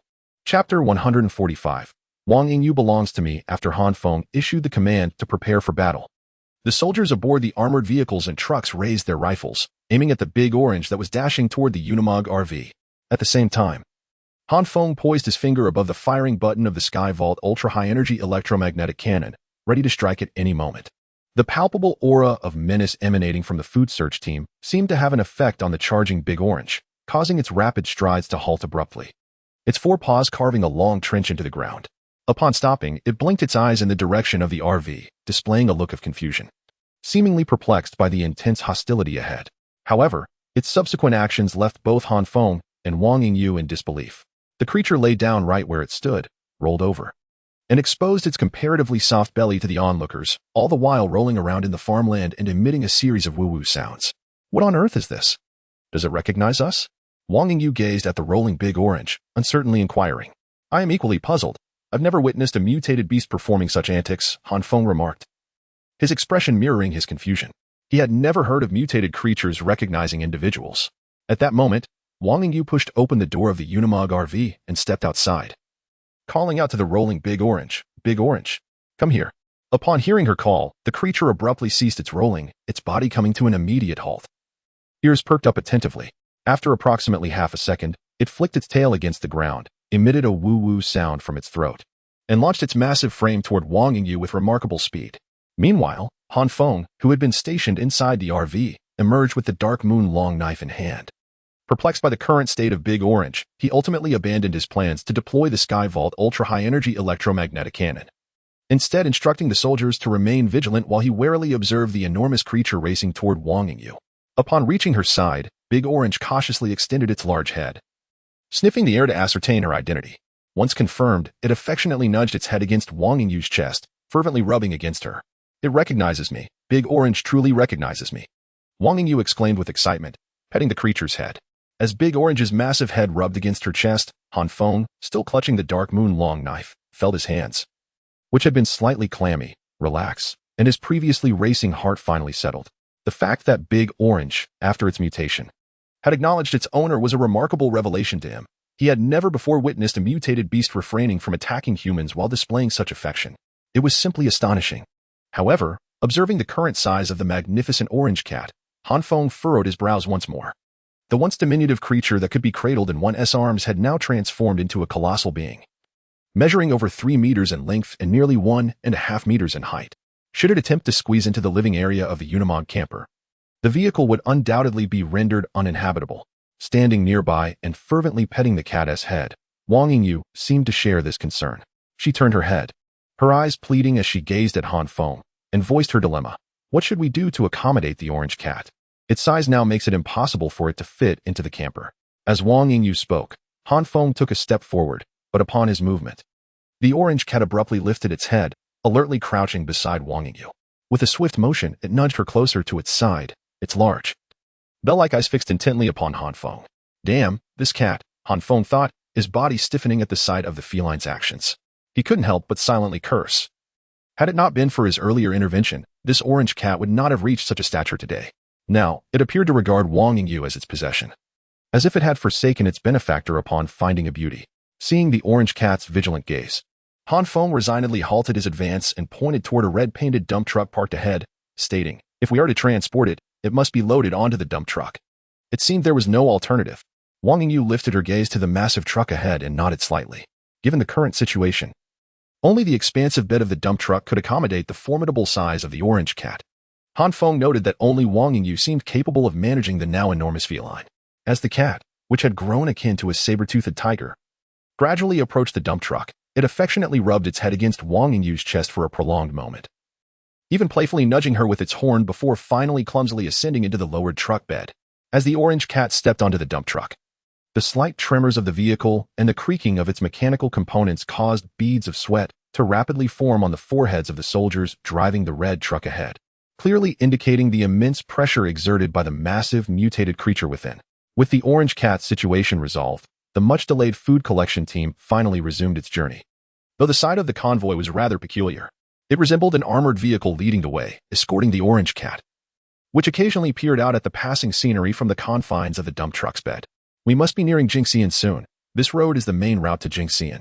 The National Grain Reserve we are headed to is situated north of the Jinxian county seat, and after traversing the county for approximately 10 minutes, we will arrive at the expansive complex covering over 200 acres, Wang Yingyu asserted, consulting the map in her hands as she compared it with the road signs and markers that appeared around them. As Han Feng approached Jin County, he finally felt a slight alleviation of the burden upon his shoulders. If he could successfully transport a substantial amount of grain from Jin County, the entire safe zone of the city would embark on a rapid path of development. After attracting a sufficient number of nearby survivors, it could even transform into a large metropolis of survivors, becoming a formidable force in this apocalyptic world. However, just as Han Feng began to feel a sense of relaxation, the armored vehicle at the forefront of the convoy suddenly screeched to a halt, while the dump truck let out a furious roar from the large orange cat within. Chapter 146, Arrival at Jin County. The provincial road leading to Jin County, once adorned with a smooth asphalt surface, now lay pockmarked with deep, artificial craters. These uneven patches of road were unmistakably man-made, featuring several trenches approximately 3 meters wide and 4 meters deep, appearing inexplicably across the once pristine surface. Not merely a singular trench, similar ones were spaced at intervals of mere dozens of meters, clearly excavated to military specifications as anti-tank ditches. Approximately 500 meters beyond these trenches stood 2 olive-green wheeled armored vehicles. When Han Feng poked his head out to discern the vehicles stationed in the distance, his expression darkened instantaneously. Although the 2 armored vehicles resembled ordinary battle tanks from afar, their main gun was not situated within a conventional turret. Rather, it was a quartet of missile launchers. These vehicles were unmistakably AFT-9 anti-tank missile launchers, whose firepower was capable of penetrating the frontal armor of the majority of main battle tanks from the pre-apocalyptic era, with an armor-piercing capability reaching a staggering 1,100 millimeters. Even the current Unimog RV would succumb to a single shot from such a formidable weapon. The positioning of these AFT-9 launchers, combined with the anti-tank ditches in front, rendered them able to effortlessly neutralize any armored forces attempting to traverse this area. Was Jin County already under the occupation of regular troops? Han Feng pondered, a sense of unease swelling within him as he observed the meticulously arranged defensive installations. Meanwhile, as the grain collection team from the Apocalypse organization scrutinized the 2 missile launchers, the soldiers within the armored vehicles were swiftly reporting the situation to their superiors. Deputy Commander LV, a rather unusual convoy has appeared on the provincial road leading to Jin County. In addition to the armored vehicles, there are also mutated beasts. How should we proceed? The source of astonishment for the AFT-9 launchers was none other than the large orange cat peeking out from a dump truck, its head swiveling as it surveyed its surroundings. Without the presence of this cat, a single AFT-9 missile launcher could obliterate all vehicles in the grain collection team. What? A convoy of such peculiar nature has arrived? Do not act recklessly. I shall investigate personally. A middle-aged man, around 40 years of age, with thick brows and large eyes, donned in a yellow-brown camouflage uniform, received the report from the two EFT-9 launchers stationed 2 kilometers outside Jinxian County. He promptly climbed into a rugged Hummer parked outside a nearby building and set off towards the location of the missile launchers. Deputy Commander LV Chiao, weary from his journey, arrived beside the missile launchers and gazed at the grain collection team's position, his face a canvas of astonishment. At the forefront of the grain collection team was a riot control armored vehicle, flanked in the middle by 2 heavy dump trucks, while the imposing Unimog RV brought up the rear. However, what truly astounded the deputy commander was the large orange cat nestled within the heavy dump truck. Deputy Commander LV. The creature standing in the dump truck must be the mutated beast. What should we do now? Upon LV Chao's arrival at the scene, the 2 anti-tank missile launch vehicles that had been stationed remained steadfast, seemingly finding a sense of resolve. The soldiers within the launch vehicles, having previously witnessed their units' encounters with mutated beasts, were acutely aware of the challenges posed by this creature, which could not be locked onto by their missiles. A moment's inattention could lead to catastrophic casualties. Meanwhile, Han Feng, positioned across the anti-tank trench, noticed the arrival of a Humvee and seemed to recognize that the main force had arrived. With a sudden movement, he propelled himself forward like a cannonball, hurtling towards the approaching vehicle at an astonishing speed. To his astonishment, there was indeed an evolved individual among them. Inside the Humvee, LV Chiao, who was meticulously assessing the situation, witnessed Han Feng's figure appearing before the vehicle as if he had teleported, involuntarily gasping in surprise. Simultaneously, he felt a flicker of relief. Upon learning that such a unique convoy had arrived, he too had brought along an evolved individual. The woman seated in the Humvee, adorned with chestnut-colored long hair, observed Han Feng's rapid approach with keen interest. In an instant, she vanished from her seat, nimbly leaping through the side window of the vehicle, her feet generating bursts of airflow as she charged towards the swiftly advancing Han Feng. Could it be that the evolved individual opposite was also enhanced in agility? As Han Feng swiftly approached the Humvee, he noticed the woman emerging from the window, and a subtle shift occurred in his expression. Gripping his dark moon dagger more firmly, he assessed the situation. The woman, dressed in a black patent leather bodysuit and with her chestnut hair flowing, unleashed a speed that was only slightly inferior to Han Feng's, indicating that she was indeed a formidable evolved individual. However, the chestnut-haired woman was noticeably alarmed. After leaping from the Humvee, she had maximized her speed, yet it still fell short of Han Feng's. This slight disparity in speed was the source of her trepidation as she prided herself on her abilities, only to find herself outmatched by an evolved individual whose prowess surpassed her own. Han Feng and the woman exchanged a brief contest of speed, but did not engage in combat. He landed over 10 meters in front of the Humvee. While she returned to LV Chiao's side, the evolved individual opposite is significantly stronger than I am. He poses a considerable threat. In a one-on-one confrontation, I could only hope to stall him momentarily, she whispered to LV Chiao. Han Feng's absolute velocity instilled in her a deep sense of caution. The gap in their speeds made it clear that in terms of both movement and strike rate, she could not compete with him, even with all her effort. She would be no match for Han Feng. Clad in camouflage, LV Chao's expression shifted slightly upon hearing the woman's assessment of Han Feng. After adjusting his collar, he took a few steps forward. Welcome to Jinxian County. It is currently under our effective control. May I inquire about the purpose of your journey from afar? As Han Feng observed the smiling Lu Qiao approaching, he nodded slightly, not concealing the purpose of his visit to Jinxian County. He stated directly, I shall not beat around the bush. Our purpose for coming to Jinxian County is quite straightforward. We have heard that the National Grain Reserve in Jinxian County has a substantial surplus of food, and we would like to transport a modest quantity back with us. I wonder if you could facilitate this request. Given the formidable presence of the AFT-9 anti-tank missile launchers at their disposal, Han Feng was reluctant to engage in conflict. After contemplating Han Feng's intentions, Lu Qiao opened his hands and slowly replied, if you wish to procure some food from the National Grain Reserve in Jinxian County, we have no objections. However, there may be some issues with the current reserves. Chapter 147. The Wandering Mercenary Corps. Upon hearing the description from the middle-aged man clad in camouflage attire, Han Feng furrowed his brow slightly, scrutinizing the individual before him. With a grave expression, he inquired, what was your occupation prior to the outbreak of the apocalyptic virus? What transpired at the National Grain Reserve in Jinxian? Lu Qiao, after surveying Han Feng in return, responded slowly, before the emergence of the apocalyptic virus. Our unit was stationed between Ruajian City and Jinxian. Following the outbreak, a significant number of ordinary soldiers transformed into zombies, and the remaining troops retreated to Jinxian. Currently, Our forces operate independently, without allegiance to any command. We exist solely for our own survival. As for our designation, you may refer to us as the Wandering Mercenary Corps. Such circumstances, akin to the one before Han Feng, were not uncommon after the virus's outbreak. Soldiers who had lost their command, having endured the tribulations of the apocalypse, often became reluctant to accept leadership from others. They sought to live for themselves. This contingent, originally stationed between Ruadran City and Jinxian, successfully reached Jinxian. And with a substantial stockpile of provisions at their disposal, they were even less inclined to heed the orders of others. With ample food reserves and in the absence of a zombie horde, they possessed the means to sustain themselves independently. After elaborating on the fundamental situation of his faction, Lu Qiao proceeded to detail the events that had transpired within the National Grain Reserve in Jinxian. However, upon learning of the developments within the reserve, Han Feng's previously composed demeanor darkened considerably. He recognized that their endeavor to procure food from the National Reserve would prove exceedingly arduous.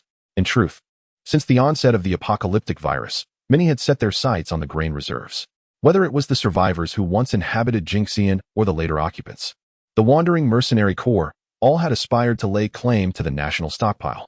Yet, even the formidable Wandering Mercenary Corps, after ascertaining the specific conditions within the grain reserve, refrained from any rash actions. They merely occupied a few peripheral warehouses, choosing to remain discreet. The reason for their caution was singular. The National Grain Reserve in Jinxian had been overtaken by mutated beasts, and not merely one, but a multitude. A group of approximately 10 mutated rats had established dominion over the grain reserve. These rodents had likely settled in the reserve prior to the outbreak. And following the emergence of the virus, the massive rat population engaged in brutal infighting, giving rise to numerous bronze-tier mutated rats. Curiously, upon the appearance of these bronze-tier mutants, the infighting ceased, and the rats delineated territories for themselves. The Wandering Mercenary Corps had previously attempted a tentative assault on a grain warehouse occupied by a mutated rat. It was through this encounter that they discovered an alarming truth. Should any territory belonging to a mutated rat be attacked, the adjacent mutated rats would rally for support.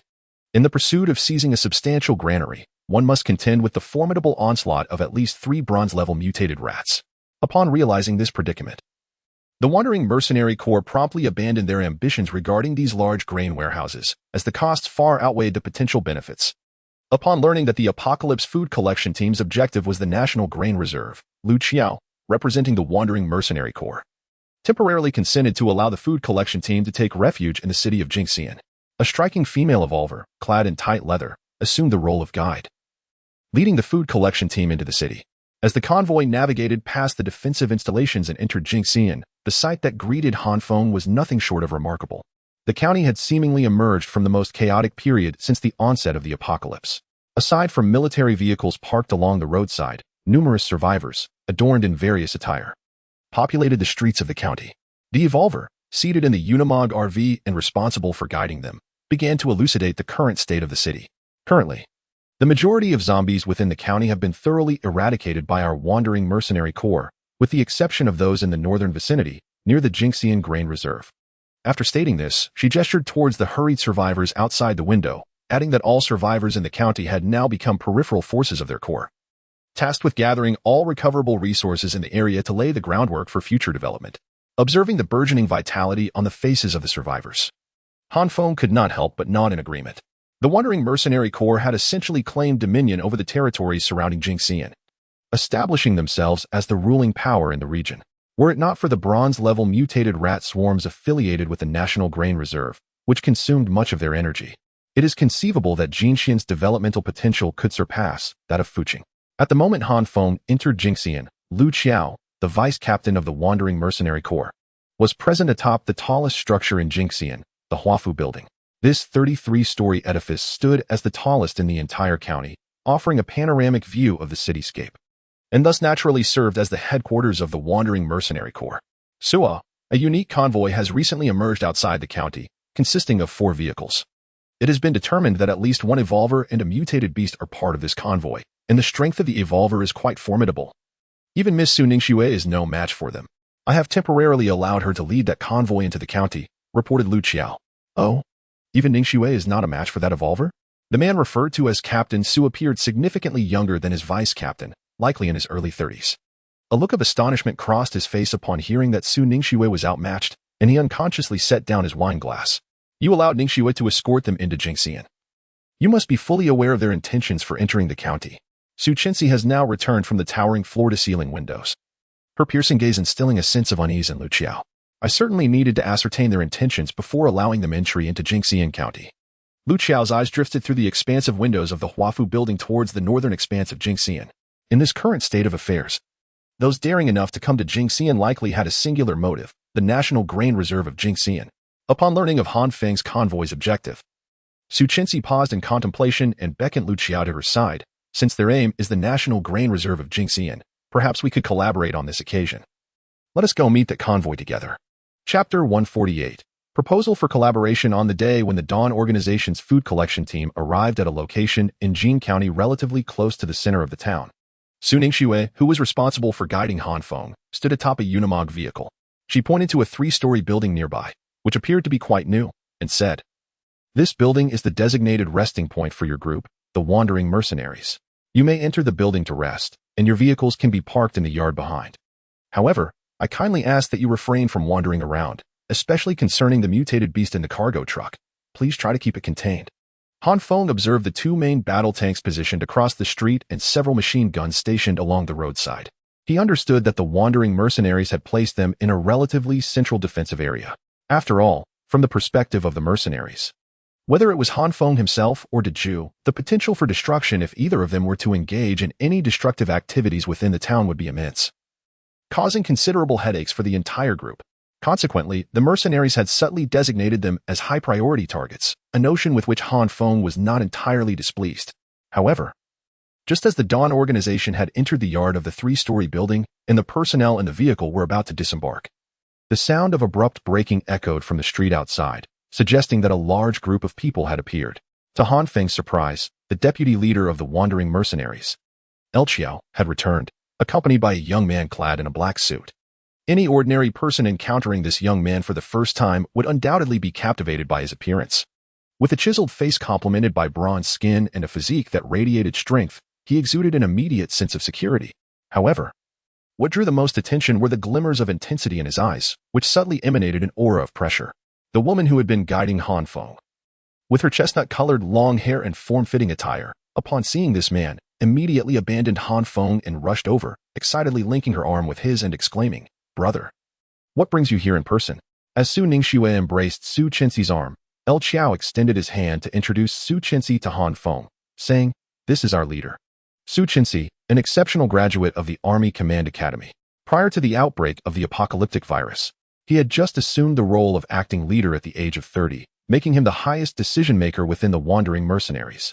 Before El Qiao could continue his introduction, Su Chenxi brushed aside El Qiao's arm, stepped forward, and with a serious expression, extended his right arm toward Han Feng, stating directly, "I am Su Chenxi. I have heard that your visit to Jin County is in preparation for accessing the national grain reserves here. I am curious to know what your plans entail moving forward." Han Feng extended his right hand and gently clasped the palm offered by Su Chenxi.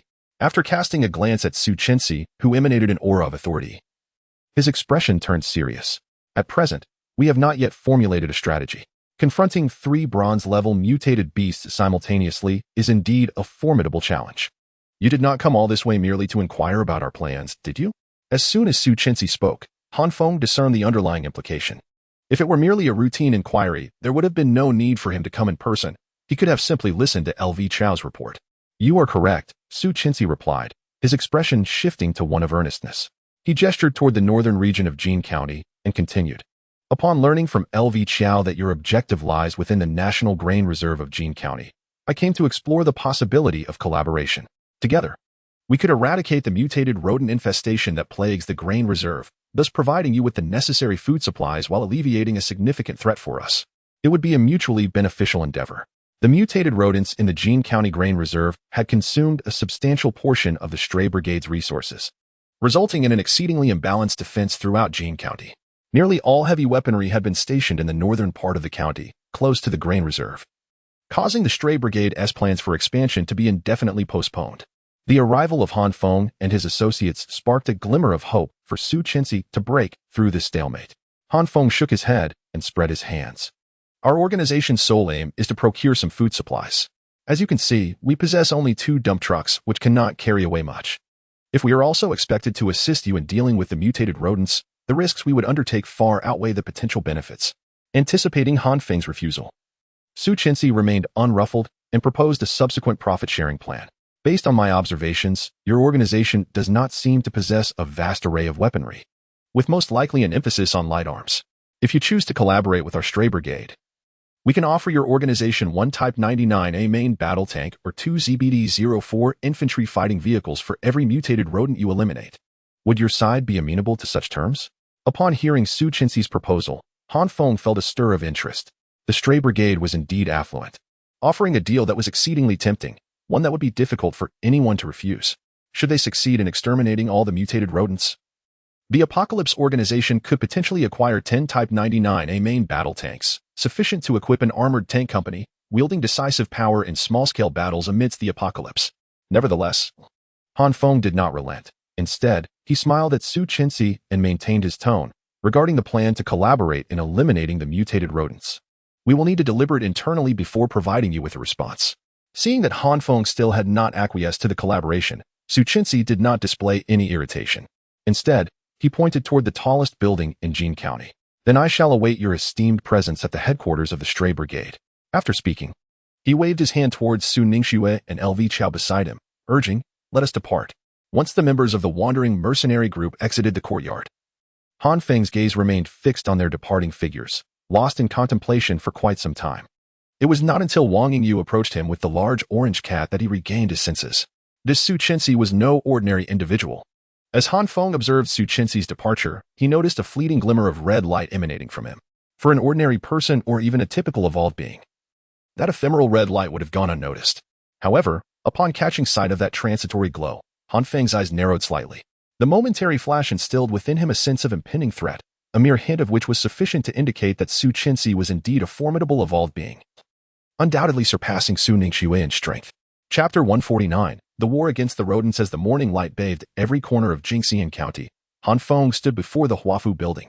After a night of deliberation, the Apocalypse organization, swayed by the allure of the 99A main battle tanks, decided to collaborate with the Wandering Brigade to eradicate the mutated rats. However, for strategic reasons, the Apocalypse organization would not assist in exterminating all the mutated rats.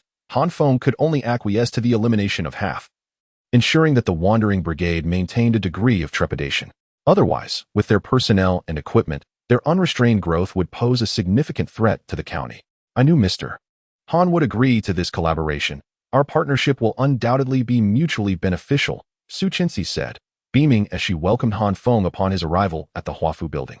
Meanwhile, Su Ningxue also rose with a gentle smile gracing her features. Yet, when they learned that the Apocalypse organization would only assist in the extermination of half the mutated rats, the smiles faded from their faces. Su Qinxi spoke up. If your organization is dissatisfied with the specific compensation, we can certainly negotiate a suitable increase. Since we can collaborate to eliminate one mutated rat, it should not be too challenging to tackle the others one by one. Eliminating more than 5 mutated rats is our limit. Despite Su Qinxi's persuasive efforts, Han Feng showed no inclination to relent. After a lengthy discussion, the sisters exchanged glances, ultimately abandoning their attempts at persuasion and steering the conversation towards the crux of the matter. Given the unique nature of the National Grain Reserve, deploying heavy weaponry was not feasible. Thus, the plan entailed sending Su Qinxi and Su Ningxue, both evolved beings, while the Apocalypse organization would dispatch Han Feng and the mutated beast for the assault. Just as Su Qinxi began to assign specific combat personnel, Han Feng interjected. We will also be bringing Wang Yingyu, the girl who was in the passenger seat yesterday. She is also an evolved being. Han Feng's decision to include Wang Yingyu stemmed from necessity, as the large orange cat would only heed her commands, leaving no room for others to direct its actions. Zhang Guoyang, on the other hand, was instructed to remain concealed within the convoy as a precaution, since her side is willing to send an additional evolved being into battle. That is splendid news. Su Qinxi felt a wave of relief upon hearing of Wang Yingyu's involvement. She had suspected the presence of hidden evolved beings within the Apocalypse organization's convoy. Now that Han Feng was willing to deploy one for the offensive, the forces tasked with overseeing the convoy within the county could be suitably reduced to undertake other missions. Once the battle plan was finalized, the Su siblings returned to the 3-story building temporarily occupied by the Apocalypse organization. They collected Wang Yingyu and the large orange cat before departing Jinxian County, heading towards the Northern Grain Reserve. The National Grain Reserve in Jinxian, despite its name, may lead many to perceive it merely as a large structure. However, this notion is entirely misguided. The entire area of the National Grain Reserve spans over 200 acres, equivalent to 20 standard football fields. And this measurement pertains solely to the warehouses, excluding auxiliary buildings such as oil depots and grain inspection stations. Upon arriving at the Jinxian National Grain Reserve, Han Feng and his companions were immediately greeted by dozens of enormous warehouses, painted in white, alongside various weighing and inspection facilities, collectively forming an extensive architectural complex. Upon entering the storage area, Jinxian first guided Han Feng and Wang Yingyu to a colossal map of the warehouse region made of stainless steel. Pointing at the markings on the map, she explained, currently, the Jinxian National Grain Reserve is divided into 10 central warehouses and 10 auxiliary warehouses. The mutated rats are all located within the large central warehouses. Our wandering mercenary group has only occupied auxiliary warehouse number 4 and auxiliary warehouse number 7, which are positioned closest to the county town of Jinxian. At the time of our occupation, the mutated rats in central warehouses number 4 and no. 7 did not launch an attack. However, based on our reconnaissance, advancing a mere 100 meters from these auxiliary warehouses will attract their attention. After listening to Jinxian's preliminary explanation of the warehouse area, Han Feng circled a target on the map, stating, "So our objective this time is to approach central warehouses number 4 to number 8 near the county town of Jinxian? Indeed. We must first address the mutated rats in warehouse number 4. Given its proximity to warehouses number 5 and number 6, the pressure we will face during this offensive will be the greatest." While Han Feng and Jinxian remained in place, deliberating on strategies to minimize their pressure during the assault on central warehouse number 4, the large orange cat, previously resting by Wang Yingyu's side, suddenly lifted its head and sniffed the air, as though detecting a scent. Moments later, it sprang to its feet and let out a roar towards warehouse number 4. Its sharp canine teeth bared, resembling a heavy tank as it charged forward. "Damn it, can't you fully control this mutated beast?" Jinxian exclaimed, her eyes widening in disbelief as she witnessed the orange cat charging towards central warehouse number 4. The cat's sudden movement disrupted their carefully laid plans. "I believe you understand that it is a mutated beast. One cannot expect it to execute commands with absolute precision. Its instincts are beyond control." Han Feng tightened his grip on the dark moon long knife, aware that the battle against the mutated rats had commenced in that very moment. Indeed, before the orange cat could reach central warehouse number 4, a chorus of squeaks echoed simultaneously from the previously silent central warehouses number 4, number 5, and number 6. Three creatures, each the size of a mature bull, leapt forth from the warehouse's grand entrance. Their dark gray fur, pointed snouts, and elongated incisors immediately revealed their origins: mutated rats. Upon discovering these aberrant beings, Han Feng gasped in astonishment. His body swiftly moved from its original position, propelling him toward the mutated rats. Meanwhile, upon spotting the approaching large orange cat, the three mutated rats seemed to recognize an old adversary, their eyes gleaming with animosity. With a series of hisses, they ignored Han Feng's advance and lunged directly at the orange feline. Chapter 150, Elemental Form standing beside Han Feng. Jinxian's expression shifted dramatically upon witnessing three mutated rats, each the size of a bull, charge forth from the central nest.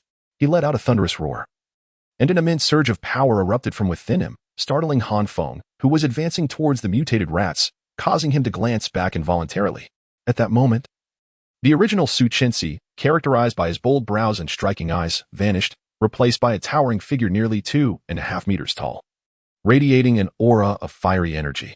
Upon encountering this fiery entity, Han Feng could not help but exclaim, "Elemental form."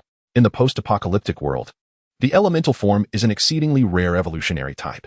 The host of this form is a blend of both fortune and misfortune. The host's fortune lies in the formidable power of the elemental form. Its initial state boasts strength several times greater than other evolutionary abilities. For instance, Jinxian's current manifestation of the fire elemental form exhibits the might of a silver-level evolver. However, the hosts of the elemental form are also burdened by misfortune.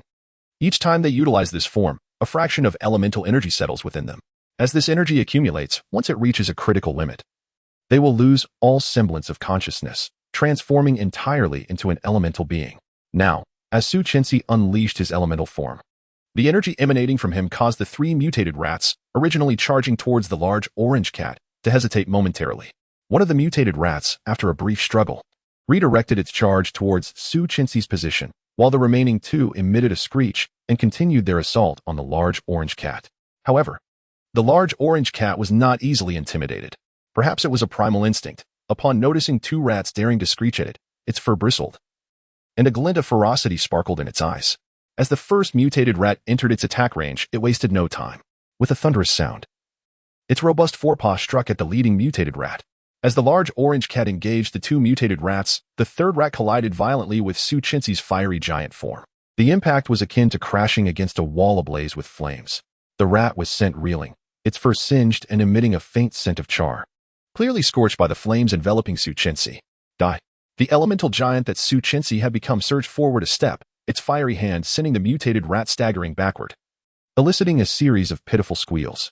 While Su Chinxi maintained a firm grip on the battle, Han Feng had reached the remaining mutated rat, gripping his dark moon-long knife tightly. He stepped forward, seizing the moment the rat leaped into the air, and swung his blade with ferocity. Squeak. The mutated mouse seemed to sense the impending danger, twisting its body into an astonishing arc to evade the attack. Subsequently, its sharp claws lashed out at Han Feng's arms, appearing intent on tearing them from his body. With a fierce determination, Han Feng remained vigilant. As the mutated mouse struck back, he deftly angled the dark moon blade upwards. This time, the mouse had no means of escape. With a sickening sound of steel-piercing flesh, the mouse's numerous barbed claws were severed, and crimson blood gushed forth from the wound. Letting out a pitiful shriek, the severely wounded creature demonstrated its ferocity. How formidable! Su Ningxue gasped, her pupils dilating in surprise, being similarly enhanced in agility. She had arrived slightly late, witnessing only the mouse's anguished cries as it suffered under Han Feng's solitary prowess, managing to gain the upper hand against a bronze-level mutated beast. With Su Ningxue's arrival, Han Feng's advantage on the battlefield multiplied exponentially. The already injured mouse, now missing a claw, was beset by the combined might of Han Feng and Su Ningxue, its body riddled with cuts, dark blood staining its once gray-black fur. After sustaining grievous injuries, the mouse fell victim to Wang Yingyu's primal allure, an invisible force compelling it towards her. Seizing this rare opportunity, Han Feng did not hesitate. As the bloodied creature darted past him, he plunged the razor-sharp dark moon blade into the back of its skull, even as the blade pierced the brain. Han Feng did not relent, twisting the knife within the creature's head. A mass of white brain matter erupted from the wound, and despite the mutated beast's formidable vitality, it became instantly immobilized, collapsing lifelessly to the ground. As Han Feng and Su Ningxue united to slay the mutated mouse, the great orange cat was engaged with another. Its iconic canines embedded deep in the creature's neck, blood cascading down onto the ground. Only the faint tremor of its limbs indicated that this mouse still clung to life. However, the once majestic feline now bore a pitiful appearance. Its once sleek fur was marred by patches where the mutated mouse had viciously bitten, giving it the semblance of a creature afflicted by a skin disease. As for Su Chinxi, who had unleashed the essence of his being, the battle on this side was nearing its conclusion. The mutated rat that had been engaged in combat with him was now devoid of any fur, its body marked with charred remnants, a clear testament to the severe damage inflicted by the flames that continuously erupted from Su Chinxi. When the trio, accompanied by a beast, joined the fray after having secured their own victory, the mutated rat, which still possessed a flicker of resistance, was instantly struck by a barrage of attacks. Within less than a minute, it was reduced to a lifeless corpse. Chapter 151. Advancement. As Han Feng plunged the final blade into the body of the mutated rat, he was suddenly engulfed by a surge of warmth rising from his dantian, sweeping through his entire being in an instant. Initially taken aback by this unexpected sensation, a look of sheer ecstasy soon illuminated his face. During his previous encounter with the silver tier zombie, the energy within him had reached the pinnacle of the bronze level, subtly beginning to assail the threshold of the silver tier. Continuous battles over the past few days had finally catalyzed a transformation in this long-accumulated energy. The silver tier energy barrier, which had firmly locked his dantian, began to crumble under the relentless onslaught of accumulated energy. The energy within Han Feng surged like a torrential flood, ultimately breaching the dam of the silver tier threshold, flooding into his bloodstream in an instant, commencing a vigorous circulation throughout his body. He had finally ascended back to the silver tier. Gazing at his hands, Han Feng clenched his fists tightly and then struck out forcefully into the air. His punch tore through the atmosphere, producing a resounding sonic boom. Indeed, it was the might of the silver tier. Upon retracting his fist, Han Feng nodded in satisfaction, roughly estimating that his current strength had more than doubled. In this state, he could effortlessly dispatch the mutated rats within a minute, requiring no assistance whatsoever. Even if two mutated rats were to attack him simultaneously, with his current speed, they would struggle to graze even the fabric of his sleeves. Meanwhile, Su Ningxue and Su Chinxi were entirely preoccupied, with no time to acknowledge Han Feng's advancement. Su Ningxue merely glanced at him when the sonic boom erupted. before fixating her gaze firmly on Su Qinzi. After the battle concluded, Su Qinzi could no longer maintain her elemental form, instantly reverting from her giant-like state back to her original appearance. "Brother, are you all right?" As Su Qinzi exited her elemental state, she stumbled, nearly losing her balance. Fortunately, Su Ningxue, who had been prepared, rushed to her side and caught her in a supportive embrace. The formidable elemental form adhered to the principle of energy conservation, granting Su Qinzi the near strength of a silver-tier evolved being, while simultaneously extracting the requisite energy from her body. Given Su Qinzi's current condition, she could sustain her elemental form for a maximum of 3 minutes. Thereafter, she would become utterly incapacitated, requiring at least a day's rest to regain the ability to utilize her elemental form. This was one of the reasons why the Wandering Legion could only watch helplessly as the mutated rat horde advanced. In the midst of Su Ningxue's hurried care for the exhausted Su Qinzi, Han Feng had already departed the scene of battle and arrived beside the corpse of the mutated rat. He had not forgotten that this creature harbored something of considerable importance, the life core. After vanquishing the mutated rodents, the life cores obtained were not promised to be evenly distributed with the wandering mercenary group. Thus, these life cores became his coveted treasures. With the acquisition of the life cores, the Unimog RV could undergo rapid evolution. To be candid, the current evolutionary state of the Unimog RV was still relatively modest. Despite its formidable offensive capabilities, its performance in other aspects left much to be desired.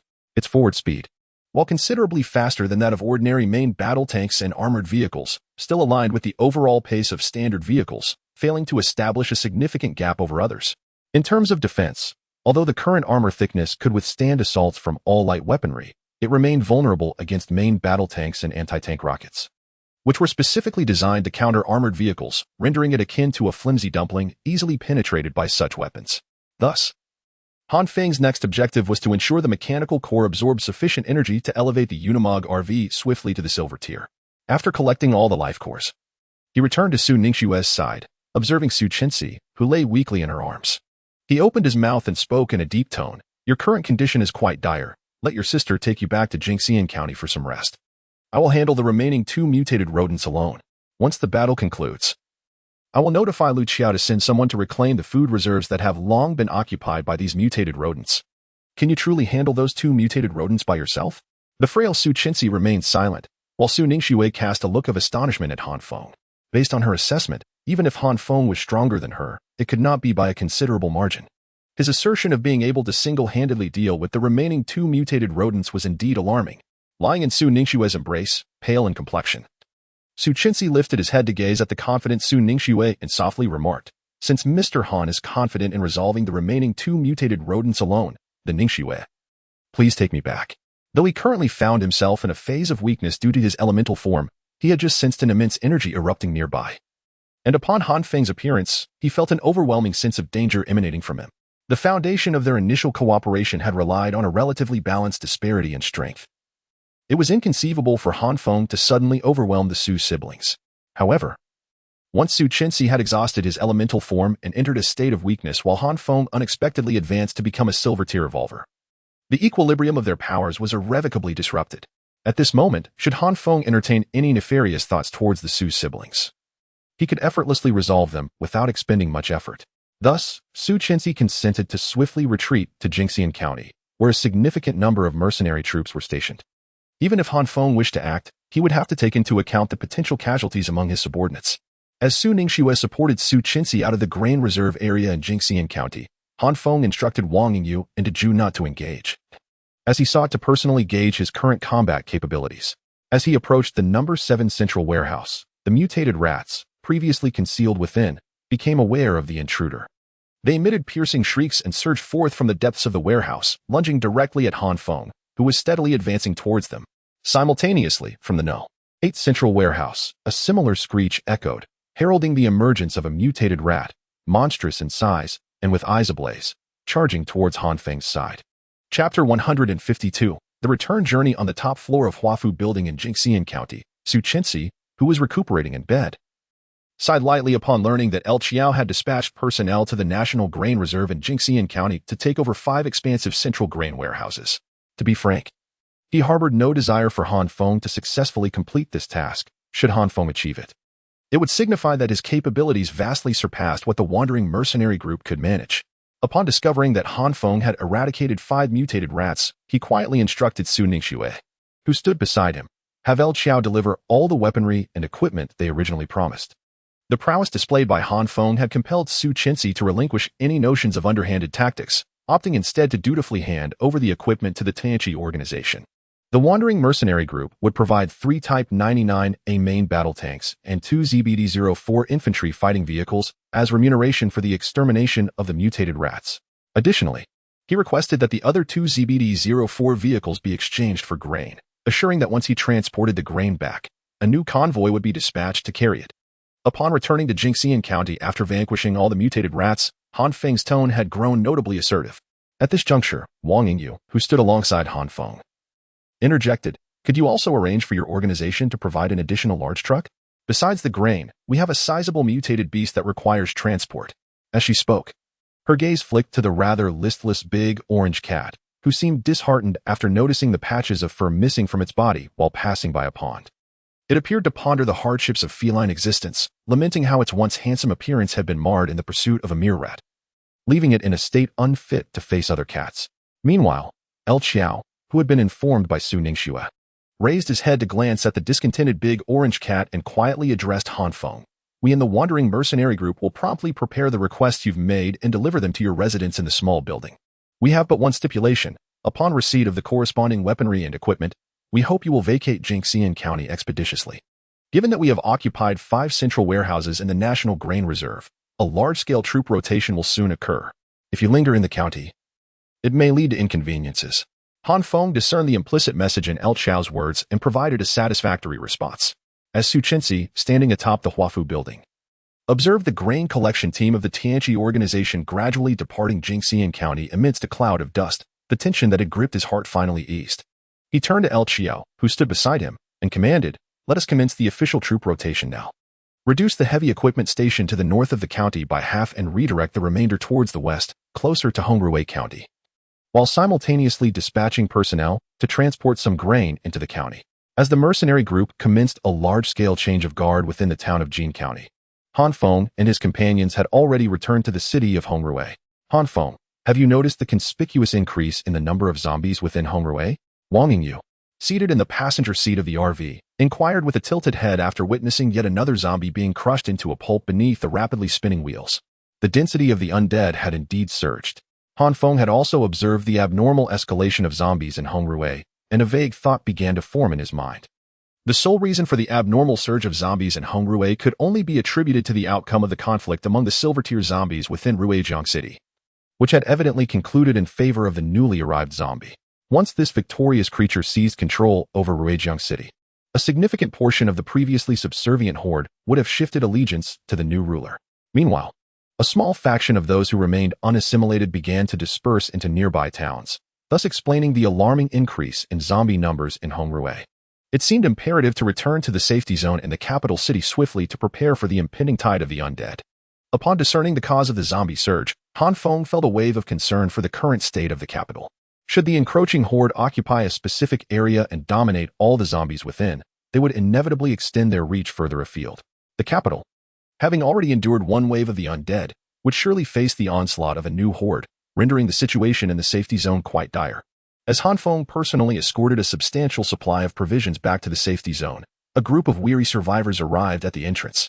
Ning, remaining in the capital, promptly proceeded to the entry inspection area upon receiving news of the influx of survivors.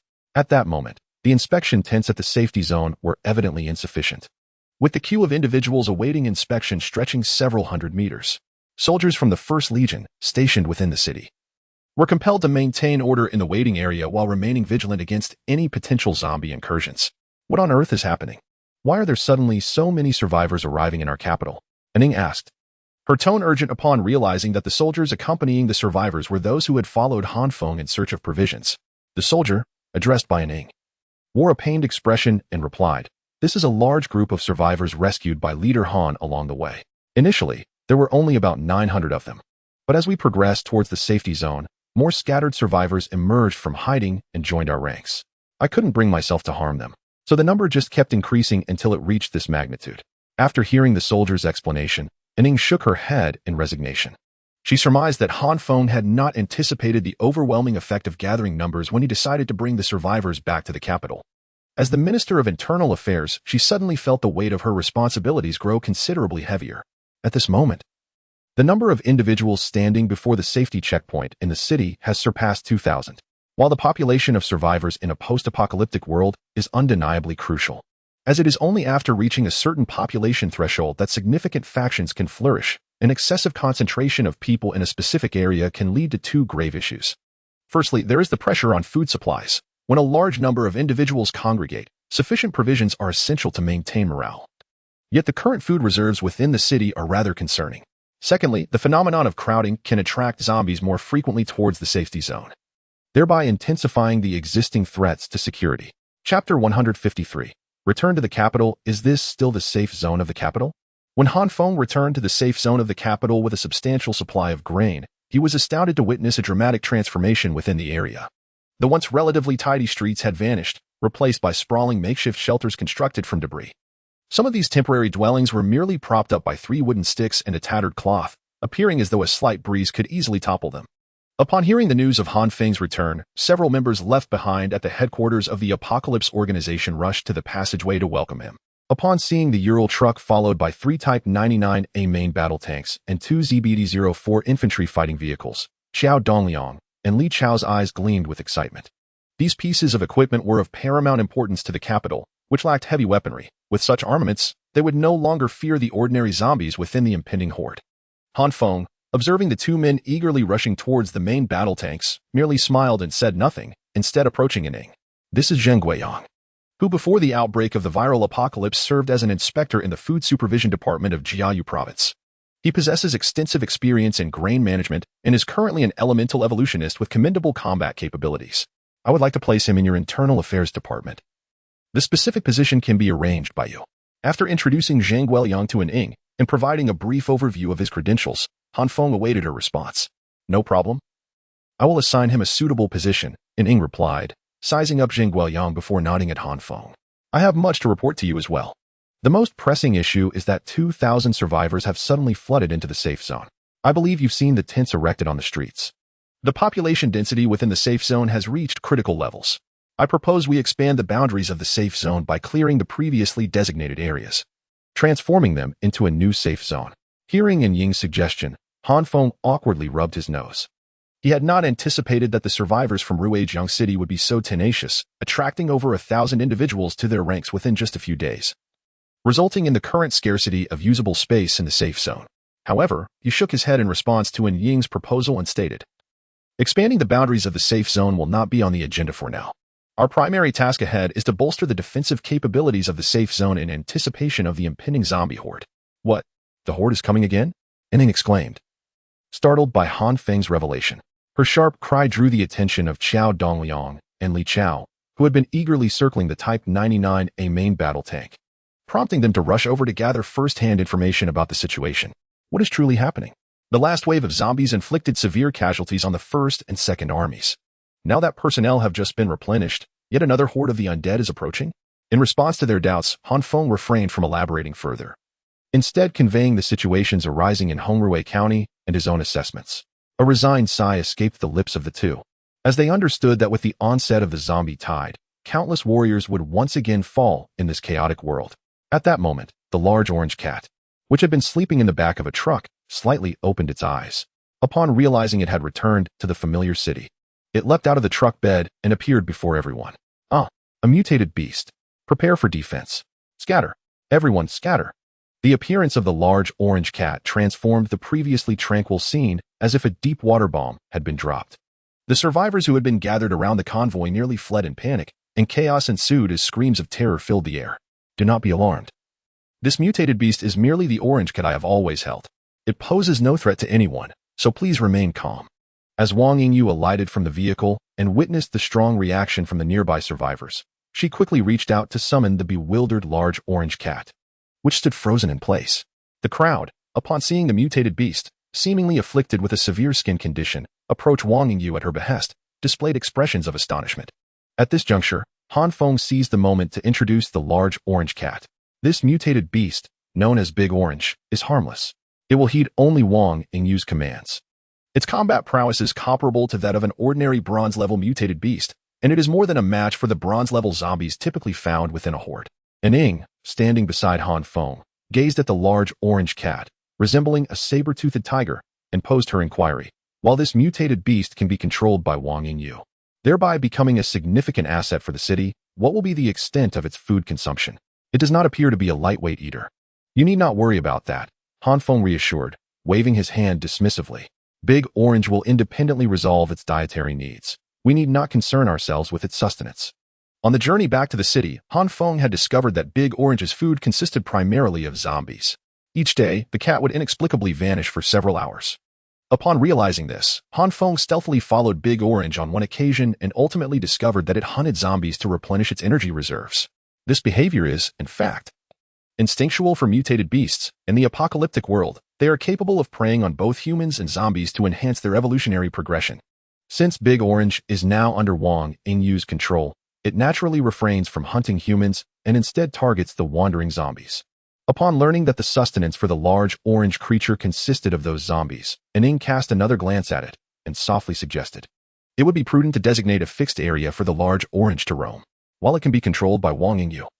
The mere presence of such a colossal mutated beast exerts undue pressure on the ordinary soldiers and the survivors residing within the safe zone.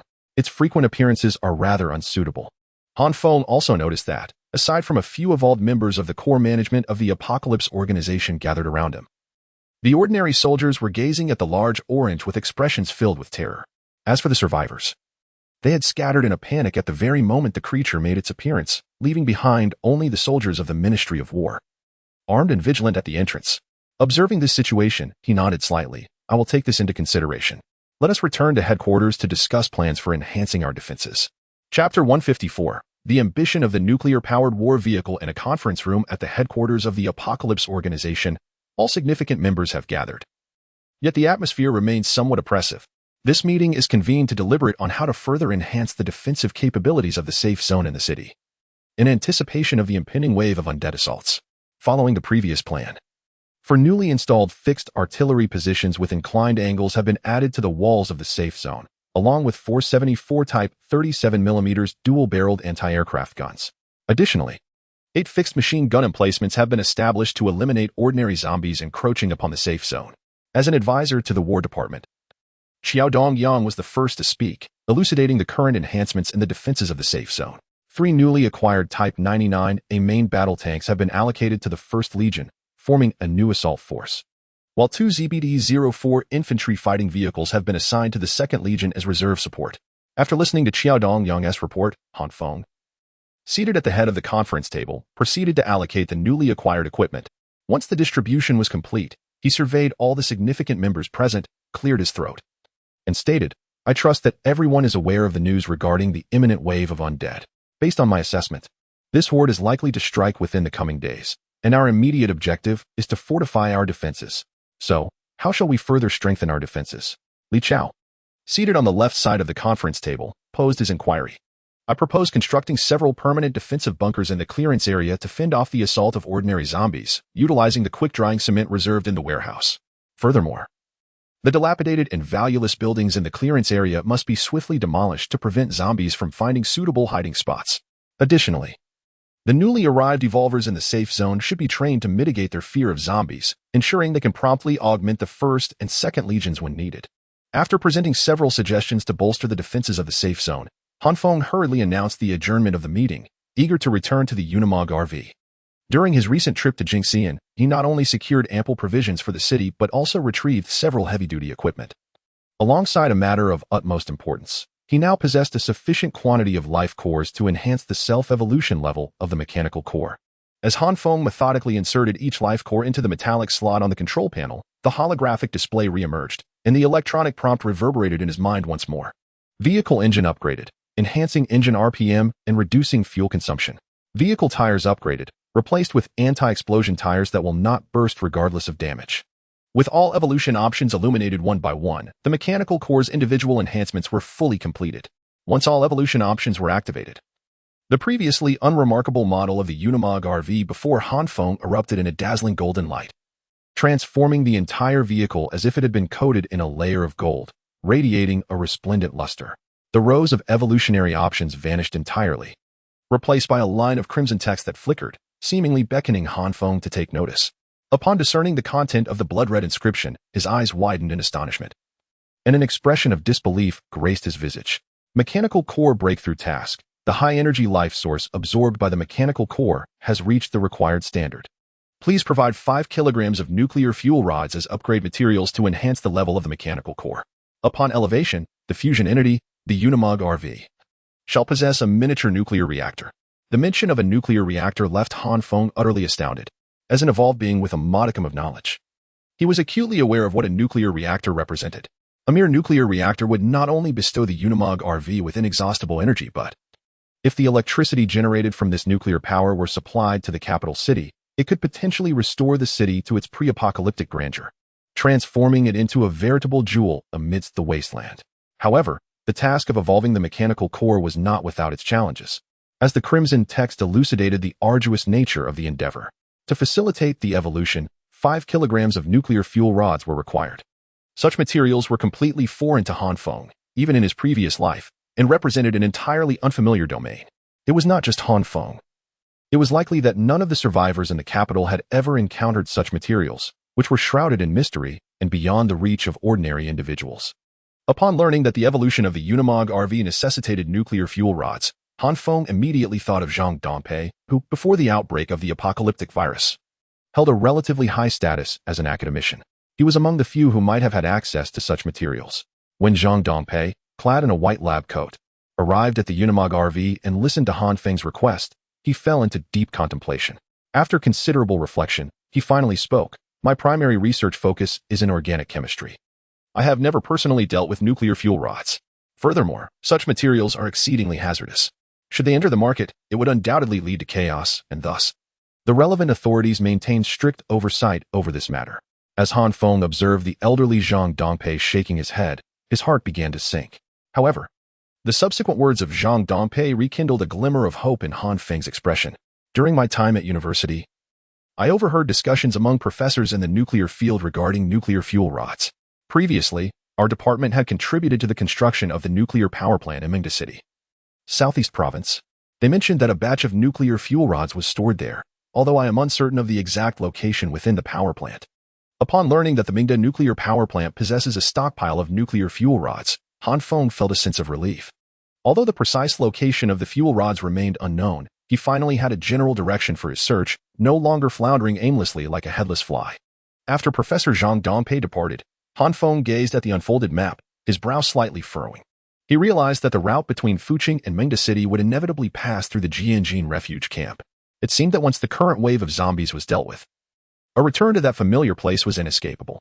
As Han Feng's furrowed brow began to ease, he resignedly shook his head, regardless of his desires. The need for the Unimog RV to grow stronger made a visit to the Jinxian refuge camp unavoidable. Chapter 155.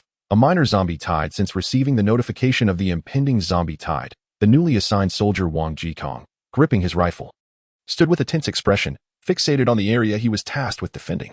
The heavy clouds above obscured the sun's radiant light and warmth, casting a somber shadow over the entire fortified city. However, the absence of blinding sunlight allowed the soldiers on guard to clearly perceive their surroundings. Assigned to the 2nd Legion, Wang Jikong's primary responsibility was to secure a small section of the wall. Before him, within a radius of several hundred meters, lay a landscape largely reduced to rubble, with remnants of buildings reduced to mere piles of debris. From behind these crumbling structures, dark, humanoid figures emerged, slowly advancing toward the safety zone of the city. These figures represented the ordinary horde of the zombie tide. Recalling the command of Legion Commander Li Chao, he focused on the imperative to aim for the head. As he observed the approaching horde, he lifted his rifle, selected a target, and began to take aim. Rat-a-tat-tat. Just as he zeroed in on his chosen target among the horde, a roaring sound erupted from an armored vehicle 200 meters away. A 74 Type 37mm twin-barreled anti-aircraft gun, newly installed in a fixed position, unleashed a barrage of fire upon the ordinary zombies. The specially designed 37mm shells, originally intended for light armored targets, swept through the horde, causing it to collapse like a field of wheat being harvested. The bodies of the ordinary zombies, struck by shells the size of a newborn's wrist, exploded upon impact, resulting in a shower of dismembered remains. The firing of the 74 Type 37mm anti-aircraft gun acted as a signal, igniting a cacophony of gunfire along the previously tranquil wall. As the deafening sounds of gunfire erupted around him, Wang Jikong trembled, his finger rapidly pressing the trigger of his rifle. The head of the zombie he had targeted was obliterated, akin to a rotten watermelon bursting apart. This scene unfolded simultaneously across various corners of the fortified city. Meanwhile, the Apocalypse First Legion, under the command of the Ministry of War, unleashed its armored forces in a frenzy of destruction. As these metallic behemoths trampled through the masses of ordinary zombies, the ground was left strewn with a gruesome mixture of flesh and viscera. Bang! With a resounding explosion, a 99A main battle tank, which had been pursuing the zombie horde, suddenly halted. A zombie, indistinguishable from the ordinary ones, stood beside the immobilized tank. Its fists having dented the thick armor plating, seemingly incapacitating the tank's engine with a single blow. Tank 2 requests assistance. A suspected mutated zombie has appeared outside, and the tank has ceased movement. Damage assessment is currently unknown. Upon receiving news of the suspected emergence of mutated zombies, Han Feng, the commander of the response team designated to confront this wave of undead, felt a spark of determination in his eyes. Uncertain of the strength of this particular zombie, he drove his Unimog RV to a position approximately 100 meters from tank number 2, swiftly locking onto the mutated creature. However, after meticulously observing the zombie attacking tank No. 2, Han Feng couldn't help but furrow his brow. The zombie before him, relentlessly striking at tank number 2, could not possibly be of silver rank. It was at most slightly more formidable than an ordinary bronze-level zombie. Each punch it delivered managed to create a noticeable indentation on the side of the 99A main battle tank, yet it failed to penetrate the tank's armor. Had it been a silver-level zombie, the tank's armor would have been breached long ago, leaving behind more than mere dents. Upon confirming that this zombie was merely of bronze rank, Han Feng acted without hesitation. His figure nearly vanished from sight, and with a swift motion, his Dark Moon long knife ignited with a flash of fire, cleaving the bronze-level zombie in two in an instant. Now that Han Feng had evolved to silver rank, each swing of his blade approached the speed of sound. The friction between the knife's edge and the air produced an array of sparks, generating unimaginable heat that multiplied the destructive power of his strike severfold. With such strength, a bronze-level zombie, which specialized in defense, could scarcely withstand Han Feng's relentless assault. After eliminating the entire wave of zombies that had attacked the safety zone of the capital, Han Feng noted the absence of any silver-level zombies, an occurrence he had been vigilantly anticipating. The primary force of the assault consisted solely of 3 bronze-level zombies. It appeared that the zombie leader commanding the horde lacked sufficient minions to mount a proper siege. Gazing at the smoke-filled area awaiting clearance, Han Feng tilted his head and spoke to Wang Yingyu beside him. Whenever a controlling zombie leader is unable to dispatch a substantial number of its kind to dominate the horde, it resorts to selecting 3 lower-ranked zombies to serve as the backbone of the wave. Such a small-scale zombie horde might manifest 3 to 5 times before a more significant wave arrives. Indeed, the recent attack on the capital's safety zone was a minor one, resulting in relatively low casualties. Survivors who had not experienced a severe zombie onslaught even perceived this as the norm, significantly underestimating the severity of prior waves. However, Wang Yingyu, standing next to Han Feng, did not respond to his remarks. Instead, she broached another matter. Are you truly not planning to take me with you to Mingda City? As one of the few privy to Han Feng's itinerary, she gazed at him with a sense of reluctance. It is not that I lack the desire, rather, if you depart from the capital, the formidable creature will be entirely beyond our control. Furthermore, my journey to Mingda City will necessitate passing through the Jinxian refuge camp. Even if I were to transport the creature using a dump truck, the heavily fortified Jinxian refuge camp would undoubtedly deny passage to any mysterious mutated beast within their jurisdiction. In this expedition to Mingda City to procure nuclear fuel rods, Han Feng has resolved to embark alone, driving a Unimog camper. All the evolvers within the Apocalypse organization will remain behind, focusing on the development of the capital's safe zone while remaining vigilant against the potential emergence of a minor zombie tide. Chapter 156, The Malice of Kongrong Town. After resolving the recent minor wave of corpses, Han Feng made slight arrangements for the personnel remaining in the safety zone of the capital, announcing that an Ing would temporarily take command of the Tianchi organization, becoming its leader and overseeing all matters within the safety zone. Once he had completed the affairs of the capital, he eagerly drove his Unimog RV towards the direction of Mingda City. The black Unimog sped along the provincial road leading to Mingda City. This journey represented Han Feng's return from Jiayu province to southeastern province, with his first stop being the previously traversed Qingkong County. However, this time, he would not pass through the county seat but would instead head towards the Jinxian refuge camp via Kongrong Town, located to the right of Qingkong County. Inside a dimly lit room in Confronting town, devoid of any windows, a figure sat cross-legged, staring blankly at the wall. When the door swung open, a beam of light flooded the room, and a survivor hurriedly called out, "Boss Chu, a vehicle is approaching from the provincial road.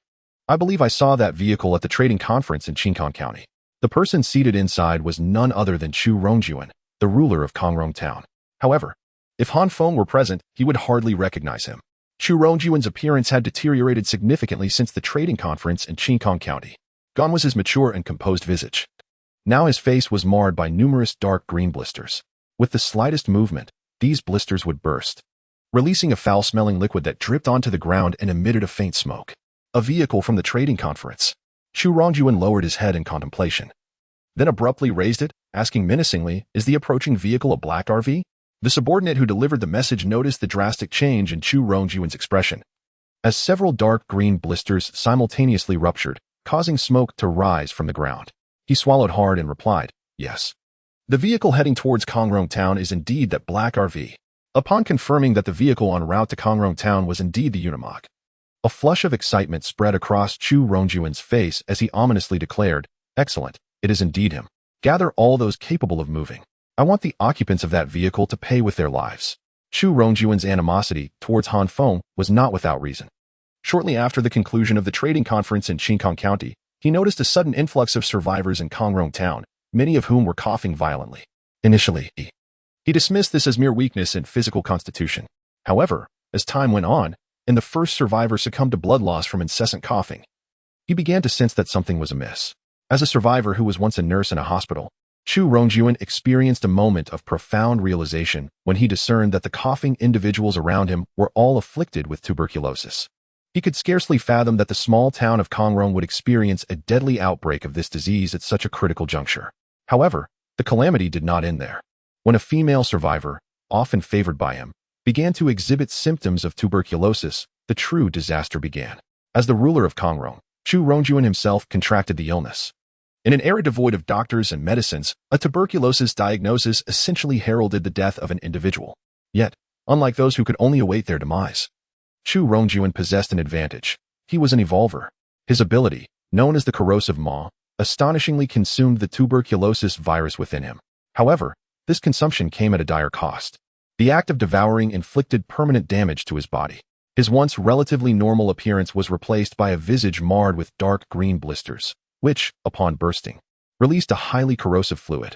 Several female survivors who had previously been under his control suffered disfigurement due to the corrosive droplets that fell from his face, with some even dying on the spot.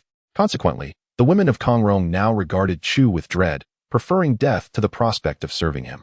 Thus, the last remnants of his pleasures were cruelly stripped away. Nonetheless, in a world where secrets cannot remain hidden, as Chu Rongjuan succumbed to the realization of his impending death from tuberculosis, he finally uncovered the source of the outbreak in the small town. The tuberculosis had been deliberately spread by Lin Hai, the general manager of Conghai Financial Services in Jinxian County. Further revelations indicated that Lin Hai had been able to approach those infected with tuberculosis due to a batch of protective suits provided by Han Feng, thus facilitating the dissemination of the virus throughout Confronting. Consequently, Han Feng, the supplier of the protective gear, became an object of Chu Rongjuan's animosity. When Han Feng arrived in Confronting driving his Unimog RV, he was met with a dismal scene along the roadside, filled with questions. He had previously encountered Chu Rongjuan, the ruler of Confronting, and given the strength of Chu's subordinates and his status as an evolver, it was inconceivable that the town could fall into such a dire state without self-sabotage on Chu's part. Now, the streets of Confronting were eerily devoid of life, littered with the lifeless bodies of those who had succumbed to tuberculosis, some already beginning to decay. The atmosphere was reminiscent of a hellish purgatory. Just as Han Feng pondered the reasons behind Confronting's tragic condition, gunfire erupted, and a 7.62mm bullet struck the windshield of his Unimog RV. Fortunately, the windshield was not made of ordinary glass, but rather a bulletproof variant enhanced through evolution. Otherwise, this shot could have easily shattered his skull. The recent gunshot posed no threat to the RV. Rather, it heightened Han Feng's vigilance. The source of the gunfire, Chu Rongjuan, armed with a semi-automatic rifle, upon discovering that the front windshield of the Unimog RV was bulletproof, ceased to conceal himself. He stepped out from the small building where he had been hiding and emerged onto the street. Chu Rongjuan's subordinates, witnessing his emergence, also revealed themselves from their concealed locations. In an instant, A dozen or so survivors, each wielding various firearms, appeared on the streets of Confronting town, their loaded weapons all aimed at the swiftly approaching Unimog RV. Chapter 157. Intelligence. Han Feng surveyed the group of survivors armed with light weapons before him, feeling no pressure whatsoever, given the current defensive capabilities of the Unimog RV. The motley crew led by Chu Rongjuan could not possibly breach its formidable armor with their rudimentary arms. Han Feng resolved to drive the Unimog and reduce this ragtag assembly to mere pulp, realizing that their light weapons were ineffective against the Unimog's armor.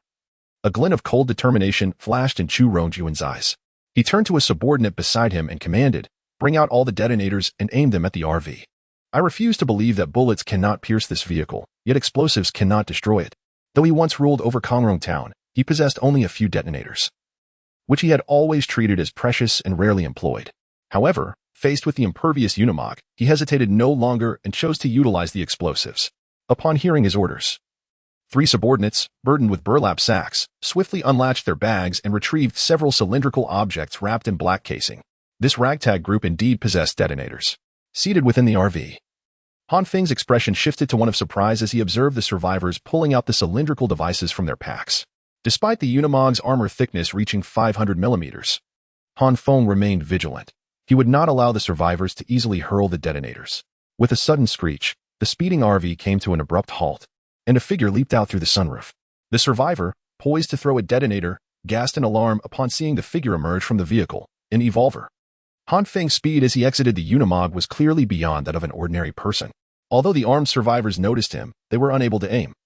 His velocity was akin to a furious whirlwind as he plunged into their midst. Chu Rongjuan, witnessing Han Feng's rapid advance, was struck by disbelief. While he suspected Han Feng might be an evolver, the reality of his speed left him profoundly astonished. Die! Han Feng plunged into the throng of armed survivors, showing no mercy. With each sweep of his crescent blade, a survivor fell, their lifeless bodies severed without exception. Witnessing his subordinates being slaughtered like poultry, Chu Rongjuan could not remain passive. He aimed his right hand toward Han Feng's approximate location, prepared to retaliate. Before him, a gash measuring 20 centimeters had torn open in the palm of his hand, from which grotesque flesh buds sprouted wildly, transforming into a multitude of menacing teeth. Ah! Is this not Chu Rongjuan, the ruler of Confronting town?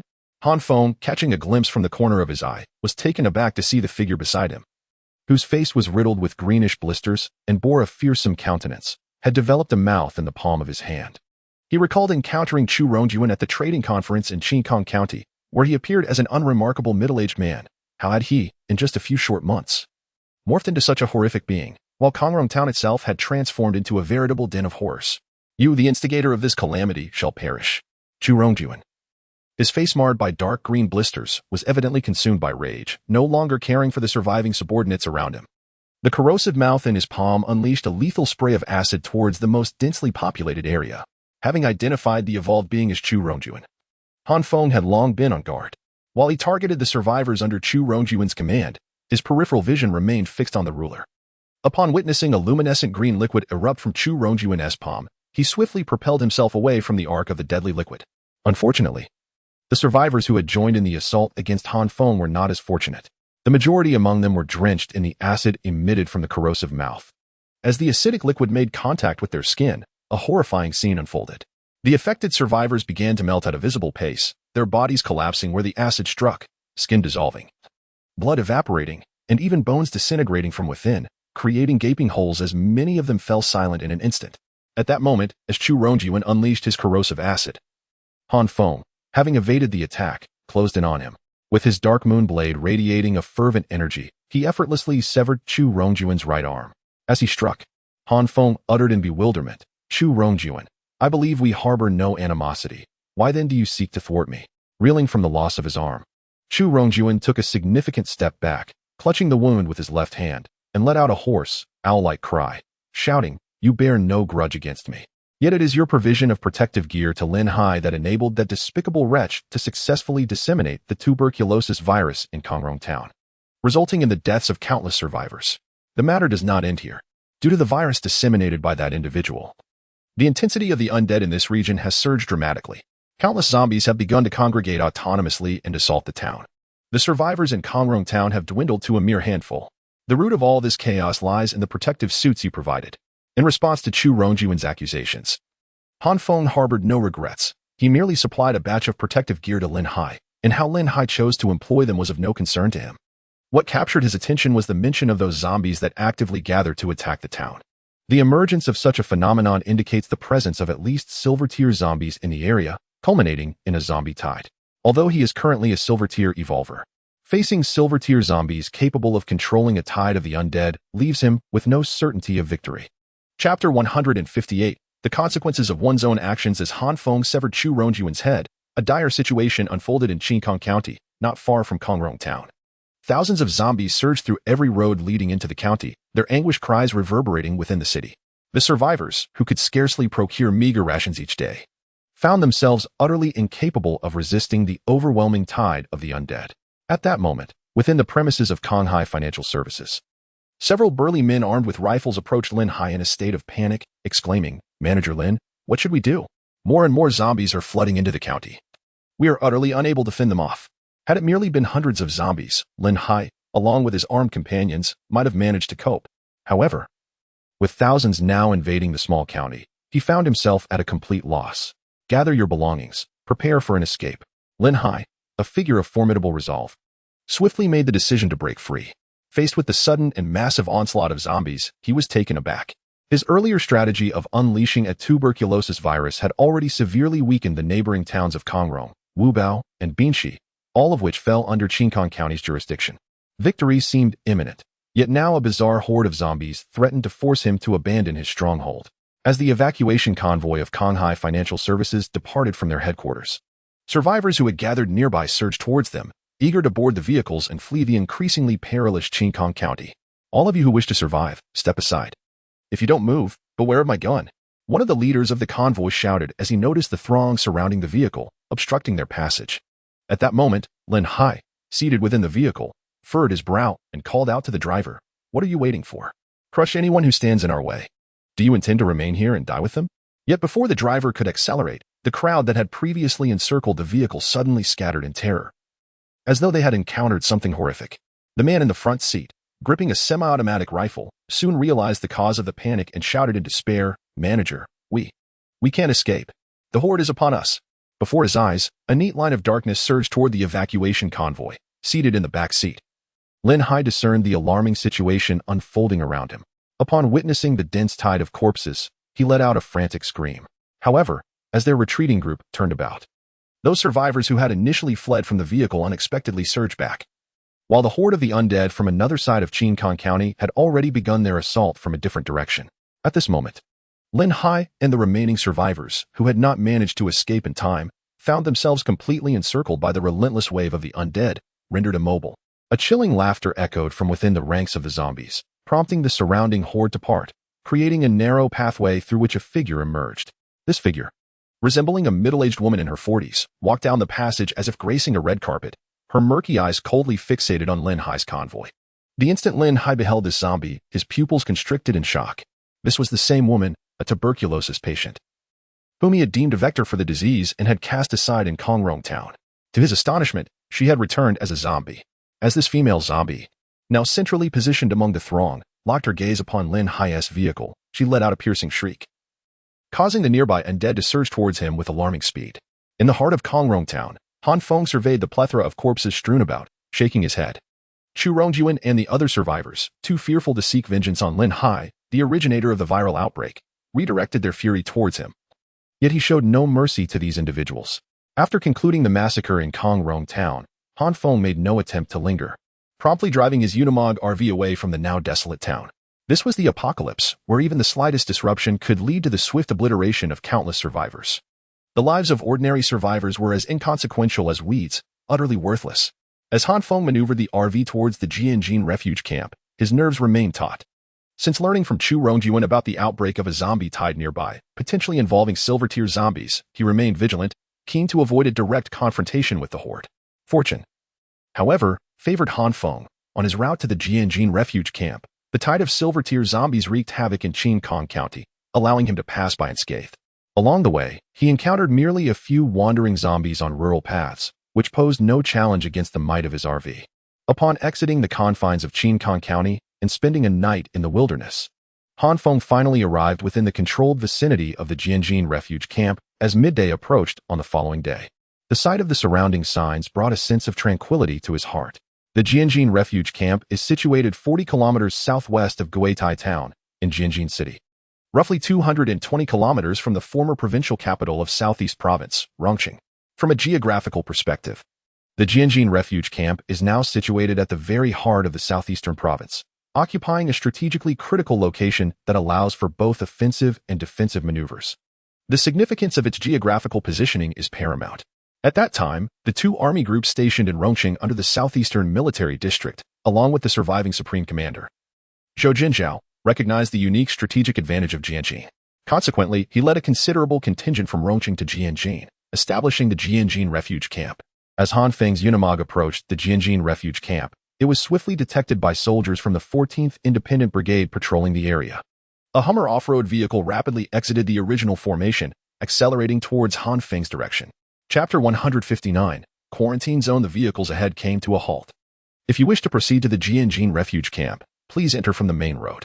The direction in which you are currently traveling leads to our camp. As the military off-road vehicle approached the Unimog RV, the soldier sitting in the rear loudly called out to Han Feng. Indeed, nothing had changed. Upon hearing the soldier announce that this area was the camp, Han Feng realized that everything in the Jinxian refuge camp had remained largely the same since his departure in a previous life. Continuing along his current path for approximately 5 kilometers, he would arrive at the camp of the 14th Independent Brigade. Understood, I shall return to the main road. Han Feng replied succinctly, turning the steering wheel. After 5 minutes of driving the Unimog RV to the left, he turned onto a paved asphalt road. Upon entering this roadway, he noticed that the route connecting to the Jinxian refuge camp was extraordinarily busy, in addition to a few survivors who appeared to possess nothing and had learned of the camp's location. There were also truckloads of camp survivors departing from the Jinxian refuge camp. Han Feng knew that these survivors leaving the camp by truck were all going to work. Given the scale of the Jinxian refuge camp, it was impossible for it to be self-sufficient, aside from a small fraction of goods that could be produced internally.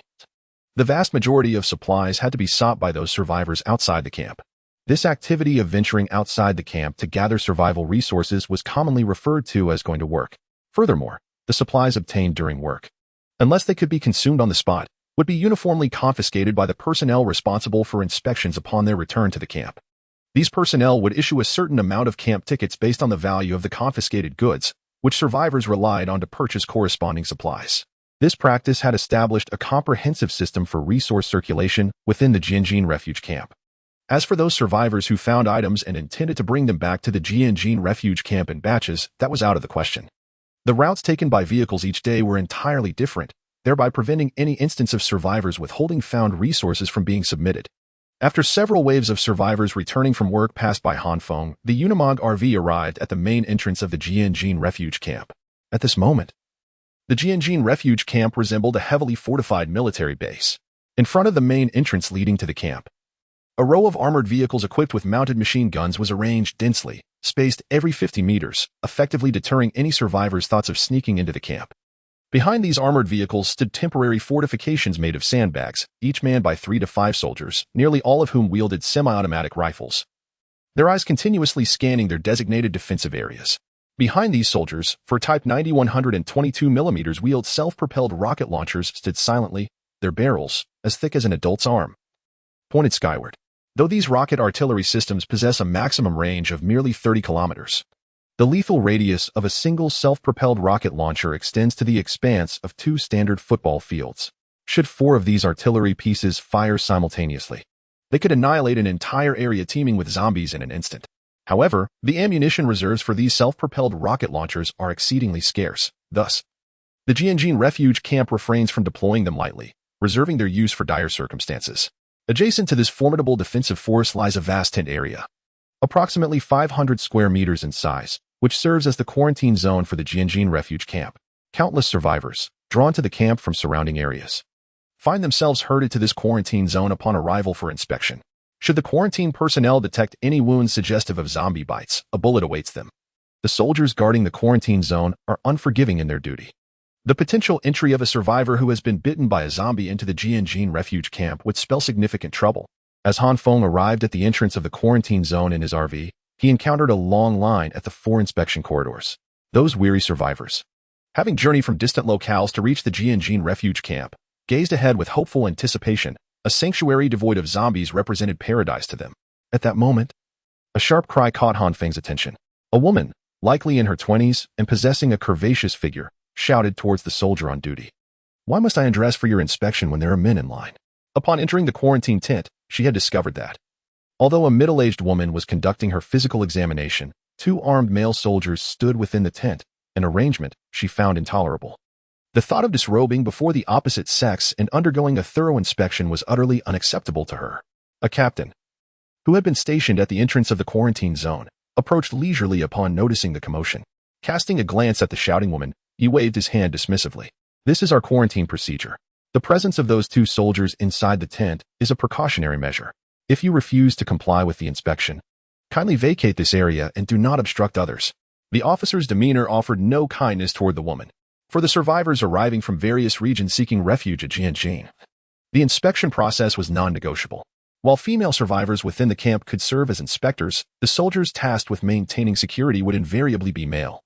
And given the limited number of female soldiers, the presence of male soldiers in the tent necessitated acceptance of this reality. "Will you proceed with the inspection or not? If not, then please move along." The captain, now growing impatient as he noticed the woman lingering in indecision, pushed her back slightly. "Don't push me, I will comply." Upon realizing the possibility of being turned away from the Jinxian refuge camp, the woman felt a surge of anxiety.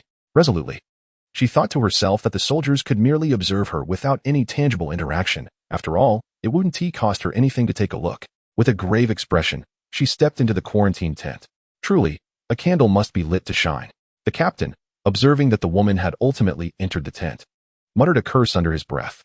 He then lifted his gaze and noticed the Unimog vehicle stationed at the entrance of the quarantine area, promptly striding towards it. The occupants of the vehicle in front disembark immediately. No vehicles are permitted to enter the quarantine zone. Chapter 160. Entering the Jinxian refuge camp. As Han Feng observed the officer approaching in an Unimog, he promptly descended from the vehicle, producing a pack of cigarettes and extending it towards the officer's hand. He spoke. "Could you kindly inform Captain Han Feng of the special combat team of evolvers that his friend has arrived?" In truth, prior to his departure for the Jinxian refuge camp, Han Feng had already communicated with Captain Han Feng via shortwave radio, notifying him of his impending arrival. Upon learning that Han Feng would reach the camp within a few days, Han Feng assured him that he would personally come to welcome him, thus averting any unnecessary inspections and complications. The officer, initially prepared to direct Han Feng to the quarantine inspection area, upon hearing Han Feng's name, glanced at the cigarettes in his hand and replied, "Please wait here, I will notify him." With that, he tucked the pack into his jacket pocket and turned to head into the camp.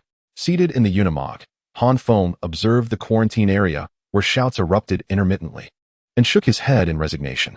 He even witnessed a couple being ejected from the area for refusing to disrobe for inspection, with the guards forbidding their return. Such is the nature of the apocalypse. For the powerless survivors, concerns of dignity and pride are trivial. Survival remains their paramount focus. About half an hour after the officer's departure, a thunderous roar of an engine pierced the air from behind the Unimog.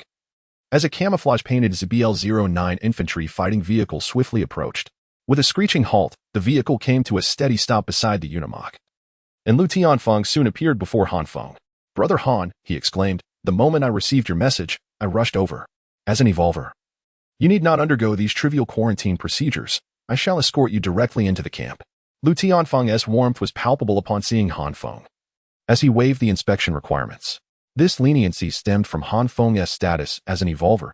Had he been an ordinary survivor, Han Feng would not have dared to grant him such privilege. Upon meeting Han Feng, Han Feng cast a glance at the officer's epaulets and smiled. "Ah, a promotion. I didn't expect you to rise several ranks in just a few months."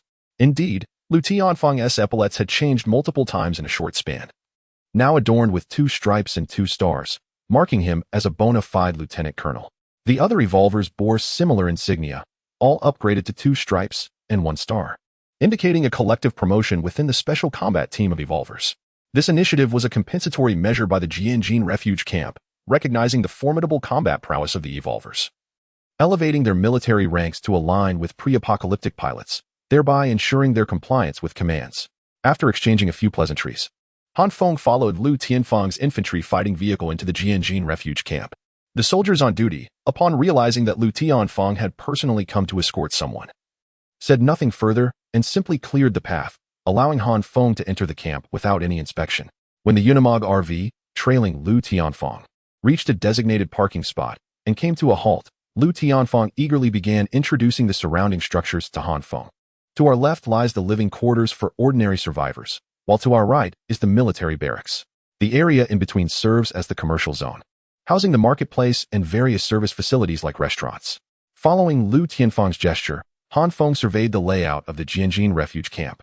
The living quarters for ordinary survivors on the right were predominantly repurposed from standard buildings before the apocalypse, with modifications made solely to accommodate the population, disregarding comfort altogether. Typically, a room of merely a dozen square meters would house over 20 individuals. Conversely, the military barracks on the right presented a stark contrast to the survivors' living quarters. This area featured no substantial structures, consisting entirely of dark green tents, each accommodating a limited number of soldiers, ensuring a degree of comfort. As for the commercial zone, its operational model diverged entirely from pre-apocalyptic commerce. All supplies entering the Jinxian refuge camp were confiscated, leading to a commercial zone entirely managed by the military. Most patrons of this area were soldiers, with survivors being a rare sight. Only those fortunate enough to gather considerable resources could occasionally indulge in purchases.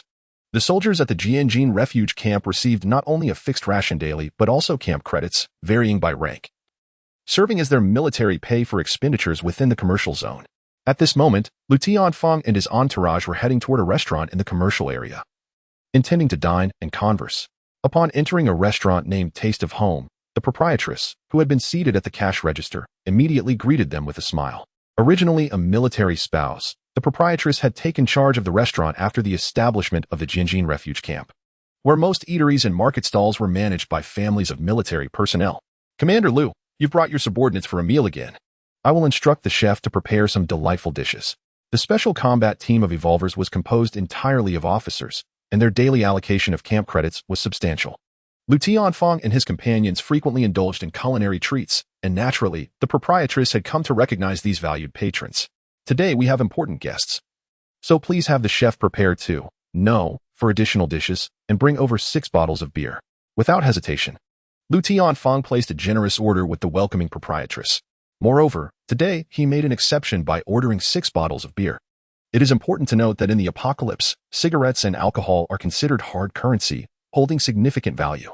Just a moment ago, Han Feng exchanged a pack of cigarettes for an officer's agreement to relay a message. This time, Han Feng's order of 6 bottles of beer was indeed a considerable expenditure. After Han Feng and the special operations team of evolved fighters took their seats at the dining table, they began discussing their recent experiences, particularly emphasizing the situation regarding the zombie tide and the silver tier zombies. These accounts elicited gasps from the members of the evolved fighters special operations team seated at the table, prompting them to ponder how they would respond if confronted with such horrors. Chapter 161. Conflict in the restaurant. As the special operations team of evolvers deliberated on strategies to confront the silver-level zombies, a faint chuckle emanated from another table within the restaurant. How amusing it is to boast, as if one has personally experienced such events. Is it truly entertaining to inflate one's own significance? Upon hearing that derisive laugh, Han Feng abruptly lifted his head, directing his gaze toward the source of the sound. At the adjacent table sat 6 individuals, 3 men and 3 women, among whom the mocking comment had originated from a casually dressed man in a t-shirt, seated in the center. The sole female member of the special operations team, Jiang Weiwei, upon spotting the group across from her, changed her expression and remarked with a hint of hostility, "I thought it was someone noteworthy, but it turns out to be you bunch of immature pups." The 6 individuals at the table, upon hearing Jiang Weiwei's words, rose in unison, glaring furiously at her.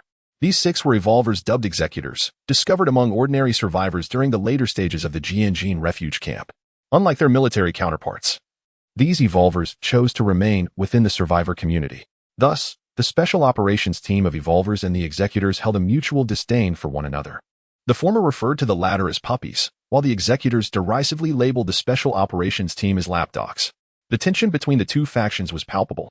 The military had attempted to mediate on several occasions, yet neither side showed any inclination to yield, resulting in a persistently strained relationship. At that moment, Han Feng recalled a familiar figure from his buried memories. The arrogant man in the t-shirt, leading the executors, was Zhang Bin, possessing the rare and potent ability of lightning manipulation. He had not survived into the latter stages of the apocalypse, having perished in the battle against the Doll Queen after reaching the silver level. As Han Feng recollected Zhang Bin, he remained seated, casting a glance at the furious executors, and calmly stated, "How do you know I have never faced a silver-level zombie?" Zhang Bin responded with a derisive snort, gesturing dismissively with his thumb, and contemptuously retorted, "A person who associates with these lapdogs is, of course, just another lapdog. Do you still aspire to be human? Ha ha ha." Following Zhang Bin's words, the executors behind him erupted into sharp laughter.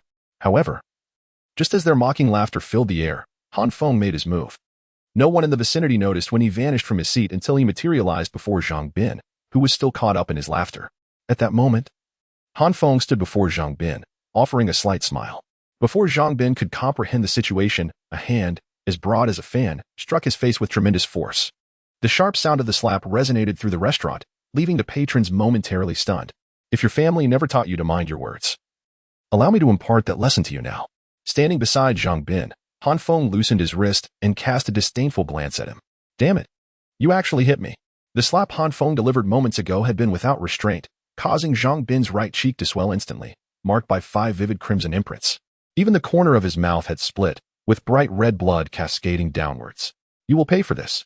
Zhang Bin, having been struck, felt his eyes redden, as if an electric current were gathering within him.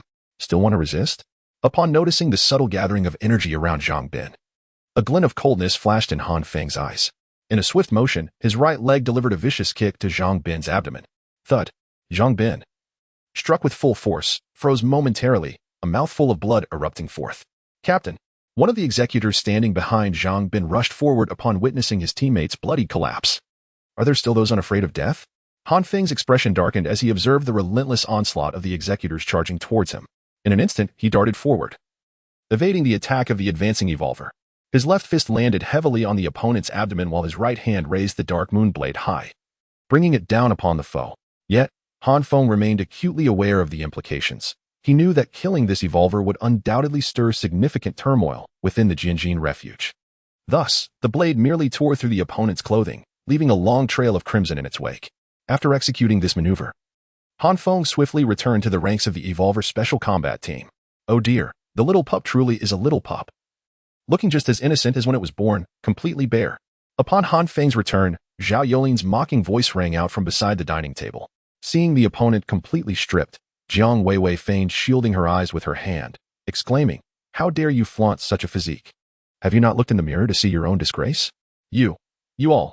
The evolver, now devoid of clothing due to Han Feng's blade, could no longer maintain his composure amidst the ridicule, his face flushing crimson as he spat out a mouthful of congealed blood.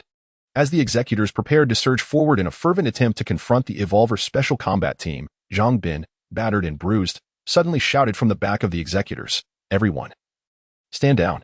Retreat." The fiery anger that had surged within him after being kicked by Han Feng had cooled in an instant. He had come to understand Han Feng's prowess and had estimated his strength, realizing that even if all the executors charged forth, they might not stand a chance against the opposing evolver special combat team. After halting the actions of his subordinates, Zhang Bin, clutching his abdomen, staggered forward from the rear of the group, blocking the path of the completely naked team member and casting a venomous glare at Han Feng. "I never anticipated that among you sycophants, there would emerge one with even a modicum of strength. I shall remember this day," Zhang Bin declared through clenched teeth. Then called out to the few executors lingering behind him, "Let us depart." Subsequently, the group, heads bowed in shame, left the restaurant in a disheartened manner. Chapter 162. The Commander S summons as Han Feng and the special combat team of evolvers indulged in a sumptuous feast at a restaurant. Within the central area of the Jinxian refuge camp, an elderly man with 2 stars on his shoulder and silver hair, brimming with vitality, was intently listening to a report from a standing security officer. "Commander Zhou, it has just come to our attention that the special combat team of evolvers has once again clashed with the evolvers of the executors in a restaurant located in the commercial district. However, this time an extraneous evolver from the special combat team easily dealt with the group of executors." The security officer, with a solemn expression, recounted the events that had unfolded in the restaurant to Commander Zhou. The arrogant executors were indeed brought low. Sitting at the center of the tent, Zhou Jinzhao exhibited a look of surprise upon hearing that the executors had been thoroughly overpowered. Upon discovering this organization among the survivors, he had initially intended to incorporate them into the military, but faced vehement opposition from the executors, who fervently proclaimed their desire for freedom, refusing to join the military even at the cost of their lives. in order to maintain stability within the camp. Zhou Jinzhao reluctantly agreed to allow them to operate outside military jurisdiction. However, the executors had recently exhibited an increasingly unmanageable trend. Following their severe defeat by the Special Combat Team of Evolvers, Zhou Jinzhao felt no dissatisfaction. Rather, a subtle smile appeared on his face. The actions of the Special Combat Team were commendable, and it would be prudent not to trouble them, lest it create internal discord within our military. With just a few words, Zhou Jinzhao solidified the matter. However, he then picked up a teacup from the table, took a sip, and slowly began to speak. What is the background of this extraneous evolver in the Special Combat Team? Do you have any specific information? In response to Zhou Jinzhao's inquiry, the security officer opened a notebook he carried and began to report. This extraneous evolver entered the Jinxian refuge camp at noon today without undergoing the required quarantine checks, having been brought in by Lu Tianfeng in violation of regulations. According to reports, Lu Tianfeng referred to this evolver as Brother Han. Additionally, based on earlier mission reports from the Special Combat Team, they had encountered a group of evacuating survivors on Wugong Mountain months ago, assisting them in dealing with a formidable mutated beast. The leading evolver of that evacuating group also bore the surname Han. It must be noted that Zhou Jinzhao's jurisdiction over the Jinxian refuge camp, regardless of its capabilities, boasts exceptionally proficient intelligence operations. Shortly after the Special Combat Team's clash with the executors, the security department had nearly completed their investigation into the key figure, Han Feng. Oh, it turns out to be the very evolver who had informed the Special Combat Team about the situation in Wuxiao City months ago. Zhou Jinzhao had previously listened to the report on the Special Operations Team of the Evolvers, and it was precisely due to the intelligence provided by Han Feng that he abandoned the plan to dispatch further personnel to Wuxiao for the collection of rare metals. Upon learning of Han Feng's identity, Zhou Jinzhao tapped his fingers on the desk a few times, lifted the teacup to his lips for a sip, and then raised his head. Please arrange for someone to bring that non-regular evolver here. I wish to speak with him. After a moment's contemplation, he added, make sure those sent are courteous, understood? The security officer standing before Zhou Jinzhao saluted and slowly exited the tent after receiving the order. We must strive to strengthen ourselves swiftly. Should we encounter the type of silver-class zombie you mentioned, our current strength, even with the military's heavy equipment support, would render us in great peril. After finishing their meal at the hometown flavor restaurant, Lu Tianfeng and Han Feng stepped outside, where a tall female soldier in a short-sleeved shirt and black patent leather high heels awaited them at the entrance. Greetings, I am Wang Shu, the publicity officer of the Jinxian refugee camp. In accordance with Commander Zhou's orders, I invite you to his office. He wishes to meet you. Han Feng regarded the attractive female officer before him, contemplating. I had not anticipated that the Jinxian refugee camp had forsaken its outdated notions, opting instead for a young and beautiful officer to extend the invitation. The Special Operations Team of Evolvers, who had exited the restaurant alongside Han Feng, stepped back in response to the officer's words. Only Lu Tianfeng spoke up, saying, since the commander has sincerely invited you, you should go meet him. I believe he will not make things difficult for you. Given that the highest commander of the Jinxian refugee camp wishes to see me, I shall no longer decline.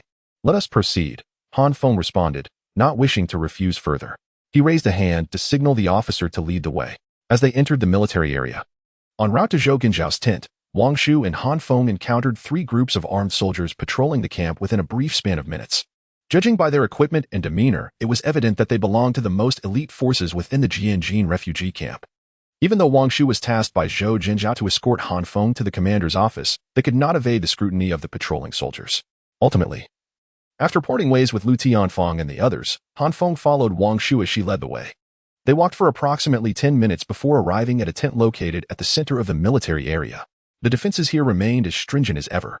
Observing the 8 heavily armed soldiers lined up before the tent, Han Feng nodded silently to himself. For an ordinary survivor to attempt an assassination of Zhou Jinzhao from the commercial district would be nearly impossible. They would need to evade several patrols and neutralize the soldiers stationed before the tent. As Wang Shu completed the task and gestured for Han Feng to enter the tent where Zhou Jinzhao was working, a voice suddenly emerged from among the soldiers guarding the tent. Sir, please surrender your weapon. The soldiers immediately noticed the blade, glimmering with a bluish-gray hue, slung across Han Feng's back, and they were unwilling to allow him to enter with the Danwei Longgao. In response to the guard's demand, Han Feng cast a surprised glance at Wang Shu, who was leading the way, and spoke. If I wish to strike down your commander, I could easily do so without my weapon. There is no need to confiscate it. Chapter 163. The bait of Commander Zhou. The brief altercation at the entrance of the tent naturally captured the attention of Zhou Jinzhao, who was seated within. He called out to the soldiers stationed outside, There is no need to confiscate weapons. Simply allow him to enter. Upon hearing the voice from within the tent, the sentinels exchanged glances and stepped aside, gesturing for Han Feng to proceed. As Han Feng lifted the tent flap and stepped inside, his eyes instinctively narrowed. Zhou Jinjiao, clad in military attire, sat confidently behind the desk at the center of the tent, exuding an aura of authority even in the absence of anger. After scrutinizing Han Feng, who entered wielding the Dark Moon longsword, Zhou Jinjiao slowly spoke. It is often said that heroes emerge from youth, and I find this statement holds true. At such a young age, your ability to vanquish mutated beasts is truly commendable. He then rose and took a couple of steps forward, adopting a slightly more amiable tone as he inquired, I only know your surname is Han. I am not yet familiar with your full name. Might you share it with me? Also, where is your hometown? Do you have any family left? In response to Zhou Jinjiao's questions, Han Feng's expression remained unchanged. And in a flat tone, he replied, I am Han Feng, from Magic City, and I am an orphan without family. Upon learning that Han Feng hailed from Magic City and had no relatives, Zhou Jinjiao raised an eyebrow, revealing the purpose behind summoning him. Since you are without family, have you considered joining the Jinxian refuge camp? Given your prowess, I could directly promote you to the captain of the special combat team for evolvers and grant you the rank of colonel. I believe that life within the camp would maintain a standard comparable to that before the outbreak of the apocalypse. Zhou Jinjiao's intentions were unmistakably clear. Upon discovering Han Feng's remarkable abilities, he sought to recruit him for his own purposes. I'm afraid I have no intention of joining the Jinxian refuge camp. Additionally, I currently lead a group of 1,000 survivors, and I cannot simply abandon them, Han Feng countered. That is of no concern. Your group of survivors can be integrated into the Jinxian refuge camp. With the camp's current development, accommodating a mere 1,000 individuals poses no challenge whatsoever. Zhou Jinjiao, undeterred by Han Feng's refusal, took a step closer and began to paint a picture of a promising future. Commander Zhou, I do not wish to further elaborate on this matter. Allow me to be crystal clear. Han Feng fixed his gaze on Zhou Jinjiao and enunciated each word. I will absolutely not join the Jinxian refuge camp. After several rejections from Han Feng, Zhou Jinjiao, who had initially approached the matter with a conciliatory demeanor, began to darken in expression, emanating a sharp and imposing presence as he fixed his eyes on Han Feng. You must be aware of the legal provision allowing the military to conscript adult males during times of crisis. I hereby issue a conscription order for you under the authority of the commander of the Jinxian refuge camp. As soon as Zhou Jinjiao's voice reverberated, the soldiers stationed at the entrance immediately charged into the tent, their rifles swiftly trained on the vital points of Han Feng's body. Upon noticing the ordinary soldiers rushing in, Han Feng shook his head, sighed softly, and fixed his gaze intently on Zhou Jinjiao's position, leisurely stating, Commander Zhou, I cannot concur with your actions and methods. The world has transformed entirely. The practice of conscription is no longer viable. If I so desire, I alone can eradicate every ordinary soldier within the Jinxian refuge camp. Upon finishing his statement, his figure abruptly vanished from sight, leaving only a fleeting afterimage in his wake. Alert! One of the soldiers, gripping his rifle, bellowed as they witnessed Han Feng's sudden disappearance. However, just as they cried out, Han Feng re-emerged from thin air, now standing directly in front of the soldiers. With his arrival, the gray-blue Dark Moon blades swiftly swung towards the rifles in their hands. Crack! Crack! With the sound of metal shattering, the rifles held by the soldiers were severed in two, reduced to mere scrap. After executing this decisive act, Han Feng reappeared before Zhou Jinjiao, shrugging nonchalantly. That's enough. You may all exit. Zhou Jinjiao, a seasoned veteran of the battlefield, displayed no change in expression upon witnessing Han Feng's disarmament of the guards. Instead, he waved his hand, signaling the unarmed soldiers to leave the tent. Once the guards, clutching their broken weapons, had slowly exited, Zhou Jinjiao returned to his desk and sat down, picking up a document from the surface and gesturing towards Han Feng. Since you are so resistant to joining the Jinxian refuge camp, I shall not coerce you. Please take a look at this document. Without hesitation, Han Feng opened the cover of the document presented by Zhou Jinjiao. Upon discerning its contents, his brows instinctively furrowed.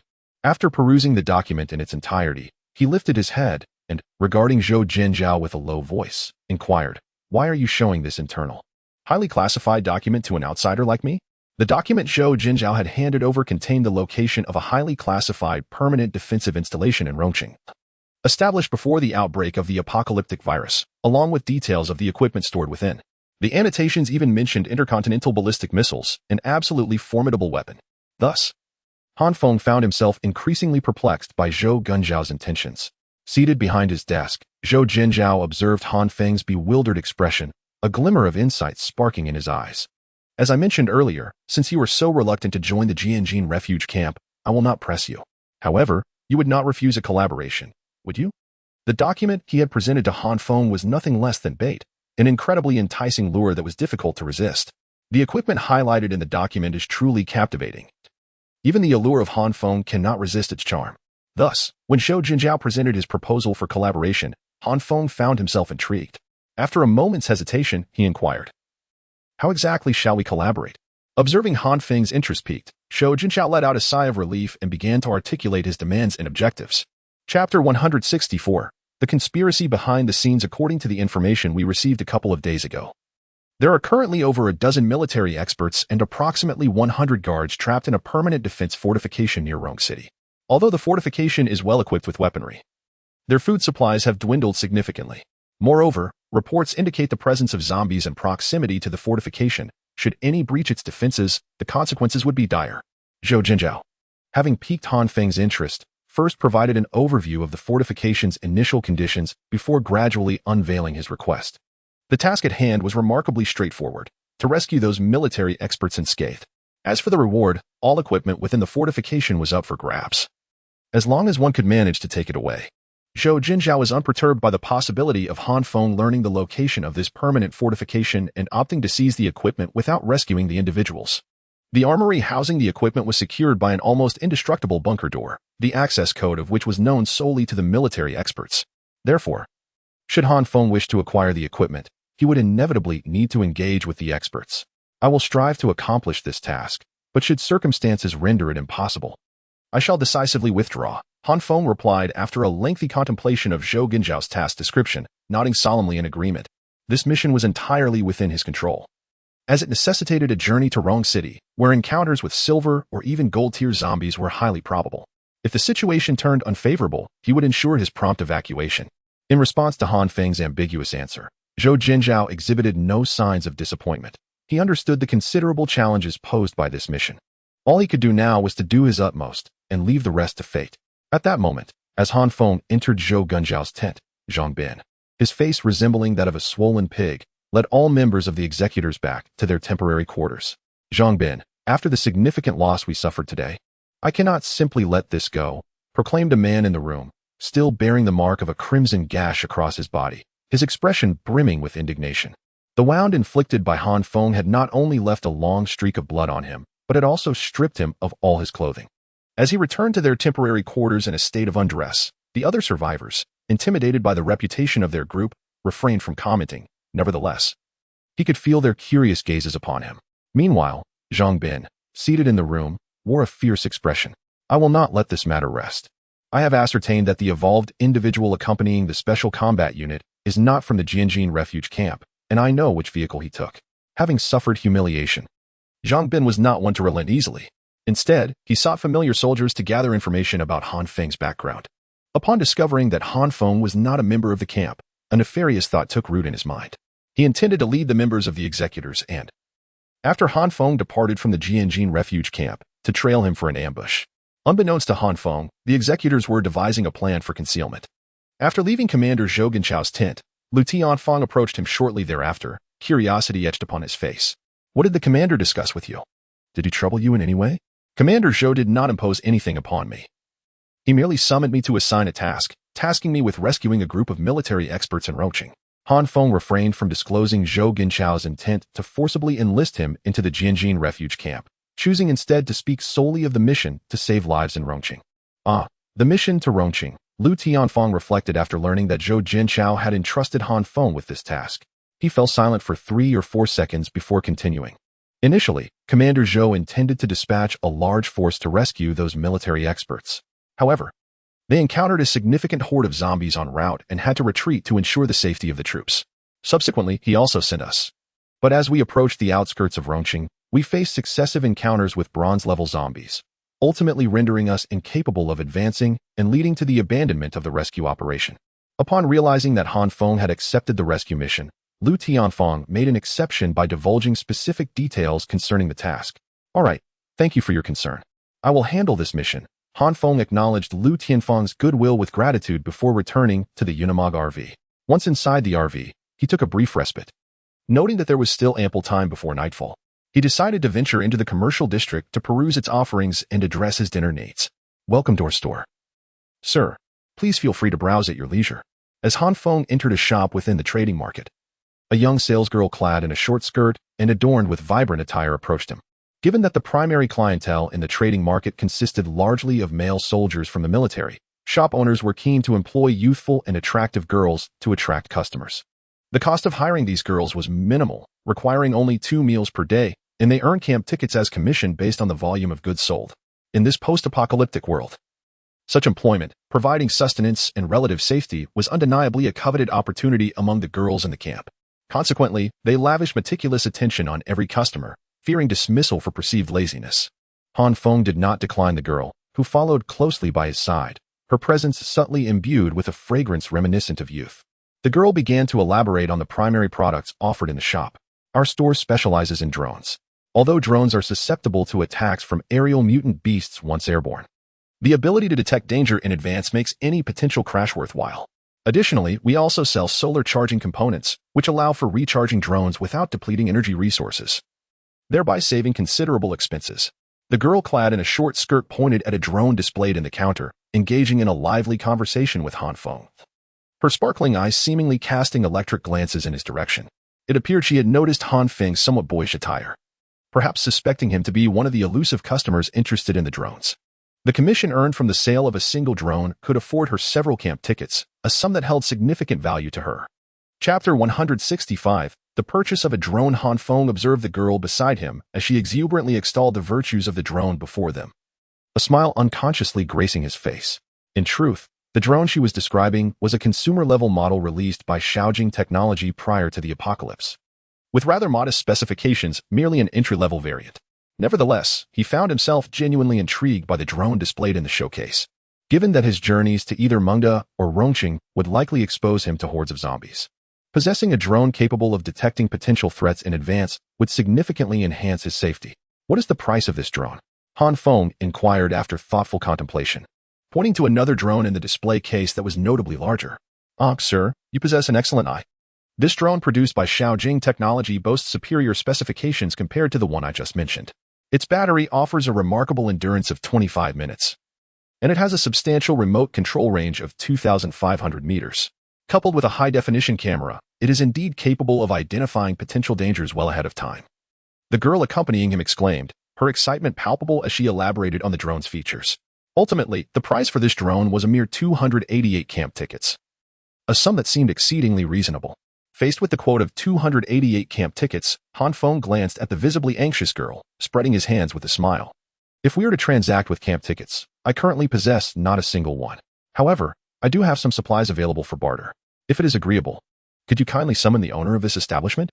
Having just entered the Jinxian refuge camp, Han Feng naturally did not have camp tickets on hand, necessitating the use of resources from his Unimog RV for a barter transaction. Upon hearing Han Feng's request, the salesgirl lifted her head and pressed her lips together. Please wait here for a moment. I shall fetch the owner right away. While the Jinxian refuge camp primarily operated on a system of camp ticket transactions, the practice of bartering had not entirely vanished, with even a black market existing for such exchanges. Soldiers tasked with missions outside the city often retained a portion of the supplies they procured, rather than surrendering everything. The gatekeeping soldiers were also known to turn a blind eye to such practices, as long as the items were not excessively outrageous. This clandestine arrangement was an open secret among lower-ranking soldiers and survivors, with no one daring to expose it openly. Before long, after the girl went to fetch the owner, a woman in her 30s entered through the back door of the shop. The moment Han Feng laid eyes on her, a glimmer of appreciation flickered in his gaze. The woman was adorned in a beautifully tailored silk dress and wore high heels, elevating her stature and accentuating her graceful silhouette perfectly.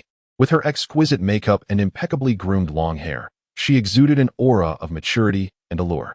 In contrast, the girl responsible for sales appeared as bland as a glass of plain water, devoid of any flavor. As the woman, radiating sophistication, approached Han Feng, she appraised him from head to toe, her lips slightly parted as she softly spoke. Sir, I am Wang Yufang, the owner of this establishment. I understand you wish to engage in a barter to acquire a drone produced by Shaojing Technology. May I inquire what you intend to offer in exchange? I can offer food for the transaction. I believe that would be quite agreeable, Han Feng replied, looking up at Wang Yufang with a hint of indifference. Food, indeed. Wang Yufeng was momentarily taken aback, her heart racing with surprise. She had anticipated that Han Feng would propose items of little value, such as electronic devices that were hardly marketable in this post-apocalyptic world. She never expected that he would barter with something as vital as food. In these dire times, food was a tangible currency. Survivors could forego entertainment and spiritual indulgences, but they could never survive without sustenance. In fact, food was often more valuable than camp tickets in the Jinxian refuge. After regaining her composure, Wang Yufeng calculated her response carefully and cautiously suggested, "If you wish to trade food, we would certainly welcome it. This drone is valued at 120 kilograms of food. What do you think?" This figure had been thoughtfully considered, as she aimed to ensure the transaction's success by slightly lowering her asking price to avoid failure. 120 kilograms of food. Han Feng took a moment to ponder Wang Yufeng's offer before slowly nodding in agreement. With over a ton of food readily available in his Unimog RV, this amount was certainly acceptable. However, my food is in the vehicle. Would someone accompany me to retrieve it? Upon hearing Han Feng's request, Wang Yufeng glanced at the girl beside her and replied, "We will go with you. Business here is rather slow, and a brief closure will not incur any loss." As the proprietor of the drone shop, she was well aware of her business's state. It typically took 3 to 5 days to attract a customer with sufficient means to purchase a drone. At times, she had gone over 10 days without a sale. So a temporary closure would have no significant impact on her shop. Having tentatively agreed on the transaction, Wang Yufeng retrieved the drone Han Feng had set his sights on. Cradling it in her hands, the girl, tasked with guiding customers, hurriedly made her way to the rear of the shop, where she emerged with a small cart. She had draped a thick, black cotton cloth over it, concealing its contents from prying eyes. This was, in fact, a precautionary measure, after all. 120 kilograms of provisions constituted a significant transaction within the camp, and the fewer who were aware, the better. Once all preparations were complete, Wang Yufeng pulled down the shop's rolling shutter, secured it with a lock, and, accompanied by the girl, followed Han Feng towards the location where the Unimog camper was parked. Chapter 166. The Black Market of the Camp. After Wang Yufeng lowered the shop's roller shutter, she accompanied the salesgirl, pushing a small cart, while following Han Feng towards the Unimog RV.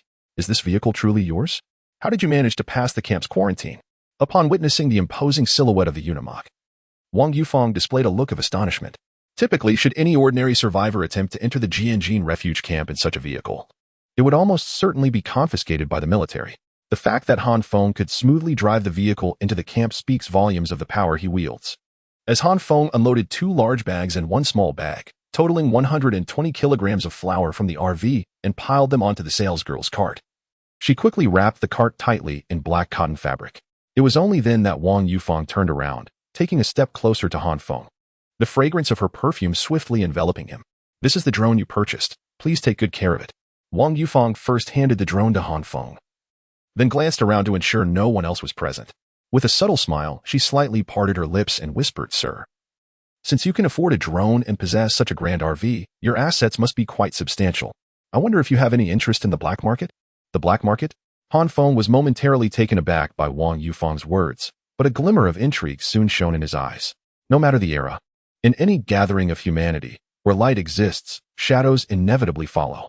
Much like the dark web prior to the outbreak of the apocalyptic virus, it remains an elusive realm for the average citizen. Most only hear whispers of it, yet it undeniably exists, known only to a select few.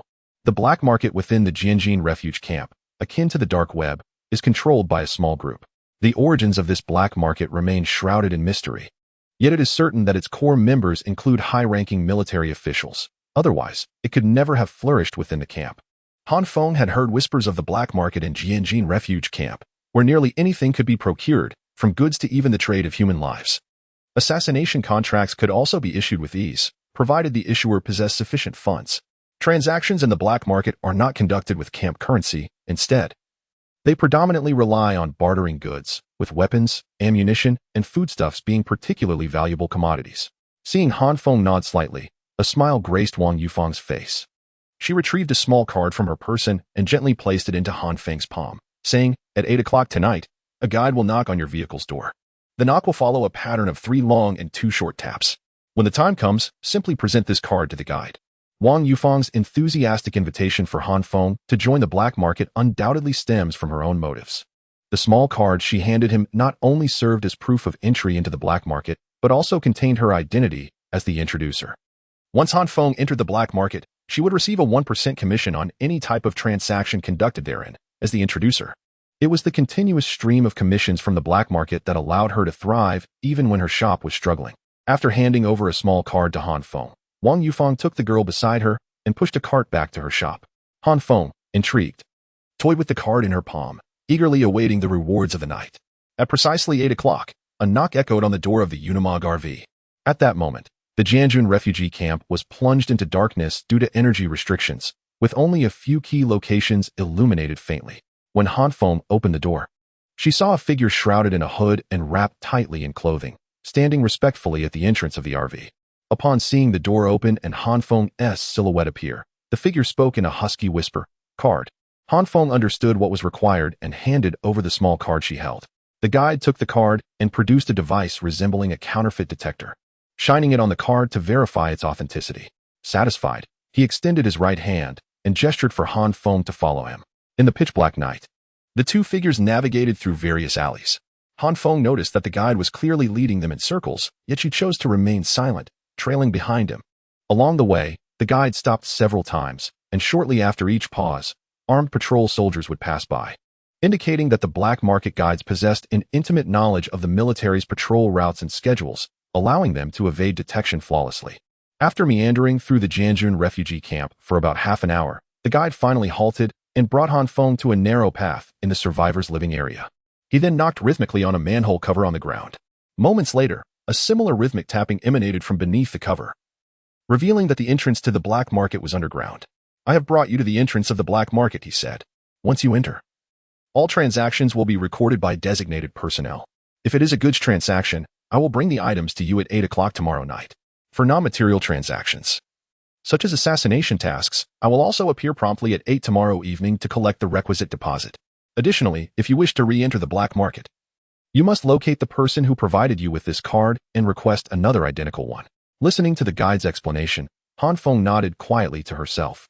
The black market at the Jinxian refuge camp is not only shrouded in mystery, but also fortified with considerable precautions.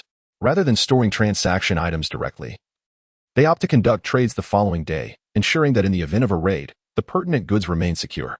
Furthermore, after each engagement in the black market, one must seek out a contact to obtain a new entry card, thereby minimizing the risk of captured patrons providing incriminating evidence to rival factions.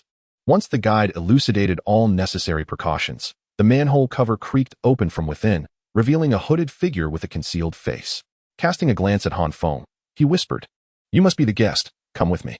Chapter 167, Observations in the Black Market. As Han Feng followed his guide through the manhole cover into the black market, the guide suddenly produced an oil lamp that cast a dim glow, illuminating the path ahead. This place, prior to the apocalypse, appeared to have been a sewer. Once underground, Han Feng, aided by the feeble light, took in his surroundings.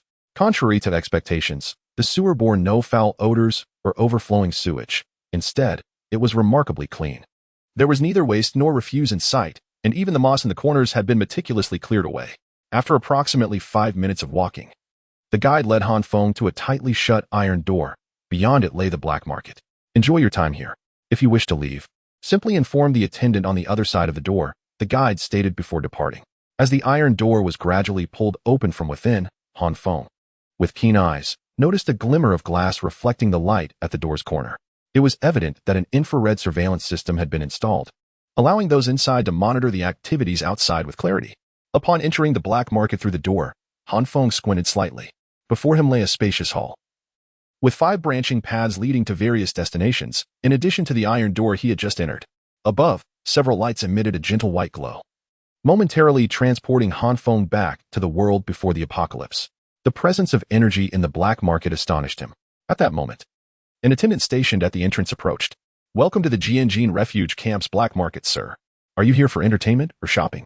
The attendant, a tall and alluring woman clad only in a bikini that accentuated her flawless figure, was accompanied by a robust and handsome young man in a suit. The black market seemed to understand its clientele well. It arranged for youthful and beautiful women to attend to male visitors, while charming and strong men guided female guests. "Oh, there are entertainment activities as well? Please, lead me to see them." Han Feng expressed his curiosity, deciding to explore rather than rush into shopping. "Right this way, sir," the bikini-clad attendant said, effortlessly linking her arm with Han Feng's, guiding him down another passage within the hall. In the darkened corridor, the attendant's body drew closer to Han Feng, creating an almost palpable sensation of intimacy. Sir, you may do as you wish with us attendants. You need only offer a small amount of food in exchange. Would you be interested? Sensing the pungent scent of cheap perfume wafting from the woman before him, Han Feng immediately comprehended her intentions and resolutely shook his head. I currently have no such needs.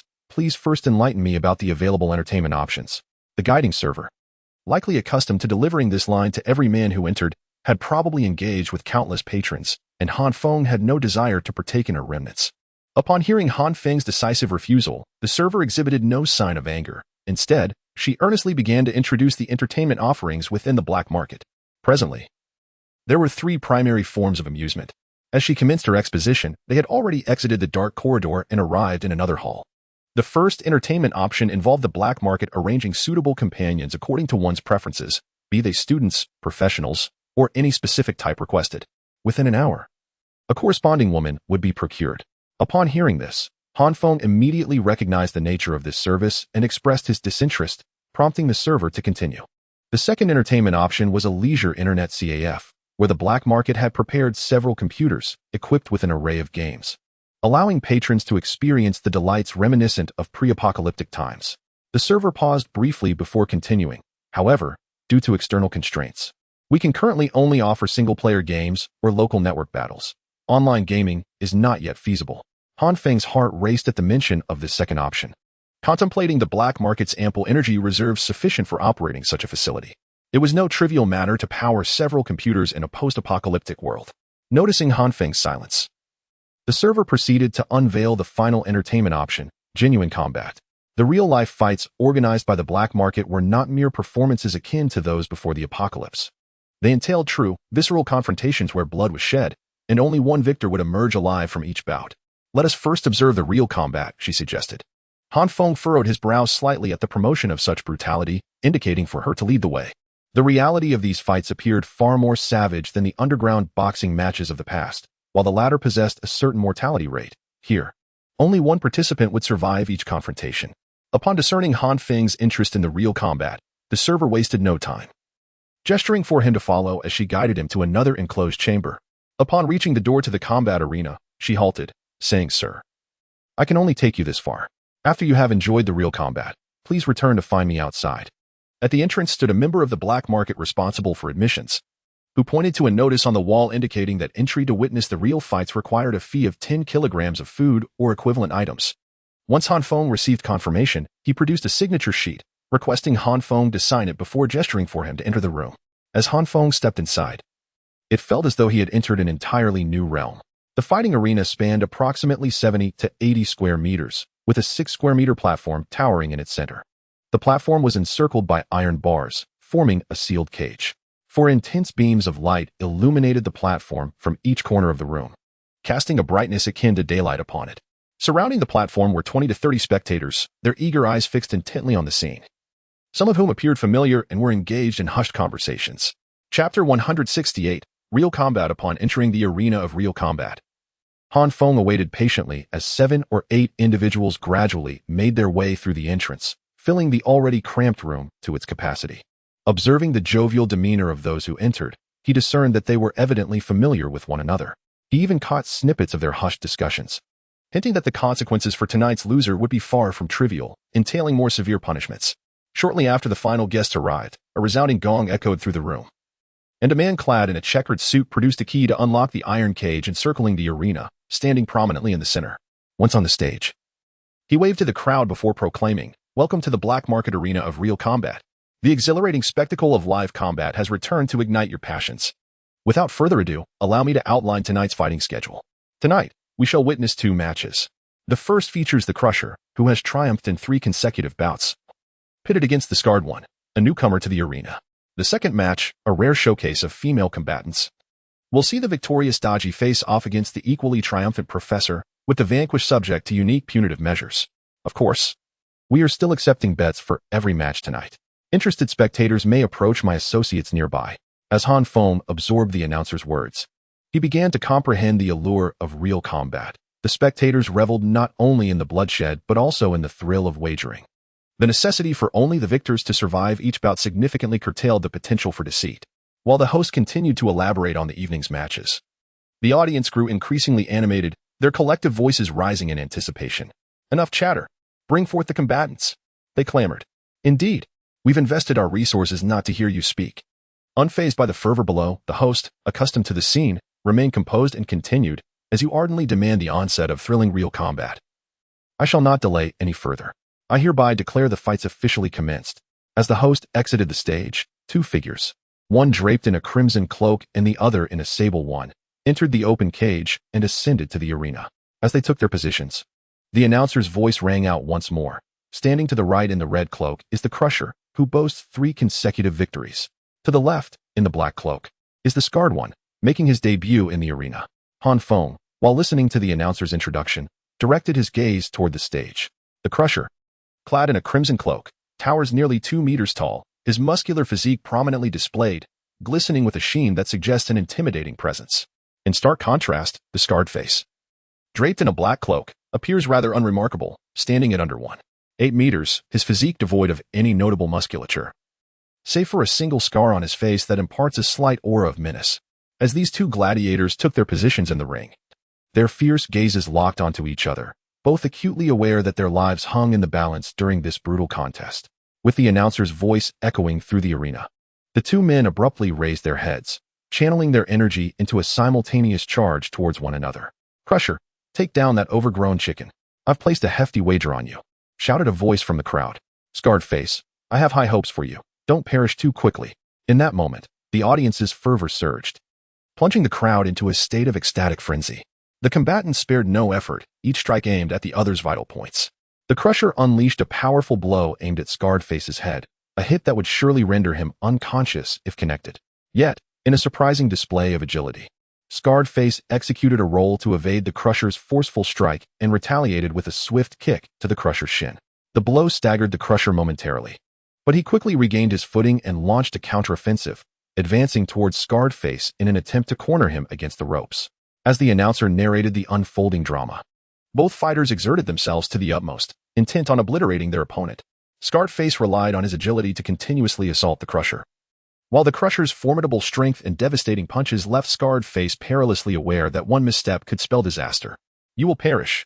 The Crusher bellowed as he relentlessly pushed Scarred Face towards the corner, his fist poised to deliver a crushing blow. Scarred Face, sensing the dire predicament, flashed a glimmer of determination in his eyes.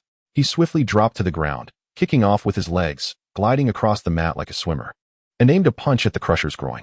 In a twist of fate, the Crusher's previous attack had merely been a feint.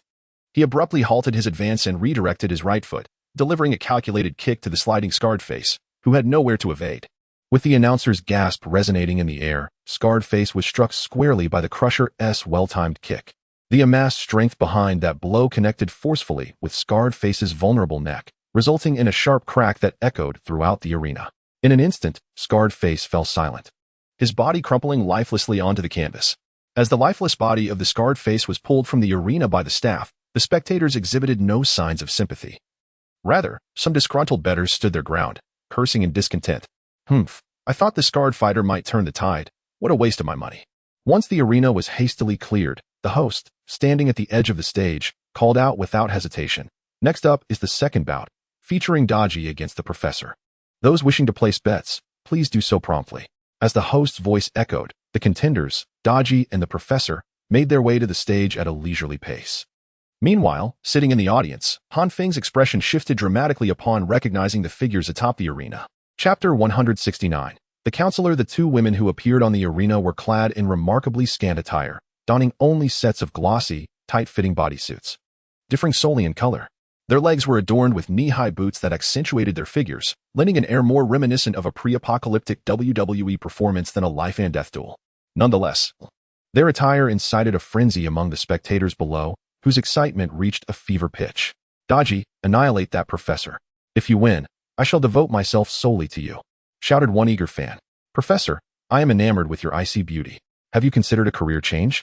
It would be a shame for you to perish so soon. Amidst the fervor, Han Feng's gaze was fixed intently on the Professor's visage, his brow furrowed in contemplation of one pressing question. What brings her here? The Professor, clad in a striking rose-colored bodysuit, was not unfamiliar to Han Feng. She had once been his university counselor before the world had descended into chaos. As Han Feng observed the professor, Ningxueru, enveloped in thought, he recalled that despite her role as a counselor for his class, she was indeed quite young, merely 28. She had seamlessly transitioned from graduate to faculty upon her completion of studies, becoming a guiding figure for Han Feng's cohort. Though known for her stern demeanor, earning her the moniker of Ice Queen, she had garnered admiration from nearly every male student in her class, who regarded her as a goddess. According to the host's introduction, Ningxueru had already secured a victory in combat, implying she possessed at least one life in her grasp. What force could transform a university counselor into a formidable fighter capable of taking lives with ease? As Han Feng pondered the reasons behind Ningxueru's transformation, the host declared the commencement of the combat match. The professor in rose-colored attire initiated the assault, her long legs delivering a swift kick towards Daji.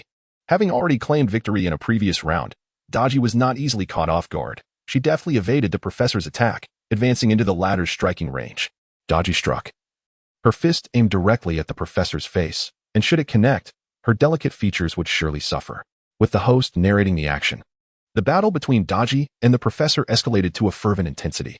Both combatants landed several blows on one another, yet their combat experience appeared quite adept. Despite the hits received, they skillfully avoided sustaining damage to vital areas, only their arms and thighs bearing the brunt of the attacks.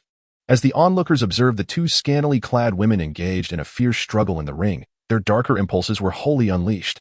Professor, tear off her clothing. Daji's figure appears quite alluring. Hurry, let us behold her physique. They clamored. Daji, pull the professor's hair and mar her face.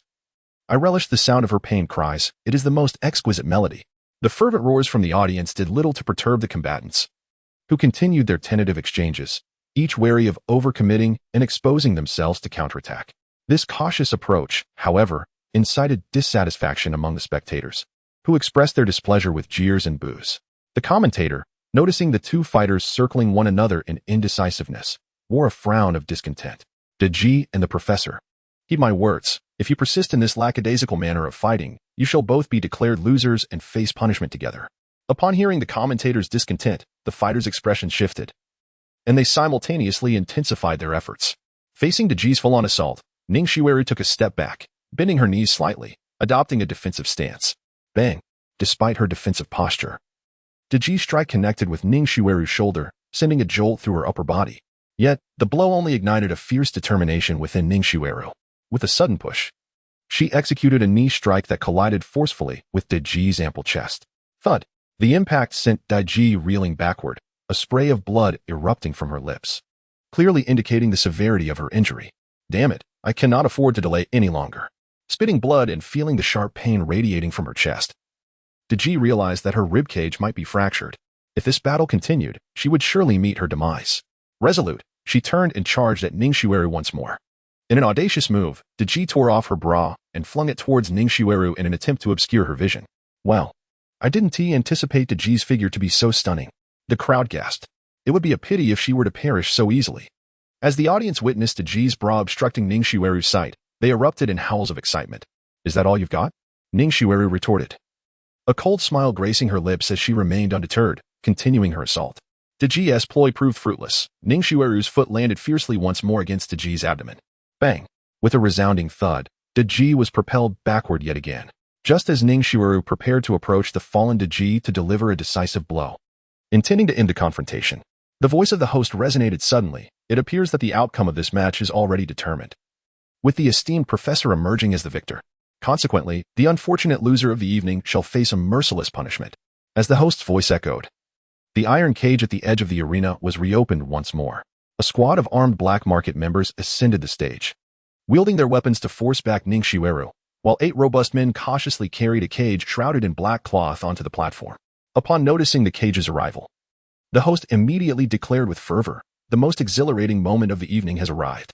I urge everyone present not to blink as we witness this rare spectacle unfold before our eyes." Chapter 170, The Annihilation of Humanity. As the host's voice faded, the black cloth shrouding the cage was abruptly lifted, revealing the contents within to the astonished crowd. Good heavens, how could this be? Quickly, let us out. The organizers of this black market have truly lost their minds, daring to bring a zombie into our midst. Once the cloth was removed, a male zombie, transformed from an adult, stood before the audience, its decaying flesh and exposed entrails eliciting expressions of horror from all present. Those of a more timid disposition began to weep and hurriedly shuffle towards the exit. Observing the chaos unfolding among the audience, the host, standing at the edge of the arena, displayed no signs of panic and called out loudly, "Ladies and gentlemen, please remain calm. The zombie in the cage has been contained and poses no threat. Tonight's special event features a captivating spectacle, Beauty and the Zombie. The loser of tonight's fight, Dodgy, will be placed in the iron cage with our zombie gentleman, and we shall witness what extraordinary events may transpire." Upon hearing this, the audience members who had intended to flee the fighting arena turned their heads back towards the stage, their eyes gleaming with fervor. Toss Dodgy into the cage with the zombie. Will the creature show mercy towards a beautiful woman? Indeed, I have yet to witness a zombie attack firsthand. My anticipation is palpable. The fervent cries of the crowd caused Han Feng's expression to darken considerably. He had not anticipated that the black market at the Jinxian refugee camp would descend to such depths, resorting to confining ordinary people with zombies for the sake of sensationalism. It appeared that the humanity within this black market had nearly extinguished. Moreover, should the zombie somehow escape its confines and assault the audience, it would not only spell trouble for the black market but could also bring calamity to the entire Jinxian refuge. At that moment, standing on the arena, Ningxiu felt a wave of revulsion upon seeing the grotesque form within the cage. She instinctively took a couple of steps back, realizing that had she lost this fight, she would face unimaginable torment before her demise. Meanwhile, Dodgy, collapsed on the arena floor, heard the host announce her impending punishment and struggled to move. The sight of the zombie in the cage filled her with dread. Now, let us indulge in this spectacle, as the tale of Beauty and the Zombie commences in earnest. As the host's voice echoed once more, two burly men beside Dodgy seized her by the arms, lifting her off the ground. Meanwhile, two other staff members cautiously placed a metal plate over the cage containing the zombie before opening the cage door. "Grant me a swift end. I do not wish to go in. Let me go." Dodgy, slowly being hoisted by the imposing figures, understood the fate that awaited her and let out a desperate scream. However, the men disregarded her pleas, forcing her down onto the metal plate covering the cage before swiftly removing it. With a piercing scream, Dodgy's body, devoid of support, plummeted into the iron cage. The two burly men swiftly covered the cage with a metal panel, restoring its sealed state. As Dodgy fell, the previously raucous audience fell into an eerie silence, all eyes fixated on the cage. Severely injured, Dodgy found herself unable to resist as the zombies within the cage lunged at her, their sharp teeth piercing her throat with brutal efficiency. This was the grim reality of a zombie's attack. Although there were initial intentions to purchase Dodgy, this turn of events provided a rather enlightening spectacle.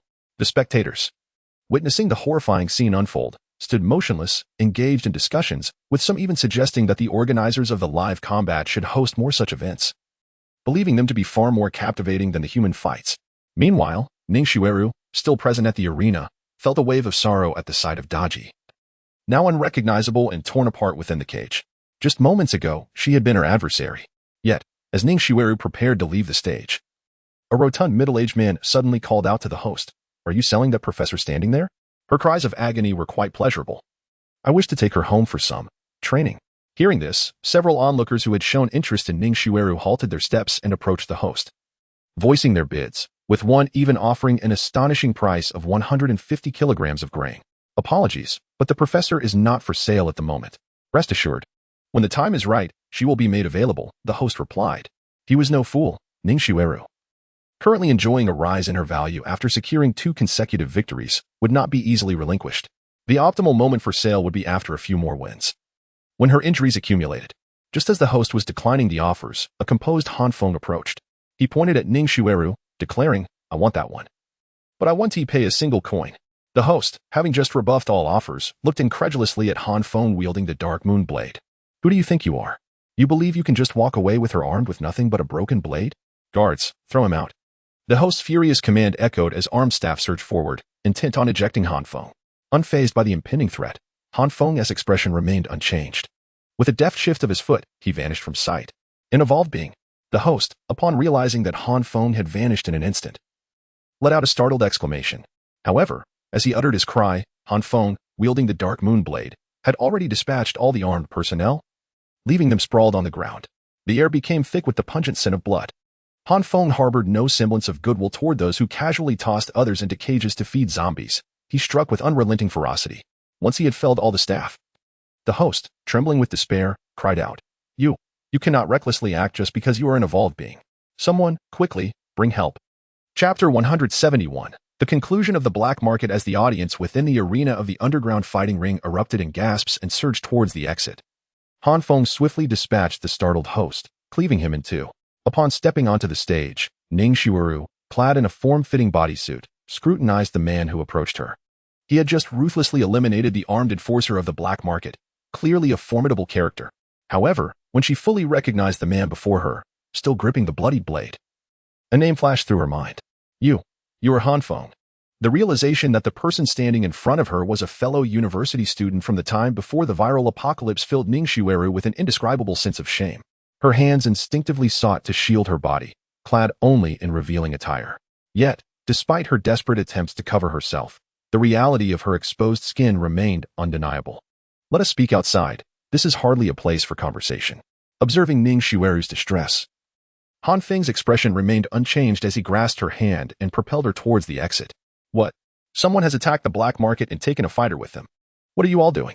Within a brightly lit tent at the Jinxian refuge camp, a man in military attire, adorned with a star on his shoulder, grimaced upon hearing the report from his subordinate. He understood all too well that if the existence of such lawless activities within the camp came to the attention of Commander Zhou Zhenjiao, a thorough investigation would ensue, leading to dire consequences. Everyone we left in the black market has engaged, but the opponent is an evolved being, without heavy weaponry. It is exceedingly difficult for our personnel to inflict any harm on those who have transcended humanity. Not only did they take their people, but they also eliminated half of ours left behind. The more he listened to the hurried report, the more the expression on the general's face soured. Many of the enforcers in the black market were his subordinates, who followed only his commands. They constituted a crucial asset in the factional struggle.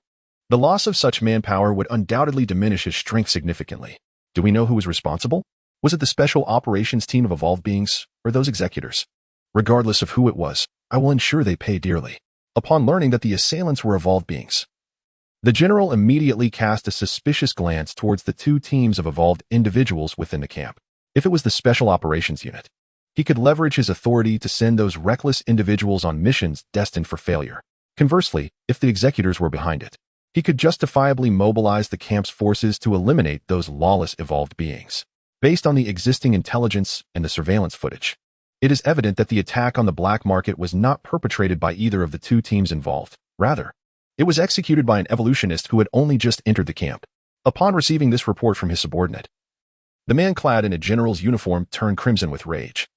Astonished that a mere newcomer dared to disrupt his plans, this reckless evolutionist had the audacity to assault the black market. He commanded, "Inform Colonel Liu and relay my orders to mobilize an entire battalion to capture him, regardless of the consequences." Following the directive from the shadowy figure behind the black market, he noticed that his subordinate remained rooted to the spot, a flicker of cold light flashing in his eyes. "Why are you still standing there? Have you not heard my command?" The subordinate replied, "It is not that I refuse to execute your orders. But if we notify Colonel Liu to deploy a battalion against that evolutionist, it will surely draw Zhou Zhenjiao's attention." That evolutionist had an audience with Zhou Zhenjiao earlier that afternoon. Upon hearing of the evolutionist's connection to Zhou Zhenjiao, the general waved his hand dismissively. "Since he has ties with that old fool Zhou, we shall refrain from deploying regular troops against him. However, you mentioned he has conflicts with the executors. Reach out to them. We can suitably provide them with heavy weaponry to take action." As the mastermind of the black market schemed within his tent, in the mobile home known as Unimog, Han Feng successfully brought Ning Xiueru aboard, handing her a glass of water before inquiring, "What brings you here, and why participate in that brutal combat?" Ning Xiueru, having set aside her pride as a university lecturer, sat across from Han Feng, unreservedly exposing her skin. After taking a sip of water, she began to speak slowly. "After the outbreak of the zombie virus, chaos ensued within the school, leaving us teachers directionless. Our evacuation team had barely escaped from the City of Magic when we encountered a horde of zombies. The entire group was scattered, and we fled in different directions. Eventually, I joined another team that brought me here." Pausing momentarily, she raised her gaze to Han Feng and continued, "However, as a woman in this tumultuous world, survival necessitates aligning with the powerful. Thus, I relinquished my dignity and became involved with the captain of that team. As for the price I paid, I believe you can surmise it. Upon arriving at the Jinxian refuge camp, the captain seemed to tire of me and sold me to the black market. Once there, I became a combatant. Yet, I have come to terms with my fate. Each day that I survive is a blessing. If I were to perish in the arena, It would be a far more fortunate end than those who succumbed when the virus first erupted. After listening to Ning Xiueru's fragmented account, Han Feng fell into a contemplative silence.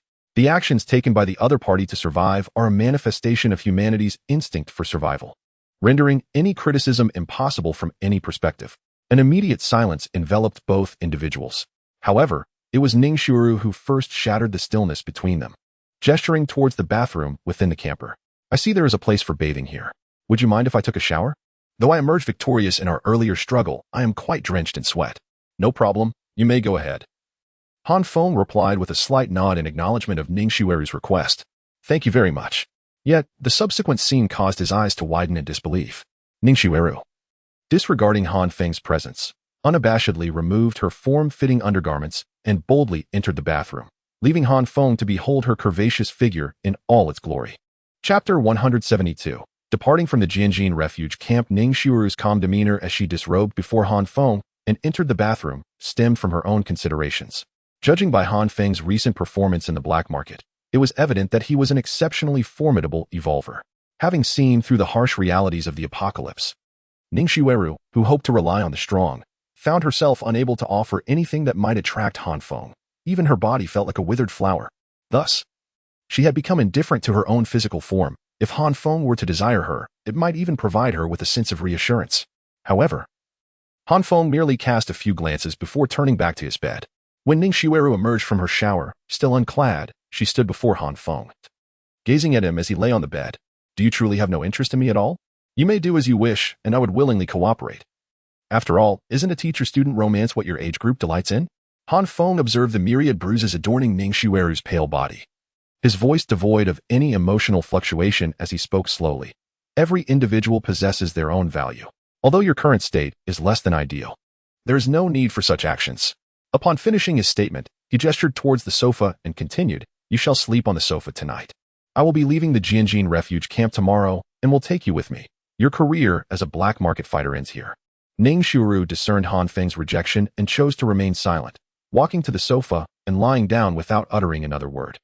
A heavy silence enveloped the space between Han Feng and Ning Xiueru, and the two shared an unspoken night. As dawn's light illuminated the Jinxian refuge camp once more, the Unimog RV appeared at the camp's quarantine passage. Han Feng, are you leaving so soon? Lu Tianfeng hurried to the quarantine passage upon receiving news of Han Feng's departure. Han Feng smiled slightly at Lu Tianfeng, saying, You are aware of the urgency of Commander Zhou's mission. The sooner I depart, the greater the hope. Thus, I am ready to set out. Han Feng refrained from divulging more of the truth to Lu Tianfeng and instead offered a convenient excuse. I wish you a successful completion of your mission. I hope we meet again next time. Lu Tianfeng, seeing Han Feng prepare for the rescue mission, said no more, simply waving his hand to wish him a smooth journey. He then called out to the soldiers guarding the quarantine passage. What are you waiting for? Brother Han is executing a special task assigned by Commander Zhou. You should let him through without delay. Upon hearing Lu Tianfeng's authoritative voice, the soldiers exchanged glances and promptly cleared the way, allowing the Unimog RV to exit the camp. As the massive vehicle departed the Jinxian refuge camp, another vehicle that had been parked at the camp's entrance sprang to life, closely following in its wake. After Han Feng departed from the Jinxian refuge camp, Zhang Bin, the captain of the executors team, swiftly received the news. A glint of cold light flickered in his eyes as he spoke to his comrades. The wolves have fixed their gaze on the target. We shall set forth immediately, aiming for a decisive strike. The humiliation that Han Feng inflicted upon the executors was the gravest blow he had faced since becoming an evolver. With an inflated sense of self-worth, it was impossible for him to swallow this affront. Approximately 40 kilometers northeast of the Jinxian refuge camp, while the camp's long-range artillery could reach this location, it was no longer under the camp's control. The observation posts dispatched by the camp could not possibly venture so far, rendering the artillery's range ineffective. Does becoming an evolver grant one boundless power and mastery over their own fate? As the Unimog RV resumed its journey, Ning Xiueru found herself profoundly curious about evolvers. Ever since witnessing Han Feng dispatch the black market thugs with ease, she had harbored a deep yearning to become one herself. In truth, evolvers are not born. Anyone can become one by meeting certain conditions. Han Feng did not fully trust Ning Xiueru at this moment, hence he refrained from disclosing the path to becoming an evolver, instead offering her a glimmer of hope. Could it be that even I can become an evolver? If it is truly within my reach, I would willingly pay any price. In the face of the cataclysmic changes of the apocalypse, Ning Xiueru had developed an unwavering obsession with strength. The individual trailing behind appeared exceedingly vigilant, maintaining a distance without any intention of approaching. While engaging in casual conversation with Ningxiweru, Han Feng occasionally caught glimpses in the rearview mirror. After leaving the Jinxian refuge camp, he noticed a speck of dust, no larger than a pinhead, following the RV's path. This persistent dust cloud immediately raised his suspicions. Despite several directional changes of the RV, the dust cloud continued its pursuit, confirming to Han Feng that he was being tracked. Having offended both the executors and the shadowy figures of the black market within the Jinxian refuge camp, he pondered which faction the person tailing him belonged to. Captain, have we truly circled around to the front of that RV? Will he really pass this way? Approximately 5 kilometers ahead of the Unimog RV, in an abandoned village. The executors had already surpassed Han Feng and reached his front. Rest assured, the information we received yesterday indicates that this evolver named Han Feng has accepted a task assigned by Zhou Chao and is en route to Rong City. This route is indeed the only way from Jinxian Refuge Camp to Rong City. He will undoubtedly pass through here. Zhang Bin had ample confidence in Han Feng's trajectory. Late last night, a military officer clad in a colonel's uniform visited the executors, claiming that Han Feng had crossed a significant military figure within the camp. This officer also divulged the details of Han Feng's mission and his approximate route. In the end, he left behind 2 Red Arrow 8A anti-tank missiles, declaring that should the executors succeed in eliminating Han Feng, a substantial reward would await. Although Zhang Bin was aware that the colonel and the military magnates behind him merely regarded the executors as instruments to wield, he was nonetheless eager to accept this bait. For Han Feng was a target he must eliminate. He prepared to launch the anti-tank missiles at any moment. Upon witnessing the billowing clouds of dust rising in the distance, Zhang Bin instructed all members of the executors to ready themselves, believing that the time for vengeance had finally arrived. Chapter 173. The destruction of missiles. As Zhang Bin observed the imposing figure of the Unimog RV drawing nearer to the abandoned village where the executor was stationed, a glint of cold determination flashed in his eyes. He called out to the team member operating the HJ-8A anti-tank missile, "Prepare to launch the missile." Upon hearing Zhang Bin's command, the executor team member positioned his eyes against the infrared optical aiming module of the missile launch device, with his right hand poised over the launch button, ready to fire the missile lying flat within the building. When the Unimog RV approached to approximately 1,000 meters from the abandoned village, the HJ-8A anti-tank missile had already locked onto the vehicle. The team member controlling the launch device simultaneously pressed the launch buttons for 2 anti-tank missiles. Oh no! Han Feng, who was piloting the RV towards the village, felt a jolt of alarm as he spotted 2 plumes of smoke rising from the village. A sense of imminent danger surged within him. Without uttering a word to Ningxiweru beside him, he leaped through the sunroof of the Unimog RV, effortlessly wielding a sleek, entirely black triangular compound bow, with a carbon arrow already knocked on the string. In this dire situation, Han Feng undoubtedly owed a debt of gratitude to the colonel who provided the HJ-8A anti-tank missiles. Although these missiles possessed an astonishing armor-piercing capability of 1,800 millimeters, they bore a critical flaw. Their flight speed after launch was limited to a mere 200 meters per second. Consequently, the 2 missiles would take 5 full seconds to reach the Unimog RV from a distance of 1,000 meters. Had the colonel supplied the HJ-11 series missiles, which could reach speeds of 300 meters per second, the outcome would have been far less favorable. Yet, it was precisely during these 5 seconds that Han Feng found his glimmer of hope. As a silver-tier evolutionist with enhanced agility, he locked onto the 2 incoming anti-tank missiles the moment he vaulted from the RV's sunroof. Observing the rapidly approaching missiles, he wasted no time. He drew his triangular compound bow back into a perfect crescent shape, releasing the first carbon arrow with a swift whoosh aimed at the trajectory of the first missile. While airborne, Han Feng swiftly knocked a second carbon arrow onto the bowstring, taking a brief moment to aim before launching it towards the second missile. Boom, boom, with 2 resounding explosions. The 2 carbon arrows fired by Han Feng struck the incoming anti-tank missiles in succession. The arrows, propelled by tremendous kinetic energy, collided with the warheads, resulting in a powerful detonation. The explosive shockwave ignited the air within a radius of several dozen meters.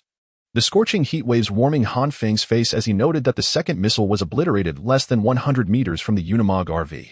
As 2 Red Arrow 8A anti-tank missiles soared towards the Unimog RV, Zhang Bin's gaze remained fixated upon the flying projectiles. When he witnessed the missiles being intercepted by Han Feng, who leapt from the RV's sunroof moments before impact, his eyes widened in disbelief. What in the world? How could that evolver be so formidable? He thought. In his estimation, even if the missiles failed to annihilate the opponent, they would surely inflict significant damage, not be effortlessly intercepted. The evolvers, known as executors, standing behind Zhang Bin, were equally astonished by the unfolding scene. They had never envisioned that someone could intercept an anti-tank missile with sheer physical prowess. So it is you, insects. Just as the executors remained frozen in shock, Han Feng had already traced the missile's flight path to pinpoint the launch site. Zhang Bin's heart raced as he saw Han Feng looking directly at his building. In a moment, a fierce glint flashed in his eyes, and he shouted to his fellow executors, "Prepare to attack everyone. I refuse to believe he possesses the ability to evade all our assaults."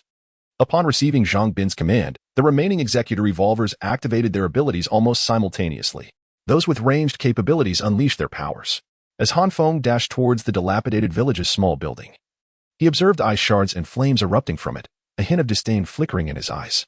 While these attacks might be formidable to ordinary survivors, their speed was far too slow to pose any threat to him.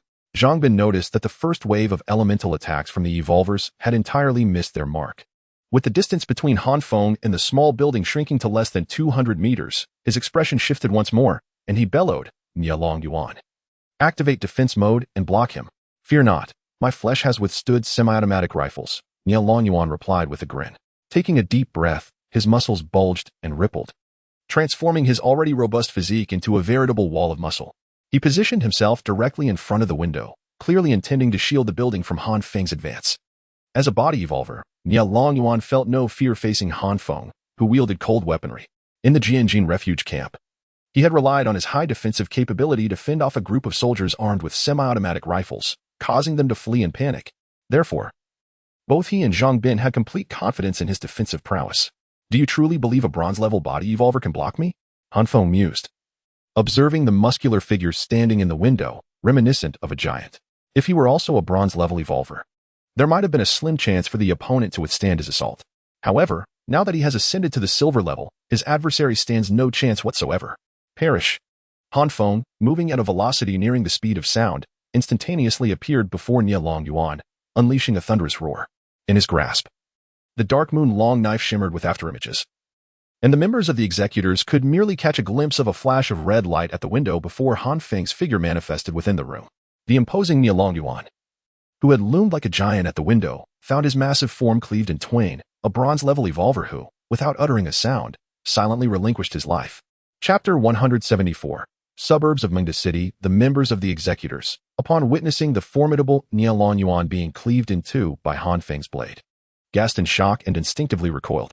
However, Zhang Bin, the captain of the executors, did not retreat but instead swiftly unleashed his evolutionary ability. A radiant blue-white lightning shield enveloped him in an instant. Shielded by the lightning, Zhang Bin charged towards Han Feng with determination. Han Feng, perceiving Zhang Bin's intentions as he advanced, quickly discerned the strategy at play. Zhang Bin clearly aimed to utilize the paralyzing effect of the lightning shield to incapacitate Han Feng temporarily, allowing the other executors to launch their assault. Yet, Han Feng, understanding Zhang Bin's objectives, did not foolishly confront him head-on. Instead, he deftly maneuvered around the crackling figure of Zhang Bin, directing his attention towards the other members of the executors. "Come at me if you dare, but do not harm my comrades," Zhang Bin thought, panic rising within him as he observed Han Feng disregarding him entirely and pursuing the other executors. However, Han Feng, with his vast combat experience, was not swayed by Zhang Bin's futile words. As Zhang Bin cried out in alarm, Han Feng's dark moon longsword had already struck at a female ice pillar evolver. "Ah!" she screamed, only to have her head severed from her body before she could react. As her headless form collapsed, the room was instantly filled with a metallic scent of blood. Yet, this was merely the beginning. Faced with these bronze-level evolvers, Han Feng felt no pressure. Their attacks failed to graze him, while each swing of his blade resulted in the demise of an executor member. "I will kill you. I must kill you." Zhang Bin, witnessing his comrades fall one by one into pools of blood, lost all composure, repeatedly shouting his intent to slay Han Feng, his attacks becoming increasingly erratic. Having dispatched the remaining members of the executors, Han Feng circled around Zhang Bin. When the blue-white lightning surrounding Zhang Bin dissipated, he seized the opportunity to close in, thrusting the dark moon longsword clean through Zhang Bin's torso. As Han Feng surveyed the lifeless bodies of the executors strewn across the small room, he flicked the blood from his sword, ensuring it was free of stains. After completing this grim task, he began to search the bodies of the executors, convinced they must possess something of worth. Indeed, he discovered a hard iron box concealed within Zhang Bin's chest. However, upon opening the box, His expression shifted to one of astonishment as he beheld its contents: 3 bronze-level life cores and a letter. Unexpectedly, the executor had amassed considerable wealth, possessing 3 bronze-level life cores. After Han Feng accepted the bronze-level life cores, he promptly unsealed the letter. Upon thoroughly reading its contents, he gained a deeper understanding of the intense power struggles within the Jinxian refuge camp. The internal strife had escalated to alarming proportions.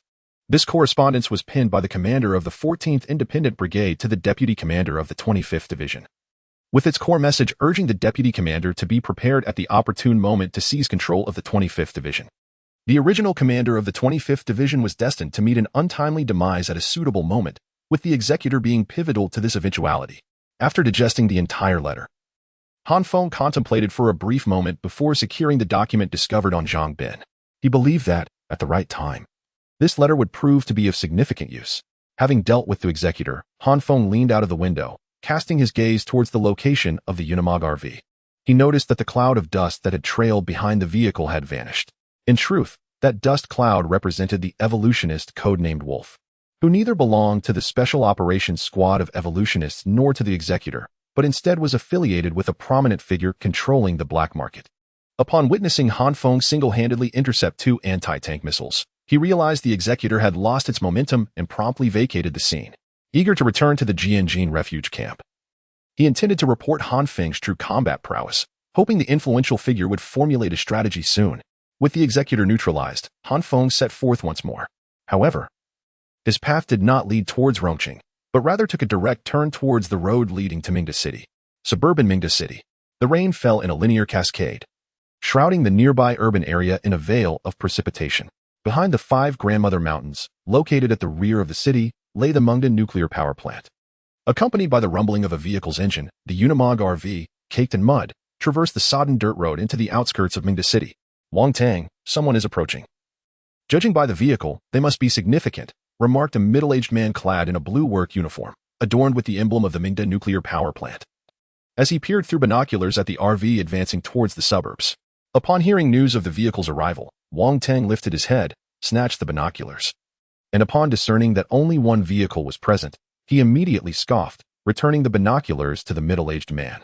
I expected more. It appears merely one vehicle has come, likely in search of something. You should warn them to leave quickly, lest they lose their lives in vain. Originally, the vehicle that Wang Tang had anticipated was an official one aimed at resolving issues concerning the Mungda nuclear power plant, yet upon realizing it was merely the Unimog RV, the flicker of hope that had ignited within him swiftly extinguished. In the distance, someone waved at us, dressed in a striking black and white maid outfit. Ning Xueru noticed a figure atop a nearby building, brandishing a piece of red fabric and fervently signaling towards the caravan. She swiftly turned her head and called out to Han Feng. After several unsuccessful attempts to entice him, she settled into her role, now serving as Han Feng's personal assistant, responsible for overseeing his daily needs. However, despite her slight adjustment in position, her focus remained firmly on Han Feng.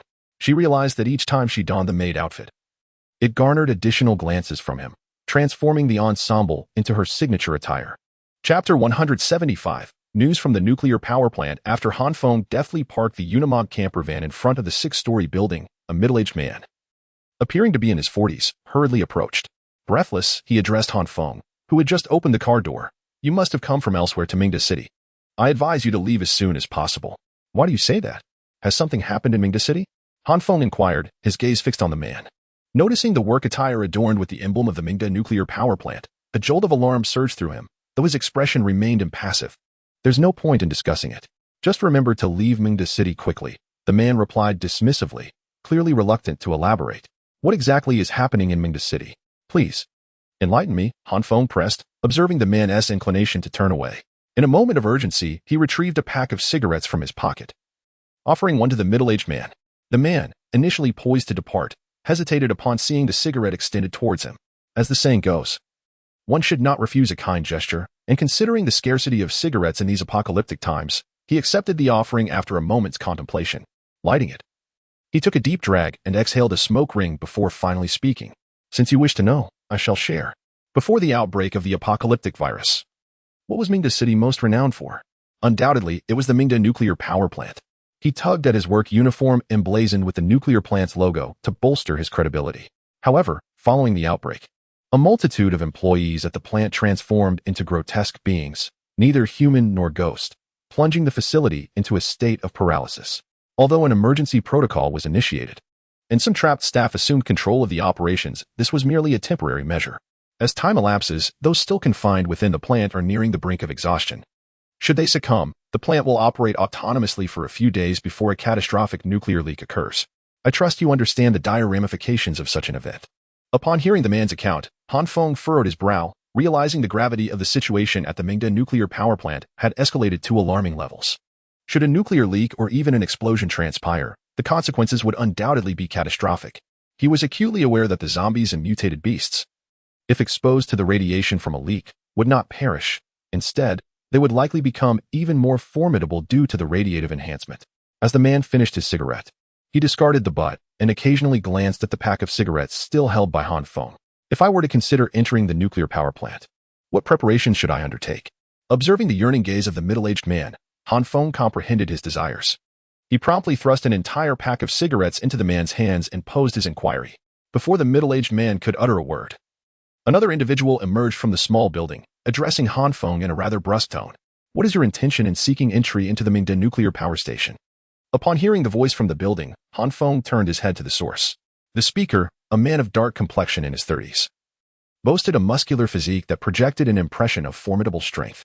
Allow me to introduce him. This is Wang Tang, the deputy director of the security department at the Mingda nuclear power station prior to the outbreak of the viral apocalypse.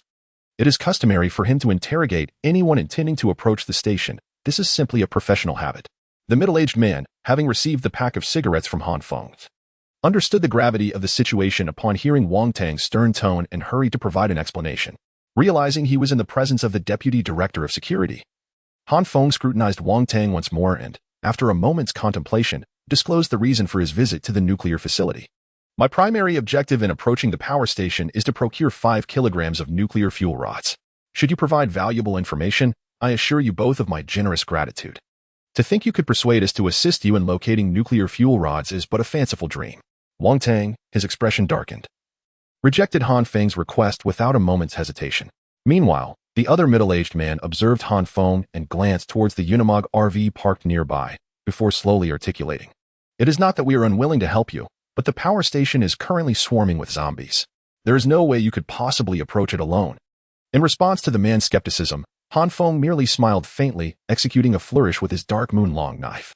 In an instant, his form vanished from sight, leaving only a lingering afterimage in his wake. Moments later, he reappeared directly behind Wang Tang, the blade of the dark moon-long knife resting against the man's shoulder. You have heard of evolvers, have you not? I myself am an evolver, so you need not concern yourselves with my safety. What is happening? What is an evolver? The middle-aged man, evidently unfamiliar with the term, was perplexed by it. However, Han Feng's display of prowess had undeniably left him astounded. I did not anticipate you possessed such strength. Wang Tang, with the razor-sharp dark moon-long knife poised on his shoulder, revealed no hint of fear. Rather, astonishment graced his features. Yet, after a moment of surprise, contemplation washed over his countenance, as if he were weighing some decision. Approximately 5 seconds later, he seemed to have resolved something, and his voice emerged slowly. Regarding your objective of acquiring 5 kilograms of nuclear fuel rods, I regret to inform you that, at my level as Deputy Director of Security, I am not authorized to disclose the location of the fuel rods.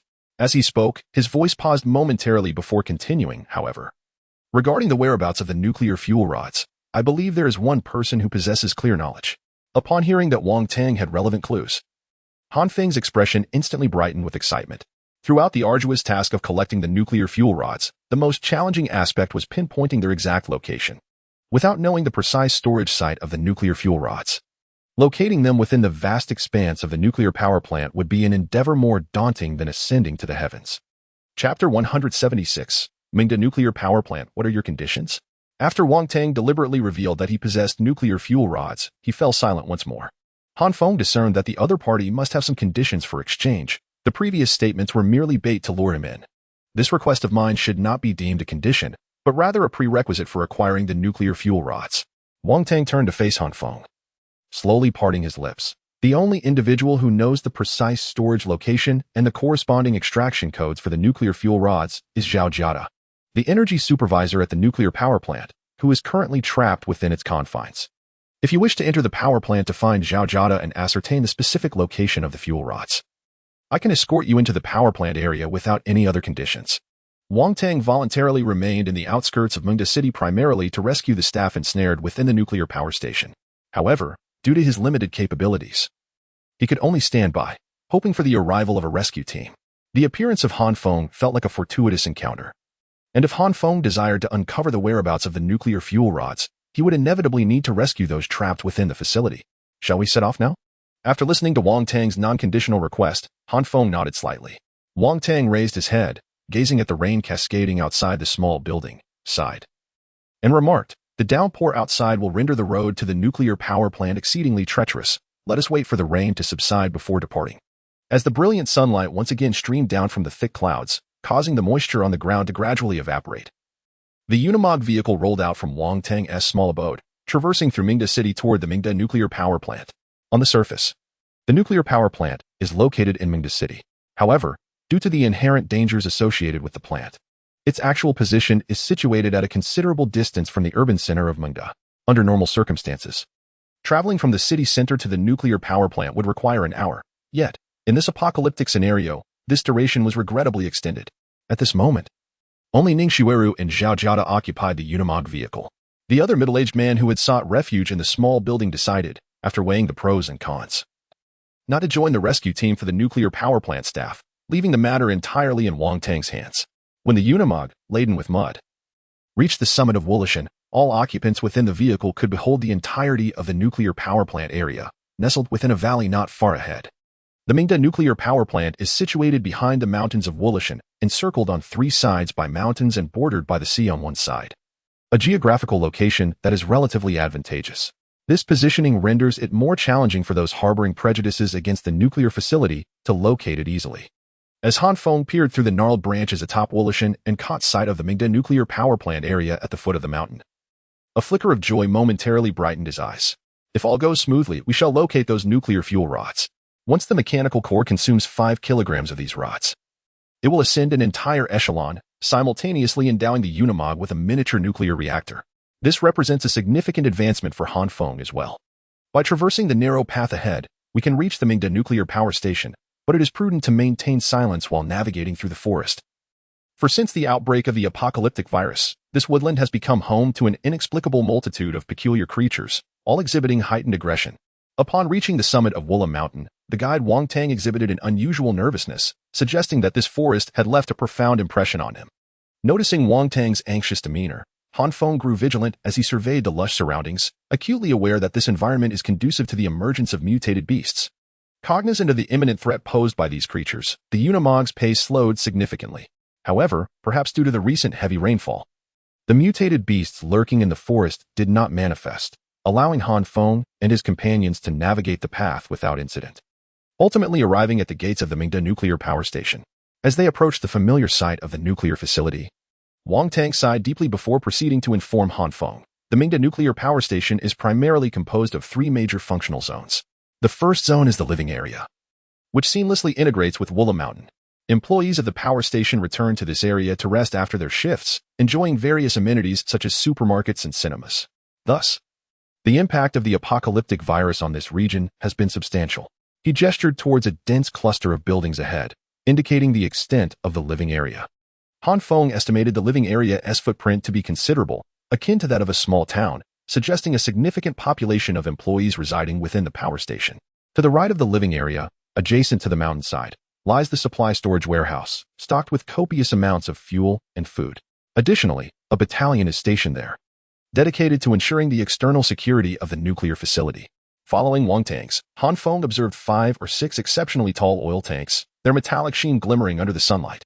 After detailing these comparatively less critical zones, Wang Tang's gaze shifted resolutely towards the depths of the power station. The operational area, situated at the heart of the facility, comprises 2 concrete structures, reminiscent of buildings adorned with caps. These are Units 1 and 2. Beside them stands the construction site for Units 3 and 4, marked by the presence of imposing tower cranes.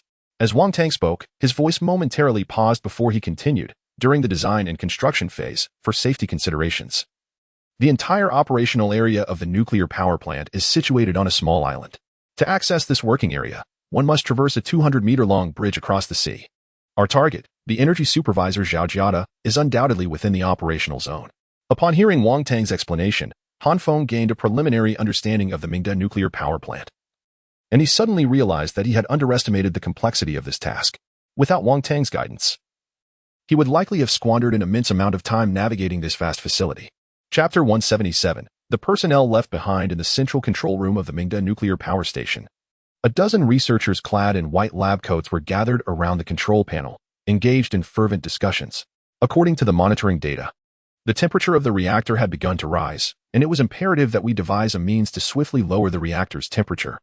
A man appearing to be in his 50s exhibited an unusual level of anxiety. The increase in reactor temperature was indeed a grave matter.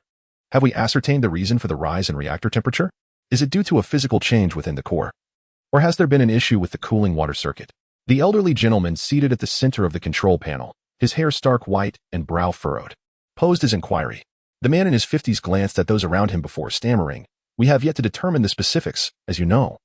There are so few personnel in the work area, and it is hardly a peaceful environment for us to operate in. Enough nonsense. The middle-aged man's words had scarcely left his lips when the elder abruptly slammed his hand on the control panel, his voice booming with authority. Qin Kai, you are employed in this capacity. Do you not understand the consequences of an escalating reactor temperature? Should the temperature surpass the threshold, the core will inevitably suffer a meltdown. If fortune favors us, we may only face a standard nuclear leak. If not, the entire power station could explode in an instant. Do you wish to see the Mingda nuclear power station become the next Chernobyl? As the elder spoke, he rose and approached Qin Kai. His piercing gaze akin to that of a hawk, causing Qin Kai to tremble involuntarily under the weight of the elder's scrutiny. Overwhelmed by the pressure, Qin Kai hastily nodded. I will arrange for personnel to thoroughly investigate the cause of the elevated reactor temperature. Once Qin Kai hurriedly exited the central control room, the elder surveyed the remaining researchers in white lab coats, clearing his throat before addressing them in a resonant voice. Resolute and unwavering, I am acutely aware of the challenges we face, both internal and external. However, from the very first day we set foot in this nuclear power station, we must recognize the responsibilities we bear. Should a nuclear leak or explosion occur at the Mingda nuclear power station, the consequences are well understood. How shall we face our nation in such a scenario? What honor will we have before our ancestors? Therefore, I urge each of you to muster every ounce of spirit to ensure the safety of the nuclear power station. The researchers, upon hearing the elder's words, nodded in agreement and swiftly returned to their respective duties. No sooner had the elder settled back into his seat than the red intercom phone on his desk rang with an urgent ding. After a moment's hesitation, he picked up the receiver.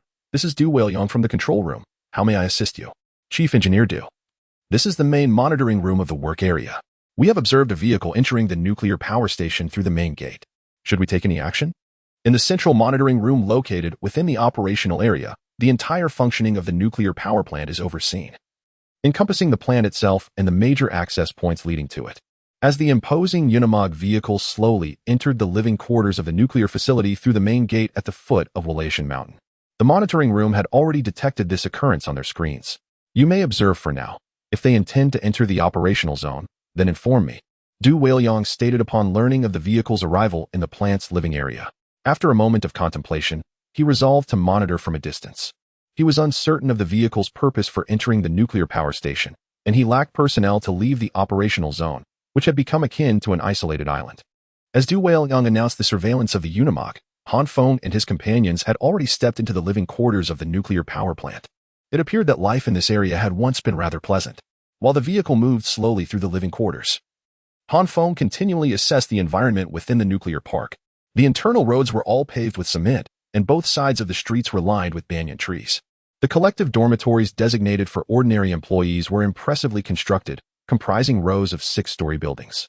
At the end of his line of sight stood several standalone villas, presumably reserved for high-ranking officials. What kind of vehicle is this?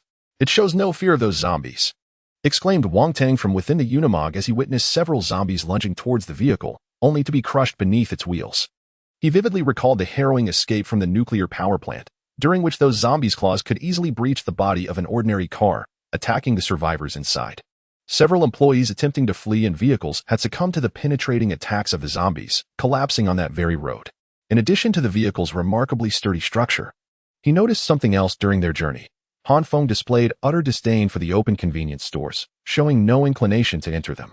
For him, Every resource that could ensure his survival was invaluable. Are you not interested in the supplies in those supermarkets? Although some items may be past their expiration dates. Consuming them won't lead to death, Wang Tang suggested. Han Feng turned his head and waved dismissively at Wang Tang. You needn't concern yourself with those. Our most pressing priority is to reach the operational zone and ascertain the whereabouts of the nuclear fuel rods from Zhaojiada. Faced with the task of upgrading the mechanical core, the supplies from those convenience stores had become trivial in Han Feng's eyes. As the Unimog turned a corner, passing by a series of employee dormitories, a young man in his 20s within one of the standalone villas tapped another woman, who appeared exceedingly weak, lying on the bed. Where? Hurry up. There's a vehicle coming. Upon receiving the news that a vehicle had arrived, the frail woman lying on the bed took a deep breath and, in a feeble voice, urged, hurry to the balcony and wave a flag to signal to those in the car that we are still here. I shall go at once. After enduring so many days, we have finally awaited someone's arrival. It has not been in vain.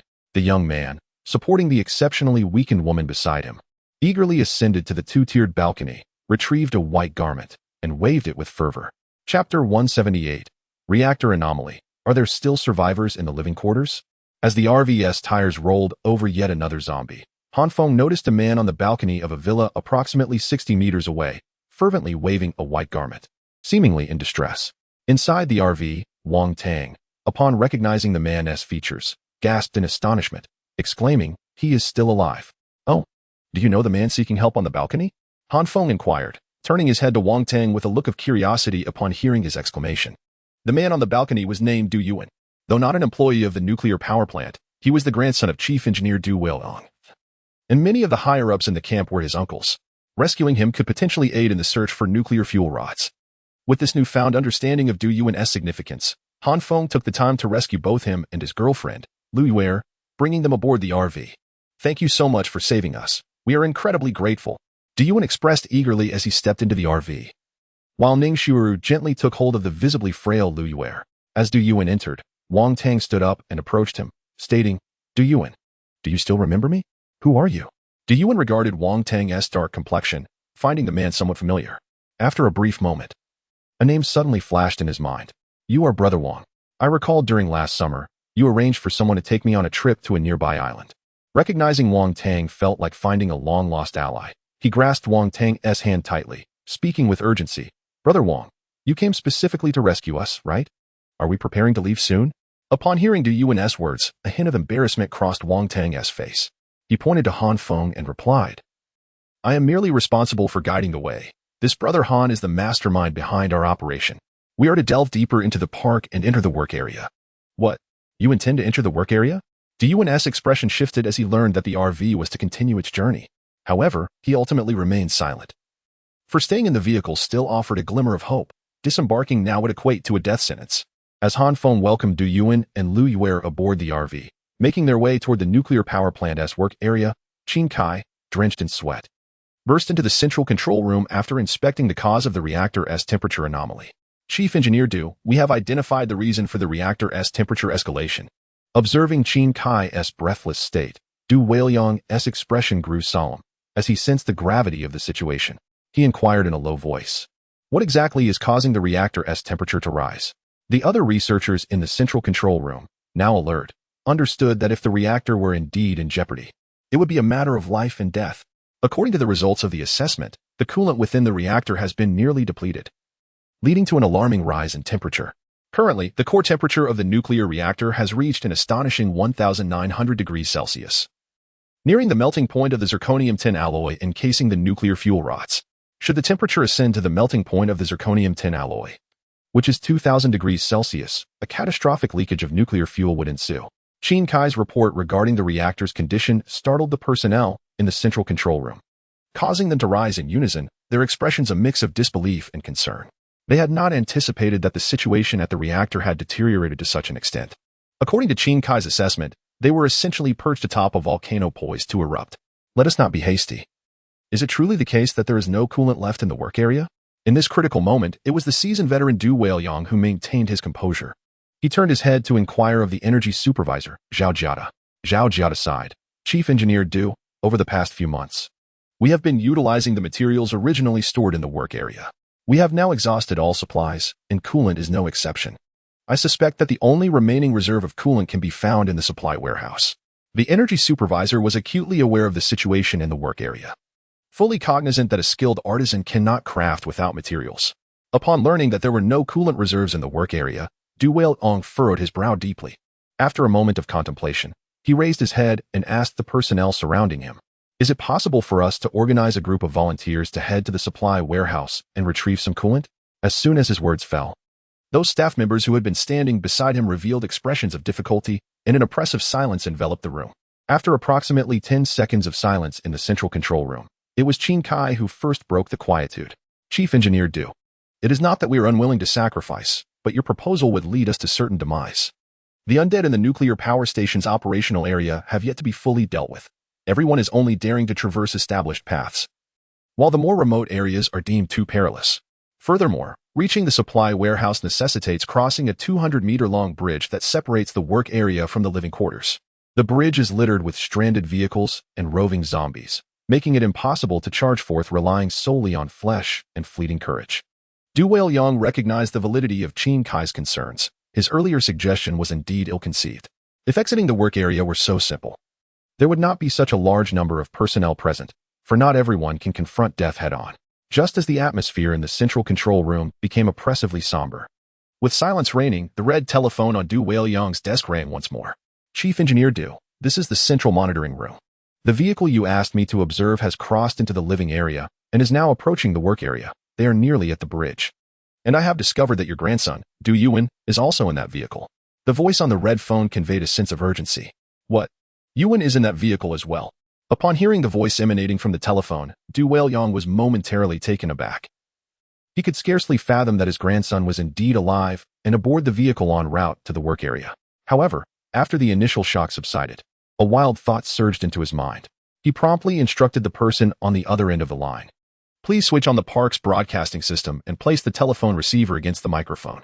Chapter 179, The Transaction of Fuel Rods. Du Yuan, I have seen you on the surveillance system. You heard the broadcast. Proceed with your vehicle to the checkpoint by the bridge. There is a phone there, and I have something to discuss with you. As the Unimog RV reached the end of the living area, a towering loudspeaker suddenly blared to life. The sound. Du Yuan, sitting inside the RV, leapt up upon hearing the voice emanating from the broadcast. Despite the cacophony, he discerned the speaker's identity, his grandfather, Du Wei-Long, the chief engineer of the Mingda nuclear power plant. "Can you confirm that voice is indeed your grandfather, Du Wei-Long?" Han Feng inquired with curiosity as he noticed Du Yuan's excitement. Indeed, the voice belonged to the chief engineer, Du Wei-Long. Wang Tang, who sat beside him, nodded in affirmation of the source. "Since the voice is unmistakably from Chief Engineer Du Wei-Long, I will accompany you to the checkpoint to hear what your grandfather intends to convey." Han Feng concurred, eager to investigate further. At both ends of the bridge connecting the living area to the work area, there stood safety checkpoints, originally intended to inspect employees for hazardous materials. Unexpectedly, these checkpoints were now serving a communicative purpose. As the three men from the RV entered the small checkpoint adjacent to the bridge, they discovered that the telephone had been ringing for an indeterminate time, the incessant ding-a-ling echoing throughout the cramped space. "Go ahead and answer the phone. Remember to switch to speaker mode." Han Feng urged Du Yuan to take the call, recognizing that, as Du Wei-Long's grandson, he held a distinct advantage. "Yuan, this is your grandfather. I have an urgent task for you. Can you take your vehicle to the supply warehouse and bring a truckload of coolant to Unit 1? To be frank, the coolant has been completely depleted, and the temperature of the reactor in Unit 1 is rising rapidly. If we do not add coolant soon, there is a significant risk of a meltdown, which could lead to an explosion of the entire nuclear power plant."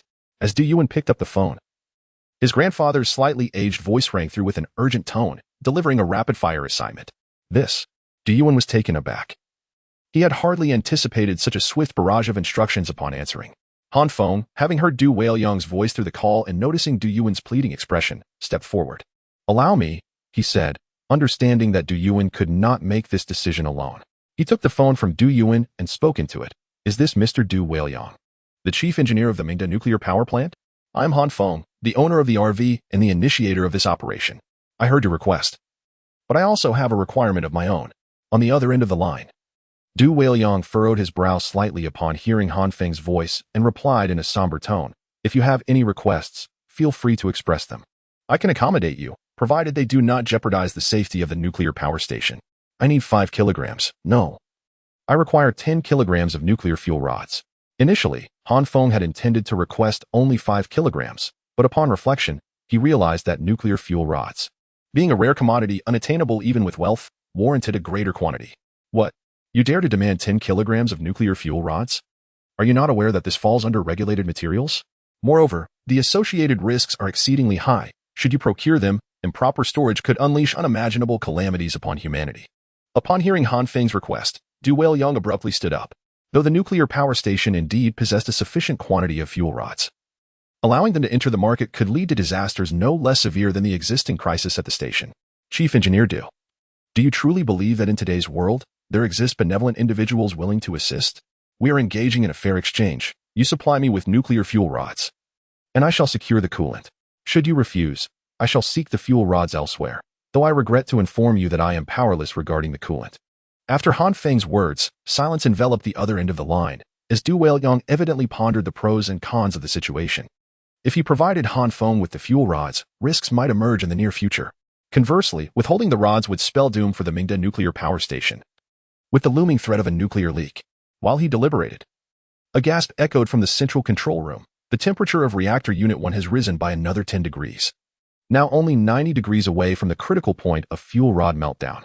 After this alarming exclamation, Du Weiliang finally resolved to take action. If you can deliver a truckload of coolant to the work area, I shall provide you with 10 kilograms of nuclear fuel rods.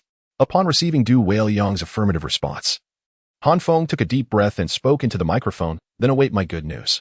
He then abruptly hung up the phone, concluding his conversation with Du Weiliang. Han Feng and his companions left the inspection station and, upon returning to the Unimog motorhome, Han Feng cast a glance at Wang Tang and said, "You shall continue to lead the way to the target material warehouse." Understood, Wang Tang nodded, with Wang Tang, the deputy minister of the security department, guiding them. The Unimog motorhome swiftly reached the material warehouse of the nuclear power station. The warehouse was situated on the left side of the living area, flanked by mountains on one side and the sea on the other, with the remaining sides enveloped by the residential area. The material warehouse housed not only towering oil tanks but also substantial storage facilities, and even featured a small port approximately 300 meters in length, capable of accommodating cargo ships and oil tankers with capacities ranging from 30 to 60,000 tons. Most of the materials within the nuclear power station entered the park's warehouses through this dock. A left turn 150 meters ahead would lead them directly to the warehouse storing the coolant. Wang Tang gestured to the left, signaling Han Feng to make a timely turn. Half a minute later, following his guidance, Han Feng brought the RV to a gentle halt in front of an expansive warehouse. He then turned his head and addressed the individuals behind him. "All the men, follow me out of the vehicle and enter the warehouse. The 2 women will remain inside to guard the vehicle." After speaking, he directly opened the storage compartment beneath the control panel of the RV, retrieving 2 Type 64 pistols, which he tossed to Wang Tang and Du Yuan, whispering, "Take these weapons for your protection. If you encounter any zombies, aim for their heads. Now, let us proceed." Chapter 180. Heavy water. As Han Feng and his companions pushed open the heavy doors of the warehouse designated for storing the coolant of the nuclear power plant, a gust of frigid air assaulted them, causing them all to instinctively recoil. They were surprised to find that the power supply system here was still operational. Upon entering the warehouse, Han Feng realized that, since the nuclear power plant was still functioning, the electricity supply within the premises remained relatively stable. The heat dissipation system in these coolant storage facilities continued to operate automatically, maintaining a constant temperature throughout the warehouse. The interior of the warehouse was quite spacious, dominated by dozens of towering silvery tanks. Along one side, several 10-ton tankers were parked, clearly allocated for this warehouse to facilitate the loading and unloading of coolant. Thankfully, there were no terrifying zombies lurking about. Du Yuan, trembling as he clutched the Type 64 pistol handed to him by Han Feng, cautiously surveyed his surroundings before finally exhaling a sigh of relief. Although he held the firearm, he questioned how much protection it could truly offer in the event of a zombie encounter. Upon entering the warehouse and noticing the imposing silver tanks, Wang Tang sighed and remarked, "Fortunately, the temperature control system is still functioning. Otherwise, handling this coolant would be quite troublesome." "Oh, what material is used for the coolant? Is the Mingda nuclear power plant a pressurized water reactor or a boiling water reactor?" Han Feng inquired, voicing his confusion to Wang Tang. "Neither," Wang Tang replied, gripping his handgun tightly and scanning the area. After confirming that there was no immediate threat, he shook his head in response to Han Feng's question. The Mingda nuclear power plant is one of the few heavy water reactors in the country currently in operation. The coolant that Chief Engineer Du just mentioned is precisely the heavy water stored in those silvery tanks. Wang Tang gestured toward the array of silver storage tanks as he began to elucidate. Heavy water is a compound composed of deuterium and oxygen, with the molecular formula D2O. It is a strictly controlled substance. Not only is heavy water utilized as a coolant in nuclear power plants, but it can also facilitate the conversion of uranium-238 into plutonium, which is suitable for the production of nuclear weapons. Thus, the heavy water present in nuclear facilities is under stringent surveillance. Furthermore, electrolyzing heavy water yields deuterium, one of the materials used in hydrogen bomb manufacture. Originally, the quantity of heavy water requisitioned had to be meticulously documented, and now. He cast a glance around the relatively empty warehouse, letting out a soft sigh. Don't be so quick to sigh. We have tasks to attend to, Han Feng urged. After spending a brief time in the warehouse, 5 zombies rose from behind the silvery storage tanks. Judging by their attire, it was evident that they had once been warehouse security personnel and drivers responsible for transporting heavy water, but they had succumbed to the onslaught of the zombie virus, ultimately transforming into the very creatures they had once feared. Upon witnessing the zombies slowly emerging from the silvery storage tank, Han Feng called out to his companions, Wang Tang and Du Yuan, urging them to use their 2 Type 64 pistols judiciously, emphasizing that they should only fire in the event of an emergency to avoid shattering the tank containing heavy water. As he spoke, Han Feng had already departed from his original position, swiftly charging toward the few zombies that had just poked their heads out. What incredible speed! How was he able to achieve that? Du Yuan, who had just been rescued by Han Feng, was utterly astonished by his rapid advance, his eyes widening in disbelief, his mouth seemingly unable to close. He observed that Han Feng left only a fleeting shadow in his wake. Within merely a second, he had appeared several dozen meters away. Wang Tang, standing beside Du Yuan, noticed the incredulous expression on his friend's face and patted his shoulder. With a look of envy directed at Han Feng, he slowly remarked, When I first witnessed this scene, I was equally taken aback. How can one become an evolved being like Han Feng? Unbeknownst to him, at that moment, Han Feng had only exerted a fraction of his true power. If he were to unleash his full potential, the warehouse would not suffice for his acceleration. While Wang Tang and Du Yuan engaged in conversation, Han Feng wielded the dark moon long knife with effortless grace, dispatching the suddenly appearing zombies into numerous segments. After neutralizing the threat, Han Feng swiftly turned his head and called out to Wang Tang, instructing them to hasten to the fuel tanker and load the heavy water coolant. Upon hearing Han Feng's command, the awestruck duo, as if awakening from a dream, quickly dashed toward the tanker parked at the warehouse entrance, starting the vehicle and maneuvering it to the heavy water storage tank. Once Du Yuan secured the outlet pipe attached to the tank into the tanker's filling port, ensuring it was tightly locked, Wang Tang pressed the discharge button, allowing the frigid heavy water to flow through the pipe and fill the tanker. When the indicator light inside the tanker signaled that it was full, Du Yuan removed the pipe, and Han Feng spoke up from his position nearby.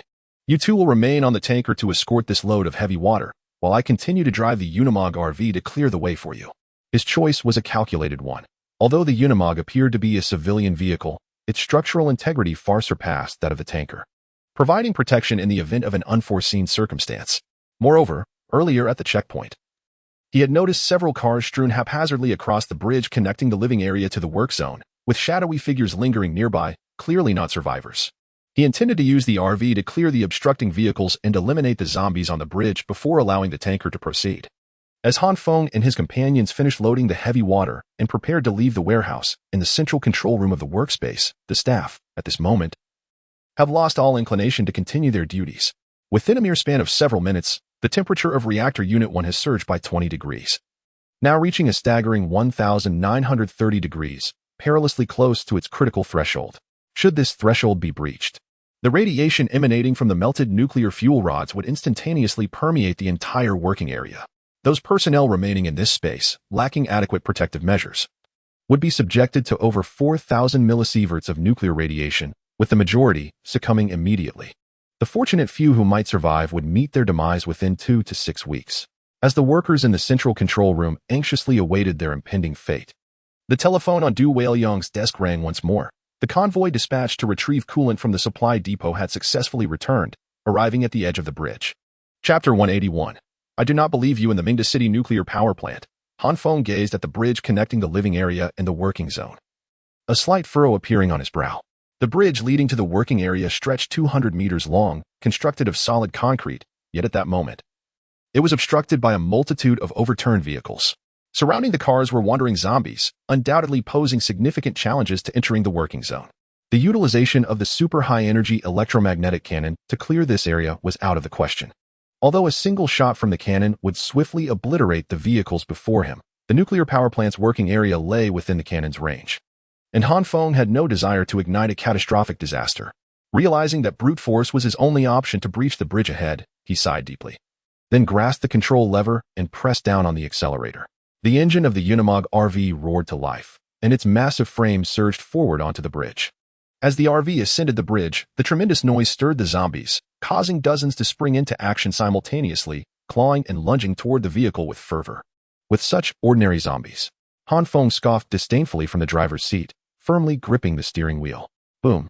A thunderous crash echoed as the accelerating Unimog collided with the abandoned car, blocking the bridge.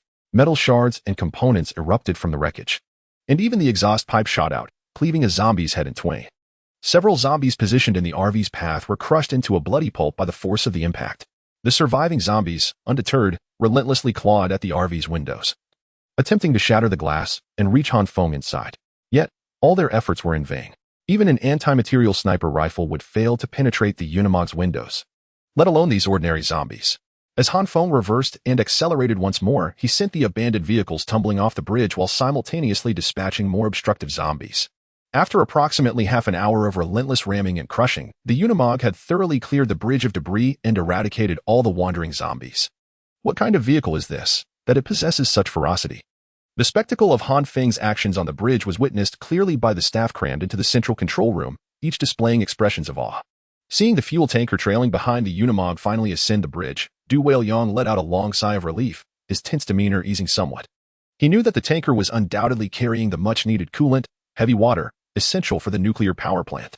Quickly guide that tanker to Unit 1 and expedite the injection of the heavy water into the reactor. Du Weiliang thought for a moment before issuing commands urgently. Understood. I will attend to it immediately. Standing beside him, Qin Kai responded repeatedly before swiftly exiting the central control room. The Unimog RV and fuel tanker traversed the cross-sea bridge and, upon reaching the work area, did not hasten forward. Instead, under Han Feng's orders, they halted beside the inspection station at the entrance of the work area. The temperature of Reactor Unit 1 was surging rapidly. Why were we stopping the vehicles here? Du Yuan found Han Feng's command perplexing. Shouldn't the priority be to deliver the fuel tanker laden with heavy water to Reactor Unit 1 to alleviate the crisis? In response to Du Yuan's inquiry, Han Feng cast a cold glance at him and posed a peculiar question. What do you think of your grandfather's usual demeanor? I mean in terms of work. Du Yuan was momentarily at a loss for words, but beside him, Wang Tang spoke up. Director Du's work ethic is well known throughout the nuclear power plant. He is incredibly meticulous, never accepting favors from others, and holds himself to a strict standard. I dare say he possesses the highest level of awareness in the entire facility. After listening to Wang Tang's remarks, Han Feng smiled at Du Yuan. You heard Wang Tang's assessment of your grandfather. I sensed it earlier. When he agreed to provide me with 10 kilograms of nuclear fuel rods, it was a choice made out of necessity. If I were to supply him with the coolant first, would he reconsider his decision? That remains uncertain. Just as Du Yuan was momentarily speechless, unsure of how to respond. Qin Kai's figure emerged in the sight of the group. Hey, why are you still here?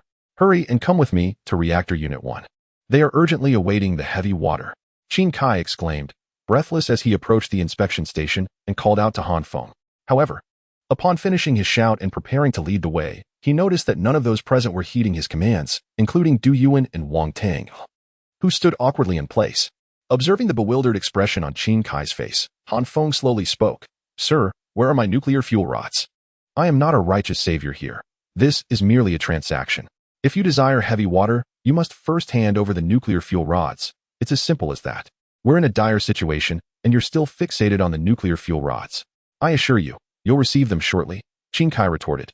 As he made his way to the fuel tanker, seemingly intent on operating it himself to transport the heavy water to Reactor Unit 1. However, as soon as his hand grasped the door handle of the tanker, a sharp blade was pressed against his throat, the keen edge barely slicing his skin, causing a trickle of blood to emerge from the wound. As the Dark Moon blade grazed his neck, Han Feng's icy voice resonated in his ear. I said, you will exchange the nuclear fuel rods for the heavy water. This is merely a light admonishment. If you dare to make any move towards that heavy water, do not blame me for lacking mercy. We can discuss this, Qin Kai stammered. Upon sensing a slick sensation on his neck, Qin Kai was instantly paralyzed with fear, promptly releasing his grip on the car door handle. In a flustered tone, he stammered, I will contact the central control room immediately to have them send over the nuclear fuel rods. As Qin Kai entered the inspection station by the bridge and picked up the phone to dial the central control room, both Wang Tang and Du Yuan, who stood beside the fuel tanker, finally breathed a sigh of relief. Having witnessed Han Feng's true capabilities, they were acutely aware that should they provoke him, he alone possessed the power to annihilate all personnel in the entire work zone. Chapter 182. The Arrival of Nuclear Fuel Rods. Chief Engineer Du. Please dispatch someone to deliver the 10 kilograms of fuel rods at once. The individual accompanying your grandson is clearly not to be trifled with. He insists on receiving the fuel rods in exchange for heavy water. I nearly jeopardized my life attempting to confront him alone just now. Upon reaching the central control room, Qin Kai promptly reported the recent developments to Du Weiliang, urgently requesting the nuclear fuel rods' immediate dispatch, uncertain whether relinquishing the fuel rods would bring fortune or disaster. Du Weiliang sighed upon learning of Han Feng's obstinate demeanor. He had considered withholding the fuel rods under a different pretext once the heavy water was secured. Even preparing for the possibility of sacrifice, he would not mind if the adversary, in a fit of rage, chose to end his life. After all, in comparison to the perilous nature of the fuel rods, what was his life worth if it meant preserving them? However, it was becoming increasingly evident that the opponent's astuteness and resilience were far beyond his expectations.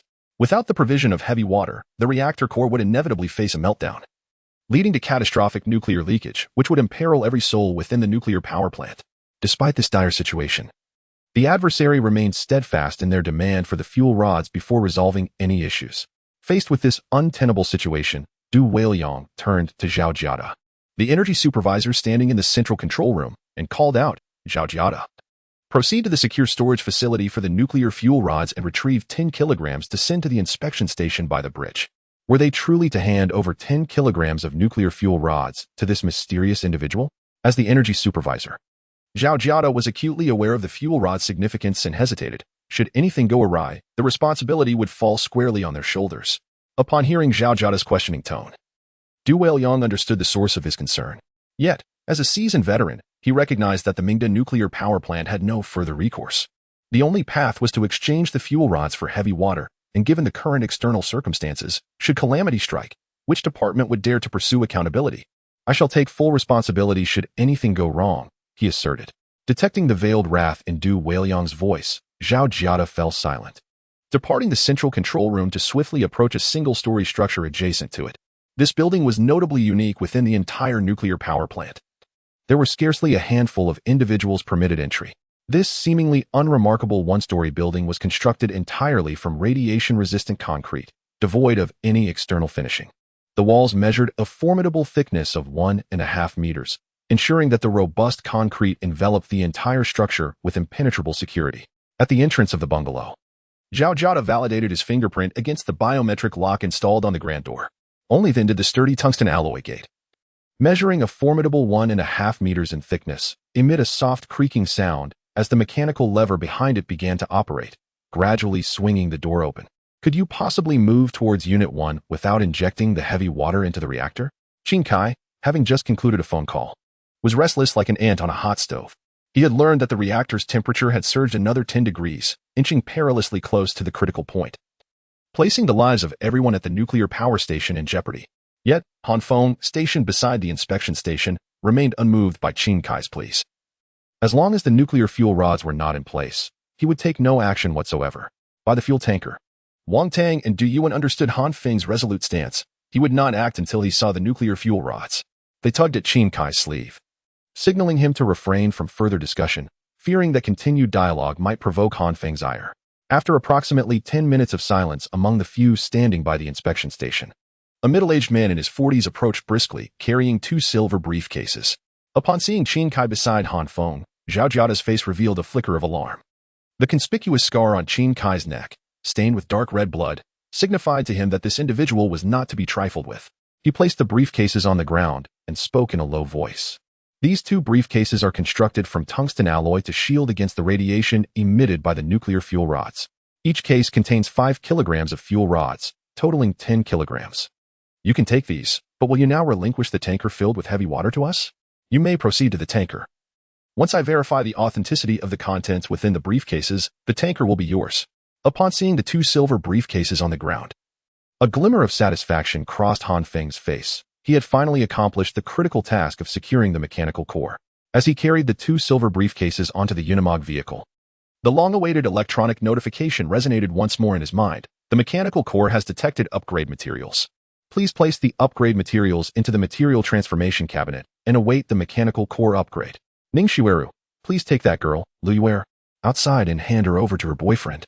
Having confirmed the authenticity of the nuclear fuel rods, Han Feng turned his head and called out to Ningxiueru inside the vehicle. While waiting for the arrival of the nuclear fuel rods, Han Feng had already discussed matters with Du Yuan and Wang Tang, who were seated in the tanker. The two of them, along with Liyue, had willingly chosen to remain in the working area of the Mengda nuclear power station and would not return to Mengda City with Han Feng. Han Feng was not surprised by their decision. After he had cleared the passage connecting the working area and the supply depot, eliminating the zombies on the cross-sea bridge, the personnel remaining in the working area could safely access the supply depot to seek vital resources for survival. Moreover, the foremost advantage of remaining within the nuclear power station lies in its consistent energy supply, unlike the outside world, which resembles a return to a primitive era, compelling one to lead a life dictated by the rising and setting sun. As Ningxiueru entrusted the still feeble Liyue, who could barely walk, to Du Yuan in the oil tanker, Han Feng promptly redirected the Unimog camper's course, re-entering the cross-sea bridge, preparing to depart from the Mengda nuclear power station. At this moment, seated within the oil tanker, Wang Tang turned his neck and, upon seeing the camper already traversing the cross-sea bridge, called out to Du Yuan beside him. It is time for us to set off as well. Destination Unit 1. Chapter 183, The Silver Level Unimog, Part 1. The Obsidian Unimog RV sped away from the Mengda nuclear power station, racing towards the city of Mengda. The return journey was unimpeded, encountering merely a handful of oblivious common zombies before arriving back in the urban center. They planned to rest in the city for the night and set out afresh the following day. Upon their return, the sun had begun its descent in the western sky. Han Feng called out to Ningxiueru, who sat in the passenger seat clad in a maid's outfit. Understood. I shall prepare dinner. She replied without hesitation to Han Feng's command, nodding her head before rising to enter the living quarters of the RV, busily attending to her tasks. As a tantalizing dish of braised chicken leg and a serving of shredded potatoes with green peppers were placed upon the dining table, Han Feng, while observing the spread, silently expressed his apologies. He discreetly placed 2 small white pills into the chicken leg. These pills were, in fact, sleeping pills. He had resolved to upgrade the mechanical core after dinner, a secret of immense significance that he wished to keep hidden from everyone, necessitating that Ningxiueru succumb to slumber as swiftly as possible. Why do I feel so drowsy after dinner today? Perhaps it is because I have been on edge all day. Maybe I should rest now? After finishing her meal, tidying the dishes, and taking a shower, the effects of the sleeping pills took full effect, causing her eyelids to droop heavily until her body collapsed onto the bed. Observing the sleeping Ningxiueru, Han Feng lifted her into his arms and, once he had settled her safely outside the RV, retrieved a silver, tungsten alloy briefcase, swiftly making his way to the front of the Unimog. At that moment, the physical material conversion cabinet of the RV had ejected from the vehicle's chassis, appearing ready to absorb the nuclear fuel rod. Standing before the vehicle's front, Han Feng slowly opened the briefcase, revealing the true form of the nuclear fuel rod. The rod was cylindrical, its ends not entirely sealed, but rather partially open, exposing its honeycomb-like internal structure. Taking a deep breath, Han Feng swiftly positioned the fuel rod into the material conversion cabinet. As the cabinet gradually retracted, a familiar electronic voice resonated in Han Feng's mind. Detected 5 kilograms of nuclear fuel rod. Mechanical core upgrade task completed. Mechanical core level is increasing. Countdown, 10 minutes. The Unimog RV is temporarily inoperative. Following the electronic announcement, a countdown timer appeared in his mind, its red hand ticking steadily backward. The upgrade of the mechanical core would astonishingly require a full 10 minutes. Upon discovering a countdown clock materializing in his mind, Han Feng was taken aback. Previously, any upgrades to the mechanical core had transpired in an instant, yet this elevation in level astonishingly required a full 10 minutes, and the mobile home was inexplicably rendered inoperative. As time elapsed and the upgrade progress of the mechanical core gradually advanced, the Unimog motorhome underwent a visibly striking transformation. The motorhome, which initially measured a mere 6 meters in length, began to elongate at a discernible pace, ultimately reaching an impressive 8 meters. Moreover, the equipment manufacturing workshop, which was previously merely connected by a hitch and towed behind the motorhome, was now seamlessly integrated with it. Black metal plates extended from the rear of the motorhome, enveloping the once independent workshop within its structure. At that moment, the exterior of the Unimog motorhome had undergone a complete metamorphosis, evolving from a 2-axle vehicle into a 3-axle one. Its length comparable to that of a small bus. When the countdown clock in Han Feng's mind reached 0 and the mechanical core upgrade was completed, a holographic image of the Unimog motorhome reappeared in his consciousness, with every component's information meticulously labeled. The vehicle's detailed specifications once again materialized in his mind. Model, Unimog U4000 motorhome brand. This time power, gasoline-powered engine, dual-engine fuel tank. Main tank, 340L auxiliary tank, 180L water tank. 200L mechanical core, fusion modification, weapon modification, Skyvault ultra-high-energy electromagnetic cannon module. Consuming 200L of fuel per shot to convert into high-energy electromagnetic waves, causing widespread damage with a cooldown of 1 hour. Protection modification, exterior upgraded to alloy armor level. Approximately equivalent to 500 millimeters of homogeneous armor, resistant to general impacts. Fuel tank modification, upgraded vehicle fuel tank, increasing capacity by 180L while enhancing durability. Engine modification, upgraded vehicle engine to enhance RPM and reduce fuel consumption. Tire modification, upgraded vehicle tires to explosion-proof variants that will not burst regardless of damage. Power modification, power system upgraded to nuclear power, supplied by a miniature nuclear reactor. Special modification, 10L of ultra-dimensional storage space. Upon reviewing the comprehensive information of the Unimog motorhome, a look of exhilaration spread across Han Feng's face. The vehicle before him represented his most formidable trump card and a steadfast refuge in the apocalypse. The most notable change following the mechanical core upgrade was the integration of the motorhome, along with the addition of a miniature nuclear reactor at the rear of the living area, supplying energy for the entire vehicle. With this reactor in place, the original energy system could now recede into the background. The Unimog motorhome, once notorious for its fuel consumption, had entirely shed that reputation, for it now operated without the need for fuel. Moreover, the once fuel-intensive celestial high-energy electromagnetic cannon module no longer poses concerns regarding fuel consumption. It can fire again as soon as the cooling period of the barrel has elapsed, significantly enhancing its operational frequency. Following the upgrade of the mechanical core, aside from the alterations to the vehicle's structure and the addition of a miniature nuclear reactor, one might ponder what further enhancements could be made to the entire Unimog RV. At that moment, the RV's evolution system astounded Han Feng immensely. With curiosity, he activated the holographic display of the RV, and a series of novel evolution options materialized before him. Upon comprehending the details of these evolutionary enhancements, his mouth fell agape in astonishment, as the array of advancements exceeded the limits of his imagination. Chapter 184, The Silver-Level Unimog, Part 2. The mechanical core has completed its evolution. Please select the evolution direction. As the electronic voice resonated once more, the contents of the evolution options emerged, leaving Han Feng utterly astonished. The options presented were so extraordinary that his mouth fell agape. Certain choices had completely transcended the existing technological framework of Earth. Option 1. The vehicle gains a garrison mode. In this mode, the vehicle will expand through a spatial folding module, transforming into a fixed structure occupying 1,000 square meters. Simultaneously, the energy module, attack module, and defense module will inherit the vehicle's original attributes, while its mobility will be suspended. The transition time between garrisoning and deployment must not be less than 24 hours. Option 2. The vehicle will be equipped with external interfaces, allowing for the addition of 2 external pieces of equipment on each side. Option 3. The vehicle's equipment manufacturing workshop will be upgraded to an equipment manufacturing system, in addition to ordinary equipment. It will also be capable of producing other types of gear. The equipment manufacturing system can only operate in garrison mode. A detailed list of manufacturable equipment is available. Option 4. The vehicle's armor will be enhanced with an additional 1,200 millimeters of external superalloy armor.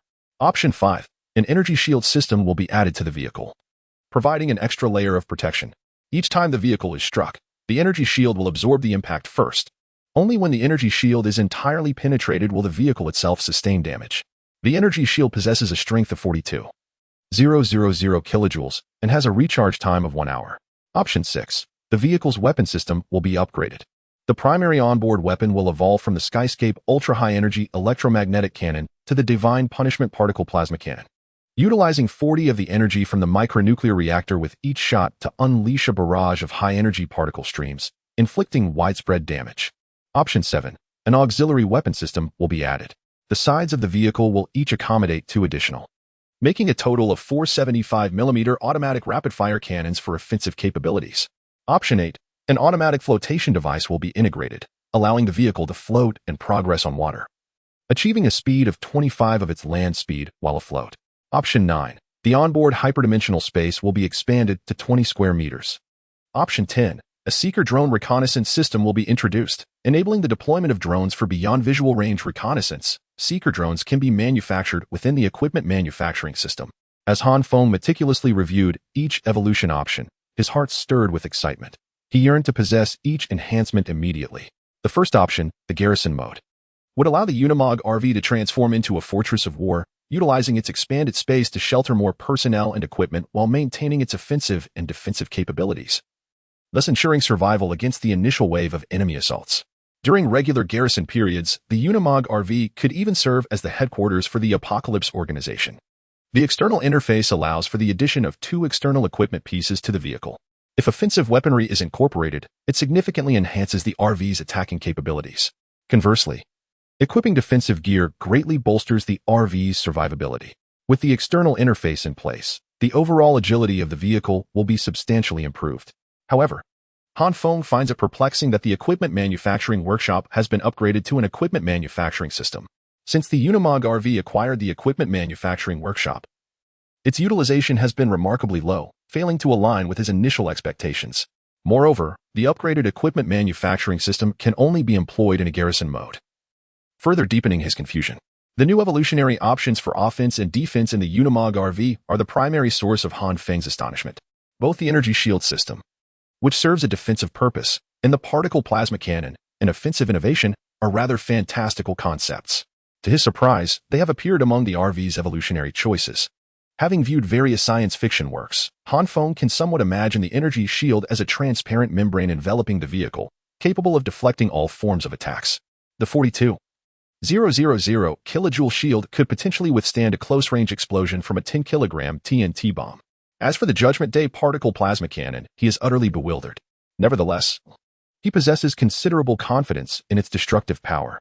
The Unimog RV's first-generation weapon, the Celestial Super High-Energy Electromagnetic Cannon, already boasts formidable strength, and as its upgraded version, the Judgment Day particle plasma cannon is unlikely to be inferior. Additionally, it will draw 40 of the energy from the micronuclear reactor with each shot, further solidifying Han Feng's belief in its formidable prowess. The automatic floating device is clearly an auxiliary mechanism, yet Han Feng's interest in it is currently minimal. The reasoning is straightforward. The number of mutated beasts in the ocean will undoubtedly surpass those on land, and these aquatic creatures are adept at concealing themselves, making them even harder to detect. Unless absolutely necessary, few would willingly venture into the perilous sea. The concept of the hyperdimensional space presents a significant dilemma for Han Feng as an evolutionary option. Initially, the 10L hyperdimensional space was entirely utilized to store perishable fruits and vegetables. Although the evolved hyperdimensional space is now exponentially larger, akin to the size of a small room, the question of what to store within remains unresolved. Lastly, the option to enhance the drone reconnaissance system seems to hold little value. Generally, combat in a post-apocalyptic world occurs within visual range, with few instances of beyond visual range engagements. This reconnaissance system, however, is designed for beyond visual range operations, rendering its utility questionable. After reviewing all the evolutionary options, Han Feng exited the holographic interface in his mind, realizing he could not activate a single option. The mechanical core had painted an enticing vision for him, leaving him yearning for more. After the Unimog RV completed its evolution, Han Feng gently lifted Ning Xiuru and returned to the vehicle. To his surprise, the interior DCOR remained unchanged, preserving its original charm. After settling Ning Xiuru back onto the sofa in the living area for her to continue resting, Han Feng gradually made his way back to his own bed. The successful upgrade of the mechanical core to silver level had introduced a miniature nuclear reactor to provide energy, sparing him from the incessant search for fuel stations. After all, in the latter stages of the apocalypse, both gasoline and diesel were destined to become increasingly precious. Today, as subsequent evolution options for the mechanical core reignited his excitement. If the evolution options for the Unimog RV could all be completed at this moment, he felt confident enough to challenge even a golden-level zombie in a contest of strength. Chapter 185. Recent developments in the city as the Unimog RV successfully evolved, instilling Han Feng with the confidence to face a more brutal apocalypse. All the evolved beings, save for Han Feng, convened in a conference room at the headquarters of the Apocalypse Organization. Notably present were Professor Zhang Dongpei and consultant Xiao Dongyang, who, while not evolved beings, added gravitas to the assembly. This was evidently a significant meeting for the upper echelons of the Apocalypse organization. Seated at the head of the room, the long-haired Ing had seen her authority burgeon ever since Han Feng appointed her as the Minister of Internal Affairs, temporarily assuming the role of the highest decision-maker of the organization in his absence. Her presence commanded respect, causing even some new survivors to tremble in her vicinity. Let me first report on the recent achievements of the War Department, began Li Chao, the commander of the 1st Legion, who had temporarily taken charge during Han Feng's absence. Clearing his throat, he continued, the 1st Legion has successfully eradicated all zombies within a 5-kilometer radius of the city's safe zone. The areas previously designated for clearance have been fully sanitized. Meanwhile, the 2nd Legion has advanced an additional 2 kilometers along the cleared zones, establishing a relatively secure quarantine area. Following Li Chao's report, Yang Zonghao spoke up with an expressionless demeanor. The Internal Security Department has also achieved remarkable victories, dismantling 2 factions among the survivors that sought to undermine the Apocalypse organization, while also obliterating a criminal syndicate. Additionally, we have targeted a group of survivors who maliciously manipulated prices, and they have been handed over to the Ministry of Internal Affairs for further action. With the influx of survivors into the safe zone, the responsibilities of the Internal Security Department had begun to shift, primarily focusing on monitoring the survivors within the area and combating the malignant elements among them. After Yang Zonghao resumed his seat, the silver-haired Zhang Dongpei picked up a document and began to read. The research department has completed theoretical studies on chemical protective agents against zombies. According to our projections, spraying this protective agent should deter zombies from approaching the treated areas. However, whether it will have any effect on the tide of advanced zombies remains uncertain. He paused for a moment before continuing. Nevertheless, the research department is still severely lacking in research equipment, scientific materials, and related resources. I urge the swift organization of a search team to the Dongfang Polytechnic University to procure the necessary equipment and materials. Zhang Dongpei, a distinguished member of the National Academy of Sciences, had not ceased his studies on zombies during this time. Rather, he had made preliminary theoretical advancements. Yet, he found himself hamstrung by a lack of essential research tools and materials, which were crucial for validating his theories through experimentation. Upon the conclusion of reports from all departmental heads, Ing, seated at the forefront, finally spoke. The construction of the new city walls overseen by the Ministry of Internal Affairs has reached its preliminary completion.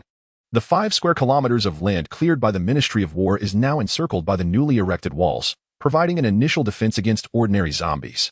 Consequently, I intend to dismantle the original safe zone and transform it entirely into the inner city of the Apocalypse organization.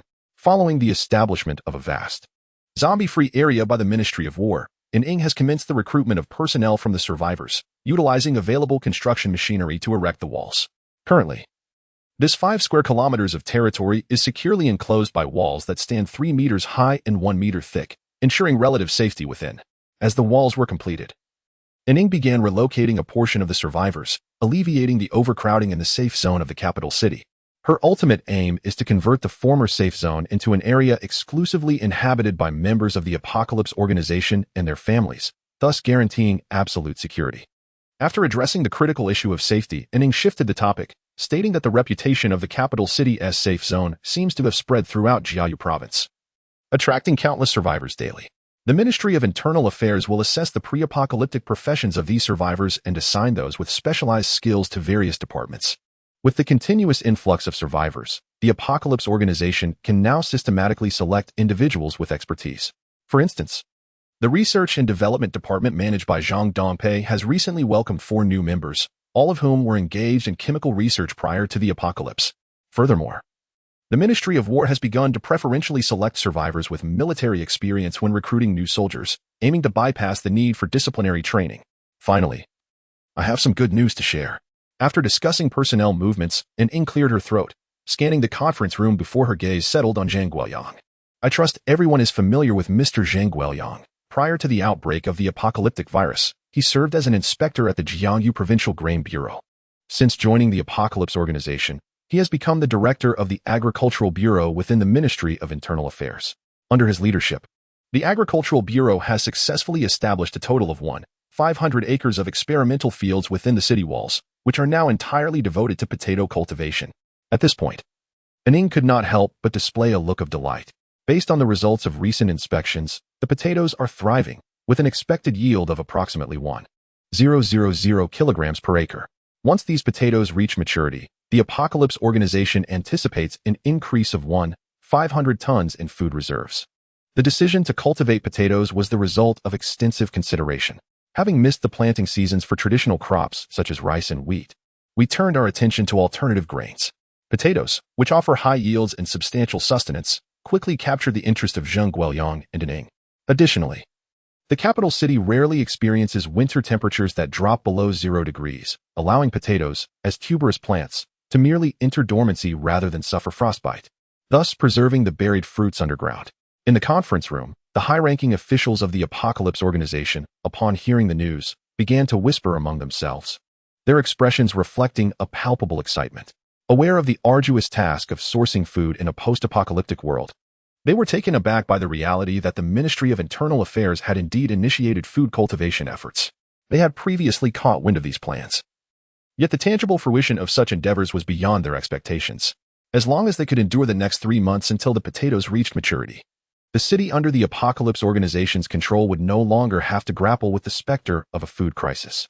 Once the meeting concluded and the other participants departed, Wang Yingyu gathered her notes, while Ning vigorously massaged her temples. Bearing the weighty responsibility of the entire city, she felt the burden pressing heavily upon her, leaving her somewhat breathless. She earnestly longed for Han Feng's swift return to once again steer the mighty vessel of the Apocalypse Organization. Chapter 186. Petrifying ray. As the sun ascended in the sky, its resplendent rays pierced through the thick clouds, illuminating the S-26 provincial road where the Unimog RV was traversing. Having successfully acquired nuclear fuel rods and facilitated the evolution of the mechanical core, Han Feng, now in possession of a silver-grade Unimog RV, cast a scrutinizing glance at Ning Xiueru, who was clad in a maid outfit, his mind beginning to churn with plans. The vehicle was en route to Rome City, where he intended to visit a permanent defensive installation, hoping to fulfill Zhou Gunchao's request to rescue the trapped experts and perhaps procure some equipment for the capital city. Under such circumstances, the addition of a combat-capable evolver to their ranks would undoubtedly be advantageous. After observing Ning Xiueru for some time, Han Feng noted her demeanor was remarkably submissive, devoid of any apparent threat. He contemplated whether he should bestow upon her a bronze-grade zombie crystal core. After thoughtful consideration, Han Feng parked the RV by the roadside, turned his head, and asked solemnly, Ning Xiueru, do you genuinely wish to become an evolver? Regardless of the tribulations that may arise, even if it leads to your demise. Ning Xiueru, momentarily taken aback by the vehicle's halt, displayed an expression of excitement upon hearing Han Feng's inquiry. Indeed, if it means becoming the master of my own destiny, I fear not death. Having experienced the apocalypse, women yearning for strength develop an insatiable desire. They refuse to remain mere playthings for others, choosing instead to confront death standing tall. Observing the exhilaration on Ning Xiueru's face, Han Feng remained impassive. He retrieved a softly glowing spherical bead from the storage compartment beneath the dashboard and extended it towards her. Place this in your mouth and dissolve it. If fortune favors you, you shall become a bronze-grade evolver, though the process will be excruciating. Without a trace of hesitation, Ning Xiueru seized the zombie crystal core from Han Feng's hand and promptly thrust it into her mouth. As she held the core, an unbearable wave of intense heat surged from her stomach, as if it were being scorched by an unseen force, beads of sweat appearing on her forehead. This was merely the beginning. As the searing sensation subsided, her body's meridians felt as though they were being pierced by thousands of steel needles. The agonizing pain causing her to bite her lips until they bled, her maid outfit becoming completely drenched. This torment, far beyond the tolerance of an ordinary individual, endured for a full hour. When blood began to seep from her orifices, the excruciating evolution process finally reached its conclusion. Ning Xiueru, having persevered until the end, felt a wave of relief wash over her, only to promptly succumb to unconsciousness. Han Feng, curious about the nature of her newly acquired abilities, cast a glance at the now unconscious Ning Xiueru before gently laying her upon the sofa. At that moment, her strength was undoubtedly fully expended, possibly leaving her unable to rise. After ensuring Ning Xiueru's comfort, Han Feng resumed his journey, steering the Unimog RV towards Rongqing. Approximately 2 hours later, the vehicle approached a small gate leading to the residential area, emitting a soft creak. Suddenly, a feminine voice called out from behind him, Han Feng, thank you. Can you ascertain the nature of your evolved ability? If not, take a moment to center your thoughts and focus inward. Without turning his head, Han Feng replied, I believe I have an inkling of what my ability entails. As Ning Xiueru spoke, she placed what appeared to be a stone bottle before Han Feng. What does this signify? Han Feng was momentarily taken aback by the stone vessel and then cast a puzzled glance at Ningxiweru. This is my ability. As her voice resonated, another plastic bottle materialized in her hand, and a beam of green light shot forth from her eyes. As the verdant glow enveloped the plastic bottle, it swiftly transformed into a gray, brittle form, ultimately resembling the stone bottle that Han Feng had observed. I believe my evolutionary ability is petrification. Just as Ningxiweru finished speaking, Han Feng's astonished voice echoed. Your evolved ability is indeed a petrification ray. If one were to compile a list of all evolved abilities in this apocalyptic world, the petrification ray would undoubtedly rank among the most formidable. The extraordinary aspect of this ability lies in its efficacy against both living beings and inanimate objects. For instance, when confronted with feeble adversaries, the petrification ray can effortlessly transmute them into stone, ensuring their demise.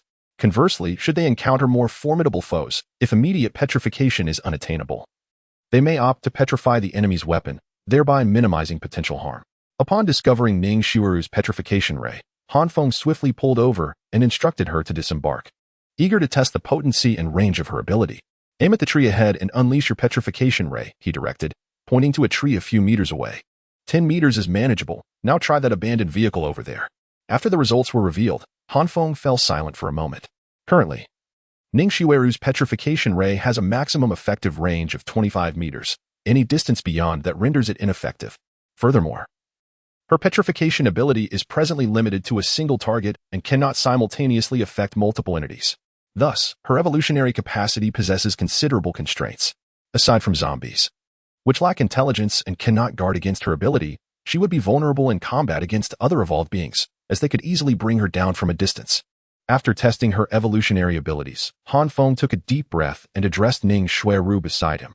Although your evolutionary power is formidable, your current bronze-level strength does not allow you to fully unleash its potential. It would be wise to feign weakness and strike decisively at critical moments. In response to Han Feng's counsel, Ningxiweru nodded solemnly. I understand. I have often compromised in the past, but having finally become an evolver, I shall not so easily reveal my true strength. Chapter 187. The Permanent Defense Works of Rong City, the nation's 32nd permanent defense installation. A squad of fully armed soldiers, wielding brand-new Type 03 automatic rifles, incessantly fired their weapons as a tide of zombies surged forth mere meters ahead of them. Amidst the fierce battle, a resonant voice emerged from the ranks of soldiers. Do not panic.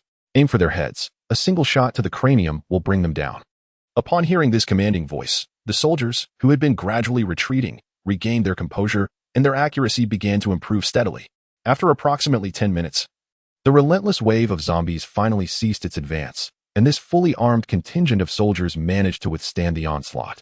Once the horde was repelled, the soldiers, who had been clutching their Type 03 rifles, collapsed onto the ground, panting heavily. We finally fended off this wave of zombies. But these grotesque creatures are attacking at an increasingly rapid pace. The deep voice resonated once more. Belonging to the only officer among the soldiers adorned with a single rank insignia and 2 stars on his shoulder. Squad Leader Su. How much longer must we hold this position? Since entering the permanent defense works, we have not even glimpsed the sun. A youthful soldier, appearing scarcely in his teens, with a light fuzz on his lips, lifted his gaze towards the seated Su Kongrong, who was resting on the ground. Yi Yijia. You must believe that someone will come to rescue us. Su Kongrong, the officer with the insignia, stood up, placing a reassuring hand on the young soldier's shoulder. While the soldiers remained seated, a middle-aged man clad in camouflage fatigues emerged from the shadows. Stop resting. Get up quickly. Zone B3 has fallen, and a multitude of zombies has breached the interior of the permanent defense works. Su Kongrong's countenance darkened upon hearing of the breach in Zone B3 and the influx of zombies into the installation. He shouted to the seated soldiers, no more resting. Rise immediately and head back to block the zombies entering the defense works from Zone B3. With his fervent command, the weary soldiers, who had been slumped on the ground, mustered their strength and staggered toward the direction indicated by Su Kongrong. Meanwhile, deep within the permanent defense installation, in an office shrouded in tension, a group of men in suits stared gravely at the monitors in the room. Thanks to the comprehensive surveillance systems and ample energy reserves within the permanent defense works, cameras were positioned throughout most areas, allowing personnel in the rear to easily monitor the unfolding battle. Following the fall of Zone B3, a significant number of zombies had infiltrated the inner sanctum of the defense works. Although reinforcements were en route, the situation remained dire. The support troops could only manage to contain the breach at Zone B3, but were unable to prevent the zombies from penetrating further into the installation. It appears that the combat effectiveness of these troops is rather limited, and we must contemplate alternative strategies. A middle-aged man, dressed in a suit and appearing to be in his 50s, pointed at the display screen and spoke. "What do you mean by that, Jinxian?" The only officer in military attire within the conference room stood up upon hearing the words. This officer, Colonel Lu Pingyu, the highest commander of the station defense troops, was exceedingly displeased with Zhang Xuankai's remarks. The troops stationed in Area B3 had been overwhelmed by the hordes of zombies, which necessitated the urgent redeployment of forces from Area B2 to provide support. It was unexpected to face ridicule in such dire circumstances. What I speak is the truth. The combat capability of the station troops is evident to all present on the display screen. Should the tide of corpses breach our defenses? What will become of the experts and scholars within? Zhang Xuankai's voice resonated once more as he surveyed the room, his tone gradually growing colder. Given that the current station troops are incapable of halting the zombie invasion, I propose we activate the emergency plan and seal off the areas already compromised by the undead. You dare. As soon as Zhang Xuankai's words fell, Lu Pingyu slammed his hand on the table, his gaze fixed fiercely on the proposer, with a glint of ferocity in his eyes. The soldiers outside are tirelessly protecting the 32nd Permanent Defense Works. Are you suggesting we abandon them? Colonel Lu was acutely aware that should the emergency plan be enacted, sealing off the compromised areas would undoubtedly spell doom for the 3 platoons valiantly resisting the undead onslaught. They would certainly be engulfed by the relentless tide of zombies. Colonel Lu, my intentions are not self-serving. Rather, I am considering the welfare of the entire Permanent Defense Works. If a massive invasion of zombies occurs, everyone within will perish, Zhang Xuankai asserted, gesturing toward the fleeting image of a zombie on the display screen. All present are members of the Permanent Defense Works Committee. I propose we hold a vote. Those in favor of sealing off the areas invaded by zombies, please raise your hands. With that, Zhang Xuankai raised his hand first. Xiao Lu, it is not that we lack compassion.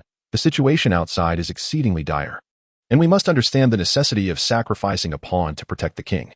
A similarly attired, silver-haired man sighed and raised his right hand.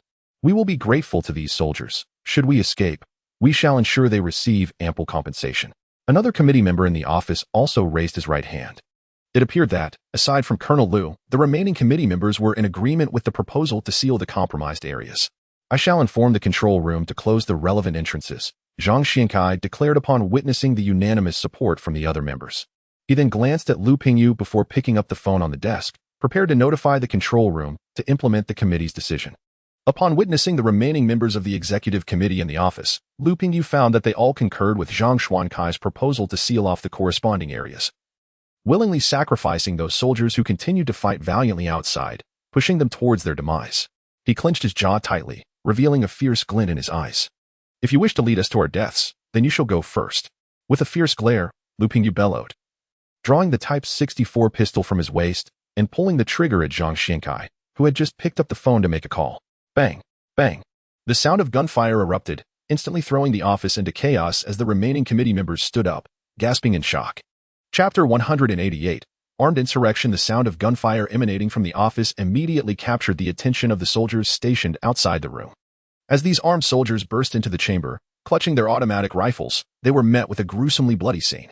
Zhang Xuankai, the executive committee member of the Permanent Defense Works Committee, lay with 2 gaping wounds on his forehead, the result of Lu Pingyu's gunfire at an alarmingly close range, which had even blown a substantial portion of his skull away. Lu Pingyu, you have utterly lost your senses. How dare you fire upon Zhang Xuankai? Seize Lu Pingyu at once, shouted the elderly man in a suit, his hair flecked with gray, who had just cast his vote in favor of the proposal. Upon seeing the soldiers storm into the office, he suddenly radiated confidence. His assurance stemmed from the red armbands emblazoned with patrol that adorned the soldiers' arms. They were not under Lu Pingyu's command. Humph, do you think these patrols will allow you to maintain control of the situation? Lu Pingyu scoffed at the gray-haired man. Tat tat tat. Just as the elderly gentleman pondered the implication of Lu Pingyu's words, another volley of gunfire erupted from outside. The soldiers who had just entered the office were instantly met with various bursts of blood from their chests. The majority fell to the ground without uttering a sound, lifeless in a pool of crimson. As the patrol members collapsed, the office door swung open once more, admitting several soldiers clad in camouflage, wielding automatic rifles. Upon entering, they immediately saluted Lu Pingyu, unmistakably his subordinates. Do you comprehend the gravity of your actions? This is an armed insurrection, the once calm, gray-haired man exclaimed. his voice trembling in disbelief as he witnessed the soldiers mercilessly dispatching the patrol members. "I have had enough of you bureaucrats, who hide in the rear while dictating orders to those of us who risk our lives to protect you. Our lives are not mere expendables in your eyes. We intend to seize control of our own destinies." At this moment, Lu Pingyu's demeanor appeared to stabilize, his expression neutral as he regarded the elderly man. "Subdue them all," Lu Pingyu commanded, seemingly disinclined to engage further with these individuals, waving a hand toward the soldiers standing in the room. "Do not touch me, you traitors to your own beliefs." As the armed soldiers advanced to remove the gray-haired man from the room, he suddenly began to struggle violently. Witnessing the man's desperate resistance, an expression of displeasure crossed Lu Pingyu's face as he raised his Type 64 pistol once more. With another gunshot, a bloodied hole appeared in the man's chest.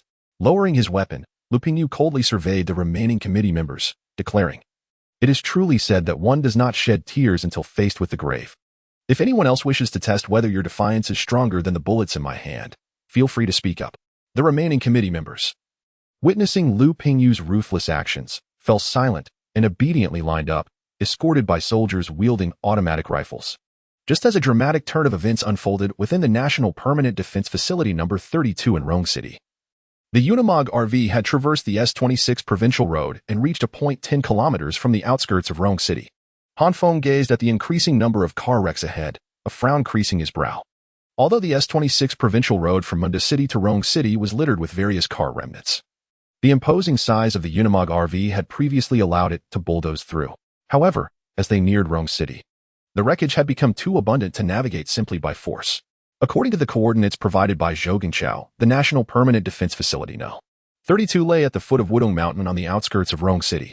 Upon confirming that the provincial road was impassable, Han Feng glanced at the map and swiftly maneuvered the Unimog RV off the road, turning onto a smaller path leading to Wudong Mountain. After approximately an hour on the narrow path, Ning Shuiru, also aboard the Unimog RV, pointed toward a concrete passageway ahead and inquired, "Is that building in front the entrance to the permanent defense facility? It certainly resembles a military structure." Han Feng, observing the unadorned, tunnel-like construction, nodded in agreement. However, a sense of unease crept into his thoughts, but the number of zombies here seems rather abnormal. Before this tunnel-like edifice, a dense throng of over 1,000 zombies clustered, as if something within the passageway drew their attention. Should they attempt to enter this tunnel? Han Feng hesitated as he surveyed the mass of zombies, revealing a flicker of uncertainty on his face. He felt little pressure facing the ordinary zombies with the Unimog RV, and even if one or two bronze-level zombies lurked among them, he held no fear. Yet the pressing concern was the unknown within the tunnel. If a silver-level zombie awaited them, they would be in dire trouble. Was there a way to ascertain the presence of a silver-level zombie within the passage? As Han Feng pondered this dilemma, a sudden idea struck him. Previously, he had purchased a drone from Shaojin Technology at the Jinxian refugee camp, and this situation was perfectly suited for aerial reconnaissance. With that thought in mind, he promptly retrieved the drone from the living area of the RV and swiftly assembled it. Buzz, buzz. As the drone ascended, the continuous humming resonated above the zombies, causing the mindless horde to stir. The massive gathering of corpses was drawn to the drone, gradually shifting its position in pursuit. It turned out that a large, closed door lay beyond the tunnel. Through the imagery relayed by the drone, Han Feng gained a clear understanding of the conditions within the tunnel. From the vantage point of the drone's hovering position, the entire tunnel stretched a mere 100 meters in length. At the tunnel's end, countless zombies futilely battered against a formidable steel door, marked conspicuously with the glaring Arabic numeral 32. These wretched creatures seemed intent on using their flesh and bone to force open the impenetrable barrier. However, just as Han Feng prepared to maneuver the drone forward to gather more intelligence, a nimble figure emerged from the throng of zombies.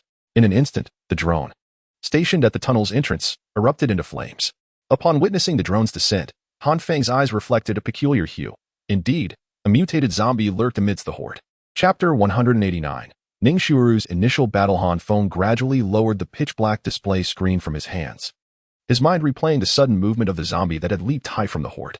He had observed the zombie's attack on the drone, using the drone's camera to witness the entire process. The creature that had brought down the drone was undoubtedly a bronze-tier zombie. After reflecting on the zombie's actions, Han Feng reached a preliminary conclusion. Were he to engage, the drone's camera would capture nothing more than a fleeting shadow.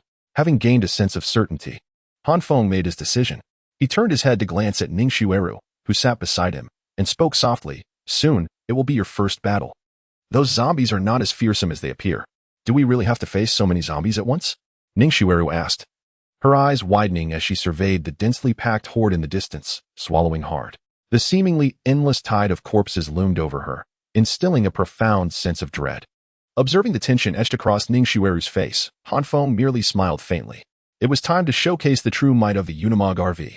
With a thunderous roar, the previously stationary vehicle erupted into life, its engine emitting a powerful growl that startled the zombies encircling the permanent defensive fortifications. As the dark mass of zombies perceived the rapidly approaching RV, they immediately shifted their course, rushing toward it with reckless abandon. Gazing at the surging horde, a cold smile crept across Han Feng's face. His finger rested upon the launch button of the high-energy electromagnetic cannon. The mindless zombies, oblivious to their impending doom, continued their advance. Perish, Han Feng declared, pressing the launch button. Moments later, a beam of black and white light erupted from the top of the Unimog RV, sweeping through the rushing horde of zombies. What is that? Ningxiu gasped, her eyes widening in astonishment at the sight of the beam shooting forth from the vehicle. However, as she observed the transformation within the zombie horde, her initial surprise morphed into a sense of dread.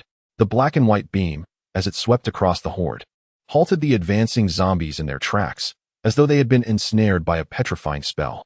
In that instant, with a gentle breeze passing through, the flesh of the zombies appeared to disintegrate, stirring up a dust storm of ash. All that remained were the stark, white bones, serving as the sole testament to the existence of these once living beings.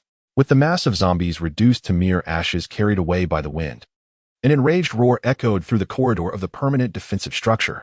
The zombie that had attacked the drone charged forth from the passage. I will go drag that zombie back. You find an opportunity to unleash the petrifying ray. Do not hold back. Do not fear hitting me. After instructing Ningxiu beside him, Han Feng opened the car door and approached the oncoming zombie.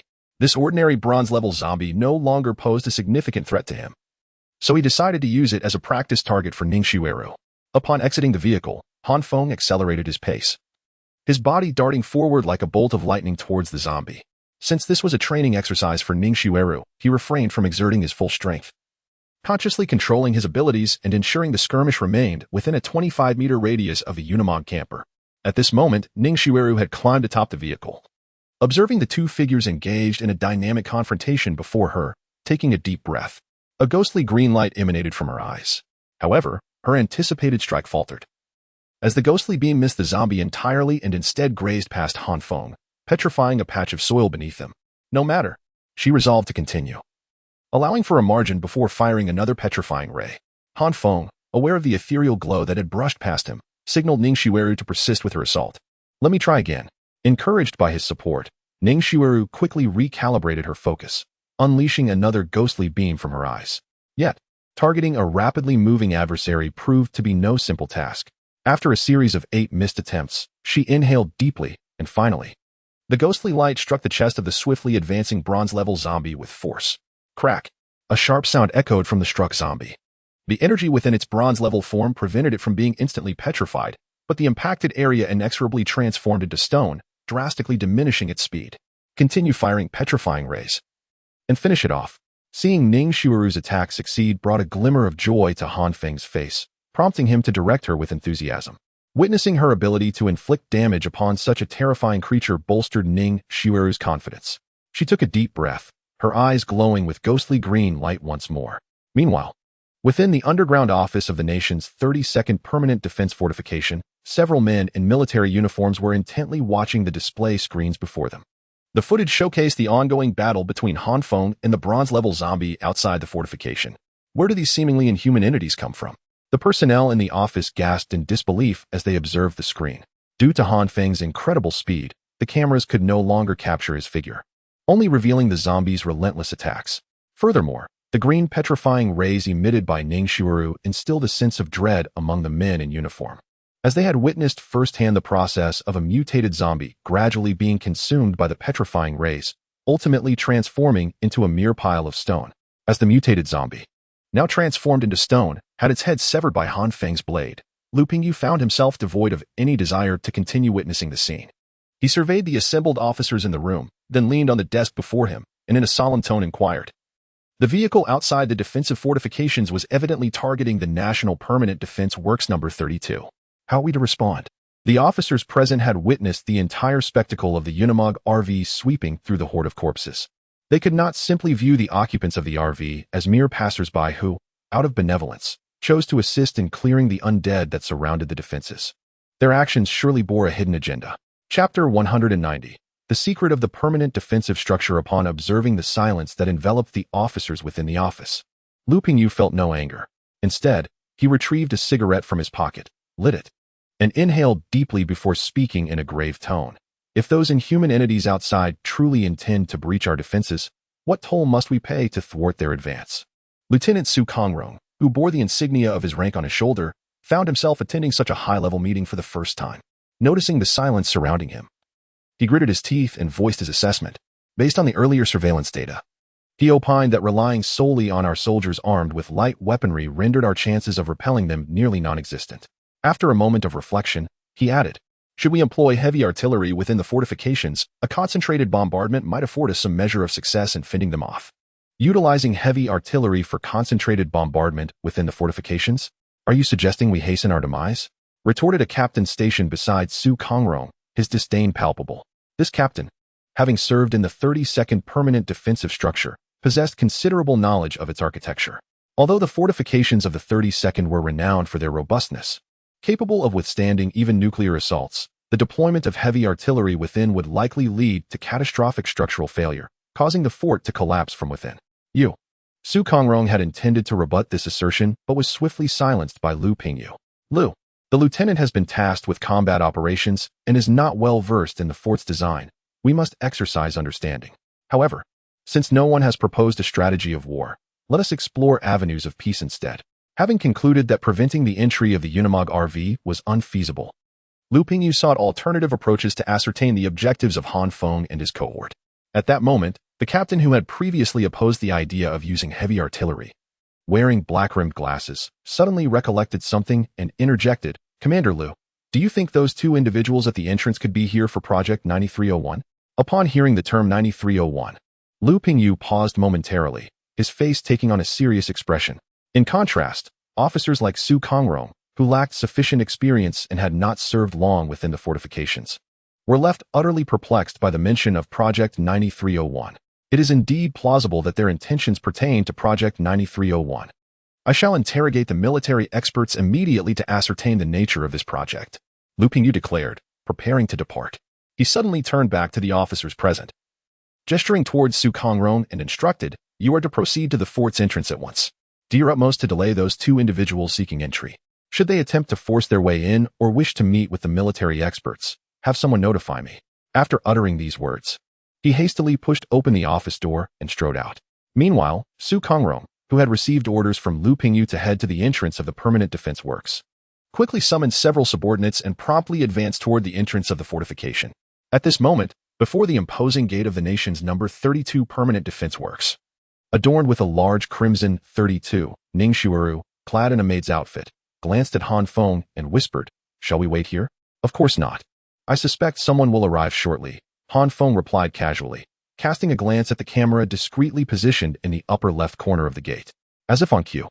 Shortly after his words, a sharp sound of tires screeching to a halt echoed from behind the gate. Not long after the brake sound, a screen installed to the left of the gate suddenly illuminated with a ghostly white light, revealing the figure of a fully armed officer. It appeared that there was a video intercom system in place.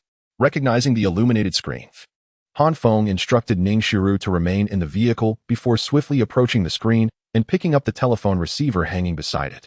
"This is a military defense installation, not open to the outside world. If you seek refuge, please go elsewhere," came Su Kongrong's voice from the other end as soon as Han Feng lifted the receiver. Upon hearing the voice through the intercom, a faint smile grazed Han Feng's lips as he responded, "I am here to find you. You must have heard of the name Zhou Zhenjiao." Zhou Zhenjiao was the commander of the Southeast Military District before the outbreak of the viral apocalypse. Anyone who had served in the Southeast Military District would undoubtedly be familiar with his name. As expected, upon hearing Zhou Zhenjiao's name, the officer on the other side of the video intercom displayed a slight change in expression. The news of Zhou Zhenjiao being the commander of the Southeast Military District was likely common knowledge for anyone keeping abreast of current affairs. "What exactly do you wish to discuss?" Su Kongrong wondered about Han Feng's intentions. Knowing that their forces had recently seized control of the entire Permanent Defense Works through armed insurrection, if Zhou Zhenjiao were to summon them back to the main force at this moment, they could not possibly comply. Commander Zhou has now established the Jinxian refuge camp, and previously, your defense works had relayed messages about food shortages and being besieged by zombies. This time, Commander Zhou specifically sent me to retrieve those military experts. Upon hearing Han Feng's purpose, a flicker of panic crossed Su Kongrong's face. It was evident that this formidable individual before him had come for those military experts, who were currently under the soft detention of Major Lu Pingyu. Should they simply release them, it would undoubtedly spell disaster for the troops within the defense works. Upon realizing this, Su Kongrong swiftly gestured to the soldier behind him, urging him to promptly inform Lu Pingyu of Han Feng's purpose for arriving at the 32nd Permanent Defense Works. However, the subtle shift in his expression and the slight movements of his hands did not escape Han Feng's keen observation. Noticing Su Kongrong's actions, he surmised that unforeseen complications might have arisen within the defenses. Thus, he spoke decisively, "I have already stated my purpose for coming.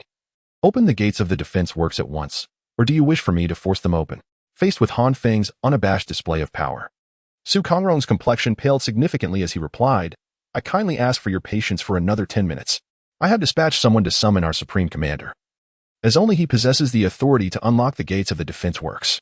Chapter 191, Project 9301. Han Feng stood at the entrance of the permanent defensive structure, waiting for over 10 minutes. Suddenly, with a creaking sound, the gears behind the heavy door began to turn, and the once closed entrance gradually swung open. As the door parted, Lu Pingyu, clad in military attire and wearing a serious expression, emerged first, quickly striding towards Han Feng. "Greetings, I am Lu Pingyu, the commanding officer of this permanent defensive structure. You claim to be here on the orders of Commander Zhou Jinxian to receive those military experts. May I inquire about your previous military service?" Lu Pingyu scrutinized Han Feng, whose youthfulness seemed almost excessive, and the provocatively dressed young woman seated in the vehicle beside him, furrowing his brow as he sought to understand Han Feng's background. "We are not soldiers under Commander Zhou. We merely share a cooperative relationship with him." Upon hearing that Han Feng was not one of Zhou Jinxiao's subordinates, Lu Pingyu's eyes sparkled with interest. "Since you merely collaborate with Commander Zhou, I, as the commander of the 32nd Permanent Defensive Structure, must refuse you entry." Upon receiving Lu Pingyu's response, Han Feng's sense of confusion intensified. Under normal circumstances, the soldiers, who had recently been trapped within the defensive structure by zombies and had sought refuge at the Jinxian encampment, would have been elated to see him and Ning Shiweru, two formidable reinforcements. Their current demeanor, however, conveyed an unwelcoming attitude. "Do you truly possess the strength to prevent our entry into the defensive structure?" The confusion in Han Feng's heart subtly shifted his tone. Lu Pingyu discerned the underlying thread in Han Feng's words and was taken aback that his military status had not instilled any concern in the other party. After Han Feng finished speaking, he moved, brandishing the dark moon long knife towards the steel door. To everyone's astonishment, a prominent crack appeared in the thick door, which was several meters in width. Should Han Feng continue his assault, it was quite likely that a sizable opening would form, allowing passage. Seeing Han Feng's actions, Lu Pingyu's heart raced. He understood that Han Feng was demonstrating his strength, using this display to prove he could breach the defensive structure effortlessly. The onlookers, witnessing Han Feng's prowess, gained a clearer understanding of his formidable capabilities. The sheer might Han Feng exhibited was extraordinary. None present had actually seen how he had executed his move. In the blink of an eye, they heard two metallic clangs, and the crack in the door was a testament to his power.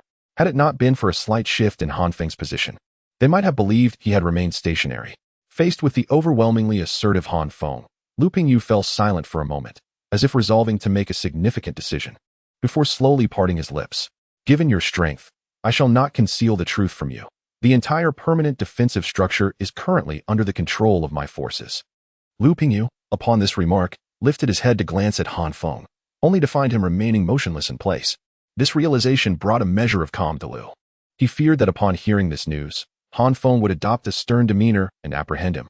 However, Han Feng's lack of reaction indicated that there was still room for discussion. Zhou Jinxiao's intention in seeking those military experts was rather straightforward. It revolved around Project 9301. When Lu Pingyu uttered the name of this project, Han Feng was taken aback. It was the first time he had encountered such a term. Despite having served in the Jinxian refuge camp in his previous life, he had never heard any mention of this project. From this alone, he deduced the high level of confidentiality surrounding it, realizing that this code name concealed profound secrets. "What purpose do you have in sharing this with me?" Although the mention of Project 9301 had piqued Han Feng's interest, he maintained an expressionless facade and inquired in a neutral tone. Standing beside the doorway, Lu Pingyu looked at Han Feng and stated deliberately, I wish to exchange detailed information regarding Project 9301 for your enlistment in our forces. Huh, your calculations are quite astute, Han Feng replied, a mocking expression adorning his face. If I can partner with Zhou Jinxiao, it stands to reason that my own power is considerable as well. Are you suggesting I relinquish my own influence to serve you? No sooner had he uttered these words than the blade of his dark moon-long knife was swiftly and decisively pressed against Lu Pingyu's throat. In a chilling tone, he continued. If I were to simply end your life, I could then seek out those military experts and acquire the information about Project 9301 just the same. Facing someone of your formidable prowess, how could I possibly remain unprepared? Lu Pingyu, feeling the cold steel at his throat, gestured to halt Su Kongrong and his subordinates from advancing. He continued, before my arrival here, I had already ordered the execution of all military experts. Should you kill me now, no one will ever uncover the secrets of Project 9301.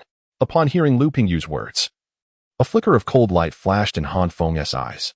He had not anticipated that this middle-aged military officer, who had seized the 32nd Permanent Defense Fort through armed insurrection, would act with such ruthlessness, eliminating those who were privy to the details of Project 9301.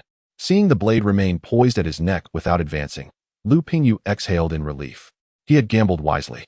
Despite a fleeting moment of hesitation when ordering the elimination of those military experts, he now realized that had he not acted decisively, he might have already been cleaved in two. With the dark moon-long knife still held firmly, Lu Pingyu resumed speaking. Since you possess your own power, let us abandon the notion of your participation in our plan. We can explore other avenues of collaboration. What demands do you intend to propose now? Han Feng gazed at Lu Pingyu, gradually lowering the dark moon longsword. We can discuss the specifics of our collaboration later. For now, allow me to show you the details of the 9301 project. I believe that once you comprehend the intricacies of the entire 9301 project, our negotiations for cooperation will be more equitable. As Lu Pingyu spoke, he gestured invitingly, indicating for Han Feng to follow them into the confines of the No. 32 Permanent Defensive Structure. Chapter 192, The Deep Blue Metal Within the Confines of the 32nd Permanent Defense Works of Yocheng. The illumination emanating from the overhead lights cast a glow that rendered the entire structure as bright as day. The driver Han Feng, piloting the Unimog RV, gradually followed the lead of Lu Pingyu, making his way into the passage of the defense works. The thoroughfare designed for vehicular passage inside the fortification was notably spacious. The substantial Unimog navigated the corridor with remarkable ease, devoid of any sense of congestion. Seated in the foremost off-road vehicle was Su Kongrong, alongside whom a soldier, filled with curiosity, inquired, Squad Leader Su, are you familiar with the 9301 project? How did you learn the confidentiality protocols? You ought not to pry into matters that do not concern you, Su Kongrong retorted, casting a sharp glance at the soldier who posed the question. He continued, our unit is not stationed here long-term, leaving us in the dark about everything within. Although I now attend high-level meetings, I suspect that even those who are permanently stationed here possess limited knowledge of what was just mentioned. As Su Kongrong admonished the soldier, the passage ahead began to draw to a close, and their speed gradually decreased, bringing them ever closer to the site of the 9301 project. Upon disembarking from their off-road vehicle, Lu Pingyu and Su Kongrong approached the RV, while Han Feng and Ning Xueru exited the Unimog, surveying their surroundings. The area they now occupied appeared considerably more antiquated than the entrance of the previous fortification. The slogans painted upon the walls within the structure could be traced back to the 1950s and 1960s, imparting a profound sense of history.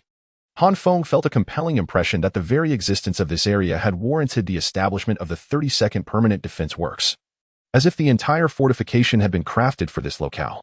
While Han Feng observed his surroundings, Lu Pingyu approached him to elaborate on the specifics of the area. This is the zone responsible for the 9301 project. It occupies the most subterranean position within the entire Permanent Defense Works, standing a staggering 162 meters beneath the surface. Even in the event of a nuclear strike, the individuals in this area would be likely to survive. As Lu Pingyu spoke, he gestured toward a particularly dilapidated building ahead. That structure is the testing facility for the 9301 project. Han Feng followed Lu Pingyu's direction with a frown, for the building in question appeared exceedingly worn, with cracks marring its walls, giving it an unsettlingly precarious appearance. Most notably, the building lacked any windows, existing in a completely sealed state. However, the moment Lu Pingyu pushed open the door, Han Feng was left utterly astonished by the scene that unfolded before him. In this seemingly unremarkable room, there hovered an imposing piece of deep blue metal, standing as tall as a person. This metallic surface naturally emanated a radiant blue glow, illuminating every corner of the space. Upon entering the room, Lu Pingyu observed the astonished expression on Han Feng's face.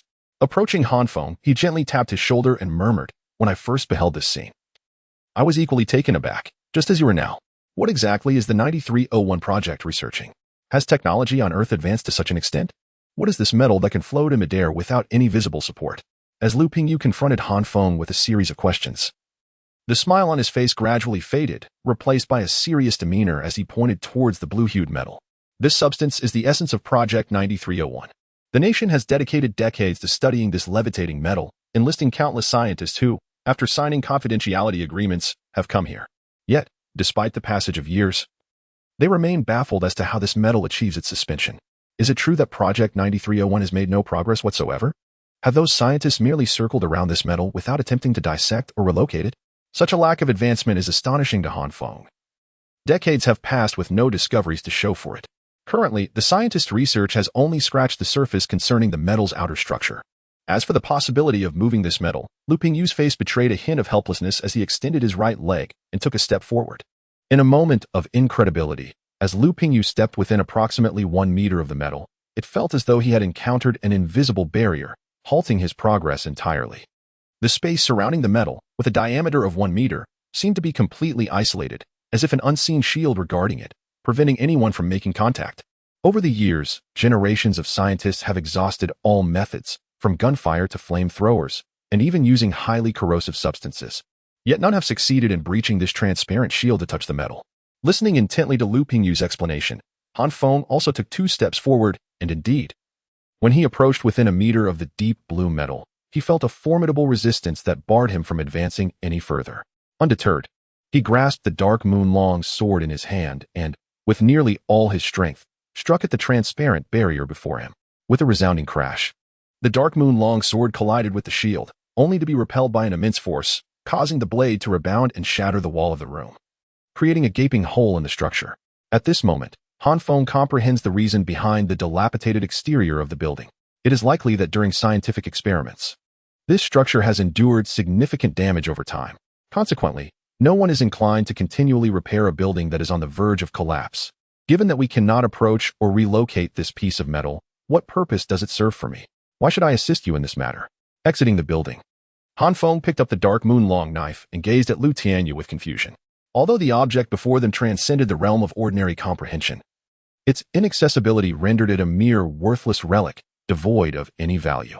However, the information I possess extends beyond this.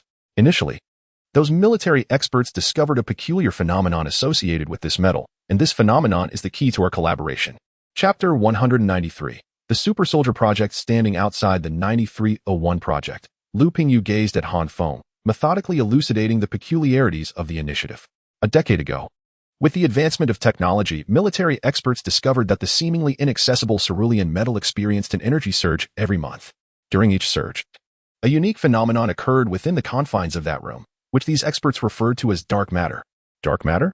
Han Feng found himself perplexed by Lu Pingyu's explanation, his brow furrowing in confusion. However, Lu's subsequent remarks eased his furrowed brow, though his expression transformed entirely. Experiments indicated that whether on animals or humans, exposure to dark matter during its eruptions within that room resulted in profound alterations. Beings that underwent this dark matter infusion exhibited enhancements in physical strength, speed, reflexes, and even memory, thus rendering the 9301 project as the Super Soldier Program. Super Soldier Program, Han Feng murmured. The revelations from the nation's 32nd Permanent Defense Installation utterly reshaping his understanding of the world. Beside him, Lu Pingyu contemplated the unassuming little structure ahead, reflecting that only those at the pinnacle of global power might comprehend its secrets. Even he was unaware that what he had been guarding was a birthplace for extraordinary beings. At that moment, Ning Xueru, standing behind Han Feng, interjected, "If this is of such significance, where have all the super soldiers gone? Shouldn't some be dispatched to protect the very place of their origin?" "This is precisely the enigma that troubles me," Lu Pingyu replied, shaking his head. Based on estimates, the number of super soldiers birthed in this locale over the past decade should exceed 1,000, yet they appeared to have vanished without a trace. Moreover, with the outbreak of the zombie virus, which posed a threat to global stability and even the extinction of humanity, there was still no word from these super soldiers. Let us set aside the matter of the super soldiers for now. You mentioned a collaboration. What does that entail? The revelation of the Super Soldier Project, codenamed 9301, had captivated Han Feng for some time, and he finally regained his composure, expressing a keen interest in Lu Pingyu's proposal. Shall we discuss this in the adjacent office? Lu Pingyu, noticing Han Feng's intrigue in the 9301 project, allowed a smile to grace his face as he gestured for Han Feng to enter a nearby office. According to the military experts' calculations, each dark matter eruption could transform 10 individuals into super soldiers, and thus, I intend to forge an alliance with your faction using these quotas. An alliance. Lu Pingyu's words elicited a raised eyebrow from Han Feng. Colonel Lu, do you truly have such confidence in my influence that you would ally with us? If these slots are entirely allocated to the evolution of soldiers under your command, your power would expand at an astonishing rate. Han Feng was filled with skepticism regarding Lu Pingyu's proposal for an alliance. Given that the latter commanded the perpetual defensive fortress number 32, which continuously produced super soldiers. Why would he seek an alliance with Han Feng? Observing Han Feng's perplexed expression, Lu Pingyu retrieved a notebook from a drawer in his office and presented it to Han Feng. This contains a comparative analysis of the personnel involved in the experiment, detailing their data before and after becoming super soldiers.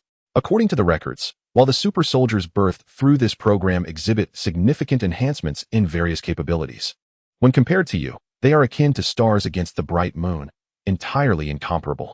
As Han Feng perused the experimental records, he discovered that the abilities of these super soldiers were roughly equivalent to those of bronze-level evolvers, while he had already attained the status of a silver-level evolver, rendering any comparison moot. Upon finishing the records, his confusion remained unabated. In fact, he lifted his gaze once more to Lu Pingyu, asking, "While I may indeed be stronger than these super soldiers, is that truly the crux of your desire for an alliance?"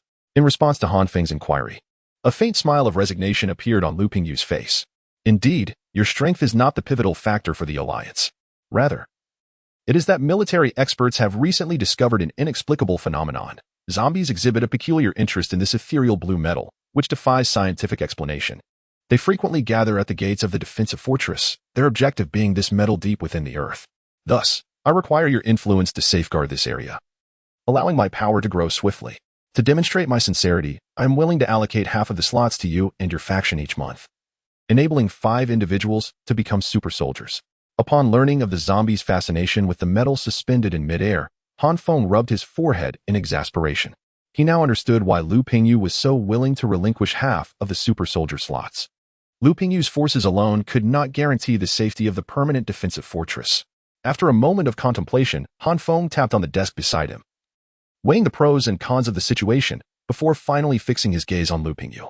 "I can dispatch a portion of my forces to support you. However, I will require 70% of the super soldier slots."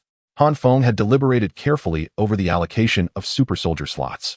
By claiming 70%, Lu Pingyu would be left with only 30%, which would not fundamentally alter the balance of power between them.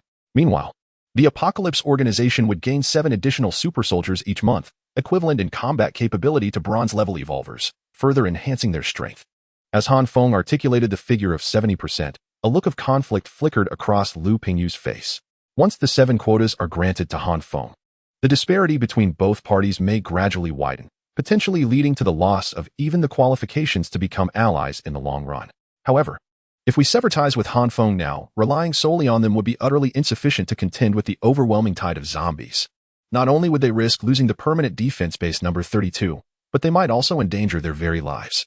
Contemplating this, Lu Pingyu took a deep breath, gazed at Han Feng, and slowly stated, "I consent to your request for 7 quotas, but you must promptly send personnel to assist in defense."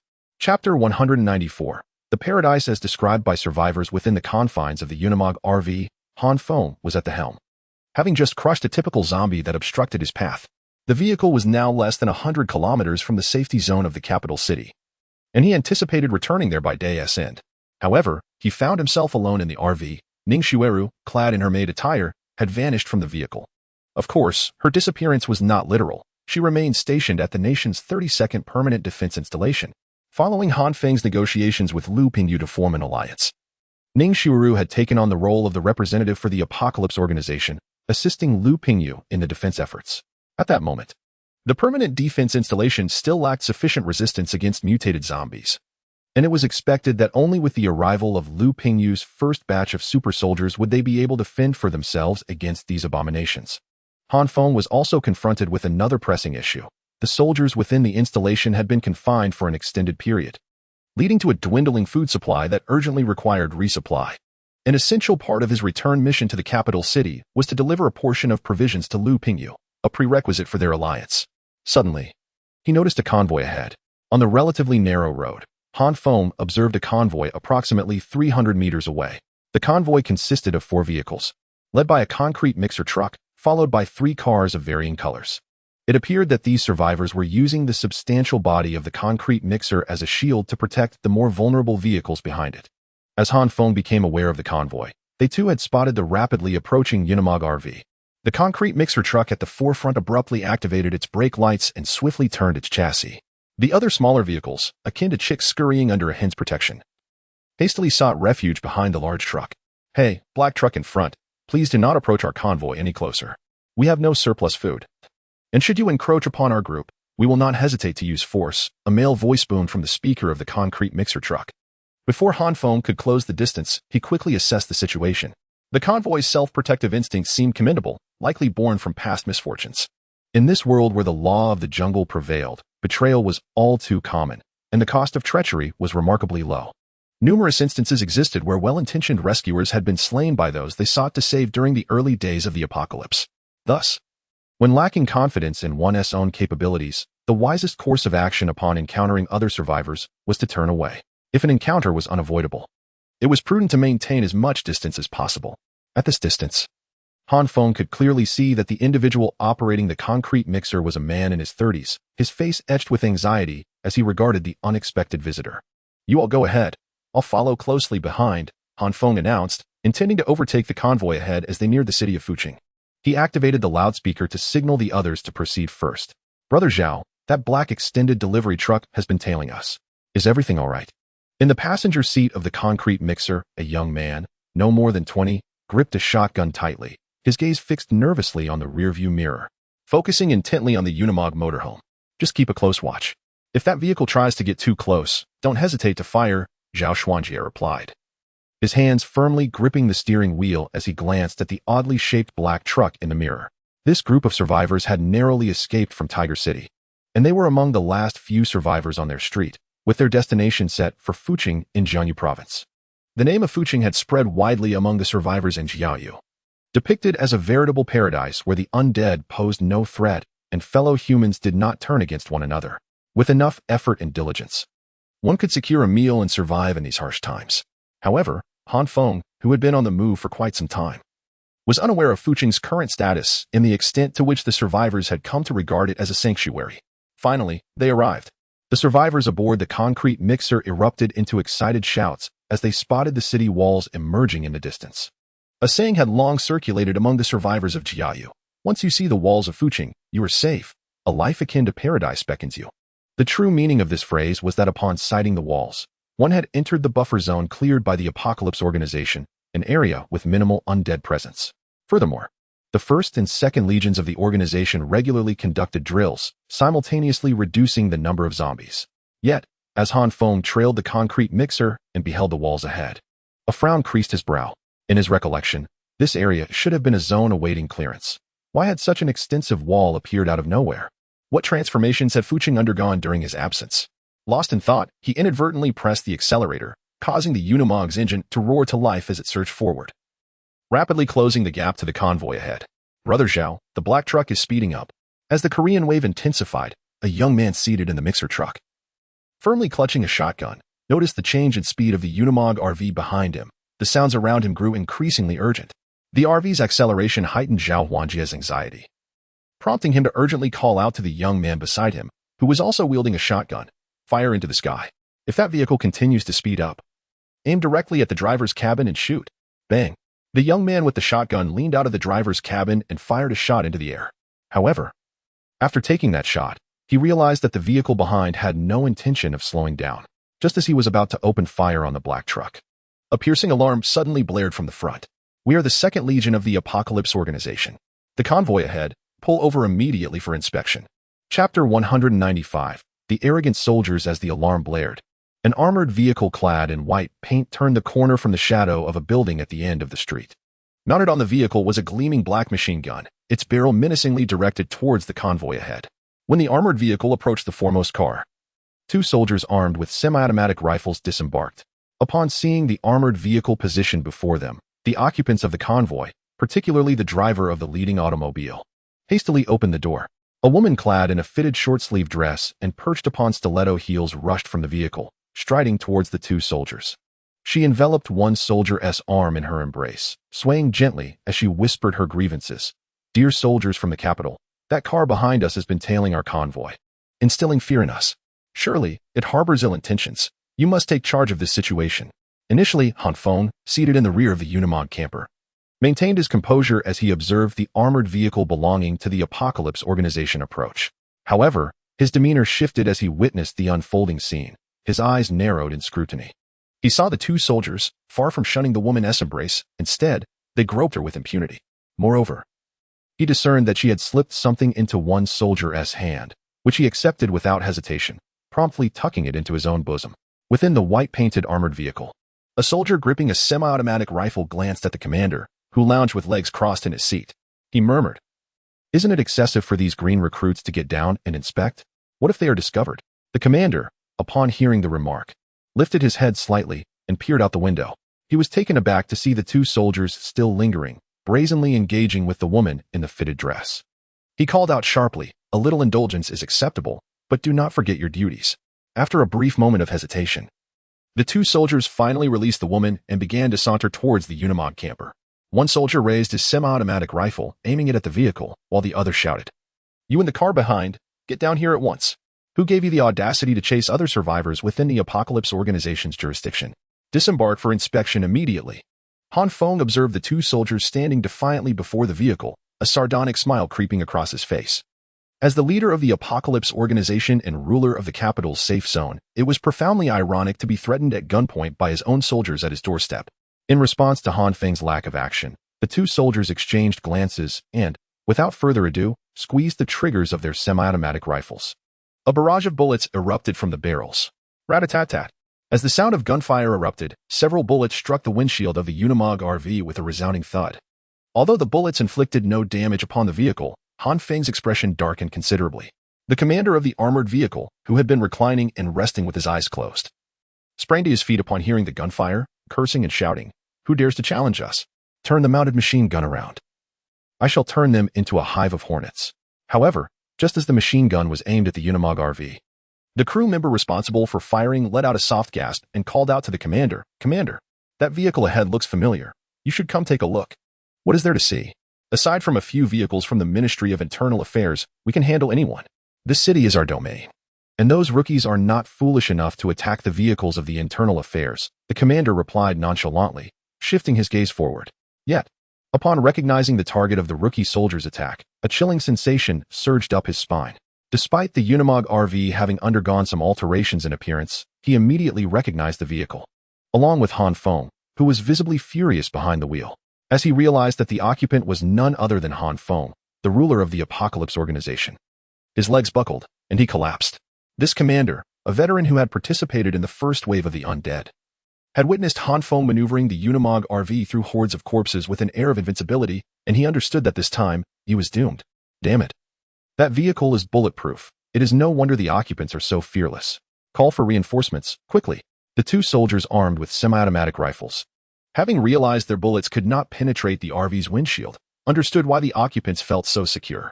One soldier swiftly turned back, gesturing for the armored vehicle to open fire and eliminate the RV before them.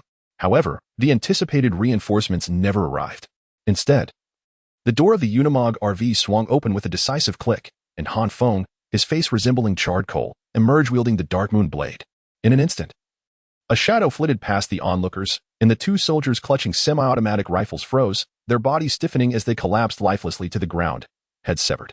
The woman, initially standing by in a form-fitting dress, shrieked sharply upon witnessing the two headless corpses fall.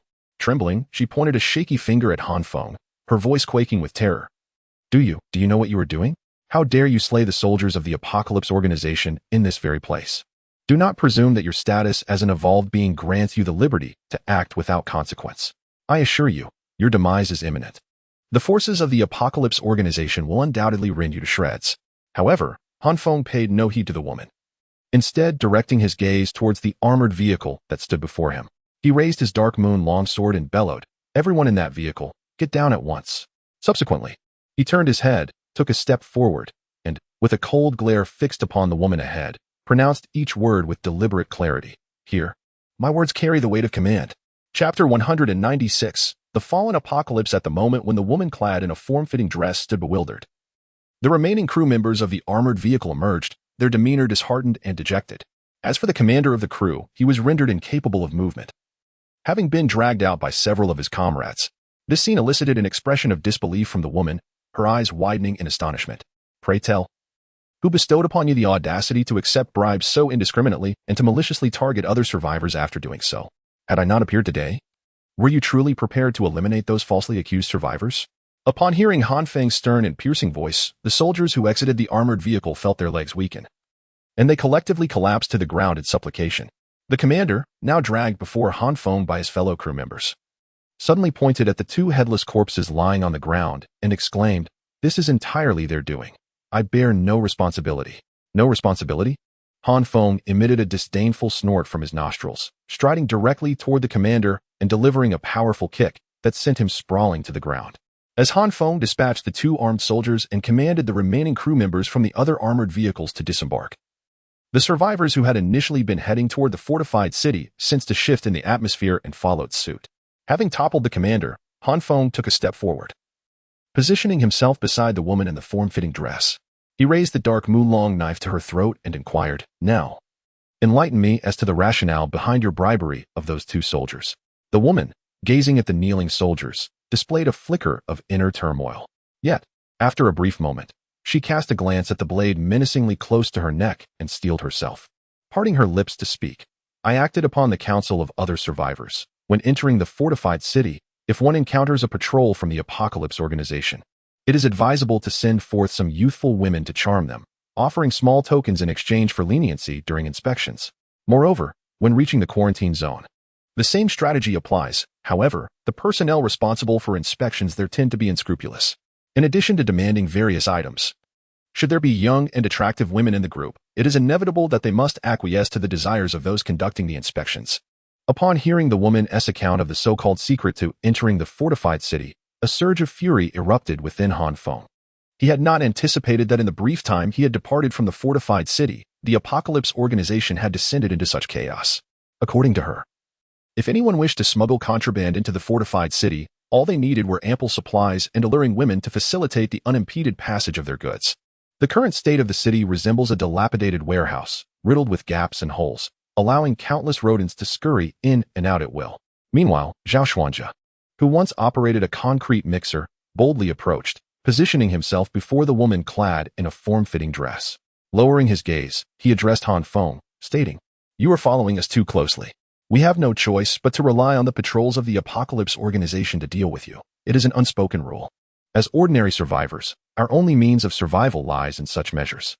Furthermore, if we do not cultivate a good rapport with the patrols and the quarantine staff, a mere word from them could spell our doom." At this point, he wrapped his arm around the woman's waist and continued, "If it were not for the necessity of navigating safely into the city's secure zone for a relatively safe existence, who would willingly subject their spouse to the hands of others, or even allow them to be degraded?" Han Feng regarded the anguished faces of Zhao Xuanjia and the woman beside him, letting out a soft sigh. He had grown weary of entangling himself in their corruption of the soldiers. They were merely pitiful souls striving to survive in this apocalyptic world. Just as Zhao Xuanjia was mustering the courage to explain their helplessness, the distant rumble of engines echoed down the street as two armored vehicles sped toward them. These vehicles belonged to the mobile unit of the 2nd Legion of the Apocalypse organization, hastily summoned by the sound of gunfire. The soldier in black shouted, "Quickly! Get down and cover your heads, or we will open fire." Upon the arrival of the armored vehicles and the discovery of two headless corpses on the ground, the soldiers immediately aimed their mounted machine guns at Han Feng, who had turned to face them, pointing at the armored vehicles and demanding, "Bring Qin Haomin over here." The commanders of the armored vehicles were seasoned veterans who had participated in the first wave of the zombie siege.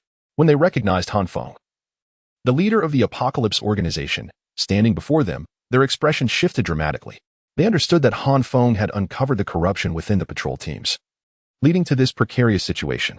However, none of the armored vehicles present were without their own dirt. The practice of accepting bribes was always a matter of concealment from superiors. And having now encountered the highest leader, their prospects of evading consequences were grim.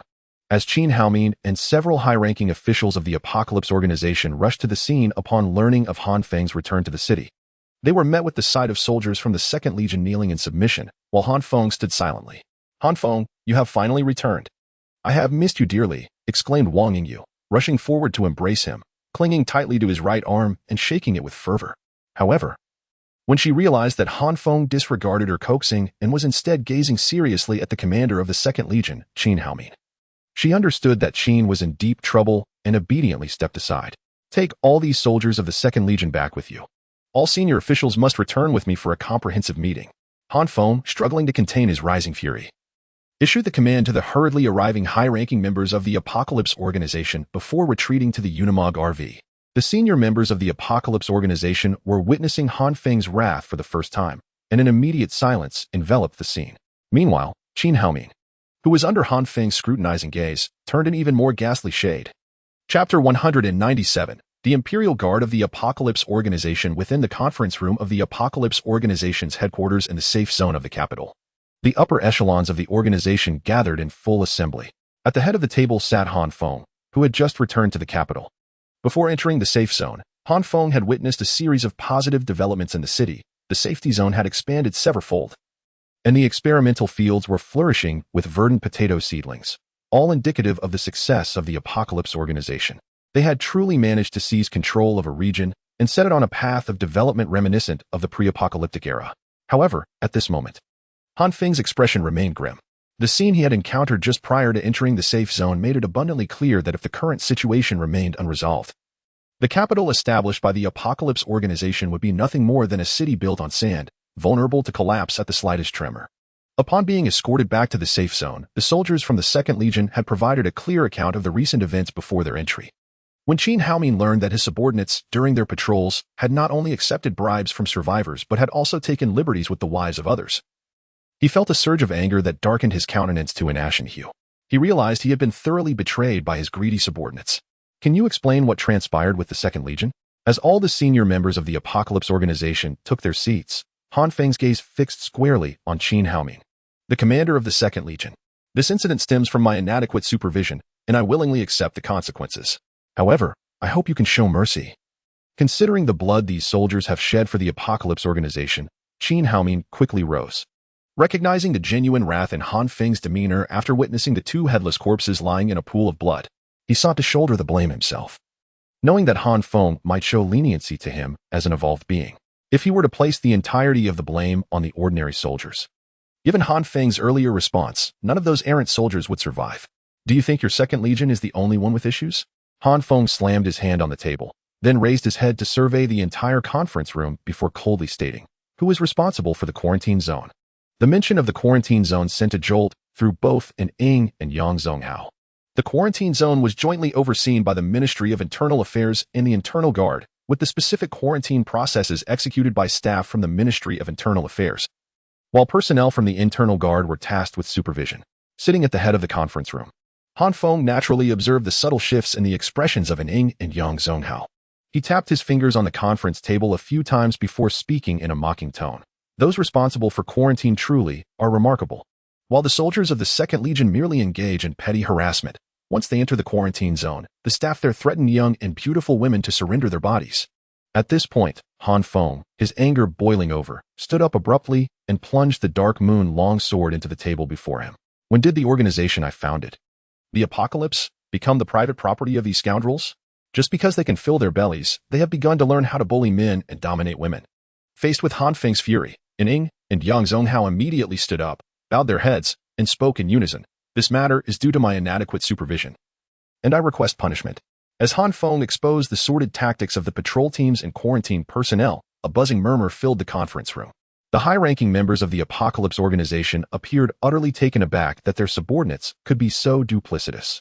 According to Han Feng's description, the current safety zone in the city had become little different from those nefarious refugee camps. Seeing the three senior members standing before him, a cold glint flashed in Han Feng's eyes. "Since you cannot manage your subordinates, do not blame me for disregarding our relationship. I hereby announce a new personnel appointment." Qin Haomin, Ing, and Yang Zonghao, standing at attention, felt a surge of anxiety upon hearing Han Feng's intention to make a new appointment. If their positions were to be revoked, it would signify a bloodbath was imminent. I officially announced the dismissal of Wang Yingyu from the position of Secretary General of the Apocalypse Organization, as Han Feng declared Wang Yingyu's removal.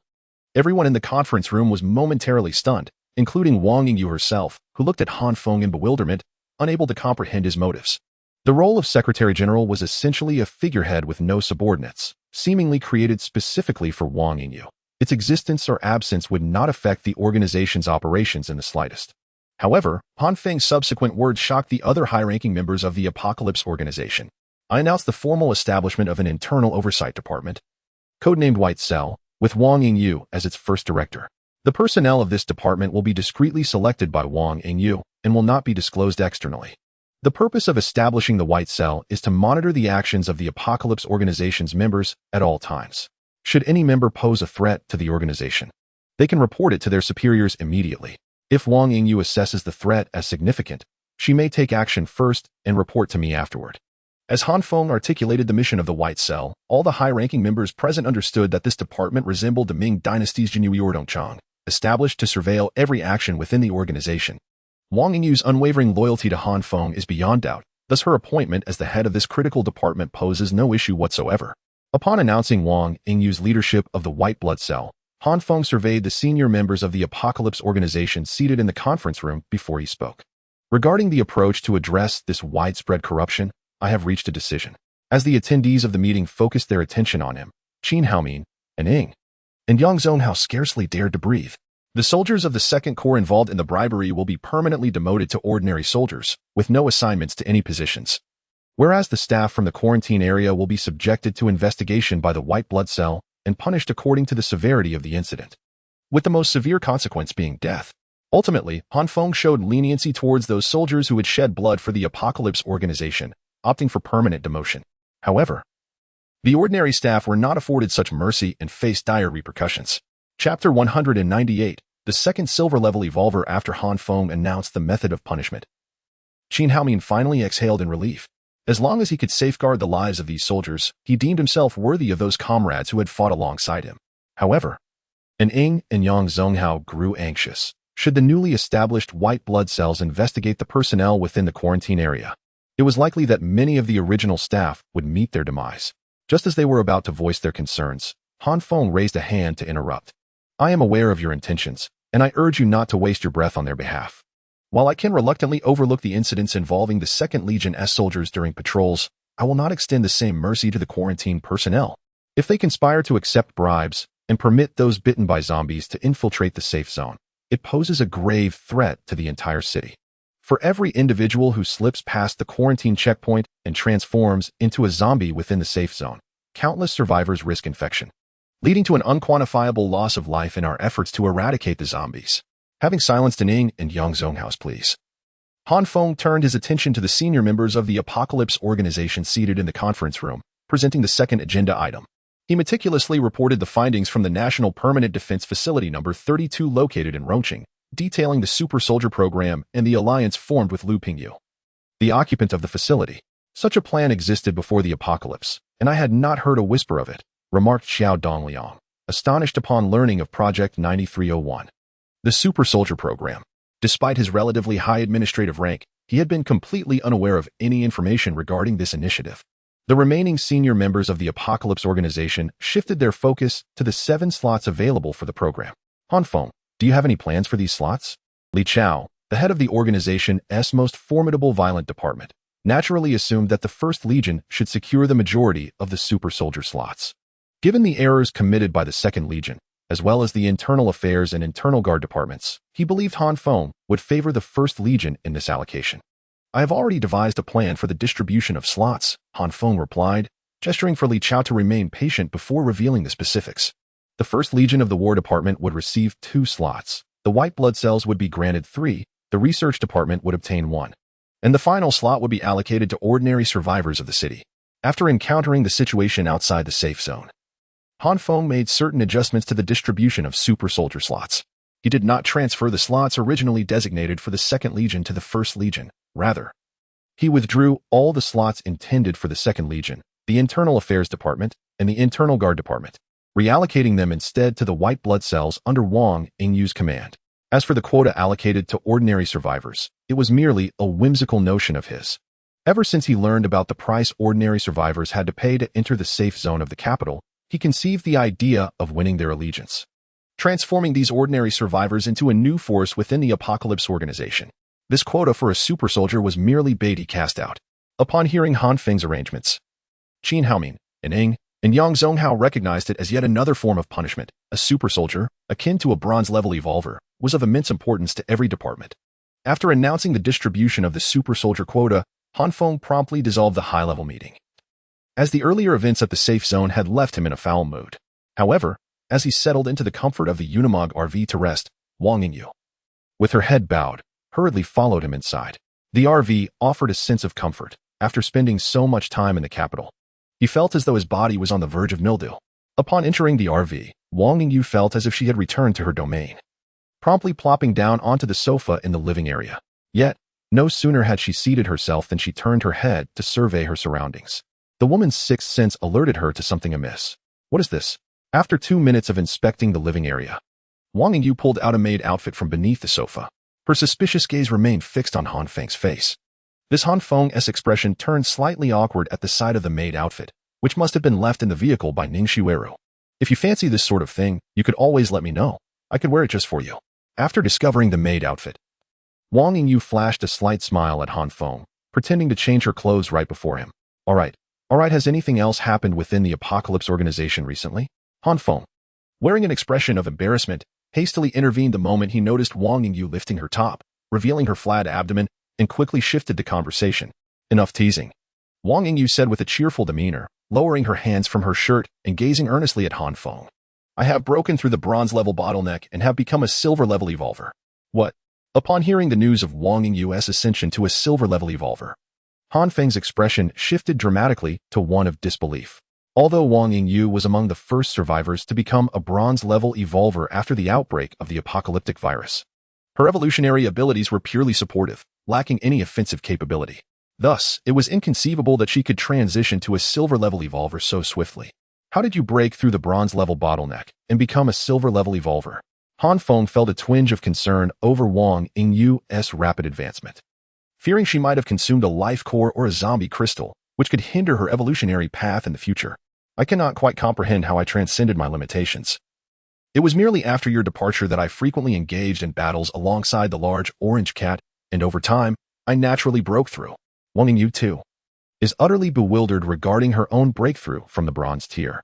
It was only after a particular skirmish that she discovered the potency of her primal allure had suddenly multiplied several times over, transforming her ability from controlling a solitary target to commanding multiple targets.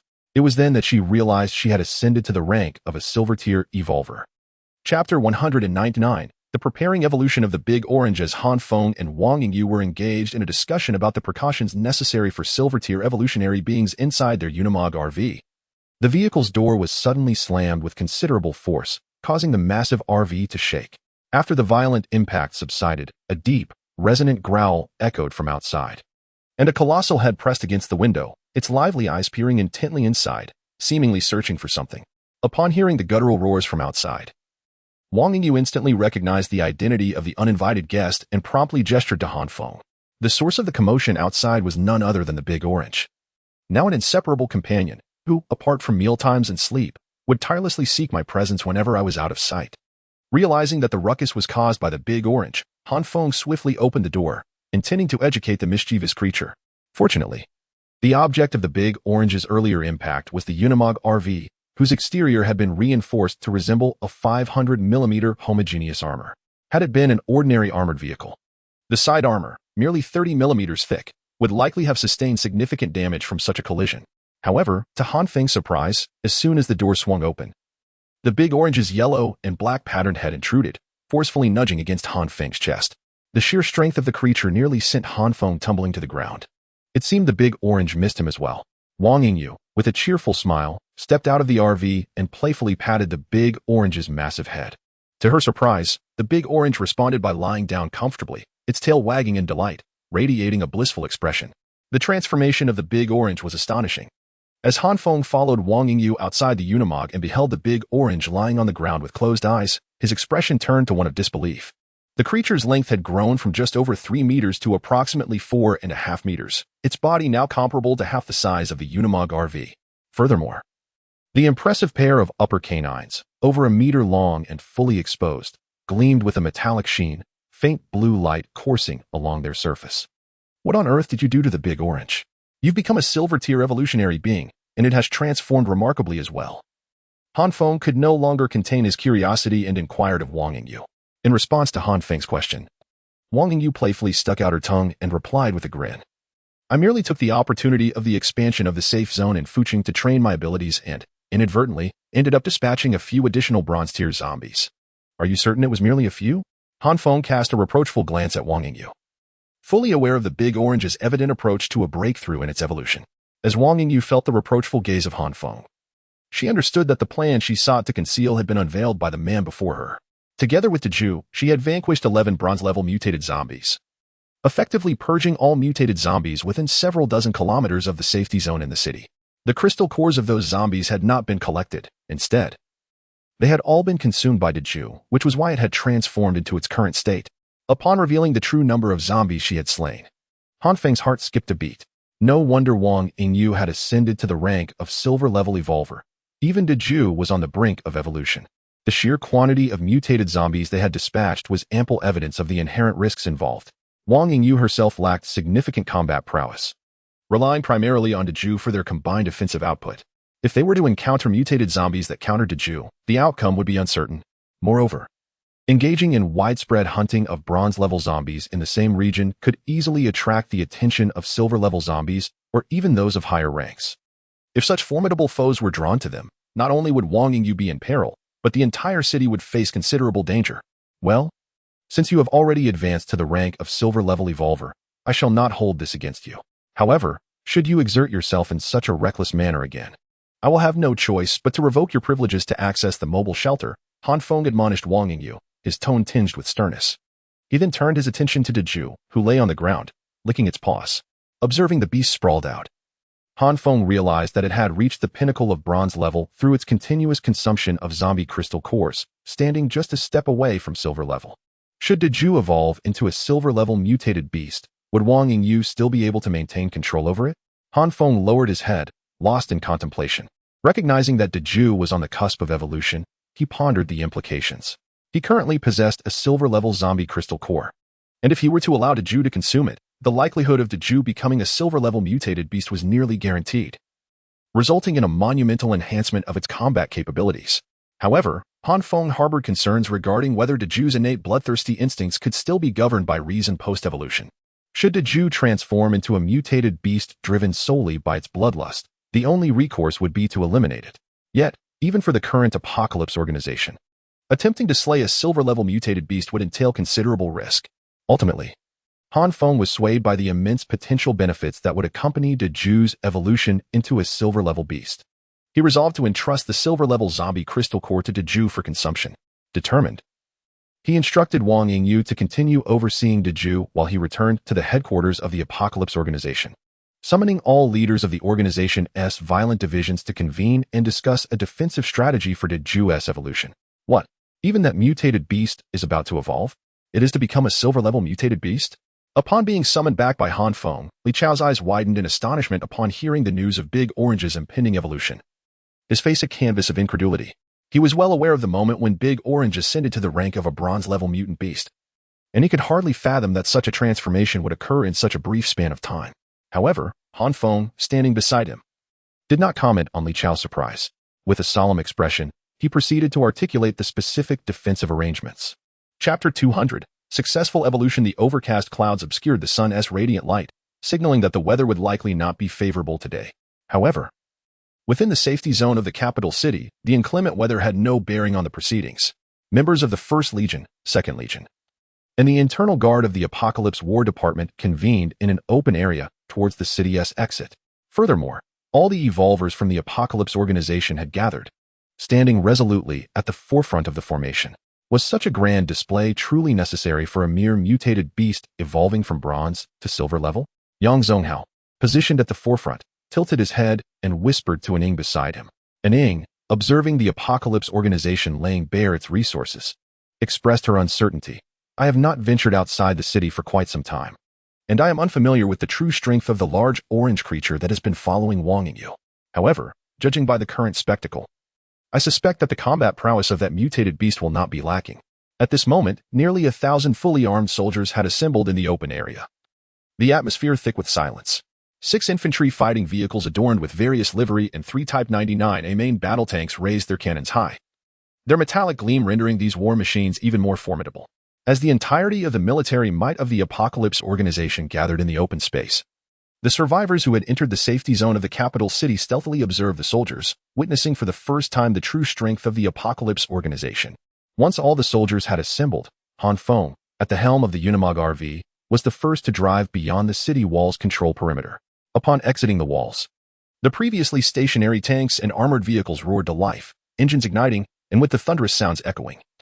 All but a portion of the 1st Legion soldiers tasked with guarding the walls departed the protective confines of the city. Han Feng had designated an evolution site for the large orange creature located 2 kilometers from the city wall of the safety zone, where the surrounding zombies had been largely cleared. As the ordinary soldiers from the 1st and 2nd Legions approached within a kilometer of the preordained site, they halted in their tracks, and the 3 Type 99A tanks along with 6 infantry fighting vehicles also came to a stop before the soldiers' position. Only Han Feng and Wang Yingyu, seated in the Unimog RV, truly arrived at the designated location. Big Orange, you must remember me later, Wang Yingyu said as she descended from the vehicle, extending her left hand to gently stroke the large orange creature's head. With her right hand, she retrieved the silver-level zombie crystal core that Han Feng had entrusted to her. Upon noticing the silver-level crystal core in Wang Yingyu's right hand, the creature's formerly gentle demeanor vanished, replaced by a fierce expression. Roar. After a deafening roar, the fierce orange cat revealed its true form. Opening its mouth filled with sharp teeth and swallowing the silver-grade zombie crystal core held in Wang Yingyu's hand in one swift motion. As soon as the orange cat consumed the silver-grade zombie crystal core, blood vessels rapidly appeared in its eyes, and blood began to seep from the pores of its skin, indicating that the energy contained within the crystal core violently surged into its body. If one were to liken the orange cat's body to a sealed vessel, it was already nearing its energy capacity. At that moment, the energy from the silver-grade zombie crystal core entered its form, causing the sealed vessel to become unable to contain any more energy. The orange cat was left with only one option: to expand its body as much as possible to accommodate all the energy. Failure to do so would result in its body bursting like an overinflated balloon. The pain inflicted by the merging of the blood seeping from its surface and the internal energy intensified its fury. It stood there, wildly swiping its claws in a frenzy, driven more by instinct than intention, merely seeking relief from the agony within. We should step back a bit, Han Feng suggested. Upon witnessing the orange cat's unconscious swipes and aggressive movements, he promptly maneuvered the Unimog RV backward approximately 200 meters. Remaining stationary could lead to being caught in the orange cat's erratic actions, resulting in an undeserved calamity. As Han Feng retreated, the orange cat's evolution continued unabated. Its roars grew more powerful, accompanied by waves of black smoke emanating from its pores, slowly enveloping its body, obscuring the events taking place within the mist. However, within that smoky haze, the orange cat underwent a remarkable transformation. Originally measuring 4.5 meters in length, it grew even larger. After about 10 minutes, its length surged to 7 meters. When including its tail, its total length surpassed that of the Unimog RV. As its body expanded, the once robust, conical upper canine teeth elongated and began to take on a more pointed shape, electric currents visibly coursing along these sharp fangs. The coloration of its black and yellow fur gradually shifted, the black fading to gray, while the yellow began to shimmer with hints of blue. The already sturdy joints of its legs began to harden, with spikes emerging from the now rigid joints, piercing through the fur that once covered them. These metallic-looking spikes undoubtedly signaled its formidable lethality. The most astonishing aspect was the striking horn that emerged at the very center of the orange cat's forehead. This originally existing, entirely black, spiral horn had astonishingly elongated, transforming from its inky hue to a deep blue. With the growth of this horn, the orange cat's evolution reached a significant milestone. As the dark mist that had enveloped it suddenly dissipated, the newly transformed orange cat revealed itself to all members of the Apocalypse organization. With a resounding roar that echoed through the air, the newly evolved silver-tier mutant beast seemed to unleash the agony of its transformation. However, shortly after its roar reverberated, a thunderous roar from afar answered back. Upon hearing this formidable sound, Han Feng's expression changed dramatically as he urgently shouted through the loudspeaker, "All personnel, prepare for defense." Chapter 201, The uninvited guest descends as Han Feng urged all members of the Apocalypse organization to remain vigilant and prepare for an imminent attack. A soldier from the 2nd Legion, stationed at the rear of the formation, shook his head and inquired of his comrade beside him, "Did you hear that sound?" "I did.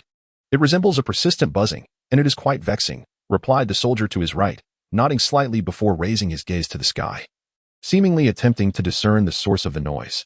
As he looked upward, a faint circular emerged amidst the thick clouds to the northwest, prompting an involuntary exclamation of surprise. "There seems to be something up there." His shout instantly alerted the other soldiers nearby, and as they turned their attention to the northwest sky, they indeed spotted the small but rapidly approaching their position. Jinxian, stationed at the forefront of the soldiers, naturally took note of the commotion among his ranks and promptly issued a defensive command. "Raise your weapons. Prepare to engage aerial targets." "Damn it, it's a flying mutated beast." Han Feng cursed inwardly as he observed it drawing ever nearer in the sky. Flying mutated beasts are arguably the most formidable of all mutated creatures. They can launch attacks without geographical constraints and can retreat with ease. A simple flap of their wings renders them nearly untouchable by their prey. Human survivors find themselves particularly helpless against such assaults. Prior to the apocalypse, technological advancements allowed for air defense missiles to be guided by radar or infrared heat signatures. However, these two methods are utterly ineffective against mutated creatures. Thus, if survivors wish to counter aerial attacks, they must rely solely on conventional firearms or antiquated anti-aircraft artillery. As the buzzing sound intensified, the dot grew larger, allowing everyone present to finally discern the nature of the airborne menace. What a grotesque sight it was. Upon realizing the true form of the mutated beast, a wave of murmurs erupted within the ranks of the Apocalypse organization, with some soldiers even experiencing a twinge of nausea, their faces paling in response. Soaring toward them was a colossal fly, measuring an astonishing 14 to 15 meters in length, its size comparable to that of a medium-sized fighter jet. The buzzing noise emanated from its enormous wings as they beat against the air. Han Feng, witnessing this mutant fly that was 1,000 times larger than an ordinary one, also wore a grim expression. Yet, it was not the creature's repulsive appearance that unsettled him. Rather, it was the evolutionary prowess of this mutated fly that filled him with trepidation.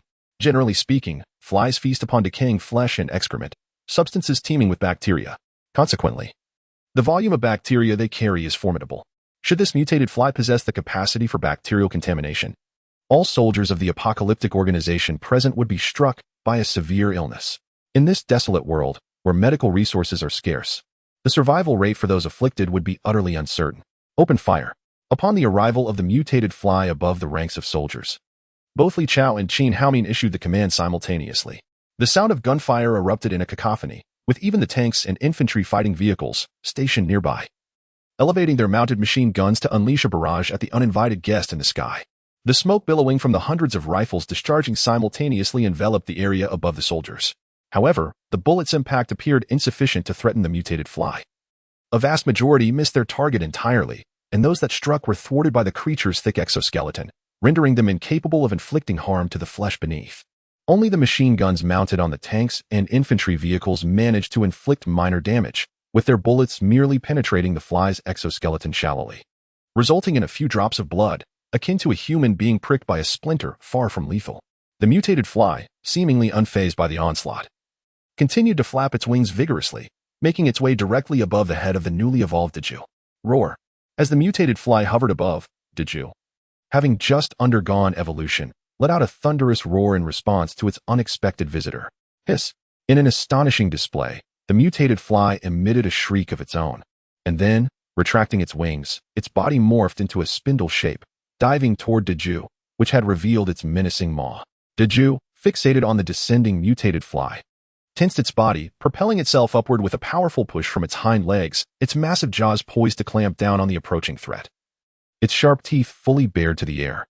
Just as it was about to seize the fly, the creature's wings, which had been tucked away, suddenly unfurled. Like a parachute, the wings arrested its rapid descent, momentarily allowing it to hover, even rising slightly into the air.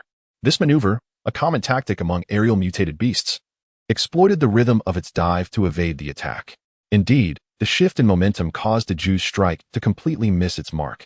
As Diju reached the apex of its leap, pulled by inertia toward the ground, the mutated fly retracted its wings once more, swiftly positioning itself behind Diju.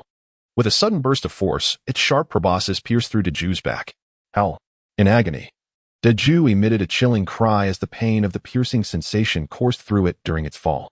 However, the pain in its back awakened the latent ferocity within.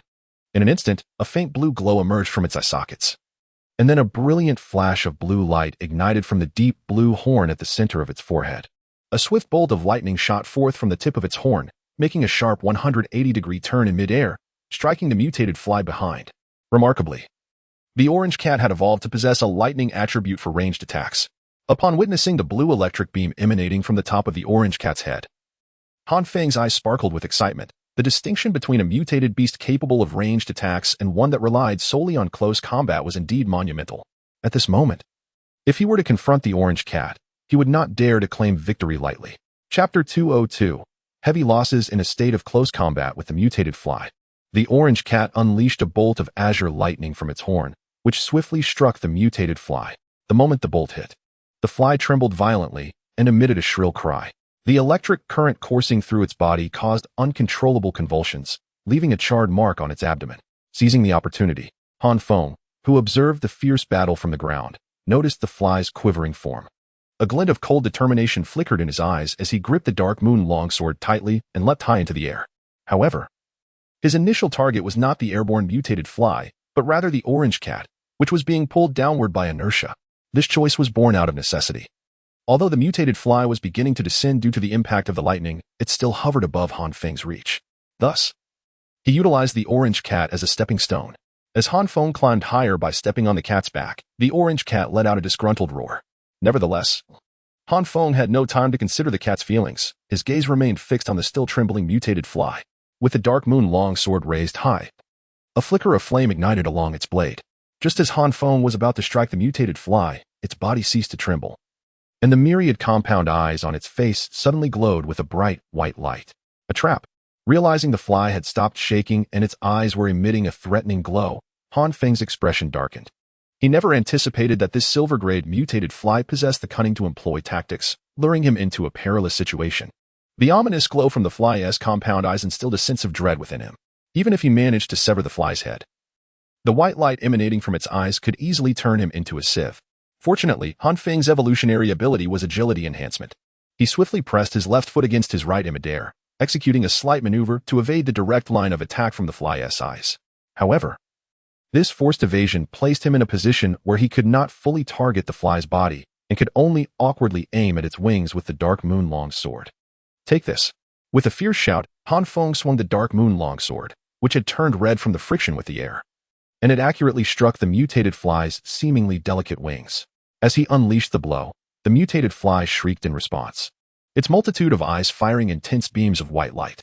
Standing in the rear of the apocalyptic organization's soldier formation, those armed with semi-automatic rifles realized that their weapons were utterly ineffective against the mutated flies. They stood frozen, watching the fierce battle between two silver-tier mutant beasts. This was indeed a confrontation of silver-tier mutant beasts. Their eyes widened in astonishment as they witnessed the unfolding conflict before them. It was their first encounter with such high-level combat, particularly when the large orange beast unleashed a bolt of lightning from its horn. They comprehended that these mutant creatures could also employ ranged attacks. However, the subsequent scene instilled terror in the faces of the onlooking soldiers. The dark moon longsword wielded by Han Feng cleaved through the wings of the mutated fly as effortlessly as slicing through tofu. Yet, this very strike caused the suspended body of the mutated fly to tilt precariously. The originally focused beam of white light in its compound eyes, aimed at the large orange beast, veered off course and hurtled directly towards the soldier formation of the apocalyptic organization. Scatter. Recognizing the impending danger, Li Chao activated the plasma shield, positioning himself at the forefront in a bid to mitigate any potential damage to the ordinary soldiers behind him. At that moment, the white light emitted from the mutated fly's compound eyes collided violently with the front of a 99A main battle tank stationed at the forefront of the soldier formation. Boom. Upon impact, the tank's front armor, equivalent to 1,000 millimeters of homogeneous steel, began to melt instantaneously, molten iron cascading down the vehicle's sides. The crew members inside the tank were almost instantaneously incinerated by the intense heat radiating from the white light, their bodies carbonizing into a pile of black ash. The robust structure of the 99A main battle tank withstood the searing light for merely a second. Its main armor melted away, triggering the ammunition stored within to explode, transforming the tank into a colossal firework. After detonating the tank, The white beam continued to sweep backwards, nearly annihilating the soldier formation behind it. Those soldiers who could not evade in time were consumed by the white light, reduced to charred remains. Even those soldiers whose bodies merely brushed against the beam were instantly ignited, becoming living torches. As for Li Chao, standing at the forefront of the formation, he sensed the peril after just one encounter with the white light. The energy within him depleted in an instant. If he persisted in shielding against the beam, he would likely meet the same fate, fleeing in panic from the range of the white light. Li Chao turned to behold the devastation left in its wake among his comrades. His eyes widened in horror at the sight of a barren stretch hundreds of meters long and 3 meters wide in the soldier formation. The soldiers standing in that area had all been turned to ash, leaving only a pile of black powder as a testament to their existence. Han Feng, who had struck the mutated fly, also caught sight of the tragic scene among the soldiers behind him, his expression darkening considerably. Although he and the large orange cat narrowly escaped the lethal assault of the mutated flies, the losses suffered by the soldiers behind him weighed heavily on his heart. This attack from the mutated flies had claimed the lives of at least 200 soldiers from the Apocalypse organization, a loss that Han Feng found utterly unbearable. Nevertheless, Han Feng's counterattack had stripped the mutated flies of their greatest advantage. With their wings severed, they could no longer take flight, plummeting to the ground like a malfunctioning aircraft.